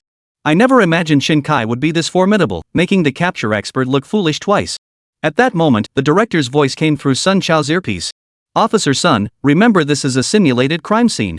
You can choose to quit, there's no risk to your life. This statement infuriated Sun Xiao completely. The word give up had never existed in Sun Xiao's vocabulary. If he gave up now, what would become of his pride? How could he possibly live with himself? Gritting his teeth, Sun Xiao let out a muffled growl. Suddenly, his restrained left arm surged with strength. Crack! The sound of bone grinding against bone as it dislocated echoed from beneath his thick cotton coat. With one arm now dislocated, Sun Xiao gained a little more freedom of movement. He immediately mustered all his strength, twisting his body to break free from Chen Kai's hold. He then reached for the pepper spray on his single officer equipment belt, the only incapacitating police tool currently within his grasp. Though stunned by this move, Chen Kai's quick reflexes kicked in as Sun Xiao reached for his waist. Chen Kai once again pinned Sun Xiao's uninjured arm, while his other hand shifted from covering Sun Xiao's mouth to gripping his throat. Bro, you're pushing it too far. This isn't necessary. The job belongs to the company, but your life is your own. Right now, I'm going to choke you to death. All you need to do next is play dead. No need to put so much pressure on yourself. Chapter 182, I Must Clear My Name Part 2. Sun Xiao actually chose to dislocate his own shoulder joint to break free. But against sheer brute force, such efforts were futile. Chen Kai pinned Sun Xiao firmly beneath him, his hand already clamped around Sun Xiao's throat. The show's director, Xia Shihai, was furious. Officer Sun, give up immediately. Stop this futile struggle. Director Tian, use the walkie-talkie to talk some sense into him. His arm is dislocated now. Tian Janhua, unaware of Sun Xiao's predicament, received a brief explanation from the director. Tian Janhua sucked in a sharp breath. He never imagined Sun Xiao would be so unlucky as to walk right into Chen Kai's trap. Was Chen Kai deliberately targeting him? Tian Janhua sighed and picked up the walkie-talkie. He truly hadn't expected Sun Xiao to be so stubborn. But he could understand Sun Xiao's actions and mindset. This was the mission and honor of a police officer. In times of peace, policing is the profession with the highest casualties. On average, officers sacrifice their lives every day, and injuries occur every single moment. They all pay the price for their mission and the honor in their hearts. They deserve others' respect. Sun Xiao, this is a show, it's acting. Think about it, don't treat your own life so carelessly. If you die here, you won't be a martyr. Sun Xiao gritted his teeth and gave a wry chuckle, then spat out a few words through clenched teeth. Don't worry, I know what I'm doing. Chen Kai hadn't expected the guy to keep putting on a brave face at a time like this, so he said. A person's consciousness blurs after 30 seconds of choking, they lose consciousness around 40 seconds, and death is possible after a minute. What's your plan? I've had my hands around your neck for 20 seconds now. In a bit, I'll declare you dead. Then you can play the corpse. You wanted to prove yourself, right? How exactly do you plan to prove anything as a corpse? As Chen Kai spoke, he heard the clinking of handcuffs. He chuckled and said, Bro, you don't need to be this stubborn, do you? Last time I cuffed you with these very handcuffs. Why bring them out again? Besides, your arm's dislocated. You couldn't cuff me or anyone else, for that matter. Sun Xiao smiled but said nothing. You could see every muscle in his body straining, his face contorted with pain. Since Sun Xiao was pinned beneath Chen Kai, his face was extremely close to the camera Chen Kai was carrying. His expression was captured and broadcast live to the chat. At that moment, the image of this police officer actually grew a bit more imposing in the minds of the viewers watching the livestream. Who knew he'd go this hard? This is the true face of grassroots police officers. They don't have high-tech gear, just their bodies and burning passion to protect us. While it's touching, I still hope he stops struggling in vain. He's no match for Chen Kai. The production team should tell him, we believe in his skills. We know he's not just a connected insider. Just as netizens began urging him to stop, Sun Xiao painfully lifted his arm and draped his dislocated limb over Chen Kai's wrist. No! That wasn't an arm, it was a pair of handcuffs. With a click, the cuffs fastened around Chen Kai's wrist, while the other end secured Sun Xiao's dislocated arm. This scene left Chen Kai and the online audience stunned. How could someone with a dislocated arm perform these actions? It was precisely because of his dislocated arm that Chen Kai had failed to notice the clinking sound of the handcuffs. Chen Kai never imagined that Sun Xiao had endured the excruciating pain of a dislocated arm and completed these actions solely through sheer muscular strength. A dislocated arm isn't completely immobile, but the joint itself cannot move without causing excruciating pain. Yet Sun Xiao's recent movements must have strained the dislocated joint. He had endured such excruciating pain to complete the act of handcuffing Chen Kai. The moment Chen Kai released his grip on Sun Xiao's neck, Sun Xiao flung a set of keys out from the green belt. Chen Kai knew those keys must belong to the handcuffs. This guy was truly both despicable and admirable. If he tried to retrieve the handcuff keys, he'd inevitably expose himself to the thermal imaging drone's camera. But clearly, he'd forgotten about my god-tier lockpicking skills. Chen Kai reached into his bag. Thanks to his god-tier lockpicking and god-tier disguise skills, he always carried makeup tools and lockpicking equipment with him. At that moment, Sun Xiao shook a box in his hand, and the clinking sound of metal rattled inside. Inside was Chen Kai's lockpicking kit. Wait, where did you pull that from? Just as Chen Kai reached to snatch the lockpicking tools from Sun Xiao's grasp, Sun Xiao suddenly yanked the handcuffs, pulling Chen Kai back. Then, with another swift motion, he tossed the toolbox away. Wait, are you a cop or a thief? How could you just grab someone's bag like that? Sun Xiao grimaced in pain, but couldn't hide the satisfaction on his face. Never told you this before, but before I became a specialist in catching thieves, I was actually a pickpocket myself. When it comes to how pickpockets steal, I know the tricks better than some of them. Admit defeat, Chen Kai. You've fallen into my hands. Oh, and I'm completely drained now. Throwing that toolbox took every ounce of strength I had left. I'm done for. With that, Sun Xiao collapsed onto the ground, gasping for breath. Chen Kai stared at this formidable opponent, paused for a long moment, then sighed deeply. This scene drew sighs of admiration from the live stream viewers. Looks like I need to revise my opinion of Officer Sunday.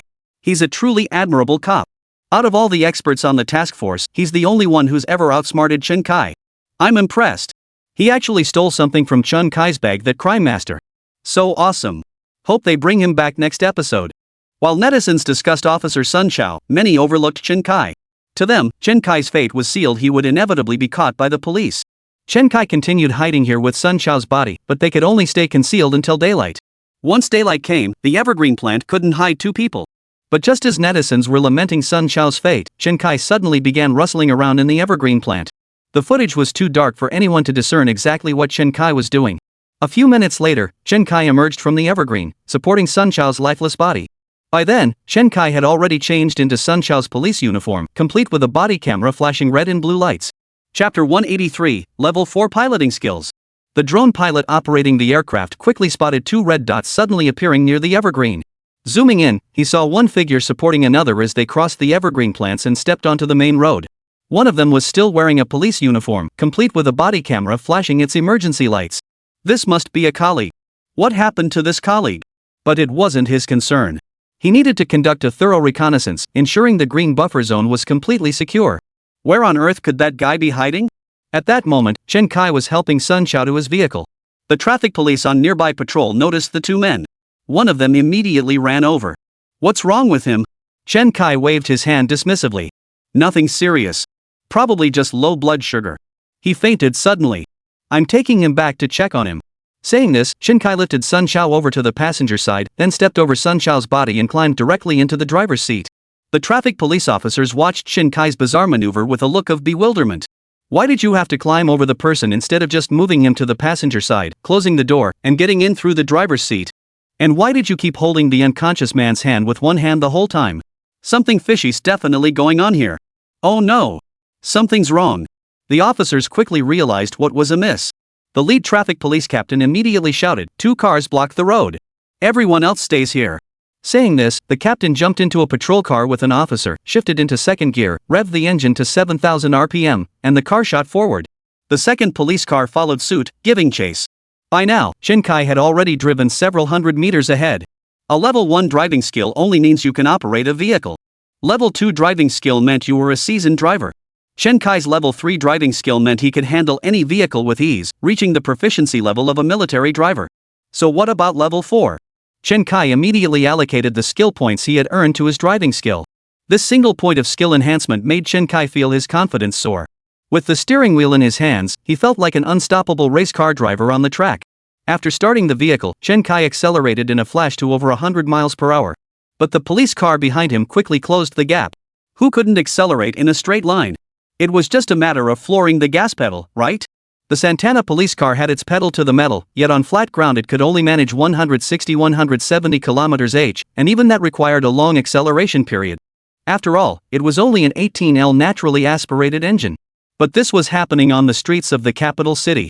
Even outside rush hour, the roads were filled with a constant stream of traffic. Soon, Chen Kai merged the police car, its lights flashing, into the traffic flow. The 2 police cars tailing Chen Kai closely also immediately merged into the flow of traffic. He's done for. How dare he race me? Doesn't he know how many nighttime speeders Gao Rui, have arrested in the capital? Gao Rui, the traffic police captain who had pursued the suspect in the patrol car, gritted his teeth and stomped on the accelerator with all his might. The officer in the passenger's seat gripped the armrest nervously. "Captain, our car is better than his. We'll definitely catch him. Don't worry." That was true enough. Generally, traffic police vehicles were better equipped than those of public security or criminal police. They frequently had to chase down drivers who ran checkpoints or were driving under the influence. If their vehicles were inferior to those of ordinary citizens, they'd never catch up. Local police stations typically equipped their officers with 1.8L Santana G-Jun sedans. Traffic police, however, drive 20T Passats.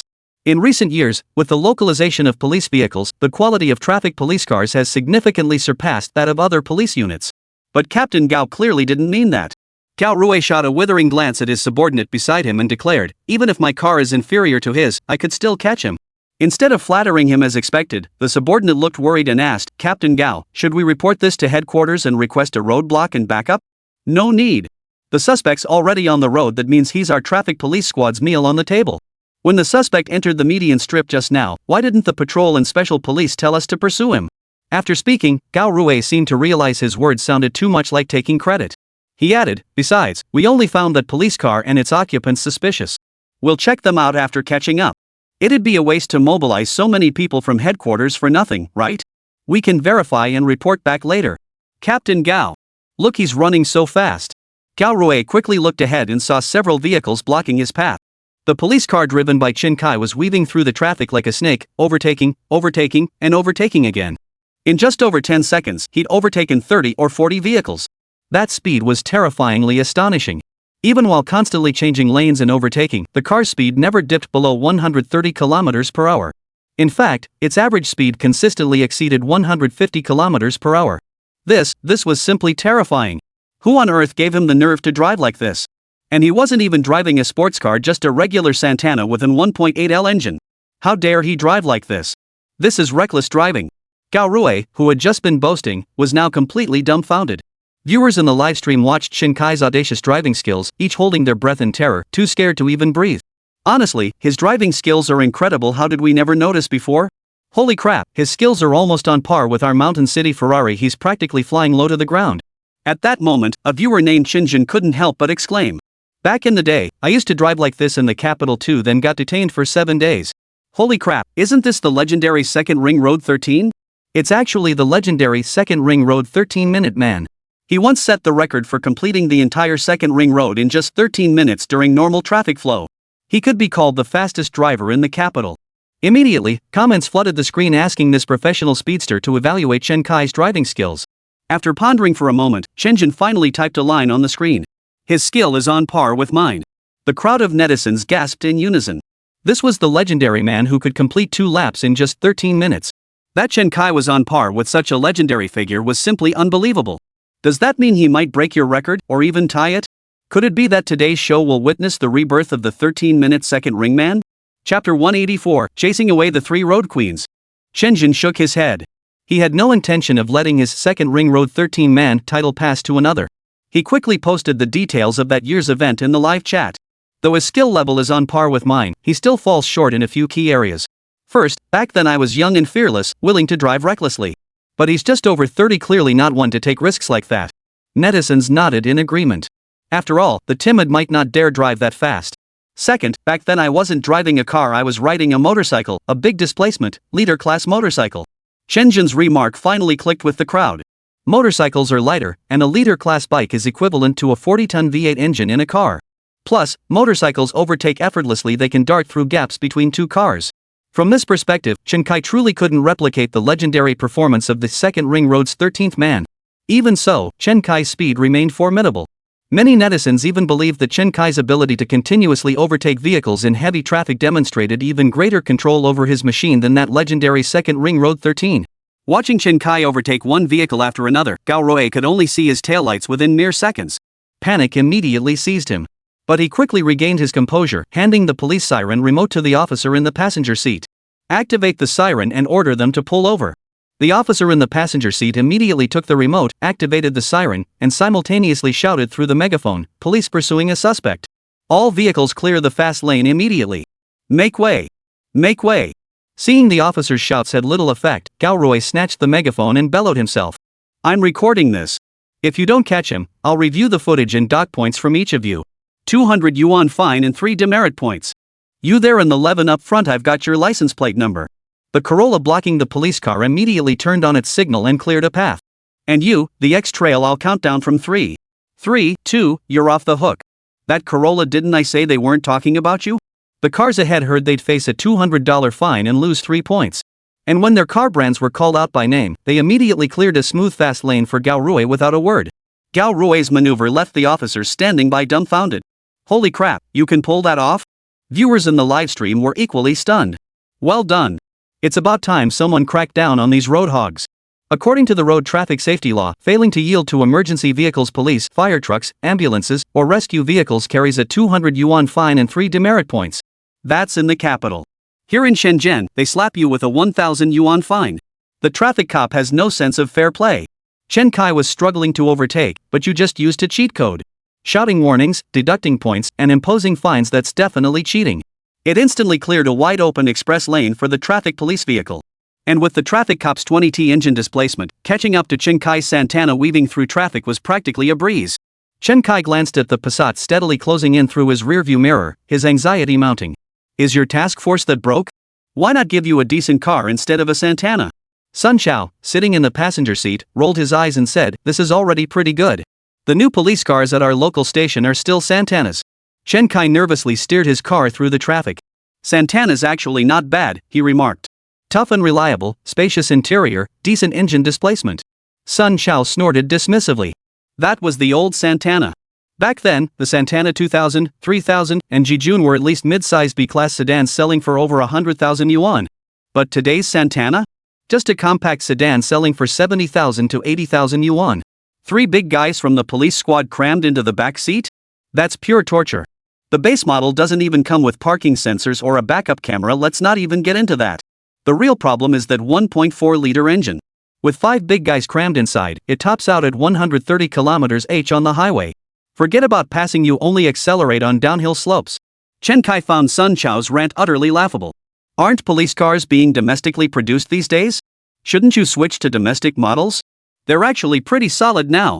Sun Chao waved his hand dismissively. Our boss is old school and can't wrap his head around it. He still thinks heavy-duty trucks are sturdy, reliable, and less prone to breakdowns. Just as they spoke, the traffic police car had already caught up, pulling alongside Chen Kai. Gao Rui immediately grabbed the loudspeaker and bellowed, "Attention in that police vehicle. Pull over immediately for inspection. Pull over immediately for inspection." The drivers of the civilian vehicles on the road were bewildered upon hearing the loudspeaker's announcement. Weren't police cars supposed to be chasing criminals? Why are they arresting their own people? Could it be an internal police conflict? "Captain Gao, he shows no intention of stopping and seems to be using other vehicles to block our view." Gao Rui said in a low voice, "It's fine. We'll just follow him. Once the car behind us catches up, clear a space. We'll both force him to stop at the same time." If forcing him to stop is too risky, just keep tailing him until he runs out of gas. This is the safest and most reliable approach for now. As long as we keep tailing him, leaving him no escape route, he'll have no choice but to surrender. Captain Gao, should we request backup? Gao Rui shot the officer a withering glance. Request what kind of backup? Are you absolutely certain that suspect is in that police car? Shouldn't we pull it over and check? What if we're mistaken? We'll report it after we've apprehended him. Chen Kai watched the police car speeding down the fast lane, shouting instructions at him, and panic began to set in. His driving skill had reached level 4, just one step below God tier. But with the threat of demerit points clearing the road and the police car's engine boost, he simply couldn't shake that vehicle. No, it was two. Another one had joined the pursuit from behind. They kept shouting for all vehicles to pull over, closing in on his car. Sun Xiao glanced at the two police cars closing in through his rearview mirror and let out a cold laugh. They're forcing you to stop. You can't escape.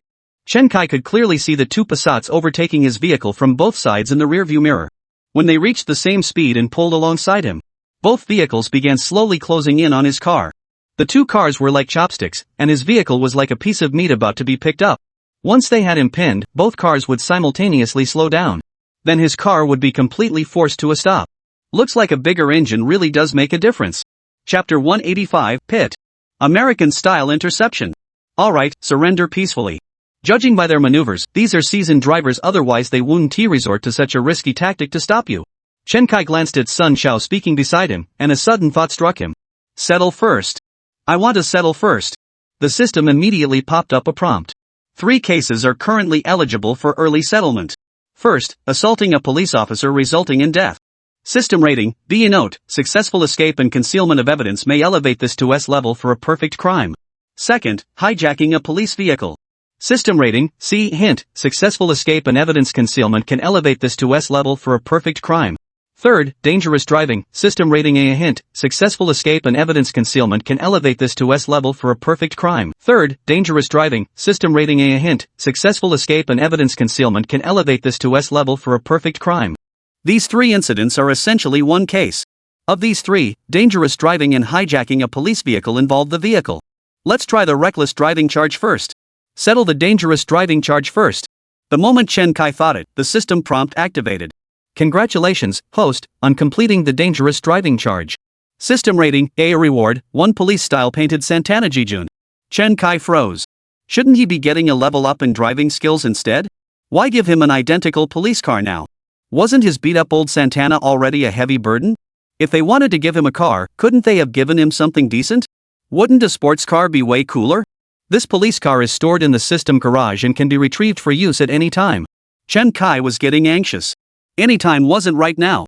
Chen Kai's anxiety grew as he glanced at the 2 police cars flanking him. His interaction with the system had been a split-second affair, and now those 2 vehicles were still trying to sync their positions with him. But Chen Kai quickly realized. Reward skills were rare occurrences, and divine tier reward skills were an even rarer exception. The charge of reckless driving might be too minor to warrant a prison sentence, carrying at most 6 months of detention and a fine. So it made sense that no skill reward was given. Then he'd have to try for the crime of hijacking a police vehicle. The crime of hijacking a police vehicle currently only had a C rating. That was because he was about to be arrested and was already surrounded. However, vehicle hijacking is a violent crime, typically carrying a 5-10-year prison sentence. Hijacking a police vehicle constitutes aggravating circumstances. If serious consequences result, the maximum penalty is over 10 years or life imprisonment. Let's try this then. Congratulations, host. You have successfully committed the crime of hijacking a police vehicle. System rating, C. Your reward, driving skill level +1. Congratulations, host. Your driving skill has reached God tier. Host's driving skill has reached God tier. Automotive engine modification parts have been stored in the system garage, enabling modifications to vehicles within the system garage. Chen Kai didn't even hear the last 2 notifications. After attaining God tier driving skills, Chen Kai felt the steering wheel in his hands was no longer just a steering wheel, and the car beneath him was no longer just a car.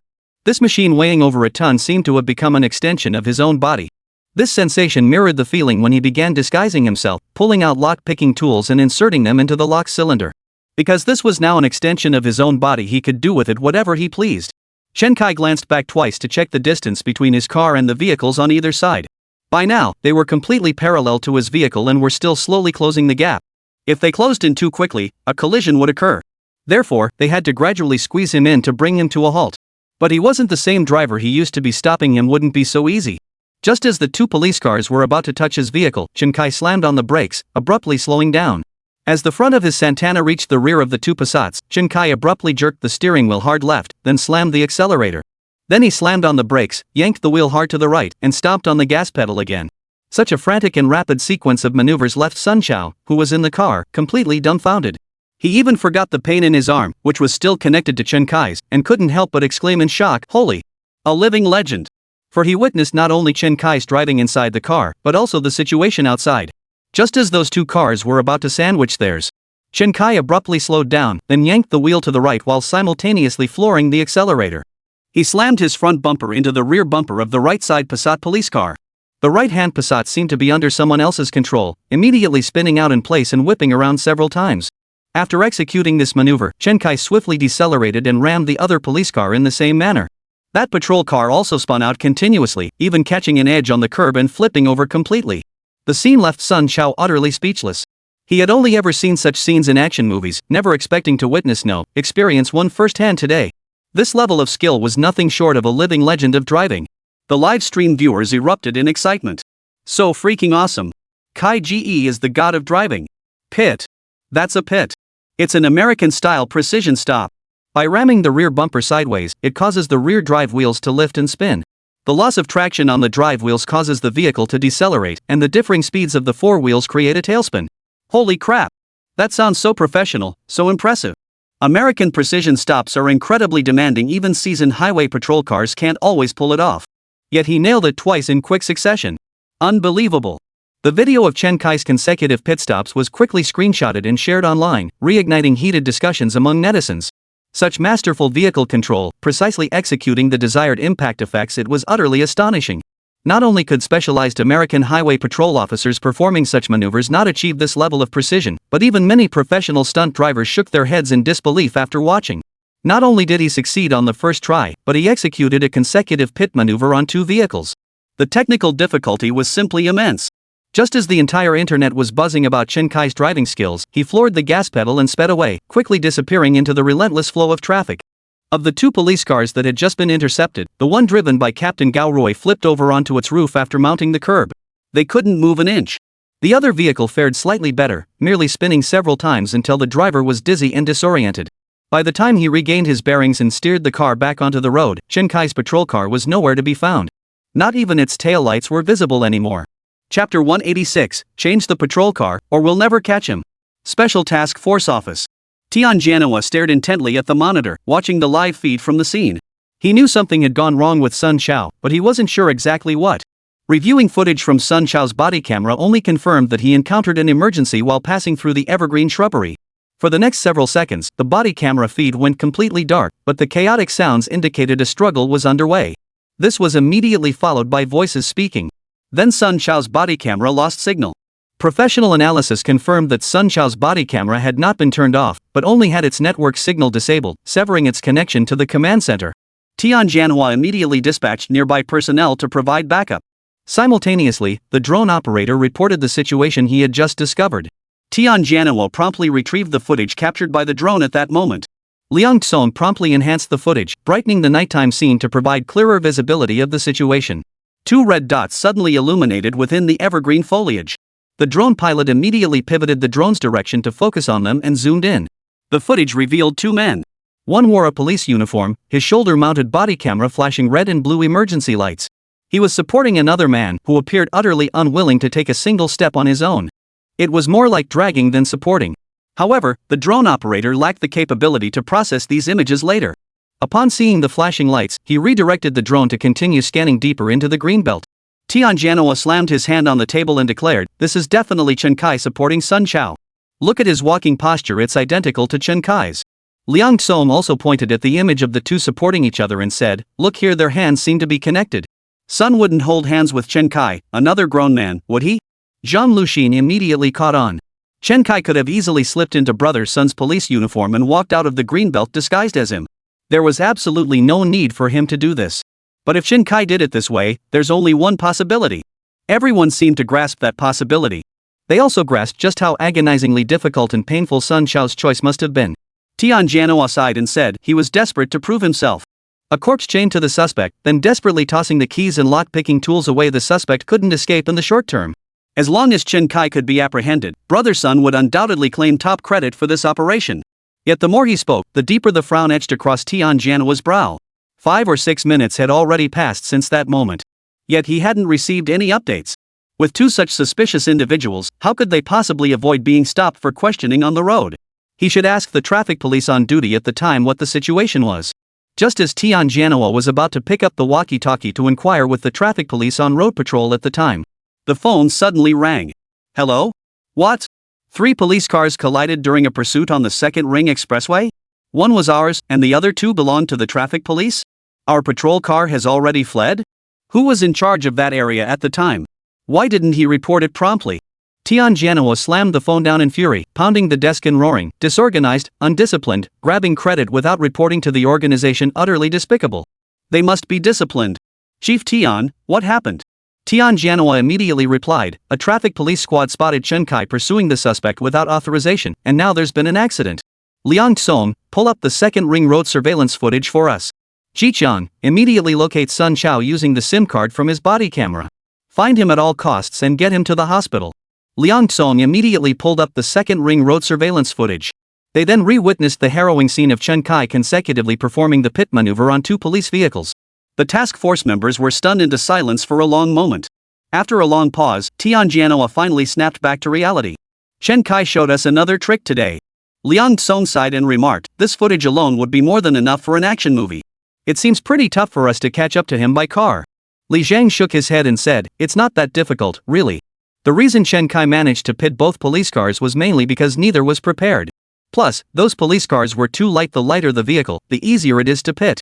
If they'd been driving 2 SUVs or our transit investigation vehicles, Chen Kai would never have pulled off that pit maneuver.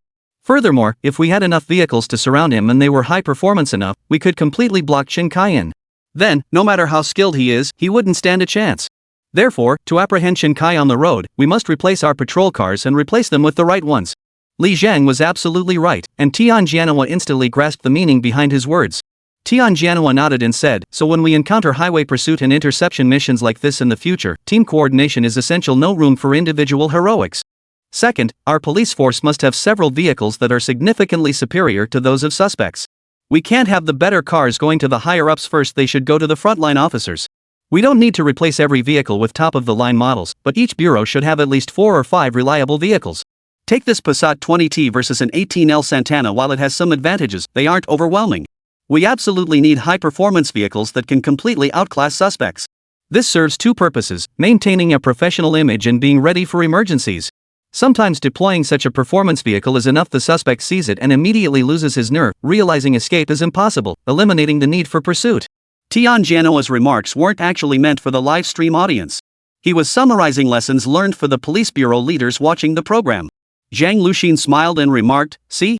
Through Chen Kai, haven't we uncovered another weakness in our system? Relying on him has indeed helped us identify and address numerous shortcomings. Tian Jianhua nodded in agreement.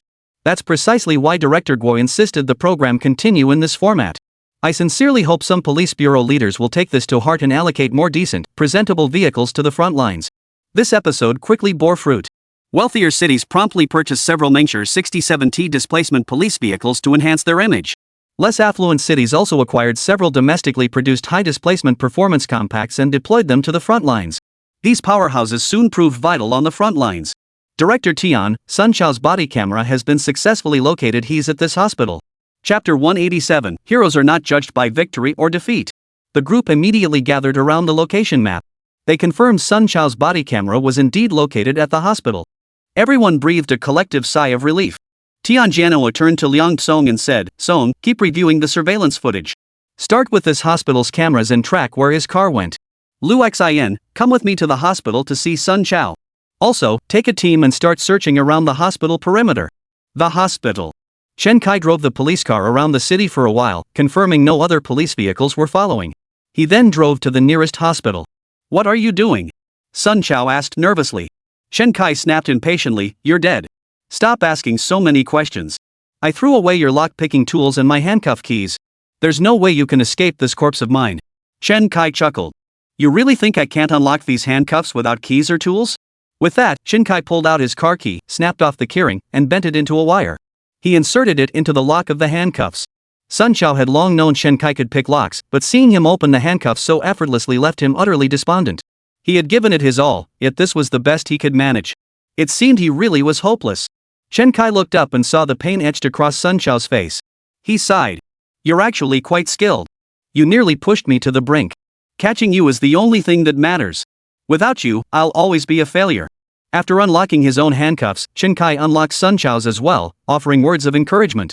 Well, you cops can't judge heroes by success or failure. Solving cases and making arrests isn't something one person can pull off through heroics alone.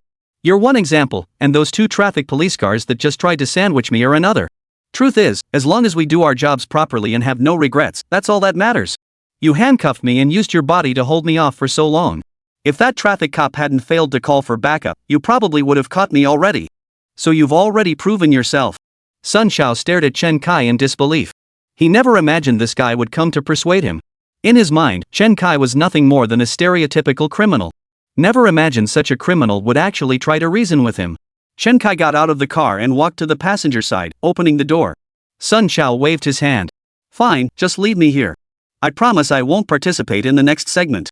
After that, I'll be nothing more than a very well-behaved corpse." "Fine, then just be your very well-behaved corpse. Hey, don't move." Chen Kai began searching Sun Chao's body. Sun Chao immediately clutched his police holster and demanded, "What are you doing? You're already dead. Why should I care? Just lie still." Sun Chao's temper, which Chen Kai had just managed to calm down, flared up again. He glared at Chen Kai, watching helplessly as Chen Kai stripped him of his police ID, individual equipment, even his duty belt and uniform pants piece by piece and put them on himself. Earlier at Wanyanking, Chen Kai had been too rushed and had only thrown a coat over Sun Chao. Now, with time on his hands, he could thoroughly strip Sun Chao of every last piece of clothing and piece of equipment. Soon, Sun Chao was stripped down to just his thermal underwear. Chen Kai then helped him into the hospital lobby.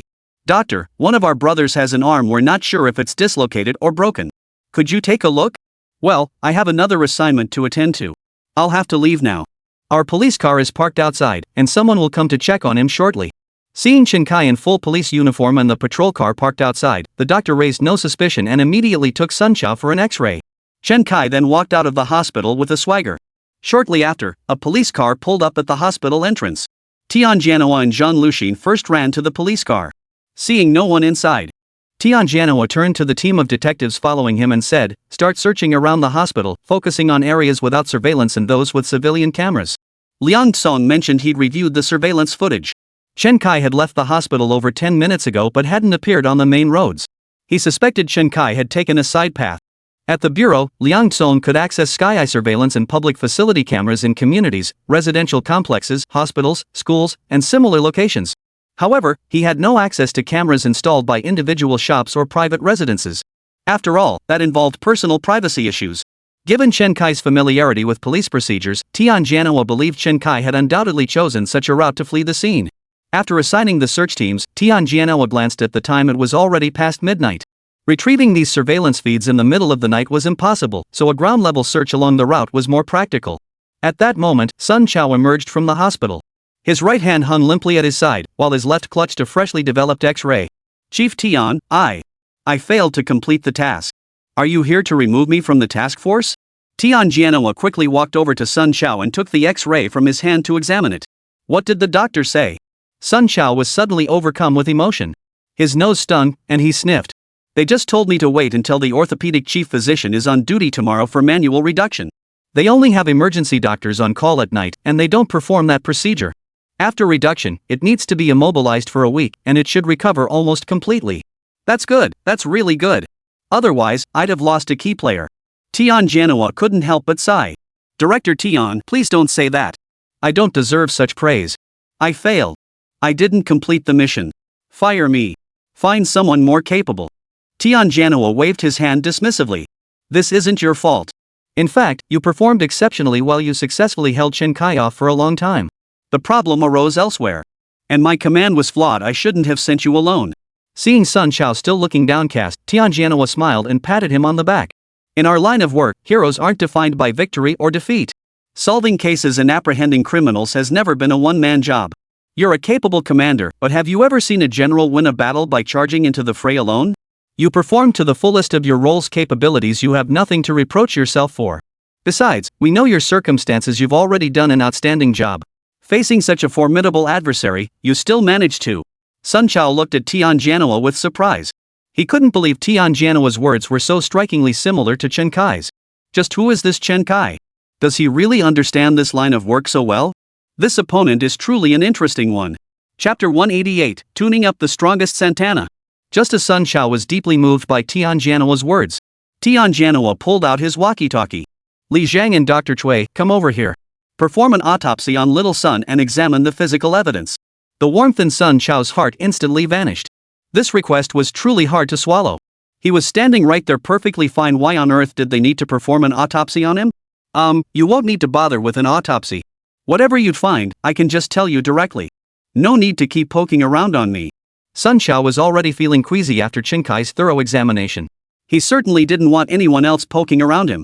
At that moment, the assistant director carrying the camera beside the task force cleared his throat, preparing to offer a quiet reminder. I know I'm a corpse now, but even corpses have dignity. You can't just poke and prod me all over like this. Don't worry, I promise not to say anything more. The assistant director finally relaxed and aimed the camera at Sun Chao. I'm only wearing long underwear now. My uniform, gear, and badge are all gone. Oh, and my service weapon too, though it's loaded with rubber bullets, not lethal. So you won't find any evidence of a struggle with the suspect on me. Also, the suspect wore thin gloves the entire time, even while driving, so no fingerprints were left inside the car. You can check the area near the evergreen plant where we fought, see if he left any DNA evidence there. Manhwa, following behind Tian Jianhua, chuckled. Well said, Xiao Sunday. You're really getting the hang of this detective work. Tian Jianhua turned to Zhang Luxin and asked, Luxin, what's your take on this? After assaulting and killing the officer, if the suspect was only after a weapon, he could have simply taken the pistol. Yet he practically stripped Brother Sun naked. I believe it's highly likely he intends to operate under Brother Sun's identity afterward. Tian Jianhua nodded. Exactly. That's my theory too. This guy has exceptional disguise skills. Impersonating Sun Chao's appearance is entirely feasible. Additionally, to avoid being tracked, he likely wasn't carrying a cell phone. I suggest we issue an online alert. Someone is impersonating a police officer. Anyone who encounters them should report it immediately. Zhang Luxin continued, we must ensure reports are made discreetly to avoid alerting him.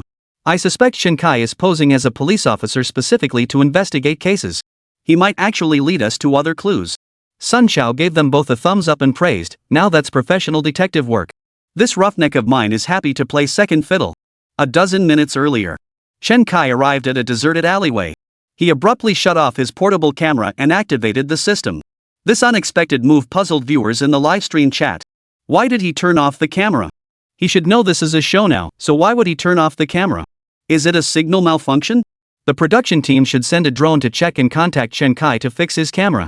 Many viewers in the livestream grew anxious. They still wanted to see how Chen Kai would escape. As for the task force's progress, or the situation with attorney Zhang and Liao Fan, they couldn't care less. Their sole focus was whether the police could finally catch Chen Kai tonight. The production team immediately began reviewing nearby surveillance footage to track Chen Kai's movements while dispatching their own cameraman to search the vicinity. They needed to reshoot footage and repair or replace the camera Chen Kai was carrying. Meanwhile, Chen Kai activated his system in this deserted alley devoid of people or surveillance. As he gazed at the police-painted Santana Jijun displayed in the system garage, he couldn't help but let out a bitter laugh. He had obtained a modification part, and it would be perfect for this Santana Jijun. A modification part essentially granted one modification opportunity. Naturally, he chose to modify the engine. Chen Kai immediately selected the engine upgrade for this police car. Soon, the engine was upgraded to a specially tuned 20T 4-cylinder unit. What sets this engine apart from other 20T engines currently available is that its peak power output range extends all the way to 11,000 RPM. Therefore, the core upgrade wasn't merely transitioning from an 1.8L naturally aspirated engine to a 20T. The crucial upgrade was transforming it into a race-grade engine capable of 10,000 RPM. Ordinary car engines cut fuel at around 7,000 RPM. This is precisely why many people love to say, let's blow it up at 7,200 RPM in second gear. Because most cars can only rev up to 7,200 RPM. This particular vehicle can reach 11,000 RPM, making it a true power beast. Whether to retrieve the vehicle, once retrieved, it cannot be returned to storage. Retrieve. Set the license plate to. Chen Kai pondered for a moment before reciting a license plate number, the patrol car he'd driven during his previous life in the police force. It was also a Jijun. Thus, a Santana Jijun bearing the same license plate slightly weathered by time suddenly appeared before Chen Kai, causing him to momentarily lose his composure. Chen Kai then climbed into the police car, pulled down the sun visor, and began applying makeup using the mirror inside. Before long, a middle-aged police officer in his 40s appeared inside the patrol car. Chen Kai drove straight onto the road, simultaneously activating the camera. How come it just died? This stuff the production team gave us is no good. Gotta charge it with the car charger. Viewers in the livestream chat realized the sudden return of the feed meant the camera had just run out of power. But when they saw Chen Kai through the camera, they all froze. Holy crap, who is that? Listen to the voice, sounds like Chen Kai. Chen Kai? But shouldn't he be disguised as Officer Sun? Who is he impersonating now? And where did he even steal a police car from? At that moment, the viewers in the livestream were all a bit overwhelmed. Meanwhile, Tian Jianhua and Zhang Luxin were still at the hospital, meticulously analyzing why Chen Kai would impersonate Sun Chao. How could Chen Kai suddenly be impersonating a stranger? Was he watching the livestream too? That shouldn't be possible. Director Tian and Zhang Luxin's analysis just happened moments ago, and Chen Kai should have already completed his disguise by then. Could it be? Chen Kai anticipated the police's anticipation once again? This is just too incredible. The police assumed Chen Kai would impersonate Sun Chao, but Chen Kai deliberately avoided that disguise. It seems Chen Kai took Sun Chao's police ID specifically to mislead the investigation. Truly a master criminal. Just as netizens were marveling at this, two detectives approached from the end of the alley. Spotting a running car ahead, they immediately grew alert. They immediately shone their powerful flashlights in that direction. Chapter 189, Face-to-Face, Direct Interrogation. The two municipal police officers patrolling this narrow lane quickly noticed the vehicle. From a distance, they could see a bulge on the car's roof. A taxi? Could it be that the suspect hailed a cab here? As the light shone over, the glare from the white reflective surface was somewhat blinding, and the vehicle's paint job looked all too familiar. How could it be a police car? And the model matched their own department's vehicles, likely from a sister unit. The two men hurried over. At this moment, many viewers held their breath. They were certain Chen Kai's police car had been stolen. Now it was a case of the counterfeit meeting the real deal, a classic case of enemies meeting by chance. These detectives attached to the Municipal Bureau's task force weren't your average traffic cops. Each one was sharp and capable, able to spot a fake cop at a glance. However, as netizens anxiously awaited further developments, speculation swirled about whether the two detectives would subdue Chen Kai or if Chen Kai would suddenly produce Sun Chao's service weapon and point a gun at each of them. Two detectives from the Municipal Bureau approached Chen Kai's parked car and tapped on the window. "Bro, what unit are you with? What are you doing here in the middle of the night?" Chen Kai rolled down the window, looked at the two officers outside, and smiled. "I'm from this police station. I heard the guy you're looking for might be near the hospital, so I came out to see if I could find him." The two officers scrutinized Chen Kai closely, finding nothing suspicious in his expression or words. He seemed like nothing more than a middle-aged cop who couldn't sleep late at night and was eager to make a bust. His demeanor and the police car he was driving fit the part perfectly, nothing seemed amiss. "Bro, if you're out here alone and run into this guy, you might end up getting yourself killed. You should head back to the station. We don't even know if this guy is real or not." "Exactly. What if you push him too far and he actually kills you? What then? We always work in pairs. You're pretty bold going solo like this." Chen Kai chuckled and offered the two detectives a couple of cigarettes. "Honestly, I just came out to buy a pack of smokes and thought I'd take a chance driving around. If I ran into anything, I'd call you guys. I wouldn't dare actually confront them." "Hey, buddy, is your task force hiring? I've been watching your shows lately and they've got me all fired up. I'd love to join your team." The two Municipal Bureau detectives took the cigarettes, taking deep puffs to ward off the cold. "You'll need to check with your station chief about that. We're not short on experts, but Chief Tian plans to assign a dedicated team to this case." Chen Kai opened the car door and said to them, "It's freezing out here. Hop in and we'll talk. I'll drive us around to see if we can spot the suspect." The two detectives exchanged a glance before sliding into the back seat side by side. Smoking and chatting idly, they watched the scenery pass by the window. "Bro, you know what? Some other units aren't exactly following orders these days. Some are so eager to grab credit they don't even report their discoveries. Tell me, what kind of mess is that? Our brother's son risked his life to handcuff himself to the suspect. They walked right past that traffic cop, who didn't report it and just drove off after them himself. Tell me, isn't that just letting our people sacrifice themselves for nothing?" The traffic police captain's failure to report and his unauthorized pursuit enraged many. Gao Rui had thought the incident would end with him ending up in the hospital after flipping his car during the pursuit. But then the leadership showed up at the hospital overnight. That actually touched Gao Rui. But he never imagined the leader came to deliver disciplinary orders. He was immediately given a major demerit and stripped of his position as traffic police squadron leader. They added that if this had been a real situation, not a staged program, and a fugitive had actually escaped right under his nose, it would have been considered dereliction of duty, punishable by imprisonment. The two detectives recounted these events to Chen Kai in vivid detail. Chen Kai listened with rapt attention. Viewers in the livestream chat were left speechless. Chen Kai's got some serious nerve. He actually let those two get in his car to gossip. So bold. If those cops ever find out it was Chen Kai, they'll probably regret it to death. No way around it. The lighting was too poor to see faces clearly at night, and Chen Kai's performance was spot on. Exactly. I even felt like Chen Kai was a cop himself, a veteran one at that. Chen Kai's actions were utterly unexpected to everyone. No one could have imagined Chen Kai would drive around with two detectives who were supposed to be arresting him, listening to gossip about his own case while tracking his own movements. It was like the thief crying, "Stop the thief." After hearing about the traffic police incident, Chen Kai finally understood why only 2 police cars had been chasing him earlier. If there had truly been 10 or 8 police cars closing in on him, escaping wouldn't have been nearly so easy. But what exactly was Tian Jianhua planning? He wanted to prepare his countermeasures in advance. Chen Kai asked curiously, "So what's your plan, Director Tian? It wouldn't be appropriate to pull too many officers, right? We're short-staffed everywhere now. If we divert a large number of officers to this show, some leaders probably won't approve." Exactly. The two detectives, completely unaware they were being baited, continued explaining to Chen Kai. However, Commander Tian plans to draft 100 or 200 cadets preparing for internships from the police academy to serve as grassroots officers supporting the program. Additionally, they plan to organize 100 or so retired armed police officers to form a special police squad. Both the cadets and the veterans will need experienced officers to lead them. If we assign 1 or 2 officers from each unit to lead these groups, their superiors shouldn't object.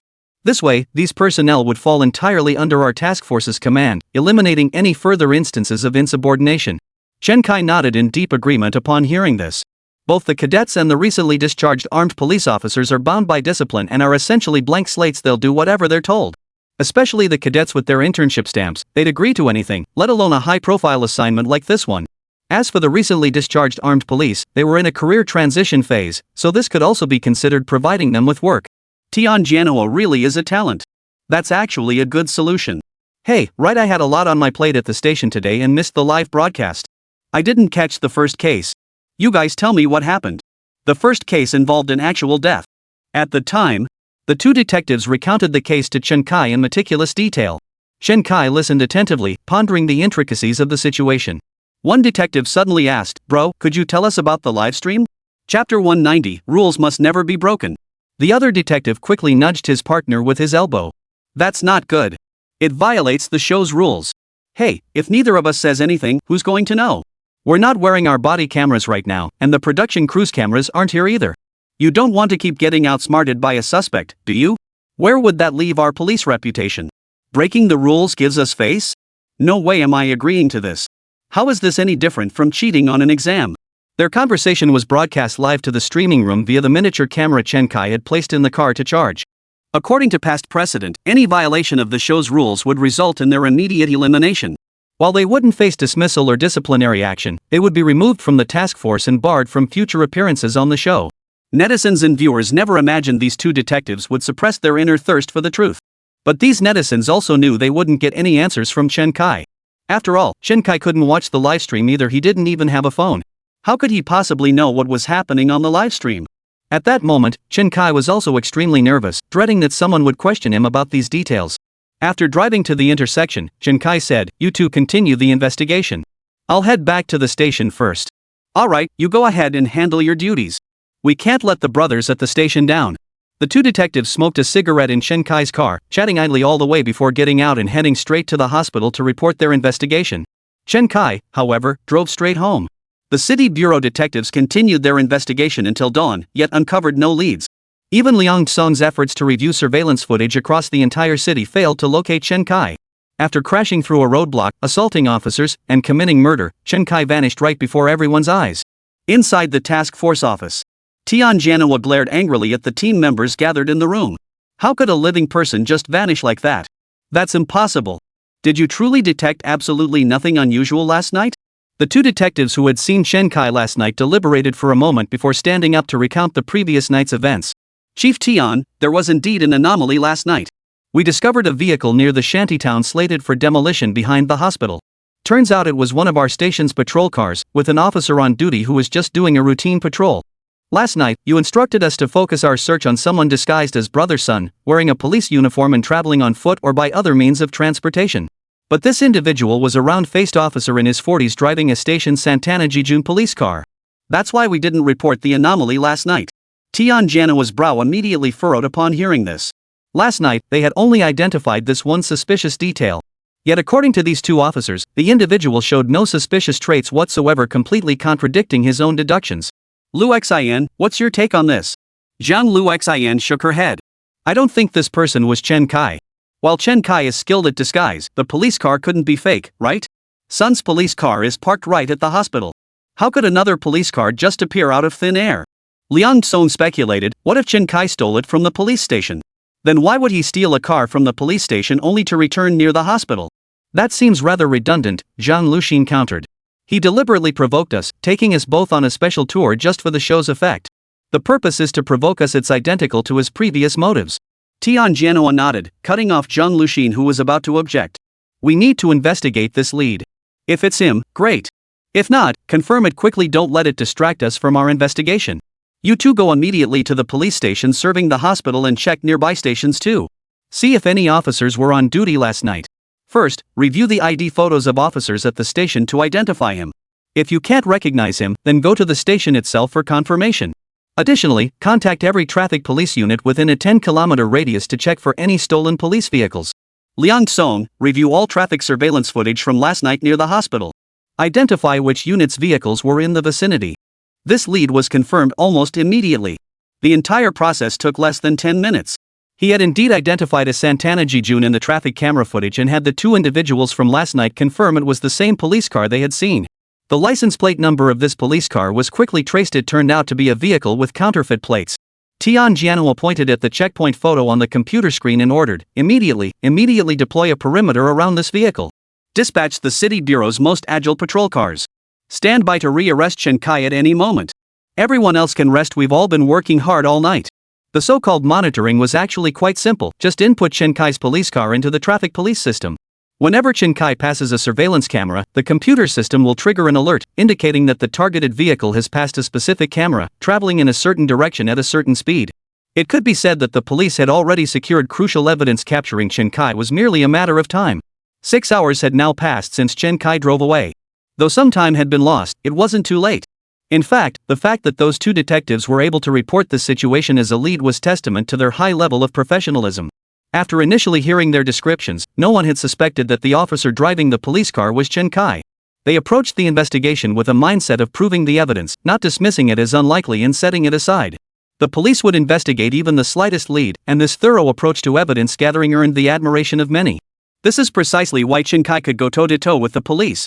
If an ordinary person had encountered Commander Tian and these experts, they would likely have been arrested 800 times over. Yet one question continued to linger in the minds of netizens and the task force. Where exactly did Chen Kai get that police car? No police vehicle had been reported missing. Could Chen Kai have secretly hidden a repainted police car in the area beforehand? Once Chen Kai was apprehended, the truth about the police car would finally come to light. If Chen Kai had hidden the police car nearby beforehand, it suggests he planned this well in advance. That means he might have committed the first crime too. But Chen Kai sure is bold. He actually went home. First confronting the police face to face, and now daring to return home? I'm impressed. Chapter 191, Fingerprints at Home. Last night, Chen Kai drove the police car straight back to his residential complex. He even parked it right below his apartment building. Since Chen Kai returned well past midnight, he even pulled over specifically to greet the security guard. The guard, having grown accustomed to the constant police presence in the complex these past few days, paid it no mind. He paid little attention, merely asking, "Why are you guys still out and about at this hour? We still need to check the suspect's residence." The guard sighed, "You guys have it rough?" Chen Kai offered the guard a cigarette and asked, "Sir, did the police find anything when they came during the day?" The guard shook his head. "No idea. They just took the community's hard drive. I don't know what they found." "You're not part of their team, are you? Why ask an outsider like me?" Chen Kai smiled and said, "Just checking if anything was missed. If you don't know, never mind. So, I'll just park my car downstairs for now." "Sure thing. You're the police, park wherever you need. I promise I won't lock it up." The guard patted his chest emphatically, guaranteeing Chen Kai. After exchanging greetings with the security guard, Chen Kai took his house keys and headed straight back to his apartment. This move shocked the viewers in the livestream. Chen Kai was being downright brazen. He just faced off with 2 detectives trying to arrest him and even gave them a ride. Now, while the entire city was hunting him down, he'd gone straight home. How incredibly bold. Wasn't he afraid the police would ambush him at home? Doesn't he fear the security guards reporting him? Why would he go home? It's so dangerous here, there's absolutely no reason for him to return. As they say, the most dangerous place is the safest place. Where else could Chen Kai go without getting caught? Chen Kai's behavior is completely baffling. Look, he didn't even lie down after getting home, he started pacing around the place. Is this guy possessed? What the hell is he doing? After rummaging around his home, Chen Kai found a piece of sandpaper. He then walked out into the hallway and began sanding the aluminum handrail. This move left the live stream viewers completely baffled. What the hell is this guy doing? OCD? Is the handrail digging into him? Must he stay up late sanding it smooth? But soon, some viewers noticed that Chen Kai's goal seemed less about polishing and more about collecting the resulting powder. After gathering some of the ground-off aluminum alloy powder, Chen Kai hurried back home with the powder and blew it forcefully onto the washing machine. The powder instantly adhered to the washing machine. This scene left netizens utterly bewildered. But some tech-savvy viewers in the livestream chat quickly caught on. Thermal underwear. Fingerprints. What the heck? Explain clearly. Walao is resting now, if you know, just say it plainly. What I mean is, a pair of Chen Kai's thermal underwear was found at the crime scene. So Chen Kai suspects his home was burglarized and wants to identify the suspect who stole from his house. Then what was the grinding and dusting about earlier? That's a method our forensic techs use to extract fingerprints at the scene, the aluminum powder technique. The aluminum powder method is a technique for revealing and preserving fingerprints by using fine aluminum powder. He'll use tape to lift those prints next. Just then, Chen Kai pulled out a flashlight and began examining the washing machine closely. He didn't have aluminum powder at home, nor any aluminum products. So he resorted to scraping aluminum alloy from the stairwell handrail. It worked just as well.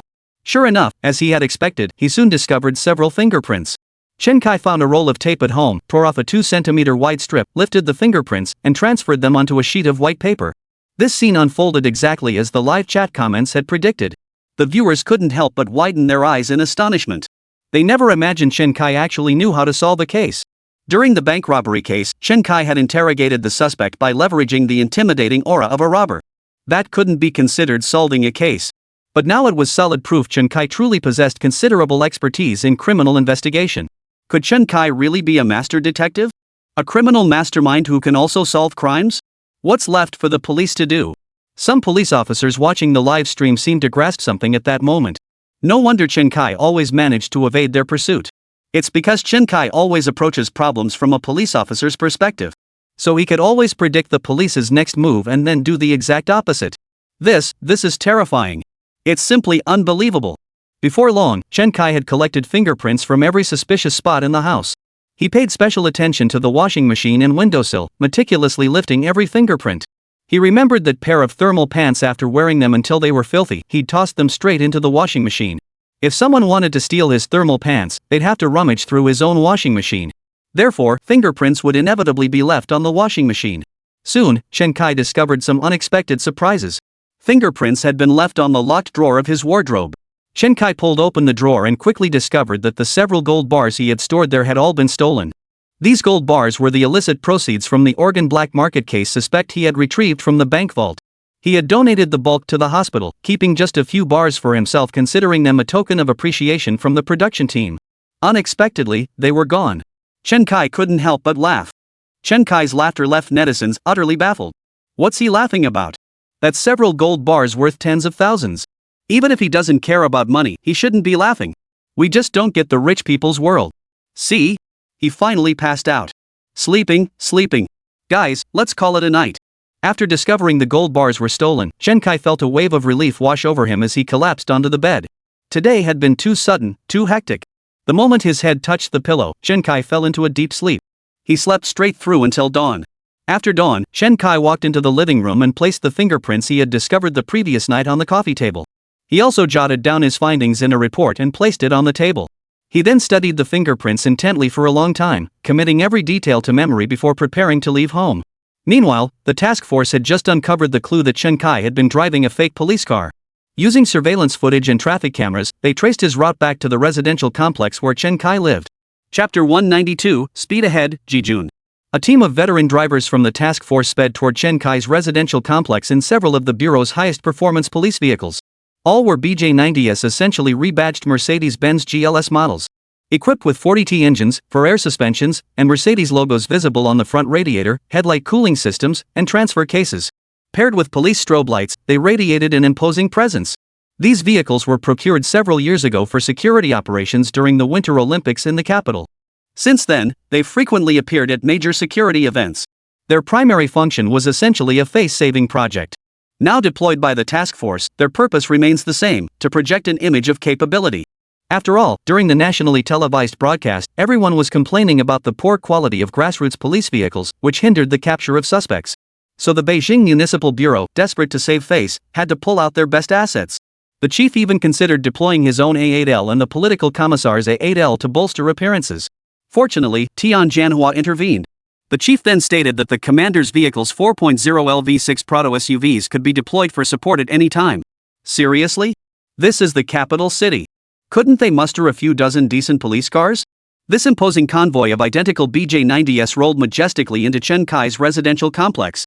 The sheer scale of the display left many onlookers trembling with fear, some even wondering if some important leader was coming to inspect the community. The property management staff were so terrified they trembled, holding their breath in fear. Leading the operation was Zhao Chang, a capable lieutenant under Tian Jianhua.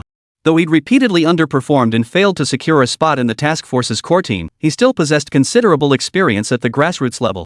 Captain Zhao, the security guard, just confirmed that police did come last night. They said they were going to the suspect's residence. Block the community exits with 2 cars, don't let the suspect escape. 3 of you come with me to Chen Kai's residence. Send 3 more to block the building entrance of Chen Kai's complex. We absolutely cannot let them escape again. Zhao Chang sprinted toward Chen Kai's building while pulling out his phone. Hello? Master, sorry to disturb your rest, but we've likely cornered Chen Kai inside the complex. I need to request backup. I have about 20 officers here now, but I'm afraid we can't fully cover the entire complex since I need to keep 6 officers stationed at the exits to block them. Understood. I'll immediately dispatch the nearby precinct's patrol and special police squad for backup. You must hold your ground this time, hold your ground. Tian Jianhua's voice sounded slightly weary on the other end. Chen Kai was about to be caught. Even if he was exhausted, he wouldn't be able to sleep now. But before the call ended, Zhao Chang's furious shout erupted. Damn it! Don't run! That's him! Quick, block him! Boss, hang up for a sec, damn it, we've got him head on! Zhao Chang didn't even hang up before sprinting toward the building entrance. He'd just spotted the Jijun police car Chen Kai was driving parked downstairs.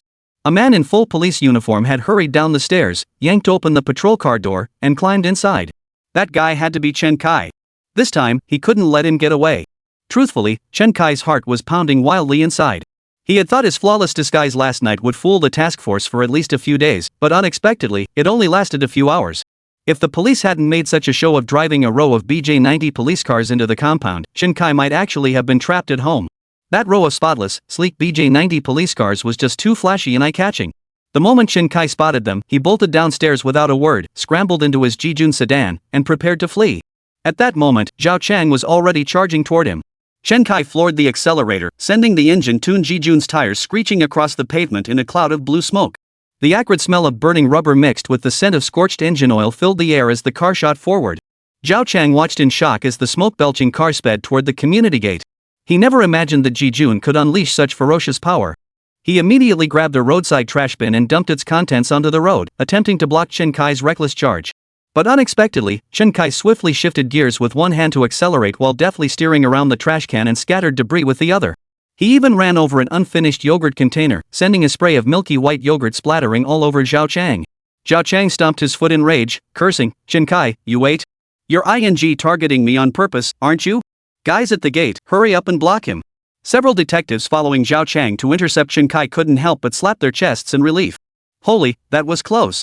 That car didn't look like our police vehicle. It looked more like, what? Zhao Chang asked. It looked like a race car to me. See how Chen Kai steered with one hand and shifted gears with the other to dodge obstacles? Doesn't that look like a race car driver?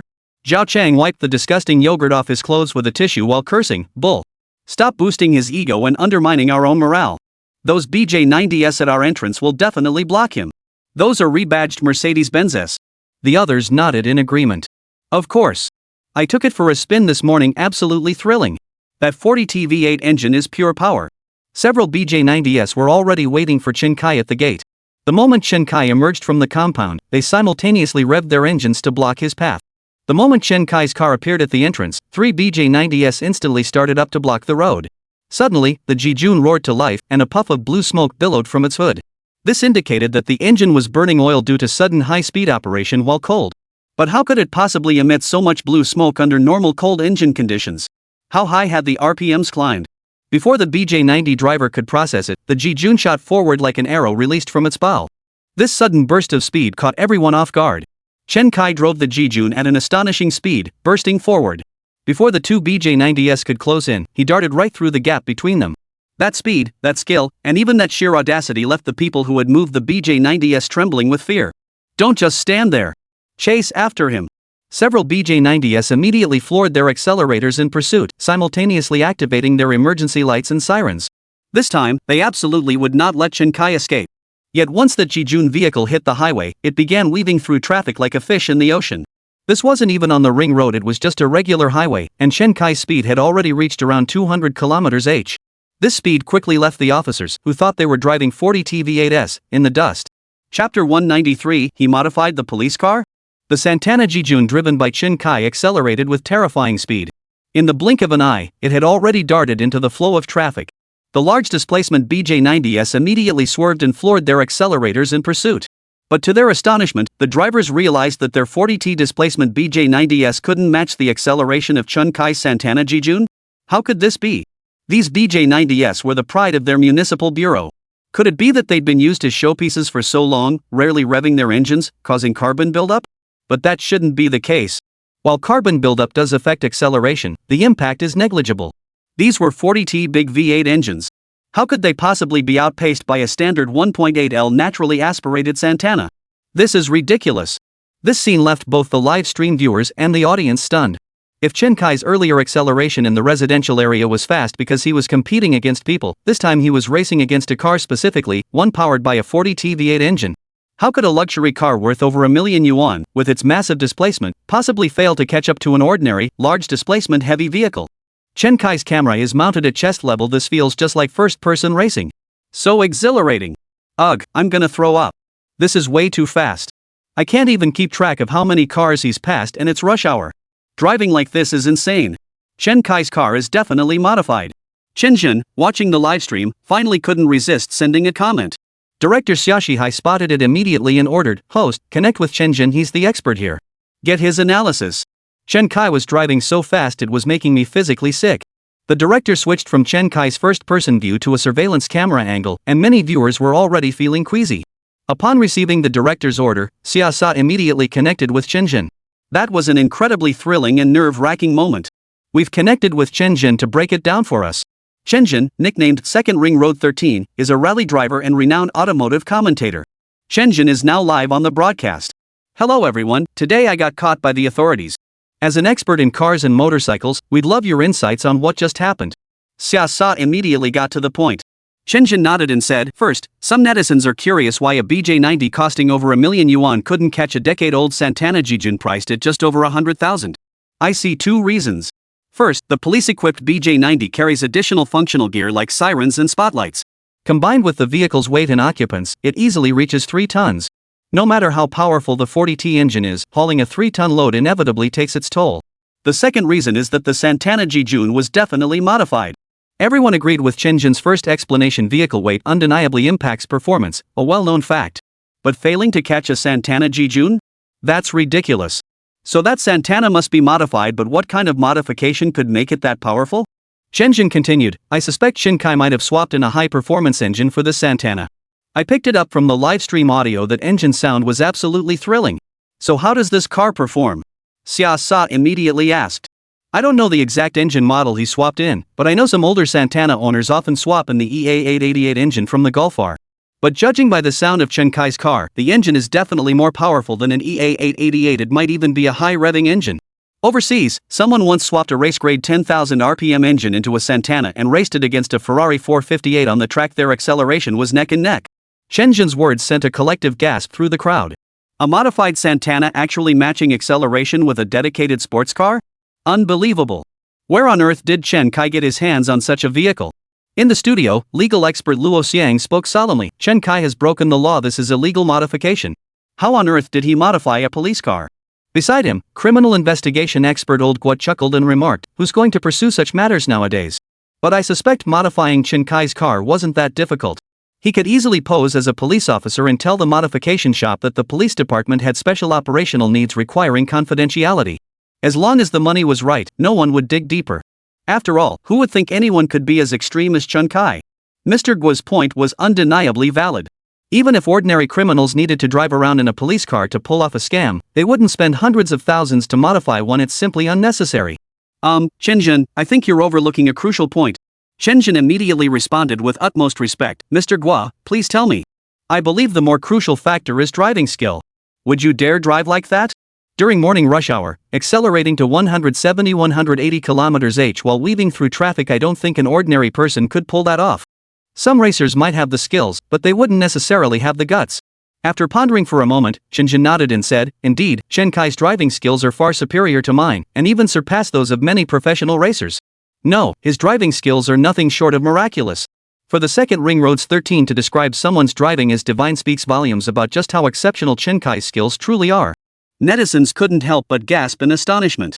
If even Erhuan Shizenlang feels outclassed, Chen Kai's skills are absolutely insane. I'm practically throwing up at my screen watching this. His skills are beyond words. He's practically a living driving god. Watching the live stream comments, Old Guo remarked gravely, it's not just the driving skill, it's the sheer audacity and that reckless, all-or-nothing madness. Pointing at Chen Kai still driving recklessly on the screen, Old Guo explained, we police officers drive with caution first, to protect our own lives second, to protect the lives of those around us. But suspects often have no such concerns. That's why our country discourages car chases, except for particularly dangerous suspects. Otherwise, if we can pursue safely, that's fine. But if we can't pursue safely and accidents occur, it only brings pain to our own people and joy to our enemies. As soon as Officer Guo finished speaking, applause erupted in the studio. Chapter 194, A Clue for the Police. As the camera cut away, Old Guo breathed a sigh of relief. Thankfully, he had managed to smooth things over. Otherwise, with the Imperial Capital Bureau having arranged such a high-quality vehicle and failing to apprehend a single suspect, the police would have become a laughingstock. But under these circumstances, what better options did the task force have? Should they deploy drones for aerial search? No, that wasn't the best approach. By the time the drone was airborne, the car would be long gone. Drones only have a flight radius of about 10 kilometers, and their speed is limited. They couldn't possibly keep up with the car. What about using traffic cameras and surveillance systems to track Chen Kai's movements? But that also has a delay. By the time the surveillance footage shows the car's trail, the person could be anywhere. But for now, this is our only option. Use road cameras and surveillance to determine the direction Chen Kai fled in, then track his location. Meanwhile, in the task force office, Tian Jianhua heard this report from his subordinate. From last night until now, he had barely slept more than 3 hours. Now, hearing over the walkie-talkie that they had encountered Chen Kai head-on only to let him escape, he felt a sudden dizziness and nearly lost his footing. Zhao Chang's voice crackled over the radio. Boss, I let you down. That Chen Kai's car is definitely rigged its way too fast. Our vehicles couldn't keep up. Tian Jianhua waved his hand. I'll contact Liang Tsong immediately. Have him search through surveillance and traffic cameras. Those BJ-90 patrol cars stay on the second ring road. Memorize his license plate number. When you find him, don't hold back. You go to Chen Kai's residence. If he's heading home under these circumstances, something's definitely up there. After setting down the walkie-talkie, Tian Jianhua added a handful of tea leaves to his cup, filled it from the water dispenser, and let out a sigh. Then he paused, suddenly remembering he was supposed to call Liang Tsong. Tian Jianhua moved somewhat sluggishly to pick up his phone and dial Liang Tsong's number. Liang Tsong answered, his voice still sleepy. Tsong, check the route of that fake police car immediately. Chen Kai has surfaced. Put in a little extra effort, you can rest properly afterward. Yes. I'll head to the office right away. I just caught a quick nap in the dorm. Chen Kai's residence. Zhao Chang had specially obtained a search warrant and hired a locksmith to open the door to Chen Kai's home. Zhao Chang was very familiar with the layout of Chen Kai's home. This was his second time conducting a search here. The first time was during the first episode of the show. He had thoroughly searched every corner of Chen Kai's home but found no useful evidence, ultimately releasing Chen Kai once again. This second search, however, Zhao Chang vowed to find evidence proving Chen Kai's guilt. However, the moment he stepped inside, his attention was immediately drawn to several sheets of paper on the living room coffee table. Scene examination findings, climbing marks were observed on the windowsill and window frame. Several non-resident fingerprints were discovered on the washing machine and wardrobe door. One pair of thermal leggings was missing from the scene, along with several items of property gold bars. The first page appears to be an inspection report detailing the scene examination process in great detail. If stamped with the Criminal Investigation Unit's official seal, it could be submitted as evidence in court. The second page contained numerous fingerprint impressions preserved on adhesive tape. Aluminum powder method used for on-site fingerprint collection. Zhao Chang stared in disbelief at the extracted prints perfectly intact with no distortion. This technique was definitely the work of a seasoned forensic expert. Extracted by Chen Kai. Fingerprints collected by Chen Kai? This Chen Kai can extract fingerprints? That level of skill is incredible. Zhao Chang didn't think he possessed that level of skill himself. The bottom stack contained crime scene photographs proving these fingerprints were indeed collected by Chen Kai on site, not fabricated. What was Chen Kai trying to prove by leaving these? Was he trying to tell them his home had been burglarized? That he'd lost a pair of thermal pants? Was it the thermal underwear found at the crime scene? Zhao Chang picked up his phone, photographed each sheet of paper, and sent the images to the task force's group chat. Hey, boss. I just sent a few photos to the group chat. Yep, that's right, they're the ones Chen Kai left behind. Tian Jianhua quickly opened the photos and zoomed in to examine them closely. Because of Zhao Chang's action of posting photos in the group, the task force members, who were already not sleeping deeply, returned to the office. Why isn't anyone sleeping? Tian Jianhua asked the group. Just then, Zhang Luxin arrived carrying several cups of freshly bought hot coffee. She handed one to Tian Jianhua first and said, "Chief Tian, how could we sleep?" Seeing the message from Captain Zhao woke us right up. Tian Jianhua took a sip from the coffee Lu Xian had bought, furrowed his brow, and discreetly pushed it aside before picking up his own teacup and taking a drink. Luxin, what do you think of the photos Zhao Chang sent? Zhang Luqing, oblivious to Tian Jianhua's subtle gesture, finished distributing coffee to the others. She then pulled a cup of milk tea from her bag, pierced the plastic seal with her straw, took a sip, and finally spoke. Chen Kai's meaning was clear: he didn't commit the first murder. He's trying to provide us with clues. Given the current situation, the theft of Chen Kai's thermal underwear from his home, if we can identify the suspect through fingerprints, he might be able to explain why his underwear was found at the crime scene. After Zhang Luxin finished speaking, she turned to Tian Jianhua. Tian Jianhua nodded. That analysis makes sense. Li Zhang, standing nearby, interjected, "Luqing, do you think it's possible Chen Kai is deliberately misleading us?" Zhang Luxin shook her head. That's highly unlikely. At the second crime scene yesterday, Chen Kai deliberately guided us to discover his missing thermal pants. That could be him misleading us, making us consider whether someone framed him. But now, misleading us again would be completely unnecessary. Wouldn't that be self-contradictory? Therefore, I firmly believe the first case was definitely committed by someone impersonating Chen Kai to frame him. Chen Kai's subsequent simulated crimes were all meant to hint at the evidence he had uncovered. Several experts on the task force couldn't help but give Zhang Luxin a thumbs up. This female officer is truly extraordinary. She's matured significantly since the first season. Tian Jianhua nodded in satisfaction and said, "Your reasoning makes sense, but you're overlooking some of Chen Kai's motives. He's still in the game of opposing us, so he deliberately chooses violent methods to confront us. Our mission is twofold: to solve the real case and to apprehend the suspect behind the simulated crimes. We might leverage his motives to pursue both objectives simultaneously." Chapter 195, Breaking Out of the Box, Restarting the Investigation. Tian Jianhua's words left everyone utterly baffled. What did he mean by exploiting his motives to tackle two fronts simultaneously? Zhang Luxin frowned and asked, "You mean, knowing his motives, we predict his next move and set up countermeasures before he acts? Is that it?" Tian Jianhua nodded in agreement. Exactly. But it's not just that, there's also the real suspect. The real suspect's goal is to take revenge on Chen Kai and frame him. These are two separate cases. I don't think we should investigate them together, it will only cloud our judgment.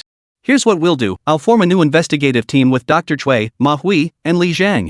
They'll focus exclusively on this case, using the motive as their scope to identify potential suspects. Lu Xian, you and the squad Liang Xon, Zhao Chang, and the rest will continue handling Chen Kai's case. Lu Xian, you'll serve as deputy commander of the task force, acting as its strategic brain. Zhang Luqing was stunned by this sudden promotion. Before joining this program, she was just a rookie cop with 2 years' experience in Zhao Chang's criminal investigation unit. How much time had passed before she was suddenly directing her former superiors? This was surreal. Zhang Lu Xian glanced at the others, her voice tinged with hesitation. "Director Tian, I'm too inexperienced. I'm afraid I might mess this up. Shouldn't we let Captain Zhao take charge instead? Zhao Chang? He's out of the question. Even Senior Officer Gua didn't approve his inclusion in the task force. He was only temporarily reassigned here due to urgent manpower needs. Seeing Zhang Luxin still hesitating, Tian Jianhua added, "We're assigning this to you because we believe you have the capability. In our line of work, it's not about seniority, it's about competence. If you lack the ability to crack the case, you won't be in command even if you're 70 or 80. Yes. Zhang Luxin nodded. She understood that being put in charge of Chen Kai's arrest operation was a sign of trust. She absolutely couldn't let Director Tian down. Director Tian, rest assured. I will catch Chen Kai. Tian Jianhua exhaled in satisfied relief. Chen Kai's full of energy, still causing trouble and committing crimes. I'm an old man nearing retirement, I won't outlast him. You young ones take the lead. We older folks need real cases to get our blood pumping. Alright, everyone, return to your respective teams for discussion. After Tian Jianhua finalized the assignments, Manhwa approached him. Chief Tian, any leads on the murder and cremation case? We can't confirm Chen Kai's involvement yet, we're completely stumped. Exactly. We could have followed Chen Kai's trail step by step to pinpoint the suspect, Dr. Cui chimed in. But Tian Jianhua shook his head. I don't like being spoon-fed. I prefer to handle everything myself. Besides, how can we be sure the information fed to us is genuine? Could it be poisoned? Some of our colleagues still suspect Chen Kai might be deliberately misleading us, a possibility I can't rule out either. Therefore, we must independently solve this case without any outside influence. There was another reason Tian Jianhua didn't mention. His pride simply wouldn't allow a repeat of what happened during the previous bank robbery. In the previous episode, we saw how Chen Kai discovered criminal clues, gathered evidence, lured suspects into the bank, staged a robbery, interrogated and intimidated them, and finally forced their confessions. Chen Kai spoon-fed the evidence to the police, step by step, piece by piece. This left Tian Jianhua feeling utterly humiliated. Not only had these officers failed to apprehend the suspect they were supposed to catch, but they were now being taught how to do their job by the very criminal they pursued. This was something Tian Jianhua, a veteran detective, simply couldn't accept. This time, Tian Jianhua refused to accept any more hints from Chen Kai. He was determined to crack this case himself, piece by piece. Though difficult, he had solved cases even more challenging than this before. He remained confident in his abilities. As for what Chen Kai was up to, that was Zhang Luxin's concern. At the very least, Zhang Luxin didn't need to worry about the murder and arson case itself. She only needed to set up surveillance and make arrests based on Chen Kai's motivation to solve the case. This realization brought Tian Jianhua a wave of relief. He felt he had broken free from the trap set by the real killer in Chen Kai, drawing ever closer to the truth.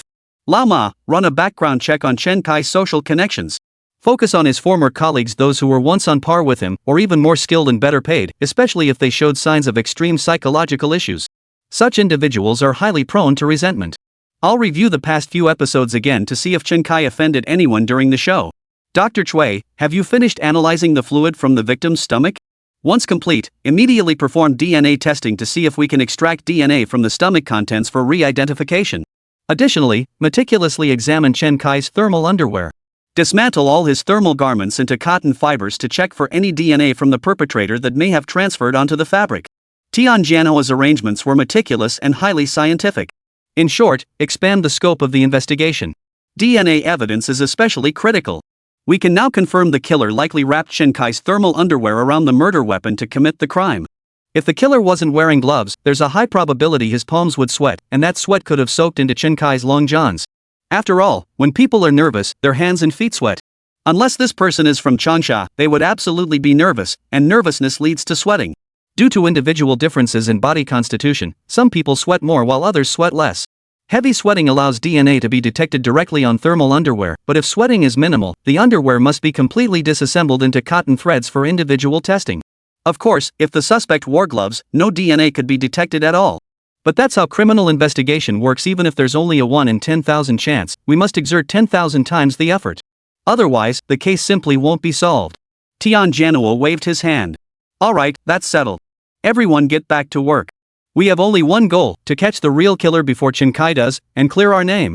Old Ma grew excited too, clenching his fist and declaring, yes.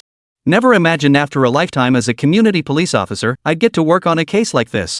I'm thrilled. Leave the social network investigation to me. Tian Jianhua nodded. Focus on coordinating with cybersecurity expert Yang Jicheng. Start the investigation from social media platforms. Chapter 196, Storming the Lair, the thief shouts stop thief. Meanwhile, Zhang Luxin's team was also in a meeting discussing the next steps. Son, you keep tracking Chen Kai and that fake police car through the surveillance network and traffic e-cigarettes. Captain Zhao, take these fingerprints to tech for database comparison check if they've been processed before. Chen Kai lives in a high-rise building. Over the years, we've caught several Spider-Man-style burglars. See if these fingerprints match any of our records. I believe Chen Kai's next target could very well be this burglary suspect. If we can locate this criminal suspect in advance and set up surveillance, we might just be able to ambush Chen Kai. After Zhang Luxin finished speaking, Zhao Chang and Liang Song nodded in deep agreement. Zhao Chang knew Zhang Luxin had made significant progress working alongside director Tian recently, but he hadn't realized it was this substantial. Her reasoning was flawless. Chen Kai had two motives: finding the killer and continuing his crimes to defy the police. The previous killing of the security guard fully demonstrated both of these motives. Therefore, after Chen Kai located the thief, the likelihood of him committing another murder remained high. Hence, it was crucial to locate this thief before Chen Kai could. Everyone, let's move quickly. Meanwhile, Chen Kai had already driven this modified fake police car off the highway and into the nearest police station. A police car was far too conspicuous on the road. The only way to conceal it was to drive it into the police station. Of course, Chen Kai's visit to the station wasn't solely for hiding the car. His primary goal was to gather clues. Last night, he had gleaned valuable information from the two criminal investigators who had gotten into his car. This information further confirmed Chen Kai's suspicion. The killer definitely had a grudge against him, and their motive was undoubtedly revenge. It was as if the killer was watching him from the shadows through the live stream. Both he and the police were operating in the shadows. He had to flush this person out quickly. Otherwise, with the killer operating so brazenly, who knows what other heinous crimes he might commit and pin on him. The key to solving this case lies in the evidence discovered at his home last night. He'd hand the fingerprints over to the police for verification. They certainly had better methods than he did. His focus, however, must begin with the gold. But how to investigate the gold? He could only start at the police station. The police station had already opened for business that morning, and Chen Kai's patrol car entering the station went completely unnoticed. After all, it was common for sister units to coordinate operations with each other. Chen Kai drove the patrol car directly to the front of the office building and headed toward the chief's office inside. The chief had just arrived at the station. He sat down and was about to pull out his phone to check the news, see what progress had been made on last night's case, and find out where the suspect had fled to. But before he could open his phone, a middle-aged police officer in uniform walked in. "Good morning, Chief. I'm with the Today's Law Special Task Force. Here's my credentials." Chen Kai waved Sun Chao's badge in front of the chief. Just as the chief was about to take the badge to examine it himself, Chen Kai tucked it away. The chief chuckled. This guy certainly had the same air as the officers at their station when they showed their badges to the public. When they showed their badges to the public, it was merely a matter of flashing it briefly in front of them. The reason? To prevent the public from seeing it too clearly and later reporting you by name. It also prevented citizens from arguing, "That's just a police badge, not an enforcement credential. I demand to see your enforcement credentials." These days, there are always citizens who think they know everything, demanding officers show this or that. But in reality, the only legally valid credential for police officers is their police ID. There's never been such a thing as an enforcement credential. Only other administrative law enforcement agencies, such as urban management, comprehensive law enforcement, highway administration, and similar units, possess law enforcement credentials. When police officers are wearing standard uniforms and driving standard police vehicles, they are effectively identified and do not need to present their police identification. However, if requested by the public, they must present it. Chen Kai's single gesture showed he had plenty of grassroots experience.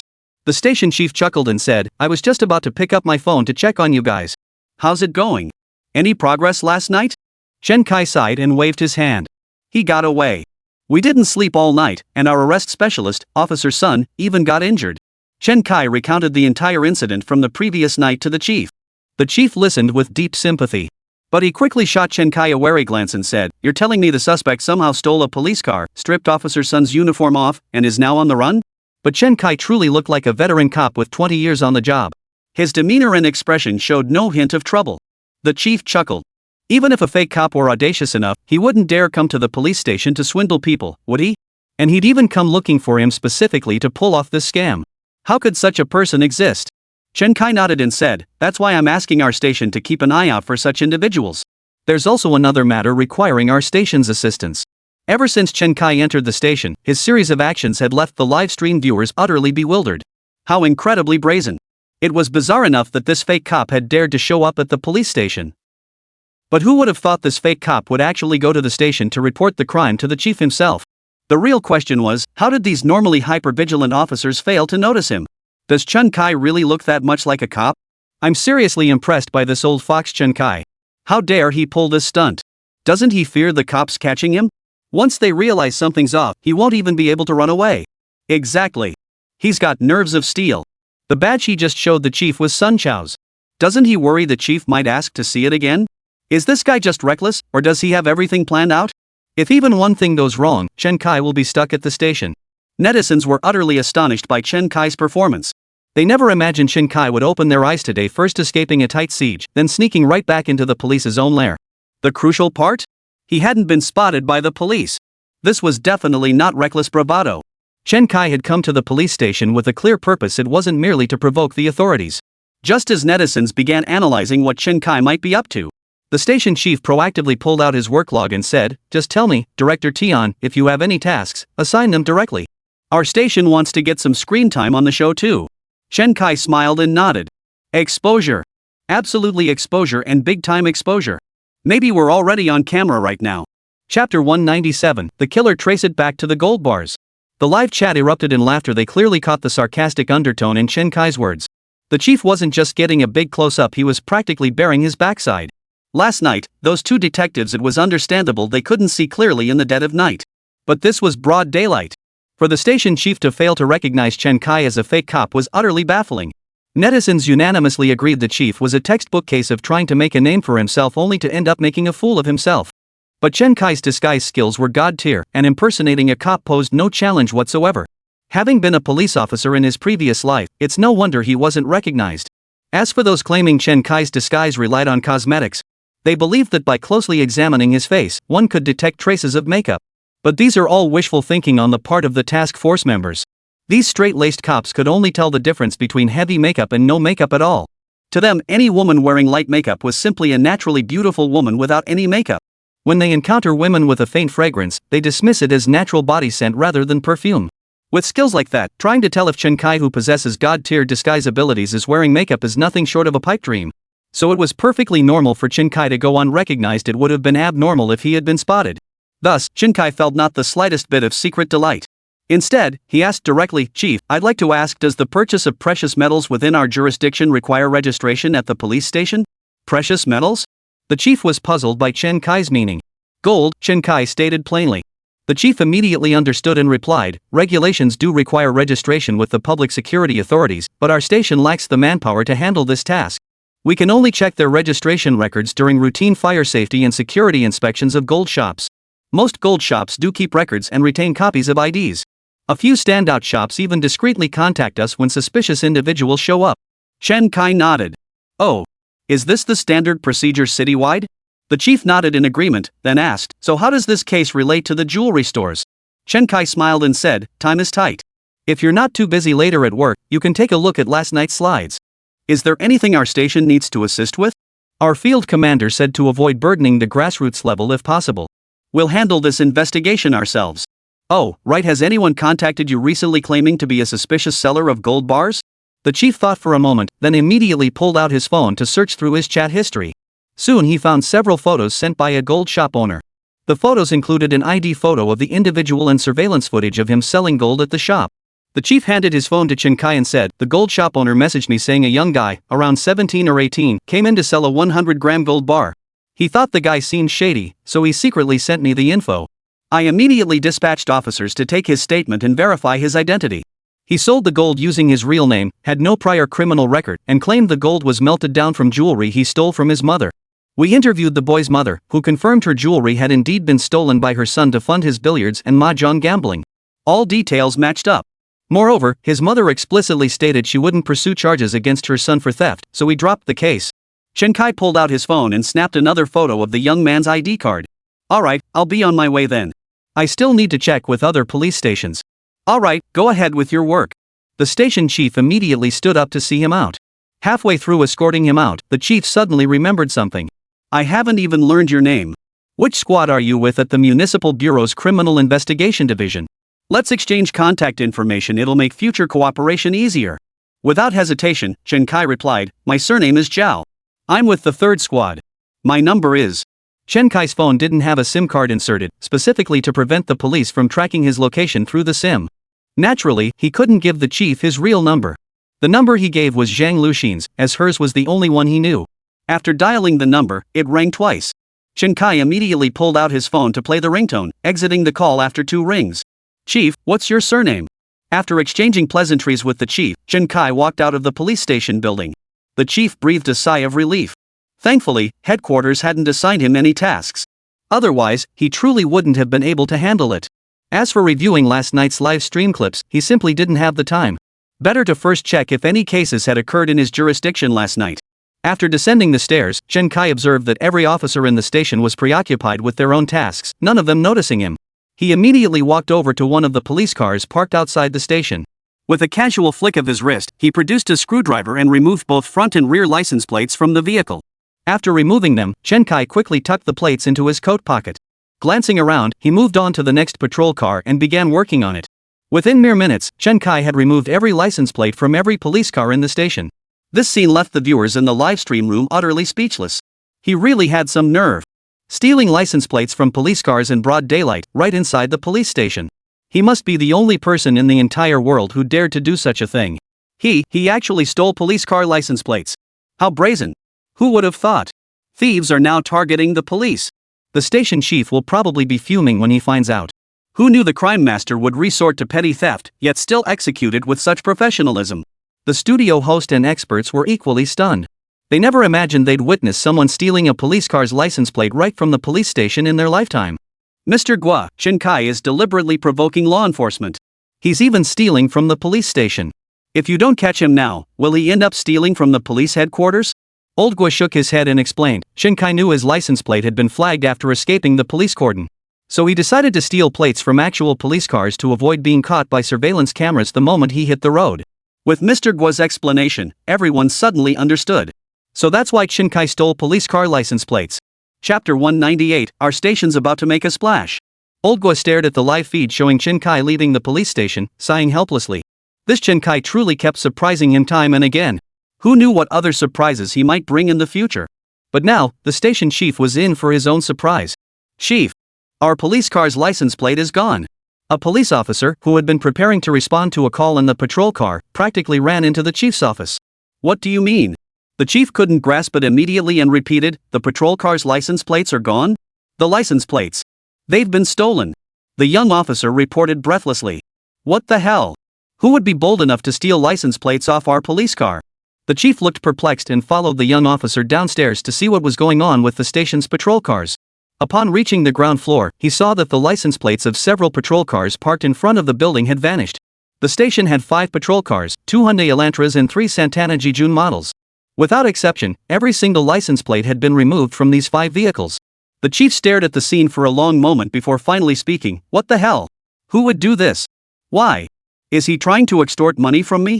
The chief racked his brain but could only come up with this one possibility. Back in the day, license plate thefts were common. But the suspects would always leave a phone number or a QR code on the car, asking the owner to add them as a friend. After adding them as a friend, they would demand the owner transfer them 200 to 500 yuan depending on the car's value before revealing where the license plate was hidden nearby. If the owner refused, the scammer would use the stolen plates to run red lights, racking up dozens of traffic violations. Most people didn't care about the 200 yuan, they just wanted their license plate back quickly, so few reported it to the police. However, such incidents have become much less common in recent years. This is mainly because traffic violations can now be reviewed, and if the violation photo shows someone else using your license plate, you can file an appeal. Additionally, after police apprehended several suspects involved in this scheme, the number of people engaging in this activity has steadily declined. Initially, the station chief could only consider this one possibility. He quickly ordered the surveillance footage to be retrieved. What they saw stunned him. A man dressed in a police uniform was the one removing the license plates. After watching the footage, the chief was stunned. Wasn't this man part of the task force? What was he trying to accomplish by stealing the license plates from his own police vehicle? Just as he was puzzling over this, a young officer spoke up. Chief, he's the suspect Chen Kai. I just saw it live. He wore a police uniform and drove a fake police car to shake off the task force officers who were arresting him. I never thought he'd end up here. Oh. So he stole our plates to use on his fake police car. Exactly. Police cars must display official plates. He'd have a hard time pulling it off elsewhere. Who'd have thought he'd come right to our station? We didn't even notice. Otherwise, we could have scored a major achievement. At that moment, several officers glanced furtively at the station chief, for they had clearly seen the fake cop enter his office. Sure enough, the station chief's face was as dark as liver, his expression grim. The chief muttered under his breath, Our station is about to make a big splash. He never imagined that someone who looked so much like a police officer could possibly be a suspect. Why hadn't he taken a closer look at his badge? Now he finally understood why that man had insisted they'd be making a big splash. This was more than just making a big splash. He'd practically exposed his entire backside. And as if humiliating him wasn't enough, the bastard had the nerve to rip off the license plates from every police car in the station right out in broad daylight. How am I supposed to explain this to my boss? This is outrageous, absolutely outrageous. Just as the station chief was boiling over with shame and fury, desperate to vent his rage, a phone call came in. The chief picked up the phone and saw the caller ID. Detective Zhao from Criminal Investigation Team 3. The number he had just saved, it was him. The chief answered immediately and launched into a tirade. Fine, you came to my office to provoke and humiliate me. I'll take the blame for not recognizing you. But you can't bully me like this. Do you really think our police station is easy to push around? What the hell do you think you're doing, stealing all the license plates off our patrol cars? After this tirade, the chief finally vented his anger. But after he finished ranting, a clear female voice came through on the other end of the line, though it was clearly tinged with anger. Honestly, who wouldn't be furious after getting blasted with insults the moment they picked up the phone? Finished yelling? Tell me which station you're from. I'll be right there. The chief froze. A woman? Wasn't this the suspect's phone? Why is she saying she'll be right there? Are you the chief? She asked cautiously. Deputy Commander of the Task Force, Zhang Luxin. And you were the one who rang my phone twice, then asked who I was? This was the first time Zhang Luxin had mentioned her newly appointed position, clearly indicating her frustration. The station chief froze. The Deputy Commander of the Task Force. Why was he so unlucky today? Couldn't he have just used his brain a little? How could a suspect possibly give him their real phone number? But he never expected the suspect to give him the task force's number instead. This was practically an attempt to sabotage him. But when did the task force even get a deputy commander? Luckily, I didn't curse Director Tian, the City Bureau's criminal investigation expert, otherwise I'd be in real trouble. But this deputy commander Zhang Luxin, the name felt so familiar. The station chief's mind was in complete disarray now, thoughts swirling chaotically in his head, yet he couldn't grasp anyone to pursue further. He felt his tenure as station chief was coming to an end. Still, he replied honestly, Deputy Director Zhang, I acted impulsively. I'm the chief of Ximen Police Station. My name is. Actually, the situation is. Zhang Luxin couldn't bear to listen to this guy berating him from the get-go. What was there to explain? He hung up the phone immediately. Special Task Force Office. Zhang Luxin hung up the phone, her face ashen. She took a deep breath and said, Captain Zhao, Brother Jiqiang, and Brother Zhang, come with me to Ximen Police Station. Chen Kai showed up there. Liang Tsong asked with a smile, why didn't you call me? And you're leaving already? Why do you look so grim? Zhang Luxin took another deep breath before forcing a strained smile. Probably just tired from lack of sleep, she said. Chen Kai just showed up at Ximen Police Station pretending to be a cop and stripped all the license plates off their patrol cars. Brother Tsong, stay home and wait for updates. I'll go find out the license plate numbers. You search online while you're out and see if you can track his movements. Chapter 199, Misdirection, Stolen License Plates I Won't Use. Liang Tsong nodded, his eyes filled with concern. Lu Xin, don't feel too much pressure now that you're deputy commander. Your brothers will always be your strong backing. Zhang Luqing forced another smile at Liang Tsong. Thanks for your support, everyone.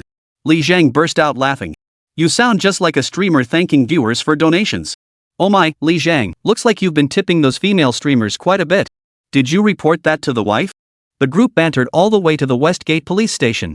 Her colleagues' banter helped lift Zhang Luxin's spirits a little. Upon arriving at the station, the chief was already waiting at the entrance. As soon as the car came to a stop, the chief immediately pulled open the door. Commander Zhang, hello. This gesture startled Yang Jiqian, Li Zhang, and the others. By all accounts, police station chiefs in the capital were typically at the deputy section chief level. A full section chief level official opening the car door for Zhang Luqing and addressing her as Commander Zhang. Zhang Luxin's official rank was merely a third-grade police superintendent. As for his role as deputy commander of the special task force on the show, that was just a title and a credential, it carried no actual rank. A section chief opening the door for a regular officer, seemingly going out of his way to show deference. This situation was downright bizarre. After Zhang Luxin got out of the car, the chief immediately said, Commander Zhang, here's the situation. I was deceived too. I'm not angry. I understand how you feel. Anyone would be furious in this situation. Alright, let's get down to business. First, give me the license plate numbers of the stolen vehicles.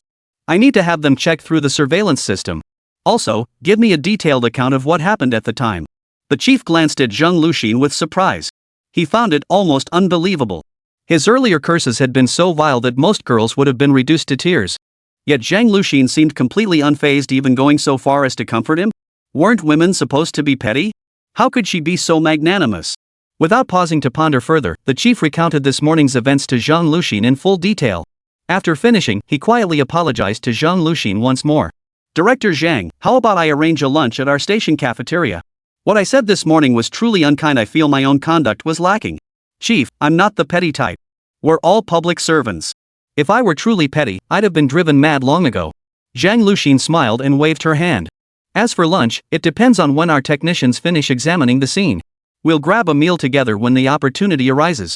Generous, open-minded, capable and most crucially, both beautiful and competent. With this platform, his future prospects are limitless. That was the assessment of Zhang Luxin by the chief of the Ximen police station. After about 10 minutes, Li Zhang finished inspecting all the police cars with the help of several officers at the station. Chen Kai was no longer hiding his tracks. His fingerprints were found on these police vehicles, making it virtually certain that this fake cop was Chen Kai. Zhang Luxin nodded and remarked, from the start of this episode, Chen Kai never concealed the evidence of his crimes. His primary motives were escape and uncovering the real culprit, with provoking law enforcement as a secondary goal. Since we can confirm it's Chen Kai, let's just send these license plate numbers to Liang Tsong and have him investigate. Li Zhang nodded and then said, Chen Kai wants to use the gold bars to track down the thief who broke into his home. Should we follow this lead? Yang Jiqiang chimed in from the side, that lead isn't easy to pursue. From what the chief just said, we can deduce that the fence isn't necessarily the thief. There could be several layers involved. Exactly. We already have the burglary suspect's fingerprints. We can take the simpler route. Why go out of our way? Shang, go check if they match. If they do, Yang, use cybersecurity methods to find this person's address. We'll deploy plainclothes officers for close protection. That morning, Zhao Chang handed over the fingerprints collected by Chen Kai to forensic technician Li Zhang. Li Zhang immediately scanned the prints into digital images and uploaded them to the criminal fingerprint database for comparison.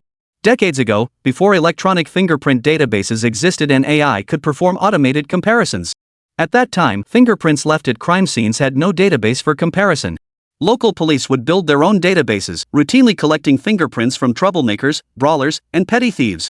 Often, when traveling on business, they would carry fingerprints from their own unsolved cases to compare against local police databases in other jurisdictions. This so-called comparison also required visual inspection to identify similarities and differences. Now that national databases of fingerprints, footprints, voiceprints, and iris scans for criminal suspects have been established, comparisons have become much simpler.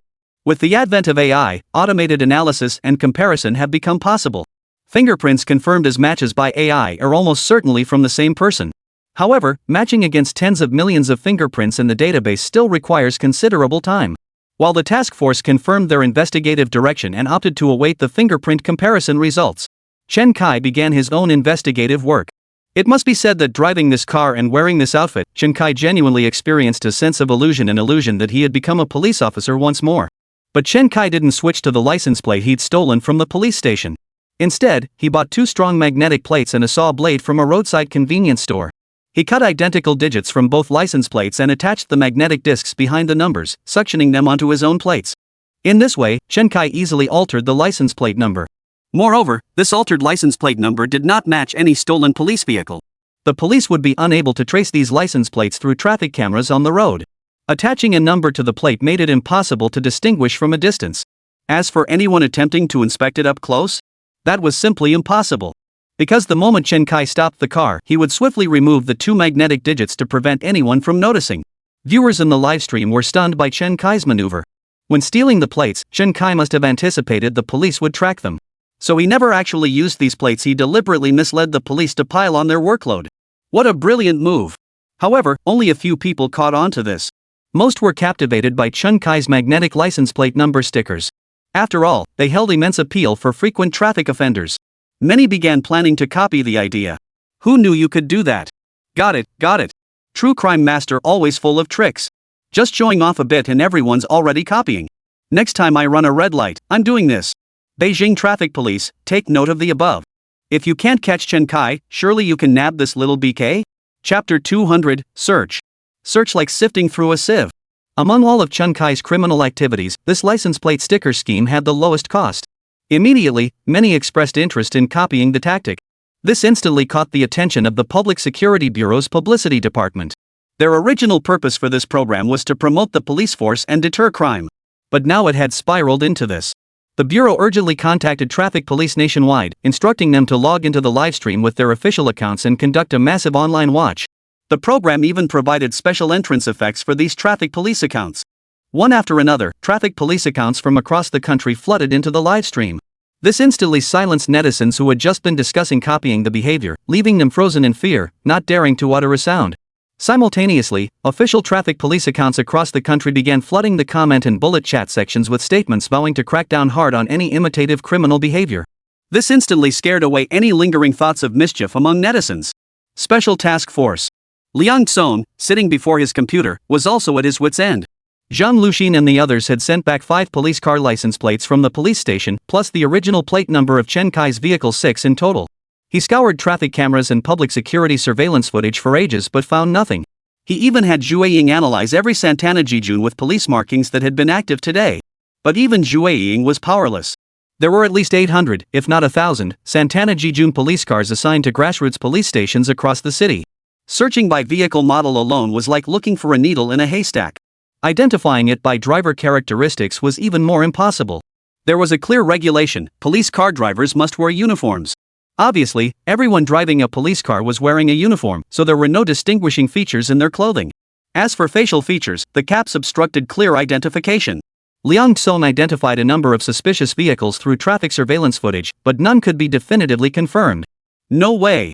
He should have been on the road by now. How come these license plates have 0 traffic records? Lu Xin, check with nearby police stations, have they also lost license plates? How could it just vanish into thin air? Zhang Lucheng shook her head. So far, only the West Gate station has reported missing plates. Don't panic, keep searching. Liang Tsong grew impatient. Don't panic? How can I not panic? I can't even find someone wearing a police uniform and driving a police car. How am I supposed to conduct image investigations? Damn it, I'll comb through every single one today until I find Chen Kai. So Liang Tsong immediately targeted all surveillance cameras within a 5-kilometer radius of the West Gate police station. He downloaded every single photo captured by those cameras from the moment the license plate was stolen until now. The capital's morning rush hour brought an extraordinary volume of traffic. Within just over an hour, the cameras within that 5-kilometer radius had captured tens of thousands of images. Liang Tsong imported all these images into the Chasing Shadow software and set the fuzzy search parameters. Santana Jijun, police-style paint job. The Chasing Shadow system quickly began processing the data. Within a short time, the system filtered out over a dozen police vehicles that had passed through the area during that timeframe, 7 or 8 in total. After filtering these 7 or 8 vehicles, Liang Tsong concluded that Chen Kai's car was among them. He compared each photo of Chen Kai's fake police car captured by traffic cameras with the photos of these 7 or 8 vehicles. He began his investigation by examining details such as whether the front windshield displayed a valid inspection sticker, if there were any accessories hanging from the rearview mirror, if there were any decorative items on the center console, and the vehicle's interior. It was almost like playing a game of spot the difference with a magnifying glass. But every single one of these police cars lacked the annual inspection sticker, had no accessories hanging from the rearview mirror, and featured identical interiors. This was understandable. Who would decorate a police car for no reason? Even the interiors were uniformly procured, naturally identical. But Liang Tsong still managed to spot the exact vehicle driven by Chen Kai using his magnifying glass. That's the one. Chen Kai was driving this exact car. Liang Tsong was practically delirious with excitement. Zhang Luxin and Yang Jiqiang immediately gathered around. Liang Tsong zoomed in on the license plate area of this image. See it? Zhang Luxin rubbed her eyes and asked, what do you see? See how the junction between this number and the others on the license plate looks like a line? It might be there, or maybe not, it's hard to tell. Liang Tsong enlarged the photo once more and stated with absolute certainty, there's definitely a line. He used digital stickers to alter the license plate. He didn't use any stolen plates, he just changed one digit. His original plate was 9,527 Jing, now changed to 9,521 Jing. No wonder we couldn't tell. And this car belongs to Chen Kai too. Look at the license plate, 9,127J. Finally got you. Yang Jiqiang and Li Zhang immediately clapped in approval. Songer, you nailed it. You're a true image investigation expert. Spotting such a tiny difference, you're awesome. Liang Tsong looked at Zhang Luxin with pride and said, Luxin, see? Isn't this the kind of support I give you? Zhang Luxin nodded and smiled at Liang Kong. Brother Tsong is truly impressive, but. Zhang Luxin didn't want to dampen Liang Tsong's enthusiasm, so she stopped there. But Liang Tsong grew anxious and pressed, but what? Zhang Luxin pointed to the photo of the 9521 police car. The time it passed the surveillance camera was already 2 or 3 hours ago. You might find him this way, but it's too time consuming. By the time we tracked down one license plate, he might have already changed the numbers again. So trying to find Chen Kai through surveillance and traffic cameras was practically a pipe dream. Chen Kai was always adept at evading surveillance, so this wasn't a viable solution. Right. Initially, they were only about half an hour behind Chen Kai. He stalled for a while, dragging the time difference out to an hour. Then, after meticulous analysis, he stretched the time gap to over 2 hours. That meant if he went looking for Chen Kai now, he'd already be starting 2 hours behind him, and that gap would only widen the longer he searched. This way, he'd never find him. 2 hours could get you from the capital to Tianjin. Liang Tsong froze for a moment, then slumped dejectedly into his chair. So basically, all that surveillance footage was useless? That's what this means, right? Well, that's perfect time to rest, right? Li Zheng patted Liang Tsong on the shoulder. Go get some rest. Once I have something concrete, we can stake out the location. Won't that be more convenient than you sitting here? Liang Tsong sighed and glanced at Zhang Luxin. He had been so confident about helping Zhang Luxin catch Chen Kai, yet after all this effort, the distance between them only grew wider. Chapter 201, The Suitcase Mystery. Chen Kai drove the police car to the tea house where he'd been drinking tea the day before. The sudden appearance of this man in full police uniform driving a police car made the tea house owner tense up. Officer, what brings you here? Chen Kai smiled and waved his hand. Nothing much. Just here to meet a friend. You go ahead and get back to work. Chen Kai walked straight toward the private room where he, Zhang Xinyu, and Liao Fan had had tea the previous day.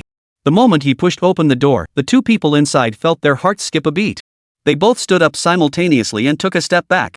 Seeing their startled reactions, Chen Kai couldn't help but laugh. Look how scared you both are. It's me, Chen Kai. Liao Fan and Zhang Xinyu finally exhaled in relief, scrutinizing the police officer before them.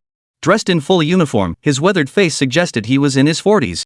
Chen Kai was a master of disguise and makeup, there was no doubt it was him. They never imagined Chen Kai would disguise himself as a police officer to find them. How dare he? Why do you two have such dark circles under your eyes? Didn't sleep well last night? Chen Kai sat down with a smile, first picking up a cup of tea for a sip, then grabbing a pastry from the table to eat. He hadn't eaten a single bite all morning after running around non-stop. Liao Fan sighed and nodded. After getting home last night, the police car outside kept flashing its lights. I couldn't sleep a wink. I was practically on edge, thinking they'd come to arrest me. Zhang Xinyu nodded in agreement. Me too. I didn't sleep well either. I thought they'd come for you. We agreed to meet here. I was just hoping for a chance encounter, and I never imagined I'd actually see you. Chen Kai briefly recounted last night's events before asking, did you look up that luggage brand you were supposed to check? Zhang Xinyu nodded repeatedly. We did. It's a fairly high-end luggage brand with both online and offline stores. I sent photos of the fabric remnants to customer service and asked them to identify the exact model. Chen Kai cut him off abruptly. Online purchases are unlikely. We can stop investigating the online channels. Huh? Why? Zhang Xinyu asked, puzzled. Chen Kai explained, there are two possibilities for who bought this suitcase. Either the murderer purchased it, or the victim did. A suitcase large enough to hold an adult male corpse isn't something people typically have lying around at home. Online delivery takes time, at least overnight shipping, often 3 to 5 days. This suggests the killer would have had to plan well in advance, which is highly unlikely. Zhang Xinyu pressed, what's unlikely about it? Chen Kai explained, if you plan to kill someone or carry out a major operation, you'd have a complete plan even down to what container to use for the body. Would you really order a suitcase online, wait 2 or 3 days for it to arrive, and only then carry out the murder? A suitcase isn't essential for murder. You could just as easily use a bag of urea or fertilizer. Chen Kai's analysis made both of them nod in deep agreement. It made sense, but Liao Fan asked, what if the killer had planned it all along? Prepared slowly in advance? Chen Kai shook his head. That leads us to the killer's motive. If his motive was to frame me, then any grudge he held against me couldn't have formed before I joined the show. So it definitely couldn't have been premeditated. Zhang Xinyu nodded and then asked, what about the victim's luggage? Chen Kai chuckled. We can now confirm the victim is Ho Jian. What was his status? First, he was a fugitive. He fled in such a hurry. Would he really buy a suitcase online for his escape? Second, he was the CEO of a major corporation. If the suitcase was from his previous life, would someone that wealthy shop online just to buy a suitcase? After Chen Kai finished speaking, both Liao Fan and Zhang Xinyu couldn't help but give him a thumbs up. His analysis was logical and sound, no flaws. If Ho Jian were a young man, this might be plausible. But he's a man in his early 60s. Would he really buy a suitcase online? Clearly, that's not very likely. Chen Kai, how do you suggest we clear our names now? Chen Kai recounted last night's events to the two before stating, Liao Fan is determined to continue participating in the program. Attorney Zhang, you don't need to stay involved. I'll handle the rest with Liao Fan. Of course, Liao Fan, if you find it too troublesome, you can withdraw. Liao Fan immediately retorted, I'm not quitting. This is way more exciting than making movies. As for attorney Zhang Chenyu quickly added, I'm fine with it. Opportunities like this are rare. Their task force has people working for them, so you should have people working for you too. I'm willing to be your foot soldier. Chen Kai chuckled and waved his hand. What foot soldier? Anyone who stays here trusts me, Chen Kai, their benefactors willing to help clear my name. Alright then. Attorney Zhang, continue investigating the suitcase lead. Focus on all distribution outlets within the capital city to see if we can trace the buyer. Liao Fan asked with some surprise, Chen Kai, is this approach even viable? Back when I was filming, some veteran detectives mentioned using items left at crime scenes to identify suspects. But that was during the planned economy era. Sales volumes were low and easily accounted for, making it relatively straightforward to trace suspects through items left at crime scenes. But now we're in a market economy with an endless stream of new products.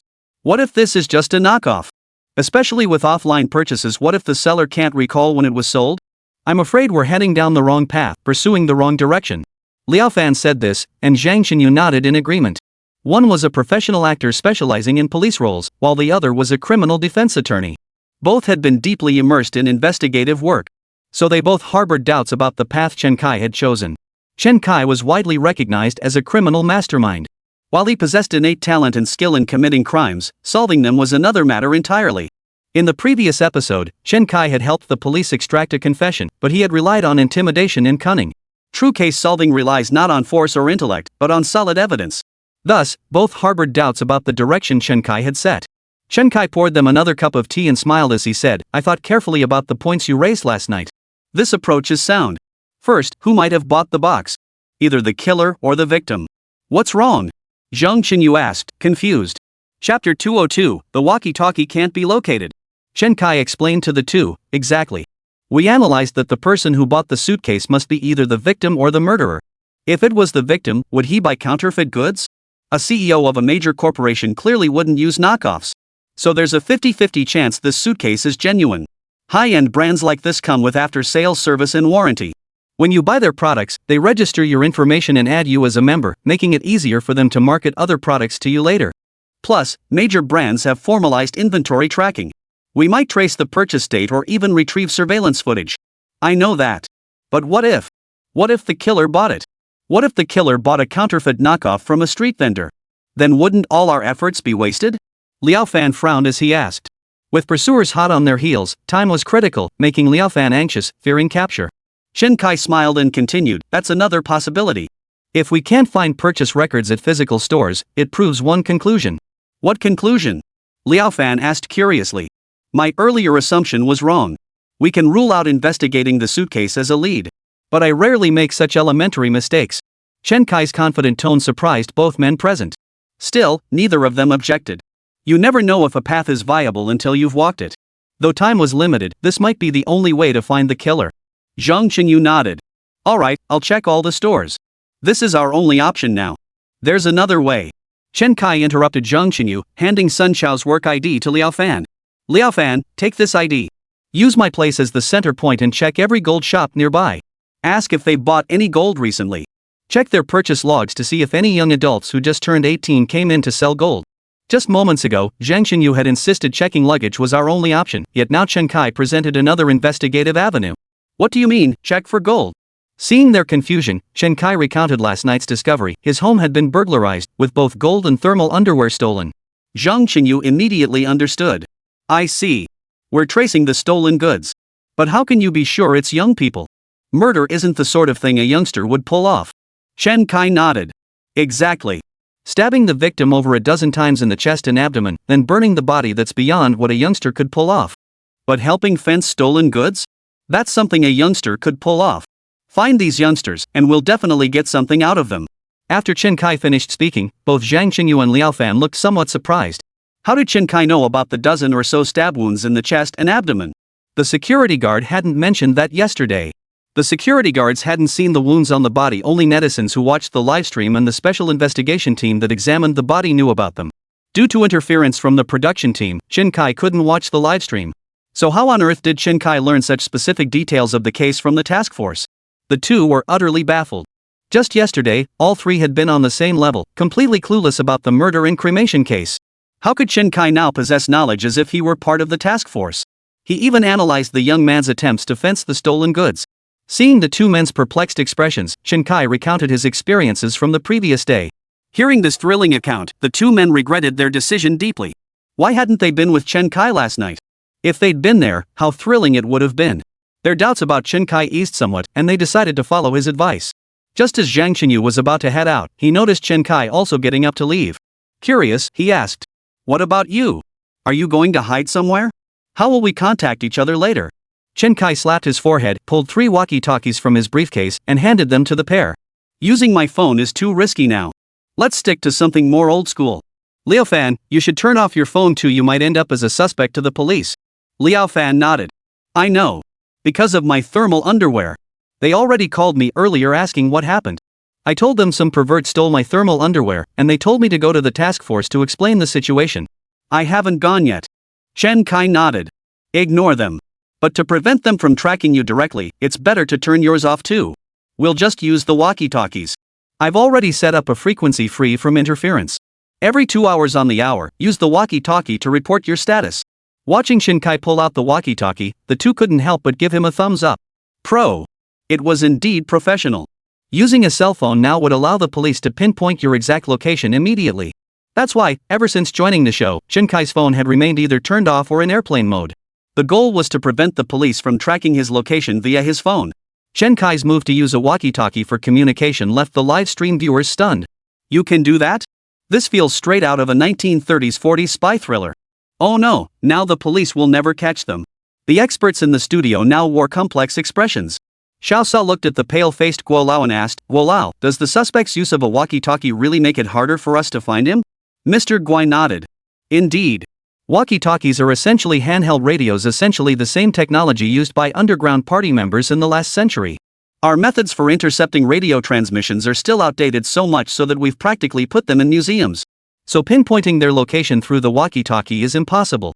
Xiao Sa nodded. But walkie-talkies can only communicate within their own internal network, they can't connect externally. Not using cell phones might help them evade tracking. But that's just too uncomfortable. Personally, I can't go a single day without my phone. The others immediately laughed along.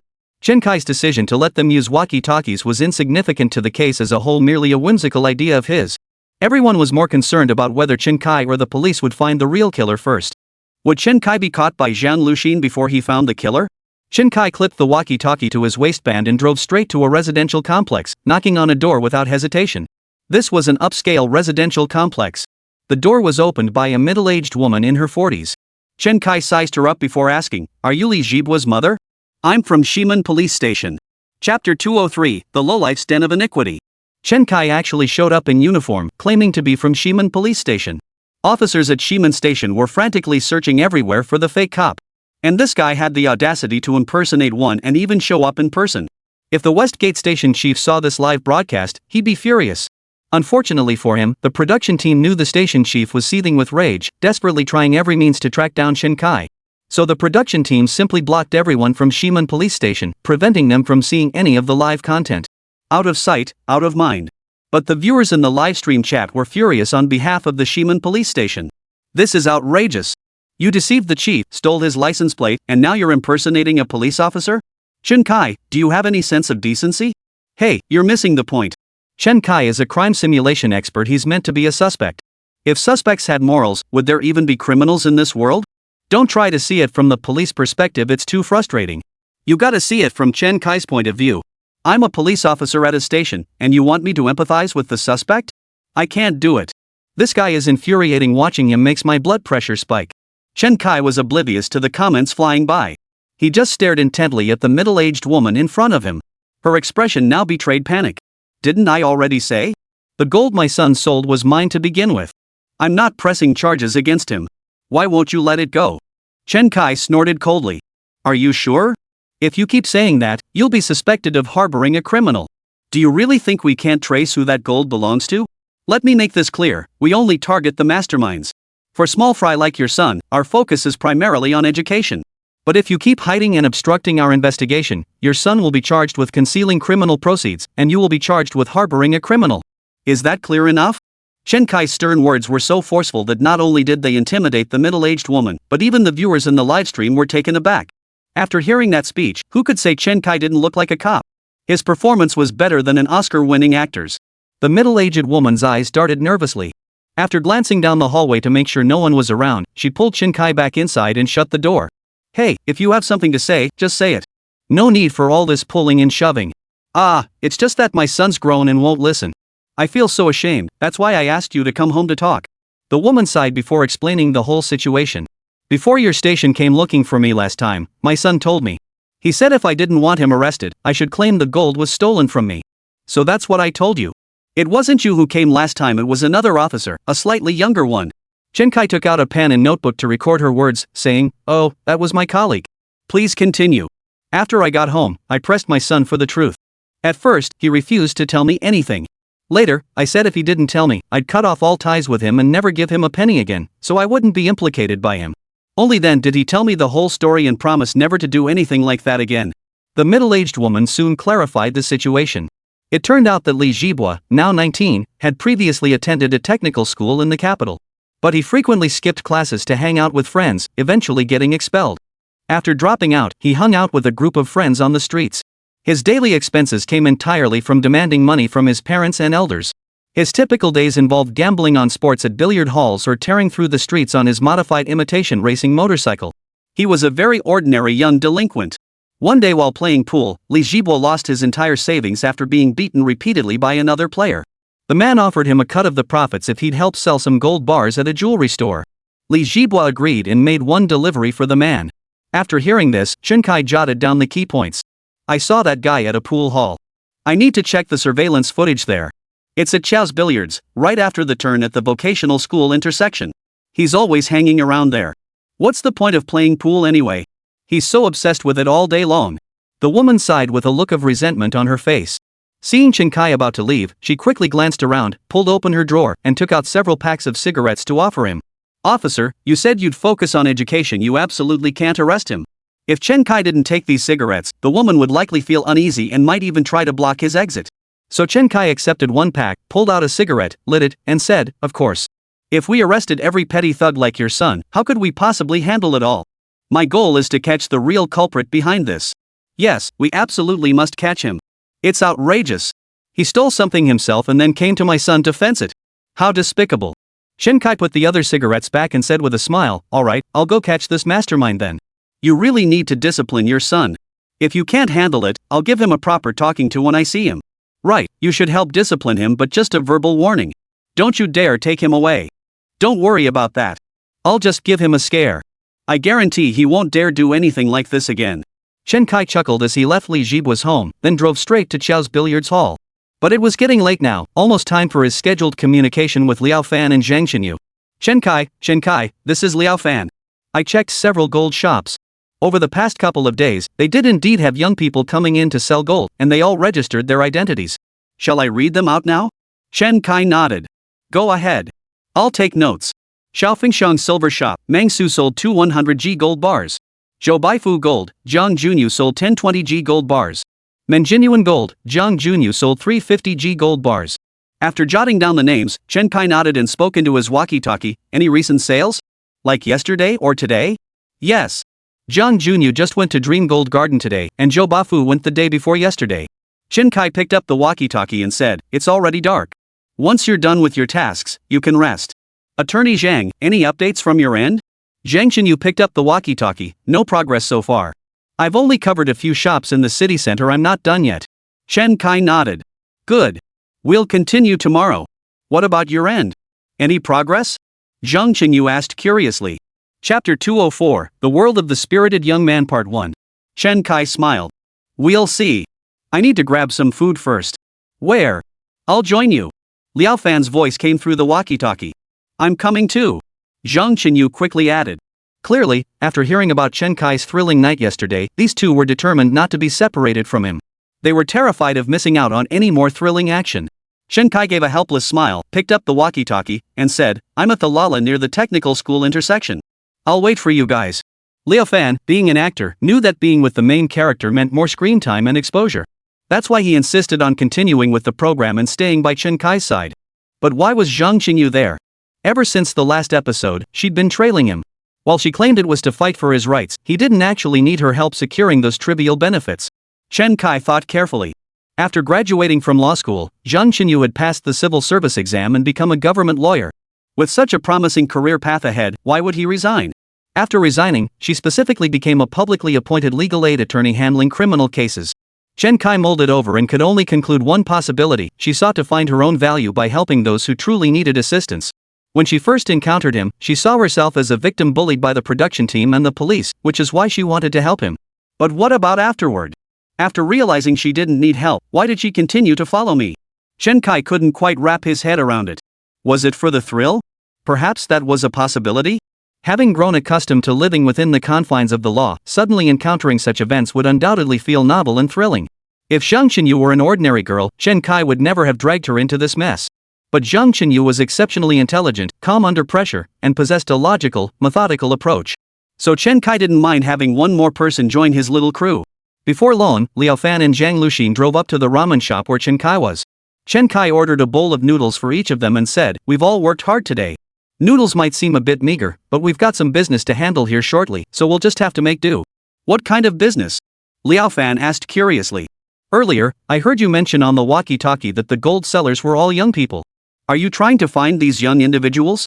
Zhang Xinyu inquired. Chen Kai nodded with satisfaction. "Exactly." Chen Kai recounted the details of the middle-aged woman he had seen that afternoon. "I suspect the man playing pool with the child is the theft suspect.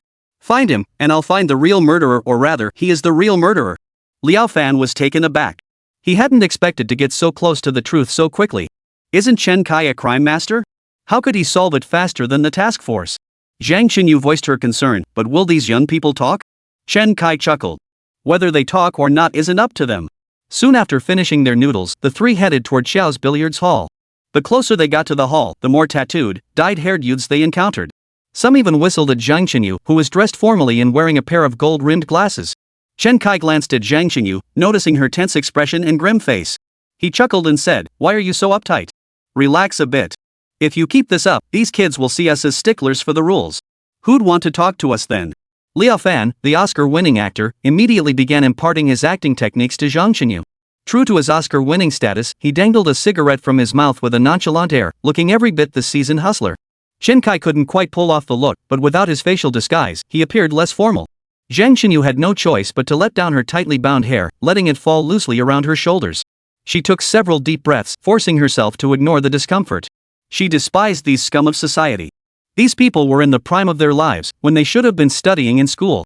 Instead, they were squandering their youth and wasting their parents' and family's money. And now some of them were actually whistling at her? How utterly despicable. Chen Kai noticed that although Zhang Xinyu was trying to relax, her fists were still clenched. He focused intently on every thug leering at him. Chen Kai seized Zhang Xinyu's wrist and pulled him deeper into the billiard hall. When Chen Kai grabbed his wrist, Zhang Xinyu instinctively tried to pull away.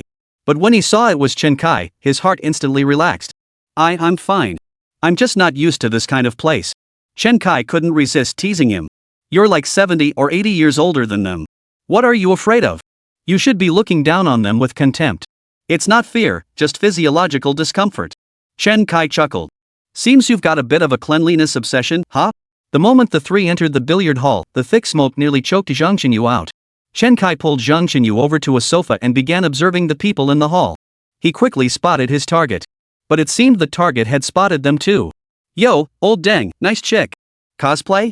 Finished playing with your buddy?" Chen Kai narrowed his eyes, scrutinizing the guy. A young man with dyed blonde hair, arms covered in tattoos, and a pool cue in hand approached them. He looked quite different from his ID photo. "Li Zibua, right?" The young man looked at Chen Kai with surprise and asked, "How do you know my name? What are you up to?" Chen Kai chuckled. "Heard you've got some money making tricks up your sleeve. Thought I'd pick your brain. Who the hell do you think you are, asking me for advice? If you want to play pool, play. If not, get the hell out." Li Zibua snapped, visibly annoyed. At that moment, Liao Fan lost his temper. He grabbed the kid by the collar and pulled him close. "You know Jiang Yujun? Who's Meng Su? I'm ING asking you a question." Liao Fan's roar silenced the young man, who immediately began racking his brain for who he might have offended recently. Chen Kai grabbed Li Zibua by the collar, yanking him away from Liao Fan like he was a little chicken. "Don't scare the kid. I'm just asking him questions. Why are you freaking him out? Chen Kai slapped Li Jibua's face as he began his interrogation. He delivered each sentence with a slap. Brother Jibua, you gotta be civilized. First, don't start off with a gun. And don't call women horse girls, that's disrespectful to women. Second, when someone asks you a question, you have to answer. Otherwise, it's rude and disrespectful. Got that?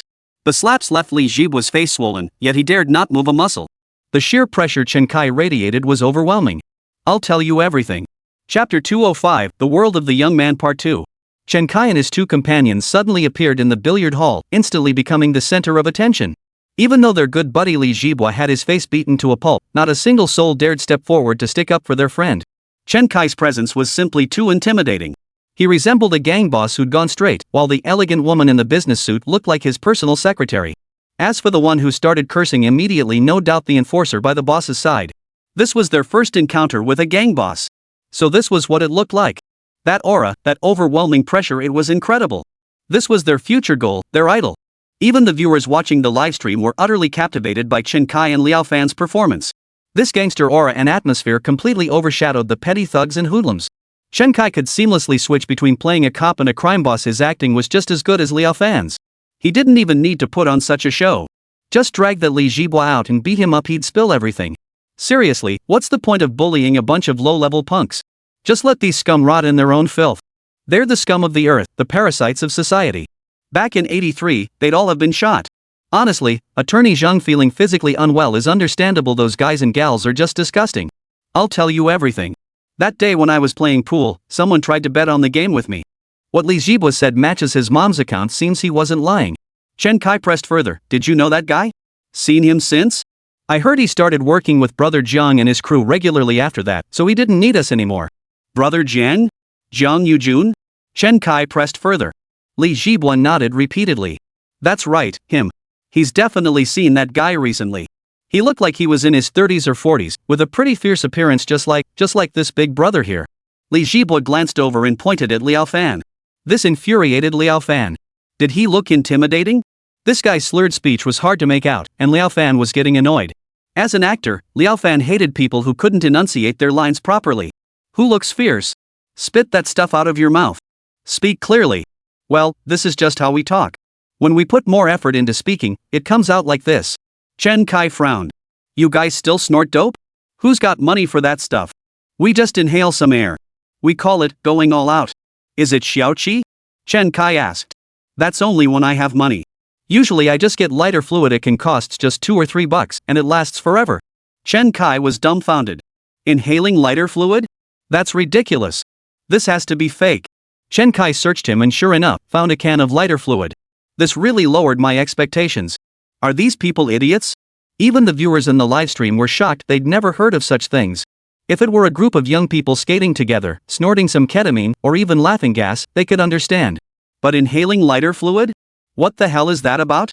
If you're broke, just don't do it. Then a doctor suddenly chimed in with a comment. It's true, some people inhale lighter gas these days. Our hospital's burn unit has even tracked cases. Since they inhale lighter gas in groups, it often leads to severe facial and respiratory burns. At first we were puzzled, but after careful analysis we identified some patterns. First, they're all teenagers between 14 and 20 years old. Second, most come from single-parent or left-behind families. Third, they often pool resources to rent a room in a guest house, where 10 or more people gather to inhale lighter fluid together. Many netizens expressed confusion at this point. But some in the know understood. Why did they crowdfund a homestay? Because these young guys are broke. Only by chipping in $5 or $8 each could they afford a room. Why a guest house? Because proper hotels won't allow that many people to stay. Lighter fluid is essentially butane, used for its intoxicating effects. Inhaling it causes acute poisoning. Symptoms include dizziness, excitement, drowsiness, nausea, and vomiting. This toxic gas first corrodes the respiratory tract and vocal cords, causing slurred speech. Long-term inhalation may also cause neurological disorders and brain damage. These words laid bare the world of these young men. Chen Kai sighed as he looked at the guy in front of him. He had originally hoped to play the role of a gang boss to educate these people, telling them that there was absolutely no future in getting mixed up in the underworld these days. But he hadn't anticipated that these people weren't even trying to make it in the underworld. They were just drifting through life, waiting to die, drunk on their own delusions.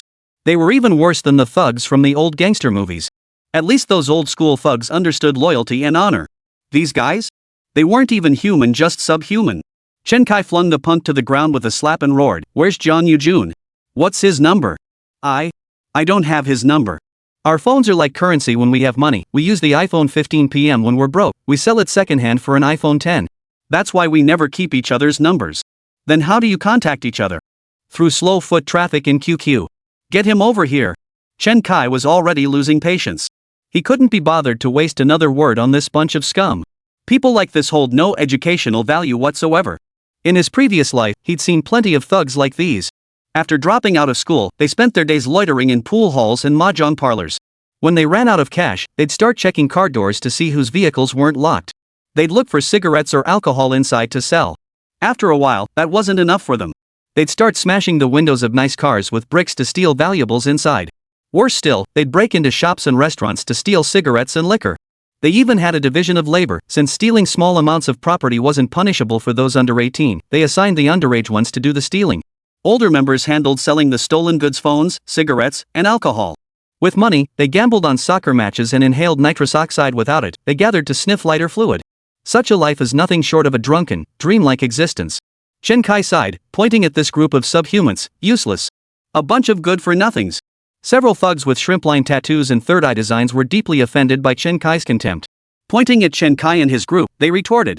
"Who do you think you are? You show up and start picking on our crew? Think you're some big-shot gangster? If you've got the guts, don't leave. Wait till our brother Jiang gets here. You're dead meat. My brother Jiang will crush you like squashing an ant." Chapter 206, the young master makes his entrance. Chen Kai scratched his head and looked at the loudmouth. He retorted, "Brother Jiang? You mean that Jiang Yujun? You bet. Brother Jiang's got connections in the capital's underworld. Don't think you're some big shot just cause you're in the game. You're nothing but a little punk in front of my brother Jiang." Exactly. Brother John's family connections are rock solid. They live right by the Forbidden City on the 05 ring road that places practically his private parking lot. Anyone who messes with Brother Jiang will have the Shanghai Security Corps on their tail in no time. Chen Kai froze for a second before blurting out, "So he's a big shot in Beijing too? What big shot? He's a top-tier Beijing playboy. So? Scared yet? If you are, then apologize to us right now and this will be over. Otherwise, Brother Jiang won't let this go." This scene was broadcast live in the livestream. Netizens began buzzing with excitement. Who'd have thought we'd actually run into the Beijing playboy? Is that the legendary Xiaoming who lives on the 05 ring road? Based on his age, he must be part of the fourth generation of revolutionary families. And he's involved in organized crime? Unbelievable. Feels like if that Jiang guy steps in, this show is done for in minutes. Let's download the recording fast, it might vanish any second. The netizens instantly grew tense. Director Xiaoshihai, who was watching the comments, felt his own nerves tighten. Jiang Yujun? Not even the emperor has heard of this guy. Perhaps he's too young and outside my circle, so I've never heard of him. Jiang. Could he be? Xiaoshihai dared not think further. He immediately rushed into the studio and found Guohua, who was watching the program. Among those present, Guohua was the most senior figure, the only one who could speak directly with the leadership of the Public Affairs Department. The future of this program must be discussed with Guo Lao. "Mr. Guo, given the current situation, should we contact Chen Kai?" Mr. Guo narrowed his eyes and frowned. "Why contact Chen Kai?" "I mean to ask him to keep a low profile and avoid provoking people he shouldn't provoke," Xiaoshihai explained his suggestion. Mr. Guo chuckled. "Oh, I see. But I don't think that's necessary. This is the capital city, after all, not just any ordinary place." Xiaoshihai didn't quite grasp Guohua's meaning and quickly added, "Exactly. Precisely because this is the capital, you could knock down several department heads with a single brick. What if we really run into someone we can't afford to provoke?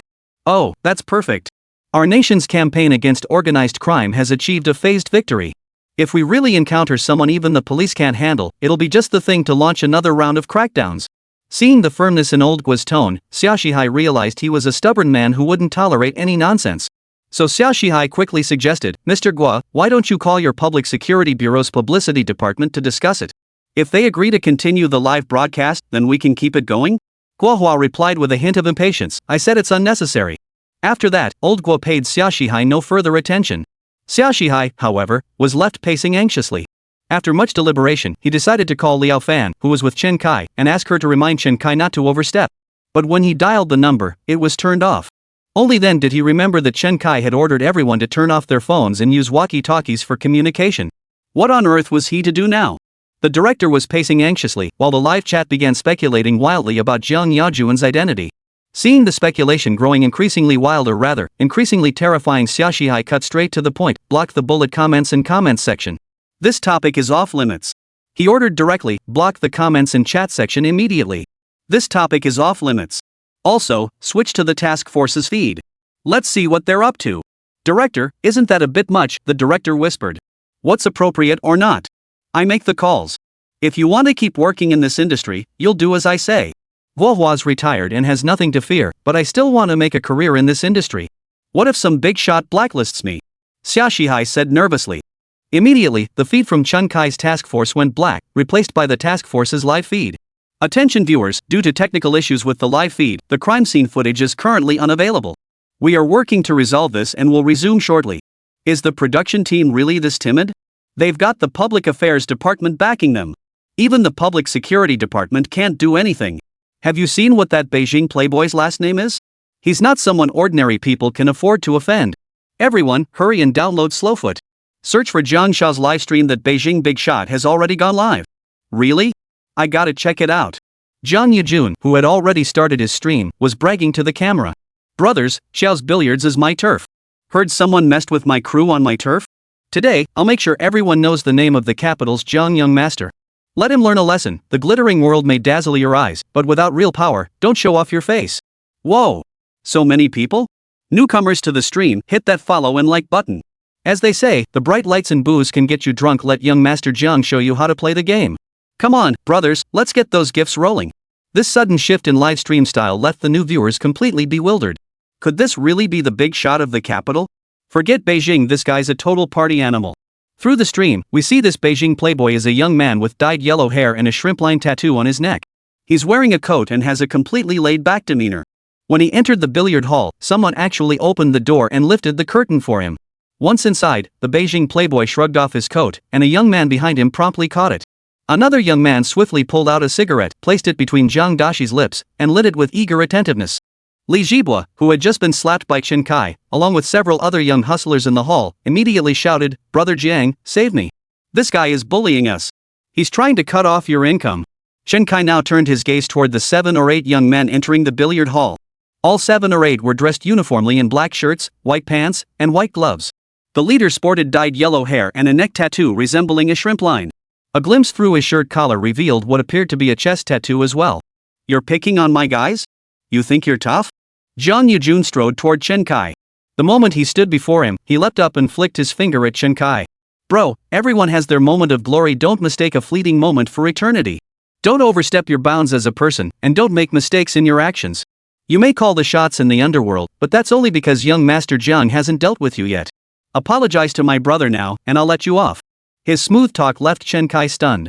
So this is the big shot from the capital? He's here to spout some rehearsed lines? The Sky Bridge Young Master? Chapter 207, Ha! A bunch of useless losers. The viewers in the livestream were utterly bewildered. Is this really the level of the Beijing playboy? Living in the 5th ring of the capital? Treating the Forbidden City like his personal parking lot? Seriously, you're still gifting him? Man, you never see scum like this in everyday life. Might as well watch a circus sideshow. I was worried Chen Kai might have crossed the wrong people, but turns out it's just this kind of trash. No wonder Chen Kai and old Guo were so indifferent to this Jiang guy. They probably figured out what he was all about ages ago. Director Xia sure is timid. He shut down the livestream just because some bragging young punk scared him. Ha! Director Xia in the studio was completely dumbfounded. What kind of person is this? Wasn't he supposed to be Jiang? And I almost shut down the broadcast because of this guy? How could he ever show his face on camera again? This incident was bound to become a laughingstock. Quick, get the stream back up. Just say the signal's been fixed. Chen Kai's stream was back up in no time. The group of viewers who had checked in on Zhang Yajuan's stream also returned. The live stream room filled with laughter and cheer. Chen Kai glanced at Zhang Yujun before him and smiled. "Young Master Jiang, I've got something I need to ask you about."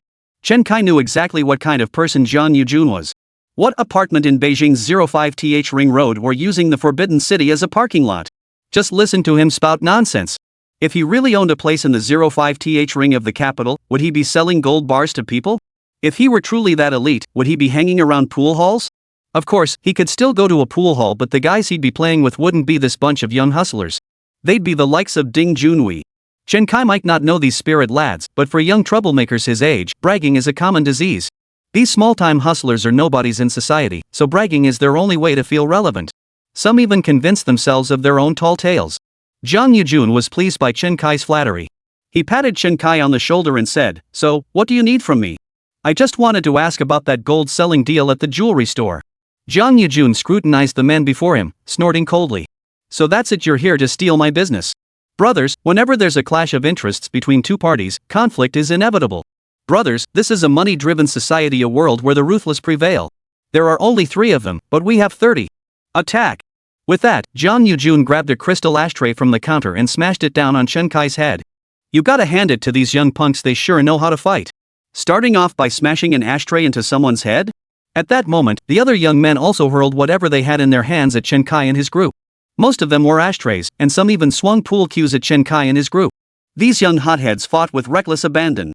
To them, the younger ones weren't afraid of going to jail. For those over 16, getting locked up was just a chance to get some experience, plus someone would feed and clothe them. Apart from not being able to smoke pot, it wasn't so bad after all. Pot wasn't that addictive anyway. Many viewers in the livestream chat grew concerned for Chen Kai and Liao Fan.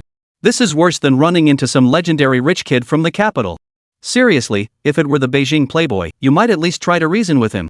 But how do you reason with this bunch of little punks? Wonder if the production team insured them. If someone actually dies, this show is done for. Director Xia, did you get insurance for the actors? Director Xia grew tense and immediately exclaimed, "Quick! Contact the nearest police station. We absolutely can't have any accidents." Holy crap, I never imagined this would be our downfall. Director Xia, Chen Kai can at least hold his own against an arrest specialist. He should. Should what? Didn't you see there were 20 or 30 of them? That woman clearly has no fighting ability, and Liao Fan hasn't trained either. How many can Chen Kai take on alone?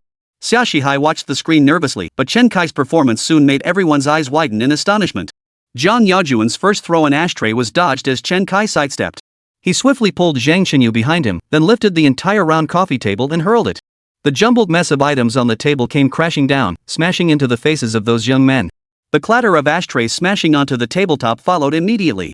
Once the tabletop blocked all incoming ashtrays, Chen Kai swung it forward, deflecting several billiard cues that were being swung at him. Then Chen Kai smashed the tabletop right into Jiang Yaojuan's face. The tabletop itself was made of fiberglass reinforced plastic, and after taking several direct hits from the ashtrays, it had already developed cracks. As the cracks struck Jiang Yaojuan's face, the tabletop shattered completely into a pile of glass shards. The thugs were stunned by the sheer force Chen Kai had wielded the tabletop with. Wiping the blood and glass shards from his face, Jiang Yujun shouted, "It's raining and the ground is slippery, I fell down, I'll get up myself. Don't help me beat him." A group of young toughs immediately closed in on Chen Kai. Chen Kai shoved Liao Fan and Zhang Xinyu straight into the counter, then stood at the counter opening and grabbed a billiard cue that was being swung at him. Chen Kai yanked it back with all his might. The force of the pull dragged the young man wielding the cue along with it. The guy was too light, just over 5 feet tall. Chen Kai estimated him at barely 200 pounds. No wonder these skinny guys went hungry 3 days out of 4, spending every penny they had on drugs. How could they possibly build up their physiques? Chen Kai grabbed the young man and hurled him straight into the crowd in front of him. The young man crashed straight into a large group, knocking them all down. Ha, what a bunch of weaklings. Without hesitation, Chen Kai grabbed the pool cue and began whacking each of those skinny guys in turn. The guys were instantly whining and moaning in pain. Combined, their fighting prowess wasn't even worth a single Sun Chow. They were all skinny as monkeys, and Chen Kai didn't dare kick them too hard, afraid he might accidentally break their legs. Chen Kai could only wield the cue stick to beat them one by one. With Chen Kai's powerful blows, the young men howled in pain one after another. Soon, the group scattered. The whole scene unfolded in just 10 to 20 seconds. Before many could even react, these so-called tough guys were already lying on the ground, wailing in pain. Chapter 208, Stop hitting me, I'll talk. Chen Kai wielded the broken pool cue, delivering a brutal lesson to these young punks. You call yourselves tough guys? If your parents couldn't teach you right, then society will teach you a lesson. Ouch. You think you can dodge? I'm hitting you. Putting up a fight? You'd better hang yourself while you still can. Chen Kai beat these young punks while lecturing them. Bunch of troublemakers. If I ever catch you loafing around again, I'll beat you every single time I see you. Bro, I won't. Bro, I'm doing something legitimate. Don't hit me, I work at this pool hall. You've got the wrong guy. Bro, switch to the other butt. This side's all swollen from the beatings. Chen Kai smacked the last kid's ass again with his stick and yelled, You're still arguing? You lot those with ghost fire, go deliver takeout tomorrow. Those without, find factory work. And if you're underage, get the hell back to school. Skyscrapers rise from the ground, glory comes only through your own efforts. You dare to assign my brother a job? Who the hell do you think you are? Holy, old man. John Yoo-jun suddenly staggered to his feet. Spouting street slang, he picked up a sharp shard of glass from the ground and lunged at Chen Kai. He stabbed relentlessly at Chen Kai's back. I told you before, don't get too cocky, or you'll get stabbed in the back. This flashy world blinds people, don't show off if you've got nothing to back it up. I'll kill you. John Yoo-jun kept thrusting at Chen Kai, already imagining him covered in blood, kneeling and begging for mercy. But from everyone else's perspective, Chen Kai had spun around and grabbed John Yoo-jun by the collar, halting his advance. John Yoo-jun could only continue thrusting at thin air. Chen Kai's other hand seized John Yoo-jun's wrist, then twisted it backward. The sharp glass in John Yoo-jun's hand clattered to the floor. Chen Kai slammed the man to the ground, yanking his neck and demanding, "Why is it so hard to get an answer out of you? Or are you just asking to be taught a lesson?" John Yoo-jun stiffened his neck and retorted, "Fine, I admit defeat. You can slap my face or tell me to get lost, but don't forget what Big Brother did to me before." Chen Kai slapped the bastard across the face. "Right now, my blade's dull and my horse is too thin. I'm not in the mood to fight you." Chen Kai swung again, this time knocking out the young man's back molars. "Brother, I was wrong. Stop hitting me. I didn't understand youthful recklessness, only that the victor reigns supreme. From now on, you're my boss." Chen Kai delivered another slap, turning John Yoo-jun's face into a pig's head. John Yoo-jun, on the verge of tears, said, "Bro, I'm not some street fortune teller. If you have questions, just ask." "Oh, finished spouting your street-wise wisdom? Fine, done. Can we communicate normally now?" John Yoo-jun nodded frantically. "Yes. Just tell me what you want to know. I promise to spill everything, every last detail. When was the last time you saw the guy who made you sell the gold?" Chen Kai asked. John Yoo-jun now understood that the main reason he was getting beaten was because he kept spouting street slang. So now he dared not utter a single cliché more. "This morning, at the Kweoji Mahjong parlor, he contacted me through manhwa." "You two have always been in touch through manhwa?" "Yes. I found him at the billiard hall earlier because I heard about this money-making opportunity.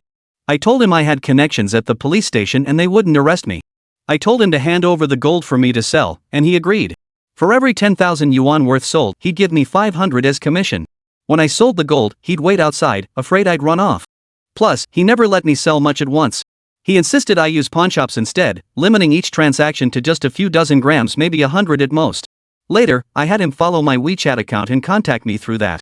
Chen Kai nodded and asked, "When was the last time you saw him? At the Kayao Chicken Mahjong parlor? What time exactly? Did he show his face?" "Yes. He was quite old, looked to be in his 40s, and seemed rather sturdy." Chen Kai nodded and released the man. "Bro, what else do you need to know? I swear I'll tell you everything I know. Oh, and besides me helping him sell, Meng Su and Li Jibua have both helped him sell too. I know where they are, I'll take you to find him." Hearing this, many viewers in the livestream chat nearly burst out laughing. Clearly, this kid felt getting beaten up was unfair and wanted to drag two others down with him. Chen Kai patted the kid's cheek and said, "Snitching on your teammates isn't a good habit." "No, they're not my teammates. I'm going straight from now on, no more shady business. I'm cutting all ties with them." John Yoo-jun pounded his chest emphatically, but Chen Kai ignored him, instead pulling out his phone from the kid's bag. "Logically speaking, since you sold me gold, taking your phone as compensation is perfectly reasonable. But I'm a reasonable guy and I'm not short on cash. Take this money, buy yourself a new phone, and start delivering food tomorrow. If I catch you in a pool hall or mahjong parlor again, next time it won't be as simple as knocking out a tooth." "Yes, sir. I promise I won't dare do it again." After Chen Kai finished speaking, he turned to Zhang Xinyu and Liao Fan, who were still hiding behind the counter, and said, "Let's go." Zhang Xinyu was jolted back to reality when Liao Fan tugged at her sleeve. That scene had truly terrified her. She'd never witnessed anything like it in her entire life. She'd even thought her life was over today. Who would have guessed that so many thugs could be beaten into a pitiful state by Chen Kai alone? Chen Kai was truly formidable. Liao Fan nodded. Anyone who can take down the police's capture specialist twice in a row can't be just any ordinary guy. Truth be told, these punks were all bark and no bite, nothing like the arrest specialist Sun Chao. Even someone untrained like me could take down 2 or 3 of them. Well, he's still impressive. At least I can't take down a single one. You can only knock down 2 or 3, but he took down a whole bunch by himself. Chen Kai could feel Zhang Qinyu's gaze on his back, filled with little stars.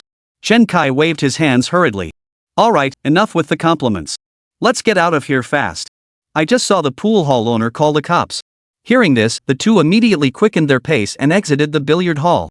Meanwhile, the viewers in the livestream chat were utterly frozen in shock. The whole fight and interrogation took less than 5 minutes. Chen Kai is incredible, taking on over 20 guys single-handedly. Even if these guys were skinny as sticks, there were still over 20 of them. If I were Chen Kai, I'd brag about this feat for the rest of my life. Who would have thought the legendary Beijing playboy turned out to be such a disappointment? He's seriously underwhelming.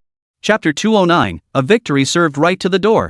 Viewers in the livestream chat were feeling rather unsatisfied. They'd expected to witness a power struggle where the elite crushed the common folk. Instead, they witnessed nothing but a cocky young upstart getting thoroughly beaten down. While it was satisfying in its own way, the lack of the spectacle they'd anticipated left them feeling somewhat unsatisfied. However, some viewers noticed a shift in Zhang Xinyu's attitude toward Chen Kai. Man, Attorney Zhang's gaze toward Chen Kai has totally changed. Its pure admiration. Oh no, good girls always fall for the bad boys who love to fight. I bet Attorney Zhang has feelings for Chen Kai. I'm really curious, why is Attorney Zhang following Chen Kai around? What's in it for her? She doesn't seem like the type to crave the spotlight or try to break into showbiz. I think she started out wanting to help Chen Kai.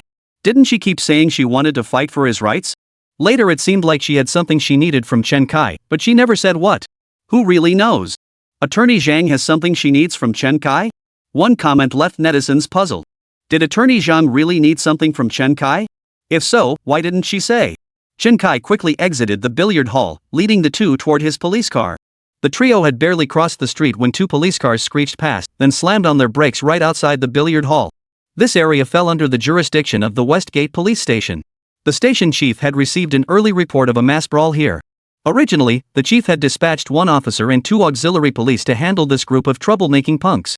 These punks were scum of society, utterly worthless. The officers only needed to respond to the call, arrest the ringleaders, and that would be the end of it. As for the damage to the billiard hall, that was none of his concern. After all, as the owner of a billiard hall, you've been harboring these punks year-round. You should have been prepared for this kind of situation. But just as he was dispatching his officers, he received another call from the TV crew reporting an incident. They reported that members of their production crew had been surrounded and beaten by a group of thugs and punks inside the billiard hall. The production crew was being beaten up by thugs and punks. The production team consisted of 3 groups in total. One group was the task force. These punks must have grown a pair of balls to dare provoke the task force? That was clearly impossible. You mean the directors and producers in the studio? That's even less likely. That leaves only one possibility: Chen Kai from the production team. Chen Kai did indeed obtain information about a man named Li Zhibo from this source. And Li Zhibo's frequent haunts included places like pool halls. This guy has to be Chen Kai. Humph. Chen Kai, once you're in my hands, don't blame me for being ruthless. The higher-ups have stipulated that we must not proactively intervene in cases involving the production crew, unless clues are discovered during routine work or such situations arise in the course of our duties. Even if their station apprehended Chen Kai, it would only count as a grassroots police achievement after the production team assessed whether external interference occurred. But right now, the chief of Ximen Police Station wasn't seeking any achievements. He only wanted to catch Chen Kai to vent his anger. Still, he clung to a sliver of hope, even reaching out to the show's director on the way here. Director Xia. If I walk into the pool hall and catch Chen Kai red-handed, would that count as my achievement? I swear I didn't watch the live stream, and I'm not responding because you called me. I actually got the report before you did. Our officers would have secured the scene and verified each fighter's identity. Once we verified it and identified Chen Kai, wouldn't that count as my achievement for apprehending him? Xia Shihai watched the surveillance feed showing Chen Kai already leaving the pool hall, yet the chief was still asking him about this. He started getting impatient on the chief's behalf. Count it. As long as you catch him, it counts. But let me remind you, prioritize your safety and speed, meaning efficiency. If you take too long getting there, he might just slip away. Xia Shihai kept subtly hinting at the chief. But the chief patted his chest and assured him, rest easy, our people won't let this guy slip away. Just wait for my good news. Just then, 2 police cars screeched to a halt in front of the billiard hall. The chief hung up the phone. Chief Zhang, take a few men and block the exits. Don't let a single person escape. If anyone tries to run, spray them directly in the face with tear gas. Instructor Li, take your team and secure the windows, don't let anyone jump out. The rest of you, follow me inside. The chief, accompanied by several trusted officers and armed with tear gas, entered the billiard hall. In past encounters with these street thugs brawling, the most effective tactic was to spray tear gas directly into the crowd. It guaranteed they'd stop fighting immediately. But just as the chief prepared to spray the moment he entered, the scene inside the pool hall froze him in his tracks. A group of young men lay sprawled on the floor, moaning in pain, surrounded by shards of broken glass and shattered pool cues scattered everywhere. And there was Zhang Yujun, the troublemaker they'd arrested multiple times, silently shedding tears. The chief scanned the room but couldn't find Chen Kai anywhere. Where was he? Where had he gone? Check their identities one by one. Verify their ID numbers. The warden strode over to Jiang Yujun, grabbed him by the collar, and demanded, "Where's the guy who started the fight?" "He's gone, Chief. I promise I'll never fight again. I'll become a productive member of society. I'll turn over a new leaf. I swear I won't do it again." The chief paused, taken aback. He hadn't really done anything to him, had he? Besides, he'd known this troublemaker since he was a minor. He'd always been arrogant and unruly at the station, relying on his minor status. Once, after the chief had scolded him a couple of times, the kid reported him to the disciplinary committee. It took several written self-criticisms to settle the matter. Even when he was caught later, he put on a defiant act, practically gloating about landing in jail. This kid's behavior was truly beyond the chief's expectations. Upon closer inspection, the chief noticed the boy's face was swollen from being slapped. Several fingerprints were still imprinted on his face, and his mouth was filled with blood. Clearly, he'd been beaten senseless without any chance to fight back. The chief turned to the thugs moaning on the ground. Each clutched their backsides, unable to crawl up, yet they were still declaring they would become good people from now on. "Officer, I'm sorry. I'll never do it again. I'll start working in a factory tomorrow." "Me too. I'll go back to school tomorrow and never hang out on the streets again. I'll deliver takeout." This left the chief feeling rather moved. These same lawless little punks who usually ran wild, now they were completely subdued? Unbelievable. Chapter 210, they just deserved it. The sudden change in these young troublemakers left the station chief and the police station staff utterly baffled. These young troublemakers, these petty criminals, were the very force most disruptive to local public order. The authorities simply had no way to deal with them. Spoiled rotten by their parents since childhood, not even a scolding, let alone a slap, these youths became completely unmanageable once they hit adolescence. Once they entered society and began causing trouble, their fights among themselves were brutal and reckless. Even when apprehended by the police station, the officers rarely took action against them. Today's law enforcement environment is nothing like it was a decade or two ago. Back then, a thug entering a police station would get a thorough beating. After being released, they wouldn't dare cause trouble for at least half a year, and some would tremble at the very thought of stepping foot in a police station for the rest of their lives. Nowadays, which cop dares to beat people up casually? So for these petty thugs and hoodlums, the routine is to go through the legal motions, lock them up, and call it a day. That's why these petty thugs aren't afraid of the police at all. "You wouldn't dare hit me, so why should I be afraid of you? In fact, you should be afraid of me. If you dare lay a finger on me, I'll sue you until you get disciplined and fired. Even if you just yell at me, you'll have to write a self-criticism and publicly apologize." Getting a job these days isn't easy, and cops aren't eager to risk disciplinary action or outright dismissal over workplace incidents. They're even less willing to apologize to these punks and let their dignity be trampled on by them. So no matter how despicable these punks are, they won't bother to properly discipline them. At most, they'll give a verbal warning. But if you don't beat them into submission, what good is a verbal lecture? Clearly, Chen Kai succeeded. He had beaten these punks into submission single-handedly, no less, until they were thoroughly cowed. After hearing Jiang Yujun and the others recount the incident, the station chief was utterly dumbfounded. A single man wielding a pool cue had beaten them all into submission? A major public safety hazard in his jurisdiction was completely resolved? Could it really be that simple? In that moment, the chief's resentment toward Chen Kai seemed to fade. In fact, a thought crossed his mind: perhaps he should compile a list of troublemakers in his jurisdiction and send it to Chen Kai.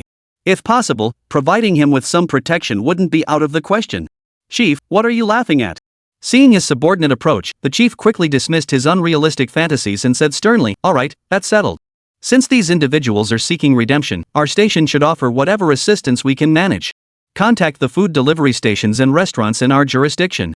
See if they need dishwashers or delivery drivers. Let them work steadily for a while so they understand how hard it is for decent people to earn a living. Chief, we're actually arranging jobs for them?" The chief cleared his throat and declared loudly, "Arranging jobs makes supervision easier. If anyone steps out of line, I'll make sure their names are on the list. I'll be keeping a close eye on that guy who threw the punch today." At the chief's words, the young men shuddered in fear. They understood exactly what the chief meant. Under normal circumstances, they'd have turned around and reported him immediately. But now? They wouldn't dare. That guy really beat them to a pulp. Their buttocks were raw and bleeding. After handling these matters, the chief patted his hands with a refreshed air and strode out of the billiard hall. Ah, what a satisfying vent of frustration. What a refreshing feeling.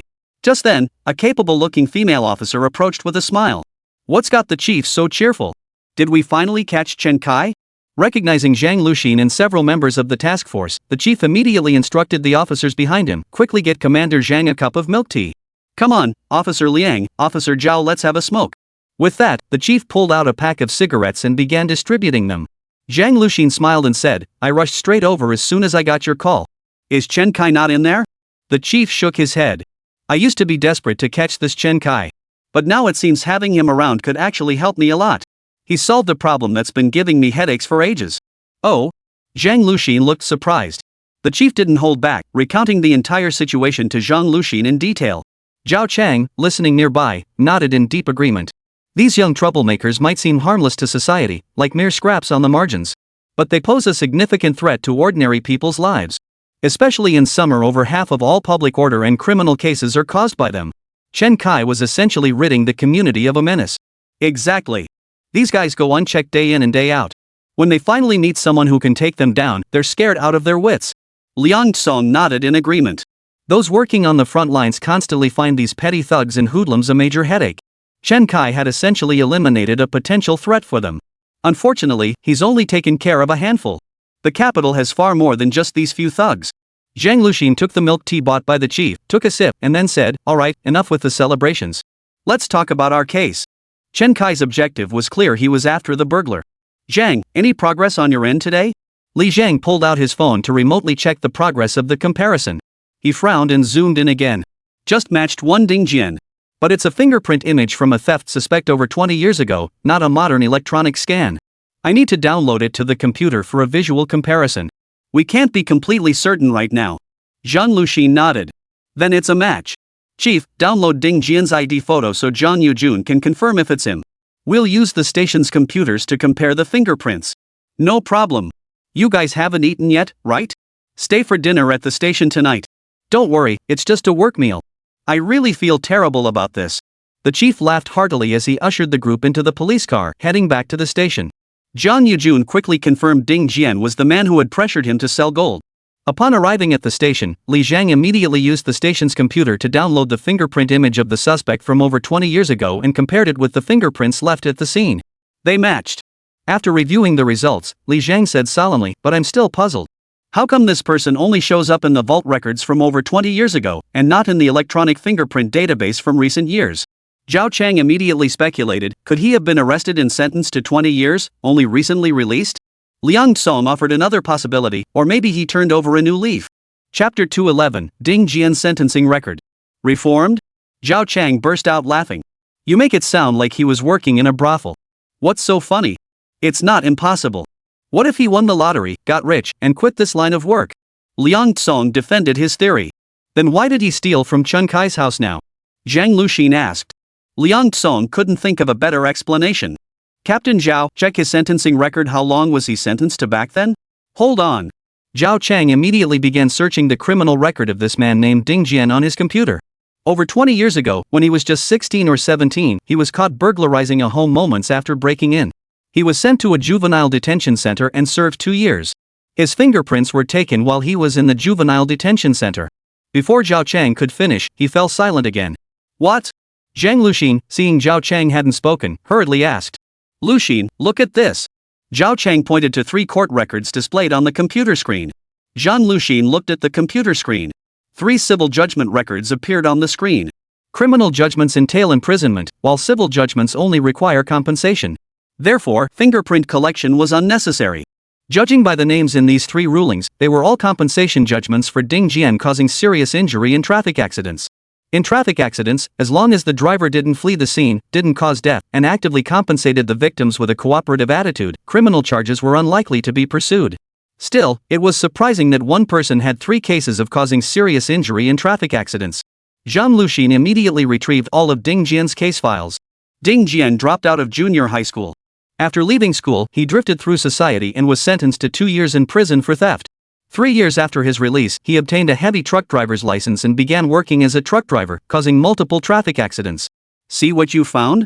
Liang Tsong and Li Zhang both leaned in. Zhang Luxin thought for a moment and said, Liang Tsong, use the tracking system to monitor Ding Jian's movements first.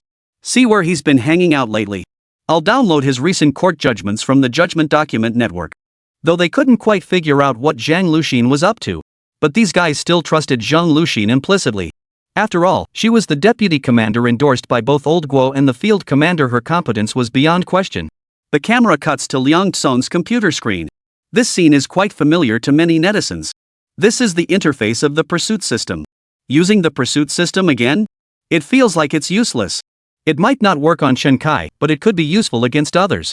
What's so suspicious about this Ding Jian? Officer Zhang looks like she discovered a new continent. Who the hell knows?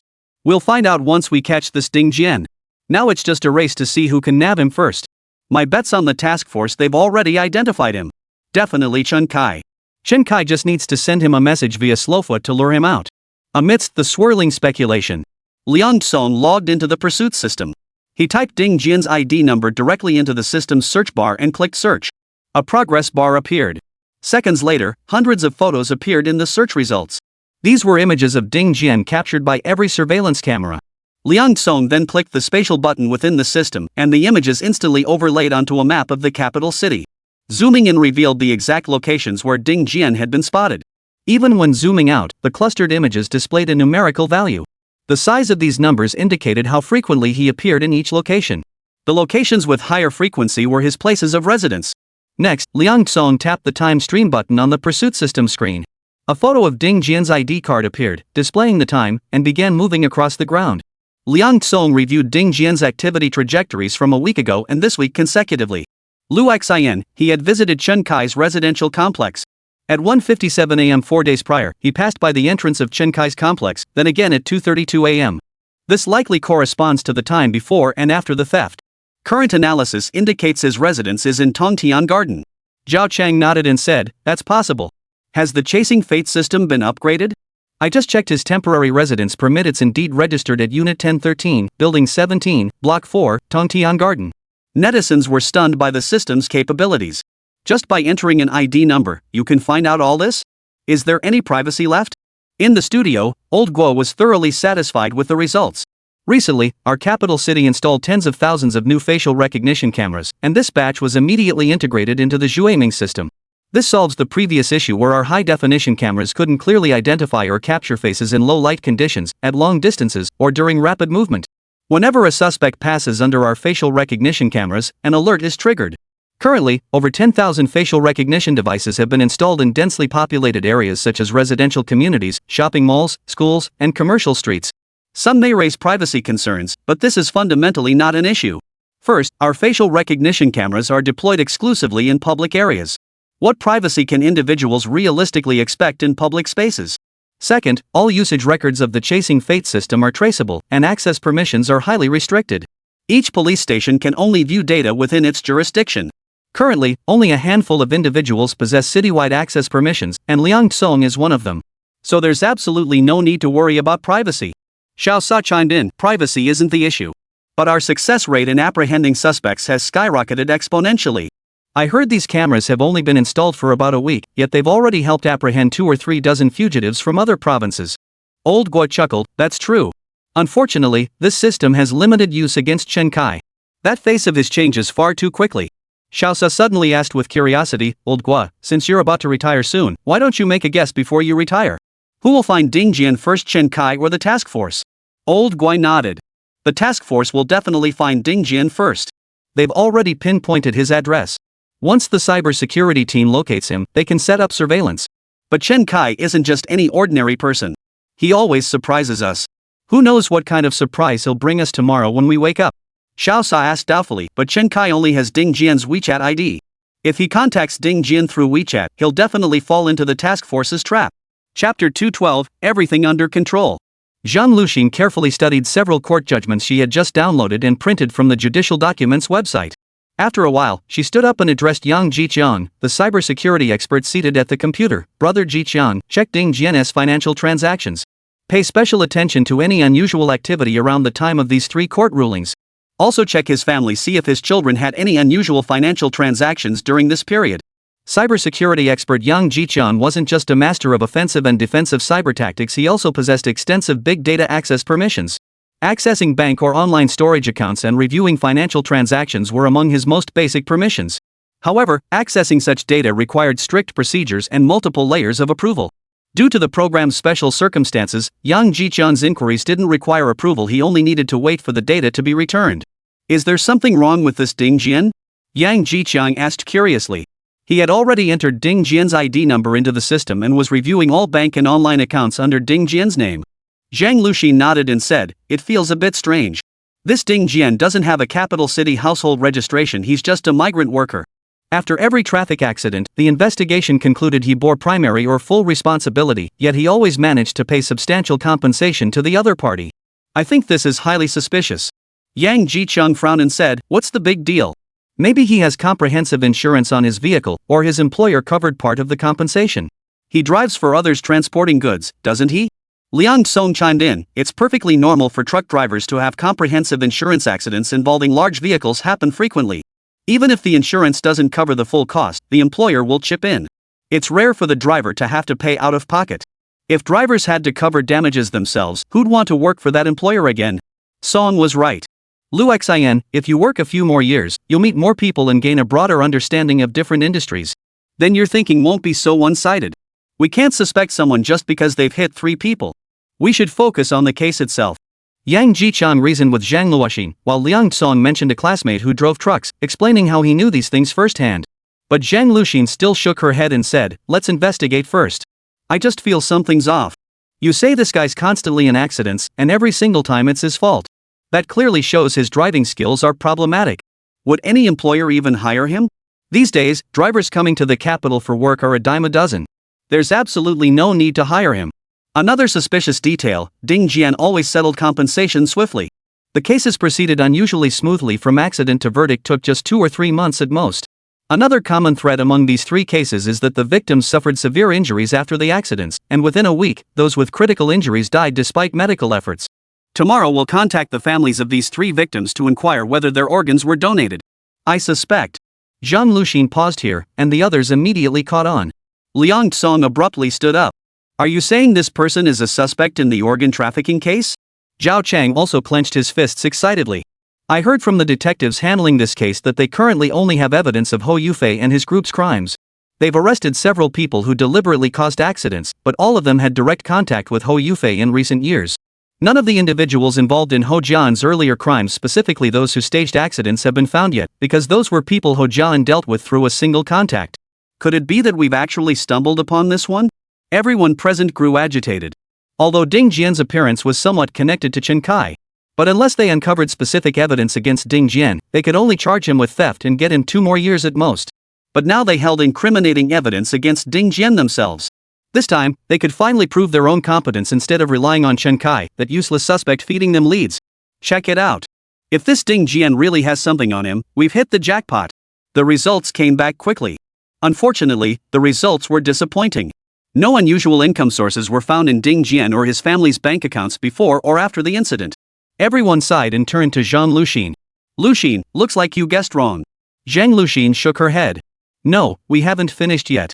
Have you forgotten the defining feature of this black market organ trafficking case? They never use bank transfers. Every transaction is conducted in gold. But how do we trace gold?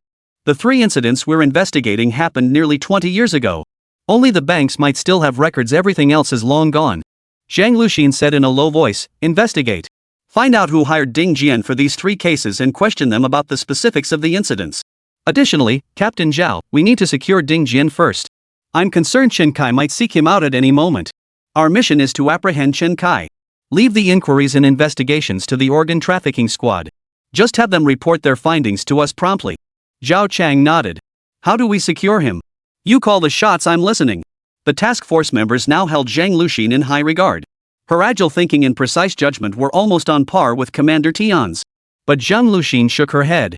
"That's up to you guys. I've only been with the Criminal Investigation Division for 2 years.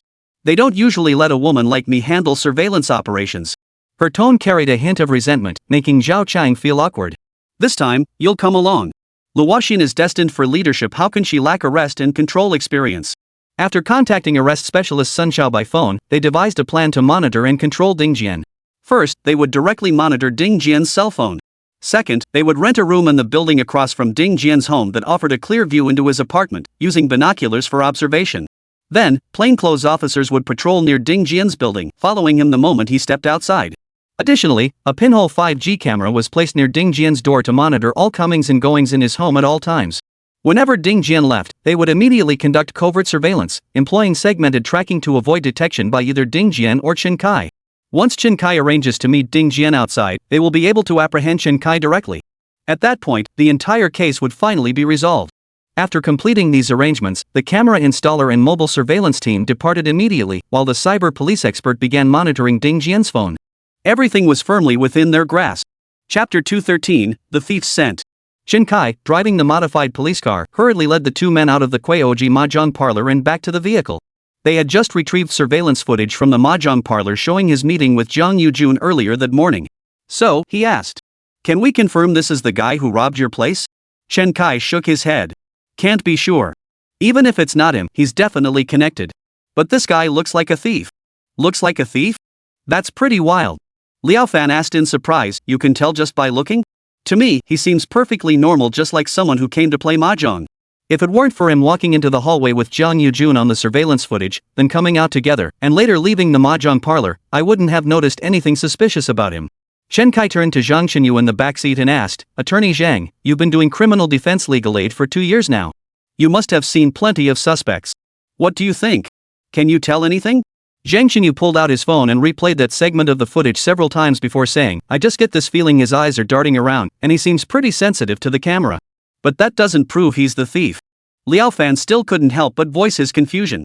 Chen Kai chuckled. Having spent his entire previous life catching thieves, he could spot one at a glance. Only the cat knows if it's a mouse. Truth is, everyone has their own aura, or rather, their own essence. Thieves have a thief's essence, cops have a cop's essence. That's why we say someone has shifty eyes. When someone does certain things repeatedly, those behaviors become ingrained habits. Take thieves, for instance. Why do we say they have shifty eyes? Because their eyes are constantly darting around checking if anyone's watching them, if there's anything worth stealing. Over time, even when they're not stealing, their eyes still dart about, and their movements become stealthy. This man is precisely that type. At this point, viewers in the livestream chat began questioning Chen Kai's suspicions.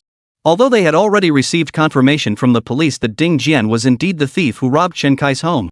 How did Chen Kai know? This was just too bizarre. Chen Kai was spot on.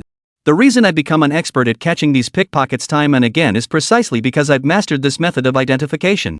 If someone fits these characteristics, it's almost always spot on. It's apprehension expert Sun Chao. "Officer Sun, you can watch the livestream now." Officer Sun got eliminated, so of course he can watch the livestream. I'm curious, how did Chen Kai know about Officer Sun's years of experience? At this moment, Sun Chao was recuperating in the hospital. Having been eliminated by Chen Kai in this episode, he had temporarily stepped back from the task force and become a viewer. The more Sun watched the livestream, the more he felt Chen Kai was unfathomably deep. Not only had he mastered every escape tactic a criminal suspect could employ, but he also seemed intimately familiar with police procedures. How could such a formidable individual exist in this world? Not only had he maxed out every criminal skill, but his deep understanding of police tactics left the task force's elite detectives utterly helpless. Not only that, but physically, he completely outmatched Sun Chao. His grappling and combat skills were utterly useless against Chen Kai's overwhelming strength. Even the experience I've gained over years of work he possesses. This instantly made Sun Chao feel utterly inadequate. At the same time, he was deeply relieved that Chen Kai wasn't his real opponent. After concluding that this suspect was likely the thief who had robbed his own home, Chen Kai drove toward Attorney Zhang's law firm, leaving both of them stunned. Returning to his own home was out of the question for Chen Kai at the moment. Having experienced a previous ambush, the police had stationed 2 SWAT officers at his residence, standing by for his return. Returning to Liao Fan's home was even more out of the question, as the task force now considered Liao Fan compromised. Thus, Chen Kai chose to head to Attorney Zhang's law firm. "Chen Kai, are you sure I haven't been exposed? There were plenty of surveillance cameras in that pool hall. The police definitely know the people at the pool hall were us. All they need is a facial recognition check to confirm I was with you guys." Chen Kai shook his head. "Trust my disguise skills, they won't recognize you from the footage." Liao Fan knew this well, and immediately began bragging to Zhang Chenyu about how Chen Kai had fooled the police's tracking system in the first phase by deliberately misapplying his colored contact lenses. Zhang Chenyu hadn't watched the livestream before, and upon hearing this, she felt renewed admiration for Chen Kai. A person this capable didn't need her legal assistance at all. If anything, she was the one who needed his help. How could she have ever considered helping this guy? Zhang Chenyu found her earlier self utterly ridiculous. "Chen Kai, what are we doing tomorrow? Do I still need to keep investigating the gold?" Liao Fan's words snapped Zhang Chenyu out of her thoughts. Zhang Chenyu snapped back to reality and turned to look at Chen Kai, who was driving. Chen Kai shook his head. "We don't need to investigate the gold sales for now. Is it because we can lure him out through Slowfoot?" Liao Fan asked. Chen Kai shook his head again. "No. The task force might have already tracked him down or even secretly detained him. If we try to meet him now, we'll just walk straight into the police's trap. After Chen Kai finished speaking, the viewers in the livestream chat were stunned. How does he know everything? Did Chen Kai plant surveillance in the task force's office? I've always suspected there's a mole in the task force. Give me a break. How would a mole contact Chen Kai? With a walkie-talkie? You gotta admit, he really is a master at predicting moves.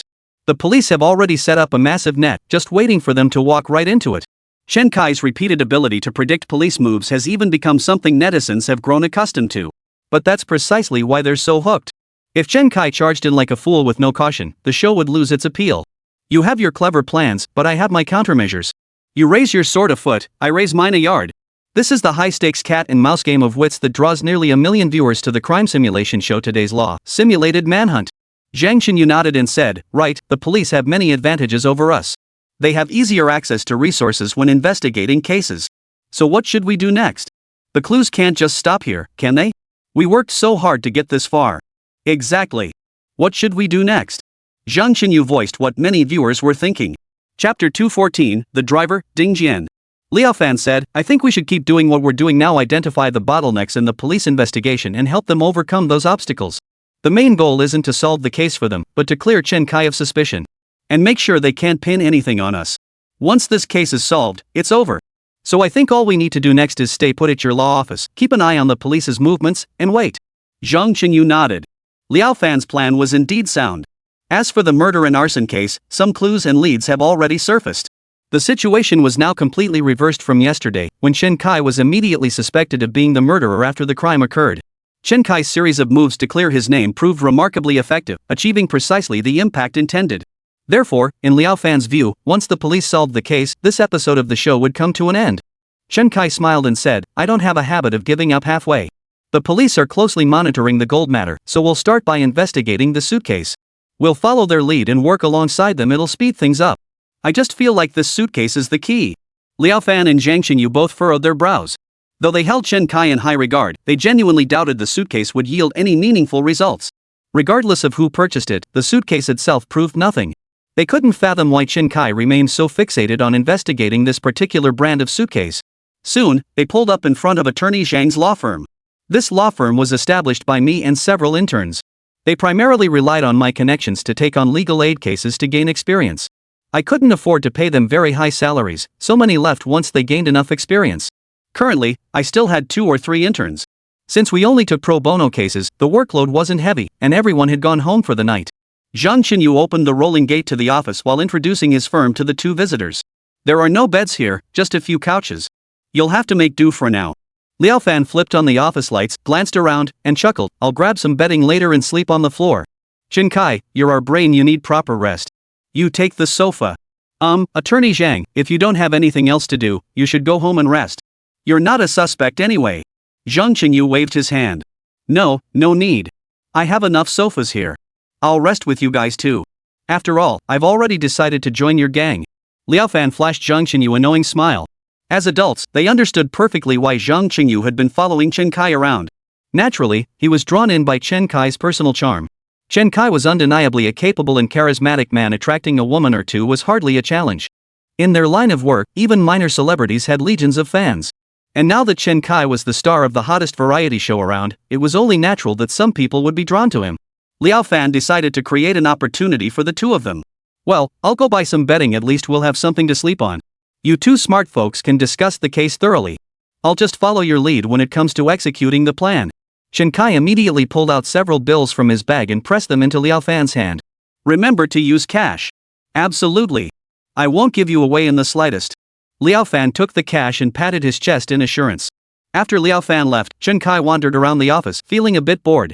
Seeing Chen Kai like this, Zhang Xinyu felt as if a superior had come to inspect her work. She said awkwardly, we don't usually have people resting here, so we don't have any bedding. Besides, I don't have the habit of working overtime. Chen Kai chuckled and sighed, see? Being self-employed is the way to go.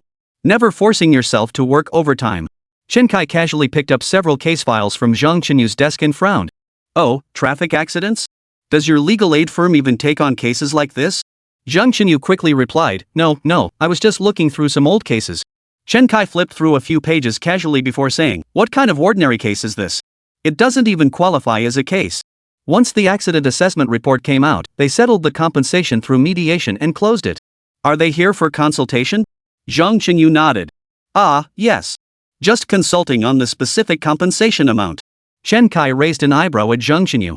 This case is 8 years old. 8 years ago. You look about 27 or 28 now. You must have been in school back then? You were taking cases 8 years ago? Seeing Zhang Qinyu didn't respond, Chen Kai resumed flipping through the documents. Driver, Ding Jian? Chen Kai held the household registration photo close to his eyes for a careful look, then called out, Attorney Zhang, come take a look. Zhang Qinyu glanced at it and said, Ding Jian. A migrant worker in the capital city, primarily driving large trucks for a living. Currently resides in a residential complex in the Western District. It was clear Zhang Qinyu had already committed this man's details to memory. It seemed this case file hadn't been stumbled upon by accident. No, I just have a good memory. Chen Kai chuckled and didn't press the matter. Instead, he pointed to Ding Jian's ID photo in the file and asked, see if this man matches the one in the surveillance footage we just retrieved. Zhang Qinyu immediately walked to the computer, inserted the USB drive, and replayed the footage. They had been viewing the footage on their phones earlier, so they hadn't gotten a clear look at the man's face. Now displayed on the computer's large screen, the man's features suddenly became crystal clear. Zhang Qinyu then opened a folder on the computer and double-clicked to display a high-resolution ID photo of Ding Jian. Chen Kai smiled. Clearly, this case held special significance for Zhang Qinyu. For what was barely even a traffic accident, Zhang Qinyu could recite the basic details of one of the parties involved and even had their photo saved on his computer. This ID photo must have been taken over a decade ago. There was a slight difference between the two images, but it wasn't significant. The man in the surveillance footage looked more cunning, while the ID photo appeared less lively and more rigid. Still, the eyes and nose were unmistakably those of the same person. Chen Kai carefully analyzed the two men's appearances. Chen Kai didn't have a facial recognition system like Chasing Fate, but he could still compare someone who hadn't altered their appearance with a registration photo. Chen Kai could still determine if they were the same person. Could such a coincidence really exist? Zhang Qinyu murmured. Chapter 215, No, we're not friends. Could such a coincidence really exist? Viewers in the livestream were utterly bewildered. The police cross-referenced fingerprints and retrieved records before confirming that theft suspect Ding Jian was linked to several traffic accidents. How could Chen Kai just pick up any case file and find suspect Ding Jian's information? That's just too far-fetched. If this show weren't completely random, they'd seriously suspect the production team scripted it. Honestly, Chen Kai's luck was off the charts.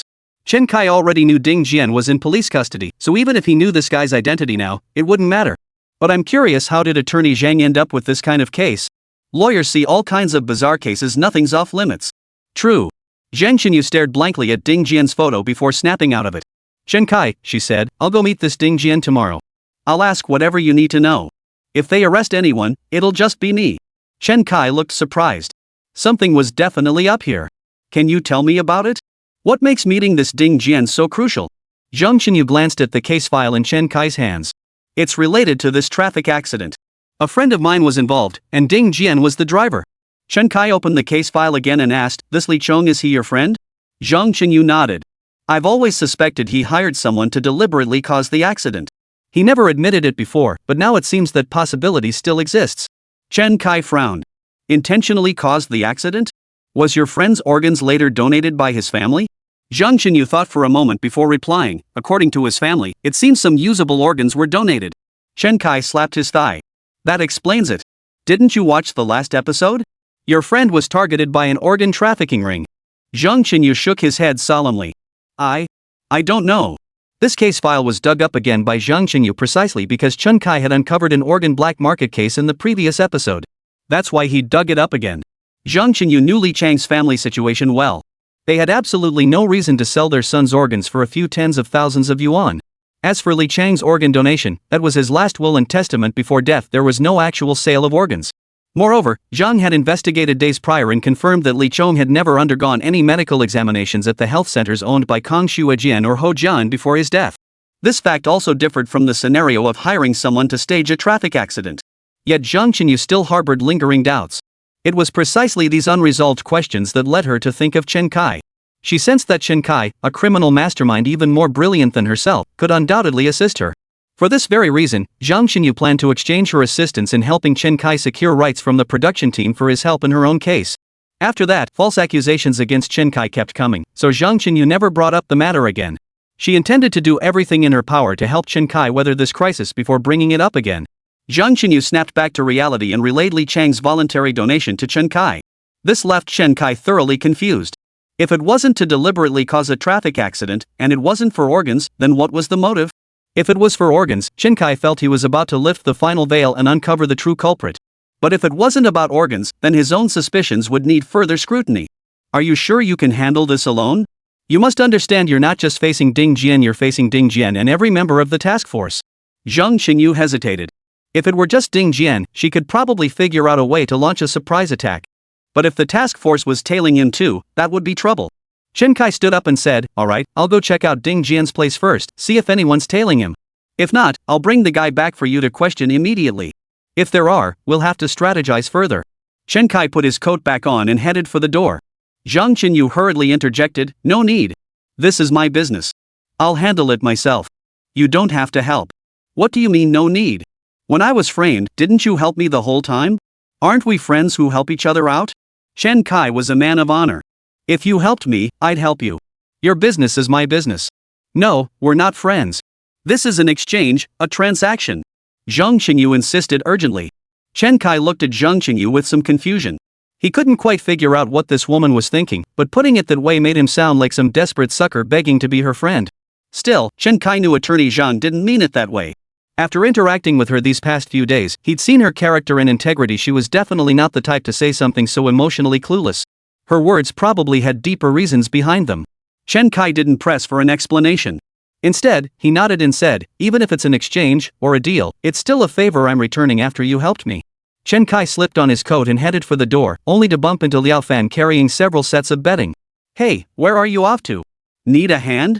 Chen Kai flashed Liao Fan a smile. "Not right now. We might have to change plans again tomorrow. Stay here and wait for my call." Watching Chen Kai's hasty departure, Liao Fan turned to Zhang Qinyu with curiosity. "Hey, Attorney Zhang, what kind of deal did you two strike? Is it something you can broadcast?" Zhang Qinyu glared and snapped, Don't talk nonsense. I just asked Chen Kai for a favor. If you need anything, just ask. I may not be gifted at crime, but I still have some connections in the field." Zhang Qinyu shook his head. "No, it's not that. Just something case-related." "Then I'm afraid I can't be of much help." Liao Fan spread his bedding on the sofa and said, "The capable should bear more responsibility. Let him work a little harder. I'm exhausted anyway." He flopped onto the couch, lit a cigarette, and took a couple of bored puffs. Without a phone to use, Liao Fan could only make small talk with Zhang Qinyu. "Hey, Attorney Zhang, have you got your eye on Chen Kai?" Liao Fan's remark startled Zhang Qinyu, who was seated at his desk. He even dropped his pen, his hand trembling violently. No, don't say such nonsense." Chapter 216, Surveillance Police. Liao Fan chuckled, exhaling a puff of smoke. "You know why you're still single at 28 or 29? There's nothing to be embarrassed about. Otherwise, why would you insist on tagging along with Chen Kai on this show and putting yourself through this ordeal? Being hunted down the entire time? I'm speechless. If next episode still has this chase theme, I'm definitely not participating." Zhang Qinyu shook his head repeatedly. "I genuinely needed something from Chen Kai. This was just a transaction between us. On the show, I act as his assistant, helping him with whatever I can, all to get him to help me with something. We're definitely not friends, and I don't have any other feelings for him." You shouldn't say things like that." Liao Fan furrowed his brow, pondering for a moment before saying, "The kind of relationship you're describing could still be friendship. Helping each other out, isn't that what friends do?" "No, it's not. Don't confuse the two." Liao Fan felt a bit helpless. He genuinely couldn't understand why this girl was so fixated on this issue. "Fine, I won't confuse it. Then tell me, what exactly do you need from Chen Kai?" Zhang Qinyu briefly recounted her friend Li Chang's traffic accident to Liao Fan. "After the last episode aired, I actually wanted Chen Kai to use the interrogation techniques he employed on those organ traffickers on this driver. I want to find out who hired this driver to kill my friend."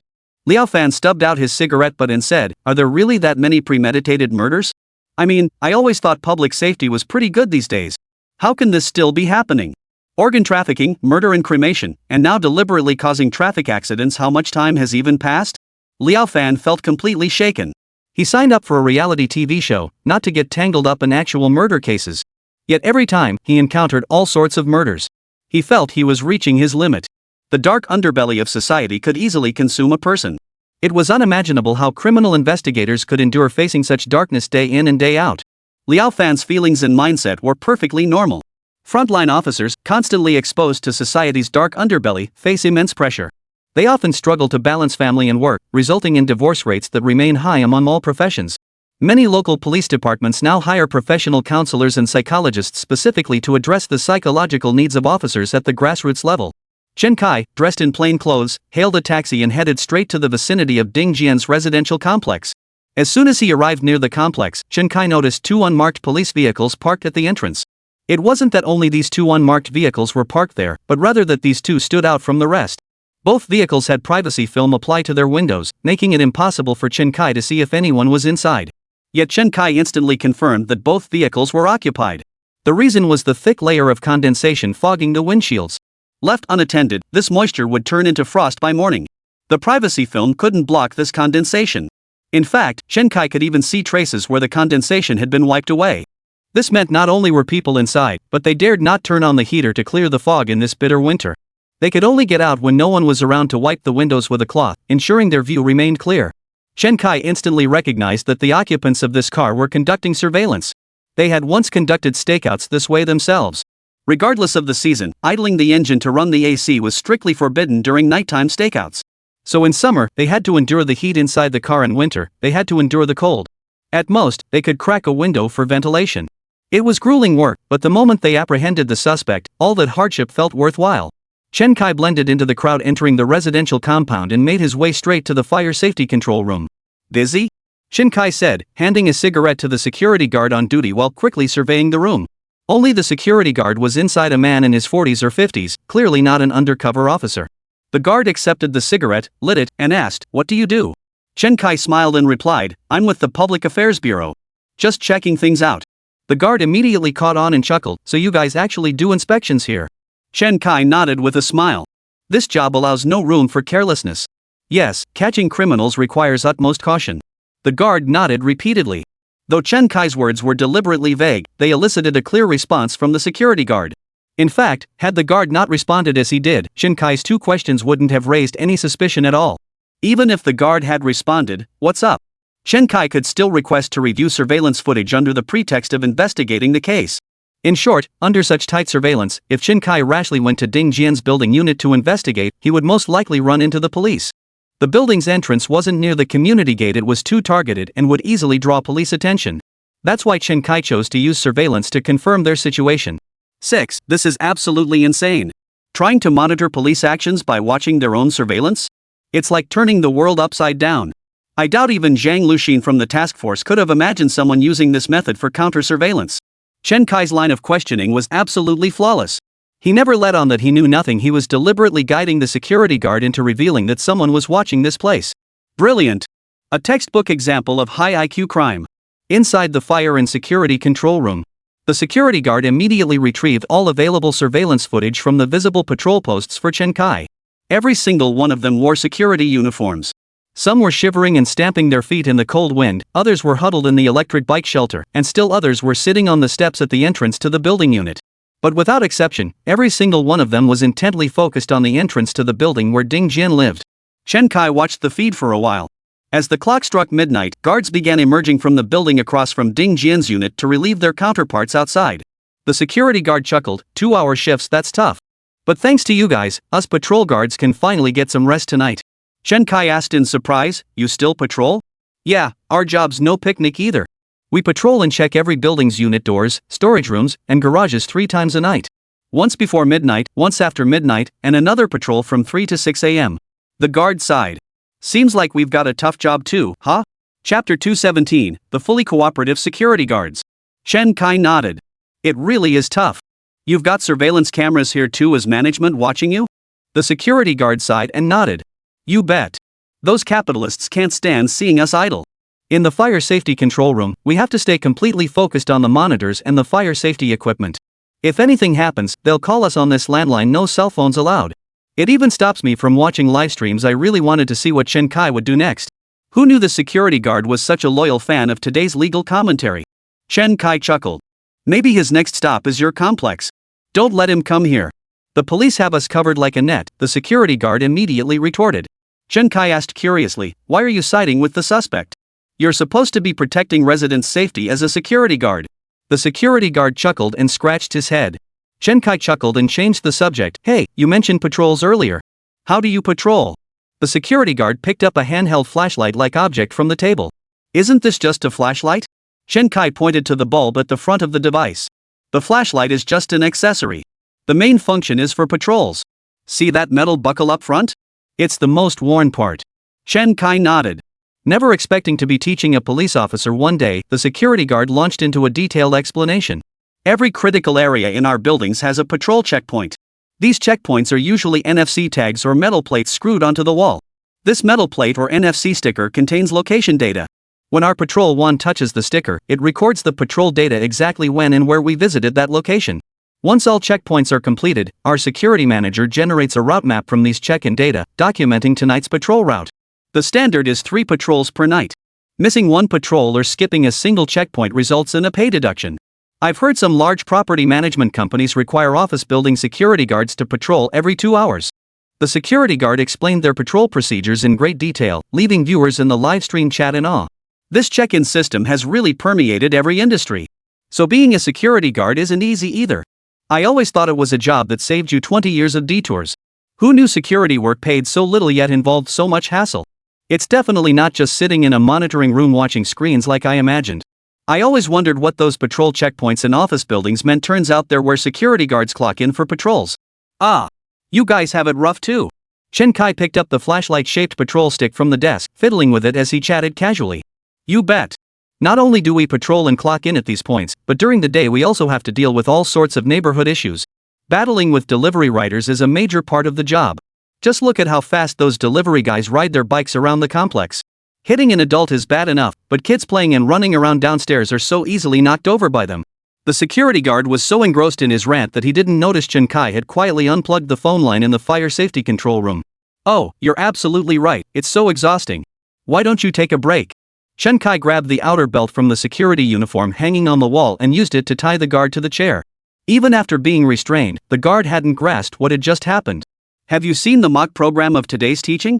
I'm Chen Kai. You're already dead to me. Just sleep peacefully here, you'll still get paid for the performance. Only upon hearing this did the guard scrutinize the man's face. It really did seem to be Chen Kai from the live show. The reason he hadn't recognized Chen Kai was simply because Chen Kai's real face rarely appeared on camera.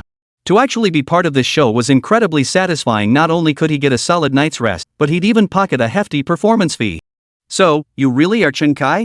What's your next move against that Ding Jian? Chen Kai chuckled. You're a dead man, stop asking so many questions. Isn't it better to just accept being dead? Fine. Chen Kai slipped the security guard's uniform over his own body. After scanning the room, he looped the telephone cord he'd just pulled out around the guard's neck. Then he scribbled a few words on a note. Victim died from strangulation by telephone cord around neck. The security guard patted his chest and vowed, I promise to complete the mission. I won't mess up your plan. Chen Kai donned the security guard's uniform and walked toward the apartment building where Ding Jian resided, head bowed. He's gone in. Without even disguising himself. How reckless. Does he really believe the police won't recognize his face? Chen Kai is incredibly bold. He showed up completely unmasked when meeting the security guard.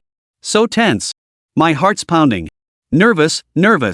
Chen Kai held the patrol device in his hand, switched on the flashlight, and began patrolling the residential complex. When he reached the entrance of Ding Jian Residential Complex's building, he addressed a young man in security uniform sitting at the gate. You guys really work hard. The young man gave a nervous chuckle and replied, what can you do? It's our job. We're here, so why are you still patrolling?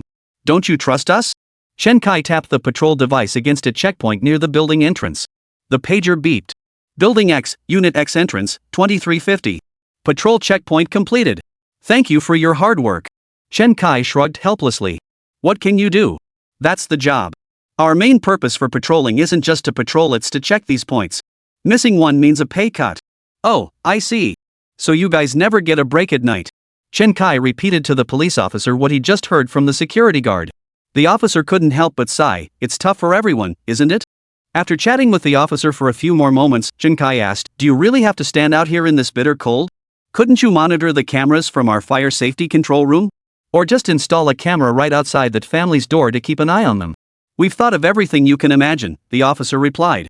But this guy we're dealing with is extremely cunning. Surveillance probably won't be enough to stop him, so we need someone on the lookout. Chen Kai nodded with a smile. Absolutely. You have to be cautious. Keep your eyes peeled.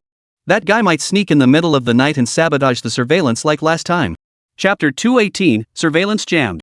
Viewers in the livestream held their breath. Their hearts were in their throats. It was too tense, absolutely too tense. They had assumed Chen Kai would just take a quick tour of the premises to assess the situation. But they never imagined Chen Kai would actually engage in conversation with these police officers. After all, his face showed no disguise whatsoever. He was merely wearing a plain security guard cap. If the officers asked him to remove it or lift his head, they would undoubtedly recognize him. Yet not only did the officers fail to recognize the security guard as Chen Kai, but he even managed to draw some information out of them. For instance, the police had already installed surveillance cameras. And that wasn't all. After finishing his business, he even reminded the officer to be extra cautious and keep his eyes peeled. This wasn't a warning, it was pure mockery. How arrogant! Doesn't he fear the police might suddenly decide to thoroughly question him? It's not that the cop was incompetent, it's that Chen Kai was too skilled. The very first thing Chen Kai did upon seeing this officer was establish his persona. An account named Anshin Psychological Studio posted a comment. He then proceeded to explain why Chen Kai could repeatedly deceive the police. This actually shares some similarities with the hypnosis techniques used by us psychologists. Chen Kai's first move to deceive these officers wasn't to ask for information, it was to establish his persona. For instance, Chen Kai wore a security guard uniform, which doesn't easily gain police trust. The officers would immediately conduct a check upon seeing him. After all, anyone appearing in a high-risk area late at night requires thorough screening. Netizens nodded in agreement. Yeah. If I were that cop, I'd definitely give Chen Kai extra scrutiny. But this officer didn't conduct a thorough check. At that moment, the show's director noticed the statement from the psychological counseling studio. He immediately connected with the counseling studio, inviting the psychology expert to speak on air. Soon, a soft, gentle female voice continued explaining to the audience. The reason the police didn't investigate Chen Kai was that Chen Kai had turned passive into active. He proactively engaged the officer, causing the officer to lower his guard. They say thieves have guilty consciences typically, petty thieves flee at the sight of police, and fugitives feel fear when they see police lights flashing. Someone who proactively engages with the police like this is highly likely to be overlooked. Then Chen Kai went on to say things like, "You guys really work hard," clearly implying he knew their identities. Only the security guards and a few property management staff in the entire complex knew who they were. This further solidified the officers' trust.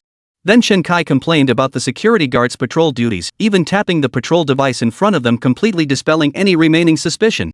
The reason Chen Kai repeatedly succeeded in impersonating others to deceive the police was that he had masterfully established the personas he was portraying.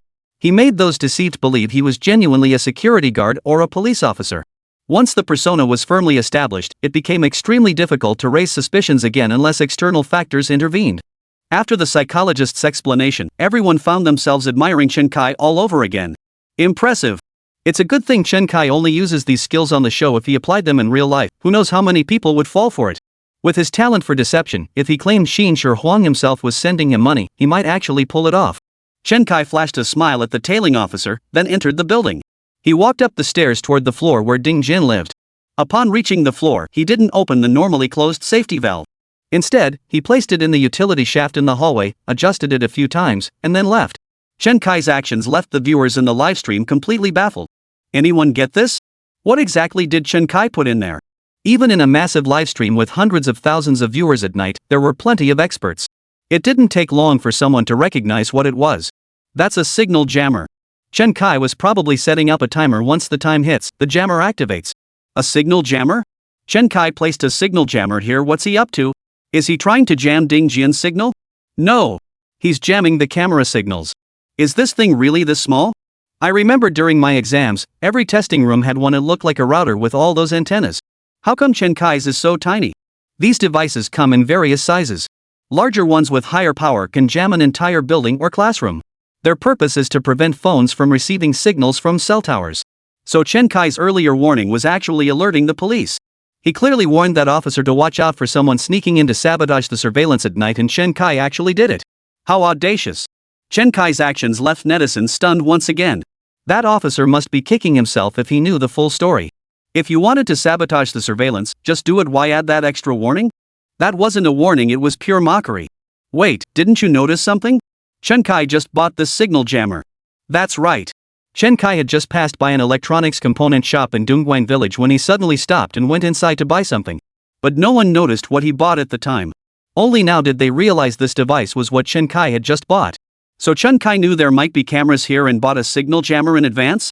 The moment this suspicion surfaced, many people sucked in a sharp breath. This Chen Kai was utterly unfathomable, terrifyingly so. Netizens' speculation was actually accurate. Chen Kai had bought this signal jammer on a whim at an electronics store in Dongguan village.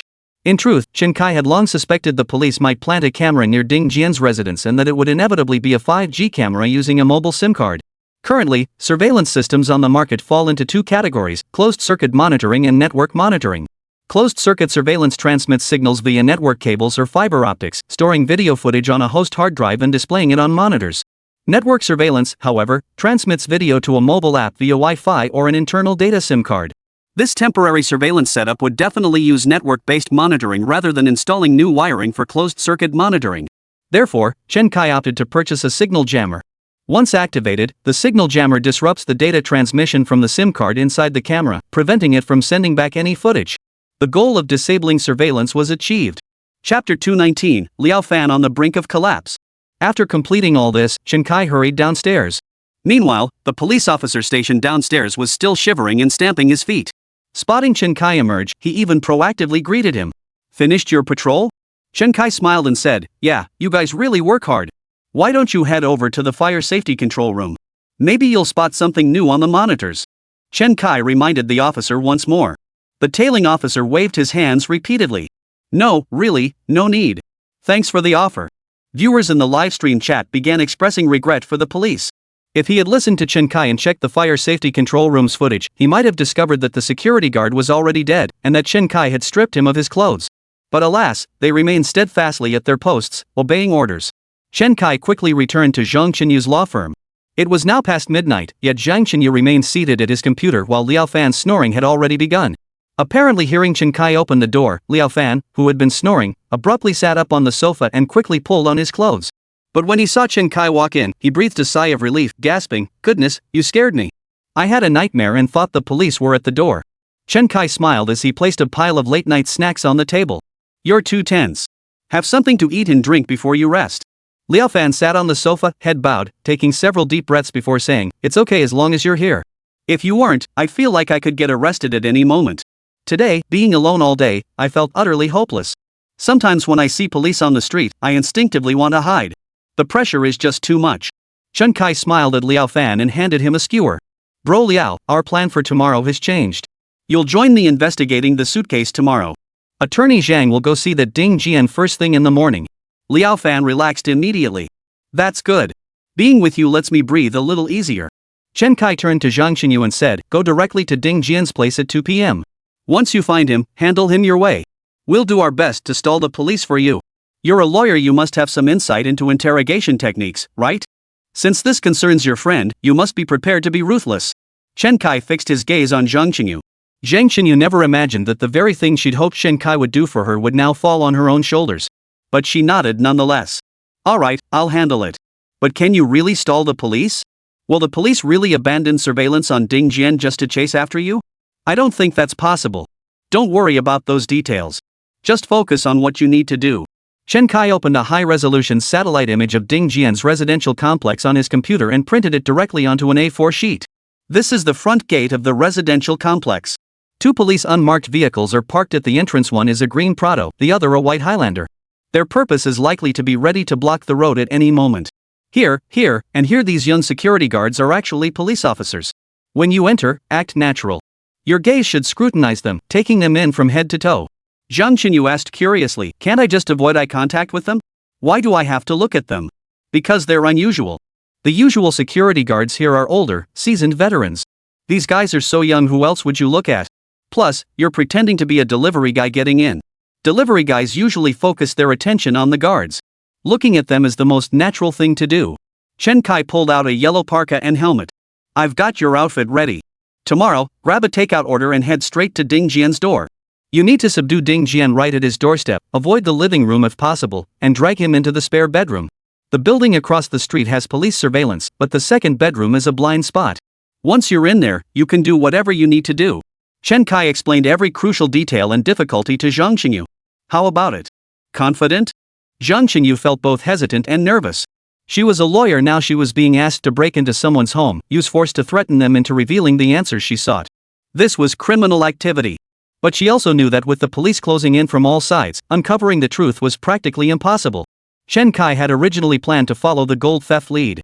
But he hadn't anticipated getting into a fight with a group of young hotheads, which had drawn the police.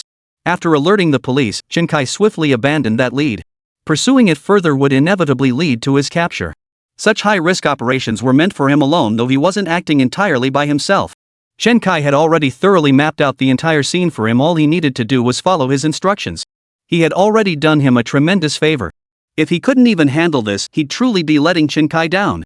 How about it? Do you have confidence? Chen Kai asked again. Zhang Chenyu nodded solemnly and replied, yes, I have confidence. Good. Confidence is key. Chen Kai nodded in agreement. Liao Fan, standing nearby, was spurred on by Zhang Chenyu's determination. If even Zhang Chenyu could take on such an important task, he couldn't afford to slack off. Chen Kai, what about me? Brother Liao, just follow me. I'll keep you safe. Chen Kai's words instantly eased Liao Fan's tension. This program was taking a huge mental toll on him. He couldn't shake this bad feeling. Now, not only were the police watching them, but even that murderer who burned bodies was targeting them. Many netizens could empathize with Liao Fan's reaction at this moment. Liao Fan's reaction is perfectly normal. He came here for a reality TV show, never expecting to deal with actual crimes. With his nerves constantly on edge, I'd have broken down long ago if I were him. Exactly. Why would a famous actor wade into such murky waters? If I were Liao Fan, I'd have quit the moment I saw a real dead body. Even I, just watching the livestream, am on edge. Imagine how he feels as someone experiencing it firsthand. Chen Kai was well aware that Liao Fan had reached his psychological limit. This whole thing had nothing to do with Liao Fan personally, so it was only natural he felt fear and dread. That's why Chen Kai planned to find an opportunity tomorrow to have the police arrest him, to prevent any further mental breakdowns. Being a fugitive wasn't something a normal person could casually take on. Chapter 220, Another Murder. The next day, early morning. 7:40 a.m. Fire Safety Control Room, Dingjian's residential complex. The property manager entered with a frown. His anger flared the moment he saw the security guard slumped in his chair, eyes shut. It's time for the shift handover. Where were you? Still sleeping? Look at the police officers, they've been standing guard all night, nearly freezing their asses off, and you're here sleeping like a log. And what happened last night? Why were there no patrol checkpoints? Looks like you don't want this job anymore. Your pay is docked today, no perfect attendance bonus, no bonuses. But the security guard merely opened his eyes and glanced at the manager who was unleashing a torrent of abuse at him. Then he pointed to the telephone cord around his neck and then to the A4 paper on his body.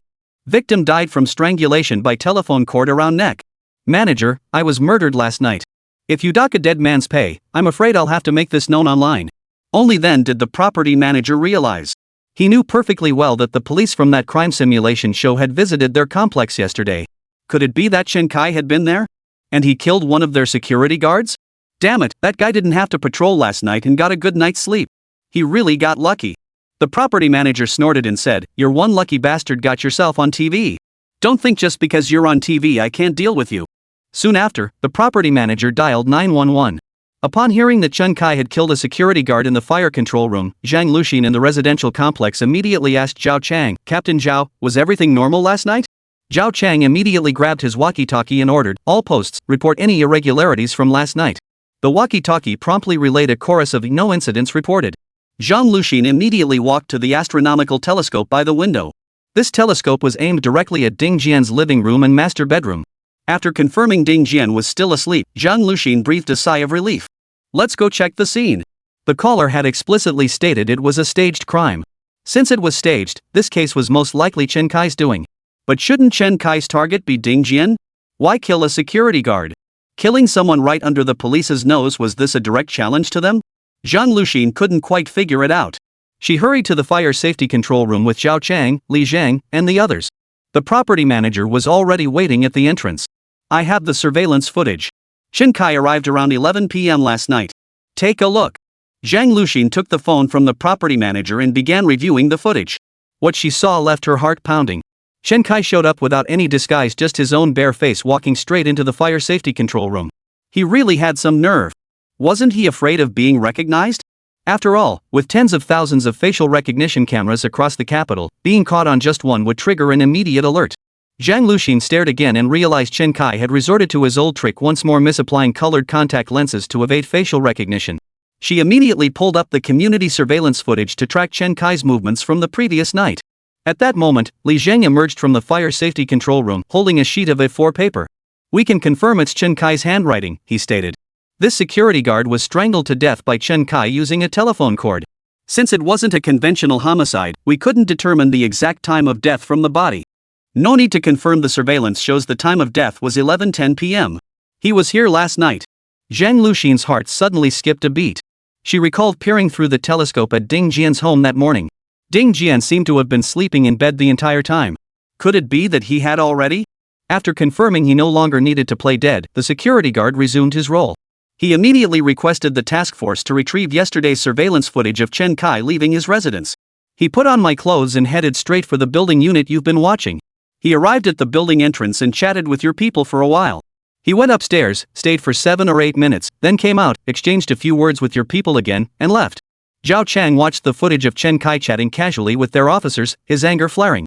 Zhao Chang grabbed the walkie-talkie and nearly roared into it. What the hell happened during the 10 p.m. to midnight shift last night? Run to the fire safety control room immediately. Zhang Luxin looked at Zhao Chang's furious expression and couldn't help but advise, Captain Zhao, don't get too worked up. Yelling won't solve anything. Yell at him? I'd rather punch him. If this weren't for the show, I'd have this kid disciplined. Otherwise, they won't take it to heart. Their work is always half-hearted like this. How many times has this happened? Chatting face-to-face with suspects? It's an absolute laughingstock. Zhao Chang was so furious he could barely get his words out. Zhang Luxin knew Zhao Chang's temper, so she suggested, Captain Zhao, you and the property manager go knock on Ding Jian's door. Pretend you're repairing the heating pipes and check on his situation. Zhao Chang froze, startled. You suspect him? Exactly. Chen Kai entered Ding Jian's building last night. While our surveillance near Ding Jian's door didn't capture Chen Kai, we can't rule out the possibility he already entered the apartment. He has many ways to deal with surveillance. I'm worried. Zhao Chang nodded, gazing toward the doorway. I haven't dealt with those kids properly yet. Zhang Luxin hurriedly interjected, since we can't tip off the target prematurely, we need you, an experienced veteran detective, to handle the visit. Dealing with these punks is my job. And just like that, Zhang Luxin saved the officer from last night from a close call. Zhao Chang had barely left when the officer arrived. Rubbing his sleepy eyes, he scanned the fire safety control room and asked with confusion, where's Captain Zhao? Didn't he call for me? Zhang Luxin pointed at the surveillance screen and said, take a look. Last night, you and Chen Kai crossed paths. Watching the footage of himself chatting idly with Chen Kai, the officer wished he could sink into a hole. If only he'd made Chen Kai lift his head back then, or asked him to take off his hat, he might have caught him right then and there. But he'd mistaken him for a security guard. I was negligent. I'll gladly accept any punishment. Zhang Luxin waved her hand dismissively. It's just an exercise. Chen Kai isn't a real fugitive. The point is to make us extra vigilant when we encounter actual fugitives. I know Captain Zhao's temper, he gets impatient easily and likes to curse, but deep down, he's a proud man who values his reputation. I know that. I've disgraced Captain Zhao and our entire police force. I promise this won't happen again. The officer gritted his teeth, head bowed, vowing silently, next time, he would never let Chen Kai slip away like this. Chapter 221, An Open Strategy, No Solution. Soon after, Zhao Chang followed the property manager back to the fire safety control room. He shot the officer a glare and said, I'll deal with you later, kid. Zhang Luxin saw Zhao Chang's expression and attitude, and her heart relaxed. Ding Jian is still alive? Zhao Chang nodded. Yep, he's alive. He was pretty pissed off about the property management knocking at 8 a.m., gave us both an earful. But as long as he's okay, I can finally breathe easy. Zhang Luxin nodded, but the question mark in her mind grew larger. If Ding Jian was unharmed, then what was Chen Kai's purpose in coming over last night? Was it just to kill a security guard and then circle around Ding Jian's building? Soon, Zhang Luxin and Zhao Chang spoke in unison, scouting. He was scouting. Scouting and then killing? That's incredibly brazen. Li Zheng murmured in disbelief. After a moment of deep thought, Zhang Luxin finally spoke, I get it now. Chen Kai is playing the boy who cried wolf to keep us constantly on edge. The boy who cried wolf? Exactly. You've all heard the story of the boy who cried wolf, right? If he cries wolf once or twice, we'll believe him. But if he keeps shouting it over and over, we probably won't believe him anymore. Zhang Luxin briefly recounted the well-known fable. Zhao Chang frowned upon hearing this. Does Chen Kai really think so little of us? We're police officers. Even if someone shouts wolf 1,000 times, 10,000 times, we'll treat every cry as if it were the first. Exactly. They're police officers, not the farmers in the story. Li Zheng shook his head. That's our perspective. After repeated alerts, complacency inevitably sets in, making us feel like we're doing meaningless work. Zhang Luxin shook her head. No, that's not Chen Kai's goal. This is a show. Chen Kai wouldn't engage in a war of attrition, endlessly crying wolf at us. His goal isn't to cry wolf to us, it's to cry wolf to Ding Jian, making him realize he's already under police control. Then what do we do? Zhao Chang and Li Zhang asked almost simultaneously. If something goes wrong, the first person they'll investigate is Ding Jian. How can we avoid alarming Ding Jian? If property management shows up first thing in the morning, Ding Jian will definitely get suspicious. If the property management showed up again, once or twice more, it would definitely arouse Ding Jian's suspicion. Zhang Luxin frowned and thought for a moment before slowly saying, an open strategy unsolvable. Indeed, it was an unavoidable open strategy. The police wanted to use Ding Jian to lure Chen Kai into a trap. But Chen Kai was essentially crying wolf, forcing the police to constantly check on Ding Jian's status and raising his suspicions. But what was Chen Kai's purpose in doing this? The others were baffled, as it seemed to them that alerting the snake offered Chen Kai no advantage whatsoever.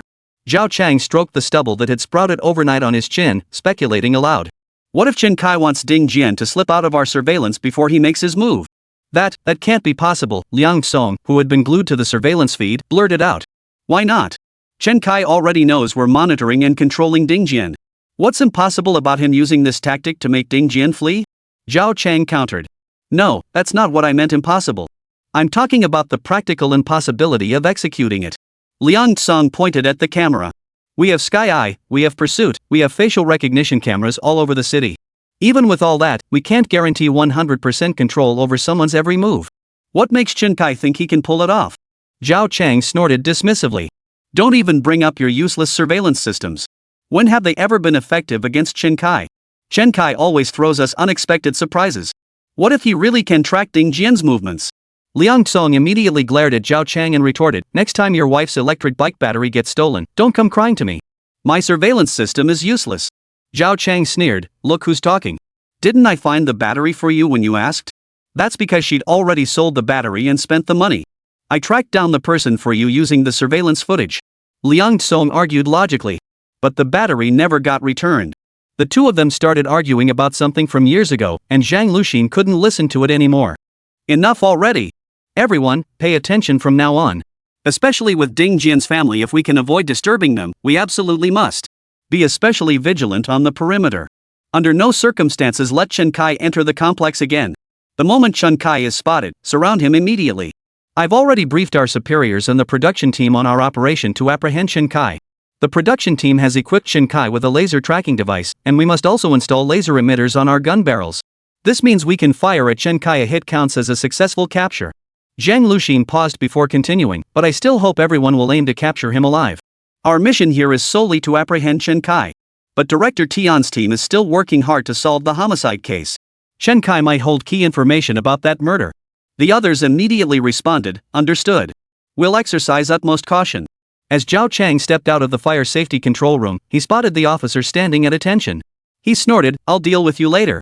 If anything goes wrong today, you won't last long in the criminal investigation division. This little temple can't hold a Buddha as big as you. Yes, sir. I promise to bring Chen Kai back to you. Zhao Chang snorted, ha. I'm not counting on that. Just make sure no one slips through your fingers again. Yes. I promise this won't happen again. The task force renewed their vigilance and resumed their work. Shortly after Zhang Luxin and the others returned to their surveillance post across from Ding Jian's residence, Liang Song's pursuit-marked laptop emitted a series of urgent alerts. Liang Song immediately opened the laptop and looked at the alert that popped up. Luxin, an alert for Liao Fan has popped up. Just as Zhang Luxin leaned in to look at Liang Song's screen, several alerts flashed on the cybersecurity expert's computer. Liao Fan's phone is powered on. Zhang Luxin immediately said, he must have an urgent matter to turn it on. Can we see what he's doing with his phone? I'll try. Let me pull up his activity on a few major company apps. Liang Jiqiang worked on the computer for a moment, and soon Liao Fan's green bubble messages appeared on the screen. He's sending a voice message to Chen Kai. Liang Jiqiang tapped the voice message. Liao Fan's familiar voice came through. Chen Kai, I'm already at this mall. I've walked back and forth several times under that big facial recognition camera nearby. Are you here yet? Chapter 222, The Wolf is Coming. Liao Fan actually sent Chen Kai a green bubble voice message. This was the sole breakthrough for cybersecurity expert Yang Jiqian during his entire time on the show. Ever since the task force invited experts from various departments and fields starting from the second episode, every other specialist had gotten their moment in the spotlight. Even someone like arrest specialist Sun Xiao, who appeared briefly before exiting, had his moment of glory. But Yang Jiqian? Stuck behind a computer, he hadn't contributed a single thing. Though Yang Jiqiang hadn't shown it, his heart was already racing with anxiety. Unexpectedly, this time Chen Kai's accomplice sent a green bubble voice message and it was addressed to Chen Kai himself. This was a golden opportunity. He had to seize it. Yang Jiqiang immediately began operating the computer. Soon, an electronic map popped up on the screen, pinpointing Liao Fan's phone number at the location of the shopping mall he had mentioned. This proved Liao Fan had sent the voice message near that mall. Yang Jiqiang swiftly downloaded the audio clip and began comparing it to Liao Fan's voice print. The results came back quickly. Yang Jiqiang looked up and stated, "This person is indeed Liao Fan, and he was definitely near this mall." Zhang Luxin began to ponder. Liao Fan had stated he walked back and forth several times under the mall's facial recognition cameras. His intent was clearly to signal his location to the police. Then he asked, "Chen Kai, have you arrived yet?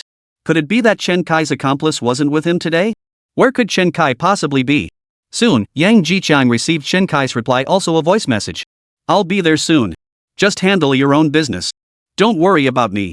Yang Jiqiang immediately tracked the data packet from this voice message to Chen Kai's phone signal. Chen Kai's phone signal was moving at high speed. "He's heading this way toward us." Yang Jiqiang pointed at Chen Kai's location on the digital map, his voice trembling with excitement. Zhang Luxin looked at the visibly agitated Yang Jiqiang and said, "Brother Jiqiang, calm down first. I think there might be some questions here." Zhang Luxin's reminder instantly snapped Liang Tsong and Li Zhang back to reality. Earlier, Zhang Luxin had speculated that Chen Kai was playing the boy who cried wolf. Who would have thought she was right? Liang Tsong chimed in, "Jiqiang, didn't Luxin just say Chen Kai is pulling a boy who cried wolf stunt? This could very well be his wolf cry. Think about it, in the first 2 episodes, did Chen Kai ever discuss the case on Green Bubble? No, not just Green Bubble, did he ever discuss it on any social media platform? No. He only discussed the case face-to-face in surveillance blind spots. He even turned off his phone during these talks to prevent eavesdropping. So do you really think he'd be so brazen as to discuss these matters openly on Green Bubble now?" After a few people's persuasion, Yang Jiqiang instantly calmed down. Meanwhile, viewers in the livestream couldn't help but give him a thumbs up. The task force is top-notch. Impressive. I always thought Officer Zhang was made deputy commander just because she's attractive, but now I see she's genuinely capable. Officer Liang got excited too. It's rare he gets a chance to shine. If I were him, I wouldn't pass it up either. Yang Jiqiang nodded, sounding somewhat deflated. "I understand your reasoning, but we can't rule out that possibility." Zhang Luxin nodded. "We absolutely can't. That's why I said Chen Kai's move is an unbeatable open strategy. Even if we know he might be crying wolf this time, we still have to respond."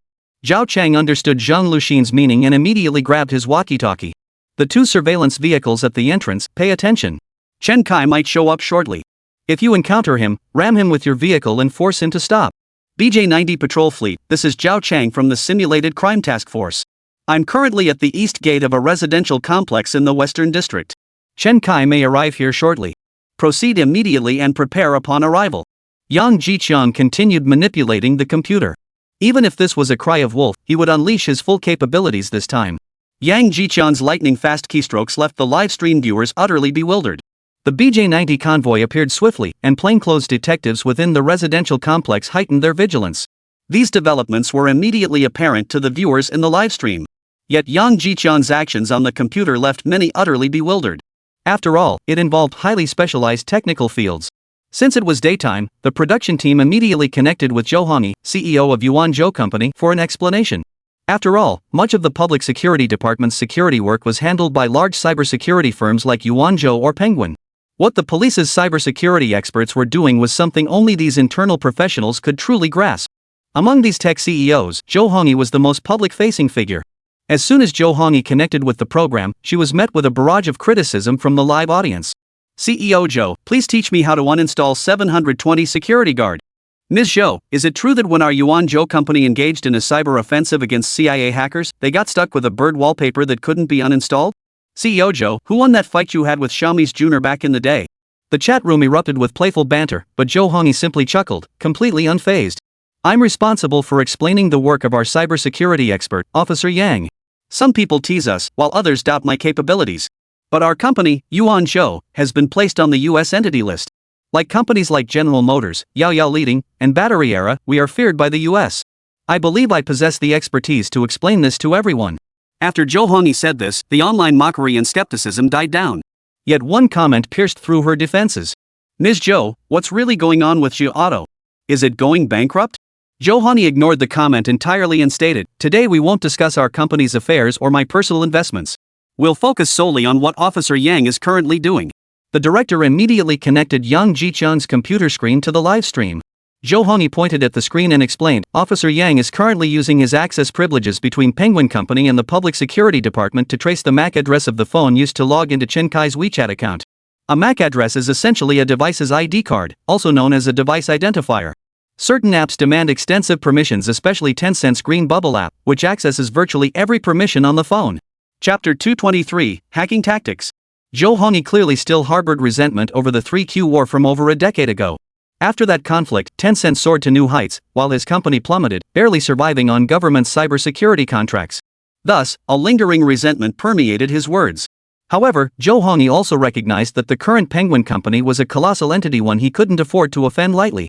He added, "But acquiring more permissions is for the sake of better serving netizens, right?" Officer Yang had now obtained the MAC address.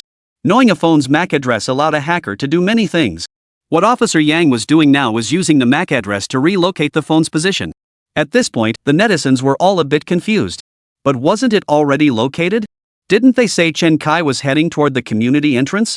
Could the previous location data have been inaccurate? Johanny continued explaining to the group. The initial location was determined using the carrier's base stations. This method requires the device to be using mobile data or making a phone call to receive or transmit radio signals. Triangulation then determined the location based on signal strength. But Chen Kai had already figured out this base station positioning method. Remember in the last episode when Officer Yang used base station positioning to pinpoint Chen Kai's location at the hospital? But was Chen Kai actually at the bank? Johanny's words immediately reminded everyone of the previous episode, where Chen Kai seemed to have used a device called Duokeabo to evade signal tracking. Last time, Tianjianhua didn't let Yang Jichun continue using cybersecurity methods to locate Chen Kai. This time, Yang Jichun was determined to make his expertise count. What followed next in Yang Jichun's operation made even Johanny gasp in astonishment.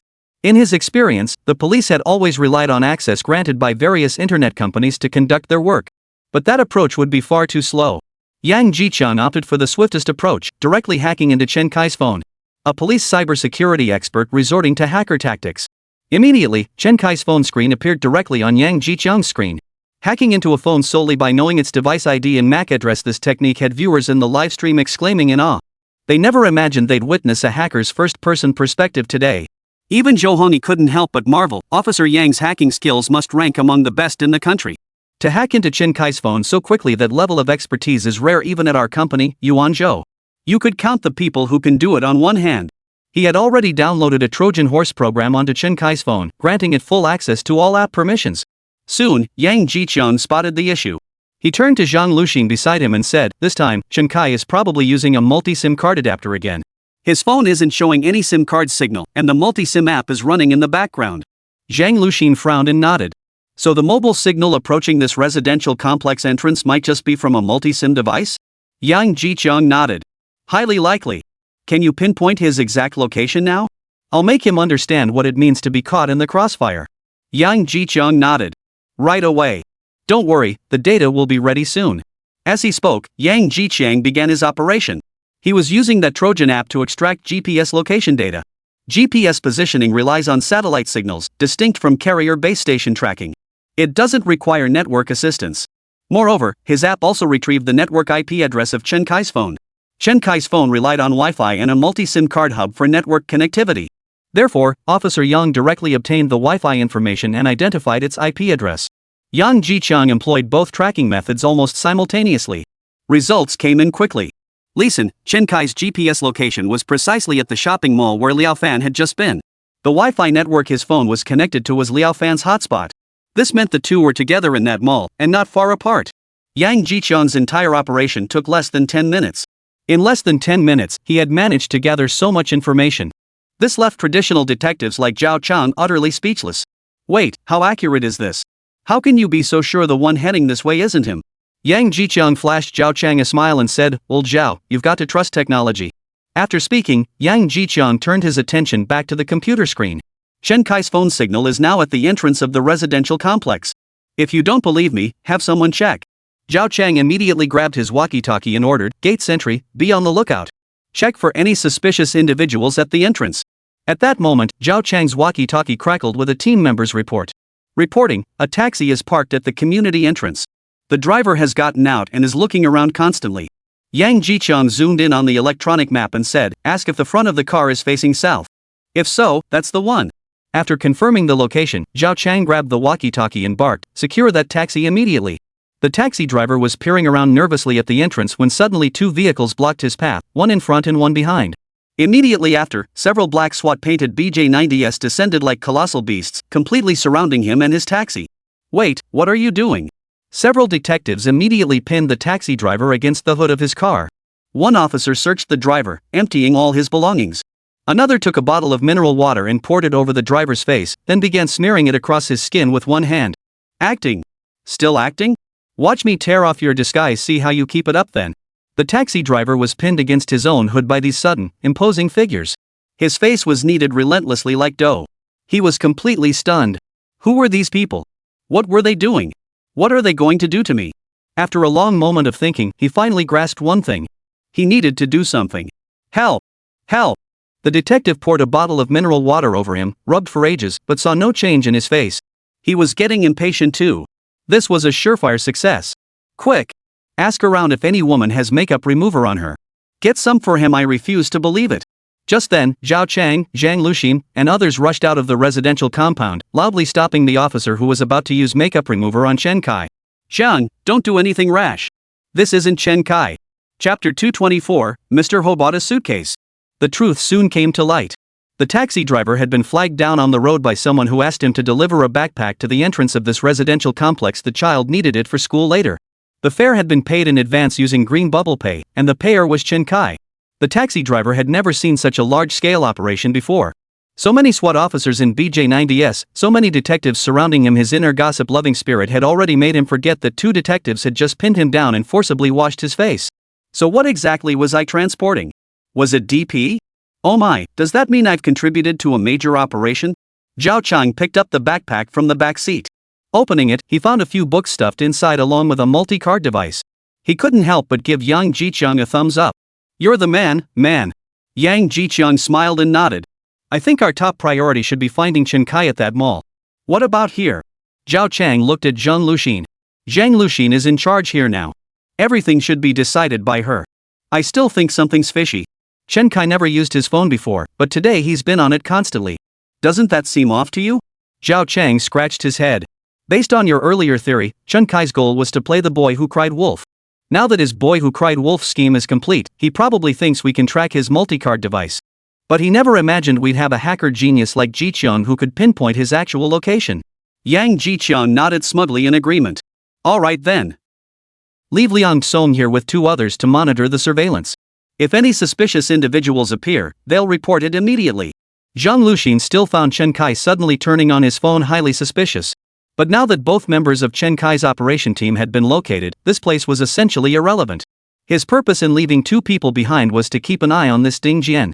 Once Chen Kai was captured, they could grab Ding Jian along for interrogation. Just as Zhang Luxin was briefing Liang Song on his duties, Liang Song suddenly pointed at the surveillance screen and exclaimed, Luxin, look. The feed's cut off, no network connection. How could that be? What was going on? Both Chen Kai and Liao Fan's signals were currently within their control range. There's absolutely no way they could have come to Ding Jian's place. But why did the surveillance suddenly cut out? Could it be? Zhang Luxin shook her head. I don't know. Chen Kai is cunning. Brother Jiqiang, could it be that Chen Kai handed his phone to someone else while creating all this chaos to take advantage of the confusion? At that moment, the entire criminal investigation team felt their hearts sink. Regardless of the reason, we must return to Ding Jian's residence immediately. Zhang Luxin knew this could be Chen Kai's boy who cried wolf scheme, or perhaps he was indeed trying to take advantage of the chaos. But whatever the reason, they had to verify it. Even if there was only a 1% chance, they had to check. Soon, Liang Song and Zhao Chang arrived outside Ding Jian's residence. Liang Song first located the surveillance camera they had installed and inspected it. The surveillance system was intact, showing no signs of tampering. Zhao Chang frowned and asked, then why can't you see the feed? Maybe the data card is faulty? Or it's being jammed? Liang Song was a bit confused. He shook his head and said, I'm not sure. Should we check if anyone's home first? Zhao Chang then knocked on Ding Jian's door once more. Thud. Ding Jian opened the door impatiently, snapping, What is it? What is it? Are you ever going to stop? He's still alive and well. Zhao Chang and Liang Tsong both breathed a sigh of relief. Oh, no problem, no problem. Just checking if your home's heating is working well? Wondering if your floor heating needs cleaning? No need. No need. Get out of here. Don't bother me while I'm sleeping. Ding Jian slammed the door shut. Zhao Chang and Liang Tsong both breathed a sigh of relief. As long as he's okay, even if he got yelled at, it doesn't matter. Once we're done with Chen Kai, you'll be sorry, kid. Now that they confirmed Ding Jian was safe, they ruled out the possibility that Chen Kai had sneaked into Ding Jian's house while their attention was focused on the taxi driver. With that settled, their full attention should now be focused on Liao Fan inside the mall. Only Liang Tsong and a few others remained behind to monitor the surveillance feeds, ready to report any unusual activity by Ding Jian and track the footage accordingly. Meanwhile, at a large shopping mall near the Beijing suburban airport, Chen Kai was inside a designer luggage store while Liao Fan paced the mall's main hall, constantly fiddling with his phone. Chen Kai, dressed in full police uniform, had made a circuit around the luggage store. Officer, are you? Chen Kai handed the metal nameplate from the suitcase in his bag to the salesperson. What's the largest size of this brand's luggage you carry? The salesperson examined the tag carefully. It was indeed one of their premium brands.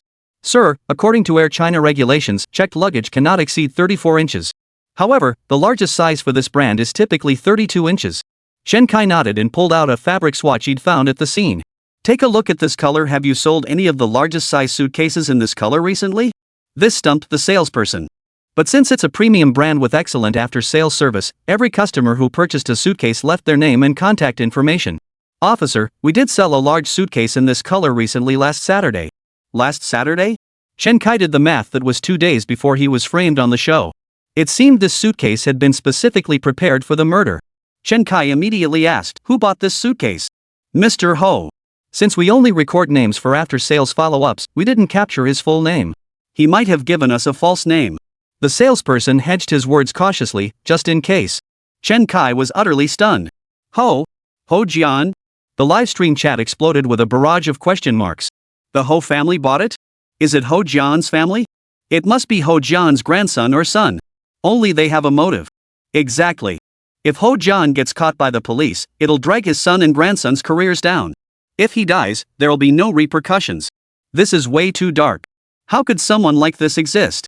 Do you have any better theories? Could it really be Ho Jian's family who killed him? Chen Kai immediately considered this possibility too. Chapter 225, Dead End. Just as Chen Kai was about to request the surveillance footage, his phone rang. It was Liao Fan. Chen Kai answered the call. Chen Kai, the cops are here. Several large SUV police vehicles are parked at the mall entrance. Chen Kai glanced at the salesperson before him and said in a low voice, Brother Liao, I'm truly grateful you came this far for me. I understand your situation. The pressure you're under with this case has been immense. You can rest now. Go to the police and explain your situation. That's the final favor you can do for me. Liao Fan paused on the other end before exhaling in relief. Thanks. Otherwise, I really wouldn't have known how to back out. I'll go block the police for you right now. Let me go out with a bang. With that, Liao Fan hung up and headed for the door. Having Liao Fan turn himself in was the plan Chen Kai had finalized last night. Liao Fan was under immense psychological pressure and was no longer fit to continue participating in the show. So Chen Kai planned to let Liao Fan play a meaningful role before his exit. What Chen Kai hadn't anticipated was that the police would locate Liao Fan so quickly. And they'd mobilized such a large police force to apprehend him. No, those BJ-90 vehicles were specifically deployed to target him. Their appearance here confirmed the police had pinpointed his location within this mall. Although the police could track his location, he was using a SIM card changer. Their tracking could only pinpoint the location of the SIM card inside the multi-SIM card adapter. So how did the police determine he was here too? Chen Kai was completely baffled. He never imagined there was a hacker genius within the police force who had secretly planted a Trojan virus on his phone without his knowledge. Chen Kai knew Liao Fan could buy him some time against the police, maybe 10 or 20 minutes at most. Could you pull up the surveillance footage showing exactly when I made the purchase? Chen Kai decided to stay and review the surveillance footage to confirm the identity of the person who bought the suitcase. The salesperson had no idea the person in front of them was an imposter. Meanwhile, the real police had already arrived at the mall entrance. She cooperated fully with Chen Kai's investigation, immediately helping him retrieve the surveillance footage from their store. Oh dear, I don't have the exact time recorded here. How about we start reviewing from this morning? Chen Kai was now extremely anxious. He wished he had a system like Chase's. Starting from the morning, how long would that take? By the time they found the person, their own police would already be knocking on their door. But he had no other choice. He started reviewing the footage at the fastest available speed 16x playback. Outside the mall entrance, inside a police emergency command vehicle. Yang Jicheng hurriedly said, "Liaofan just called Chen Kai. Here's the call recording, listen to it." The others listened to the recording of the two men's conversation. Zhang Luxin said in a low voice, "Looks like Chen Kai is inside this mall." Zhao Chang grabbed the walkie-talkie and ordered, "Everyone, if you encounter Liaofan, take him into custody immediately. Do not be influenced by him in any way. Continue searching the entire mall. Those guarding the mall entrances, once Liaofan is apprehended, do not lower your guard. Everyone leaving the mall must wipe their faces with disinfectant wipes and present ID. Those who refuse will be detained on the spot." Zhao Chang felt a surge of satisfaction. Everyone must wipe their faces with disinfectant wipes. I'll see just how powerful your disguise and transformation skills really are. This time, there's absolutely no way you'll escape. Soon, Liaofan, hurrying out of the mall, was apprehended by the police. This brought Liaofan immense relief.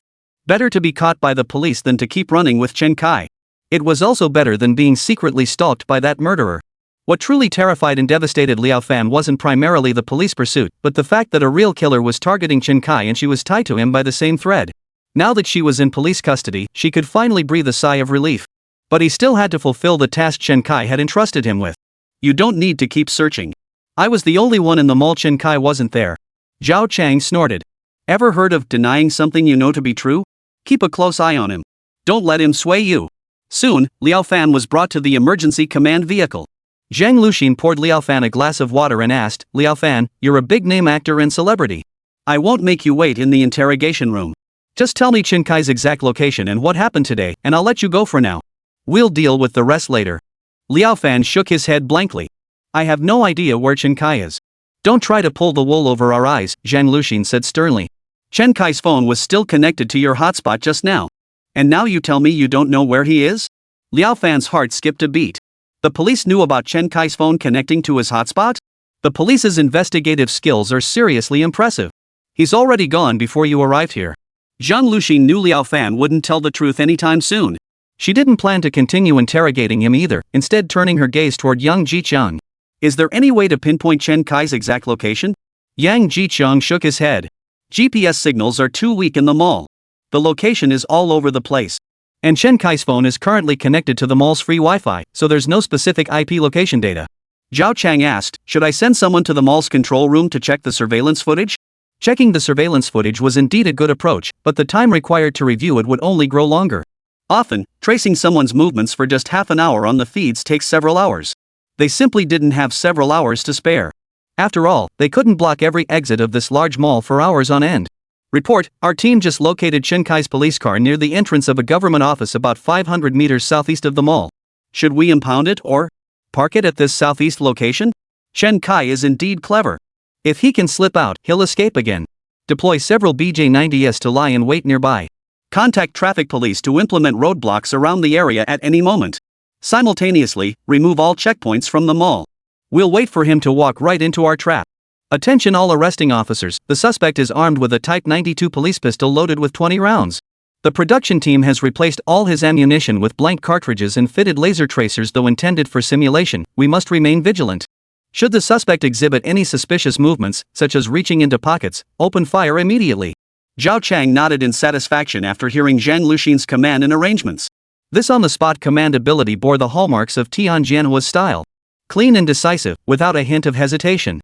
Chapter 226, Fire Away. Zhang Luxin's command had indeed considered every angle. Zhao Chang nodded with great satisfaction. It seemed Zhang Luxin truly possessed exceptional abilities. He had previously treated her merely as an ordinary administrative staff member, truly a case of underutilizing her talents. Still, Zhao Chang felt compelled to add a few more words, lest he appear useless as her seasoned mentor. Everyone, pay attention, avoid firing at close range toward the face. Blank rounds are dangerous too. While ensuring his safety, we must also prioritize our own. All personnel near Chen Kai should wear glasses or goggles to prevent blank cartridges from striking the eyes.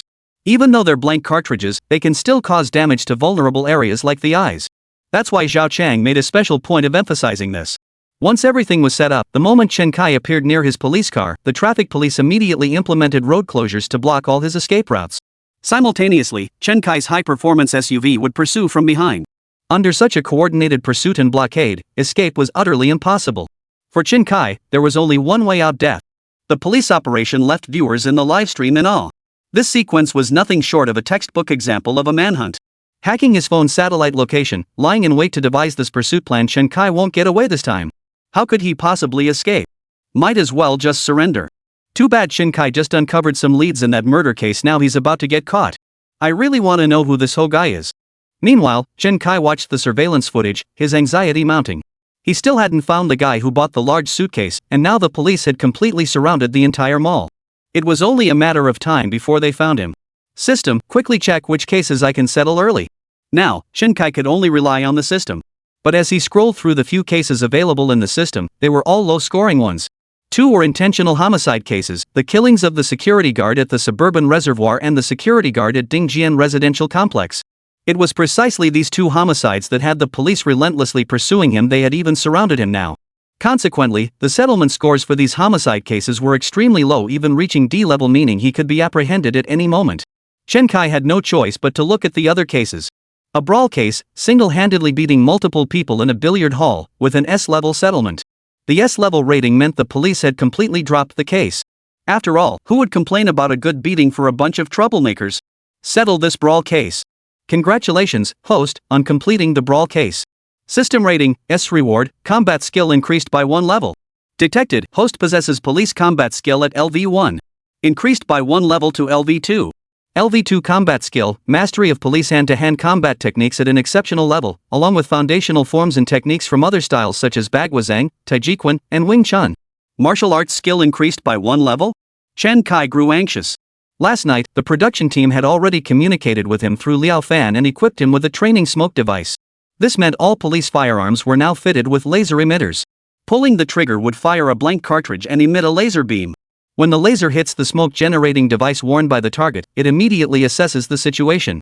It would assess his injuries, and if fatal, the smoke generator would emit smoke. If any limb was injured, the device would immediately notify the production team. They would then intervene to communicate with Chen Kai. To continue, he would have to immobilize the injured limb, thereby reducing his mobility. In other words, today's police operation to apprehend him would likely involve firearms. Although he possessed a Type 92 pistol confiscated from Sun Xiao, hitting a target beyond 20 meters with a handgun was largely a matter of luck. Even with a laser sight attached, this laser sight had been professionally calibrated for military exercises.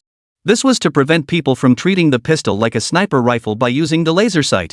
Thus, this laser sight perfectly replicated the pistol's actual trajectory and effective range. For Chen Kai to think he could resist the police with such a small handgun was nothing short of a pipe dream. Moreover, Chen Kai's marksmanship was limited to basic operation, hitting 9 out of 10 shots on a 10-meter head target, 5 out of 10 on a 25-meter head target, and landing a shot on a 50-meter chest target was pure luck. He should buy lottery tickets after training. By the system's evaluation standards, this level of skill would be classified as somewhere between shooting technique LV1 and LV15. In other words, it was merely the ability to fire a gun, knowing its basic components, and reassembling it after disassembly. Still, it's far superior to those who merely know how to pull the trigger. Chen Kai's mediocre skill stems primarily from 2 reasons. First, in his previous life as a police officer, society enjoyed good public safety. The country had implemented a comprehensive gun ban, and shootings were rare. As criminal investigators or station officers, they only handled firearms once a year during training. Within the police force, only the SWAT team possessed proficient marksmanship. Thus, the overall shooting proficiency among officers was generally low. However, Chen Kai was aware that it wasn't just his own marksmanship that was mediocre. It was highly likely that the guys coming to arrest him weren't much better. We're on equal footing, he thought. You may have more men, but I have the system. As this thought crossed his mind, Chen Kai immediately queried the system in his head. Can I choose to settle the case that just happened immediately? Warning host, this system is designed to counter police operations. To earn high rewards, you must achieve a higher score. The only way to attain a higher score is by executing a perfect crime. Settling immediately after committing a crime prevents the system from evaluating both your actions and police responses. Only the lowest possible rating will be applied. Chen Kai grew impatient. You're just a system, why all the nonsense? You're just a tool and you're freaking warning me? Right now, you're my tool. How I use you is my business. Within the next half hour, you must settle every single thing I do immediately. After Chen Kai finished speaking, the system fell silent. A system is just a tool, how dare it warn me? It's practically possessed. Though Chen Kai couldn't fathom the system's underlying principles, he'd never harbored much affection for any system. To him, this system was just another tool like Liang Song's relentless pursuit or Sun Chao's handcuffs. Tools were meant to be used. Chen Kai glanced at the time, then surveyed the situation downstairs. He grabbed the surveillance host directly and declared, "I've got urgent business. I'm taking the hard drive from this monitor with me. I'll replace it with 2 new ones later." After removing the hard drives, Chen Kai turned and walked away, not giving the salesperson a chance to refuse. Chapter 227, God-tier pickpocketing skills. "Hey, officer, you haven't told me which department you're with. You took the hard drive. How am I supposed to explain this to my boss?" But by then, Chen Kai had already sprinted over 10 meters away. Ding! Host has completed the surveillance hard drive theft case. 14 terabytes used hard drive, estimated value 200 yuan, grade C rating. Host receives 200 yuan reward. Seems the system has initiated instant settlement. These so-called systems are nothing but tools. The difference between humans and animals lies in whether they can use tools. Some novels have deified these systems, even turning protagonists into puppets controlled by them. For Chen Kai, he'd rather not use the system than let it restrict his actions. However, this 200 yuan was indeed of little use to him. But Chen Kai's goal wasn't merely about the 200 yuan in cash. Judging by the system rewards from his previous crimes, cash was merely the lowest tier of compensation. Above that came item rewards, with the highest tier being skill bonuses and physical enhancements. Obtaining these rewards was directly tied to his performance rating. A low score drastically reduced the probability of obtaining skills or physical enhancements, while increasing the likelihood of receiving cash rewards. A high rating significantly increased the probability of skill upgrades. An S rank score directly granted a God tier skill. An A rank score grants a high probability of obtaining a level 1 skill and a low probability of enhancing a level 2 or 3 skill. A B rank score grants a high probability of item rewards and a low probability of leveling up a skill by 1 level. A C grade rating grants a high probability of cash rewards and a low probability of item rewards. As for D rank, it guarantees a cash reward based on the case value. Chen Kai's goal was to obtain item rewards and level up his skills. His previous escape from a massive vehicle pursuit was made possible by elevating his driving skills to God-tier proficiency and acquiring both the car and its modification parts. It was the synergy between these two factors that allowed Chen Kai to break free from the Imperial Capital Police's relentless pursuit. Now, Chen Kai was determined to grind for experience in the mall. Dressed in a police uniform, Chen Kai quickly approached a woman browsing the stores. He could see the latest model of a Fruit PM phone faintly visible in the side pocket of her top. Chen Kai swiftly closed the distance, reaching into her bag and snatching the phone. Since it was his first time doing this, his movements were clumsy and alerted the woman. She immediately turned her head to look at Chen Kai. But upon seeing a young, handsome police officer, her earlier suspicions vanished instantly. "Ma'am, excuse me for bumping into you. Could you tell me where I can find luggage stores around here?" "Oh, it's in the direction you just came from. That area sells brand name luggage." Chen Kai nodded and quickly moved away from the woman. Ding! Congratulations, host, on completing the cell phone theft case. A slightly used Apple iPhone 16 PM valued at 8,000, rating, C grade. Reward, 1 brand new Apple iPhone 16 PM. Grade C, low probability of item reward. Chen Kai pursed his lips. He knew the C grade rating was because his pickpocketing had startled the woman. Once she realized her phone was missing, she'd inevitably suspect the guy in the police uniform who'd brushed against her. To achieve a perfect crime through theft or pickpocketing, one must never be detected. The victim must remain unaware of when they were robbed, who took it, or where it happened. That way, the police would have no leads to follow, and the crime would be considered perfect. Chen Kai immediately began scouting for his next target. Soon, Chen Kai slipped his hand into another big shots bag. You gotta admit, these days, anyone shopping in physical stores at big malls must be loaded. First it was a Fruit 16 PM, now it was a far superior trifold. This time, Chen Kai slipped the phone out without anyone noticing. Ding! Congratulations, host, on completing the cell phone theft case. You have acquired a severely creased trifold phone valued at 180,000 yuan. Rating, B grade. Congratulations, host, on acquiring pickpocketing skill LV1. Nice! Level 1 pickpocketing skill. With this level of pickpocketing skill, Chen Kai moved through the entire mall like a fish in water. Before mastering this skill, he relied solely on his police uniform to gain others' trust. People simply didn't suspect someone in uniform would reach for their bags. But now, armed with basic pickpocketing knowledge and the cover of his police uniform, he succeeded repeatedly. Before long, Chen Kai's bag was suddenly filled with a pile of items: phones, Bluetooth earbuds, card holders, power banks, and more. Chen Kai took everything he could get his hands on. Anything in people's bags was fair game. In just a few moments, his system reward space was filled with brand new versions of all these random items. Simultaneously, his pickpocketing skill skyrocketed to God tier. God tier pickpocketing skill. He could now be considered the grandmaster of pickpockets. Just as Chen Kai was basking in his triumph, the mall's music abruptly halted. The gentle melodies abruptly gave way to an intense, pulsing beat. Swish swish, swish swish. If you've taken mine, give it back to me. Spit out what you've swallowed. The lines from The Red Star Shines Brightly now became dialogue in this moment. Repay what you owe me. Hand over what you've stolen from me. The shuffling sounds playing in the mall are a secret signal to customers, hinting that thieves have entered the premises. Chen Kai's frenzied theft spree left viewers in the livestream wide-eyed.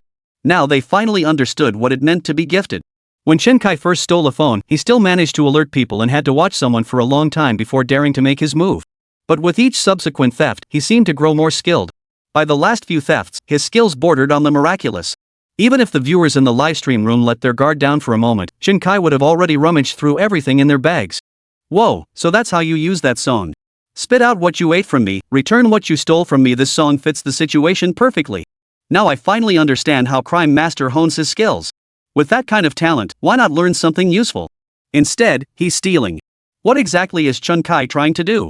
Does he know he's surrounded, so he's just throwing caution to the wind and causing chaos before getting caught? Chen Kai's actions left many viewers scratching their heads. Xiao Sa watched the livestream and asked the criminal investigation expert, Old Gua, with some confusion, Old Gua, can you make sense of this?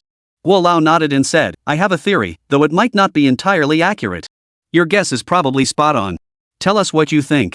Chapter 228, Search Outside or Inside? Guo Lao nodded and said, Chen Kai's situation is quite dangerous right now. The police have already cordoned off the mall and taken control of his transportation. Once Chen Kai leaves the mall, he won't stand a chance of escaping. That's why he's causing trouble inside the mall, forcing the police to come in and arrest him. But with so many customers inside, the police will inevitably disperse the crowd. I believe his goal is to blend into the crowd and escape the mall. After hearing Guo Lao's analysis, many netizens immediately understood. So that's how it is. This Chen Kai is truly cunning. He knew that once he left the mall, it would only be a matter of time before he was caught. So he chose to stay in the mall, where the noise of the crowd could mask his movements. He attempted to blend in and make his escape. If he actually managed to slip out, the remaining officers outside wouldn't be enough to effectively surround him. Brilliant! Truly a master criminal worthy of his reputation as a high IQ criminal mastermind. Chen Kai. A wave of astonished comments flooded the livestream chat. At the same time, they were also curious whether Police Commander Zhang Luxin could see through Chen Kai's scheme. Zhang Luxin had already proven her capabilities through her actions. She rarely faltered when strategizing the direction of investigations. However, when commanding such a large-scale arrest operation, she still showed signs of inexperience, relying entirely on her mentor Zhao Chang to hold the fort.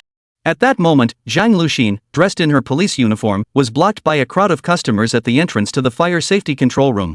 Various police units were now positioned near Chen Kai's police car, waiting for him to make his move. Zhang Luxin decided to check the surveillance footage in the mall's fire safety control room to uncover Chen Kai's true purpose for coming to this shopping center. She couldn't shake the feeling that Chen Kai wouldn't do anything without purpose. His choice of this mall, rather than a location closer to Dingjian residential area, must have been deliberate.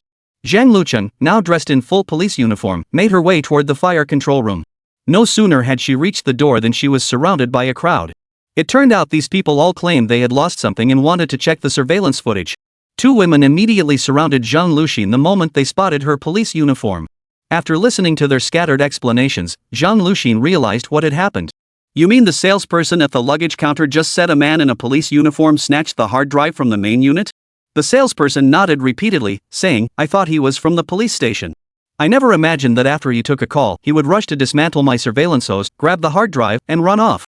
Zhang Luxin then turned to another woman, who quickly chimed in, it was a man in a police uniform.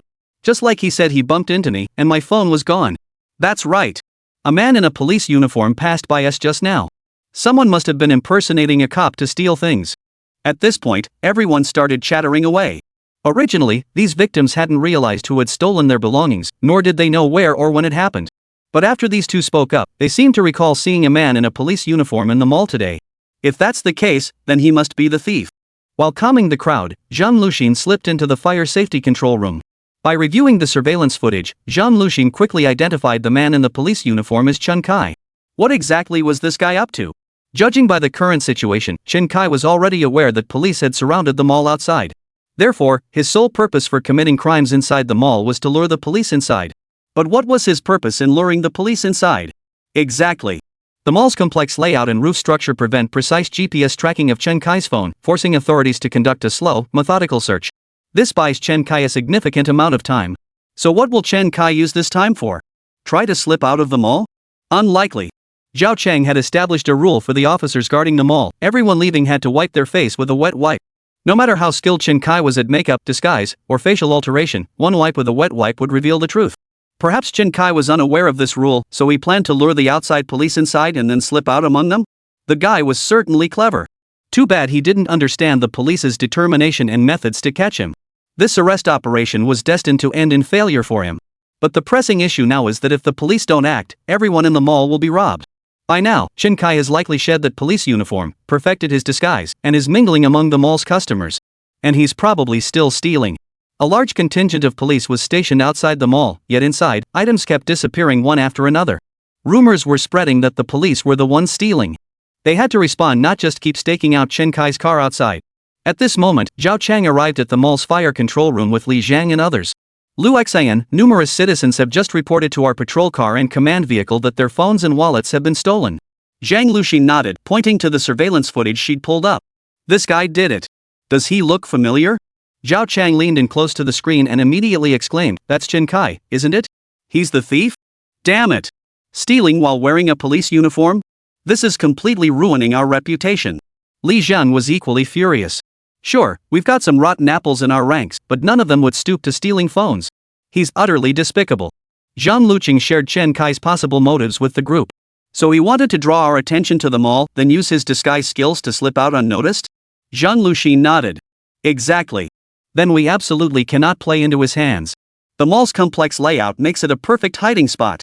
If our people go in, we might not catch Chen Kai and could end up making fools of ourselves. Zhao Chang voiced his concerns. The mall's vast size and intricate layout made locating a single person extremely difficult. Plus, with their live streaming setup, they'd be easy targets for ridicule. Therefore, Zhao Chang advocated continuing to stake out Chen Kai near the police cars outside the perimeter. Once Chen Kai exits the mall, they'll obtain his precise GPS coordinates. Moreover, Chen Kai's vehicle was already surrounded, making it impossible for him to use his modified car. If he tried to use a regular vehicle, he wouldn't stand a chance against those BJ-90 SWAT cars. Li Zhang and Yang Jichang both nodded in agreement. We support Zhao Chang's plan. Just then, a call came directly to Zhang Luxin's phone. Chapter 229, The Leader's Two Secret Weapons. Zhang Luxin answered the call with some confusion. Hello? This is the chief of the Imperial Capital Bureau. I'm watching your program right now. I order your task force to apprehend Chen Kai inside the mall immediately. Zhang Luxin froze for a moment after receiving the call. But, Commissioner, this is an order. The chief's unquestionable voice came through the phone. Yes, sir. We guarantee we'll complete the mission. Zhang Luxin's response lacked conviction, for apprehending Chen Kai inside the mall presented exponentially greater challenges than doing so outside. She simply lacked the confidence. As if sensing the uncertainty in Zhang Luxin's tone, the chief spoke slowly. Do you not understand why we must choose the most difficult path? Zhang Luxin nodded. It's actually quite simple. If you release Chen Kai outside the mall, can you guarantee a 100% capture rate? Zhang Luxin was about to slap her chest in assurance, but then she remembered who her opponent was: Chen Kai. Against Chen Kai, they had yet to achieve a single victory. Could she truly guarantee it? But if we trap Chen Kai inside the mall, it's only a matter of time before we catch him. But Zhang Luxin hurried to explain. But the chief interrupted Zhang Luxin and continued. I know you say an arrest inside the mall would be extremely difficult and dangerous. But are we a team of officers who retreat at the first sign of trouble? The crucial question is, what kind of officers are we? What is our purpose? Zhang Luxin blurted out without hesitation. We are public servants of the people, and our purpose is to serve the people. The chief nodded approvingly. You're absolutely right. We are public servants, and our purpose is to serve the people. Now the people report their belongings missing, and the suspect is inside the mall. You have every chance to block all his escape routes.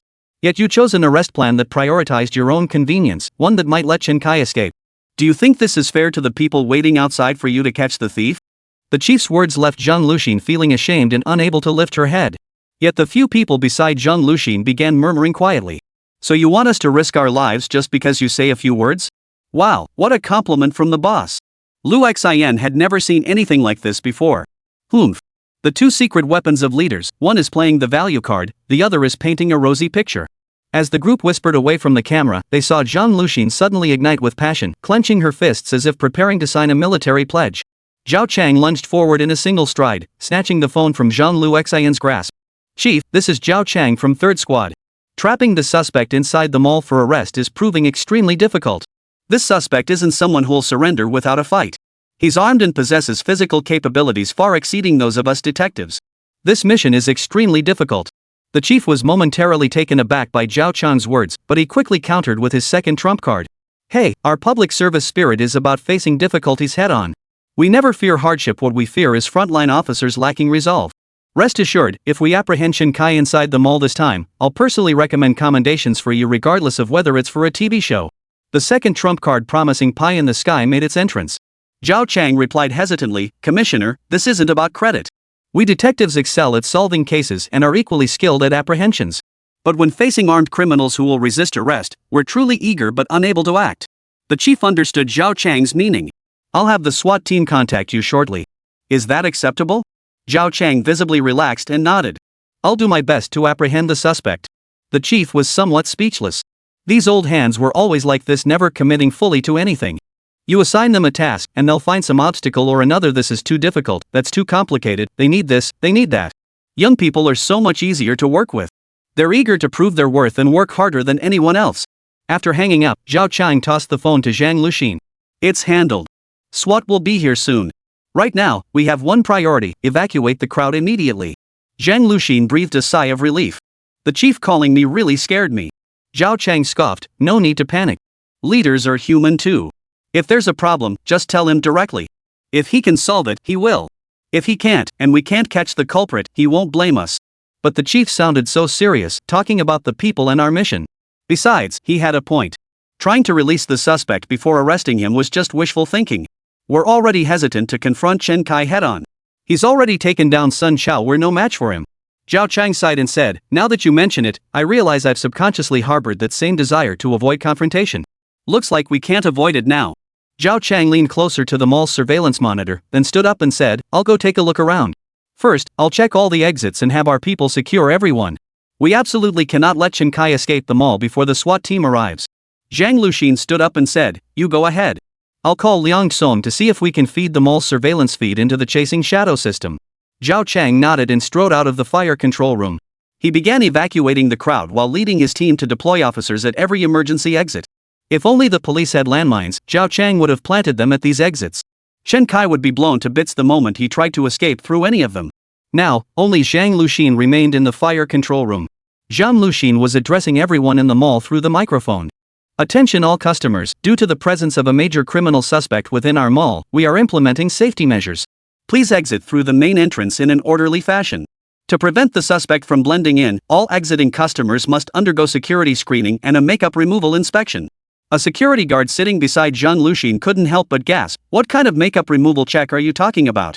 Zhang Luxin smiled as she pulled a wet wipe from her bag and placed it on the table. Of course, we'll use this to thoroughly wipe their faces. The security guard nodded nervously, replying, so no disguise can escape your setup. Zhang Luxin responded absent-mindedly before picking up her phone to send a voice message to Liang Song. Hey, brother Song, can your Chuaying system integrate all the mall's surveillance feeds? The security guard asked curiously again, what exactly do you mean by chasing shadow connecting to our surveillance? Chapter 230, The Covert Struggle in the Fire Control Room. Only Zhang Luxin and the security guard remained in the fire control room. Meanwhile, viewers in the livestream chat had their hearts in their throats. Because the security guard sitting next to Zhang Luxin was none other than Chen Kai. Earlier, Chen Kai had followed the security guard who went inside to use the restroom. He entered the bathroom, directly covered the guard's mouth and nose with a note, suffocating him to death. He then donned the guard's uniform and entered the fire control room disguised as the security guard. As the saying goes, the most dangerous place is often the safest. The fire safety control room was precisely where the police were most likely to search. Having mastered his burglary skills to godlike levels, Chen Kai had been sitting there monitoring the surveillance feeds. He overheard every detail of Zhang Luxin's arrangements with other officers and the chief's phone call to her. Chen Kai's original plan was to use his god-tier thieving skills to slip out of the mall amidst the chaos while also stealing a police officer's gun. If he could steal a police officer's gun, it might even help him improve his shooting skills. Even if it didn't, he could at least get his hands on more ammunition or firearm upgrade parts. That way, if he was ever apprehended by the police, he could strike back with swift and precise accuracy. Now it seemed his escape plan had completely failed. He had to find another way. To understand the police's tactics, Chen Kai struck up a casual conversation with Zhang Luxin, who was sitting beside him. This instantly sent the hearts of viewers in the livestream room racing. The police strategist is actually facing off with Chen Kai directly. This is so tense. Damn it, why hasn't Officer Zhang noticed yet? Chen Kai is actually trying to gather intel? He's got some nerve. Oh no, Chen Kai's next target might just be Officer Zhang.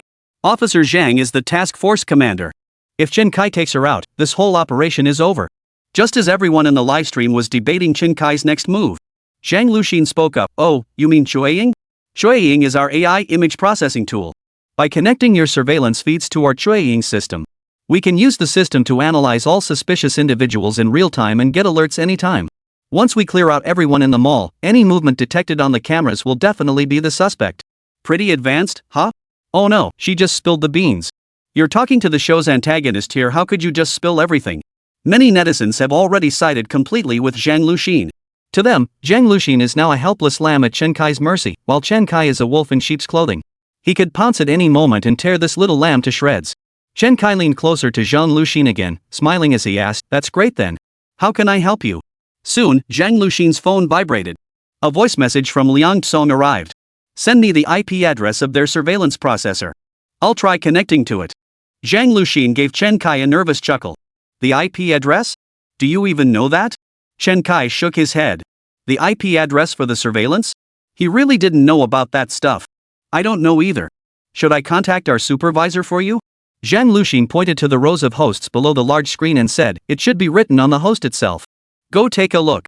As Chen Kai walked toward the monitoring hosts, Zhang Luxin immediately grabbed her phone and swiftly typed out a few words. "My speed is here."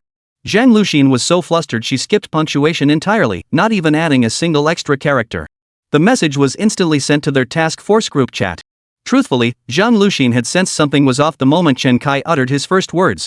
While it was common knowledge that Chen Kai could disguise his voice, but for someone familiar with him, a subtle anomaly was still detectable. Zhang Luxin felt Chen Kai's voice sounded familiar, which immediately put her on guard. Chen Kai then asked several more questions related to the case, further fueling Zhang Luxin's suspicion that this security guard was indeed Chen Kai. Yet it remained mere suspicion, lacking any concrete evidence. Worried that confronting him directly might lead to trouble, so she quickly contacted other members of the task force, instructing them to come immediately. She absolutely could not act on her own now, as police operations must adhere to 3 fundamental principles. The first principle was the superiority of police force. This means police should maintain numerical superiority to avoid situations where the outnumbered force prevails. When understaffed, officers should not act independently but promptly request backup to prevent individual heroism. The second principle is the principle of superior force. In terms of weaponry and equipment, police must possess superior arms and gear to suspects to ensure they are not at a disadvantage during law enforcement operations. The third principle is the principle of intelligence superiority. This means that in terms of intelligence, police should possess the capability for early warning and rapid response to criminal activities, thereby reducing uncertainties and risks during law enforcement operations. However, based solely on the first 2 principles, Zhang Luxin was not permitted to take unilateral action against Chen Kai. Because Zhang Luxin possessed neither police force superiority nor military superiority. Chen Kai is one person, and she is also one person. Chen Kai possesses a handgun, and she also possesses a handgun. The firearms were identical, and the numbers were equal. This was a case of the brave prevailing in a narrow encounter. Once action commenced, the label of heroism would be irrevocably applied. Therefore, Zhang Luxin could not move. But that final intelligence advantage made Zhang Luxin's heart race. At that moment, Chen Kai was advancing step by step toward the surveillance server. Zhang Luxin was tense. Though she desperately wanted to stick to the principle of maintaining the upper hand, she knew this was a once-in-a-lifetime opportunity. Chen Kai walked toward the monitoring host, his back now facing her. Chen Kai couldn't detect any of her movements. If she could take Chen Kai out right now, wouldn't that be a win-win situation? Chen Kai was unaware of her actions, while she knew his every move. That was the advantage of intelligence. Chen Kai was now 3 meters, 4 meters, 5 meters away. At this distance, a single shot would guarantee his death. This was practically a guaranteed win. But what if this man isn't Chen Kai? What if I shoot the wrong person? No, that was impossible. This man must be Chen Kai. Zhang Luxin reined in her chaotic thoughts, narrowing her eyes as she watched Chen Kai's retreating figure. Gritting her teeth, she sprang to her feet and reached behind her waist, intending to draw her gun and fire directly at Chen Kai. Chapter 231, The Police Officer's 3 Essential Safety Tools. Though she currently held no advantage in manpower or firepower, she possessed absolute superiority in intelligence and information. Chen Kai probably hadn't guessed that she had recognized him yet. Otherwise, he would never have been so reckless as to leave his back exposed to her. This was Zhang Luxin's advantage. Therefore, Zhang Luxin planned to take a risky gamble, first secure Chen Kai, then deal with the consequences. Within 5 meters, she could hit exactly where she aimed. Meanwhile, the atmosphere in the livestream chat grew tense. They had all begun to vaguely grasp Zhang Luxin's plan. Zhang Luxin intended to ambush Chen Kai from behind. This shift instantly turned the viewers, who had just been anxiously rooting for Zhang Luxin, to rooting for Chen Kai instead. Chen Kai really underestimated Officer Zhang exposing his back to her like that. Oh no, oh no. This episode teaches us, never turn your back on your enemy, no matter what. So tense. Do you think Chen Kai can still pull off an upset? What comeback? Didn't you see Officer Zhang already drawing her gun? At that moment, everyone stopped sending bullet comments. Because it was blocking their view of the live stream. At moments like this, they didn't want to miss a single frame. Amidst the anticipation of tens of thousands of viewers in the live stream room, Zhang Luxin abruptly stood up from her seat. As she rose, her hand darted toward the quick-draw holster on her belt. Her heart skipped a beat as she felt for it. Where was the gun? Where's my gun? Just as Zhang Luxin was puzzled, Chen Kai turned to look at her and asked, Officer, what's with all the sudden fuss? You scared me. Zhang Luxin forced down her fear, snapped back to her senses, and quickly replied, nothing. I just remembered something. I need to step out. Although Zhang Luxin didn't know how she'd lost her gun, she made the most correct choice in this urgent situation. She had to leave the fire control room quickly without alerting Chen Kai. Staying here any longer risked alerting Chen Kai, and that would mean certain death. With that, Zhang Luxin slowly backed toward the door, facing Chen Kai and using the desk for support. This lightning-fast sequence left the live stream viewers utterly frozen in shock. Where's Officer Zhang's gun? Did Chen Kai steal it? Holy crap, how did he do that? We didn't even see it. Look at Officer Zhang, her reaction was absolutely incredible. If we didn't all know she was about to draw her gun, we'd have been fooled by her words afterward. Her first priority after failing the mission was self-protection. Professional, so professional. At that moment, Xiaosa in the studio noticed these comments. With the police currently at a disadvantage, they absolutely need Guo Lao to hype up the police force. Their show's purpose was to showcase police tactics and capabilities to the public, but so far they'd only highlighted the suspects' methods. Now that they finally had an opening, they naturally needed to provide a detailed explanation of the police response. Xiaosa immediately asked, Mr. Guo, in this unexpected situation, how do you think Lu Xian handled it? Mr. Guo nodded approvingly and replied, I'm very satisfied with her response. When danger arises, we police officers can fight to the death to protect the lives and property of the people. But we police officers are human too. We have parents who raised us. When there's no immediate threat to people's lives or property, we must prioritize our own safety. Xiaosa nodded and said, You're absolutely right, Senior Officer Guo. Data shows that last year alone, 208 officers and 174 auxiliary police officers lost their lives in the line of duty. This force can be said to be the one making the most sacrifices in times of peace. It's a constant state of bloodshed and daily sacrifice. Old Guo nodded and continued, Bloodshed and sacrifice are the norm. I say this not out of complaint. Rather, I hope our frontline officers understand this principle. Only by ensuring their own safety first can they protect the safety of others. Notice how Lu Xian is backing toward the door while leaning on the table, ensuring she can see every move Chen Kai makes. Simultaneously, she raises both hands to chest level in a defensive posture. Xiaosa nodded and asked, What's so special about that posture? Officer Guo continued, All police officers undergo safety enforcement training, and the most crucial lesson is the 3 essentials of self-defense. Our police self-defense triad consists of weapon readiness, safe distance, and cover utilization. Weapon readiness means maintaining constant vigilance over weapons or hands that might hold weapons during enforcement. Lu Xian executed this perfectly as she retreated. She kept facing Chen Kai and fixed her gaze on his hands, ensuring she could react swiftly to any potential threat. The second tool is maintaining a safe distance. Lu Xian's backward movement ensured she kept a safe distance from Chen Kai. Individuals with limited training exhibit extremely low accuracy when firing handguns. Maintaining a significant safe distance prevents Chen Kai from suddenly lunging to injure or shoot someone. Additionally, notice how Lu Xian's hand remained raised in a guard posture in front of her chest at all times, protecting her vital area. The Type 92 pistol used by our police differs from the military version. The military variant has greater penetration power, while the police version has stronger recoil suppression. Therefore, the bullet could only penetrate the arm and not reach the chest. This likely saved Lu Xian's life. At this point, Xiaosa asked curiously, Grandpa Guo, at this distance, Chen Kai didn't need to aim for the chest, did he? He could have shot anywhere, right? Old Guo shook his head with a smile. As I mentioned earlier, the pistol may appear the most compact, but it is undoubtedly the most challenging weapon to master. Someone who's never used a handgun might not even hit a target at 10 meters. Chen Kai is a smart man, he should know this. If he were to shoot, aiming for the chest would be the safest choice.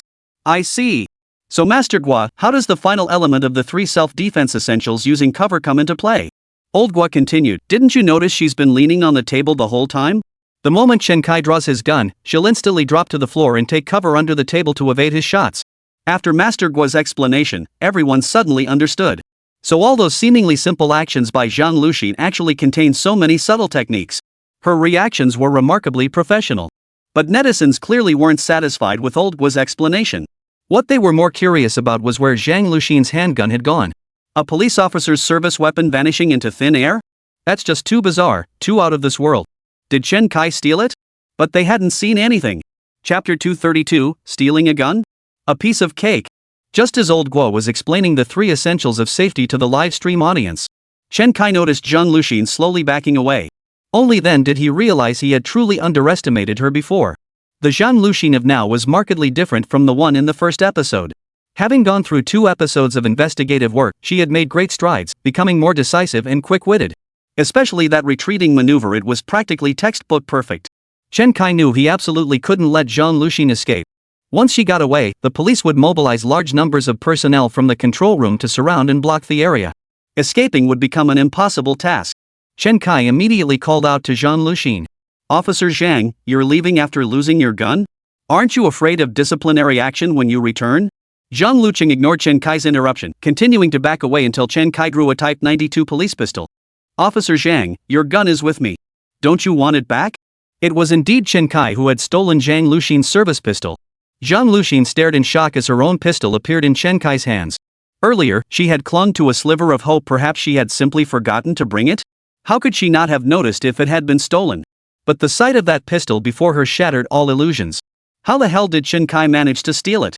Her pistol was secured in a Type 92 quick-draw holster on her belt, with a gun lanyard tethered to her waistband. The Type 92 quick-draw holster featured anti-theft and anti-loss functions, along with rapid draw capabilities. For anti-theft and anti-loss, the holster employed a dual locking design. The first lock secured the trigger guard, while the second locked the hammer ring. Once the pistol was holstered, both locks would firmly secure the trigger, ensuring the gun wouldn't dislodge no matter how she moved or jumped. Even if the pistol is removed from the holster, a third lock remains active. This is a steel cable resembling telephone wire, one end secured to the belt and the other fastened to the pistol grip. How on earth did Chen Kai manage to steal it with such stringent security? Right just now, Chen Kai deliberately approached me and spoke to me. Could he have stolen it then? But that state only lasted a few seconds. Could Chen Kai really have stolen my pistol in just a few seconds without me noticing? That was simply unbelievable. Just as Zhang Luxin and the viewers in the livestream were gaping in disbelief, Chen Kai suddenly laughed. The 2 locks on the Type 92 quick-draw holster posed no challenge whatsoever to Chen Kai. His second god-tier skill was lockpicking. He could effortlessly open bank vaults, let alone such simple mechanical locks. After all, the design prioritized quick draw to enable rapid extraction. The lock couldn't be overly complex. What truly gave Chen Kai a headache was the gun cable tethered to Zhang Luxin's waistband. The gun cable was a steel wire rope encased in rubber sheathing. This type of wire rope possessed immense strength, and the blade he'd stolen for burglary was clearly incapable of cutting through it.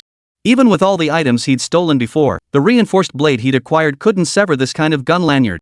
So Chen Kai simply used his reinforced blade to discreetly cut through Zhang Luxin's belt, allowing him to steal her service pistol without anyone noticing. Chen Kai waved the pistol in front of Zhang Luxin, then flicked it toward her. The gun now lay about 3 meters from Zhang Luxin and about 3 meters from Chen Kai. Zhang Luxin realized this was Chen Kai's ploy to keep her captive. He was exploiting her fear of disciplinary action for losing the weapon, hoping she would attempt to retrieve it. Then Chen Kai would pounce to subdue her. Chen Kai's objective was straightforward. He didn't want to fire the gun and alert other officers, thereby forcing himself to stay. Therefore, she absolutely must not attempt to seize the gun. Instead, she must quickly leave the fire control room. Some might wonder why she didn't shout for help. But Zhang Luxin had ruled that out from the very beginning. Fire control rooms are typically located in basements or upper floors of fire safety regulation, and their doors are always closed fire-rated doors. If they can block fire, their soundproofing is even better. So even if he screamed himself hoarse, no one would hear him. Zhang Luqing's decision now was to abandon the cautious retreat he'd been practicing and instead stride swiftly toward the fire control room door. Chen Kai looked at Zhang Luxin with surprise. He hadn't expected her to make this choice. This was the most correct choice at the moment. On one hand, it increased the distance between them. On the other, it forced Chen Kai to shoot at her, simultaneously alerting her colleagues. Chen Kai drew Sun Chao's service pistol and aimed it at Zhang Luxin. At this distance, he was confident he could kill her with one shot. But the gunshot would be deafening. Firing meant exposing his position to the others. There was no time left for Chen Kai to hesitate. Chen Kai swiftly aimed the gun at Zhang Luxin, preparing to pull the trigger. But a comical scene made Chen Kai abruptly halt his shooting motion and lunge toward Zhang Luxin. The belt Chen Kai had just cut suddenly fell away, and Zhang Luxin's loose police uniform trousers slid down to her ankles. Exposed beneath the uniform trousers was a pair of form-fitting navy blue thermal leggings. Earlier, Zhang Luxin had been retreating slowly and was so tense that she hadn't noticed her pants beginning to slip down.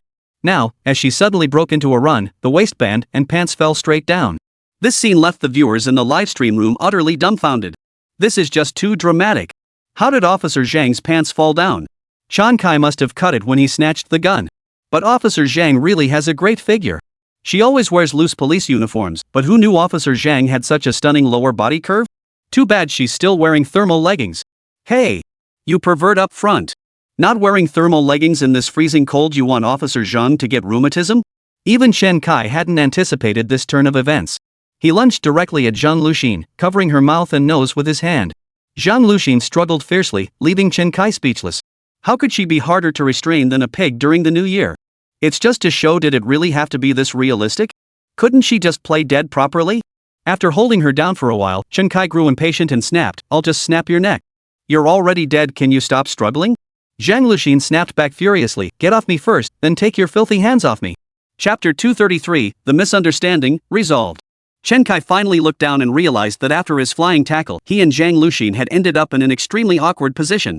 Recalling the moment, his right hand had seemingly touched a soft, elastic object that cushioned his fall. That soft cushion he'd used as a buffer must have been. Yes, it was Zhang Luxin's ample bosom. Chen Kai thought back carefully, it was definitely her. You patted it that thick? Chen Kai blurted out the question, causing Zhang Luxin's face to flush crimson instantly. Her figure was admittedly lacking in the upper body, but Zhang Luxin had never cared about such things before. She'd even proudly boasted to her police academy roommates about how her reduced wind resistance meant she didn't jiggle while running, sparing her the need for a sports bra. This very advantage meant Zhang Luxin's physical fitness was even on par with some men. But that mindset changed after she joined the show and became a public figure. The vast majority of viewers focused solely on the show and its storyline. Yet many still scrutinized Zhang Luxin's portrayal as a female police officer. Zhang Luxin herself was exceptionally beautiful and carried herself with great efficiency. After much scrutiny, these critics could only pinpoint one flaw, her flat chest. Some even claimed that only a policewoman like Zhang Luxin with an A-cup bust could ensure peace in the jurisdiction. Although such comments were few and far between, they still sparked appearance anxiety in Zhang Luxin, who had never paid attention to such things before. So she bought bras a size larger and layered multiple silicone breast pads inside them, pretending she still had ample assets. But unexpectedly, Chen Kai ruthlessly exposed her on the show. Zhang Luxin, overcome with anger and embarrassment, snapped, mind your own business. Get your filthy hands off me. Her words instantly sparked wild speculation among Chen Kai and the live stream viewers. Even Chen Kai felt a fleeting illusion their posture was undeniably suggestive, resembling the missionary position. In this position, had he really penetrated her? But that shouldn't be possible. In his current state of nervousness, his brother was practically retreating inside. How could it possibly be standing tall? Viewers in the live stream chat were getting excited too. Whoa! Chen Kai truly lives up to being our role model. Even now he's still taking advantage of the police officer. How shameless.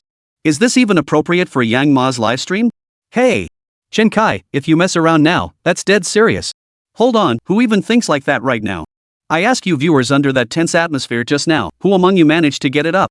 Even seeing Officer Zhang in thermal underwear, could you've gotten aroused in the blink of an eye? This comment left many viewers puzzled. Some women were baffled, while some men nodded in deep agreement. The same commenter continued, our human or rather, mammalian physiology works like this, under extreme stress, the sympathetic nervous system activates, causing blood vessels to constrict. That includes the vessels in the corpus cavernosum. BQ erection primarily relies on blood flow to the corpus cavernosum. But if those blood vessels constrict, the thing will shrink, not grow. Simultaneously, during combat, adrenaline mobilizes the entire body's muscles into a state of tension, causing the muscles in that area to tighten as well. Therefore, during intense stress, not only does BQ fail to occur, but the organ may even become shorter and harder. This explanation suddenly made things click for many people. So that's how it works. Wait, I already took off my pants ready to watch the live show in Yang Ma's livestream, and you're giving me this science lesson? Just another weird and useless piece of trivia added to my collection. Hey, you don't need to lecture us on useless physiological facts during such an awkward moment. Chen Kai glanced down at his crotch and said awkwardly, maybe my gun's pressing against you. Zhang Luxin's face flushed even redder. Gritting her teeth, she snapped, how dare you say such filthy things? If it weren't for the show rules, I'd fight you to the death. Chen Kai froze, wondering what filthy words he'd supposedly uttered. Chen Kai pulled Sun Xiao's pistol from his pocket and waved it in front of Zhang Luxin. This gun. What were you thinking? You're so young, yet your mind is already so dirty? Zhang Luxin wished she could sink into a hole right then and there. She wished she were truly dead right now. What was she even thinking? So embarrassing. But she couldn't blame herself for overthinking. Such a hard object pressed against her sensitive area. She wasn't wearing any outer pants. Chen Kai's hand had initially rested on her chest. How could she not overthink it? So Zhang Luxin promptly played dead. She just wanted to leave this world like this, to avoid being mocked. Heaven only knew what kind of rumors those people online would spread about her. Chen Kai looked at Zhang Luxin's motionless corpse, sighed helplessly, and said, "Why don't you pull your pants up first? Otherwise, people might think I did something to you. If you insist on playing dead, then I'll just have to help you out." Seeing Chen Kai about to take action, Zhang Luxin immediately pulled up her pants, which had slipped down to her ankles. Chen Kai pointed under the control room desk, and Zhang Luxin reluctantly crawled underneath. She certainly didn't want Chen Kai to drag her over, much less carry her. Even if she were dead, she wouldn't want that to happen. After all, what had just happened was too embarrassing. She didn't want to face this guy who had made her feel so awkward again. Chen Kai sat down, completely blocking Zhang Luxin from view. From Zhang Luxin's perspective, she could only see Chen Kai's legs and crotch. This angle instantly reminded Zhang Luxin of the office affair scenes in those suggestive videos she'd uncovered. Her face flushed bright red. No, she had to shake off these strange thoughts immediately. Chen Kai picked up Zhang Luxin's phone and shoved it under the table. "I need your fingerprint to unlock it. If you don't want me grabbing your hand to unlock it, then unlock it yourself." Zhang Luxin hurriedly unlocked her phone and handed it to Chen Kai. Chen Kai opened their task force chat group and sure enough, saw Zhang Luxin's warning message. It had been 3 or 4 minutes since she sent that message. They should be arriving soon. Chen Kai quickly typed a message on his phone. Misunderstanding resolved. He set his phone aside, then plugged the hard drive he'd snatched from the luggage store into the surveillance host in the fire control room and began reviewing the footage. Chapter 234, I killed him. Zhang Luxin was puzzled by Chen Kai's actions. This guy killed himself just to watch surveillance footage in peace? What footage was he watching? Or the hard drive she brought? Zhang Luxin instantly recalled the luggage store she'd just passed, where someone in police uniform had snatched the surveillance hard drive from her shop. Could it be that the surveillance footage from that luggage store held something special? A luggage store? Zhang Luxin's mind raced like an electric current, instantly grasping a possibility. Are you looking for the origin of the suitcase from the cremation site? Zhang Luxin couldn't help but ask. The show didn't stipulate whether the deceased could speak, only that it shouldn't compromise the fairness of the simulated crime. Therefore, Zhang Luxin could avoid revealing case details to Chen Kai. This didn't mean Zhang Luxin wouldn't question Chen Kai to satisfy a dead person's curiosity. Chen Kai glanced at Zhang Luxin, who had crawled her head out from under the table, and ordered, "Get back under there immediately. If your colleagues show up, you'll ruin the show." "Oh, I know. This is a normally closed fire door, they can't open it from the outside. I'll just crawl back in when they knock." Zhang Luxin had completely forgotten the earlier awkwardness. She moved closer to Chen Kai and joined him in scrutinizing the screen. "We were at the scene." Zhang Luxin hadn't finished speaking when a prompt from the production team came through her headset. Zhang Luxin immediately changed her question. "Did you find the luggage tag at the crime scene?" Chen Kai nodded. "I found a metal tag on a suitcase. It was the brand of this luggage store. I've been roaming the city these past few days, specifically looking for this store." Zhang Luxin couldn't help but mentally give Chen Kai a thumbs up. In fact, they had collected more items at the scene that also pointed to this luggage brand. However, this investigative lead had been immediately dismissed by the entire task force.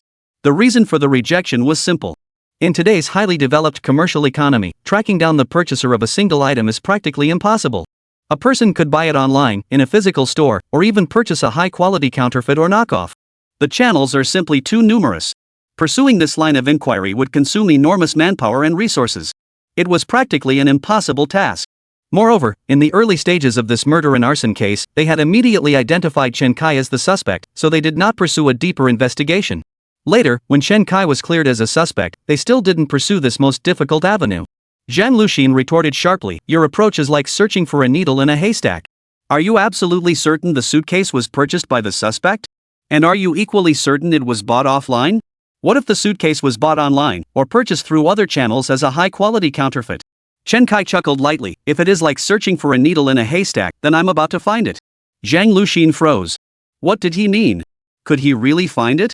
"Because my analysis is this: if the suitcase was bought by the killer, then their motive is simple: to frame me. I don't believe I have any enemies. Most of the grudges against me stem from the second season of the show. In the second episode, before the murder, the reunion was too brief. If the killer intended to act, the online order might not even arrive in time. Since this suitcase is a high-end international brand, it must be purchased through overseas shopping, which takes a long time. Therefore, I concluded must have been purchased offline. Zhang Luxin immediately countered, would a killer go to a boutique to buy such an expensive leather bag? What if it was a knockoff or high-quality replica bought from a street vendor? Chen Kai shook his head with a smile, unlikely, but not impossible. If that's the case, then I'm the unlucky one. Because in the second phase, I infringed upon the interests of a minority group, mostly wealthy individuals who don't care how much a suitcase costs. They've developed the habit of shopping at brand boutiques, so they would buy from a boutique. Zhang Luxin was rendered speechless by Chen Kai's reasoning. It must be said, Chen Kai's analysis was flawless. It was entirely plausible. But he overlooked the most crucial point. Zhang Luxin asked, what if the suitcase was purchased by the victim long ago, stored at home, and then conveniently utilized by the killer? Chen Kai smiled and countered, have you even identified the victim in this case? Zhang Luxin froze, countering, what do you mean? Chen Kai knew Zhang Luxin couldn't disclose any information, so he continued, if the victim bought it beforehand, then I'm out of luck. That angle is ruled out.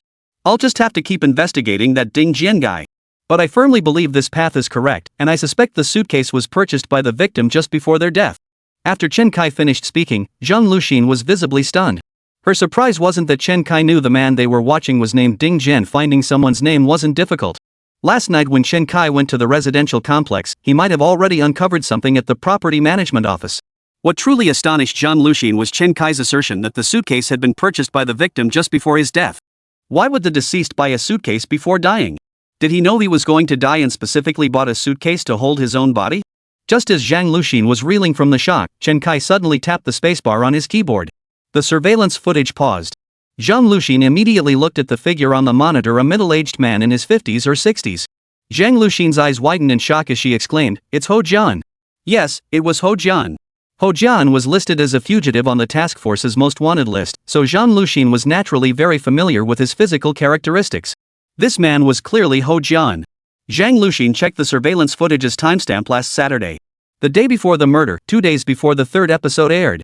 Could Chen Kai's prediction really be coming true? Chen Kai continued playing the surveillance footage. Ho Jian was seen browsing the luggage store, selecting the largest suitcase, quickly checking out, and then dragging it out of the mall. It really was the suitcase Ho Jian had purchased himself. He had bought a suitcase large enough to hold his own body just 1 day before his death. This couldn't be possible. It was utterly unbelievable. Could it be that Ho Jian was the one who killed himself? Then who is the dead person? Who killed Ho Jian? Or rather, who did Ho Jian kill? My classic I killed someone scenario is actually playing out in real life? Zhang Luxin's mind couldn't process it all at once. What astonished Zhang Luxin even more was that this utterly absurd plot twist had actually been guessed correctly by Chen Kai standing before her. Chapter 235, The Task Force's Major Discovery. Once Chen Kai confirmed that Ho Jian was the one who purchased the suitcase, some of the case's mysteries were completely unraveled. But Zhang Luxin remained utterly bewildered. Wasn't Ho Jian the victim? Where in the world does a victim buy a suitcase to hold their own body before dying? This was utterly illogical. Zhang Luxin pointed at Ho Jian on the surveillance footage, her voice trembling with confusion. What on earth is going on? Chen Kai smiled and said, it's quite simple to understand. Chen Kai began explaining his theory to Zhang Luxin. Meanwhile, the screen suddenly shifted to footage from the task force's office. In the shot, Tian Jianhua, Old Ma, Dr. Cui, and others were examining a forensic report. The sudden cut occurred because Tian Jianhua had called the program director, Xia Shihai, to report a major breakthrough and request live coverage. Ever since Tian Jianhua took Dr. Cui and Old Ma to specifically investigate the murder and cremation case, there had been no footage of Commander Tian for 2 consecutive days. Precisely because Chen Kai's showdown with the task force had been so spectacular these past 2 days, many had forgotten about veterans like Tian Jianhua. Now that Tian Jianhua announced a major breakthrough, Xia Shihai immediately dispatched a camera crew to the task force office. At that moment, Dr. Cui handed Chen Kai a forensic report still warm from the printer and stated, everyone, based on our DNA testing of the stomach contents, the DNA profile from this sample is completely different from the DNA profile we identified as belonging to the victim. This means the deceased is not Ho Jian, it's someone else entirely. Ma Hui's eyes widened in shock. This possibility is actually real? The killer is incredibly cunning. He placed Ho Jian's ID and wallet on the victim's body to be burned together, and even left Ho Jian's bloodstains at the primary crime scene. His goal was to mislead us into mistakenly believing the victim was Ho Jian. Dr. Cui and Tian Jianhua both nodded in agreement. Manhwa continued, Dr. Chui, any updates on the victim's identity? Dr. Chui shook his head. No successful matches yet. But we know he's not in the criminal suspect database, which makes identification difficult. I'm currently cross-referencing with the family lineage database. In the studio, Old Guai immediately explained to everyone. Previously, DNA comparisons were either made between suspects' blood samples or against the criminal suspect database. Typically, when criminal suspects are apprehended, their blood samples are collected and uploaded to the database. However, such comparisons ultimately cover only a small number of people. It is impossible for the state to collect DNA samples from every individual, so the work of collecting DNA from male family members was introduced. This initiative begins by mapping the genealogy of male family members, collecting blood samples from 1 out of every 10 males in the family. If the family includes cases of marriage into the family, adoption, or other circumstances, separate blood samples must be collected. This is because the Y chromosome is passed down through generations, meaning all male members of a family share identical Y chromosomes. This nationwide effort has now been completed. By analyzing the Y chromosome in DNA, we can first identify the most closely related family and then specifically inquire whether any recent missing persons are present within that family. This process requires considerable time and cannot be completed quickly. Mr. Guo's science talk made many people feel a bit anxious. Right now, they couldn't care less about DNA or Y chromosomes. They only wanted to know, if the deceased wasn't Ho Jian, then was the murderer Ho Jian? Their attention was now focused entirely on Chen Kai and Tian Jianhua. At this moment, Old Ma voiced the question on everyone's mind. Chief Tian, he asked, since the victim's identity is still unconfirmed, can we definitively identify the killer? Tian Jianhua replied in a low voice, we can essentially confirm that the murderer is Ho Jian. Ha? Manhwa looked puzzled. Even Dr. Chui looked at Tian Jianhua with curiosity, clearly surprised by this unexpected conclusion. How did Ho Jian suddenly shift from victim to suspect? That identity shift was way too abrupt. Tian Jianhua nodded solemnly. Let's start with the motive. Ho Jian has a perfect motive for the crime. Why would a suspect burn the body and go to such lengths to make us believe the victim was Ho Jian? Because it was the perfect way to slip away. Only by dying could Ho Jian truly live. The chat exploded with reactions. That really woke us up. Exactly. Only when Ho Jian is dead can the real Ho Jian live. Find a scapegoat, burn them beyond recognition, trick the police into thinking it's Ho Jian, then the real Ho Jian can survive by assuming a new identity. Creepy when you think about it. This is what true high IQ crime looks like. Tian Jianhua continued, moreover, once Ho Jian is dead, according to our country's laws, the case can be dismissed and closed after the suspect's death. Therefore, the case related to Ho Jian will not be prosecuted in court, nor will any criminal record be left. According to our investigation, Ho Jian's son is currently running for a seat in the People's Congress, while his grandson is preparing to enter the healthcare system. Their family is in a critical transition phase of integrating politics and business, poised to achieve complete rehabilitation. So Ho Jian's death benefits his family in every way. It's a win-win situation. That was Ho Jian's motive for the crime. After hearing Tian Jianhua's analysis, Manhwa suddenly realized, no wonder when I contacted the Ho family to identify the body, they didn't even look closely before confirming it. They even rushed to cremate him. I thought it was because the body was too badly burned to recognize, but it turns out they were just desperate for Ho Jian to be dead already. Tian Jianhua tapped Ho Jian's photo on the whiteboard and said in a solemn voice, there's another motive. Why would the perpetrator frame Chen Kai? I can't imagine anyone besides Ho Jian who would hate Chen Kai that much. Dr. Chui nodded in agreement, then asked curiously, but Director Tian, motive alone doesn't prove Ho Jian is the suspect, does it? Tian Jianhua smiled and replied, the evidence we collected earlier still serves a purpose. For instance, the staged crime scene contained Ho Jian's blood. How did that blood get there? It must be connected to Ho Jian, right? And it was found in his villa in the suburbs. At the time, since we immediately deduced the victim was Ho Jian and the killer was Chen Kai, we didn't analyze it thoroughly. Now let's revisit Li Zhang's crime scene investigation report. Tian Jianhua said, flipping to the page containing the crime scene photos. Chapter 236, Different Paths, Same Destination. The others immediately leaned in to look. The production crew promptly zoomed in on the crime scene investigation report. Tian Jianhua pointed to the later pages of the report and said, these are the findings from the van. Take a close look. The van in question was the one that entered the suburban reservoir villa area. Initially, they suspected that van was the one Chen Kai stole to carry out the murder. Later, this van was discovered by the roadside, and Li Zhang also conducted an on-site examination of its interior. However, these minor details were no longer of interest to anyone, as everyone was busy pursuing Chen Kai at the time. Inside the van's cargo area, they discovered bloodstains resembling both wiped and spattered patterns. The blood appeared relatively fresh. Swabs were used to collect blood samples, designated as sample number 0010400111. Dr. Cui immediately hurried to his forensic laboratory and retrieved these swabs. He transferred the bloodstains from the swabs onto glass slides and examined them carefully under the microscope. The blood type matches the victim's. I'm sending it for DNA analysis immediately. Tianjianhua nodded and remarked, who would have thought that minivan we all overlooked could very well be the primary crime scene? Solving cases often works like this. Once we crack the key issue, everything else falls into place. Ma Hui nodded and asked, so what should we do now? Tianjianhua said solemnly, Old Ma, contact Ho Jian's local police station. Don't process his household registration cancellation yet. As long as his household registration remains active, he's still a fugitive on the run. Our surveillance measures will stay in effect. Second, verify every plastic surgeon in the capital city. Focus on those who have had dealings with Ho Jian's medical company. His next move will definitely be plastic surgery to alter his identity. Tianjianhua brimmed with energy as he assigned tasks, a stark contrast to his previous dejected state during the pursuit of Chen Kai. Only confronting a genuine criminal could rouse his spirit. At this moment, the viewers in the livestream were utterly stunned. They weren't just stunned by Tianjianhua's analysis, they were stunned that Chen Kai's analysis matched Tianjianhua's perfectly. Chen Kai reached the same conclusion as the police chief based solely on a suitcase? That's incredible. Unbelievable.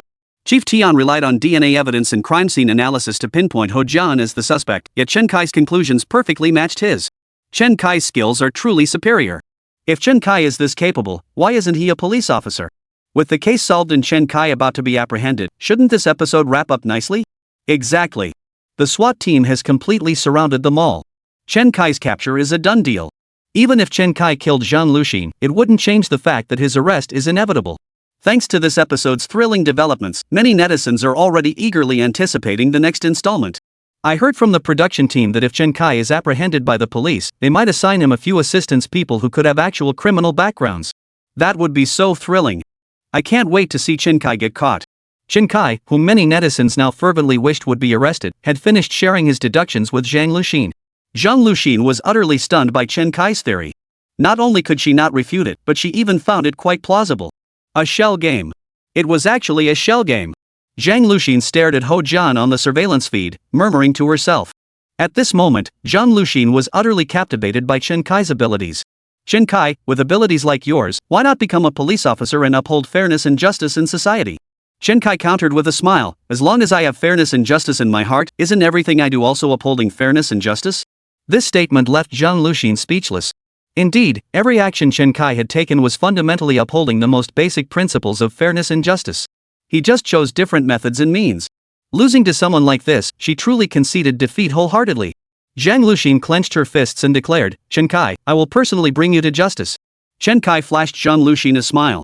Is that so? I look forward to it. Just then, a knock sounded at the door. Chen Kai immediately pushed Zhang Luxin's head back under the table. Remember, you're a dead man now. Chen Kai whispered before rising and heading toward the door. That rough shove instantly erased any trace of admiration or goodwill Zhang Luxin had just begun to feel toward Chen Kai. At the same time, a flicker of secret delight flickered in her eyes. She knew it had to be his colleagues knocking at this hour. She was eager to see how much longer Chen Kai could survive. Before her death, she had already sent a warning message to his colleagues. Even if Chen Kai later grabbed her phone to send a message saying it was all a misunderstanding and had been resolved, it wouldn't dispel the others' suspicions. In fact, someone had already called Zhang Luxin's phone moments ago, but Chen Kai hadn't answered. Because even if Chen Kai answered, he couldn't possibly fake Zhang Luxin's voice, not even with god-tier impersonation skills. In other words, Zhang Luxin's colleagues would come here no matter what. And the first to arrive was Zhao Chang. Primarily because Zhao Chang was closest to the location. He had received Zhang Luxin's warning first and immediately turned back toward the fire control room. On the way, he received Chen Kai's message stating the misunderstanding had been resolved. Feeling puzzled, Zhao Chang called Zhang Luxin to ask about it. But no one answered. This instantly made Zhao Chang feel uneasy. He immediately headed toward the fire control room. Upon reaching the fire control room door, Zhao Chang drew the pistol holstered at his waist, holding it in one hand while knocking on the door with the other. Chen Kai hurried to the door and opened it, only to find a dark muzzle pointed directly at him. Seeing that the person who opened the door was the same security guard from earlier, Zhao Chang felt a slight sense of relief. He then raised the muzzle and scanned the interior of the fire control room. Where's that female officer? Chen Kai scratched his head and said, she rushed out in a hurry just now. I have no idea where she went. Zhao Chang nodded, finding Chen Kai's description plausible. He holstered his weapon back into the quick-draw holster on his belt. Officer, would you like to check the surveillance footage to find her? Chen Kai extended the invitation, asking Zhao Chang to stay in the fire control room and review the footage. This caused the viewers in the livestream chat to widen their eyes in astonishment. He really has some nerve. Chapter 237, The Gord Brothers Save Grandpa. Zhao Chang hadn't intended to linger, but upon reflection, he realized monitoring the footage would be far more efficient than searching blindly. So Zhao Chang followed Chen Kai briskly to the desk and sat down. At that moment, Zhang Luxin's body lay directly beneath Zhao Chang's feet. All he had to do was glance down under the desk to see it. At this moment, not only was Zhang Luxin so nervous she couldn't even breathe, but even the viewers in the livestream room felt their hearts leap into their throats. Attention! You can breathe again now. Thanks for the heads up, I was about to pass out. Holy crap, this is too tense. Chen Kai could be exposed any second. What is Chen Kai made of? Doesn't he feel nervous, worried, or scared at all? Especially Zhang Luxin watching Zhao Chang's crossed legs swaying right before her eyes, she didn't even consider touching it to subtly remind him she was there. This wasn't because Zhang Luxin feared the show's rules. A slight touch wouldn't be noticed by the production team. Zhao Chang's crossed leg was already trembling on its own, and no one could tell if it bumped into anything. But Zhang Luxin didn't entertain such thoughts.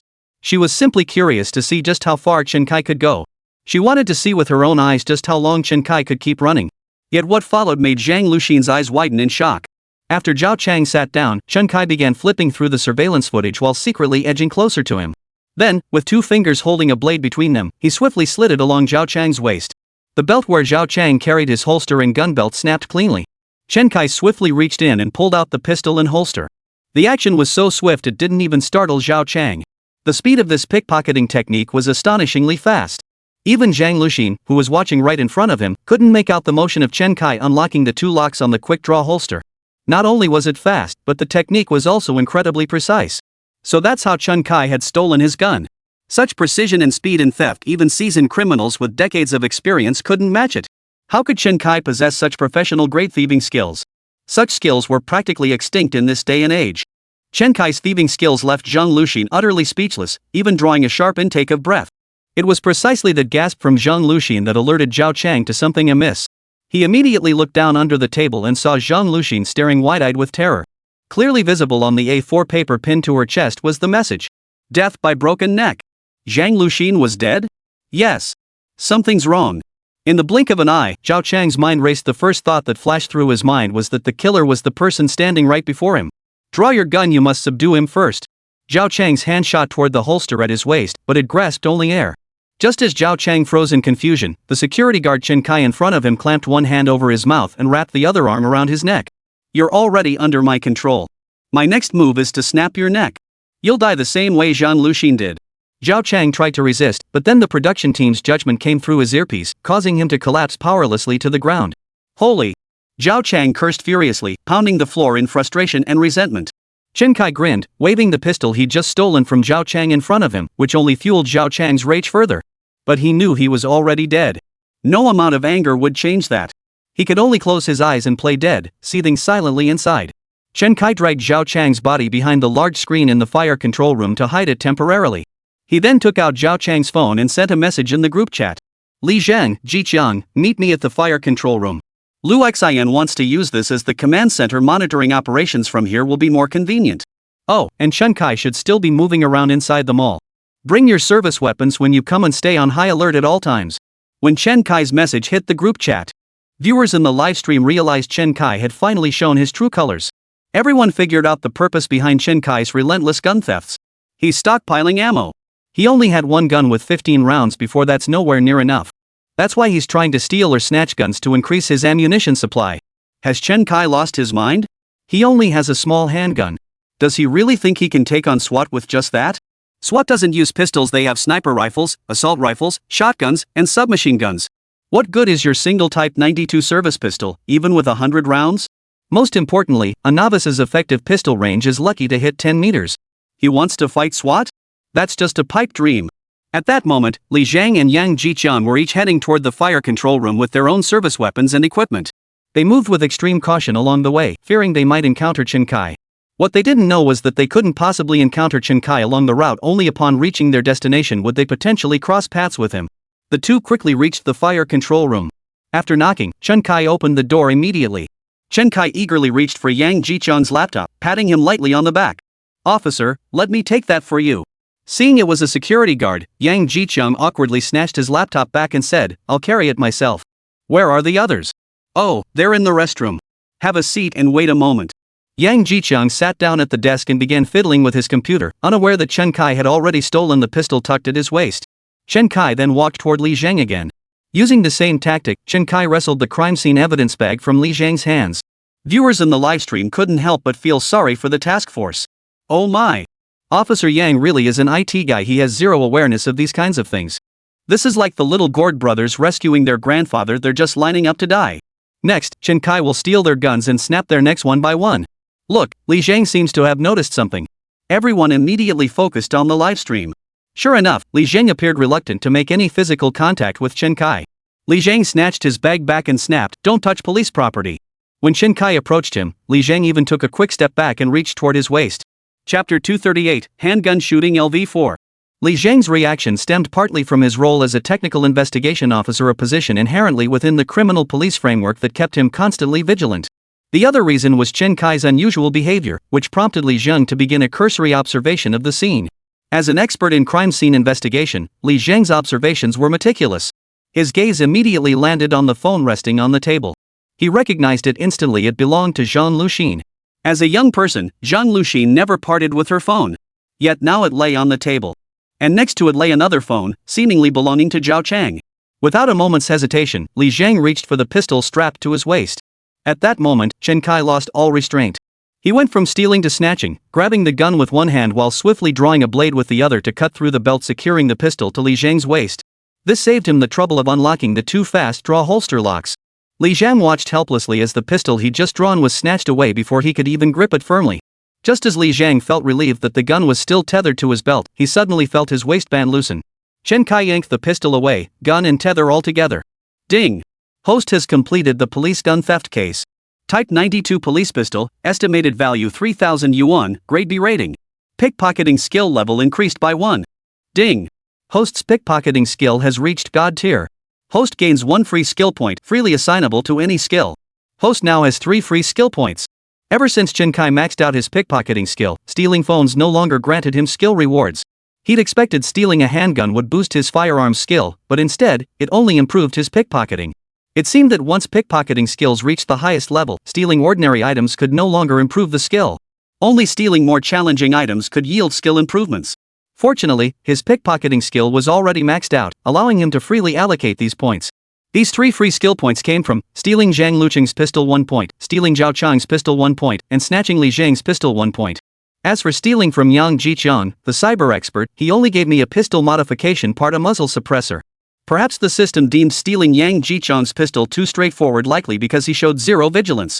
Chen Kai decided to immediately allocate all 3 skill points to shooting technique. Reminder: firearms proficiency is a broad category. Hosts may only enhance subcategories such as pistol shooting, rifle shooting, submachine gun shooting, etc. Chen Kai felt somewhat helpless. So does that mean there's also proficiency in using grenades and various combat skills? The system remained silent, seemingly acknowledging Chen Kai's conjecture. With the situation urgent, Chen Kai could only allocate all 3 skill points to pistol shooting. Ding! Host detected possessing basic pistol disassembly and maintenance knowledge, confirming host's pistol shooting skill at LV1. Ding! Handgun shooting upgraded to LV2. Ding! Handgun shooting upgraded to LV3. Ding! Handgun shooting upgraded to LV4. Handgun shooting has now reached level 4, just 1 level away from reaching God tier handgun shooting.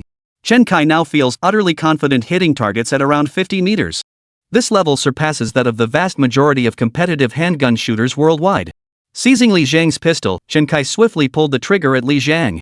He immediately spun around and fired a shot that instantly took down Yang Jicheng, who had just begun to react. Bang! Bang! 2 consecutive shots, both hitting their targets with precision. Before Li Zhang and Yang Jicheng could even react, the fatality alert tones from their laser sensors sounded. This was way too fast. Had they really just died? Li Zhang and Yang Jicheng never imagined that during the arrest operation, these 2 technical police units would be lost. This was utterly unbelievable. And how could Chen Kai have reacted so swiftly? Hadn't he just snatched his gun? How could he have fired it? Yang Jicheng pointed at Chen Kai and shouted, "Wait, you. I'm just a cybersecurity guy. Why are you shooting me? This is outrageous. You should be running away. You lured us here to kill us? How dare you be so brazen? Yang Jiqiang was so enraged he could barely get his words out. Meanwhile, the two bodies hiding behind the large screen and inside the desk slowly crawled out. Jiqiang, stop complaining. At least we're all together now. Damn it, so we're the little heroes rescuing the old man. Li Zhang couldn't help but curse. Zhao Chang curled his lip and snorted, Chen Kai, don't get too cocky. You just fired a gun that shot was loud. The SWAT team will be here looking for you any minute. Those guys are SWAT, they're way better than us. Li Zhang nodded immediately. You might as well give up. Killing us is payback enough. Just surrender right here. Chen Kai spread his coat open to reveal 5 handguns tucked inside. Then what's the point of having all these guns? At least let's put up a fight. With that, Chen Kai pushed open the fire control room door and stepped out. Zhao Chang snorted, he's courting death. Yang Jiqiang slumped helplessly onto the floor, sighing, who cares if he's courting death? We're already as good as dead. Who'd have thought a network guy like me would end up killed in action? How ironic. Don't worry, he won't gloat for long. Li Zhang snorted. Hey, what exactly happened with Lucan just now? The others turned to Zhang Lucan, their curiosity piqued. Since Zhang Luqing was the first to spot Chen Kai. So Zhang Luxin recounted everything that happened after she found Chen Kai. From how she recognized the security guard as Chen Kai by his voice, to how Chen Kai killed her. A thought began to form in everyone's minds. Could Chen Kai really be a criminal mastermind? Could he possess every skill related to crime? Disguise, lockpicking, and now pickpocketing too. What kind of extraordinary individual was this? If it weren't for Chen Kai's clean background, they'd suspect he'd been in prison trained by the big shots there. Zhao Chang patted Zhang Luxin's shoulder and said, don't worry, Luxin. He'll be caught soon. There's no way he can escape this tightening net. But Zhang Luxin shook her head. I don't think he'd do anything without a plan. Maybe he really can escape. And honestly, I hope he does. Zhao Chang frowned slightly. Hey, Lucheng, why are you siding with him? Zhang Luxin smiled and replied, because he's astonished me. He actually uncovered the real culprit behind that murder and arson case.